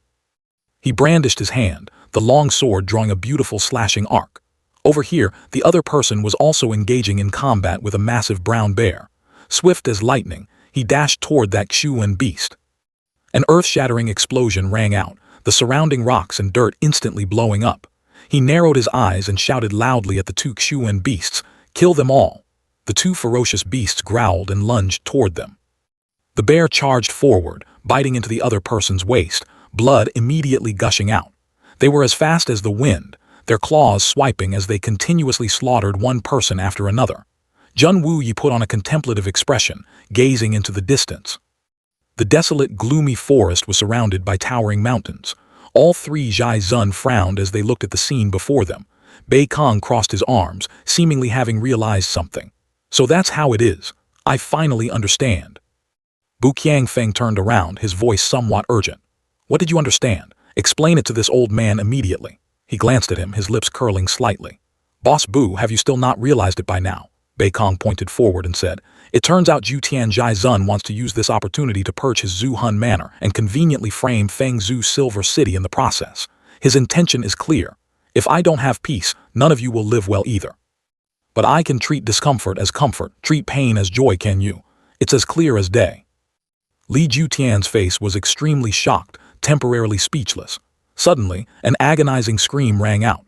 Kai Shan roared, focusing all the power in his arm toward the other person. His heaven-shaking punch smashed directly into that guy's face.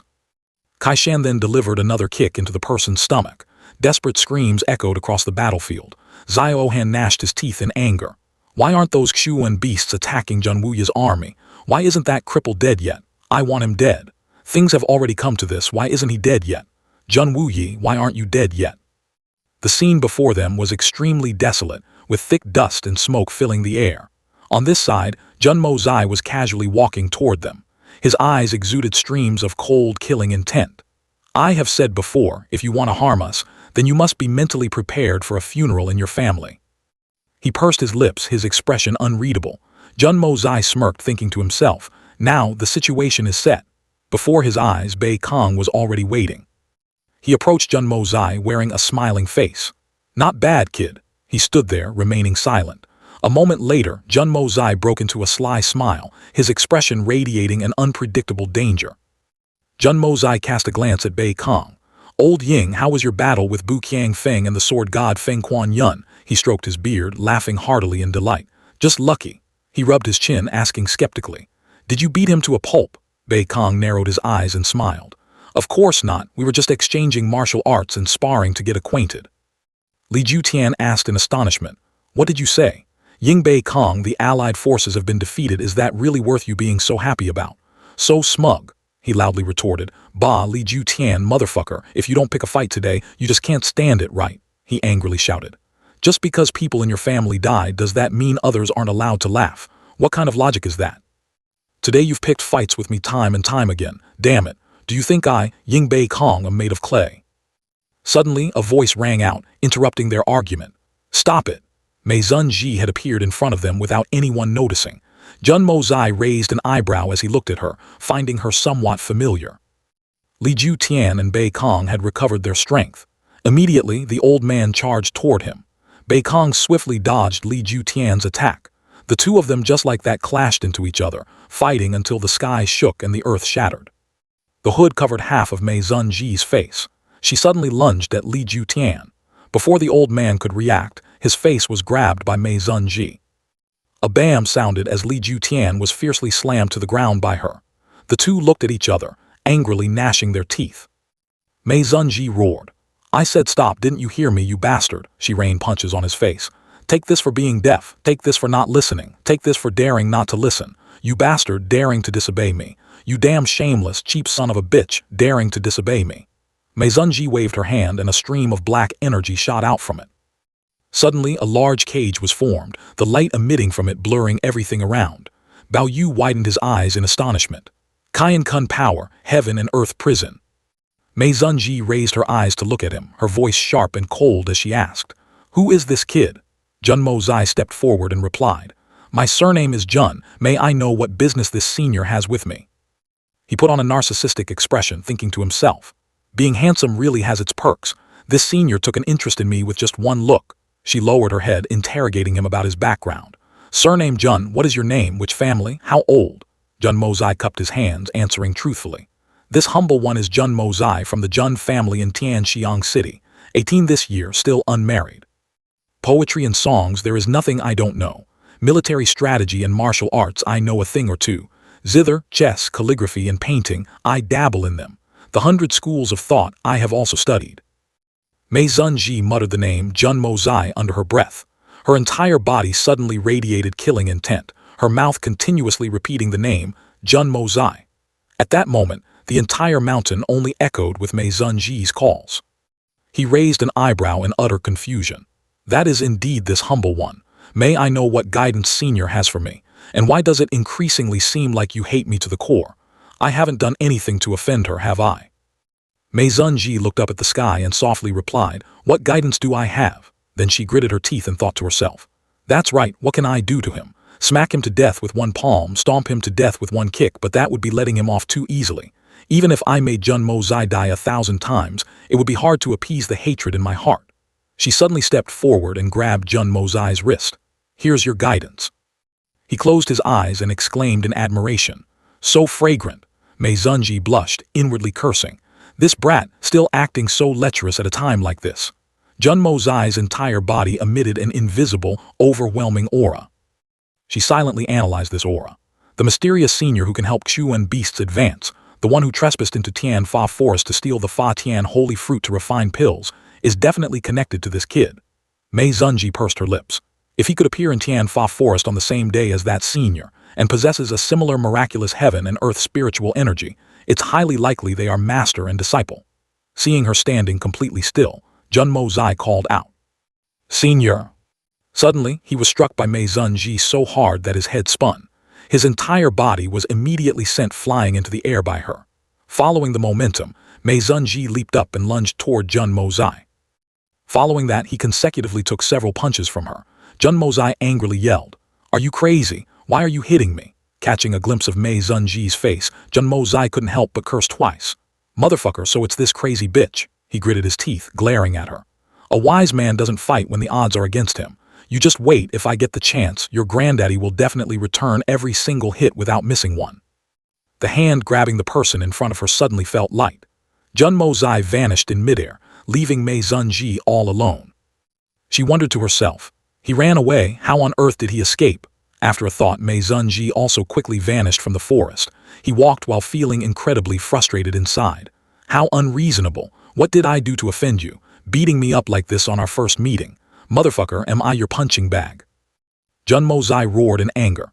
Did I kill your father or do something depraved to your mother? Kidnap your child or screw you from behind? What kind of deep oceanic grudge warrants this?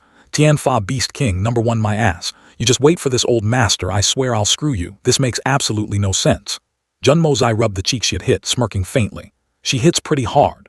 He gritted his teeth, his eyes radiating a deep hatred. Isn't it just that your martial arts are a bit more formidable? This old master will speed up his cultivation and quickly catch up to you. If I don't beat you until your head spins and your own mother can't recognize you, I will no longer bear the surname Jun. On this side, after the battle, the execution ground had turned into a pile of ruins. Zio Han and the other were covered in dirt, sitting slumped on the ground. Wen Qing was panting heavily, sweat streaming down his cheeks. Jun Wuyi frowned, silently pondering the name Junmo Zai. On this side, Bao Yu was announcing the winning side. In this battle, Tianfa wins. A voice of opposition rang out from somewhere. Wait a minute. Our side clearly still has fighting strength. Our people aren't all dead yet. How can you declare Tianfa the winner? You coward Jun Wuyi, you clearly still have the strength to fight. You aren't dead yet. Why didn't you advance? A young man with a furious face gritted his teeth and shouted. Junmo Zai appeared from nowhere and immediately retorted. The ones who ran back first seemed to be a bunch of dogs with their tails between their legs. If you're going to shoot your mouth off about fighting for your lives, then go ahead and return to the battlefield to show your courageous passion. A deserter, yet you still have no shame standing here yelling that you haven't lost. He stood there, his cold gaze sweeping across each person. Zio Han cursed angrily. Bastard, ignorant brat, what did you say? Junmo Zai didn't yield in the slightest. You asked me what I said, was I not clear enough? You people of Fengzhou Silver City, right when our side hadn't even lost, took the initiative to abandon the battle, scrambling to flee, a crime worthy of beheading. Just now you also said the battle hasn't ended.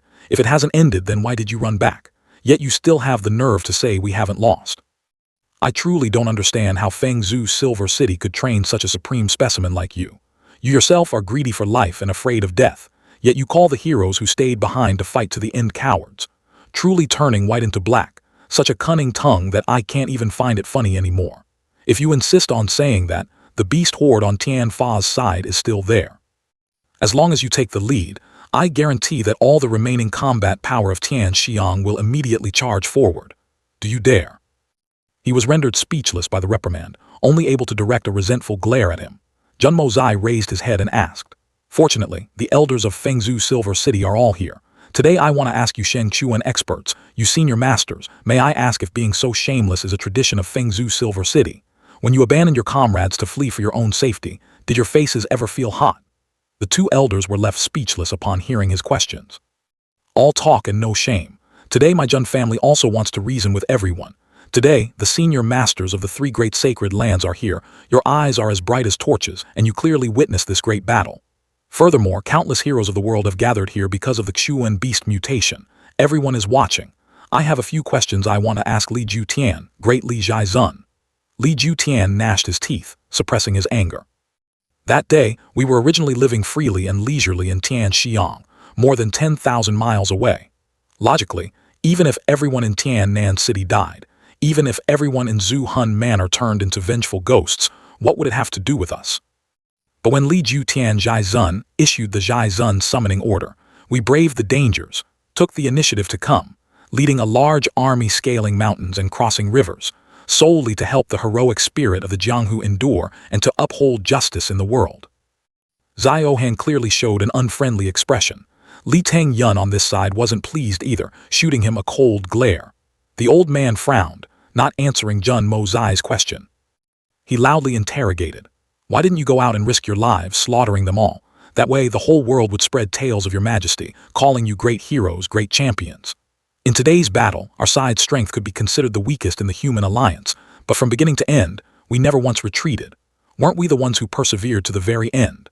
The fighters from the major families didn't retreat either, all risking their lives and shedding blood on this land. But in the end, the ones who fled first were the ones who initiated the war, the people of Zhu Hun Manor, the people of Fengzhou Silver City, the place that issued the Zhai Zun summoning order. Moreover, they were the ones with the strongest power. You still have the nerve to stand under this heaven and earth. Do you not feel humiliated? Even so, when you saw that my third uncle, the man you framed, didn't die, you even had the gall to say that since the people aren't all dead, it shouldn't be considered a loss. Li Jutian, Zhao Han, from today onward, I'm sure you too can be called the universe's two great Zhai Zun. Because when it comes to shamelessness, truly no one can compare to you two. The shameless Zhai Zun, the world's most disgraceful, I am confident that no one would object to this title. Li Jutian couldn't hold back and immediately retorted, but he stuttered and couldn't form a sentence. Ignorant junior, you. The old man suddenly coughed up blood again, blood unexpectedly spurting from his mouth. He frowned, his gloomy gaze fixed on Li Jutian. Old man, this is only the beginning. I still haven't let you experience the feeling of the white-haired sending off the black-haired again. Wait a little longer. Let your only son die without an intact corpse right before your eyes.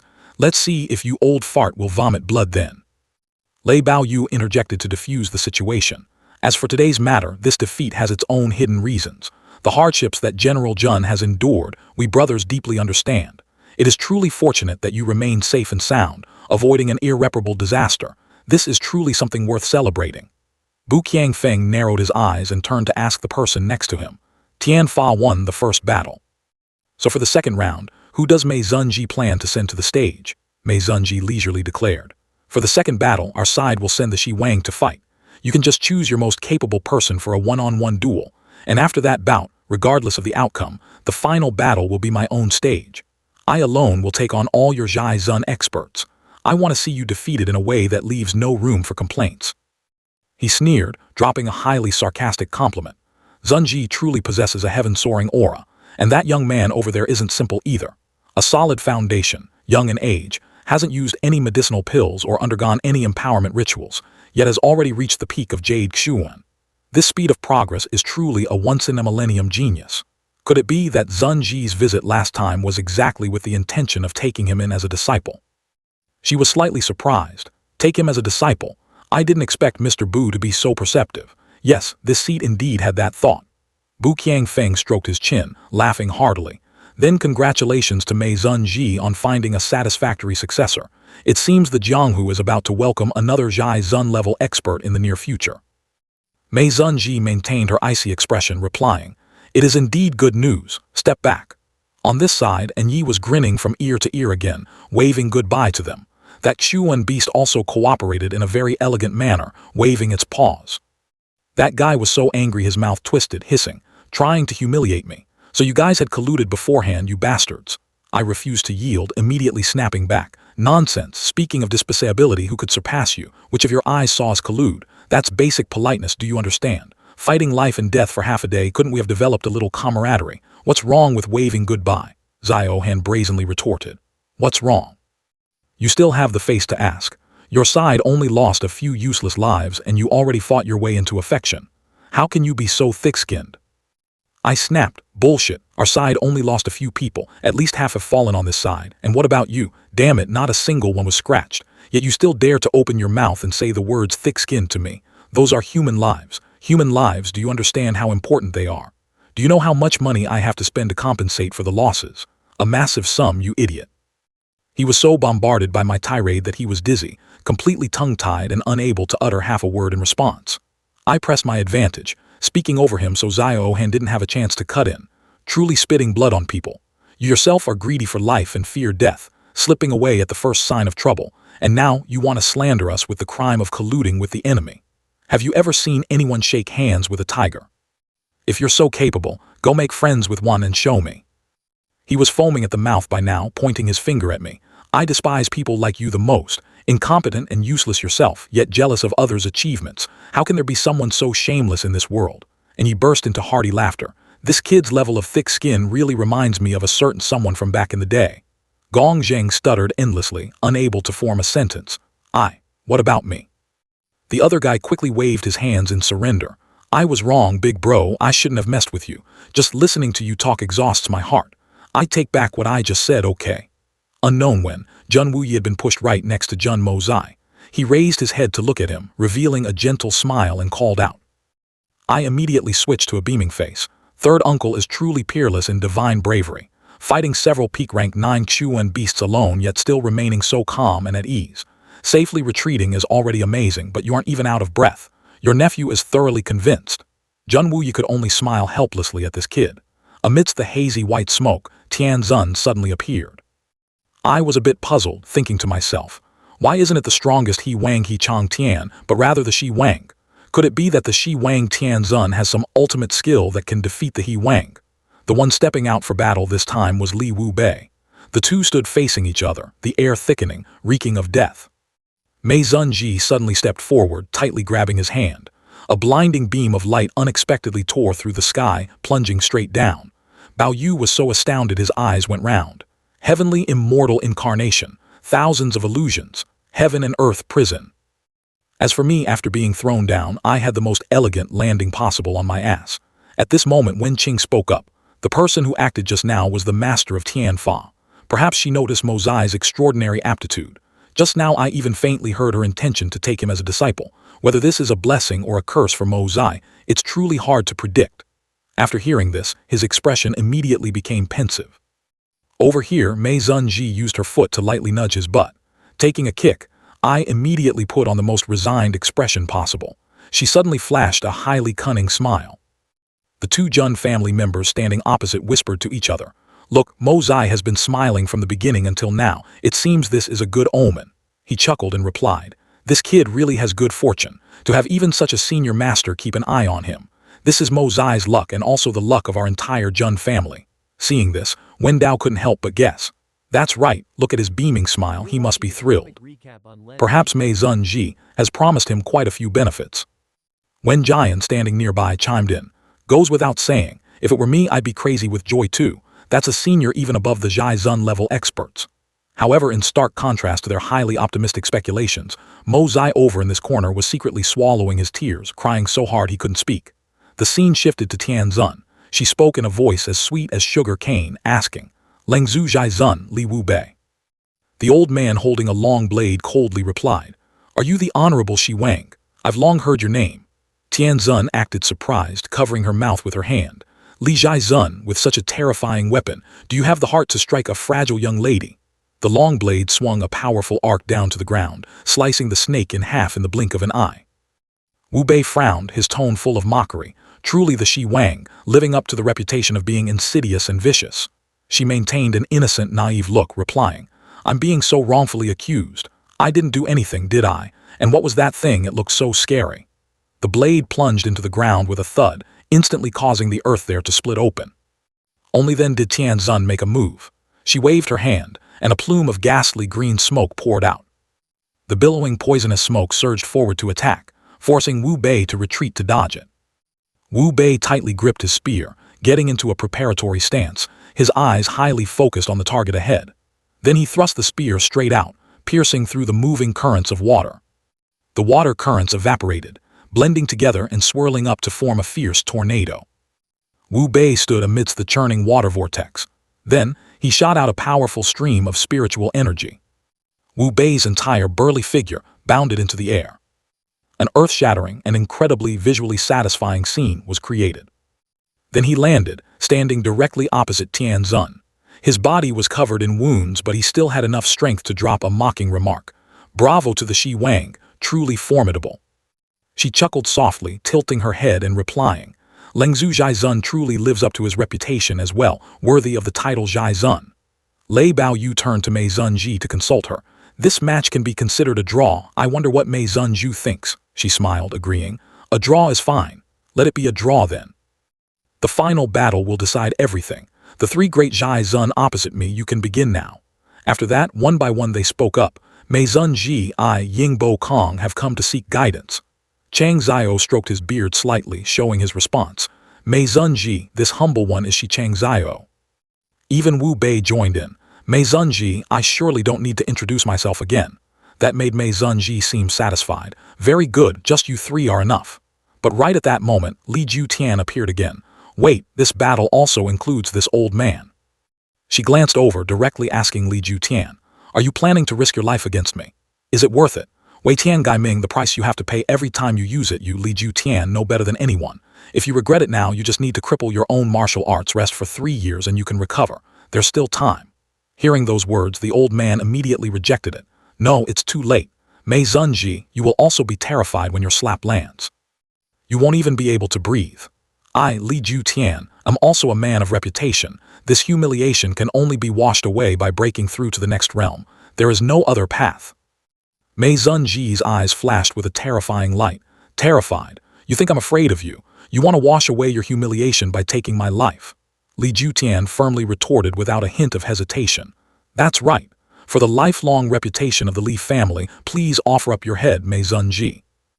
Mei Zun Ji increasingly found this matter ridiculous. Offer my head.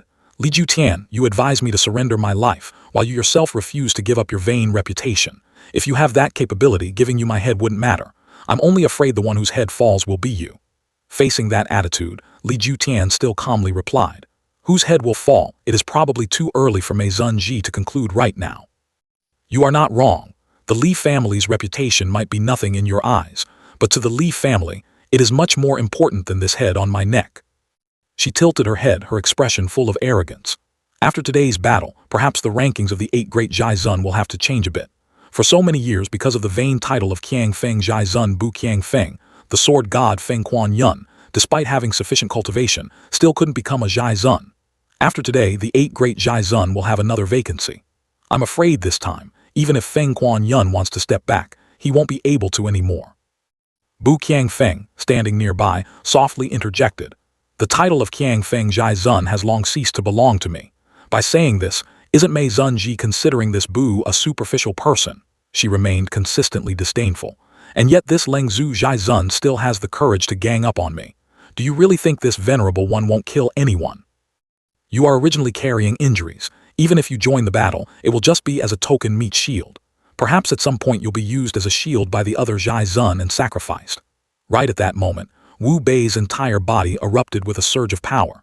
Chang Zhao also had to admit, Mei Zun Ji's scheming is truly sharp, this she admires it, but I'm afraid you have chosen the wrong target. The 4 of us have all been through hundreds of battles. Anyone could be considered a veteran in battles of wits. For Mei Zun Ji to use this trick in front of us, isn't that underestimating us too much? Moreover, the 4 of us advance together and retreat together. 4 people with one heart, our shoulders bearing the fate of the continent's myriad people. How could we fall for Zun Ji's goading tactic? She had run out of patience and shouted, Enough talk, make your move. Today, let the 4 of you experience the methods of the master of Tian Fa, the master of myriad beasts. Li Ju Tian didn't hesitate, charging forward first. He threw an earth-shattering punch, powerful enough to make the opponent taste the afterlife upon taking the full hit. Mei Zun Ji was not the least bit inferior, blocking the punch with just a single move. Now, the rest of them had closed in, surrounding her. Highly lethal punches continuously rained down on Mei Zun Ji. However, with just a wave of her hand, she sent everyone flying far away. Wu Bei and Zhang Zhao struggled to stand up after the devastating fall. Bei Kong dove down toward Mei Zun Ji from above with terrifying speed. Taking advantage of the situation, both Wu Bei and Zhang Zhao also rushed forward to attack her simultaneously. Behind Mei Zun Ji's back, someone was already lying in ambush. From then on, an earth-shaking battle broke out. The exact developments were unclear, but now, only Mei Zun Ji was left standing alone amidst the ashes and thick dust. A stream of white smoke surged from nowhere, enveloping her. Mei Zun Ji created a massive vortex, and a terrifying murderous aura spread throughout the space.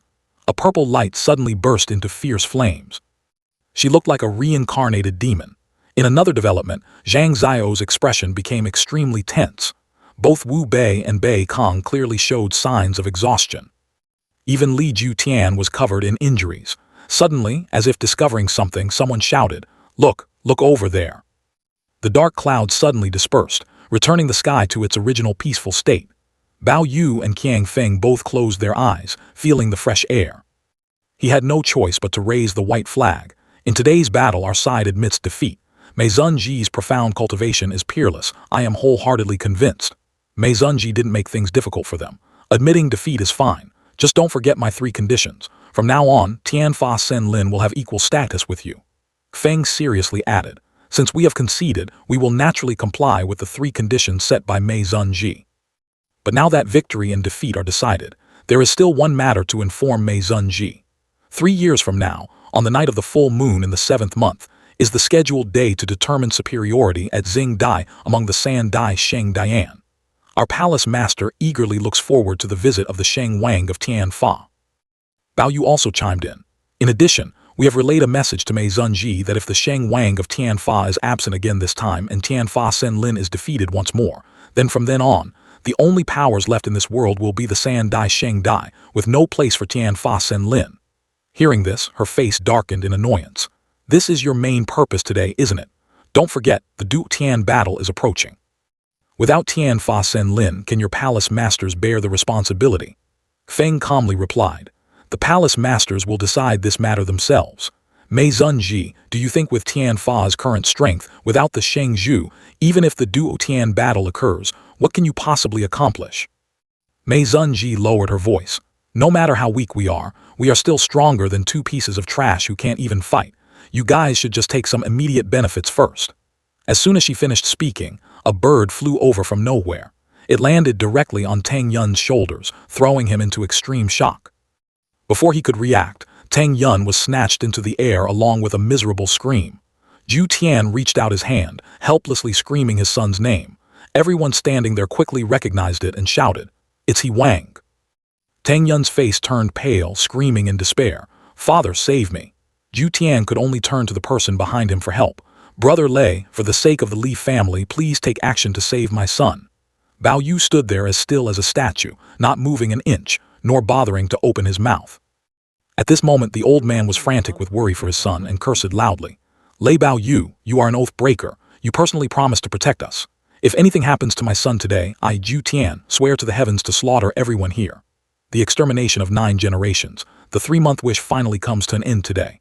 A few seconds later, that bird used its sharp claws to viciously scratch Tang Yun's head, and fresh blood immediately gushed out. From beginning to end, Zhu Tian could only watch helplessly as his son was tortured, his pupils dilating continuously. His whole body trembled violently. "Yuner, my Yuner." Suddenly, a strange object appeared in the sky, hurtling toward the ground. It was clear now. It was 2 daggers carrying a terrifying murderous intent. They aimed straight at Zhu Tian, only an inch away from piercing through his heart. But Zhu Tian quickly executed his cultivation technique to block it. He raised his voice to question, "Who wants to kill me? If you have the guts, step out here." Zhu Tian suddenly flinched upon hearing a strange noise. Right at that moment, Mo Zai appeared with a face full of murderous intent. "Li Zhu Tian, it is this seat who wants to kill you." The old man immediately faced him, asking for the reason. Mo Zai raised his head, calmly replying, "There are some people you cannot offend, nor are you qualified to offend. Once provoked, you must pay the corresponding price. Understand?" Hearing this, Zhu Tian tilted his head back inside. "I understand. I don't expect to survive, but I want to know who I have offended." Then the young man dropped a sarcastic remark. "Who did you offend? Do you know why the Xuan beasts of Tianfa ruined your plans? Why didn't they attack the person you wholeheartedly wanted to harm?" The old man roared in fury. "It's you. So it was you who controlled the Xuan beasts to attack Zhen Wuye. You are actually from the Zhen family." Mo Zai calmly replied. "The Zhen family is indeed not something a lowly Lei Zhu Tian like you can touch. This seat disappeared from the martial world for 20 years, and I didn't expect to cause countless misfortunes, as well as nurture a few overestimating fools like you. Truly a frog in a well." Then he glanced at the people standing next to the old man, his eyes as sharp as knives. The elders standing there didn't dare to utter a word. Mo Zai slowly said, "As for you all, there is no need to panic. As long as you don't displease my eyes, this old man has no interest in causing trouble." Zhu Zhanglao bowed his head in gratitude. Your Excellency clearly distinguishes gratitude and grudges. I am in awe. The young man snapped his fingers, looking at the old man with a mocking smile, clearly distinguishing gratitude and grudges. Not necessarily. Just watch the fun show I've set up here. Zhu Tian's entire body suddenly changed, feeling a scorching heat. Spiritual energy flowed into the old man's body, causing bone-deep agony. Just a few seconds later, Mo Zai retracted his hand, looking extremely satisfied. Mei Zunji suddenly shouted, "Wait!" A thought suddenly flashed through her mind. That is the Bao Wang Chuan Dan. The young man snorted coldly, looking quite annoyed. Mo Zai's entire body then soared into the sky and disappeared. Qiang Feng and Bao Yu looked at each other hesitantly. Li Zhu Tian, he. Now, the old man had turned into a pile of white ashes on the ground. Mo Zai had successfully attracted Mei Zunji's attention. She muttered, "What exactly is the background of this mysterious cloaked person?" Everyone remember today's conditions. I bid farewell here, we will meet again in the future. Bao Yu's group nodded in agreement. Zunji, rest assured. A real man honors his words. Having lost the battle, we must accept the punishment and will absolutely not break our promise. But she didn't pay much attention, only focusing on the direction where Mo Zai had just disappeared. Not long after, Mei Zunji appeared right in front of Wu Yi. He gently and politely asked, "What instructions does Zunji have for coming here?" She coldly opened up. "The child from today has an elegant bone structure and exceptional talent. This seat intends to take him as a disciple. What does General Jun think?" Wu Yi smiled, slowly replying, "For Mei Zunji to have her eyes on this brat, it is his blessing. I naturally have no objections. If Mei Zunji truly means it, as long as Mo Zai agrees himself, our Jun family will fully support it." Hearing him say this, Mei Zunji replied, "If that's the case, I have my ways, but I wonder where your nephew is right now." Wu Yi asked in confusion, "Wasn't Mo Zai right next to you just now?" She replied, "I just went out to fight, and when I returned, your nephew was nowhere to be found. Your nephew and I got along very well."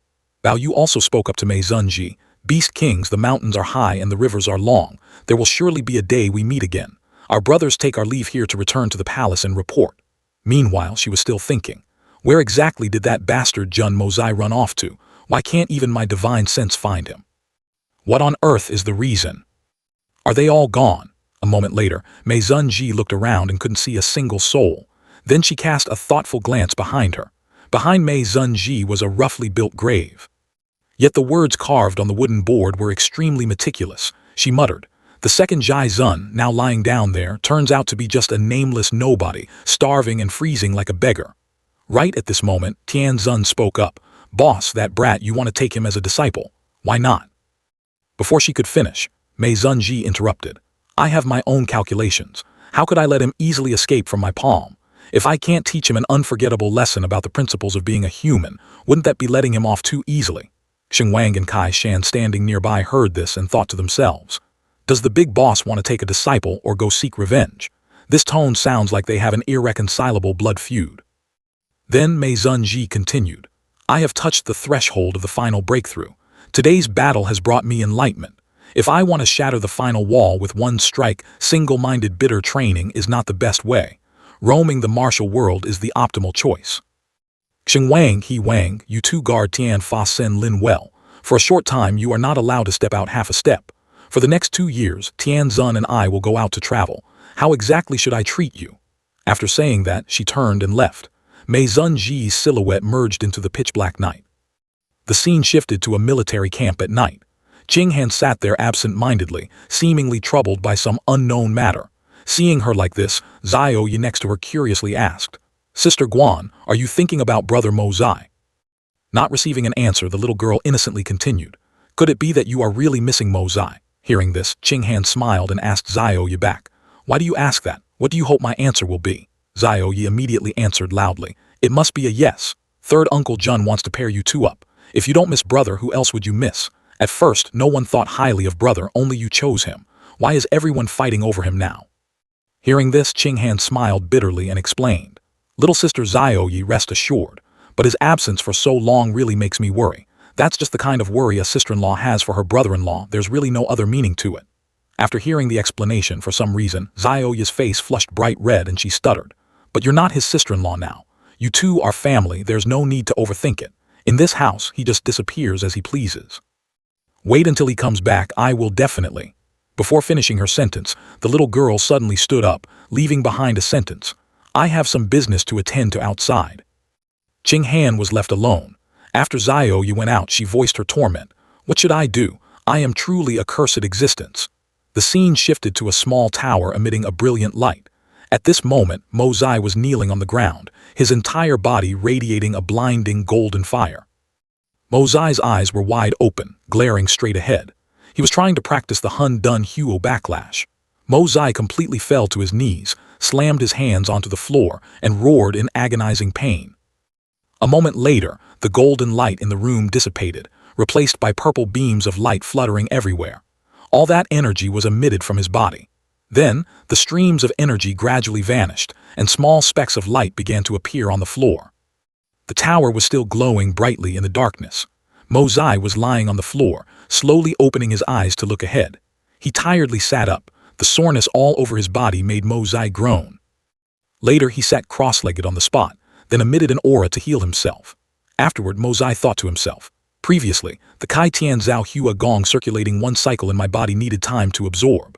Now, as soon as my intent arises, the Kai Tian Zhao Hua Gong has already traveled through my meridians and returned to my Danshan. Now, I will never have to worry about a shortage of profound energy, nor worry about losing my power. Then he raised his hand, creating a flame in his palm. But upon seeing the flame, Mo Zai was startled and thought, how could it be light blue? Have I gone mad? I'm not dreaming, am I? Before suffering the Hun Dun Huo backlash, I was still only at the peak of Yu Xuan tier. How could I advance straight to the initial stage of Tian Xuan in such a short time? Even riding a rocket wouldn't be this fast. Mo Zai tried again. This time, a blue flame engulfed his entire body. He pensively looked outside, not knowing what he was plotting. Then Mo Zai was extremely overjoyed, bursting into laughter. Using the Hun Dun Huo once actually achieved such great results. This feels so damn good, he said blissfully, like a child given candy.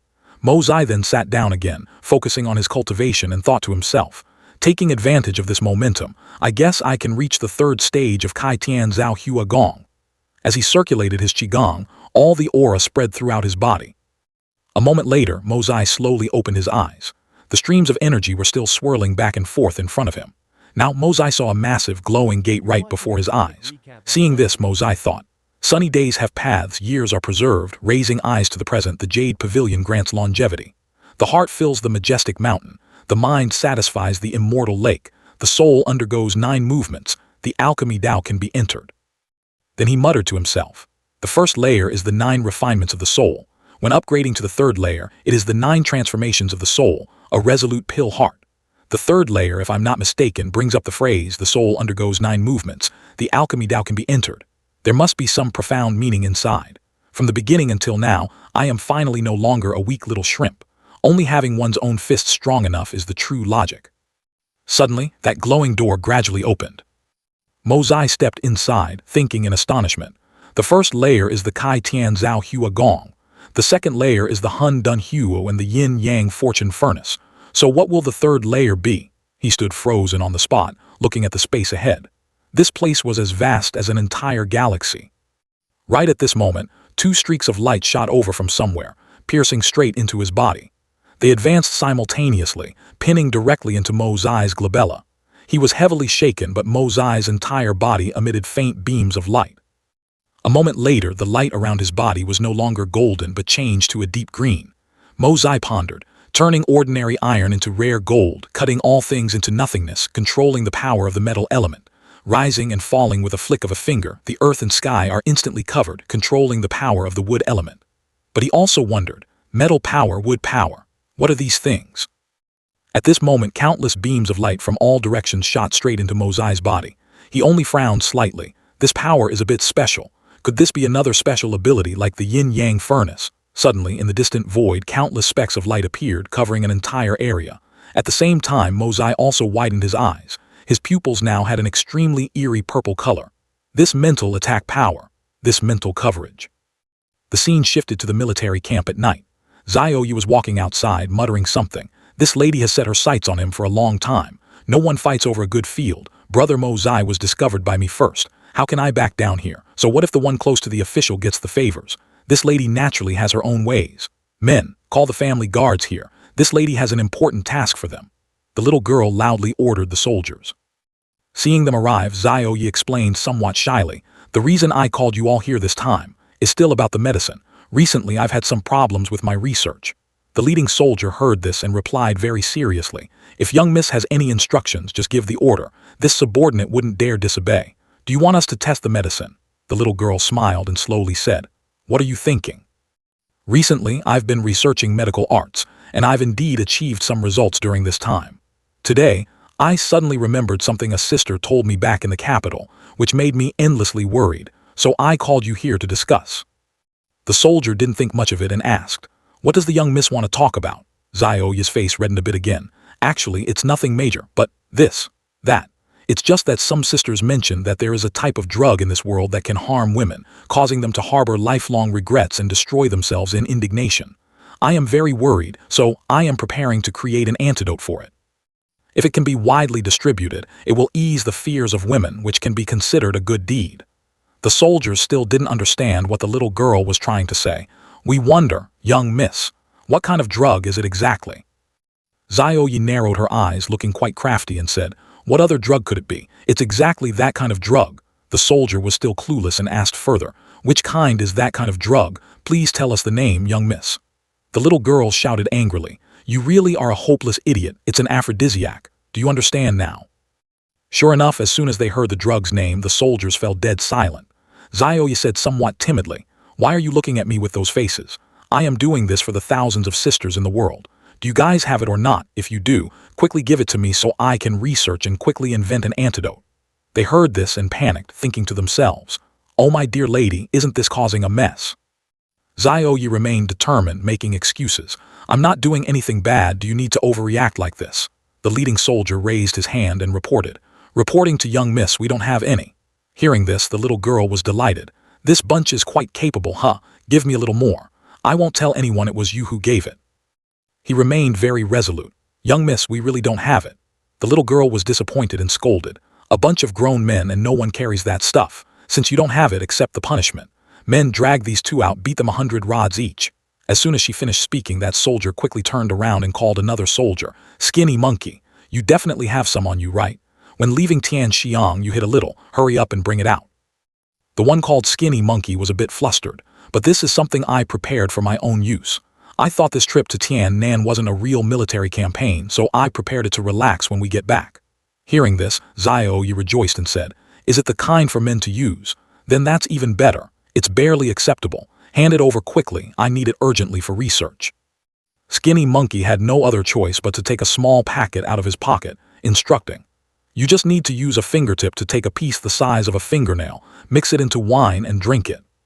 The little girl also reminded him very seriously, "Got it. There is no more business for you all. This matter must be kept secret, understand? It concerns the lifelong happiness of hundreds of thousands of women. It must not be leaked. Do you hear me?" Those two were also very obedient, cupping their hands and saying in unison, "Understood clearly." After the matter was settled, Xiaoyi satisfiedly said, "You may all step down." As soon as their figures disappeared behind the door, she giggled secretly, "HMPH, Jun Mozai, let's see where you can escape to. This lady has decided to cast an inescapable net. The wood is already made into a boat. If you still plan to run away, then Sister Guan shouldn't blame this little sister for playing dirty. Let's see what path you have left to compete." On the contrary, the soldier's face fell as soon as he stepped out of the tent. He had to rush to find young Miss Guan, asking her to keep an eye on this little princess, absolutely not allowing himself to be implicated. Less than half an incense stick of time later, Qinghan rushed into the tent, anxiously asking her younger sister, "How are you? Do you feel uncomfortable anywhere? Tell me quickly." The girl dazedly replied to Sister Guan, "Why are you in here? Do you also need to use medicine?" Xiaoyi's question made Qinghan dumbfounded. What medicine? She thought to herself she didn't have any illness, so why would she need to take medicine? It seemed this younger sister was truly sick and even invited her to take medicine together. Hearing this, the girl breathed a sigh of relief, telling herself, "I thought she was going to compete with me to cook the rice. Thank goodness she isn't." Qinghan became increasingly confused. What rice and porridge? "Little sister Xiaoyi, what on earth is wrong with you? Today you're talking nonsensically, nothing matches up." The girl hastily forced a smile to cover it up. "I'm fine, really fine, perfectly healthy. Oh right, Sister Guan, is brother back yet?" Mentioning Mozai, worry appeared in Qinghan's eyes again. She reassured, "Still no sign of him, but don't worry. He has immense abilities and is full of schemes. How could anything happen to him?" He'll probably be back in a bit. Xiaoyi lowered her head, murmuring, "That's right, that guy is highly capable, he'll definitely be safe and sound. I still have to wait for him to come back to settle something." Hearing this, Qinghan became curious. "What business do you have with him?" Realizing she let slip, the girl stammered to cover her tracks. I'm just waiting for him to come back to cook. I'm going out to see why Xiao Bai hasn't come back these past few days, I miss it so much." As soon as she left the tent, Xiaoyi blamed herself. "You lost your composure too much. What if the plan is exposed, Sister Guan finds out and strikes first? What do I do then?" Inside the tent, Qinghan was deep in thought. This little sister definitely had a problem. That flustered look, inconsistent words, and bizarre actions couldn't possibly be normal. I have to watch her every single move. Having decided that, she quietly followed Xiaoyi's figure as she walked out. Dawn finally broke, and warm sunlight filtered everywhere. The scene shifted to a dense forest. Mozai strode forward while lost in thought, transforming ordinary iron into rare metal, touching all things into nothingness. Could it be that just by using this power, one can turn ordinary iron into precious metals, turning mediocre weapons into divine artifacts in the blink of an eye? Then isn't that just like the alchemy of turning stone into gold? That's way too overpowered. He shook his head, looking ahead. Whatever, let's put it aside for now. Being gone this long, third Uncle Jun must be extremely anxious. I need to hurry back. Upon returning, he lifted the curtain and stepped straight into his room. Seeing the sword hanging on the wall, Mozai suddenly felt an urge to test his new ability. He gently took the sword down, placing it horizontally across his palm. A radiant golden light gradually enveloped the blade. Right after, the sword floated up into the midair, surrounded by a few swirling streaks of light. The sword suddenly stood completely upright, emitting mystical purple halos. Suddenly, it flared up with a blinding light, making it impossible to look directly at. Mozai had to squint his eyes to observe the glowing object. Then, who knows what scene he witnessed, but he couldn't help letting out a gasp of horror. Oh my God! In Mozai's hand right now was still the sword from earlier, except it had shrunk to the size of an embroidery needle. He closed his eyes to ponder, and finally understood. It turned out that the incantation wasn't about turning iron and steel into precious metals, but condensing the essence of ordinary iron. Then, wouldn't forging a normal-sized saber require a mountain-high amount of raw iron? Moreover, this tiny needle already weighed nearly 2 taels. If forged into a saber, wouldn't it weigh several hundred catties?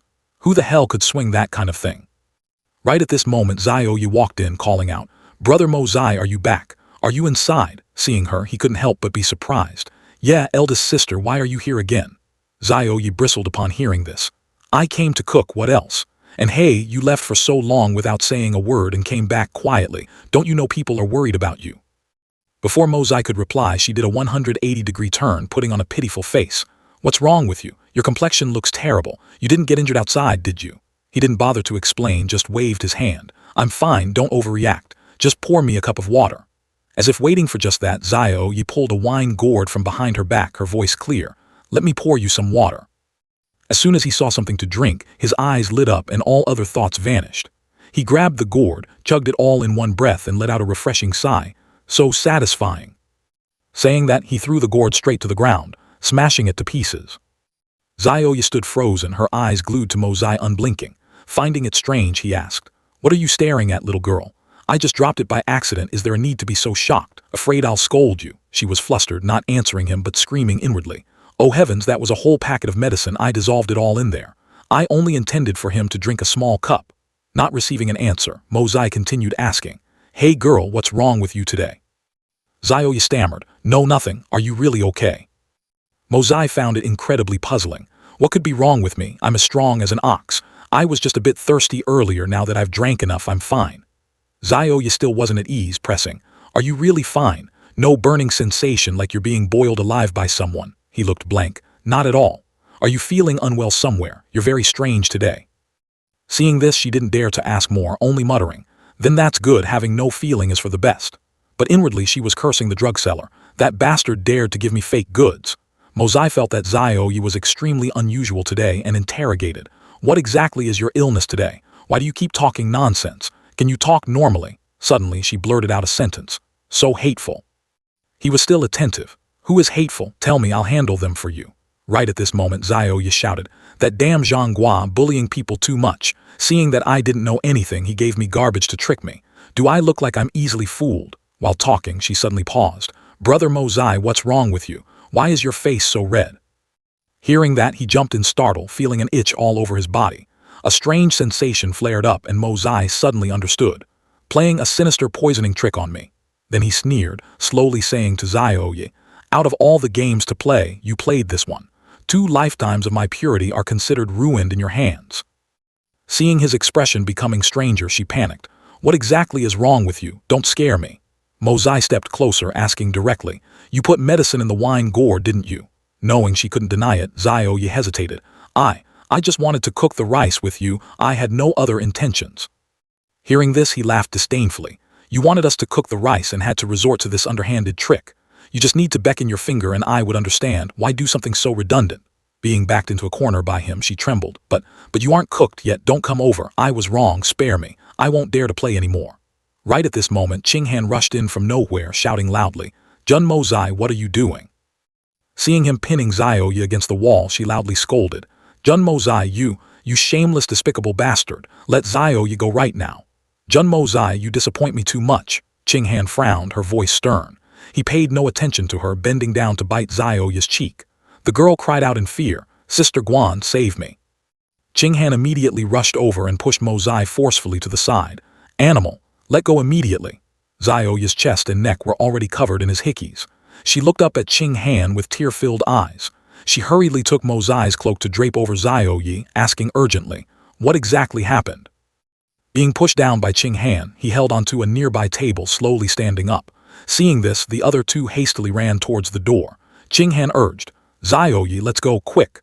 But a firm hand tightly grasped Qinghan's wrist. The very next second, she was pushed onto the bed by him. She frantically scolded, "You're crazy, you still want more." While scolding, Qinghan suddenly froze when she saw his flushed face and delirious eyes. She suddenly realized this was an aphrodisiac. Mozai didn't hesitate at all, bending down to kiss Qinghan's neck. She shut her eyes tightly in fear, not daring to utter a sound. Qinghan recalled every one of his gestures and thought to herself, "He's been drugged with an aphrodisiac. Can I really just leave?" Ever since I came to the Jun family, he has always treated me well, even using the guise of a playboy to express his true feelings. This genuine affection, could I possibly just ignore it completely? So be it, let me use this entire life to repay the Jun family's immense grace. Xiaoyi sat blankly alone in the tent, silent as a mouse. Then she shivered in fear. So scary. Thanks to Sister Guan's voice, she suddenly remembered that Qinghan was still inside. Xiaoyi hurriedly ran off to find rescue. She lifted the curtain and dashed into another tent, shouting, "Third Uncle Jun, something happened to Brother Mozai, quickly go check on him." Hearing this, he and the others in the room immediately set off. When they arrived outside Mozai's tent, they already saw someone standing guard outside. Seeing people approach, Bei Kong loudly declared, "Don't go in." Wu Yi asked for the reason in confusion, but as soon as he finished speaking, he heard ambiguous sounds echoing from inside. Wu Yi also guessed what was happening. He turned around, sternly ordering the people behind him, "Everyone heed my command, immediately go to the largest training ground in the city to train. Within half an incense stick of time, anyone not present will be dealt with by military law, no exceptions." Dugu Xiaoyi stepped forward, asking anxiously, "Where is Sister Guan Qinghan? Aren't you going in to save her? Brother Jun Mozai is not in his right mind, that thing could very well happen." Jun Wuyi immediately lowered his voice. "Are you saying the girl inside is Guan Qinghan? That beast, how dare he do such a despicable thing? I cannot forgive him." Dong Fang Wen Qing stood nearby and chimed in. "Since things have come to this, it's too late to say anything. If things really go wrong, we can let Jun Mozai take refuge at the Dong Fang family for a while." Dugu Xiaoyi asked in confusion, "But why? Could it be that you?" Jun Wuyi interrupted her, his voice full of anger. "Don't mention that wicked brat's name again. He's going to anger me to death." She remained innocent. "Why is everyone blaming Brother Jun Mozai? What does this have to do with him? This is so confusing." He didn't answer but turned to ask Dugu Xiaoyi, "Little girl, do you know anything? What exactly happened?" Her face turned bright red, no longer hiding it. "Actually, I drugged him. I originally intended to cook the raw rice with him, who knew I would accidentally harm Sister Guan Qinghan." The others were left speechless upon hearing this. Jun Wuyi coughed a few times and asked further, "What drug did you use and what was the dosage?" Dugu Xiaoyi tried to recall. The drug was called something like lifting 100 caddies. Hearing this, he thought to himself, "Isn't this the ultimate aphrodisiac exclusively for men?" Then Jun Wuyi told her, "Put that nonsense aside for now. Tell third uncle exactly how much drug did you put into the wine gourd." Dugu Zioye lowered her head and replied timidly, I put it all in. He wanted to get angry but couldn't. How could this little girl act so foolishly? This is pure nonsense. Seeing the tense situation, Dongfeng Wenjian suggested, how about we rush in and force the lust poison out? It's an emergency, we can't stick to formalities anymore. Zhen Wuyi roared, are you an idiot? It's an aphrodisiac, not a lethal poison, how can you force it out? Besides, if we rush in, how will Guan Qinghan and Zhen Mozai show their faces? Yingbo Kong finally spoke up to reassure them. Everyone calm down, don't panic. Don't forget Zhen Mozai has inherited his master's medical skills, he will definitely be fine. Dongfeng Wenqing was curious. Who is Zhen Mozai's master? Since when did he have a master? Yingbo Kong laughed heartily. Actually, you have all met his master. He is a true supreme expert. He was still wondering, who could it be? I should have an impression of such an expert. The youngest brother opened his mouth. Zhen Mozai's master is that mysterious black-robed man, the one who dealt with Li Jutian in a single move that day. Dugu Zioye finally panicked. What's wrong with everyone? Could it be that my drug wasn't good? Zhen Wuyi helplessly replied. Let's not talk about whether the drug was good or not. The point is, little girl, you cooked the rice but let the wrong person eat it. Dongfeng Wendao added, truly a lot of hard work for nothing, making a wedding dress for someone else to wear. Dugu Zioye shouted angrily, what do you mean let someone else eat it? It's the rice I cooked. Yingbo Kong burst into laughter. It was eaten by your sister Guan Qinghan. She was dumbfounded upon hearing this, totally confused. Sister Guan Qinghan, that's not right. Does eating rice require joking around? Dongfeng Wendao turned around, slowly explaining to Dugu Zioye, eldest miss, how can raw rice be cooked without taking off clothes? Upon hearing this, tears welled up in her eyes as she muttered, I don't want to live anymore. It turns out I spent so much effort only to let the two of them cook the rice. The camp remained silent. Night had fallen and the flickering lights inside the tents were lit. Someone gently opened their eyes, looking ahead. Zhen Mozai looked up at the tent's ceiling, his face showing clear confusion. Then he startled, sitting bolt upright immediately. Lying next to Zhen Mozai was Guan Qinghan, her body completely bare without a single piece of clothing to cover her, marked with numerous hickeys. He couldn't believe his eyes. It was her. Zhen Mozai tried to recall. He only remembered drinking the wine brought by Dugu Zioye. Why was the person lying next to him Guan Qinghan when he woke up? It seemed to be dark already, so he had tormented Guan Qinghan for a whole day. With her capability, she could have completely escaped his grasp, but she didn't do so. It must be because she saw him poisoned by the aphrodisiac, so she sacrificed her own body. He truly deserved to die. Zhen Mozai immediately held Guan Qinghan tightly in his arms, his heart filled with sorrow. A while later, he dressed her again, then gently laid Guan Qinghan neatly on the bed. Zhen Mozai reached out to touch her forehead, simultaneously transmitting a bit of spiritual energy over. Sure enough, Guan Qinghan's tightly furrowed brows slowly relaxed. Seeing this, he faintly curled his lips, muttering, sleep well. He straightened his clothes and stepped out of the tent. Unexpectedly, as soon as he went out, he saw Dugu Zioye standing there, crying her eyes out. Even Zhen Wuyi was present. He secretly cursed in his heart. You drugged me. What are you crying about now? Are you that wronged? Seeing him come out, he raised his voice and asked, how is Guan Qinghan? Upon hearing her name, Zhen Mozai's voice suddenly softened. Sister-in-law, she is still sleeping, she's fine. Suddenly, Dugu Zioye threw herself into his arms, sobbing, I'm sorry, I didn't know. I shouldn't have done that. The rice I cooked was eaten by someone else. Zhen Wuyi also sighed, saying, I already know the whole story. I know you didn't do it on purpose. I will immediately write a letter for your grandfather to decide on this matter. Everyone dismiss. With tearful eyes, she asked him, Brother Zhen Mozai, you won't be mad at me, right? He flicked Dugu Zioye lightly on the forehead. Not mad. Think about it yourself. If it were you, would you be angry? This time I am truly very unhappy. I don't want anything similar to happen again, she hurriedly muttered. Yes, I wouldn't dare anymore. I really wouldn't dare. I'm sorry. Since you're not mad then, do you still want me now? Zhen Mozai sighed helplessly, replying dismissively, this issue, let's talk about it later. It's getting late, go back and rest. The scene shifted to another place. Mei Zunji spoke up. What a good show. Tianzun also replied, indeed, but the only one who benefited from this show is that brat from the Zhen family. After that, Mei Zunji looked up at the sky, muttering, it's not necessarily a benefit. According to the information I gathered, Guan Qinghan could never stay by that bastard's side. This is truly a variable. It's a dangerous marriage, but no matter how the Zhen family handles it, the impact of this matter won't be small. Big sister, if you've already decided to take that brat as your disciple, why not directly capture him and bring him back? she gritted her teeth. Take him as a disciple. Keep dreaming, I only want to torture him. Tianzun asked Mei Zunji. Then what does Big Sister plan to do, she replied. Didn't you hear what Dongfang Wenqing said earlier? He wants to take him to the secret place of the Dongfang family.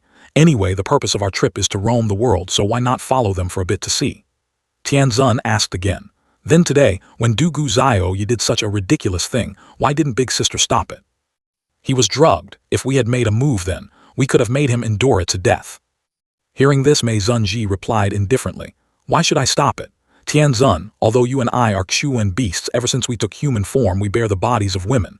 Why should we interfere in such a shameful matter? Hearing this, she also realized. Big Sister is right, I understand. We indeed shouldn't get involved. At this moment, Mei Zunji continued. Although this guy is detestable, he can still be taught. He hasn't reached the point where he must die. Let's put other things aside, but the spiritual pill transaction for the Buddha Heaven Holy Fruit will very likely fall into his hands. According to Ying Bo Kong's words, that mysterious person is indeed that brat's master. Tianzun was slightly worried. Then it's even more certain. It's just that the mysterious person's strength is truly unfathomable. I'm afraid even Big Sister might not necessarily win. But Mei Zunji seemed to have a plan. That's right. But we only need to control this brat using the disciple to threaten the master, then the spiritual pill naturally won't escape. At least we'll have a trump card in hand. Upon hearing this, she immediately admired. Boss is truly the boss. Then we'll just follow him to watch the good show. Mei Zunji slowly replied. Not necessarily, who knows, we might even have a chance to join the fun. Saying so, the two standing on the tree branch suddenly turned into illusions and disappeared. At this time, Junmo Zai stepped back into the tent, letting out a long, exhausted breath. Seeing that Guan Qing Han had woken up and was sitting in the room, he paused for a beat. She shyly turned her face away, not daring to look directly at Junmo Zai. The two stood facing each other, the space sinking into silence. The one who broke the silence was Junmo Zai. He slowly enunciated every word. I know your heart is very complicated and confused right now. Actually, so am I don't know what to do. But I only know that whether you admit it or not, you are now my woman. That is an unchangeable truth. Perhaps you aren't mentally prepared right now. I can give you time. I am originally quite a selfish person. I only need my family, my women, and my brothers to be safe. As for whether the common people of the world encounter fortune or disaster, it has nothing to do with me, Junmo Zai. At this moment, what should I say? You truly have paid too much for me. I am not a heartless person, but I really don't know what the right thing to say is. As soon as he finished speaking, Guan Qing Han angrily said aloud, What happened today was out of necessity. It was originally just a mistake.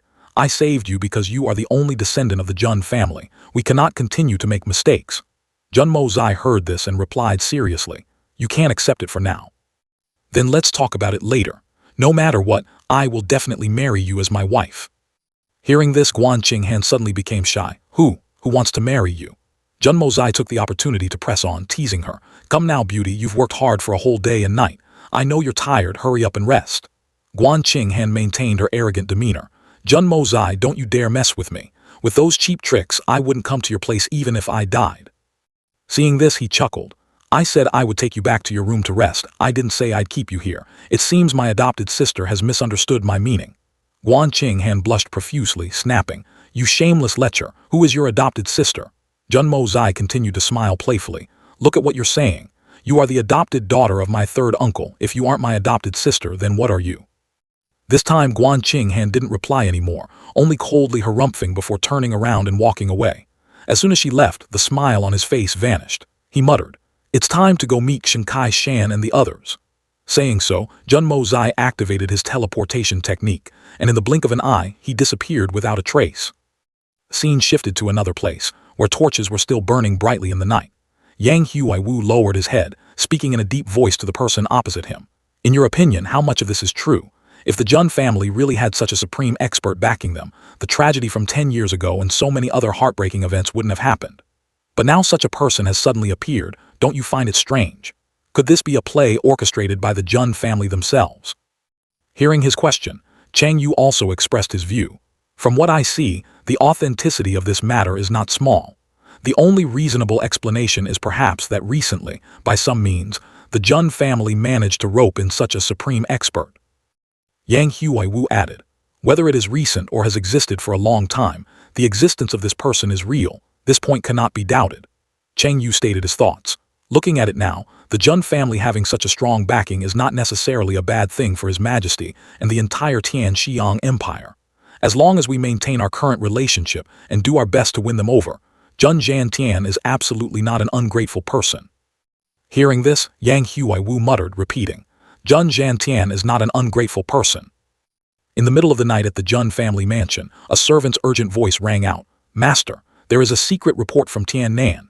Tang Wanli hurriedly snatched the letter from the servant's hands. Give it to me, let me see. After reading it, he laughed loudly. It's nothing. Jun Mozai is safe and sound. Tomorrow he will go to the Kai tribe. However, he is about to go to the Dongfang family with his uncle. This is an invitation from the 3 swords of Dongfang. Hearing Tang Wanli say so, Lao Pang also joyfully replied, Master, then this is truly a great and joyous occasion. The more Tang Wanli spoke, the more he sighed with emotion. It is indeed worth celebrating. The Dongfang family showed great kindness to our Jun family back then. This child Jun Mozai is smart and talented. Our in-laws will definitely be very happy to see him. The scene shifted to a vast forest under a clear blue sky. Suddenly, from the ground, a figure wearing a black cloak shot up. He Chang Zio sensed something and abruptly turned his head to look in a certain direction. At this time, Chen Kai-shan next to him also smiled and said, It's him coming to find us. He must be here to help us advance. Saying so, both of them sprang into the air, flying in that direction. A moment later, both landed in front of the black-robed man. They appeared extremely delighted to see this person. Senior, you have arrived. Jun Mozai glanced at them and said, In the next few days, this seat is about to leave Tiannan. I suddenly remembered my promise to you. As a person, one must keep their word. How can I leave without finishing the old business? You two prepare yourselves, calm your minds, and adjust your state of mind to the most peaceful state. I will examine your realms first. Hearing this, the two immediately sat cross-legged on the spot, following Jun Mozai's words.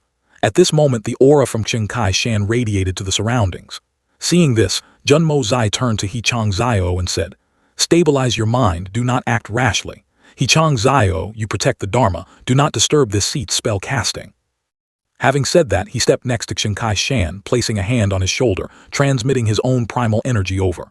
With Jun Mozai's assistance, Chen Kai-shan's aura became stronger and stronger. He Chang Zio stood aside, thinking in astonishment. The world's primal energy is surging. This is a sign of an impending breakthrough to a level 10 Quen beast. How is this possible? At this moment, Chen Kai-shan's aura had reached its peak, converging and flying into the air, forming a blazing golden sphere of light. In the very next second, he transformed into a giant golden bear, letting out an earth-shattering roar. All the Quen beasts in the Tianfa forest fell completely silent. They knew that another peerless powerhouse had just appeared in this forest. A while later, Chen Kai-shan had returned to his human form, but the aftershocks he created still echoed throughout the forest. Chen Kai-shan immediately knelt down in front of Jun Mozai. Thank you, sir. Even He Chang Zio beside him smiled joyfully. He was extremely puzzled. What are you doing? This was just a bet. I am merely fulfilling my promise. Why the need to do this? Chen Kai-shan replied without hesitation. This matter might be nothing in your eyes, but for me, old Chen, it is the grace of recreation. Such a great favor cannot be repaid with just a thank you. In the future, if Senior has any orders, just say the word. Jun Mozai smiled bitterly, telling him, Old Chen, don't be like this. I truly consider you a friend. In this world, I don't have many friends, you are one of them. Therefore, don't say thank you to me. Now it's your turn to protect the Dharma. I will give He Wang a hand to finish fulfilling my promise. Seeing this, He Chang Zio was a bit worried. You just consumed so much energy, how about resting for a while to recover first? But Jun Mozai waved it off. No need, I can still handle it. Come here quickly. And so he also sat cross-legged, starting to circulate his energy like Chen Kai-shan just now. A while later, both of them had been assisted by Jun Mozai, becoming peerless powerhouses. Chen Kai-shan shouted loudly into the forest. Men, quickly bring the fine meat up here. The speed must be as fast as He Wang. After the banquet table was set, the three of them sat down together. Chen Kai-shan pointed to a white lion next to them, introducing him to Jun Mozai. This is my 6th brother, Shi Wang Shibu Chu. Hearing his name, he immediately clasped his 2 front paws together, wagging his tail in greeting. Hearing this, Jun Mozai burst into laughter. Shi Wang, surnamed Shi, named Bu Chu, not Stinky. This name is truly one of a kind. Seeing him laugh, Chen Kai-shan hurriedly explained, Senior has misunderstood. The surname of my 6th brother sounds the same as Lion, but it's actually Shi from Stone and Chu from Deep Sorrow. After the explanation, Jun Mozai clasped his hands in apology. So that's how it is. It was my misunderstanding, please don't take offense, Shi Wang. Shenkai Shan continued to introduce. This is the ninth brother, the Golden Tiger King Hu Lion Dian. Knowing this person's name, Jun Mo Zai exclaimed, Tiger King Hu Lion Dian, this name is very imposing. Paired with Bear King, one opens the mountain, one establishes the hall, how interesting. Without stopping, another person was introduced. This is the 10th brother, Eagle King Ying Sui Kong. And this is the 7th brother, Monkey King, his name is Hu Qi. You have also met the 8th sister Shi Wang, but she and the big boss have gone out to work and are not in the forest. As for our little Xuan brother, he is currently in closed-door cultivation for shape-shifting and hasn't appeared for 3 years. Jun Mo Zai finally understood. So that's how it is. Earlier I briefly met the Tianfa beast Emperor Mei Zunji. What a pity. As for the little girl Shi Wang, she dares to act and dares to take responsibility. I admire her very much. By the way, Old Xiong, your introduction makes me a bit confused. As far as I know, the Tianfa forest has always ranked based on strength. Why have the 9th brother Tiger King and the 10th brother Eagle King both taken human form, while the higher-ranked 6th brother Shi Wang and 7th brother Monkey King still maintain their original forms? Upon hearing this, he sighed and sadly explained, this is no secret. 60 years ago, Shi Wang and the Monkey King wanted to leave Tianfa to roam the outside world, but ended up being besieged by 4 great supremes. That battle left them with severe, irreversible injuries. Although both managed to keep their lives, their levels dropped to the 9th tier, completely losing their ability to take human form, and they still haven't been able to recover until now. Among the 4 great supremes who struck back then, there were 2 bastards named Lei Bao Yu and Bu Qiang Feng.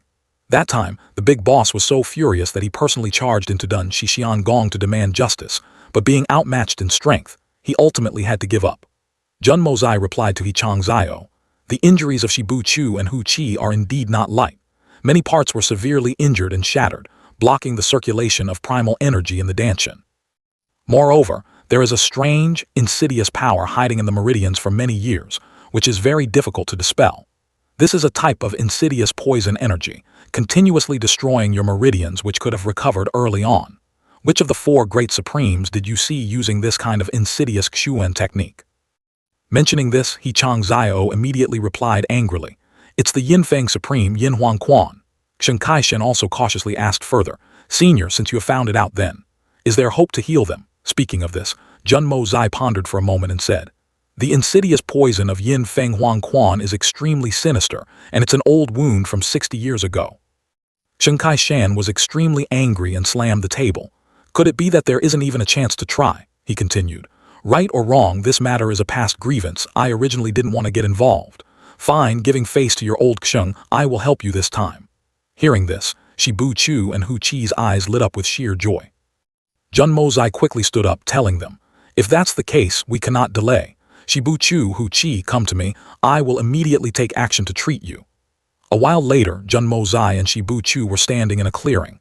He reached out and touched his head, and a green light emitted from the point of contact.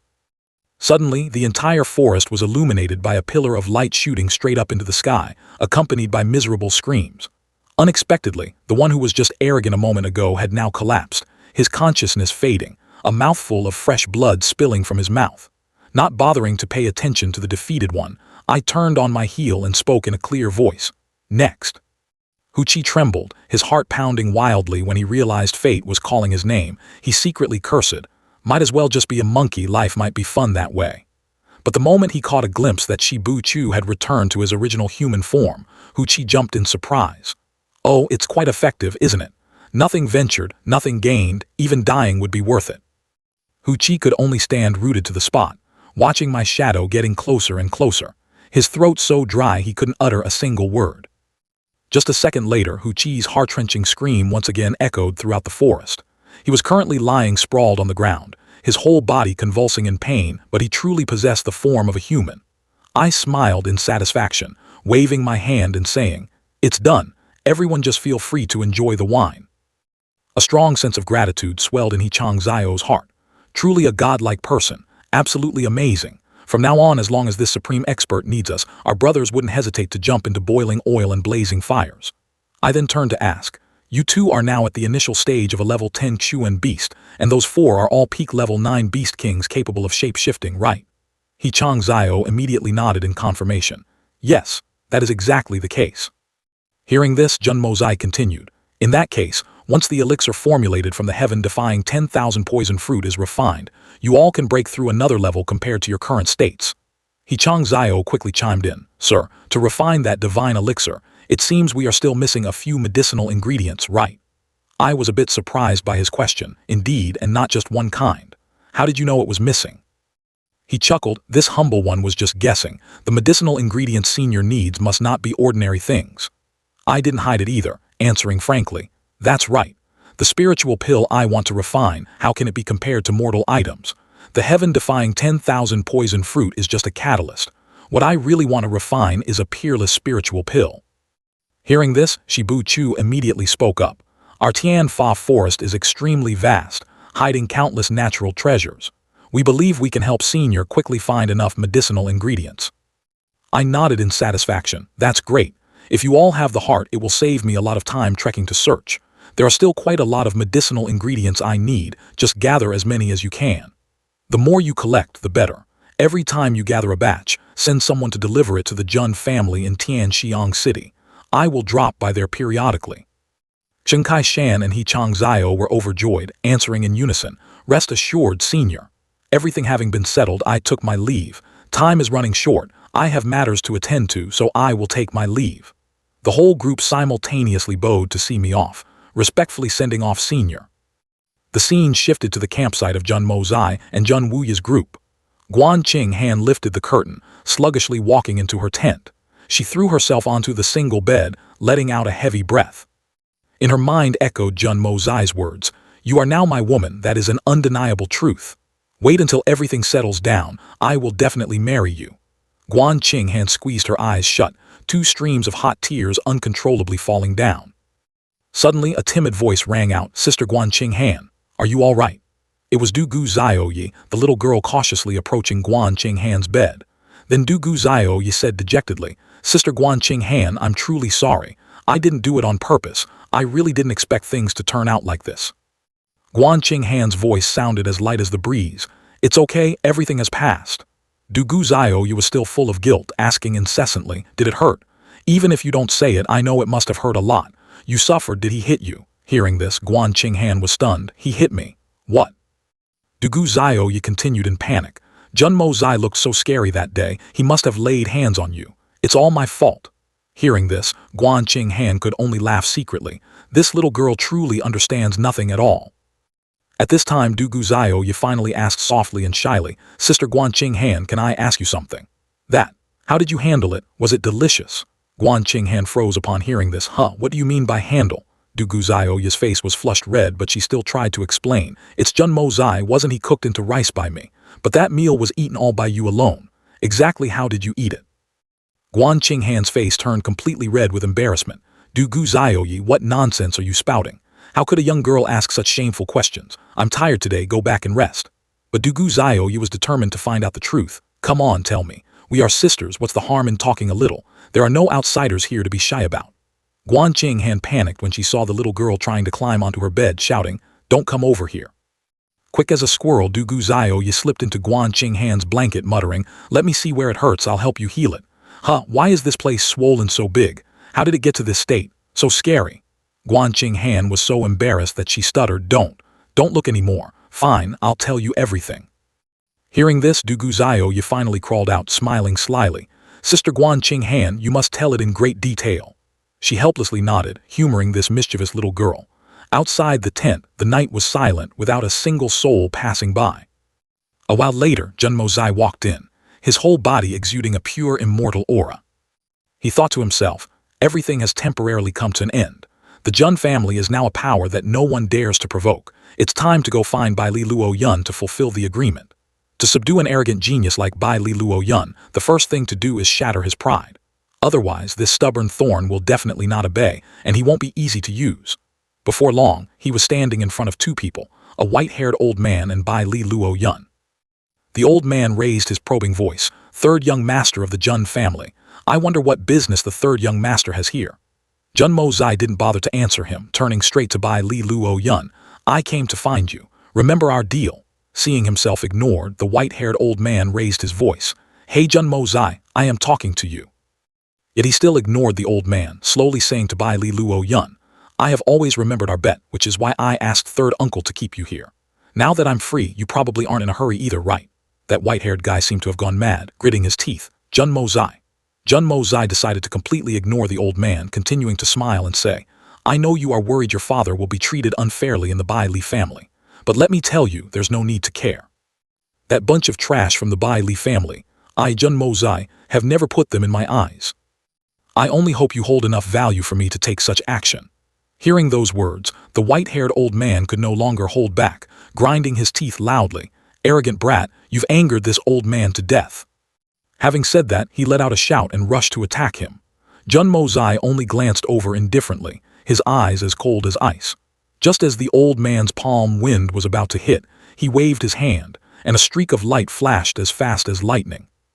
Instantly, a small hole appeared in the center of the white-haired old man's palm. The crowd around, including Jun Wuyi, all gathered to witness. Dong Feng Wenjian exclaimed in astonishment, Bai Li Xingfeng is done for this time. Yingbo Kong slowly dropped a sentence, Bai Li Xingfeng is finished. From the moment he was overwhelmed by Jun Mo-zai's imposing aura, he had already lost. But as soon as he finished speaking, he suddenly realized something. Wait a minute. As he stepped into the initial stage of Sky Chuan, am I seeing things? Strange, since when did this kid break through? Not only Yingbo Kong, but also Jun Wuyi's group in the distance couldn't help but be stunned. At this time, the white-haired old man stared in horror at the bleeding hole in his palm. How can he be this strong? He glared at Jun Mo-zai, and he glared back, his pupils flashing with murderous purple light. Yingbo Kong continued, Jun Mo-zai is about to kill him. Dongfeng Wenqing burst out laughing. It seems from now on we can't casually spar with this precious nephew anymore. His lightness skill has improved again. If we fight next time, I'll probably lose terribly. But Dongfeng Wenjian was puzzled. What I find strangest is, with Bai Li Xingfeng's status, why would he hold a grudge against a kid like Jun Mo-zai? Yingbo Kong frowned. When forced into a corner by Jun Mo-zai, he had completely lost his composure. The move just now was the result of their two auras clashing. If it weren't for my far superior strength, it would be hard to notice. Pay attention, the good show is about to begin. Bai Li Xingfeng frowned slightly, seemingly calculating something. Then he reached out his hand, creating a spinning ball of energy, frantically absorbing the surrounding spiritual energy. Bai Li Xingfeng immediately rushed forward, and at the same time, countless giant energy hands also rushed towards Jun Mo-zai. The hands were enveloped in a blue aura, raining down consecutively from the sky. Just before they crashed down, he sprang up and leaped high. Jun Mo-zai soared up, charging straight at Bai Li Xingfeng. When the distance was close enough, he unleashed a thunderous palm strike right at his neck. Jun Mo-zai turned to Bai Li Luo Yun, smiling as he said, I have fulfilled your wish. Consider it a meeting gift. Hearing this, he merely frowned slightly without replying. At this time, Yingbo Kong also had to exclaim, killing a God Chuan in one move, taking down a Sky Chuan in the blink of an eye. The white clothes aren't stained with a single drop of blood. It truly makes people admire. This old man also has to say the word convinced. Bai Li Xingfeng slowly spoke up, let this old man see your weapon. Jun Mo-zai was very cooperative, reaching out his hand for him to see. Inside was a small sword like a toothpick. After seeing it, Bai Li Xingfeng smiled bitterly, muttering, I had always been on guard. I didn't expect the real killing move was already in my hand so early. Good divine weapon. After saying that, a bright red streak appeared on his neck and blood poured out profusely. Immediately after, Xingfeng fell backward. Mo-zai stood in place, looking indifferently at his collapsed body. He sneered, turned around and said, I have helped you fulfill your wish. Now do you still want to fight me? Hearing this, Luo Yun replied decisively, there's no need to fight anymore. According to our agreement, I will follow you. From now on, my life is yours. What do you want me to do? Mo-zai slowly said, it's too early to ask that now. Then he swept his gaze over the crowd. Spectators, have you seen enough? The play is over. Wenqing asked cheerfully, Mo-zai, you are truly incredible. Even a spirit profound expert was knocked out by you. I'm so curious, how on earth did you do that? He replied calmly, my master taught me a unique secret technique that can trigger the body's full potential in a short time at the cost of immense physical exhaustion. By the way, I have a favor to ask of you two seniors. And Yi and Gong Cheng immediately agreed. What is it? If it is within our capabilities, we certainly won't refuse. Mo-zai said seriously, later when you two seniors leave, I will send 50 guards to escort you. The main mission is to protect you, but on the way past the Bai Li family, please conveniently bring Luo Yun's family out. Hearing this, Luo Yun turned pale and stammered, this won't do. He ignored him and continued, I know you two seniors definitely wouldn't mind taking a slight detour. After all, not only are your martial arts highly profound, but you are also chivalrous and righteous, true men of honor. Third uncle, Supreme Ying, am I right? Jun Wuyi unexpectedly chimed in, exactly. These two seniors and I are kindred spirits, so they are naturally responsible men. I can testify to this. Bei Kong also added, their reputation is indeed not bad. After interacting with them for a few days, it seems they are not ordinary people either. And Yi and Gong Cheng, cornered by this uncle and nephew duo echoing each other, could only stand frozen, not daring to refute. After that, and Yi laughed loudly, if we're going, let's go quickly. We must be decisive. If we wait for the news of deaths here to spread, who else could we possibly rescue? Let's hit the road now.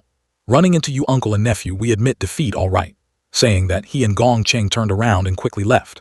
Waiting for them to disappear from sight, Mo Zai softly asked Luo Yun, are you relieved now? He immediately clasped his hands and respectfully said, thank you, young Master Jun. He reminded him in a deep voice, never say the words thank you to me again. You must understand, if you were a useless person, I wouldn't have wasted so much effort. Also, just call me young master from now on. Don't call me child. These are the things you must do in the next 2 months. Everything must be completed. After that, come find me in Tianxiang City. If you can't finish in 2 months, I will still take good care of your family. As for you, there is no need to return. At this moment, Mo Zai looked straight into Luo Yun's eyes, his voice as cold as ice. There are 50 names on this list, and behind each name are their crimes. In 2 months, you must kill all 50 of these people and establish a title for yourself. Understand? Good and evil will eventually be repaid. Heavenly justice cannot be sunk.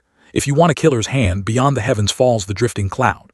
On the other side, Luo Yun's face was as cold as a stone, his mouth not twitching at all.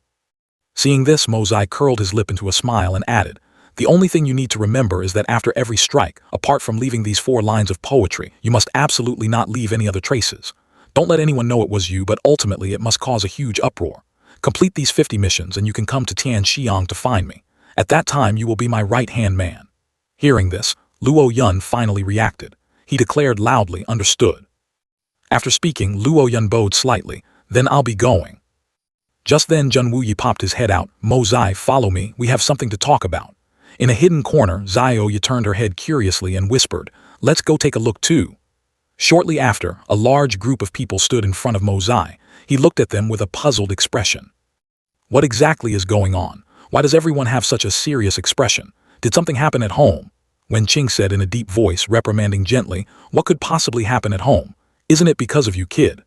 Jun Wuyi coughed softly and slowly said, Mo Zai, regarding the matter between you and Qing Han, I have discussed it with your 3 uncles. Although I have taken Qing Han as my adopted daughter and canceled the marriage contract between our 2 families, outsiders still don't know. Even your grandfather is unaware. He frowned and asked seriously, third uncle, what exactly are you trying to say? At the same time, when Jian chimed in, his voice full of worry, I don't know what you're thinking, kid. Even if you don't practice martial arts, you should think about the consequences. If your grandfather finds out, he will definitely fly into a rage. Jun Wuyi raised his head and looked straight at Mo Zai. If the family head finds out, an earth-shattering storm is inevitable. Therefore, your uncles and I have decided that, in the name of the Heavenly Army, you don't need to follow us back to Tianxiang. Go to the Dongfang family first, and wait until your grandfather calms down before returning.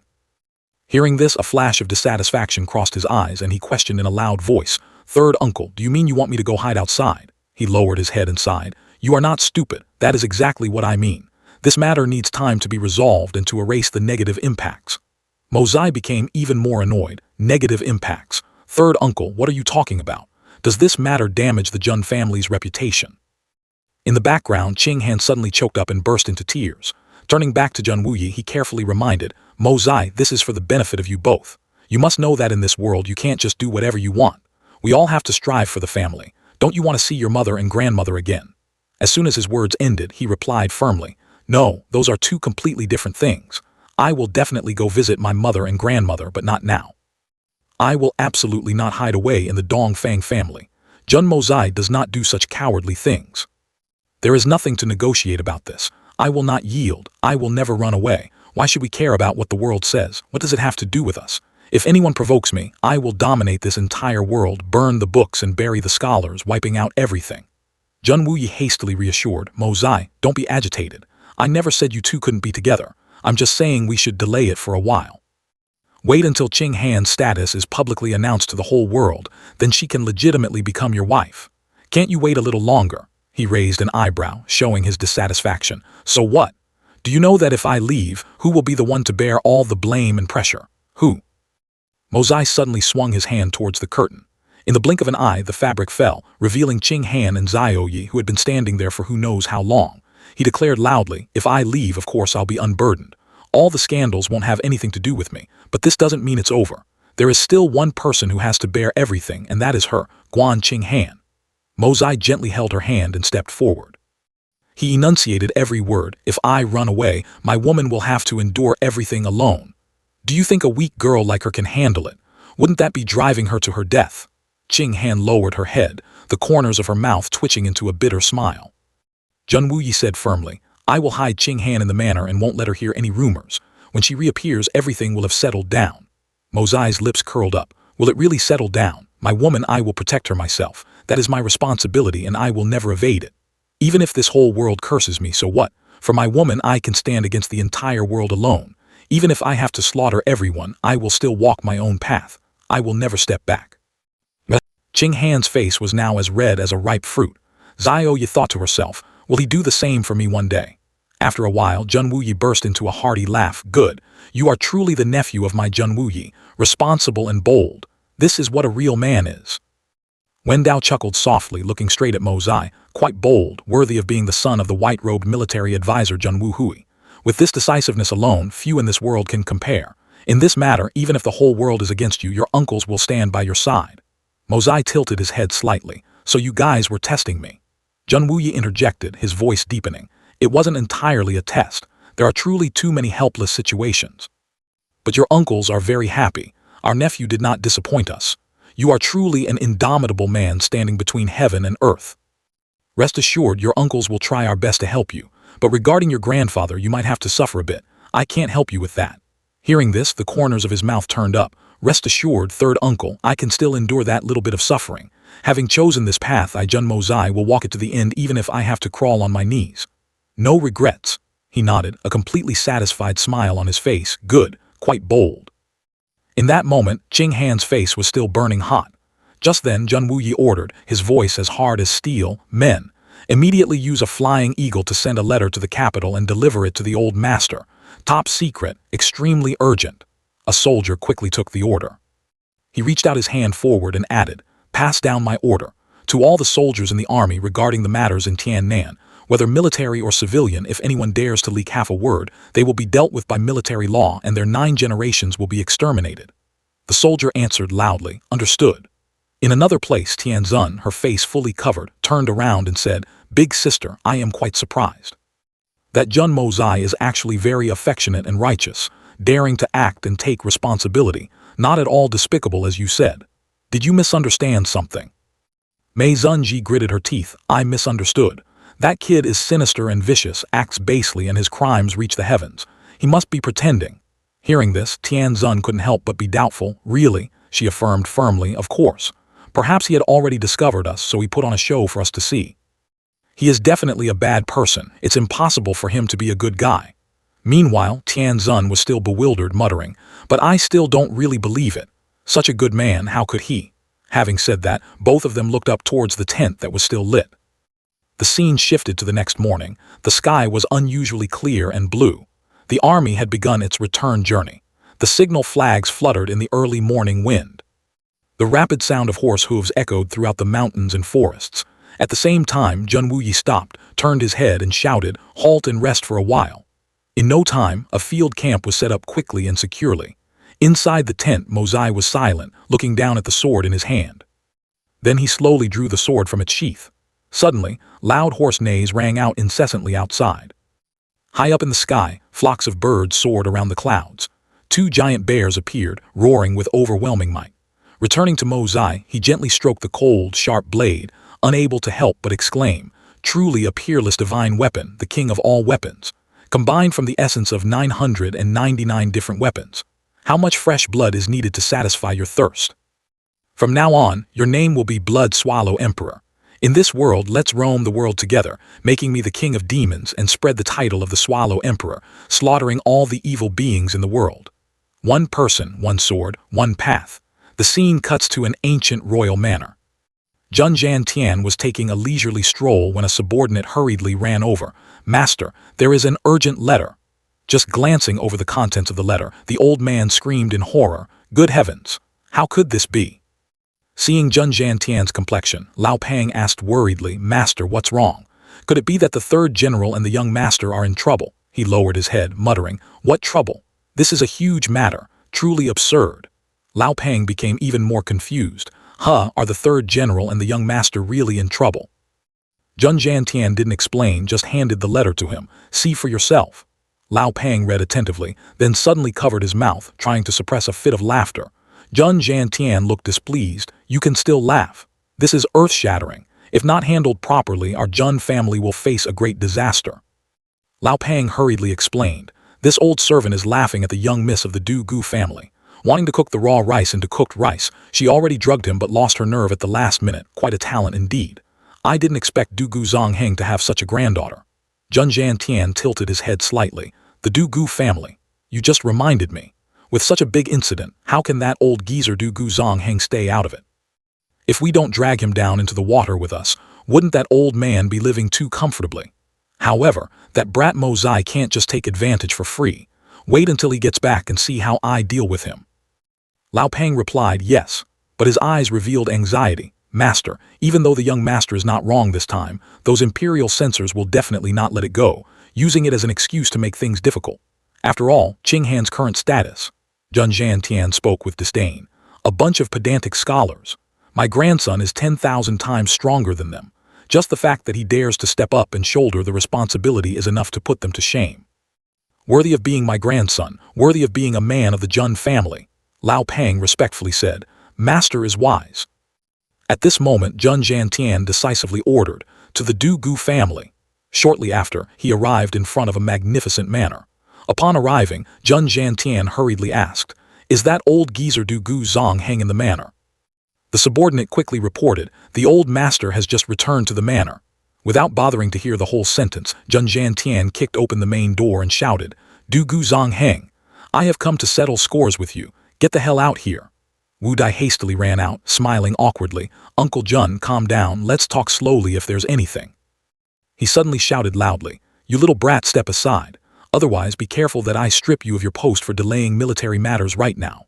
Zongheng stepped out, his eyes sparking with fire. "Such a great prestige, you old fool Jun. You are getting more and more outrageous.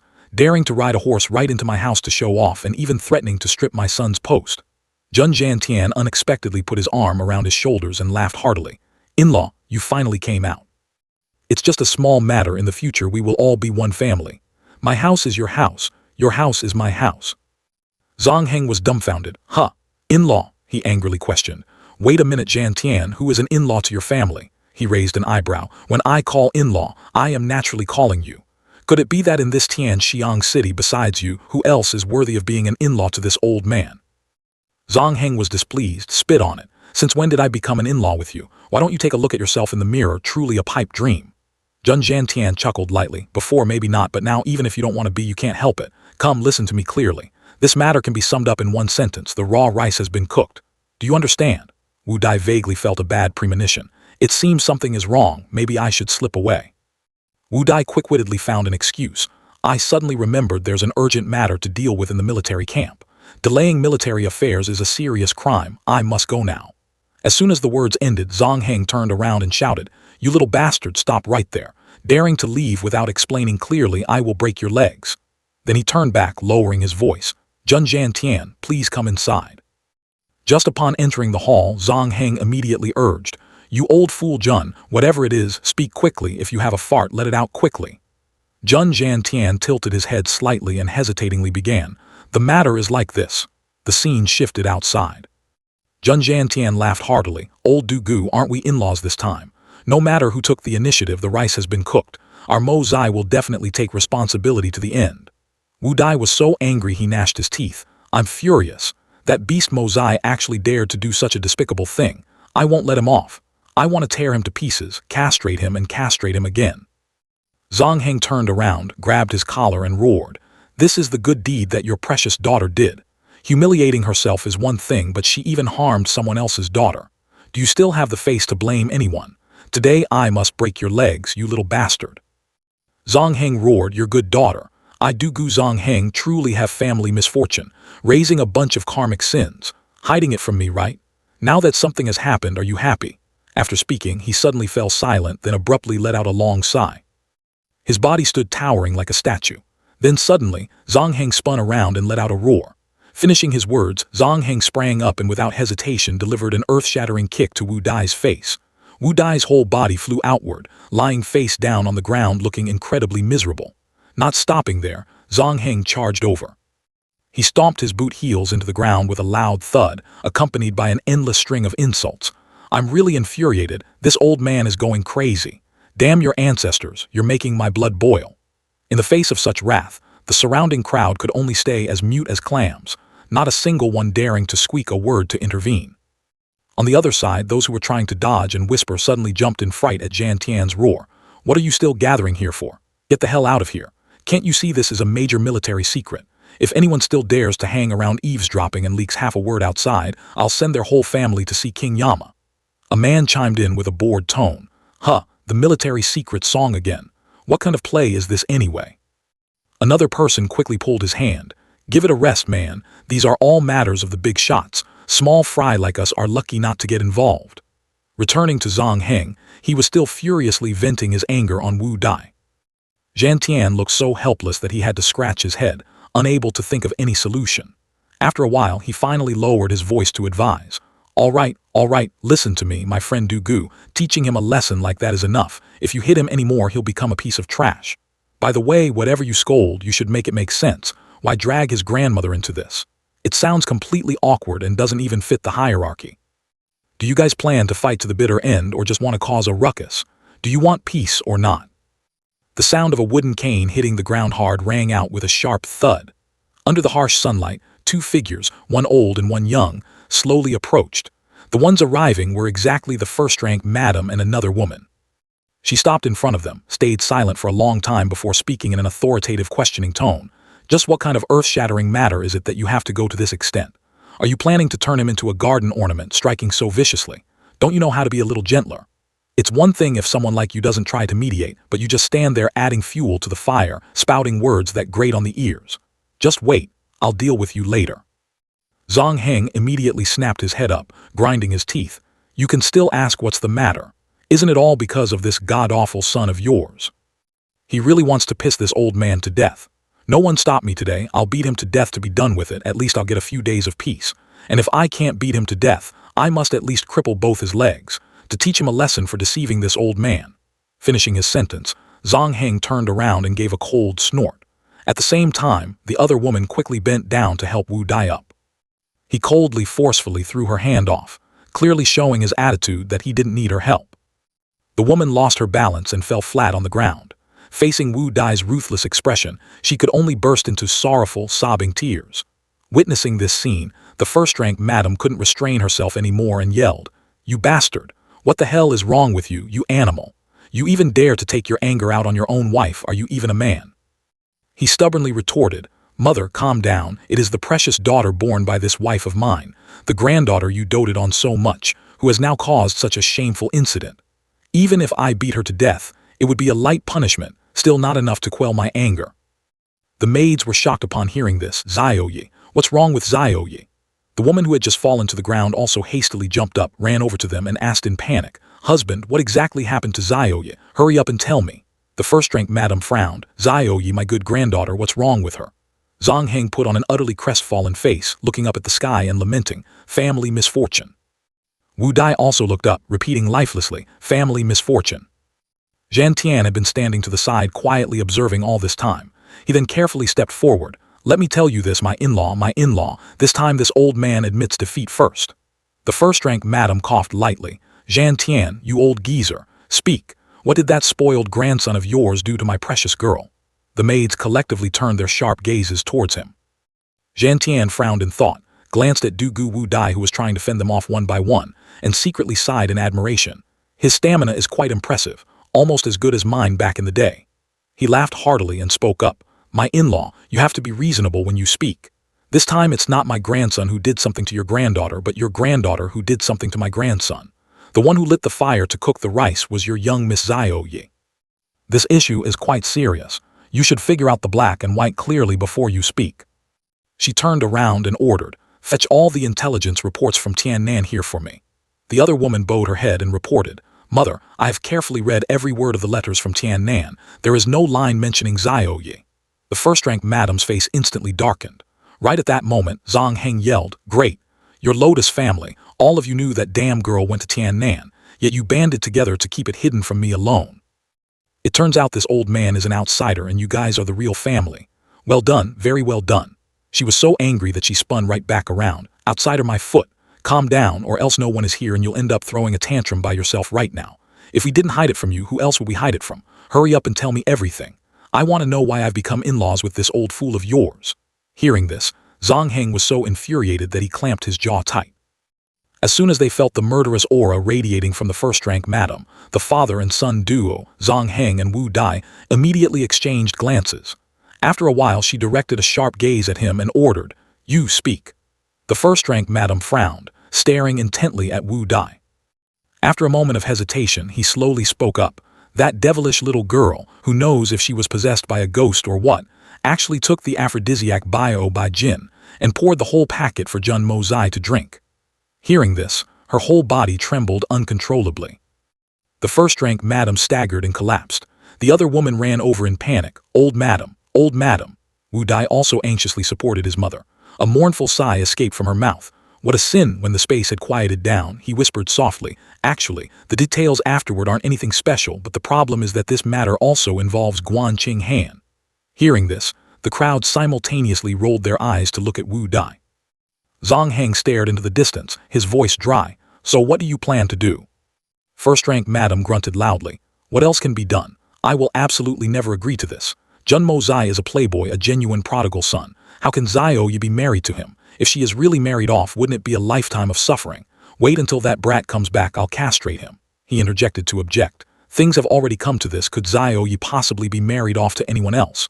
You still plan to castrate him? You even dare to think about that?" The first-rank madam did not answer, just tiredly let out a long breath.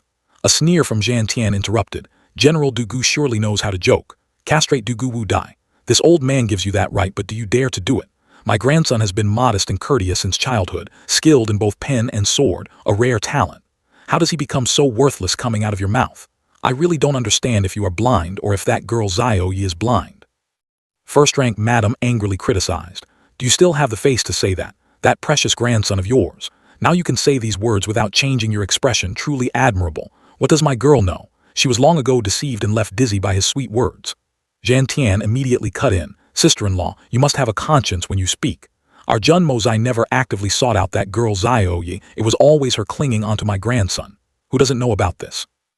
I heard that back when Mozai opened the gathering hall. Someone even boldly declared, if this old man runs out of money, I'll just marry off my daughter to pay the debt, and taking that brat as a son-in-law would settle it right." She turned around and questioned, "You beast, you were the one who said that sentence, weren't you?" Wu Dai unconsciously muttered, At that time I was being hounded for money so much by that brat, so I just said it carelessly. Who would take it seriously?" The first-rank madam spoke with dissatisfaction. "Nonsense. Nobody takes it seriously and you could still say it." Zhan Tian calmly voiced out, "Sister-in-law, I don't want to bicker much. I came here just to consult your opinions. It's not even certain that he has to marry your family's young miss. In this capital, there isn't only the daughter of the Du Gu family.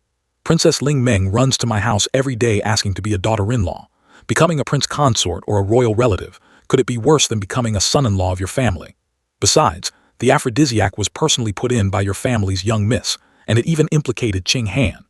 Although Qing Han has dissolved her marriage contract with the Jun family, in name she is still the wife of my eldest grandson. Now that this has happened, if you don't marry off your daughter, you must give me an explanation.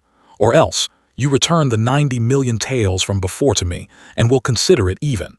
One could only see Wu Dai's face turn ugly. Right at this moment, an idea suddenly flashed in the first-rank madam's mind. She asked sharply, why would the clan guards have aphrodisiacs on them? These people were only chosen to go to Tiannan because they were loyal and devoted, and before leaving they also had the duty to protect the family dependents. Why would they have that kind of thing on them? Faced with the sudden question, Zhang Heng couldn't help but feel that something was strange. Meanwhile, Wu Dai gaped. not daring to say a word, the gazes of the women on the other side glued tightly to him. Jian Tian coughed a few times. The medicine that girl used, I heard it is a type specifically for men called Dio by Jin. Rumor has it that the guard's body had some problems, it wasn't too well. Hearing this, Zhang Heng's face was as cold as a stone, his eyebrows raised. Wu Dai bit his lip tightly, not uttering a word. The two women suddenly stared intently at him. Zhang Heng once again grabbed Wu Dai's collar.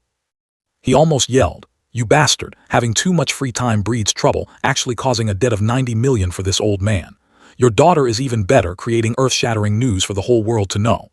I will beat you to death, you bastard." Jian Tian tried to mediate. The marriage matter can be postponed, but this time our two families, even though we have never shaken hands, are forced to make an exception and join forces. Anyway, your Jun family has suffered no damage to its reputation, but Zioya's reputation cannot be ruined. Jian Tian angrily growled. How exactly is this matter going to be resolved? I'm anxiously looking for a way to deal with it right now. Even though a gag order was issued in Tiannan, the major families have definitely received the news by now, and His Majesty will know even earlier. I'm overwhelmed here, yet you father and son are still here fighting each other. Don't you know time is gold? He pressed his lips tightly together, his voice hissing through his teeth. Honor. What honor is there left now? Actively going to drug someone and you still talk about the word honor. Zhang Heng furiously pointed his finger at Wu Dai. The good daughter that you guys raised, the well-educated young lady of yours, completely lost all face. A dignified, noble lady of a prominent family, yet doing such a shameful thing, truly infuriating this old man to death. A woman timidly retorted, "Isn't it because you normally dote on her too much?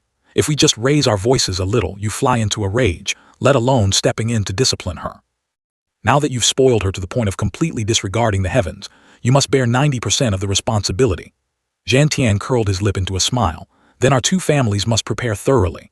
You have to know that those imperial censors in the court can drown people to death with their spit. Since the matter is so clear, arguing is useless. We are in the light, they are in the dark. We must coordinate perfectly and strike decisively at once, otherwise the consequences are unimaginable. He secretly sighed in relief. Finally tricked them, pulled this entire family to my side. It truly wasn't easy, but like this, victory is basically grasped. Two military families joining forces, the power will be unprecedentedly massive, which pedantic scholars in the world would dare to obstruct. The first-rank madam then spoke up. Old Jun is right, our two families must unite to overcome this hurdle first. Other matters can be calculated later. As for the marriage, taking our time to consider is not too late. Negotiating slowly won't do, the marriage matter must also be resolved early. We are not afraid of anything, but what if she gets pregnant, what do we do then? The father and son duo Zhang Heng and Wu Dai turned around in a panic. It couldn't be right. It can't be that unlucky. He quickly interjected. Mother thinks too much just one time, how could such an absurd thing happen? If he is really that strong, wouldn't that old man surnamed Jun be overjoyed? Besides, Zioyi is still young, only 16 this year, it's a bit too early. The first-rank madam said coldly. A young man and woman tasting the forbidden fruit for the first time, and it takes another 2 months to return to the capital from there. If by chance they aren't careful and she gets pregnant, I'll see what you two have to say. We can also be considered to know the roots of the Jun family well. Although Mo Zai had a bad reputation a few years ago, it is much better now, so it's not considered a humiliation for Zioyi. Hearing this, the woman nodded, muttering, "This matter is not impossible." Zhang Heng showed a dissatisfied expression, blurting out a curse. Wu Dai shared the same expression, his face grimacing. Jian Tian snorted coldly. It seems this is not entirely a bad thing. Dawn broke over Xiangya town, and the whole group stopped at a majestic tavern. Currently, everyone gathered in full force, making the waiter somewhat anxious. Please take your time and enjoy, esteemed guests. Deep in a wild forest, an instruction was given. This trip to Fengzhou Yincheng in Tiannan is extremely complicated. Jun Wuyi of the Jun family was originally trapped in a near-death situation, but ultimately turned danger into safety. The situation shifted favorably, and he himself remained completely unharmed. It even made a formidable power like Yin Cheng afraid to act rashly. Yet from beginning to end, we never had a chance to strike. Eventually, an extremely mysterious man in black appeared, his strength so terrifying that even the 6 elders and the 7 swords had to be wary. Purple eyes from memories surfaced with every spoken word. Before the 3 elders, the man believed to be the mysterious man in black finally revealed himself. Amidst the vast forest, the dissuading voice of a subordinate still echoed. This subordinate fears that the mysterious man will cause trouble for us because of the Jun family. We didn't even wait for the matter to conclude before preparing to leave, heading to Tianxiang City, and then departing from Guizhou Tang, marching urgently back to Yincheng. Understood. The masked man hurriedly disappeared and the three followers dashed away like lightning, obeying the command. An eagle flew straight towards Yincheng, carrying an urgent report from the border. The news continued to be read. The higher-ups of Yincheng received this shocking information, instantly sensing an extremely dangerous atmosphere. That man in black actually possessed the strength to hunt down a peerless supreme in the blink of an eye. Just thinking about it revealed how overwhelmingly powerful he was.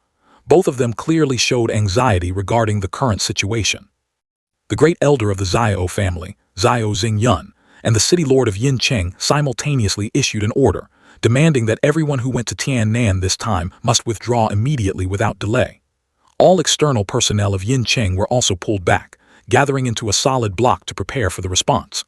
The two of them stood for a long time on the high city wall, gazing into the distance. All thoughts were focused on the intelligence report. The strictness of this order even surpassed the time when Bingzhou Yincheng was at a disadvantage facing the Dongfang family. At that time, although Yincheng was weaker, they were still confident they could turn the tide.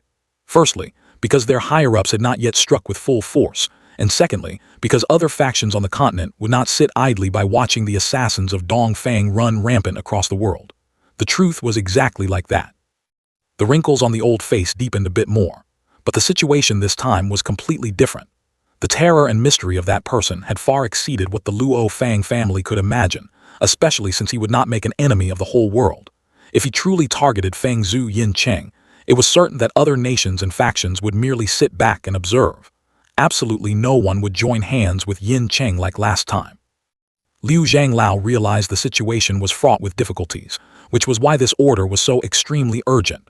From this, one could see the shock, tension, and even crisis among the higher-ups in Yincheng. The third elder had a resolute gaze, the surrounding atmosphere gradually becoming heavier in tune with his mood. Returning to that forest, Xiao Han stood looking up at the sky, his heart filled with indignation. A mere brat actually snatched away my outstanding fiancé. For many years he had been used to a sense of superiority, used to trampling on those weaker than him. No matter how heroic the opponent was, or how arrogant and stubborn they were, he himself possessed strength and a family background many times more formidable, so naturally he could arbitrarily humiliate, toy with, and slaughter them. An angry thought echoed, I am the favored child of heaven, what the hell is Zhen Wuyi? He was thrilled to the point of madness. Therefore, over the years, Xiao Han always felt a sense of satisfaction when torturing his opponent. This is what you get for stealing my lover. I will make your family ruined, your bloodline severed, and your reputation destroyed before the world, yet you won't be able to die. I will humiliate you and toy with you until death. The mystically dressed person witnessed his arrogance. But now, the insignificant cripple he could casually insult in his eyes had, in the blink of an eye, turned into an untouchable existence. It was all because a mysterious person suddenly appeared. That person alone had changed everything. This terrifying contrast was like someone looking down on all living beings from high above, suddenly losing all advantages, plummeting straight into the 18 levels of hell. How could a narrow-minded person like Xiao Han endure such a massive shock? He emanated a strong, murderous aura, making the crowd below tremble in fear. Xiao Han felt as if his heart was on fire, and so he went mad. Or rather, a person who had completely collapsed couldn't think of anything else besides sheer madness. It was exactly because of Xiao Han's frenzied breakdown that the leader of Yincheng's journey this time, Xiao Beiyu, helplessly chose to temporarily postpone the trip. This matter truly made the all-powerful second master Xiao feel that he had lost all face. Even when facing the old madam of the Dongfang family years ago, who was stronger than his own brother, he had never lost so much face. Furthermore, Xiao Beiyu knew what Xiao Han was thinking and hoping for, but he simply didn't dare to step forward to fulfill his nephew's wish, feeling even more guilty in his heart. To Xiao Beiyu, letting his perfectly alive nephew go insane was truly a total loss of dignity. Therefore, the group stopped to rest. He angrily spat out a string of bitter words. What the hell is Zhen Wuyi? He's just a piece of trash who relies on others' power to gain fame. On what basis does he compete with me? Compared to me, I am nobler than him. I can arbitrarily trample and toy with him. He's just an insignificant cripple and he will forever be one. No one answered him because everyone knew he was spouting nonsense. What the hell was Zhen Wuyi? He was the dignified, blood-robed Grand General, invincible on the battlefield, achieving extraordinary feats at a young age. If it weren't for the elders of the Zhao family blocking his path for no reason, who knew how glorious he would be today? But even so, Zhen Wuyi had been crippled for 10 years. Disabled but not useless, his cultivation still reached the mid-level of the sky profound realm, showing just how unyielding his willpower was. Hearing his endless nagging, someone irritably retorted, "Zhao Han, what the hell are you and Yin Cheng? The Zhao family provided you with the supreme cultivation methods, the best cultivation environment, and countless rare medicinal herbs, yet you have only reached the early level of the sky profound realm until now, and you still have the nerve to ask what the hell others are." Zhao Han was still delusional. "I am determined to fight a decisive battle with Zhen Wuyi, as a man whose wife was stolen." He gritted his teeth and declared, "Regardless of life or death, I must fight him. Zhen Wuyi and I cannot coexist under the same sky." His hands clenched so tightly that they trembled. "If you do not agree, I will go by myself. Otherwise, I will self-destruct right here. I absolutely refuse to go back like this." Yan Ming saw him going crazy but only remained silent. A man whose fiancée was stolen, even though that fiancée never had any feelings for him in the first place. Mutually canceling an engagement was one thing, but having her stolen by someone else was a completely different matter. The third elder watched his entire outburst of rage, but could only remain silent without saying a word.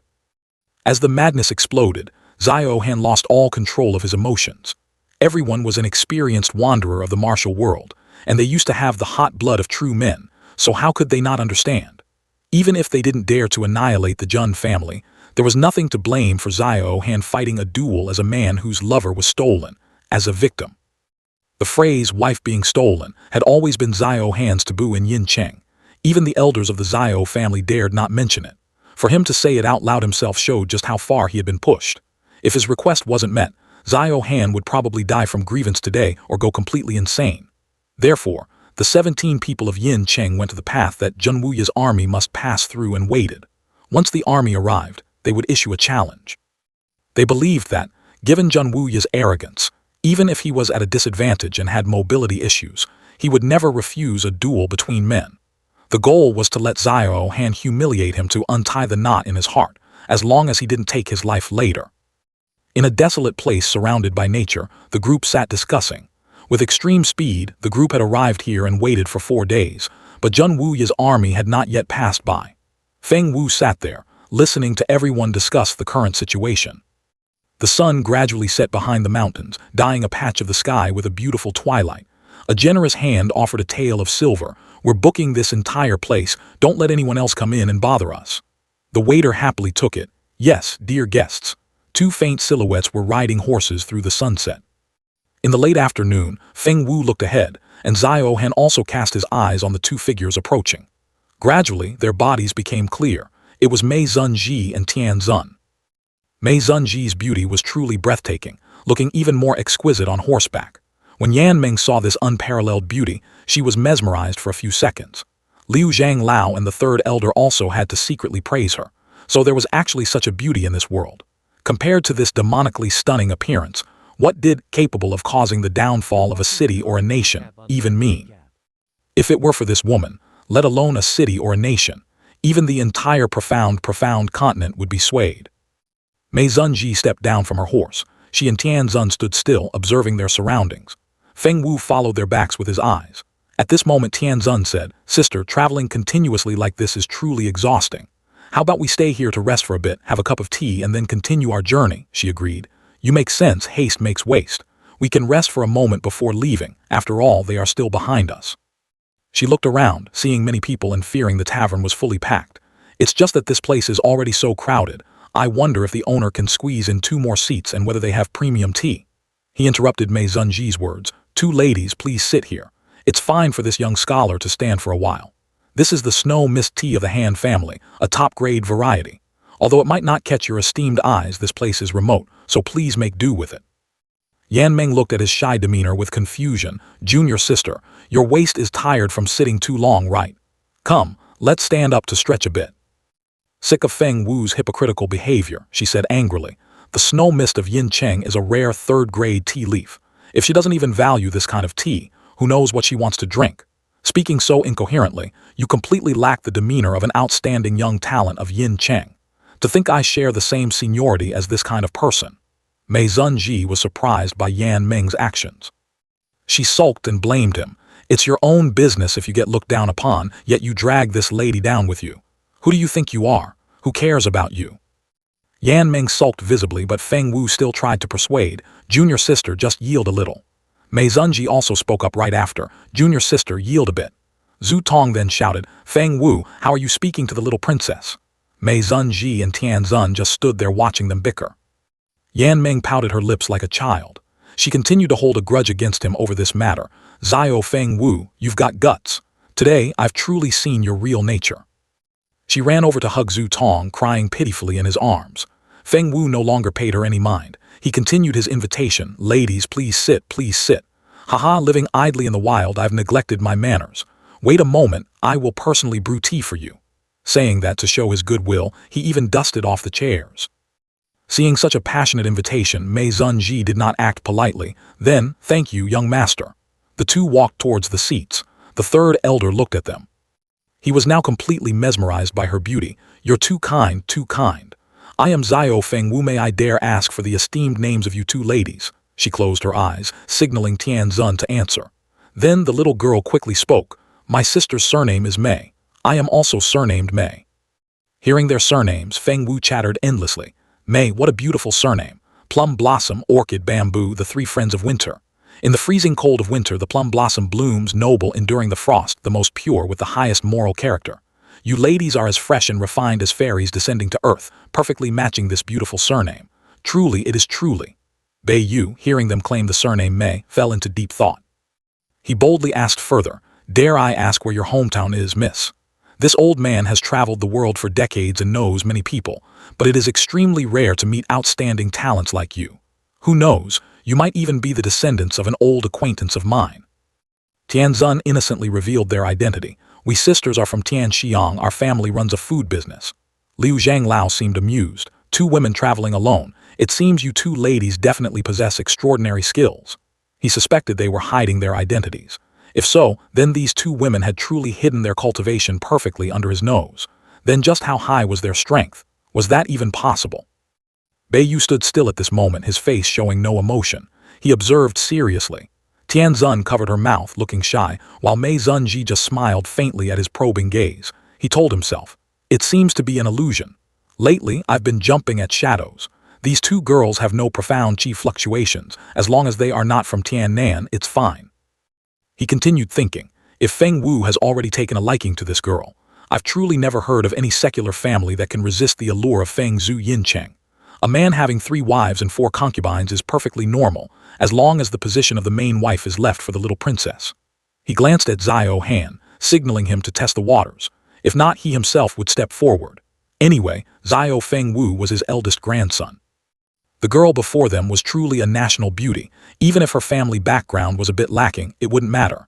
He carefully observed her leisurely gestures while sipping tea. He asked playfully, a bit naively, Feng Wu, do you like that girl in white? He was momentarily startled upon being seen through, stammering, ah. Outwardly, she still remained cold and indifferent, but inside she was already blushing. A sudden table slam broke the atmosphere. Zio Han lost his temper at some point. I'm asking you, do you think this girl is very beautiful and want to marry her as your wife? Tianzun heard this group talking nonsense. Want to marry my boss as a wife? You guys sure have nerve. Meanwhile, he hesitantly answered Zio Han, yes, but... He sat down, showing off his seniority. Then that's settled. Your uncle will make the decision for you. Zio Han enthusiastically bragged. Dare I ask if you have ever heard the name of Feng Zhu Yincheng? Right at that moment, Bei Yu's brain suddenly realized that at such a short distance, he still couldn't see the woman's face clearly. What exactly was going on? She wasn't disguised, so what did it mean? Just now, at the words of Zio Han and Zio Feng Wu, any other woman would have long been flustered and shy.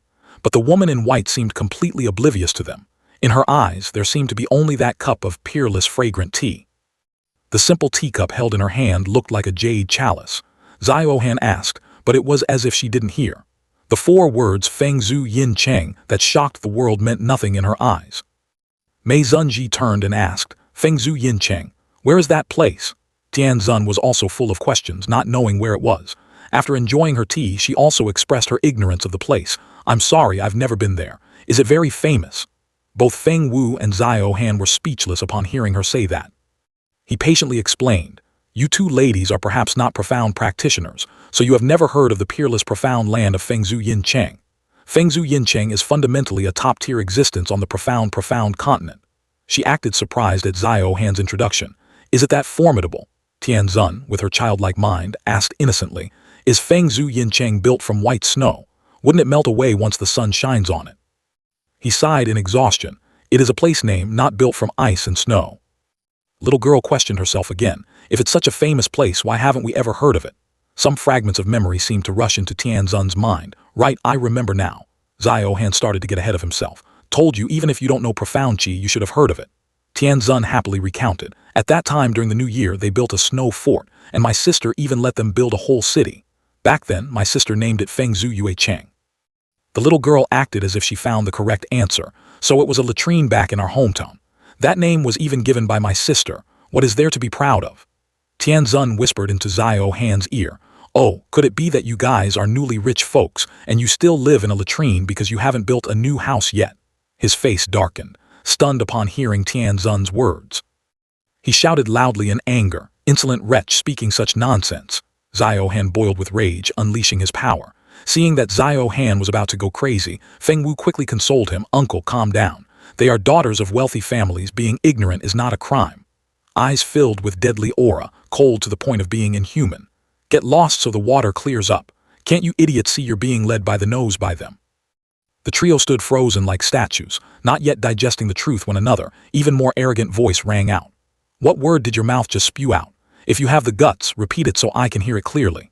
She suddenly turned icy cold, an icy aura enveloping the area. Even the sky was covered by thick, rolling dark clouds, making him tremble in fear. Beiyu immediately retreated, his eyes full of vigilance. Tianzun unleashed a terrifying energy, her body gently floating in the center of the storm. Amidst the thundering sky, flags fluttered fiercely in the wind.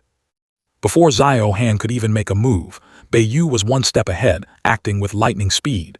He gently approached Tianzun, speaking in a soothing voice. Please quell your anger, miss. This matter was just an unexpected accident. Please allow this old man to explain clearly to the Reverend. Her aura exploded, her whole body radiating a strange color. A misunderstanding. If we were just girls from common families, I'm afraid we would have been taken away by you guys by now. You people of Fengzhu Yincheng act like this. What else is there to clarify? The energy halo around her expanded ever more violently. Witnessing that terrifying power, he couldn't help but lose his focus. A giant python materialized from the void, its blood-red eyes filled with killing intent. Beiyu hurriedly stepped forward to mediate. It was just a joke, absolutely no ill intent. I will have them atone for their sins and apologize to the Reverend immediately. Beiyu suddenly realized something. This tyrannical aura, apart from the altered face, wasn't this the Shi Wang from the Tianfa forest? The opponent clearly didn't want to reveal her identity, which was why she intentionally disguised herself. That young girl in white was the elder sister of Shi Wang, yet his own descendants had just demanded to marry her. What a bunch of brainless fools. If this got out, wouldn't they become the laughingstock of the world?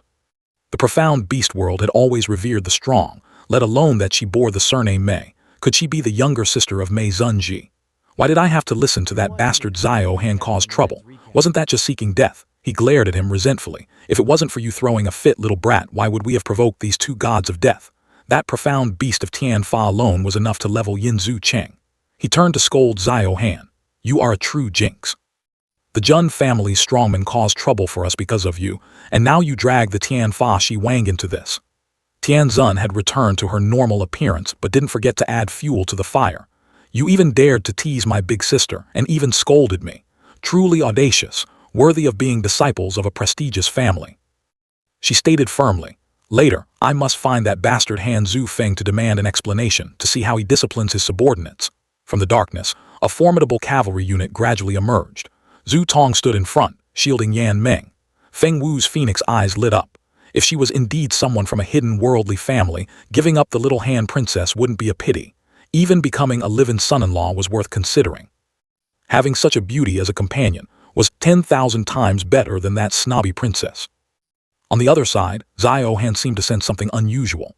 Amidst the desolate hilly area with towering ancient trees, strange sounds suddenly echoed. But Xiao Han felt his heart burning with anxiety. Jun Wuyi, you finally appeared. Today is your death anniversary. The old man realized the situation before him was extremely disadvantageous. The situation could still be salvaged now, but if he really exposed the opponent's identity, there would be no path left but a fight to the death. Not to mention that they were already outmatched. Even if they could win, would he dare to? Once the other side suffered a loss, they would definitely drag the entire Tian Fa forest into this. Right then, Mei Zunji spoke up. Are these small fries even worth your effort? Just go straight to Han Fengzhu to settle the score for his strict lack of discipline. Immediately, Tian Zun obediently replied, Sister is absolutely right. Little sister will follow your arrangements. Next, she turned to question them. Tell me, why have you all gathered here? He had no choice but to tell the truth.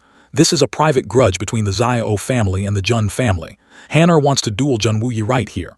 The elite cavalry emerged majestically. In the sky, the dark clouds suddenly revealed a few faint streaks of light. Mei Zunji showed a doubtful expression.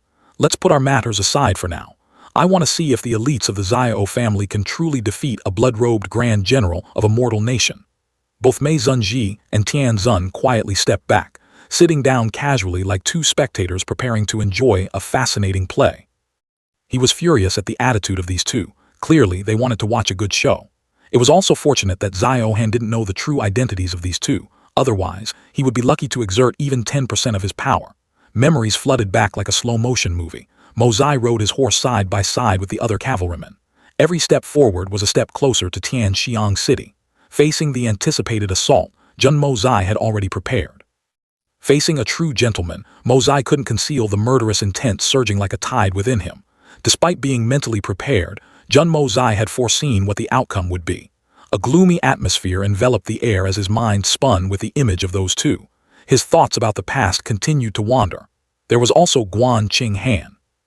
Honestly, since arriving at the profound continent, he was still a virgin, truly failing the reputation of a playboy who flirted with flowers and toyed with the moon. Now that a physical relationship had occurred between them, there was no need to be constrained anymore. Moreover, this matter at least made both sides comfortable, right? Therefore, young Master Jun had always harbored intentions these past few days, but no matter how he tempted her, Guan Qing Han firmly held her ground. Mo Zai's melancholic eyes said it all. He let out a long, heavy sigh. Shifting the scene to Qing Han. In her heart, she had long accepted Jun Mo Zai, and she herself had undergone changes. Everyone knew that Jun Wuyi had taken Guan Qing Han as his adopted daughter. The image of that day flashed back. Greetings, father. Jun Wuyi smiled in satisfaction. She instinctively felt shy when recalling it. However, there was still one thing that bothered her. Jun Wuyi had agreed to their matter, but it didn't mean they could casually indulge before marriage.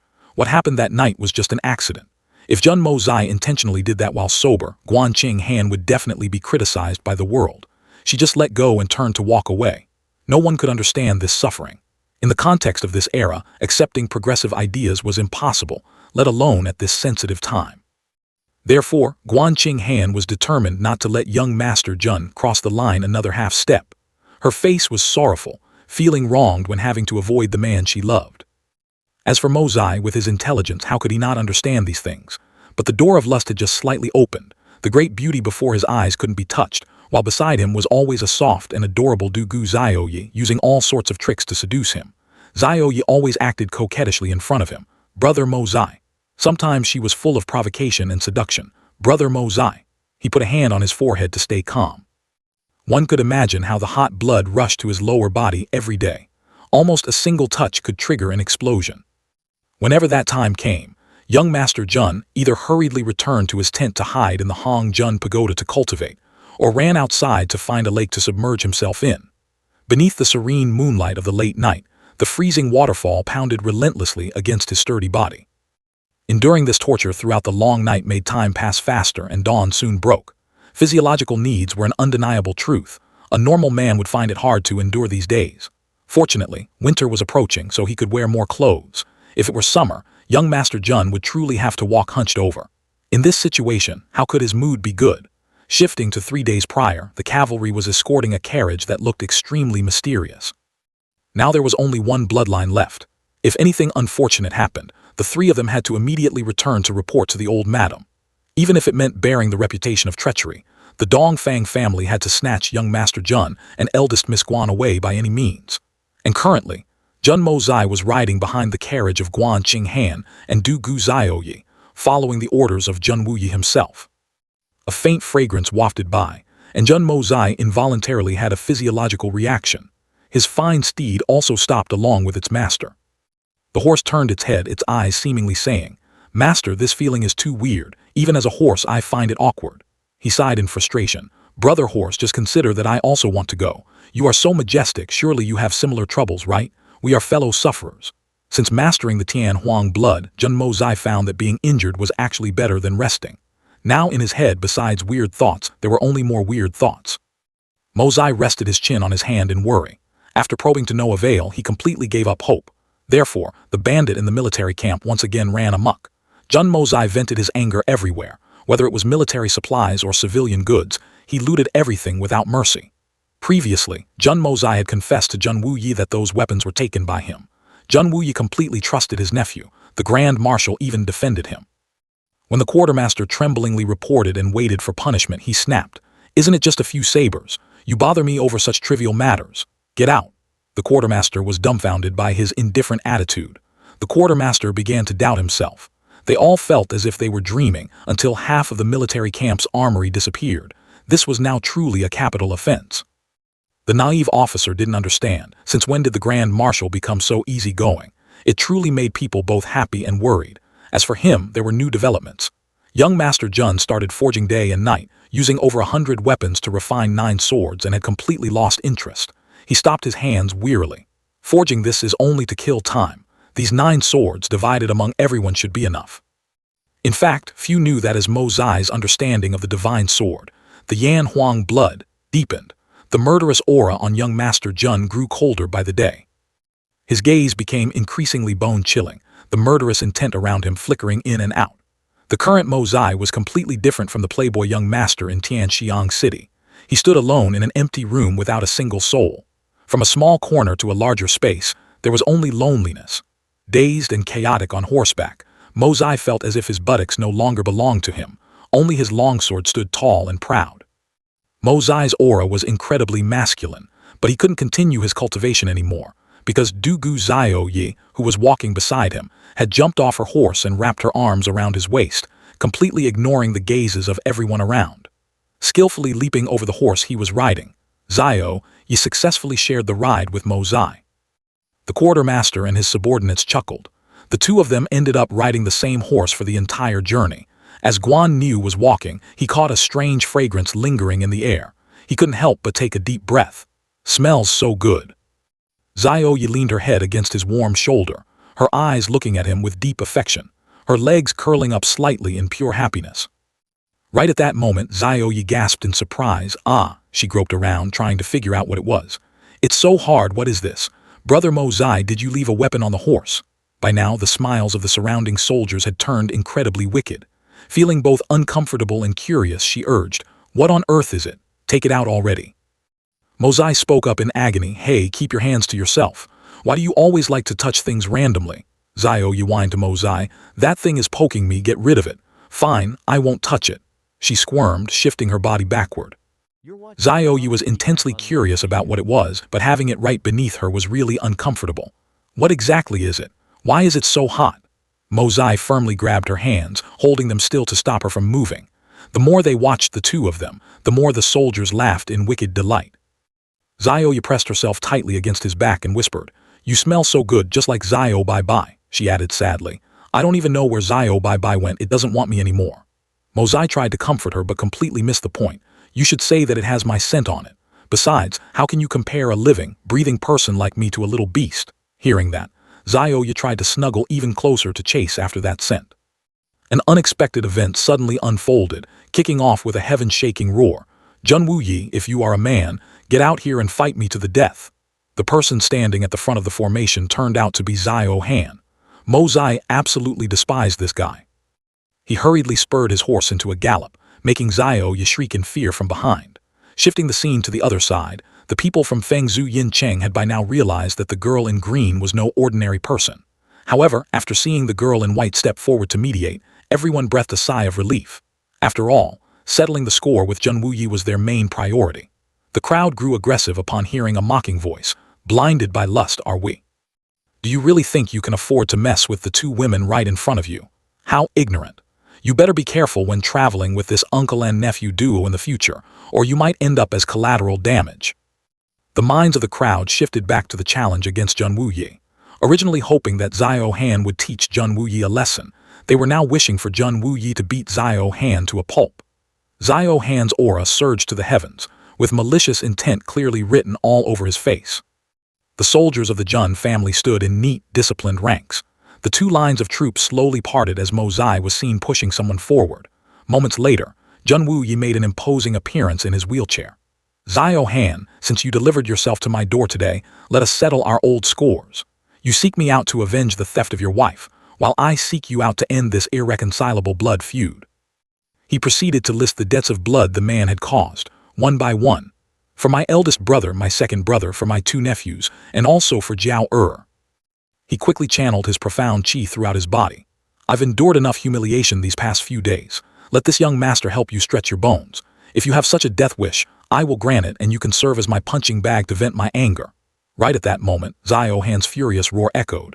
Do you dare to fight me in a duel? What kind of skill is it to rely on the expert behind you? Jun Wuyi's face had already darkened completely at the mention of the name, Jiao Er. Xiao Han, weren't you acting so mighty back then? Where did all your guts go? After 10 years, how is it that you are even worse than you were back then? Jun Wuyi's question sounded like a taunt, but it cut straight to the core of the biggest mystery. How exactly did the tragedy all those years ago happen? Before his eyes was a thick, impenetrable fog of darkness. This matter had tormented Jun Wuyi for a full decade, leaving him to live in endless doubt and agony for 10 long years. The past was recalled in a corner of an ancient forest. An army of 100,000 troops was arrayed across dozens of miles. Just the sheer movement alone was enough to exhaust the soldiers. Let alone charging in to slaughter, just breaking halfway through to the commander's tent would require overwhelming strength. Even with the capabilities of a supreme expert, one could not fly continuously for dozens of miles straight to the command tent. They would still need to pause for breath several times, expending a massive amount of energy. At the slightest hint of chaos, the commander's camp would be relocated immediately. Even for a powerhouse who ruled the skies, assassinating Jun Wuyi would be exponentially more difficult. The moment an assassin breached the perimeter, the soldiers would instantly shout, "Assassins!" Unless one used the yin-yang escape arts, it would be impossible to take the commander's head from amidst an army of thousands. For such a deep infiltration into the camp to occur without an inside mole, Jun Wuyi wouldn't believe it even if he were beaten to death. He remembered vividly that several sky-profound experts had suddenly appeared right in front of him. If there was a traitor, then who were they? Jun Wuyi already had his suspicions, but acting on them would cause massive repercussions. He needed solid proof. This was exactly the difference between Jun Wuyi and Jun Mo Zai. Jun Wuyi was just like old Master Jun. He could lay aside his personal vendettas for the sake of the family and the common people. If this were to happen to Jun Mo Zai, he wouldn't care about any of that. As for what kind of massive fallout it would cause, what did that have to do with him? If anyone was to blame, it was the one who started the mess. Standing right there, Xiao Han revealed a menacing smile. Jun Wuyi, just keep living in your pathetic confusion. He furrowed his brows and continued his rambling. Of course there is an inside story to this, but I will never tell you. Take these doubts with you to the grave. Jun Wuyi's face darkened, his voice dropping several pitches. My speculation was indeed correct. Xiao Han, just based on those words of yours, I will fight you today. Not for anything else, but for my brothers. He shut his eyes tightly and roared with a gritty voice, eldest brother. Forgive your third brother for taking this long to finally wash away your humiliation. Jun Wuyi opened his eyes and demanded in a sharp voice, where is my sword? Mo Zai drew the blade, raising it high into the air. A pale blue-white aura enveloped the steel. He then bowed slightly, offering the sword with both hands. Jun Wuyi reached out and grasped the hilt. Jun Wuyi extended his hand to receive it. Even with his profound cultivation, a slight moment of carelessness almost caused him to drop the sword. It looked ordinary, but its weight was 3 times that of a standard longsword. Before coming here, Mo Zai had casually taken 15 swords and forged them into one. Because such divine weapons required time to attune to before they could be wielded proficiently, handing one to Jun Wuyi right now would only backfire. Therefore, Jun Mo Zai had crafted this specific sword to be only 3 times the normal weight. With Jun Wuyi's strength, he could master it instantly.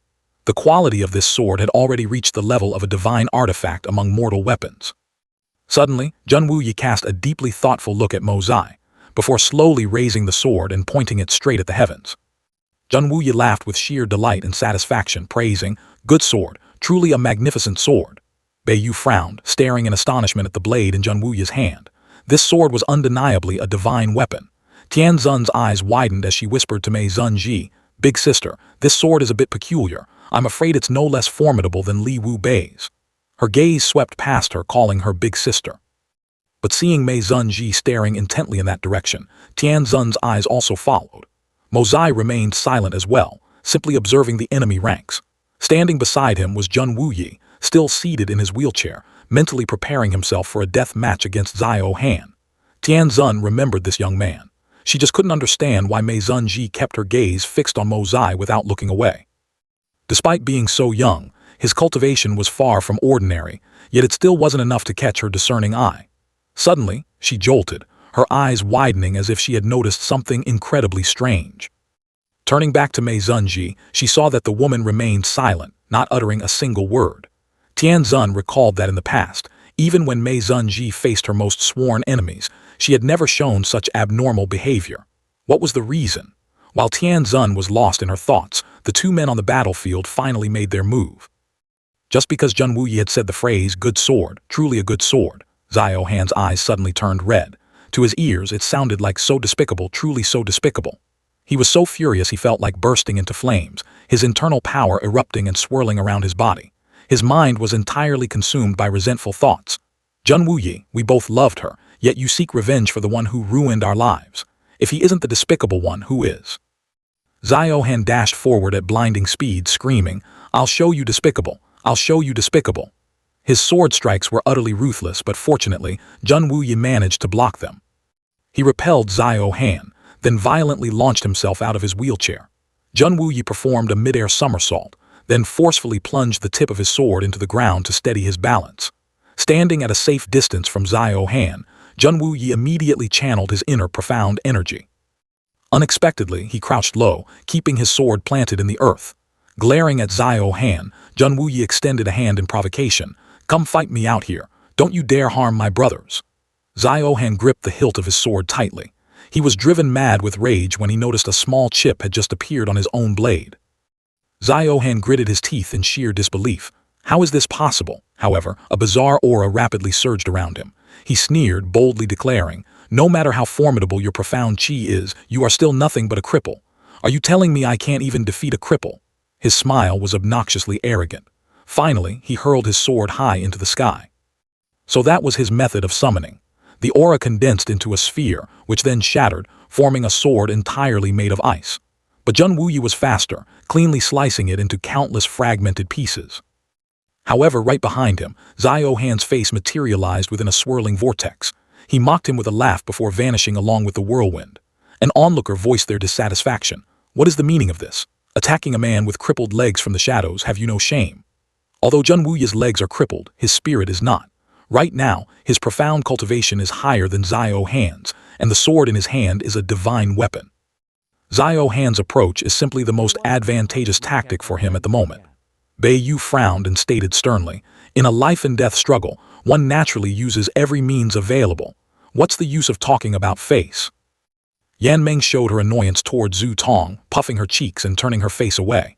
But he paid it no mind, maintaining a sly smirk. "Little girl, what are you sulking for? If you don't agree with this arranged marriage, isn't this the perfect opportunity?" Suddenly, Yan Meng's eyes lit up as she heard something that would benefit her. Returning to the battle between Xiao Han and Zheng Wuyi, the tornado conjured by Xiao Han was still spinning violently. All the bystanders watching from the outside felt an overwhelming sense of tension. On this side, Mei Zunji finally spoke up. "This guy named Xiao is finished." Tian Zun agreed. "I also feel that this battle is a bit bizarre. Zheng Wuyi's strength is clearly above the man surnamed Xiao." Mei Zunji had already seen through Zheng Wuyi's facade. His legs must have healed a long time ago. The disadvantage he is showing right now is entirely orchestrated by him. She raised her wine cup and analyzed. The martial skills inherited in the Silver City are incredibly formidable. If Zheng Wuyi wanted to win, it wouldn't be difficult at all. He just needs to strike harder to send his opponent's weapon flying, and victory would be decided. Mei Zunji opened her eyes, her tone turning solemn. If Zheng Wuyi cannot kill that man surnamed Xiao right from the start, he will inevitably be stopped by the people of the Silver City. That is why he set up this game of chess. Once the opportunity presents itself, he will absolutely not let that Xiao guy live. Hearing this, Tian Zun nodded as if finally understanding. So that's how it is. Suddenly, the clashing sounds of weapons paused for a few seconds. Snow and ice abruptly exploded from the ground. A sinister smile unconsciously crept onto Xiao Han's face. Suddenly, snow began to fall from the sky. Seeing this, the crowd wondered in confusion. Why is it so cold? Is that snow? Xiao Han yelled with arrogant triumph. Jun Wuyi, you're dead for sure. So what if your profound cultivation is higher than mine? In the end, you are still just a cripple. He gritted his teeth, shifting his gaze upwards to glare at the man. The snowflakes continued to fall, growing heavier and denser by the second. Abruptly, those soft snowflakes morphed into sharp ice spikes, raining down toward Jun Wuyi. Beiyu maintained the same serious expression he had worn from the start. On the contrary, Yingbo Kong and Mo Zai simultaneously broke into smiles. Beiyu's men, who were already dissatisfied with this battle, also frowned as they watched the snowfall intensify. Xiao Han laughed maniacally as he lunged forward to attack. Finally, I can use fresh blood to wash away my humiliation. Jiao the man you loved has died under my blade. If I cannot have you, then no one else will either.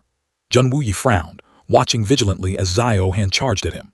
That figure shot straight into the ground like an arrow and exploded, yet Xiao Han's actual body emerged without a single scratch. Right after, he continued to swing his sword in a frenzy, charging back into the fray. Jun Wuyi's face was no longer scowling. Instead, it relaxed, and he gave a deliberate wink. The onlookers cringed at Jun Wuyi's bizarre gesture, showing clear expressions of disdain. Jun Wuyi gently lifted one foot, shifting his position in the blink of an eye. He appeared directly in front of Xiao Han. The man's eyes bulged, freezing in utter shock for a few seconds upon seeing this impossible sight. Then, completely bewildered, he screamed, "What?" With a single devastating kick, Jun Wuyi sent Xiao Han flying a great distance away. Taking such a direct hit, the man was in so much agony that he coughed up a mouthful of blood. Xiao Han felt as if his entire worldview had collapsed. Hasn't he been a cripple for over 10 years? How could he kick me? Before he could even react, another brutal kick descended upon him. Xiao Han was sent flying once again, slamming so hard into a boulder that it cracked open in a massive web. Jun Wuyi's knee remained firmly pressed against him, pinning him mercilessly to the shattered stone. Suddenly, a circular mark on Xiao Han's bicep began to glow. His eyes widened, bloodshot veins popping up as he felt the sensation. Jun Wuyi mounted Xiao Han, grabbing him roughly by the collar. He raised his fist high into the air, then brought a crushing punch straight down onto Xiao Han's temple. Jun Wuyi's eyes flashed fiercely, entirely consumed by a decade of pent-up hatred. So this is how it feels to exact revenge with my own 2 hands. 10 years of grievances, 10 years as a cripple. He mercilessly, relentlessly rained heavy blows down on Xiao Han's face. Tears streamed down Jun Wuyi's face as he threw punch after punch. Eldest brother, sister-in-law, my 2 nephews, I have finally avenged you. Do you see this? Jiao my Jiao With one final, earth-shattering punch, Jun Wuyi channeled all his profound energy into his fist, blasting Xiao Han straight into the air. The man still refused to believe the reality unfolding before his eyes, screaming hysterically, "Impossible! This cannot be real!" Yet Jun Wuyi didn't even bother waiting for Xiao Han to fall. He launched himself upward to meet him in midair. Jun Wuyi was utterly satisfied, unleashing every single negative emotion he had harbored over the past 10 years. The sickening thuds of his punches landing were the most beautiful symphony to Jun Wuyi at this moment. Just as Xiao Han had previously wanted to slowly torture him, Jun Wuyi absolutely refused to kill Xiao Han with a single strike. 10 years of bloody hatred, the Jun family's fall from prosperity to decline, it was all because of this one man.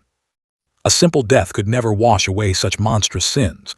Jun Wuyi had never hated anyone to this extent before. Normally, even for a sworn enemy, a swift sword strike to end their life was enough. But for Xiao Han, he felt it wasn't nearly enough. If possible, he wanted to keep this wretch alive for the rest of his life just to torment him endlessly. Jun Wuyi's sword, engulfed in searing flames, plummeted from the sky and violently embedded itself deep into a massive boulder. Dust and smoke billowed in the air as everyone present fixed their eyes on that sword. Yingbo Kong stroked his beard, deeply pondering the object that had just crashed down, his face remaining entirely indifferent. Beiyu and the other 2 men stood frozen in dead silence, rigid as statues. High above in the boundless sky, Jun Wuyi was still passionately pummeling Xiao Han without pause. Witnessing this, Beiyu roared furiously, "You little bastard, you dare!" He launched himself upward, flying straight toward Junwuya's precious sword. But things did not go as he planned. Mo Zai rapidly teleported into his path to block him. Right now, there was only one thought echoing in Bei Yu's mind. A divine weapon. That is a divine weapon. Even when Mo Zai pointed his blade right at Bei Yu's neck, the man was still lost in his swirling thoughts. How can the Jun family possess so many divine weapons? Seeing no advantage on his end, Bei Yu vanished instantly. And then he reappeared right behind Mo Zai. But luck was still not on Bei Yu's side. He cried out in absolute bewilderment, How is this possible? The reason was that Mo Zai was already holding the very sword Bei Yu had tried to snatch. He turned his head, flashing a contemptuous smile at the old man. A one-on-one duel between men. What kind of trash are you to call yourself a divine profound expert? May I ask what your second master Zio of Feng Zhu Yin Cheng meant when he challenged a duel in the name of a man? In Bei Yu's mind there was only disdain. How powerful could he possibly be? Once I defeat this little brat, that longsword will belong to me. He openly mocked the boy. What a sharp tongue. Hearing that, Mo Zai merely responded with a mocking sneer. Then, like a phantom, he dashed forward, launching a relentless barrage of attacks on Bei Yu. On another side, someone issued an order. Light the fires. Suddenly, everything in the vicinity was brightly illuminated by a sea of torches. Shifting over to Ying Bo Kong, he was channeling his inner energy, preparing for battle. The duo of Liu Zhang Lao and the Ninth Elder advanced together, engaging Ying Bo Kong in combat. Only Feng Wu and Zhu Tong were left standing on the sidelines, sweating profusely. Liu Zhang Lao suddenly froze, panic lacing his voice. What is going on? Why can't I move? He urgently warned the others. Don't make any reckless moves, everyone. Tian Zun looked at Mei Zunji, secretly wondering, what is happening? Eldest sister clearly hates Jun Mo Zai, so why is she helping him right now? At this very moment, Mo Zai lunged in for a close-quarters strike on Bei Yu, leaving everyone utterly dumbfounded. Even the old man couldn't help but sigh in admiration. To possess such profound fortune at such a young age. Bei Yu stared at the sword in Mo Zai's hand, silently assessing its terrifying sharpness. He had never seen a divine sword like this. It could continuously slice through the profound chi shockwaves of a fourth-level divine profound expert, and could even cleave them from the inside out. Bei Yu felt a growing sense of powerlessness. The reality unfolding before his eyes was incredibly hard to swallow. His opponent right now was exceptionally formidable. He suddenly regretted not taking his people and leaving earlier. Otherwise, things would never have escalated to this point. Bei Yu struggled bitterly to defend himself, hoping that Mo Zai would soon exhaust his energy. But the boy's actual strength was overwhelmingly mighty, just one step away from the supreme realm. Although his mental fatigue was immense, his physical exertion was practically non-existent. He firmly believed that as long as he didn't expose any flaws, the final victor would undoubtedly be him. Given the current situation, Bei Yu's calculation seemed completely flawless. But this time, the person he was facing was Mo Zai. Although the boy held the upper hand, Bei Yu was still a divine profound powerhouse. If he went all out, he could at least force a mutually destructive stalemate. Facing him, Mo Zai chose not to fight to the death, and neither did Bei Yu. The old man reasoned that as long as he could handle the boy, he would manage to salvage his face. However, the longer the battle dragged on, the more ferociously Mo Zai attacked. Bei Yu truly lived up to his reputation as a divine profound master. Despite looking utterly miserable, he managed to hold his ground for so long. Even though the boy had countless opportunities to fatally stab Bei Yu, doing so would guarantee a lethal counterattack from the old man. With the art of unlocking heaven protecting his body and the continuous reinforcement from the Hongjun Pagoda, Mo Zai's spiritual energy was practically limitless. Seeing Bei Yu maintain an impenetrable defense, he fought with even greater savagery, while the old man remained hypervigilant, never exposing a single flaw. From another angle, Junwuya's indifferent gaze swept down to Zio Han, who was curled up on the ground clutching his head. Without a shred of hesitation, he casually snatched a sword from the scabbard of a nearby unfortunate soul. On the opposite side, Mo Zai was still single-handedly tangling with the elders, while down below, Tian Zun and Mei Zunji kept their eyes glued to the epic clash in the sky. Tian Zun let out a sigh and muttered, "A measly sky profound brat daring to challenge a fourth-level divine profound expert. If this isn't courting death, what is?"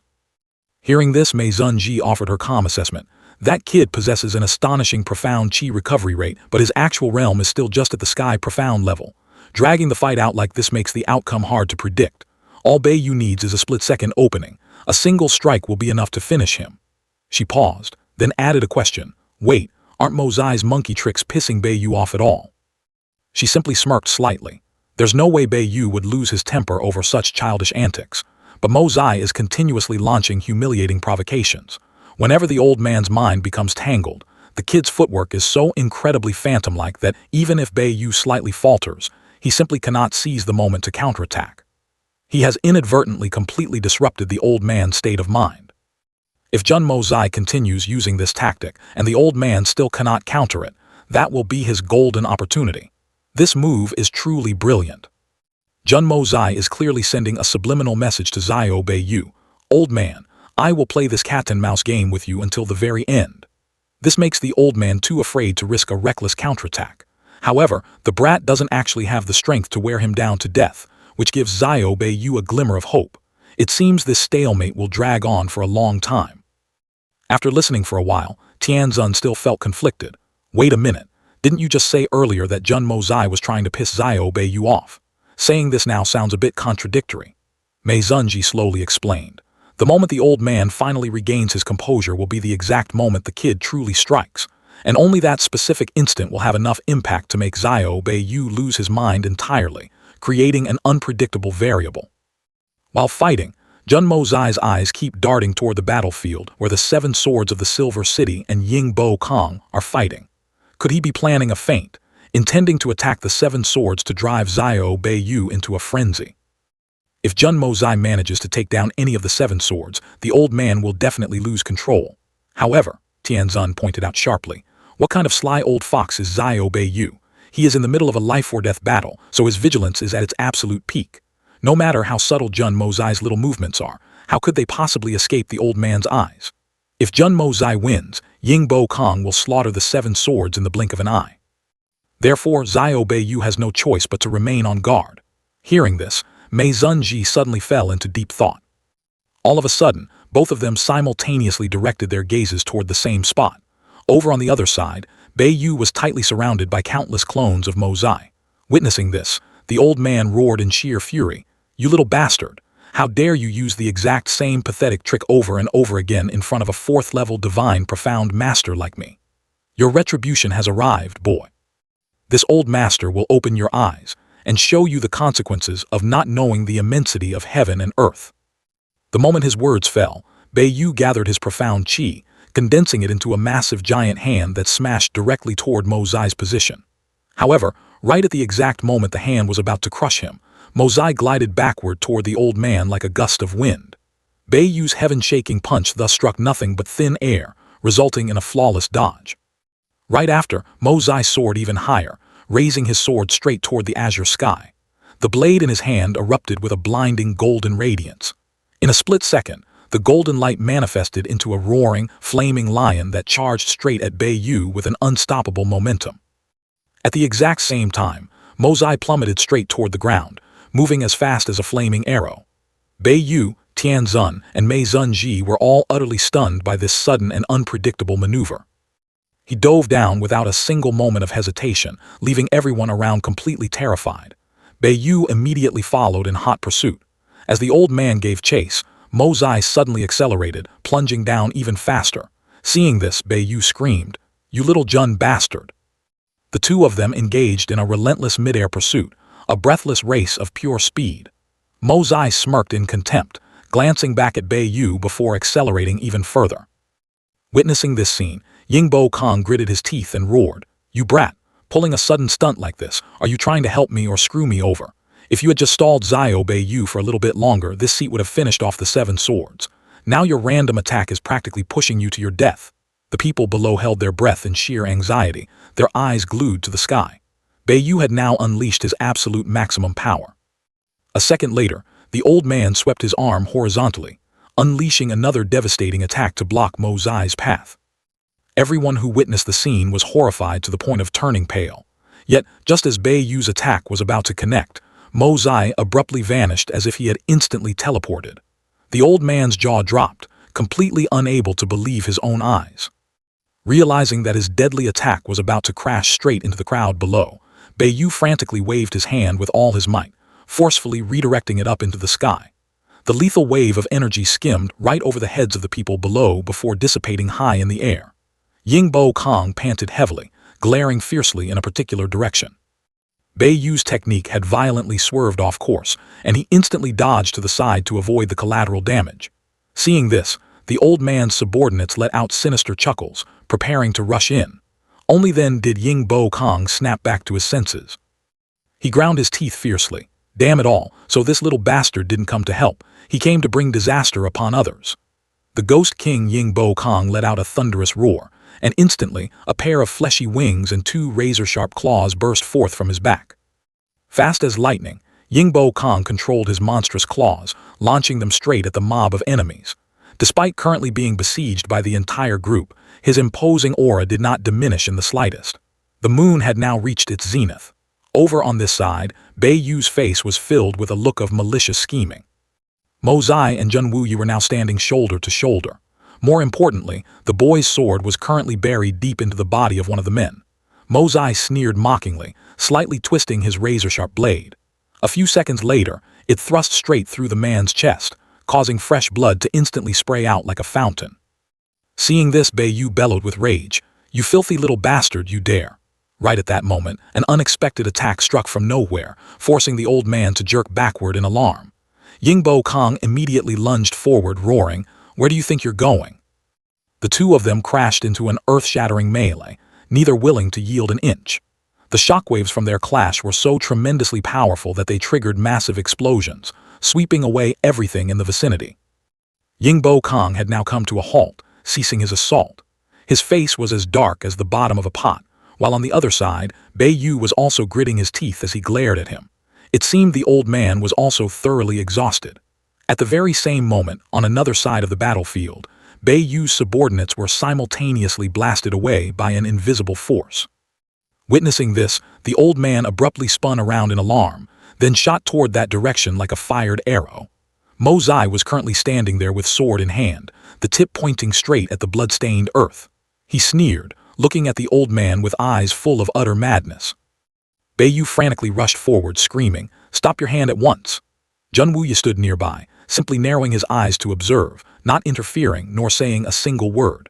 Mo Zai maintained his sadistic smile, looking down at Xiao Han below as he spoke in a slow, deliberate tone, "Using your fresh blood to sacrifice to the sword of Yanhuang. And for my family members who were so viciously slaughtered by your hands." As he spoke, the harrowing images of his loved ones who had been brutally murdered all those years ago flashed through his mind. Mo Zai ground out his words, repeating them like a mantra, "Vengeance, vengeance." How can true heroes die with unredressed grievances? How can brave warriors swallow such bitter resentment? I will ensure that your nephew has eyes but remains as blind as a bat. This single sword strike is a gift to the tens of thousands of valiant souls you massacred. Right as he finished his sentence, the freezing blade plunged straight into Xiao Han's eye sockets without a shred of hesitation, gouging out both of his eyeballs. The horrifying spectacle left Bei Yu utterly stunned, his throat choked up, unable to force out a single word. The maimed man clutched his ruined face with trembling hands, screeching miserably, "I, Xiao Han, will have my revenge. I will turn every single man and woman of the Jun family into my personal playthings." The moment those words left his bloody mouth, Mo Zai swung his sword high into the air once again. Seeing this, Bei Yu shrieked in absolute panic, "Jun Mo Zai, stop! Otherwise, I swear I will hack you into 1,000 pieces." But before the old man could even finish his sentence, the boy slashed down twice with terrifying precision. Utterly powerless, Bei Yu's face turned ghastly pale, furious to the point of coughing up a mouthful of blood. Mo Zai stated coldly, "I will make sure you have hands but can never use them again. You want revenge? This sword strike washes away the humiliation inflicted upon my family. Xiao Bei Yu, aren't you supposedly the absolute strongest beneath the supreme realm? Come and save your precious nephew. His legs are now crippled. This sword strike is for my third uncle to repay his 10 years of grueling suffering." From now on, having ears is no different from being deaf. Everyone around screamed in horror, begging Mo Zai to stop immediately. But he ignored them completely, swinging his sword down once more. This time, he cleanly sliced off Xiao Han's ears. Mo Zai still wasn't done. He slashed horizontally across the man's mouth, severing his tongue entirely before roaring like a madman, having a mouth but unable to speak. "This is the debt you owe my second uncle." Bei Yu trembled uncontrollably, his face completely drained of color. Then the old man collapsed to his knees right behind him. Yu could no longer stand. He clutched his chest tightly, his face twisted in excruciating agony. Soon after, Yu vomited another mouthful of fresh blood, a crimson stream continuously leaking from the corner of his mouth. Mozai cast a disdainful sideways glance at the old man. Yu forced himself to speak. Jun Mozai, you are truly cruel. Do you not fear karmic retribution? He smirked coldly. You actually have the nerve to bring up karmic retribution. How many families were completely shattered because of your dear nephew? You all must have enjoyed that very much, didn't you? What right do you have to call me cruel? Committing evil acts simply to satisfy your selfish desires, plunging the world into a state where wives lose their husbands and children lose their fathers, leaving countless heroes to bear false accusations and die with grievances because of you lot. A bunch of absolute scum. Now that you have witnessed your precious grandson turn into something neither human nor ghost right beneath my hands, how does it feel? I will let you watch as every single one of your descendants dies before your very eyes. Yu was consumed by the ultimate hatred, his mouth full of blood, unable to utter a single word. Mozai lowered his voice and looked up to the sky. May the spirits of my two brothers in heaven bear witness. I will not only make him blind but also tongueless, deaf, and crippled in all four limbs. I will even end his bloodline, making him a cripple for all eternity. With that, he swung his sword again. A certain part of Zio hand flew into the air. Mozai roared with excitement. The more he slashed, the fiercer he became, his eyes flashing with a deadly, murderous intent. Mozai looked at the thing flying in the sky, smirked, then jumped up and delivered a kick, sending it flying away. Blood splattered everywhere. It was unclear what exactly had been severed. Zio hand was now covered in blood, resembling neither human nor ghost. With hollow eye sockets, no ears and no nose, he twitched on the ground before falling onto his back, gasping for air. Everyone around who witnessed this scene was absolutely horrified.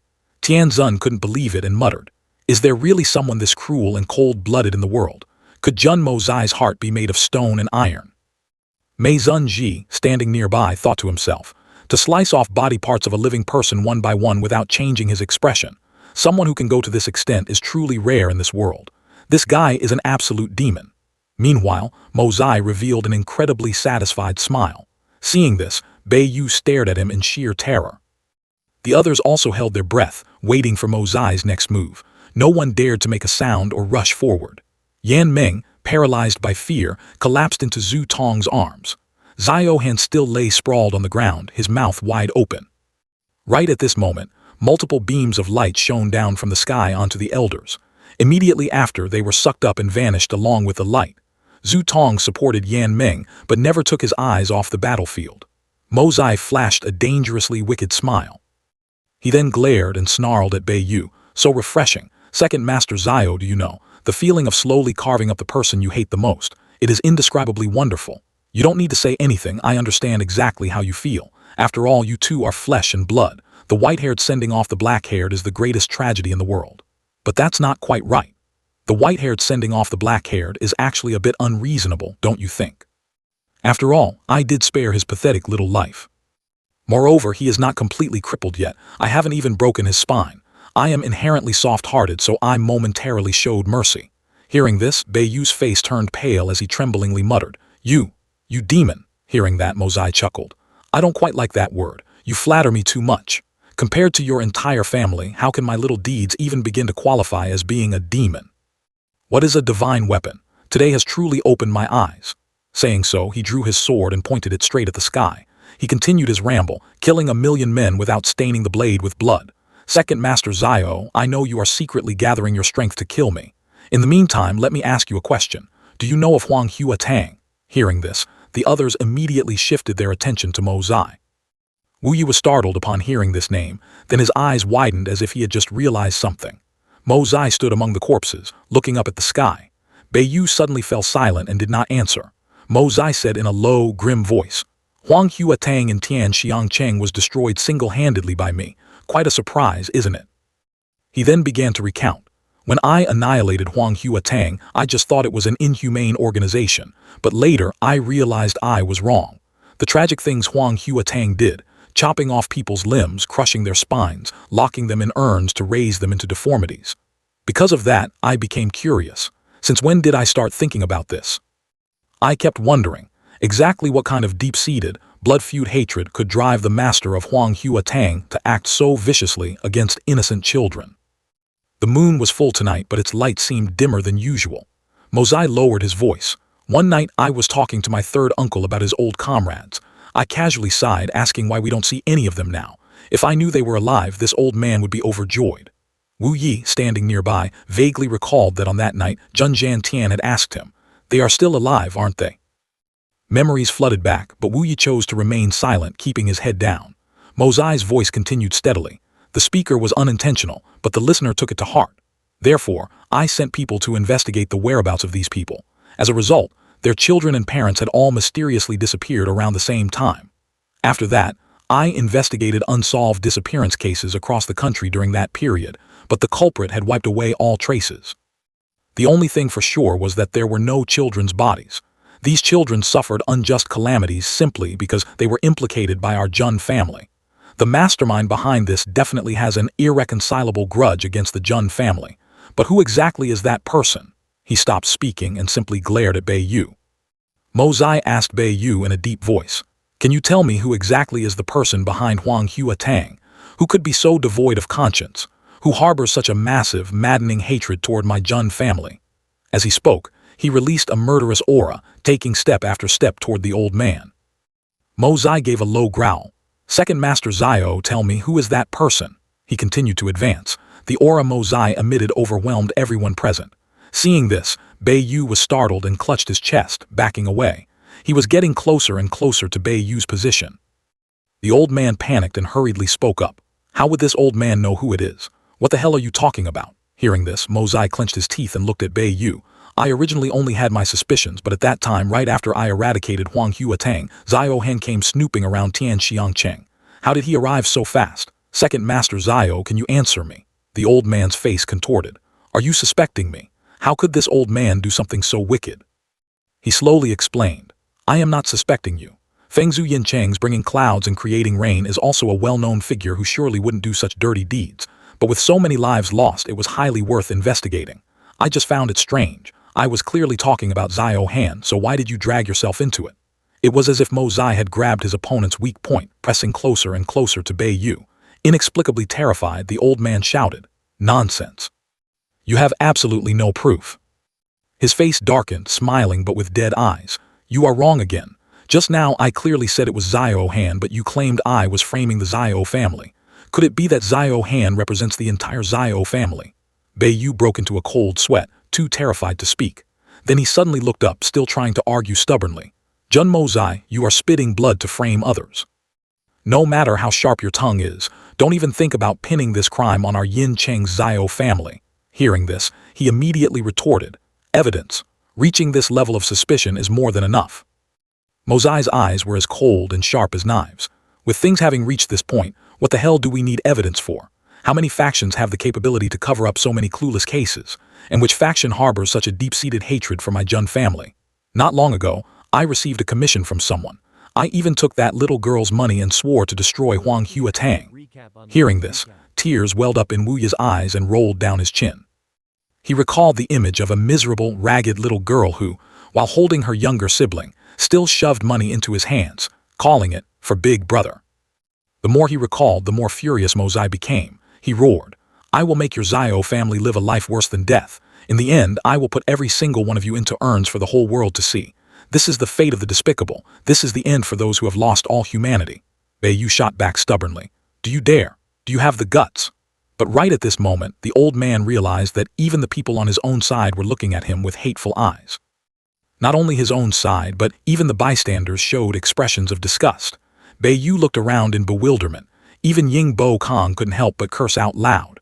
Moreover, the elders also looked at him with disdain and disappointment. As for their subordinates, all of them revealed looks of utter detestation. Even Yan Meng, who was tiredly leaning against Zhu Tong's chest, raised her head and glared at Bei Yu with deep resentment. Only then did the old man realize that it seemed everyone had become his enemy.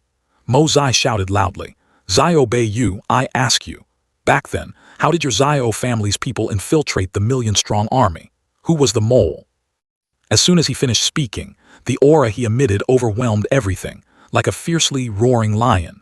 The soldiers nearby were also terrified by the might of this roar. The torches they were holding in their hands were blown out by the aftershock. A few who were closer hurriedly covered their ears, screaming in pain. Yu looked forward in a daze, speechless. Then he finally realized the meaning behind Mo Zai's words in shock. Mole. A mole. He gave a threatening smile. It was you who led people to the Jun family's main camp, helping you assassinate Jun Wu Hui and assassinate Jun Wu Meng. Who are they? Which faction do they belong to? Mo Zai's anger surged like an undercurrent as he approached and stood face to face with Yu. Yu slowly closed his eyes to calm himself, then slowly opened them, looking forward and saying, "Those people, I heard they were masked men dressed in red. Later, we found out they were from Zhu Jiantang. The one who received the Xiao family experts into the military camp was also entirely arranged by them." Hearing this, Mo Zai widened his eyes, burst out laughing, and replied, "People from Zhu Jiantang. If I'm not mistaken, they also wanted to harm Jun Wu Yi, or more accurately, the entire Jun family. So there is someone else behind them giving orders." The people standing on the outside began to whisper and discuss upon hearing this. Yu's face looked dazed, while Mei Zunji frowned in thought.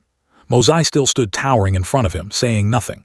Yu continued to explain, "I also don't know what their purpose was. Our Xiao family had already prepared everything to attack the military camp, but unexpectedly, they took the initiative to contact us.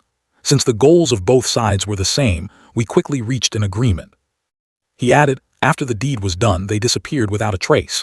The insider who brought them into the military camp was never seen again either. He must have been silenced by Zhu Jiantang." Mo Zai slowly remarked, "Zhu Jiantang's work is truly airtight." Yu lowered his head and recounted, "I didn't participate in that operation. It was all done by Hanner's group of brothers. I only heard about it after everything was over. But what's done is done. In this world, the bigger fist makes the rules. Those little bugs weren't worth my Xiao Yu's personal intervention." The more he listened, the more the veins on his forehead bulged. Mo Zai opened his mouth to praise him. "Bravo, the bigger fist makes the rules. So the way you guys dealt with Jun Mo Yao and Jun Wu Yu was also done by this group of people." The old man did not hesitate to admit, "Yes, it was them too, the people of Zhu Jiantang." Seeing this, he sneered. "Specifically, who participated back then? Xiao Han's group of brothers must be quite large, right?" Yu confirmed. "That's right. How could it be swift and clean with too few people? Thanks to having many participants, we finally made the damned Jun family pay the price. There is only one ending for those who dare mess with our Xiao family." Mo Zai interrupted him. "Jun Wu Yi only snatched Xiao Han's fiancée. Was it really necessary to go that far?" Yu retorted. "Xiao Han was betrothed to her since childhood. They were all trying to seize control of Fengzhu Yin Cheng, but after the ancestors passed away, the Han family became the masters of Yin Cheng, while the Xiao family has been suppressed for hundreds of years," he said with resentment.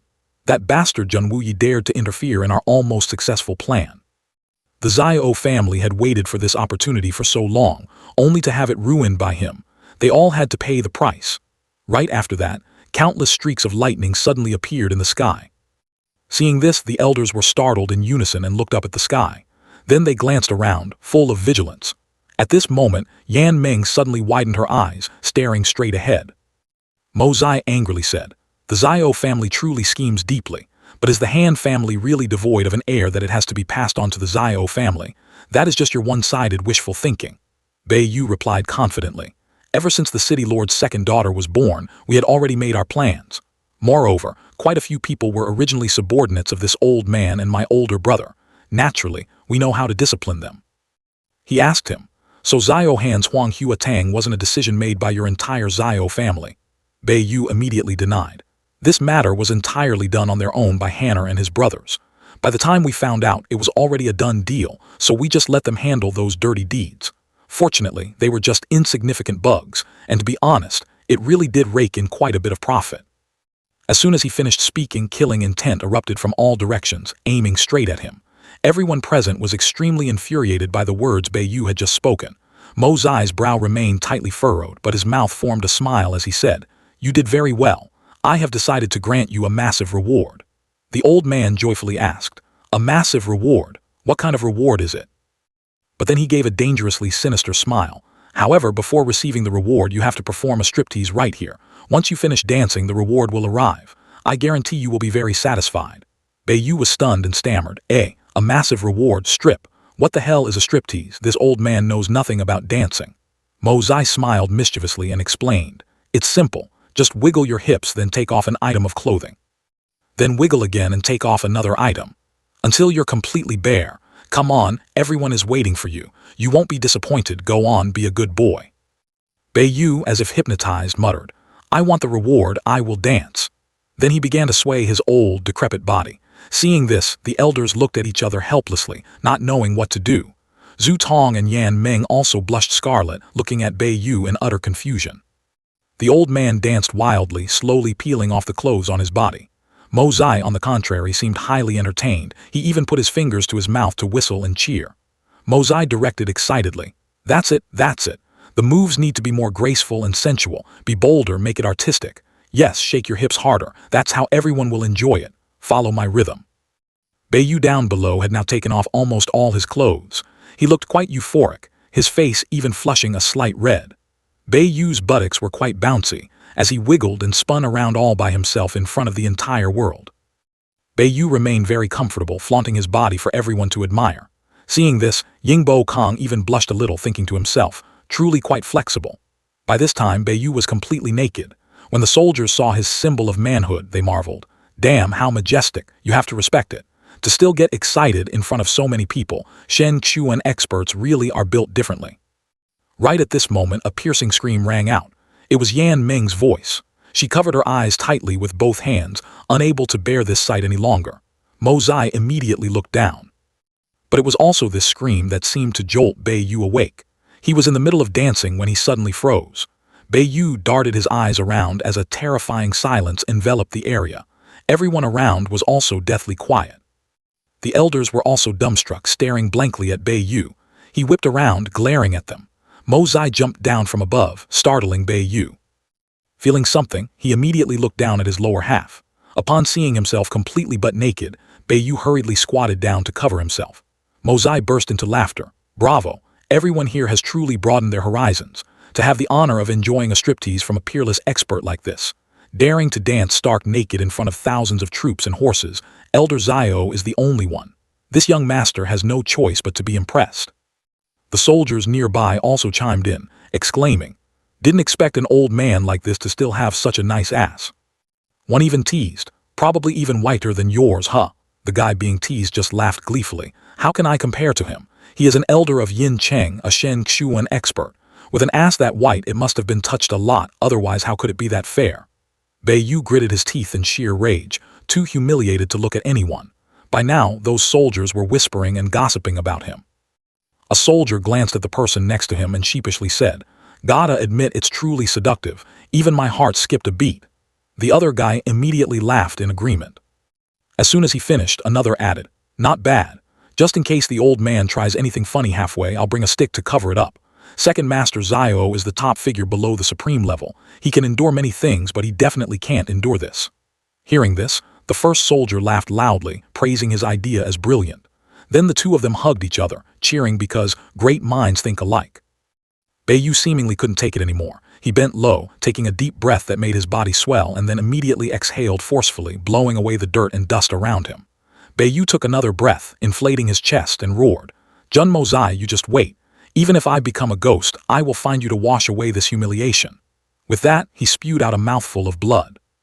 An extremely powerful surge of energy burst from Beiyu's body, and a second later, he was nowhere to be seen.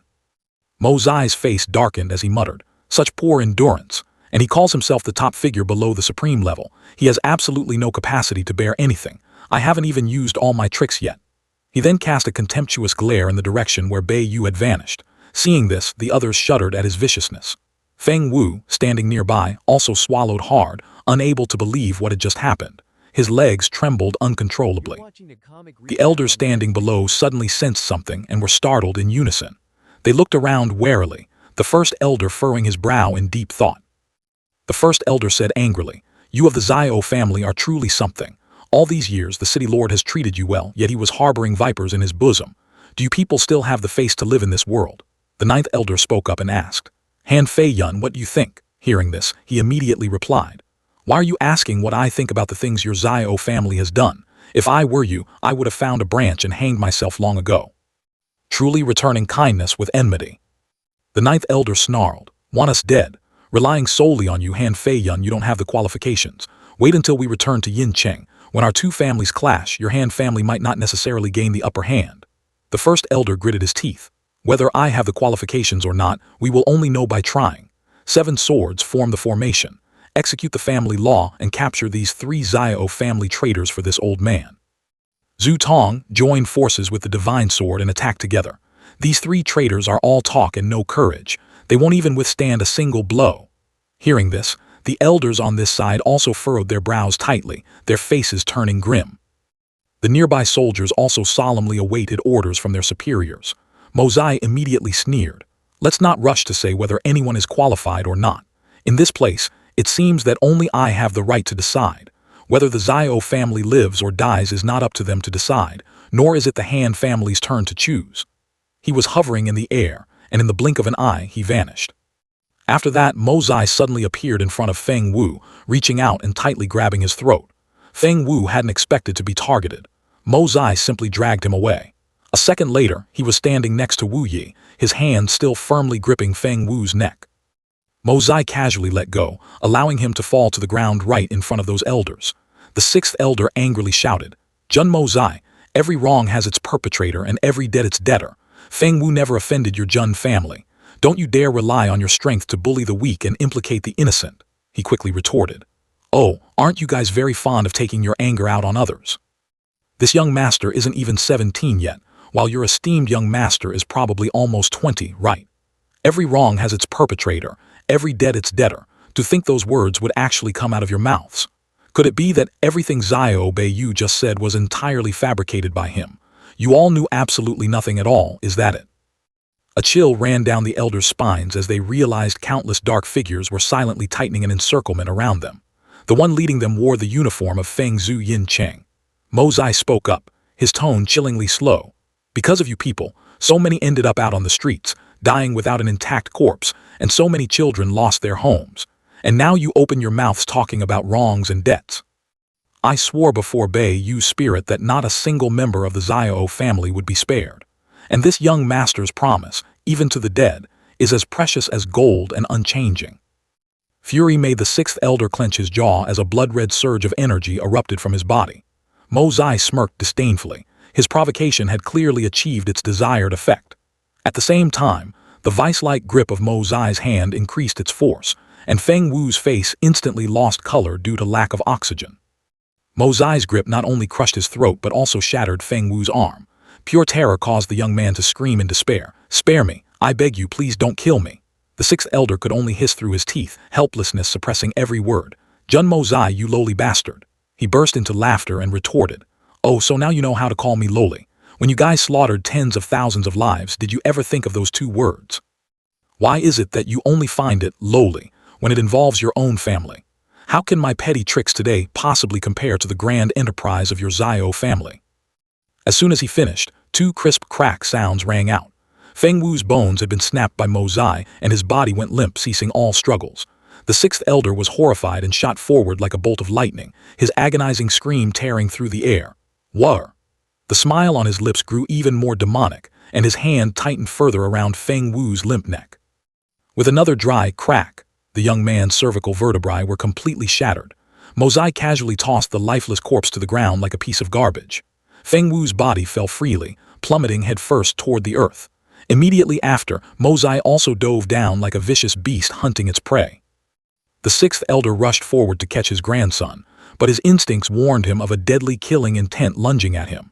Reacting in a split second, the 6th elder dodged to the side, letting both Mozai and Feng Wu fall straight past him. He drew his sword, his entire body cloaked in a blazing red aura. The 6th elder unleashed a beautiful sword strike, aiming directly down at his enemy's position. Below, Mozai had already landed. He stomped his heel violently onto Feng Wu's back. The force of Mozai's stomp caused Feng Wu's body to bounce back, flying upward into the air like a ball. The 6th elder was stunned by this bizarre move and hurriedly retracted his sword, opening his arms to catch his grandson's body. As soon as he gathered Feng Wu into his arms, the 6th elder went numb with shock upon realizing that he had completely stopped breathing. Holding Feng Wu's corpse with one arm, the old man roared in sheer resentment. "Jun Mozai, you are too cruel, your methods are too vicious." Right at that moment, Mozai's figure dashed directly in front of the 6th elder. Everyone down below held their breath as they watched the aerial battle.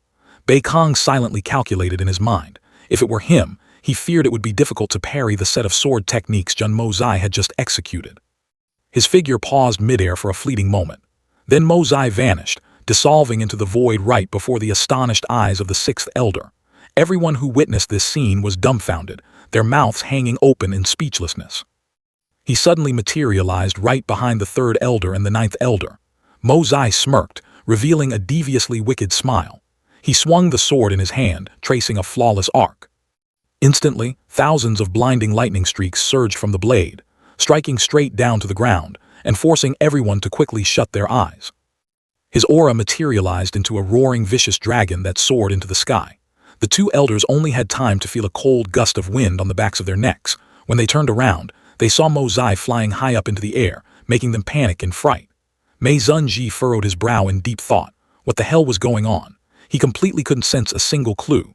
This type of profound art absolutely did not belong to this world. The sixth elder landed and anxiously asked, "Old eighth, old ninth, are you two all right?" The two old men exchanged glances. Then they replied in unison, their voices filled with contempt. "Of course we are fine. Just a mere Tiang Chuan brat, a Jun family mongrel. What can he possibly achieve? Who was that little flashy trick supposed to scare?" But right after they spoke, both of their faces suddenly turned pale. They looked down and were horrified to realize that their pant legs had been shredded open at some point. Before long, all the elders discovered their own miserable states, looking at each other with panicked eyes. Their legs trembled violently, unable to stand firm. In the very next moment, an invisible surge of power swept through, tossing everyone away. Each elder suffered a slash across their bodies, fresh blood dyeing the entire patch of ground red. A mist of blood enveloped the area, blurring the scenery and making it indistinguishable. Even Mei Zunji had to tightly shut his eyes in terror. The sixth elder could not believe the tragic sight before him and cried out in despair, "Eighth brother! Ninth brother!" Afterward, the sixth elder gently laid Feng Wu down and struggled to stand on his trembling legs. The sixth elder spun around, facing the group of people tightly encircling him from behind. He drew his sword, his whole body erupting with a sky-high killing intent. The sixth elder had made his resolve. He would rather they all perish here than suffer this monstrous humiliation. Right then, a sword plummeted from the sky, stabbing fiercely into the chest of an elder. The rest had already collapsed on the ground, their bodies riddled with wounds. The sixth elder stammered, his voice breaking, "Old ancestor, your descendants are incompetent." His hands trembled ceaselessly. As he finished speaking, a cold, sharp blade also pierced right through the sixth elder's chest. Mozai materialized from behind him, his ice-cold gaze piercing through the back of his enemy. The sixth elder took a sword strike straight through his heart, fresh blood gushing out from the wound. He could no longer stand firm, his body slowly collapsing. The sixth elder's pupils shrank one final time before he slumped heavily onto the grassy ground. Mozai retracted his sword with an incredibly elegant motion. He then turned to the remaining elders. Seeing his gaze, they retreated in fear. Mozai swept his sharp eyes over them, lowering his voice. "Today's matter is a personal grudge between the Xiao family and the Jun family. Do you all have anything left to say?" Hearing this, that group of people could only exchange silent glances. Receiving no reply, Mozai continued. "Originally, this was just settling a personal vendetta, but whatever. I should also offer an apology to Yin Cheng, because my third aunt's matter has nothing to do with Feng Zhu Yin Cheng. But regardless, through this incident, the Xiao family's heaven-shaking conspiracy against Yin Cheng was exposed. At the very least, it can be considered a good thing for your Han family. The grand and mighty Feng Zhu Yin Cheng doesn't even amount to my family's eldest miss. This affair has also caused Yin Cheng to lose all its face. I don't mean to boast about my merits, but everyone can clearly see that if it weren't for this young master today, Yin Cheng's future would likely be plagued by endless turmoil. However, I am inherently a tolerant and generous person, and I hate driving others into a dead end the most. The martial world is treacherous, and everyone takes a misstep and falls at some point, right? If someone can be spared, just spare them to accumulate merit for future generations. Saving a single life is better than building a 7-story pagoda, Buddha be praised. But if you push someone too far, even Buddha will get furious. Well then, if you can't bear it anymore, then there's no need to hold back. Amitabha, Amitabha. Beikong threw Mozai a highly judgmental look.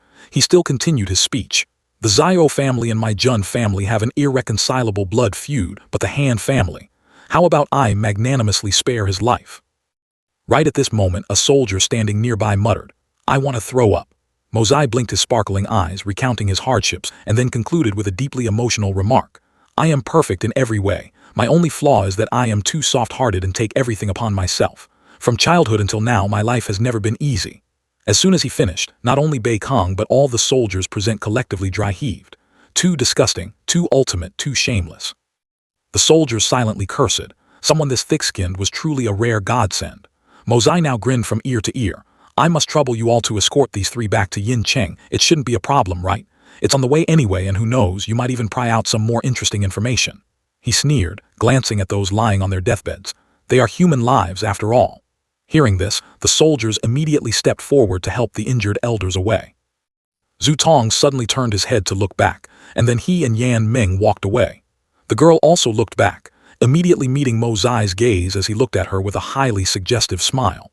Zhu Tong held Yan Ming's hand, leading her past everyone. Just then Wu Yi stepped forward and firmly grabbed Mozai's arm. Were the words you said all true? He didn't understand, so he asked him back. Wu Yi explained, the matter about the children at Huanghua Tang, are they really their descendants of my brothers from years past? Mozai frowned and replied, this matter cannot be faked. More than half of them are indeed true. He looked off into the distance. After learning about it, I sent people to investigate and arranged everything properly. They are living very well now. I even asked my master to concoct a divine medicine to help them fully recover. Wu Yi smiled. That is wonderful. With that senior taking action, there will definitely be no problems. His voice choked up. If I cannot take care of them, what face will I have to meet my brothers again in the future? As soon as Wu Yi finished speaking, Mozai followed up. Third uncle, those kids and I, we are all counting on you. He gently gripped the boy's collar, his eyes holding 1,000 words he wanted to say but couldn't articulate. After that, Wu Yi slowly brushed past Mozai, stepping forward. He immediately turned around, watching the majestic back of his uncle heading toward the army. Then Mozai let out a long breath as the sounding of a commanding horn began to echo. The army marched in perfect unison behind Wu Yi. He gave an order, his voice resolute and stern. No one is allowed to leak a single word about today's events. Bei Kong, who had now walked up behind Mozai, spoke up and asked, Mozai, you acted a bit too recklessly this time. Although your current strength is very high, you've exposed yourself too early. He merely sneered. Too early. Bei Kong's face was serious. Although you have the strength of Tiang Chuan and a combat prowess reaching the level of Shen Chuan, you are ultimately not at the realm of a peerless expert yet. It is not enough to suppress everything. Mozai furrowed his brow, replying in a low snarl. Why do you care? I did this exactly to ask those pedantic scholars to let them measure for themselves which family is more worthy of me destroying than the Zhao family in Fengzhou Yin Cheng. If I dared to go to this extent, what else wouldn't I dare to do? The secular world, the Yellow Springs, morality, Confucian principles. In my eyes, they are all pure garbage. Get out of my sight.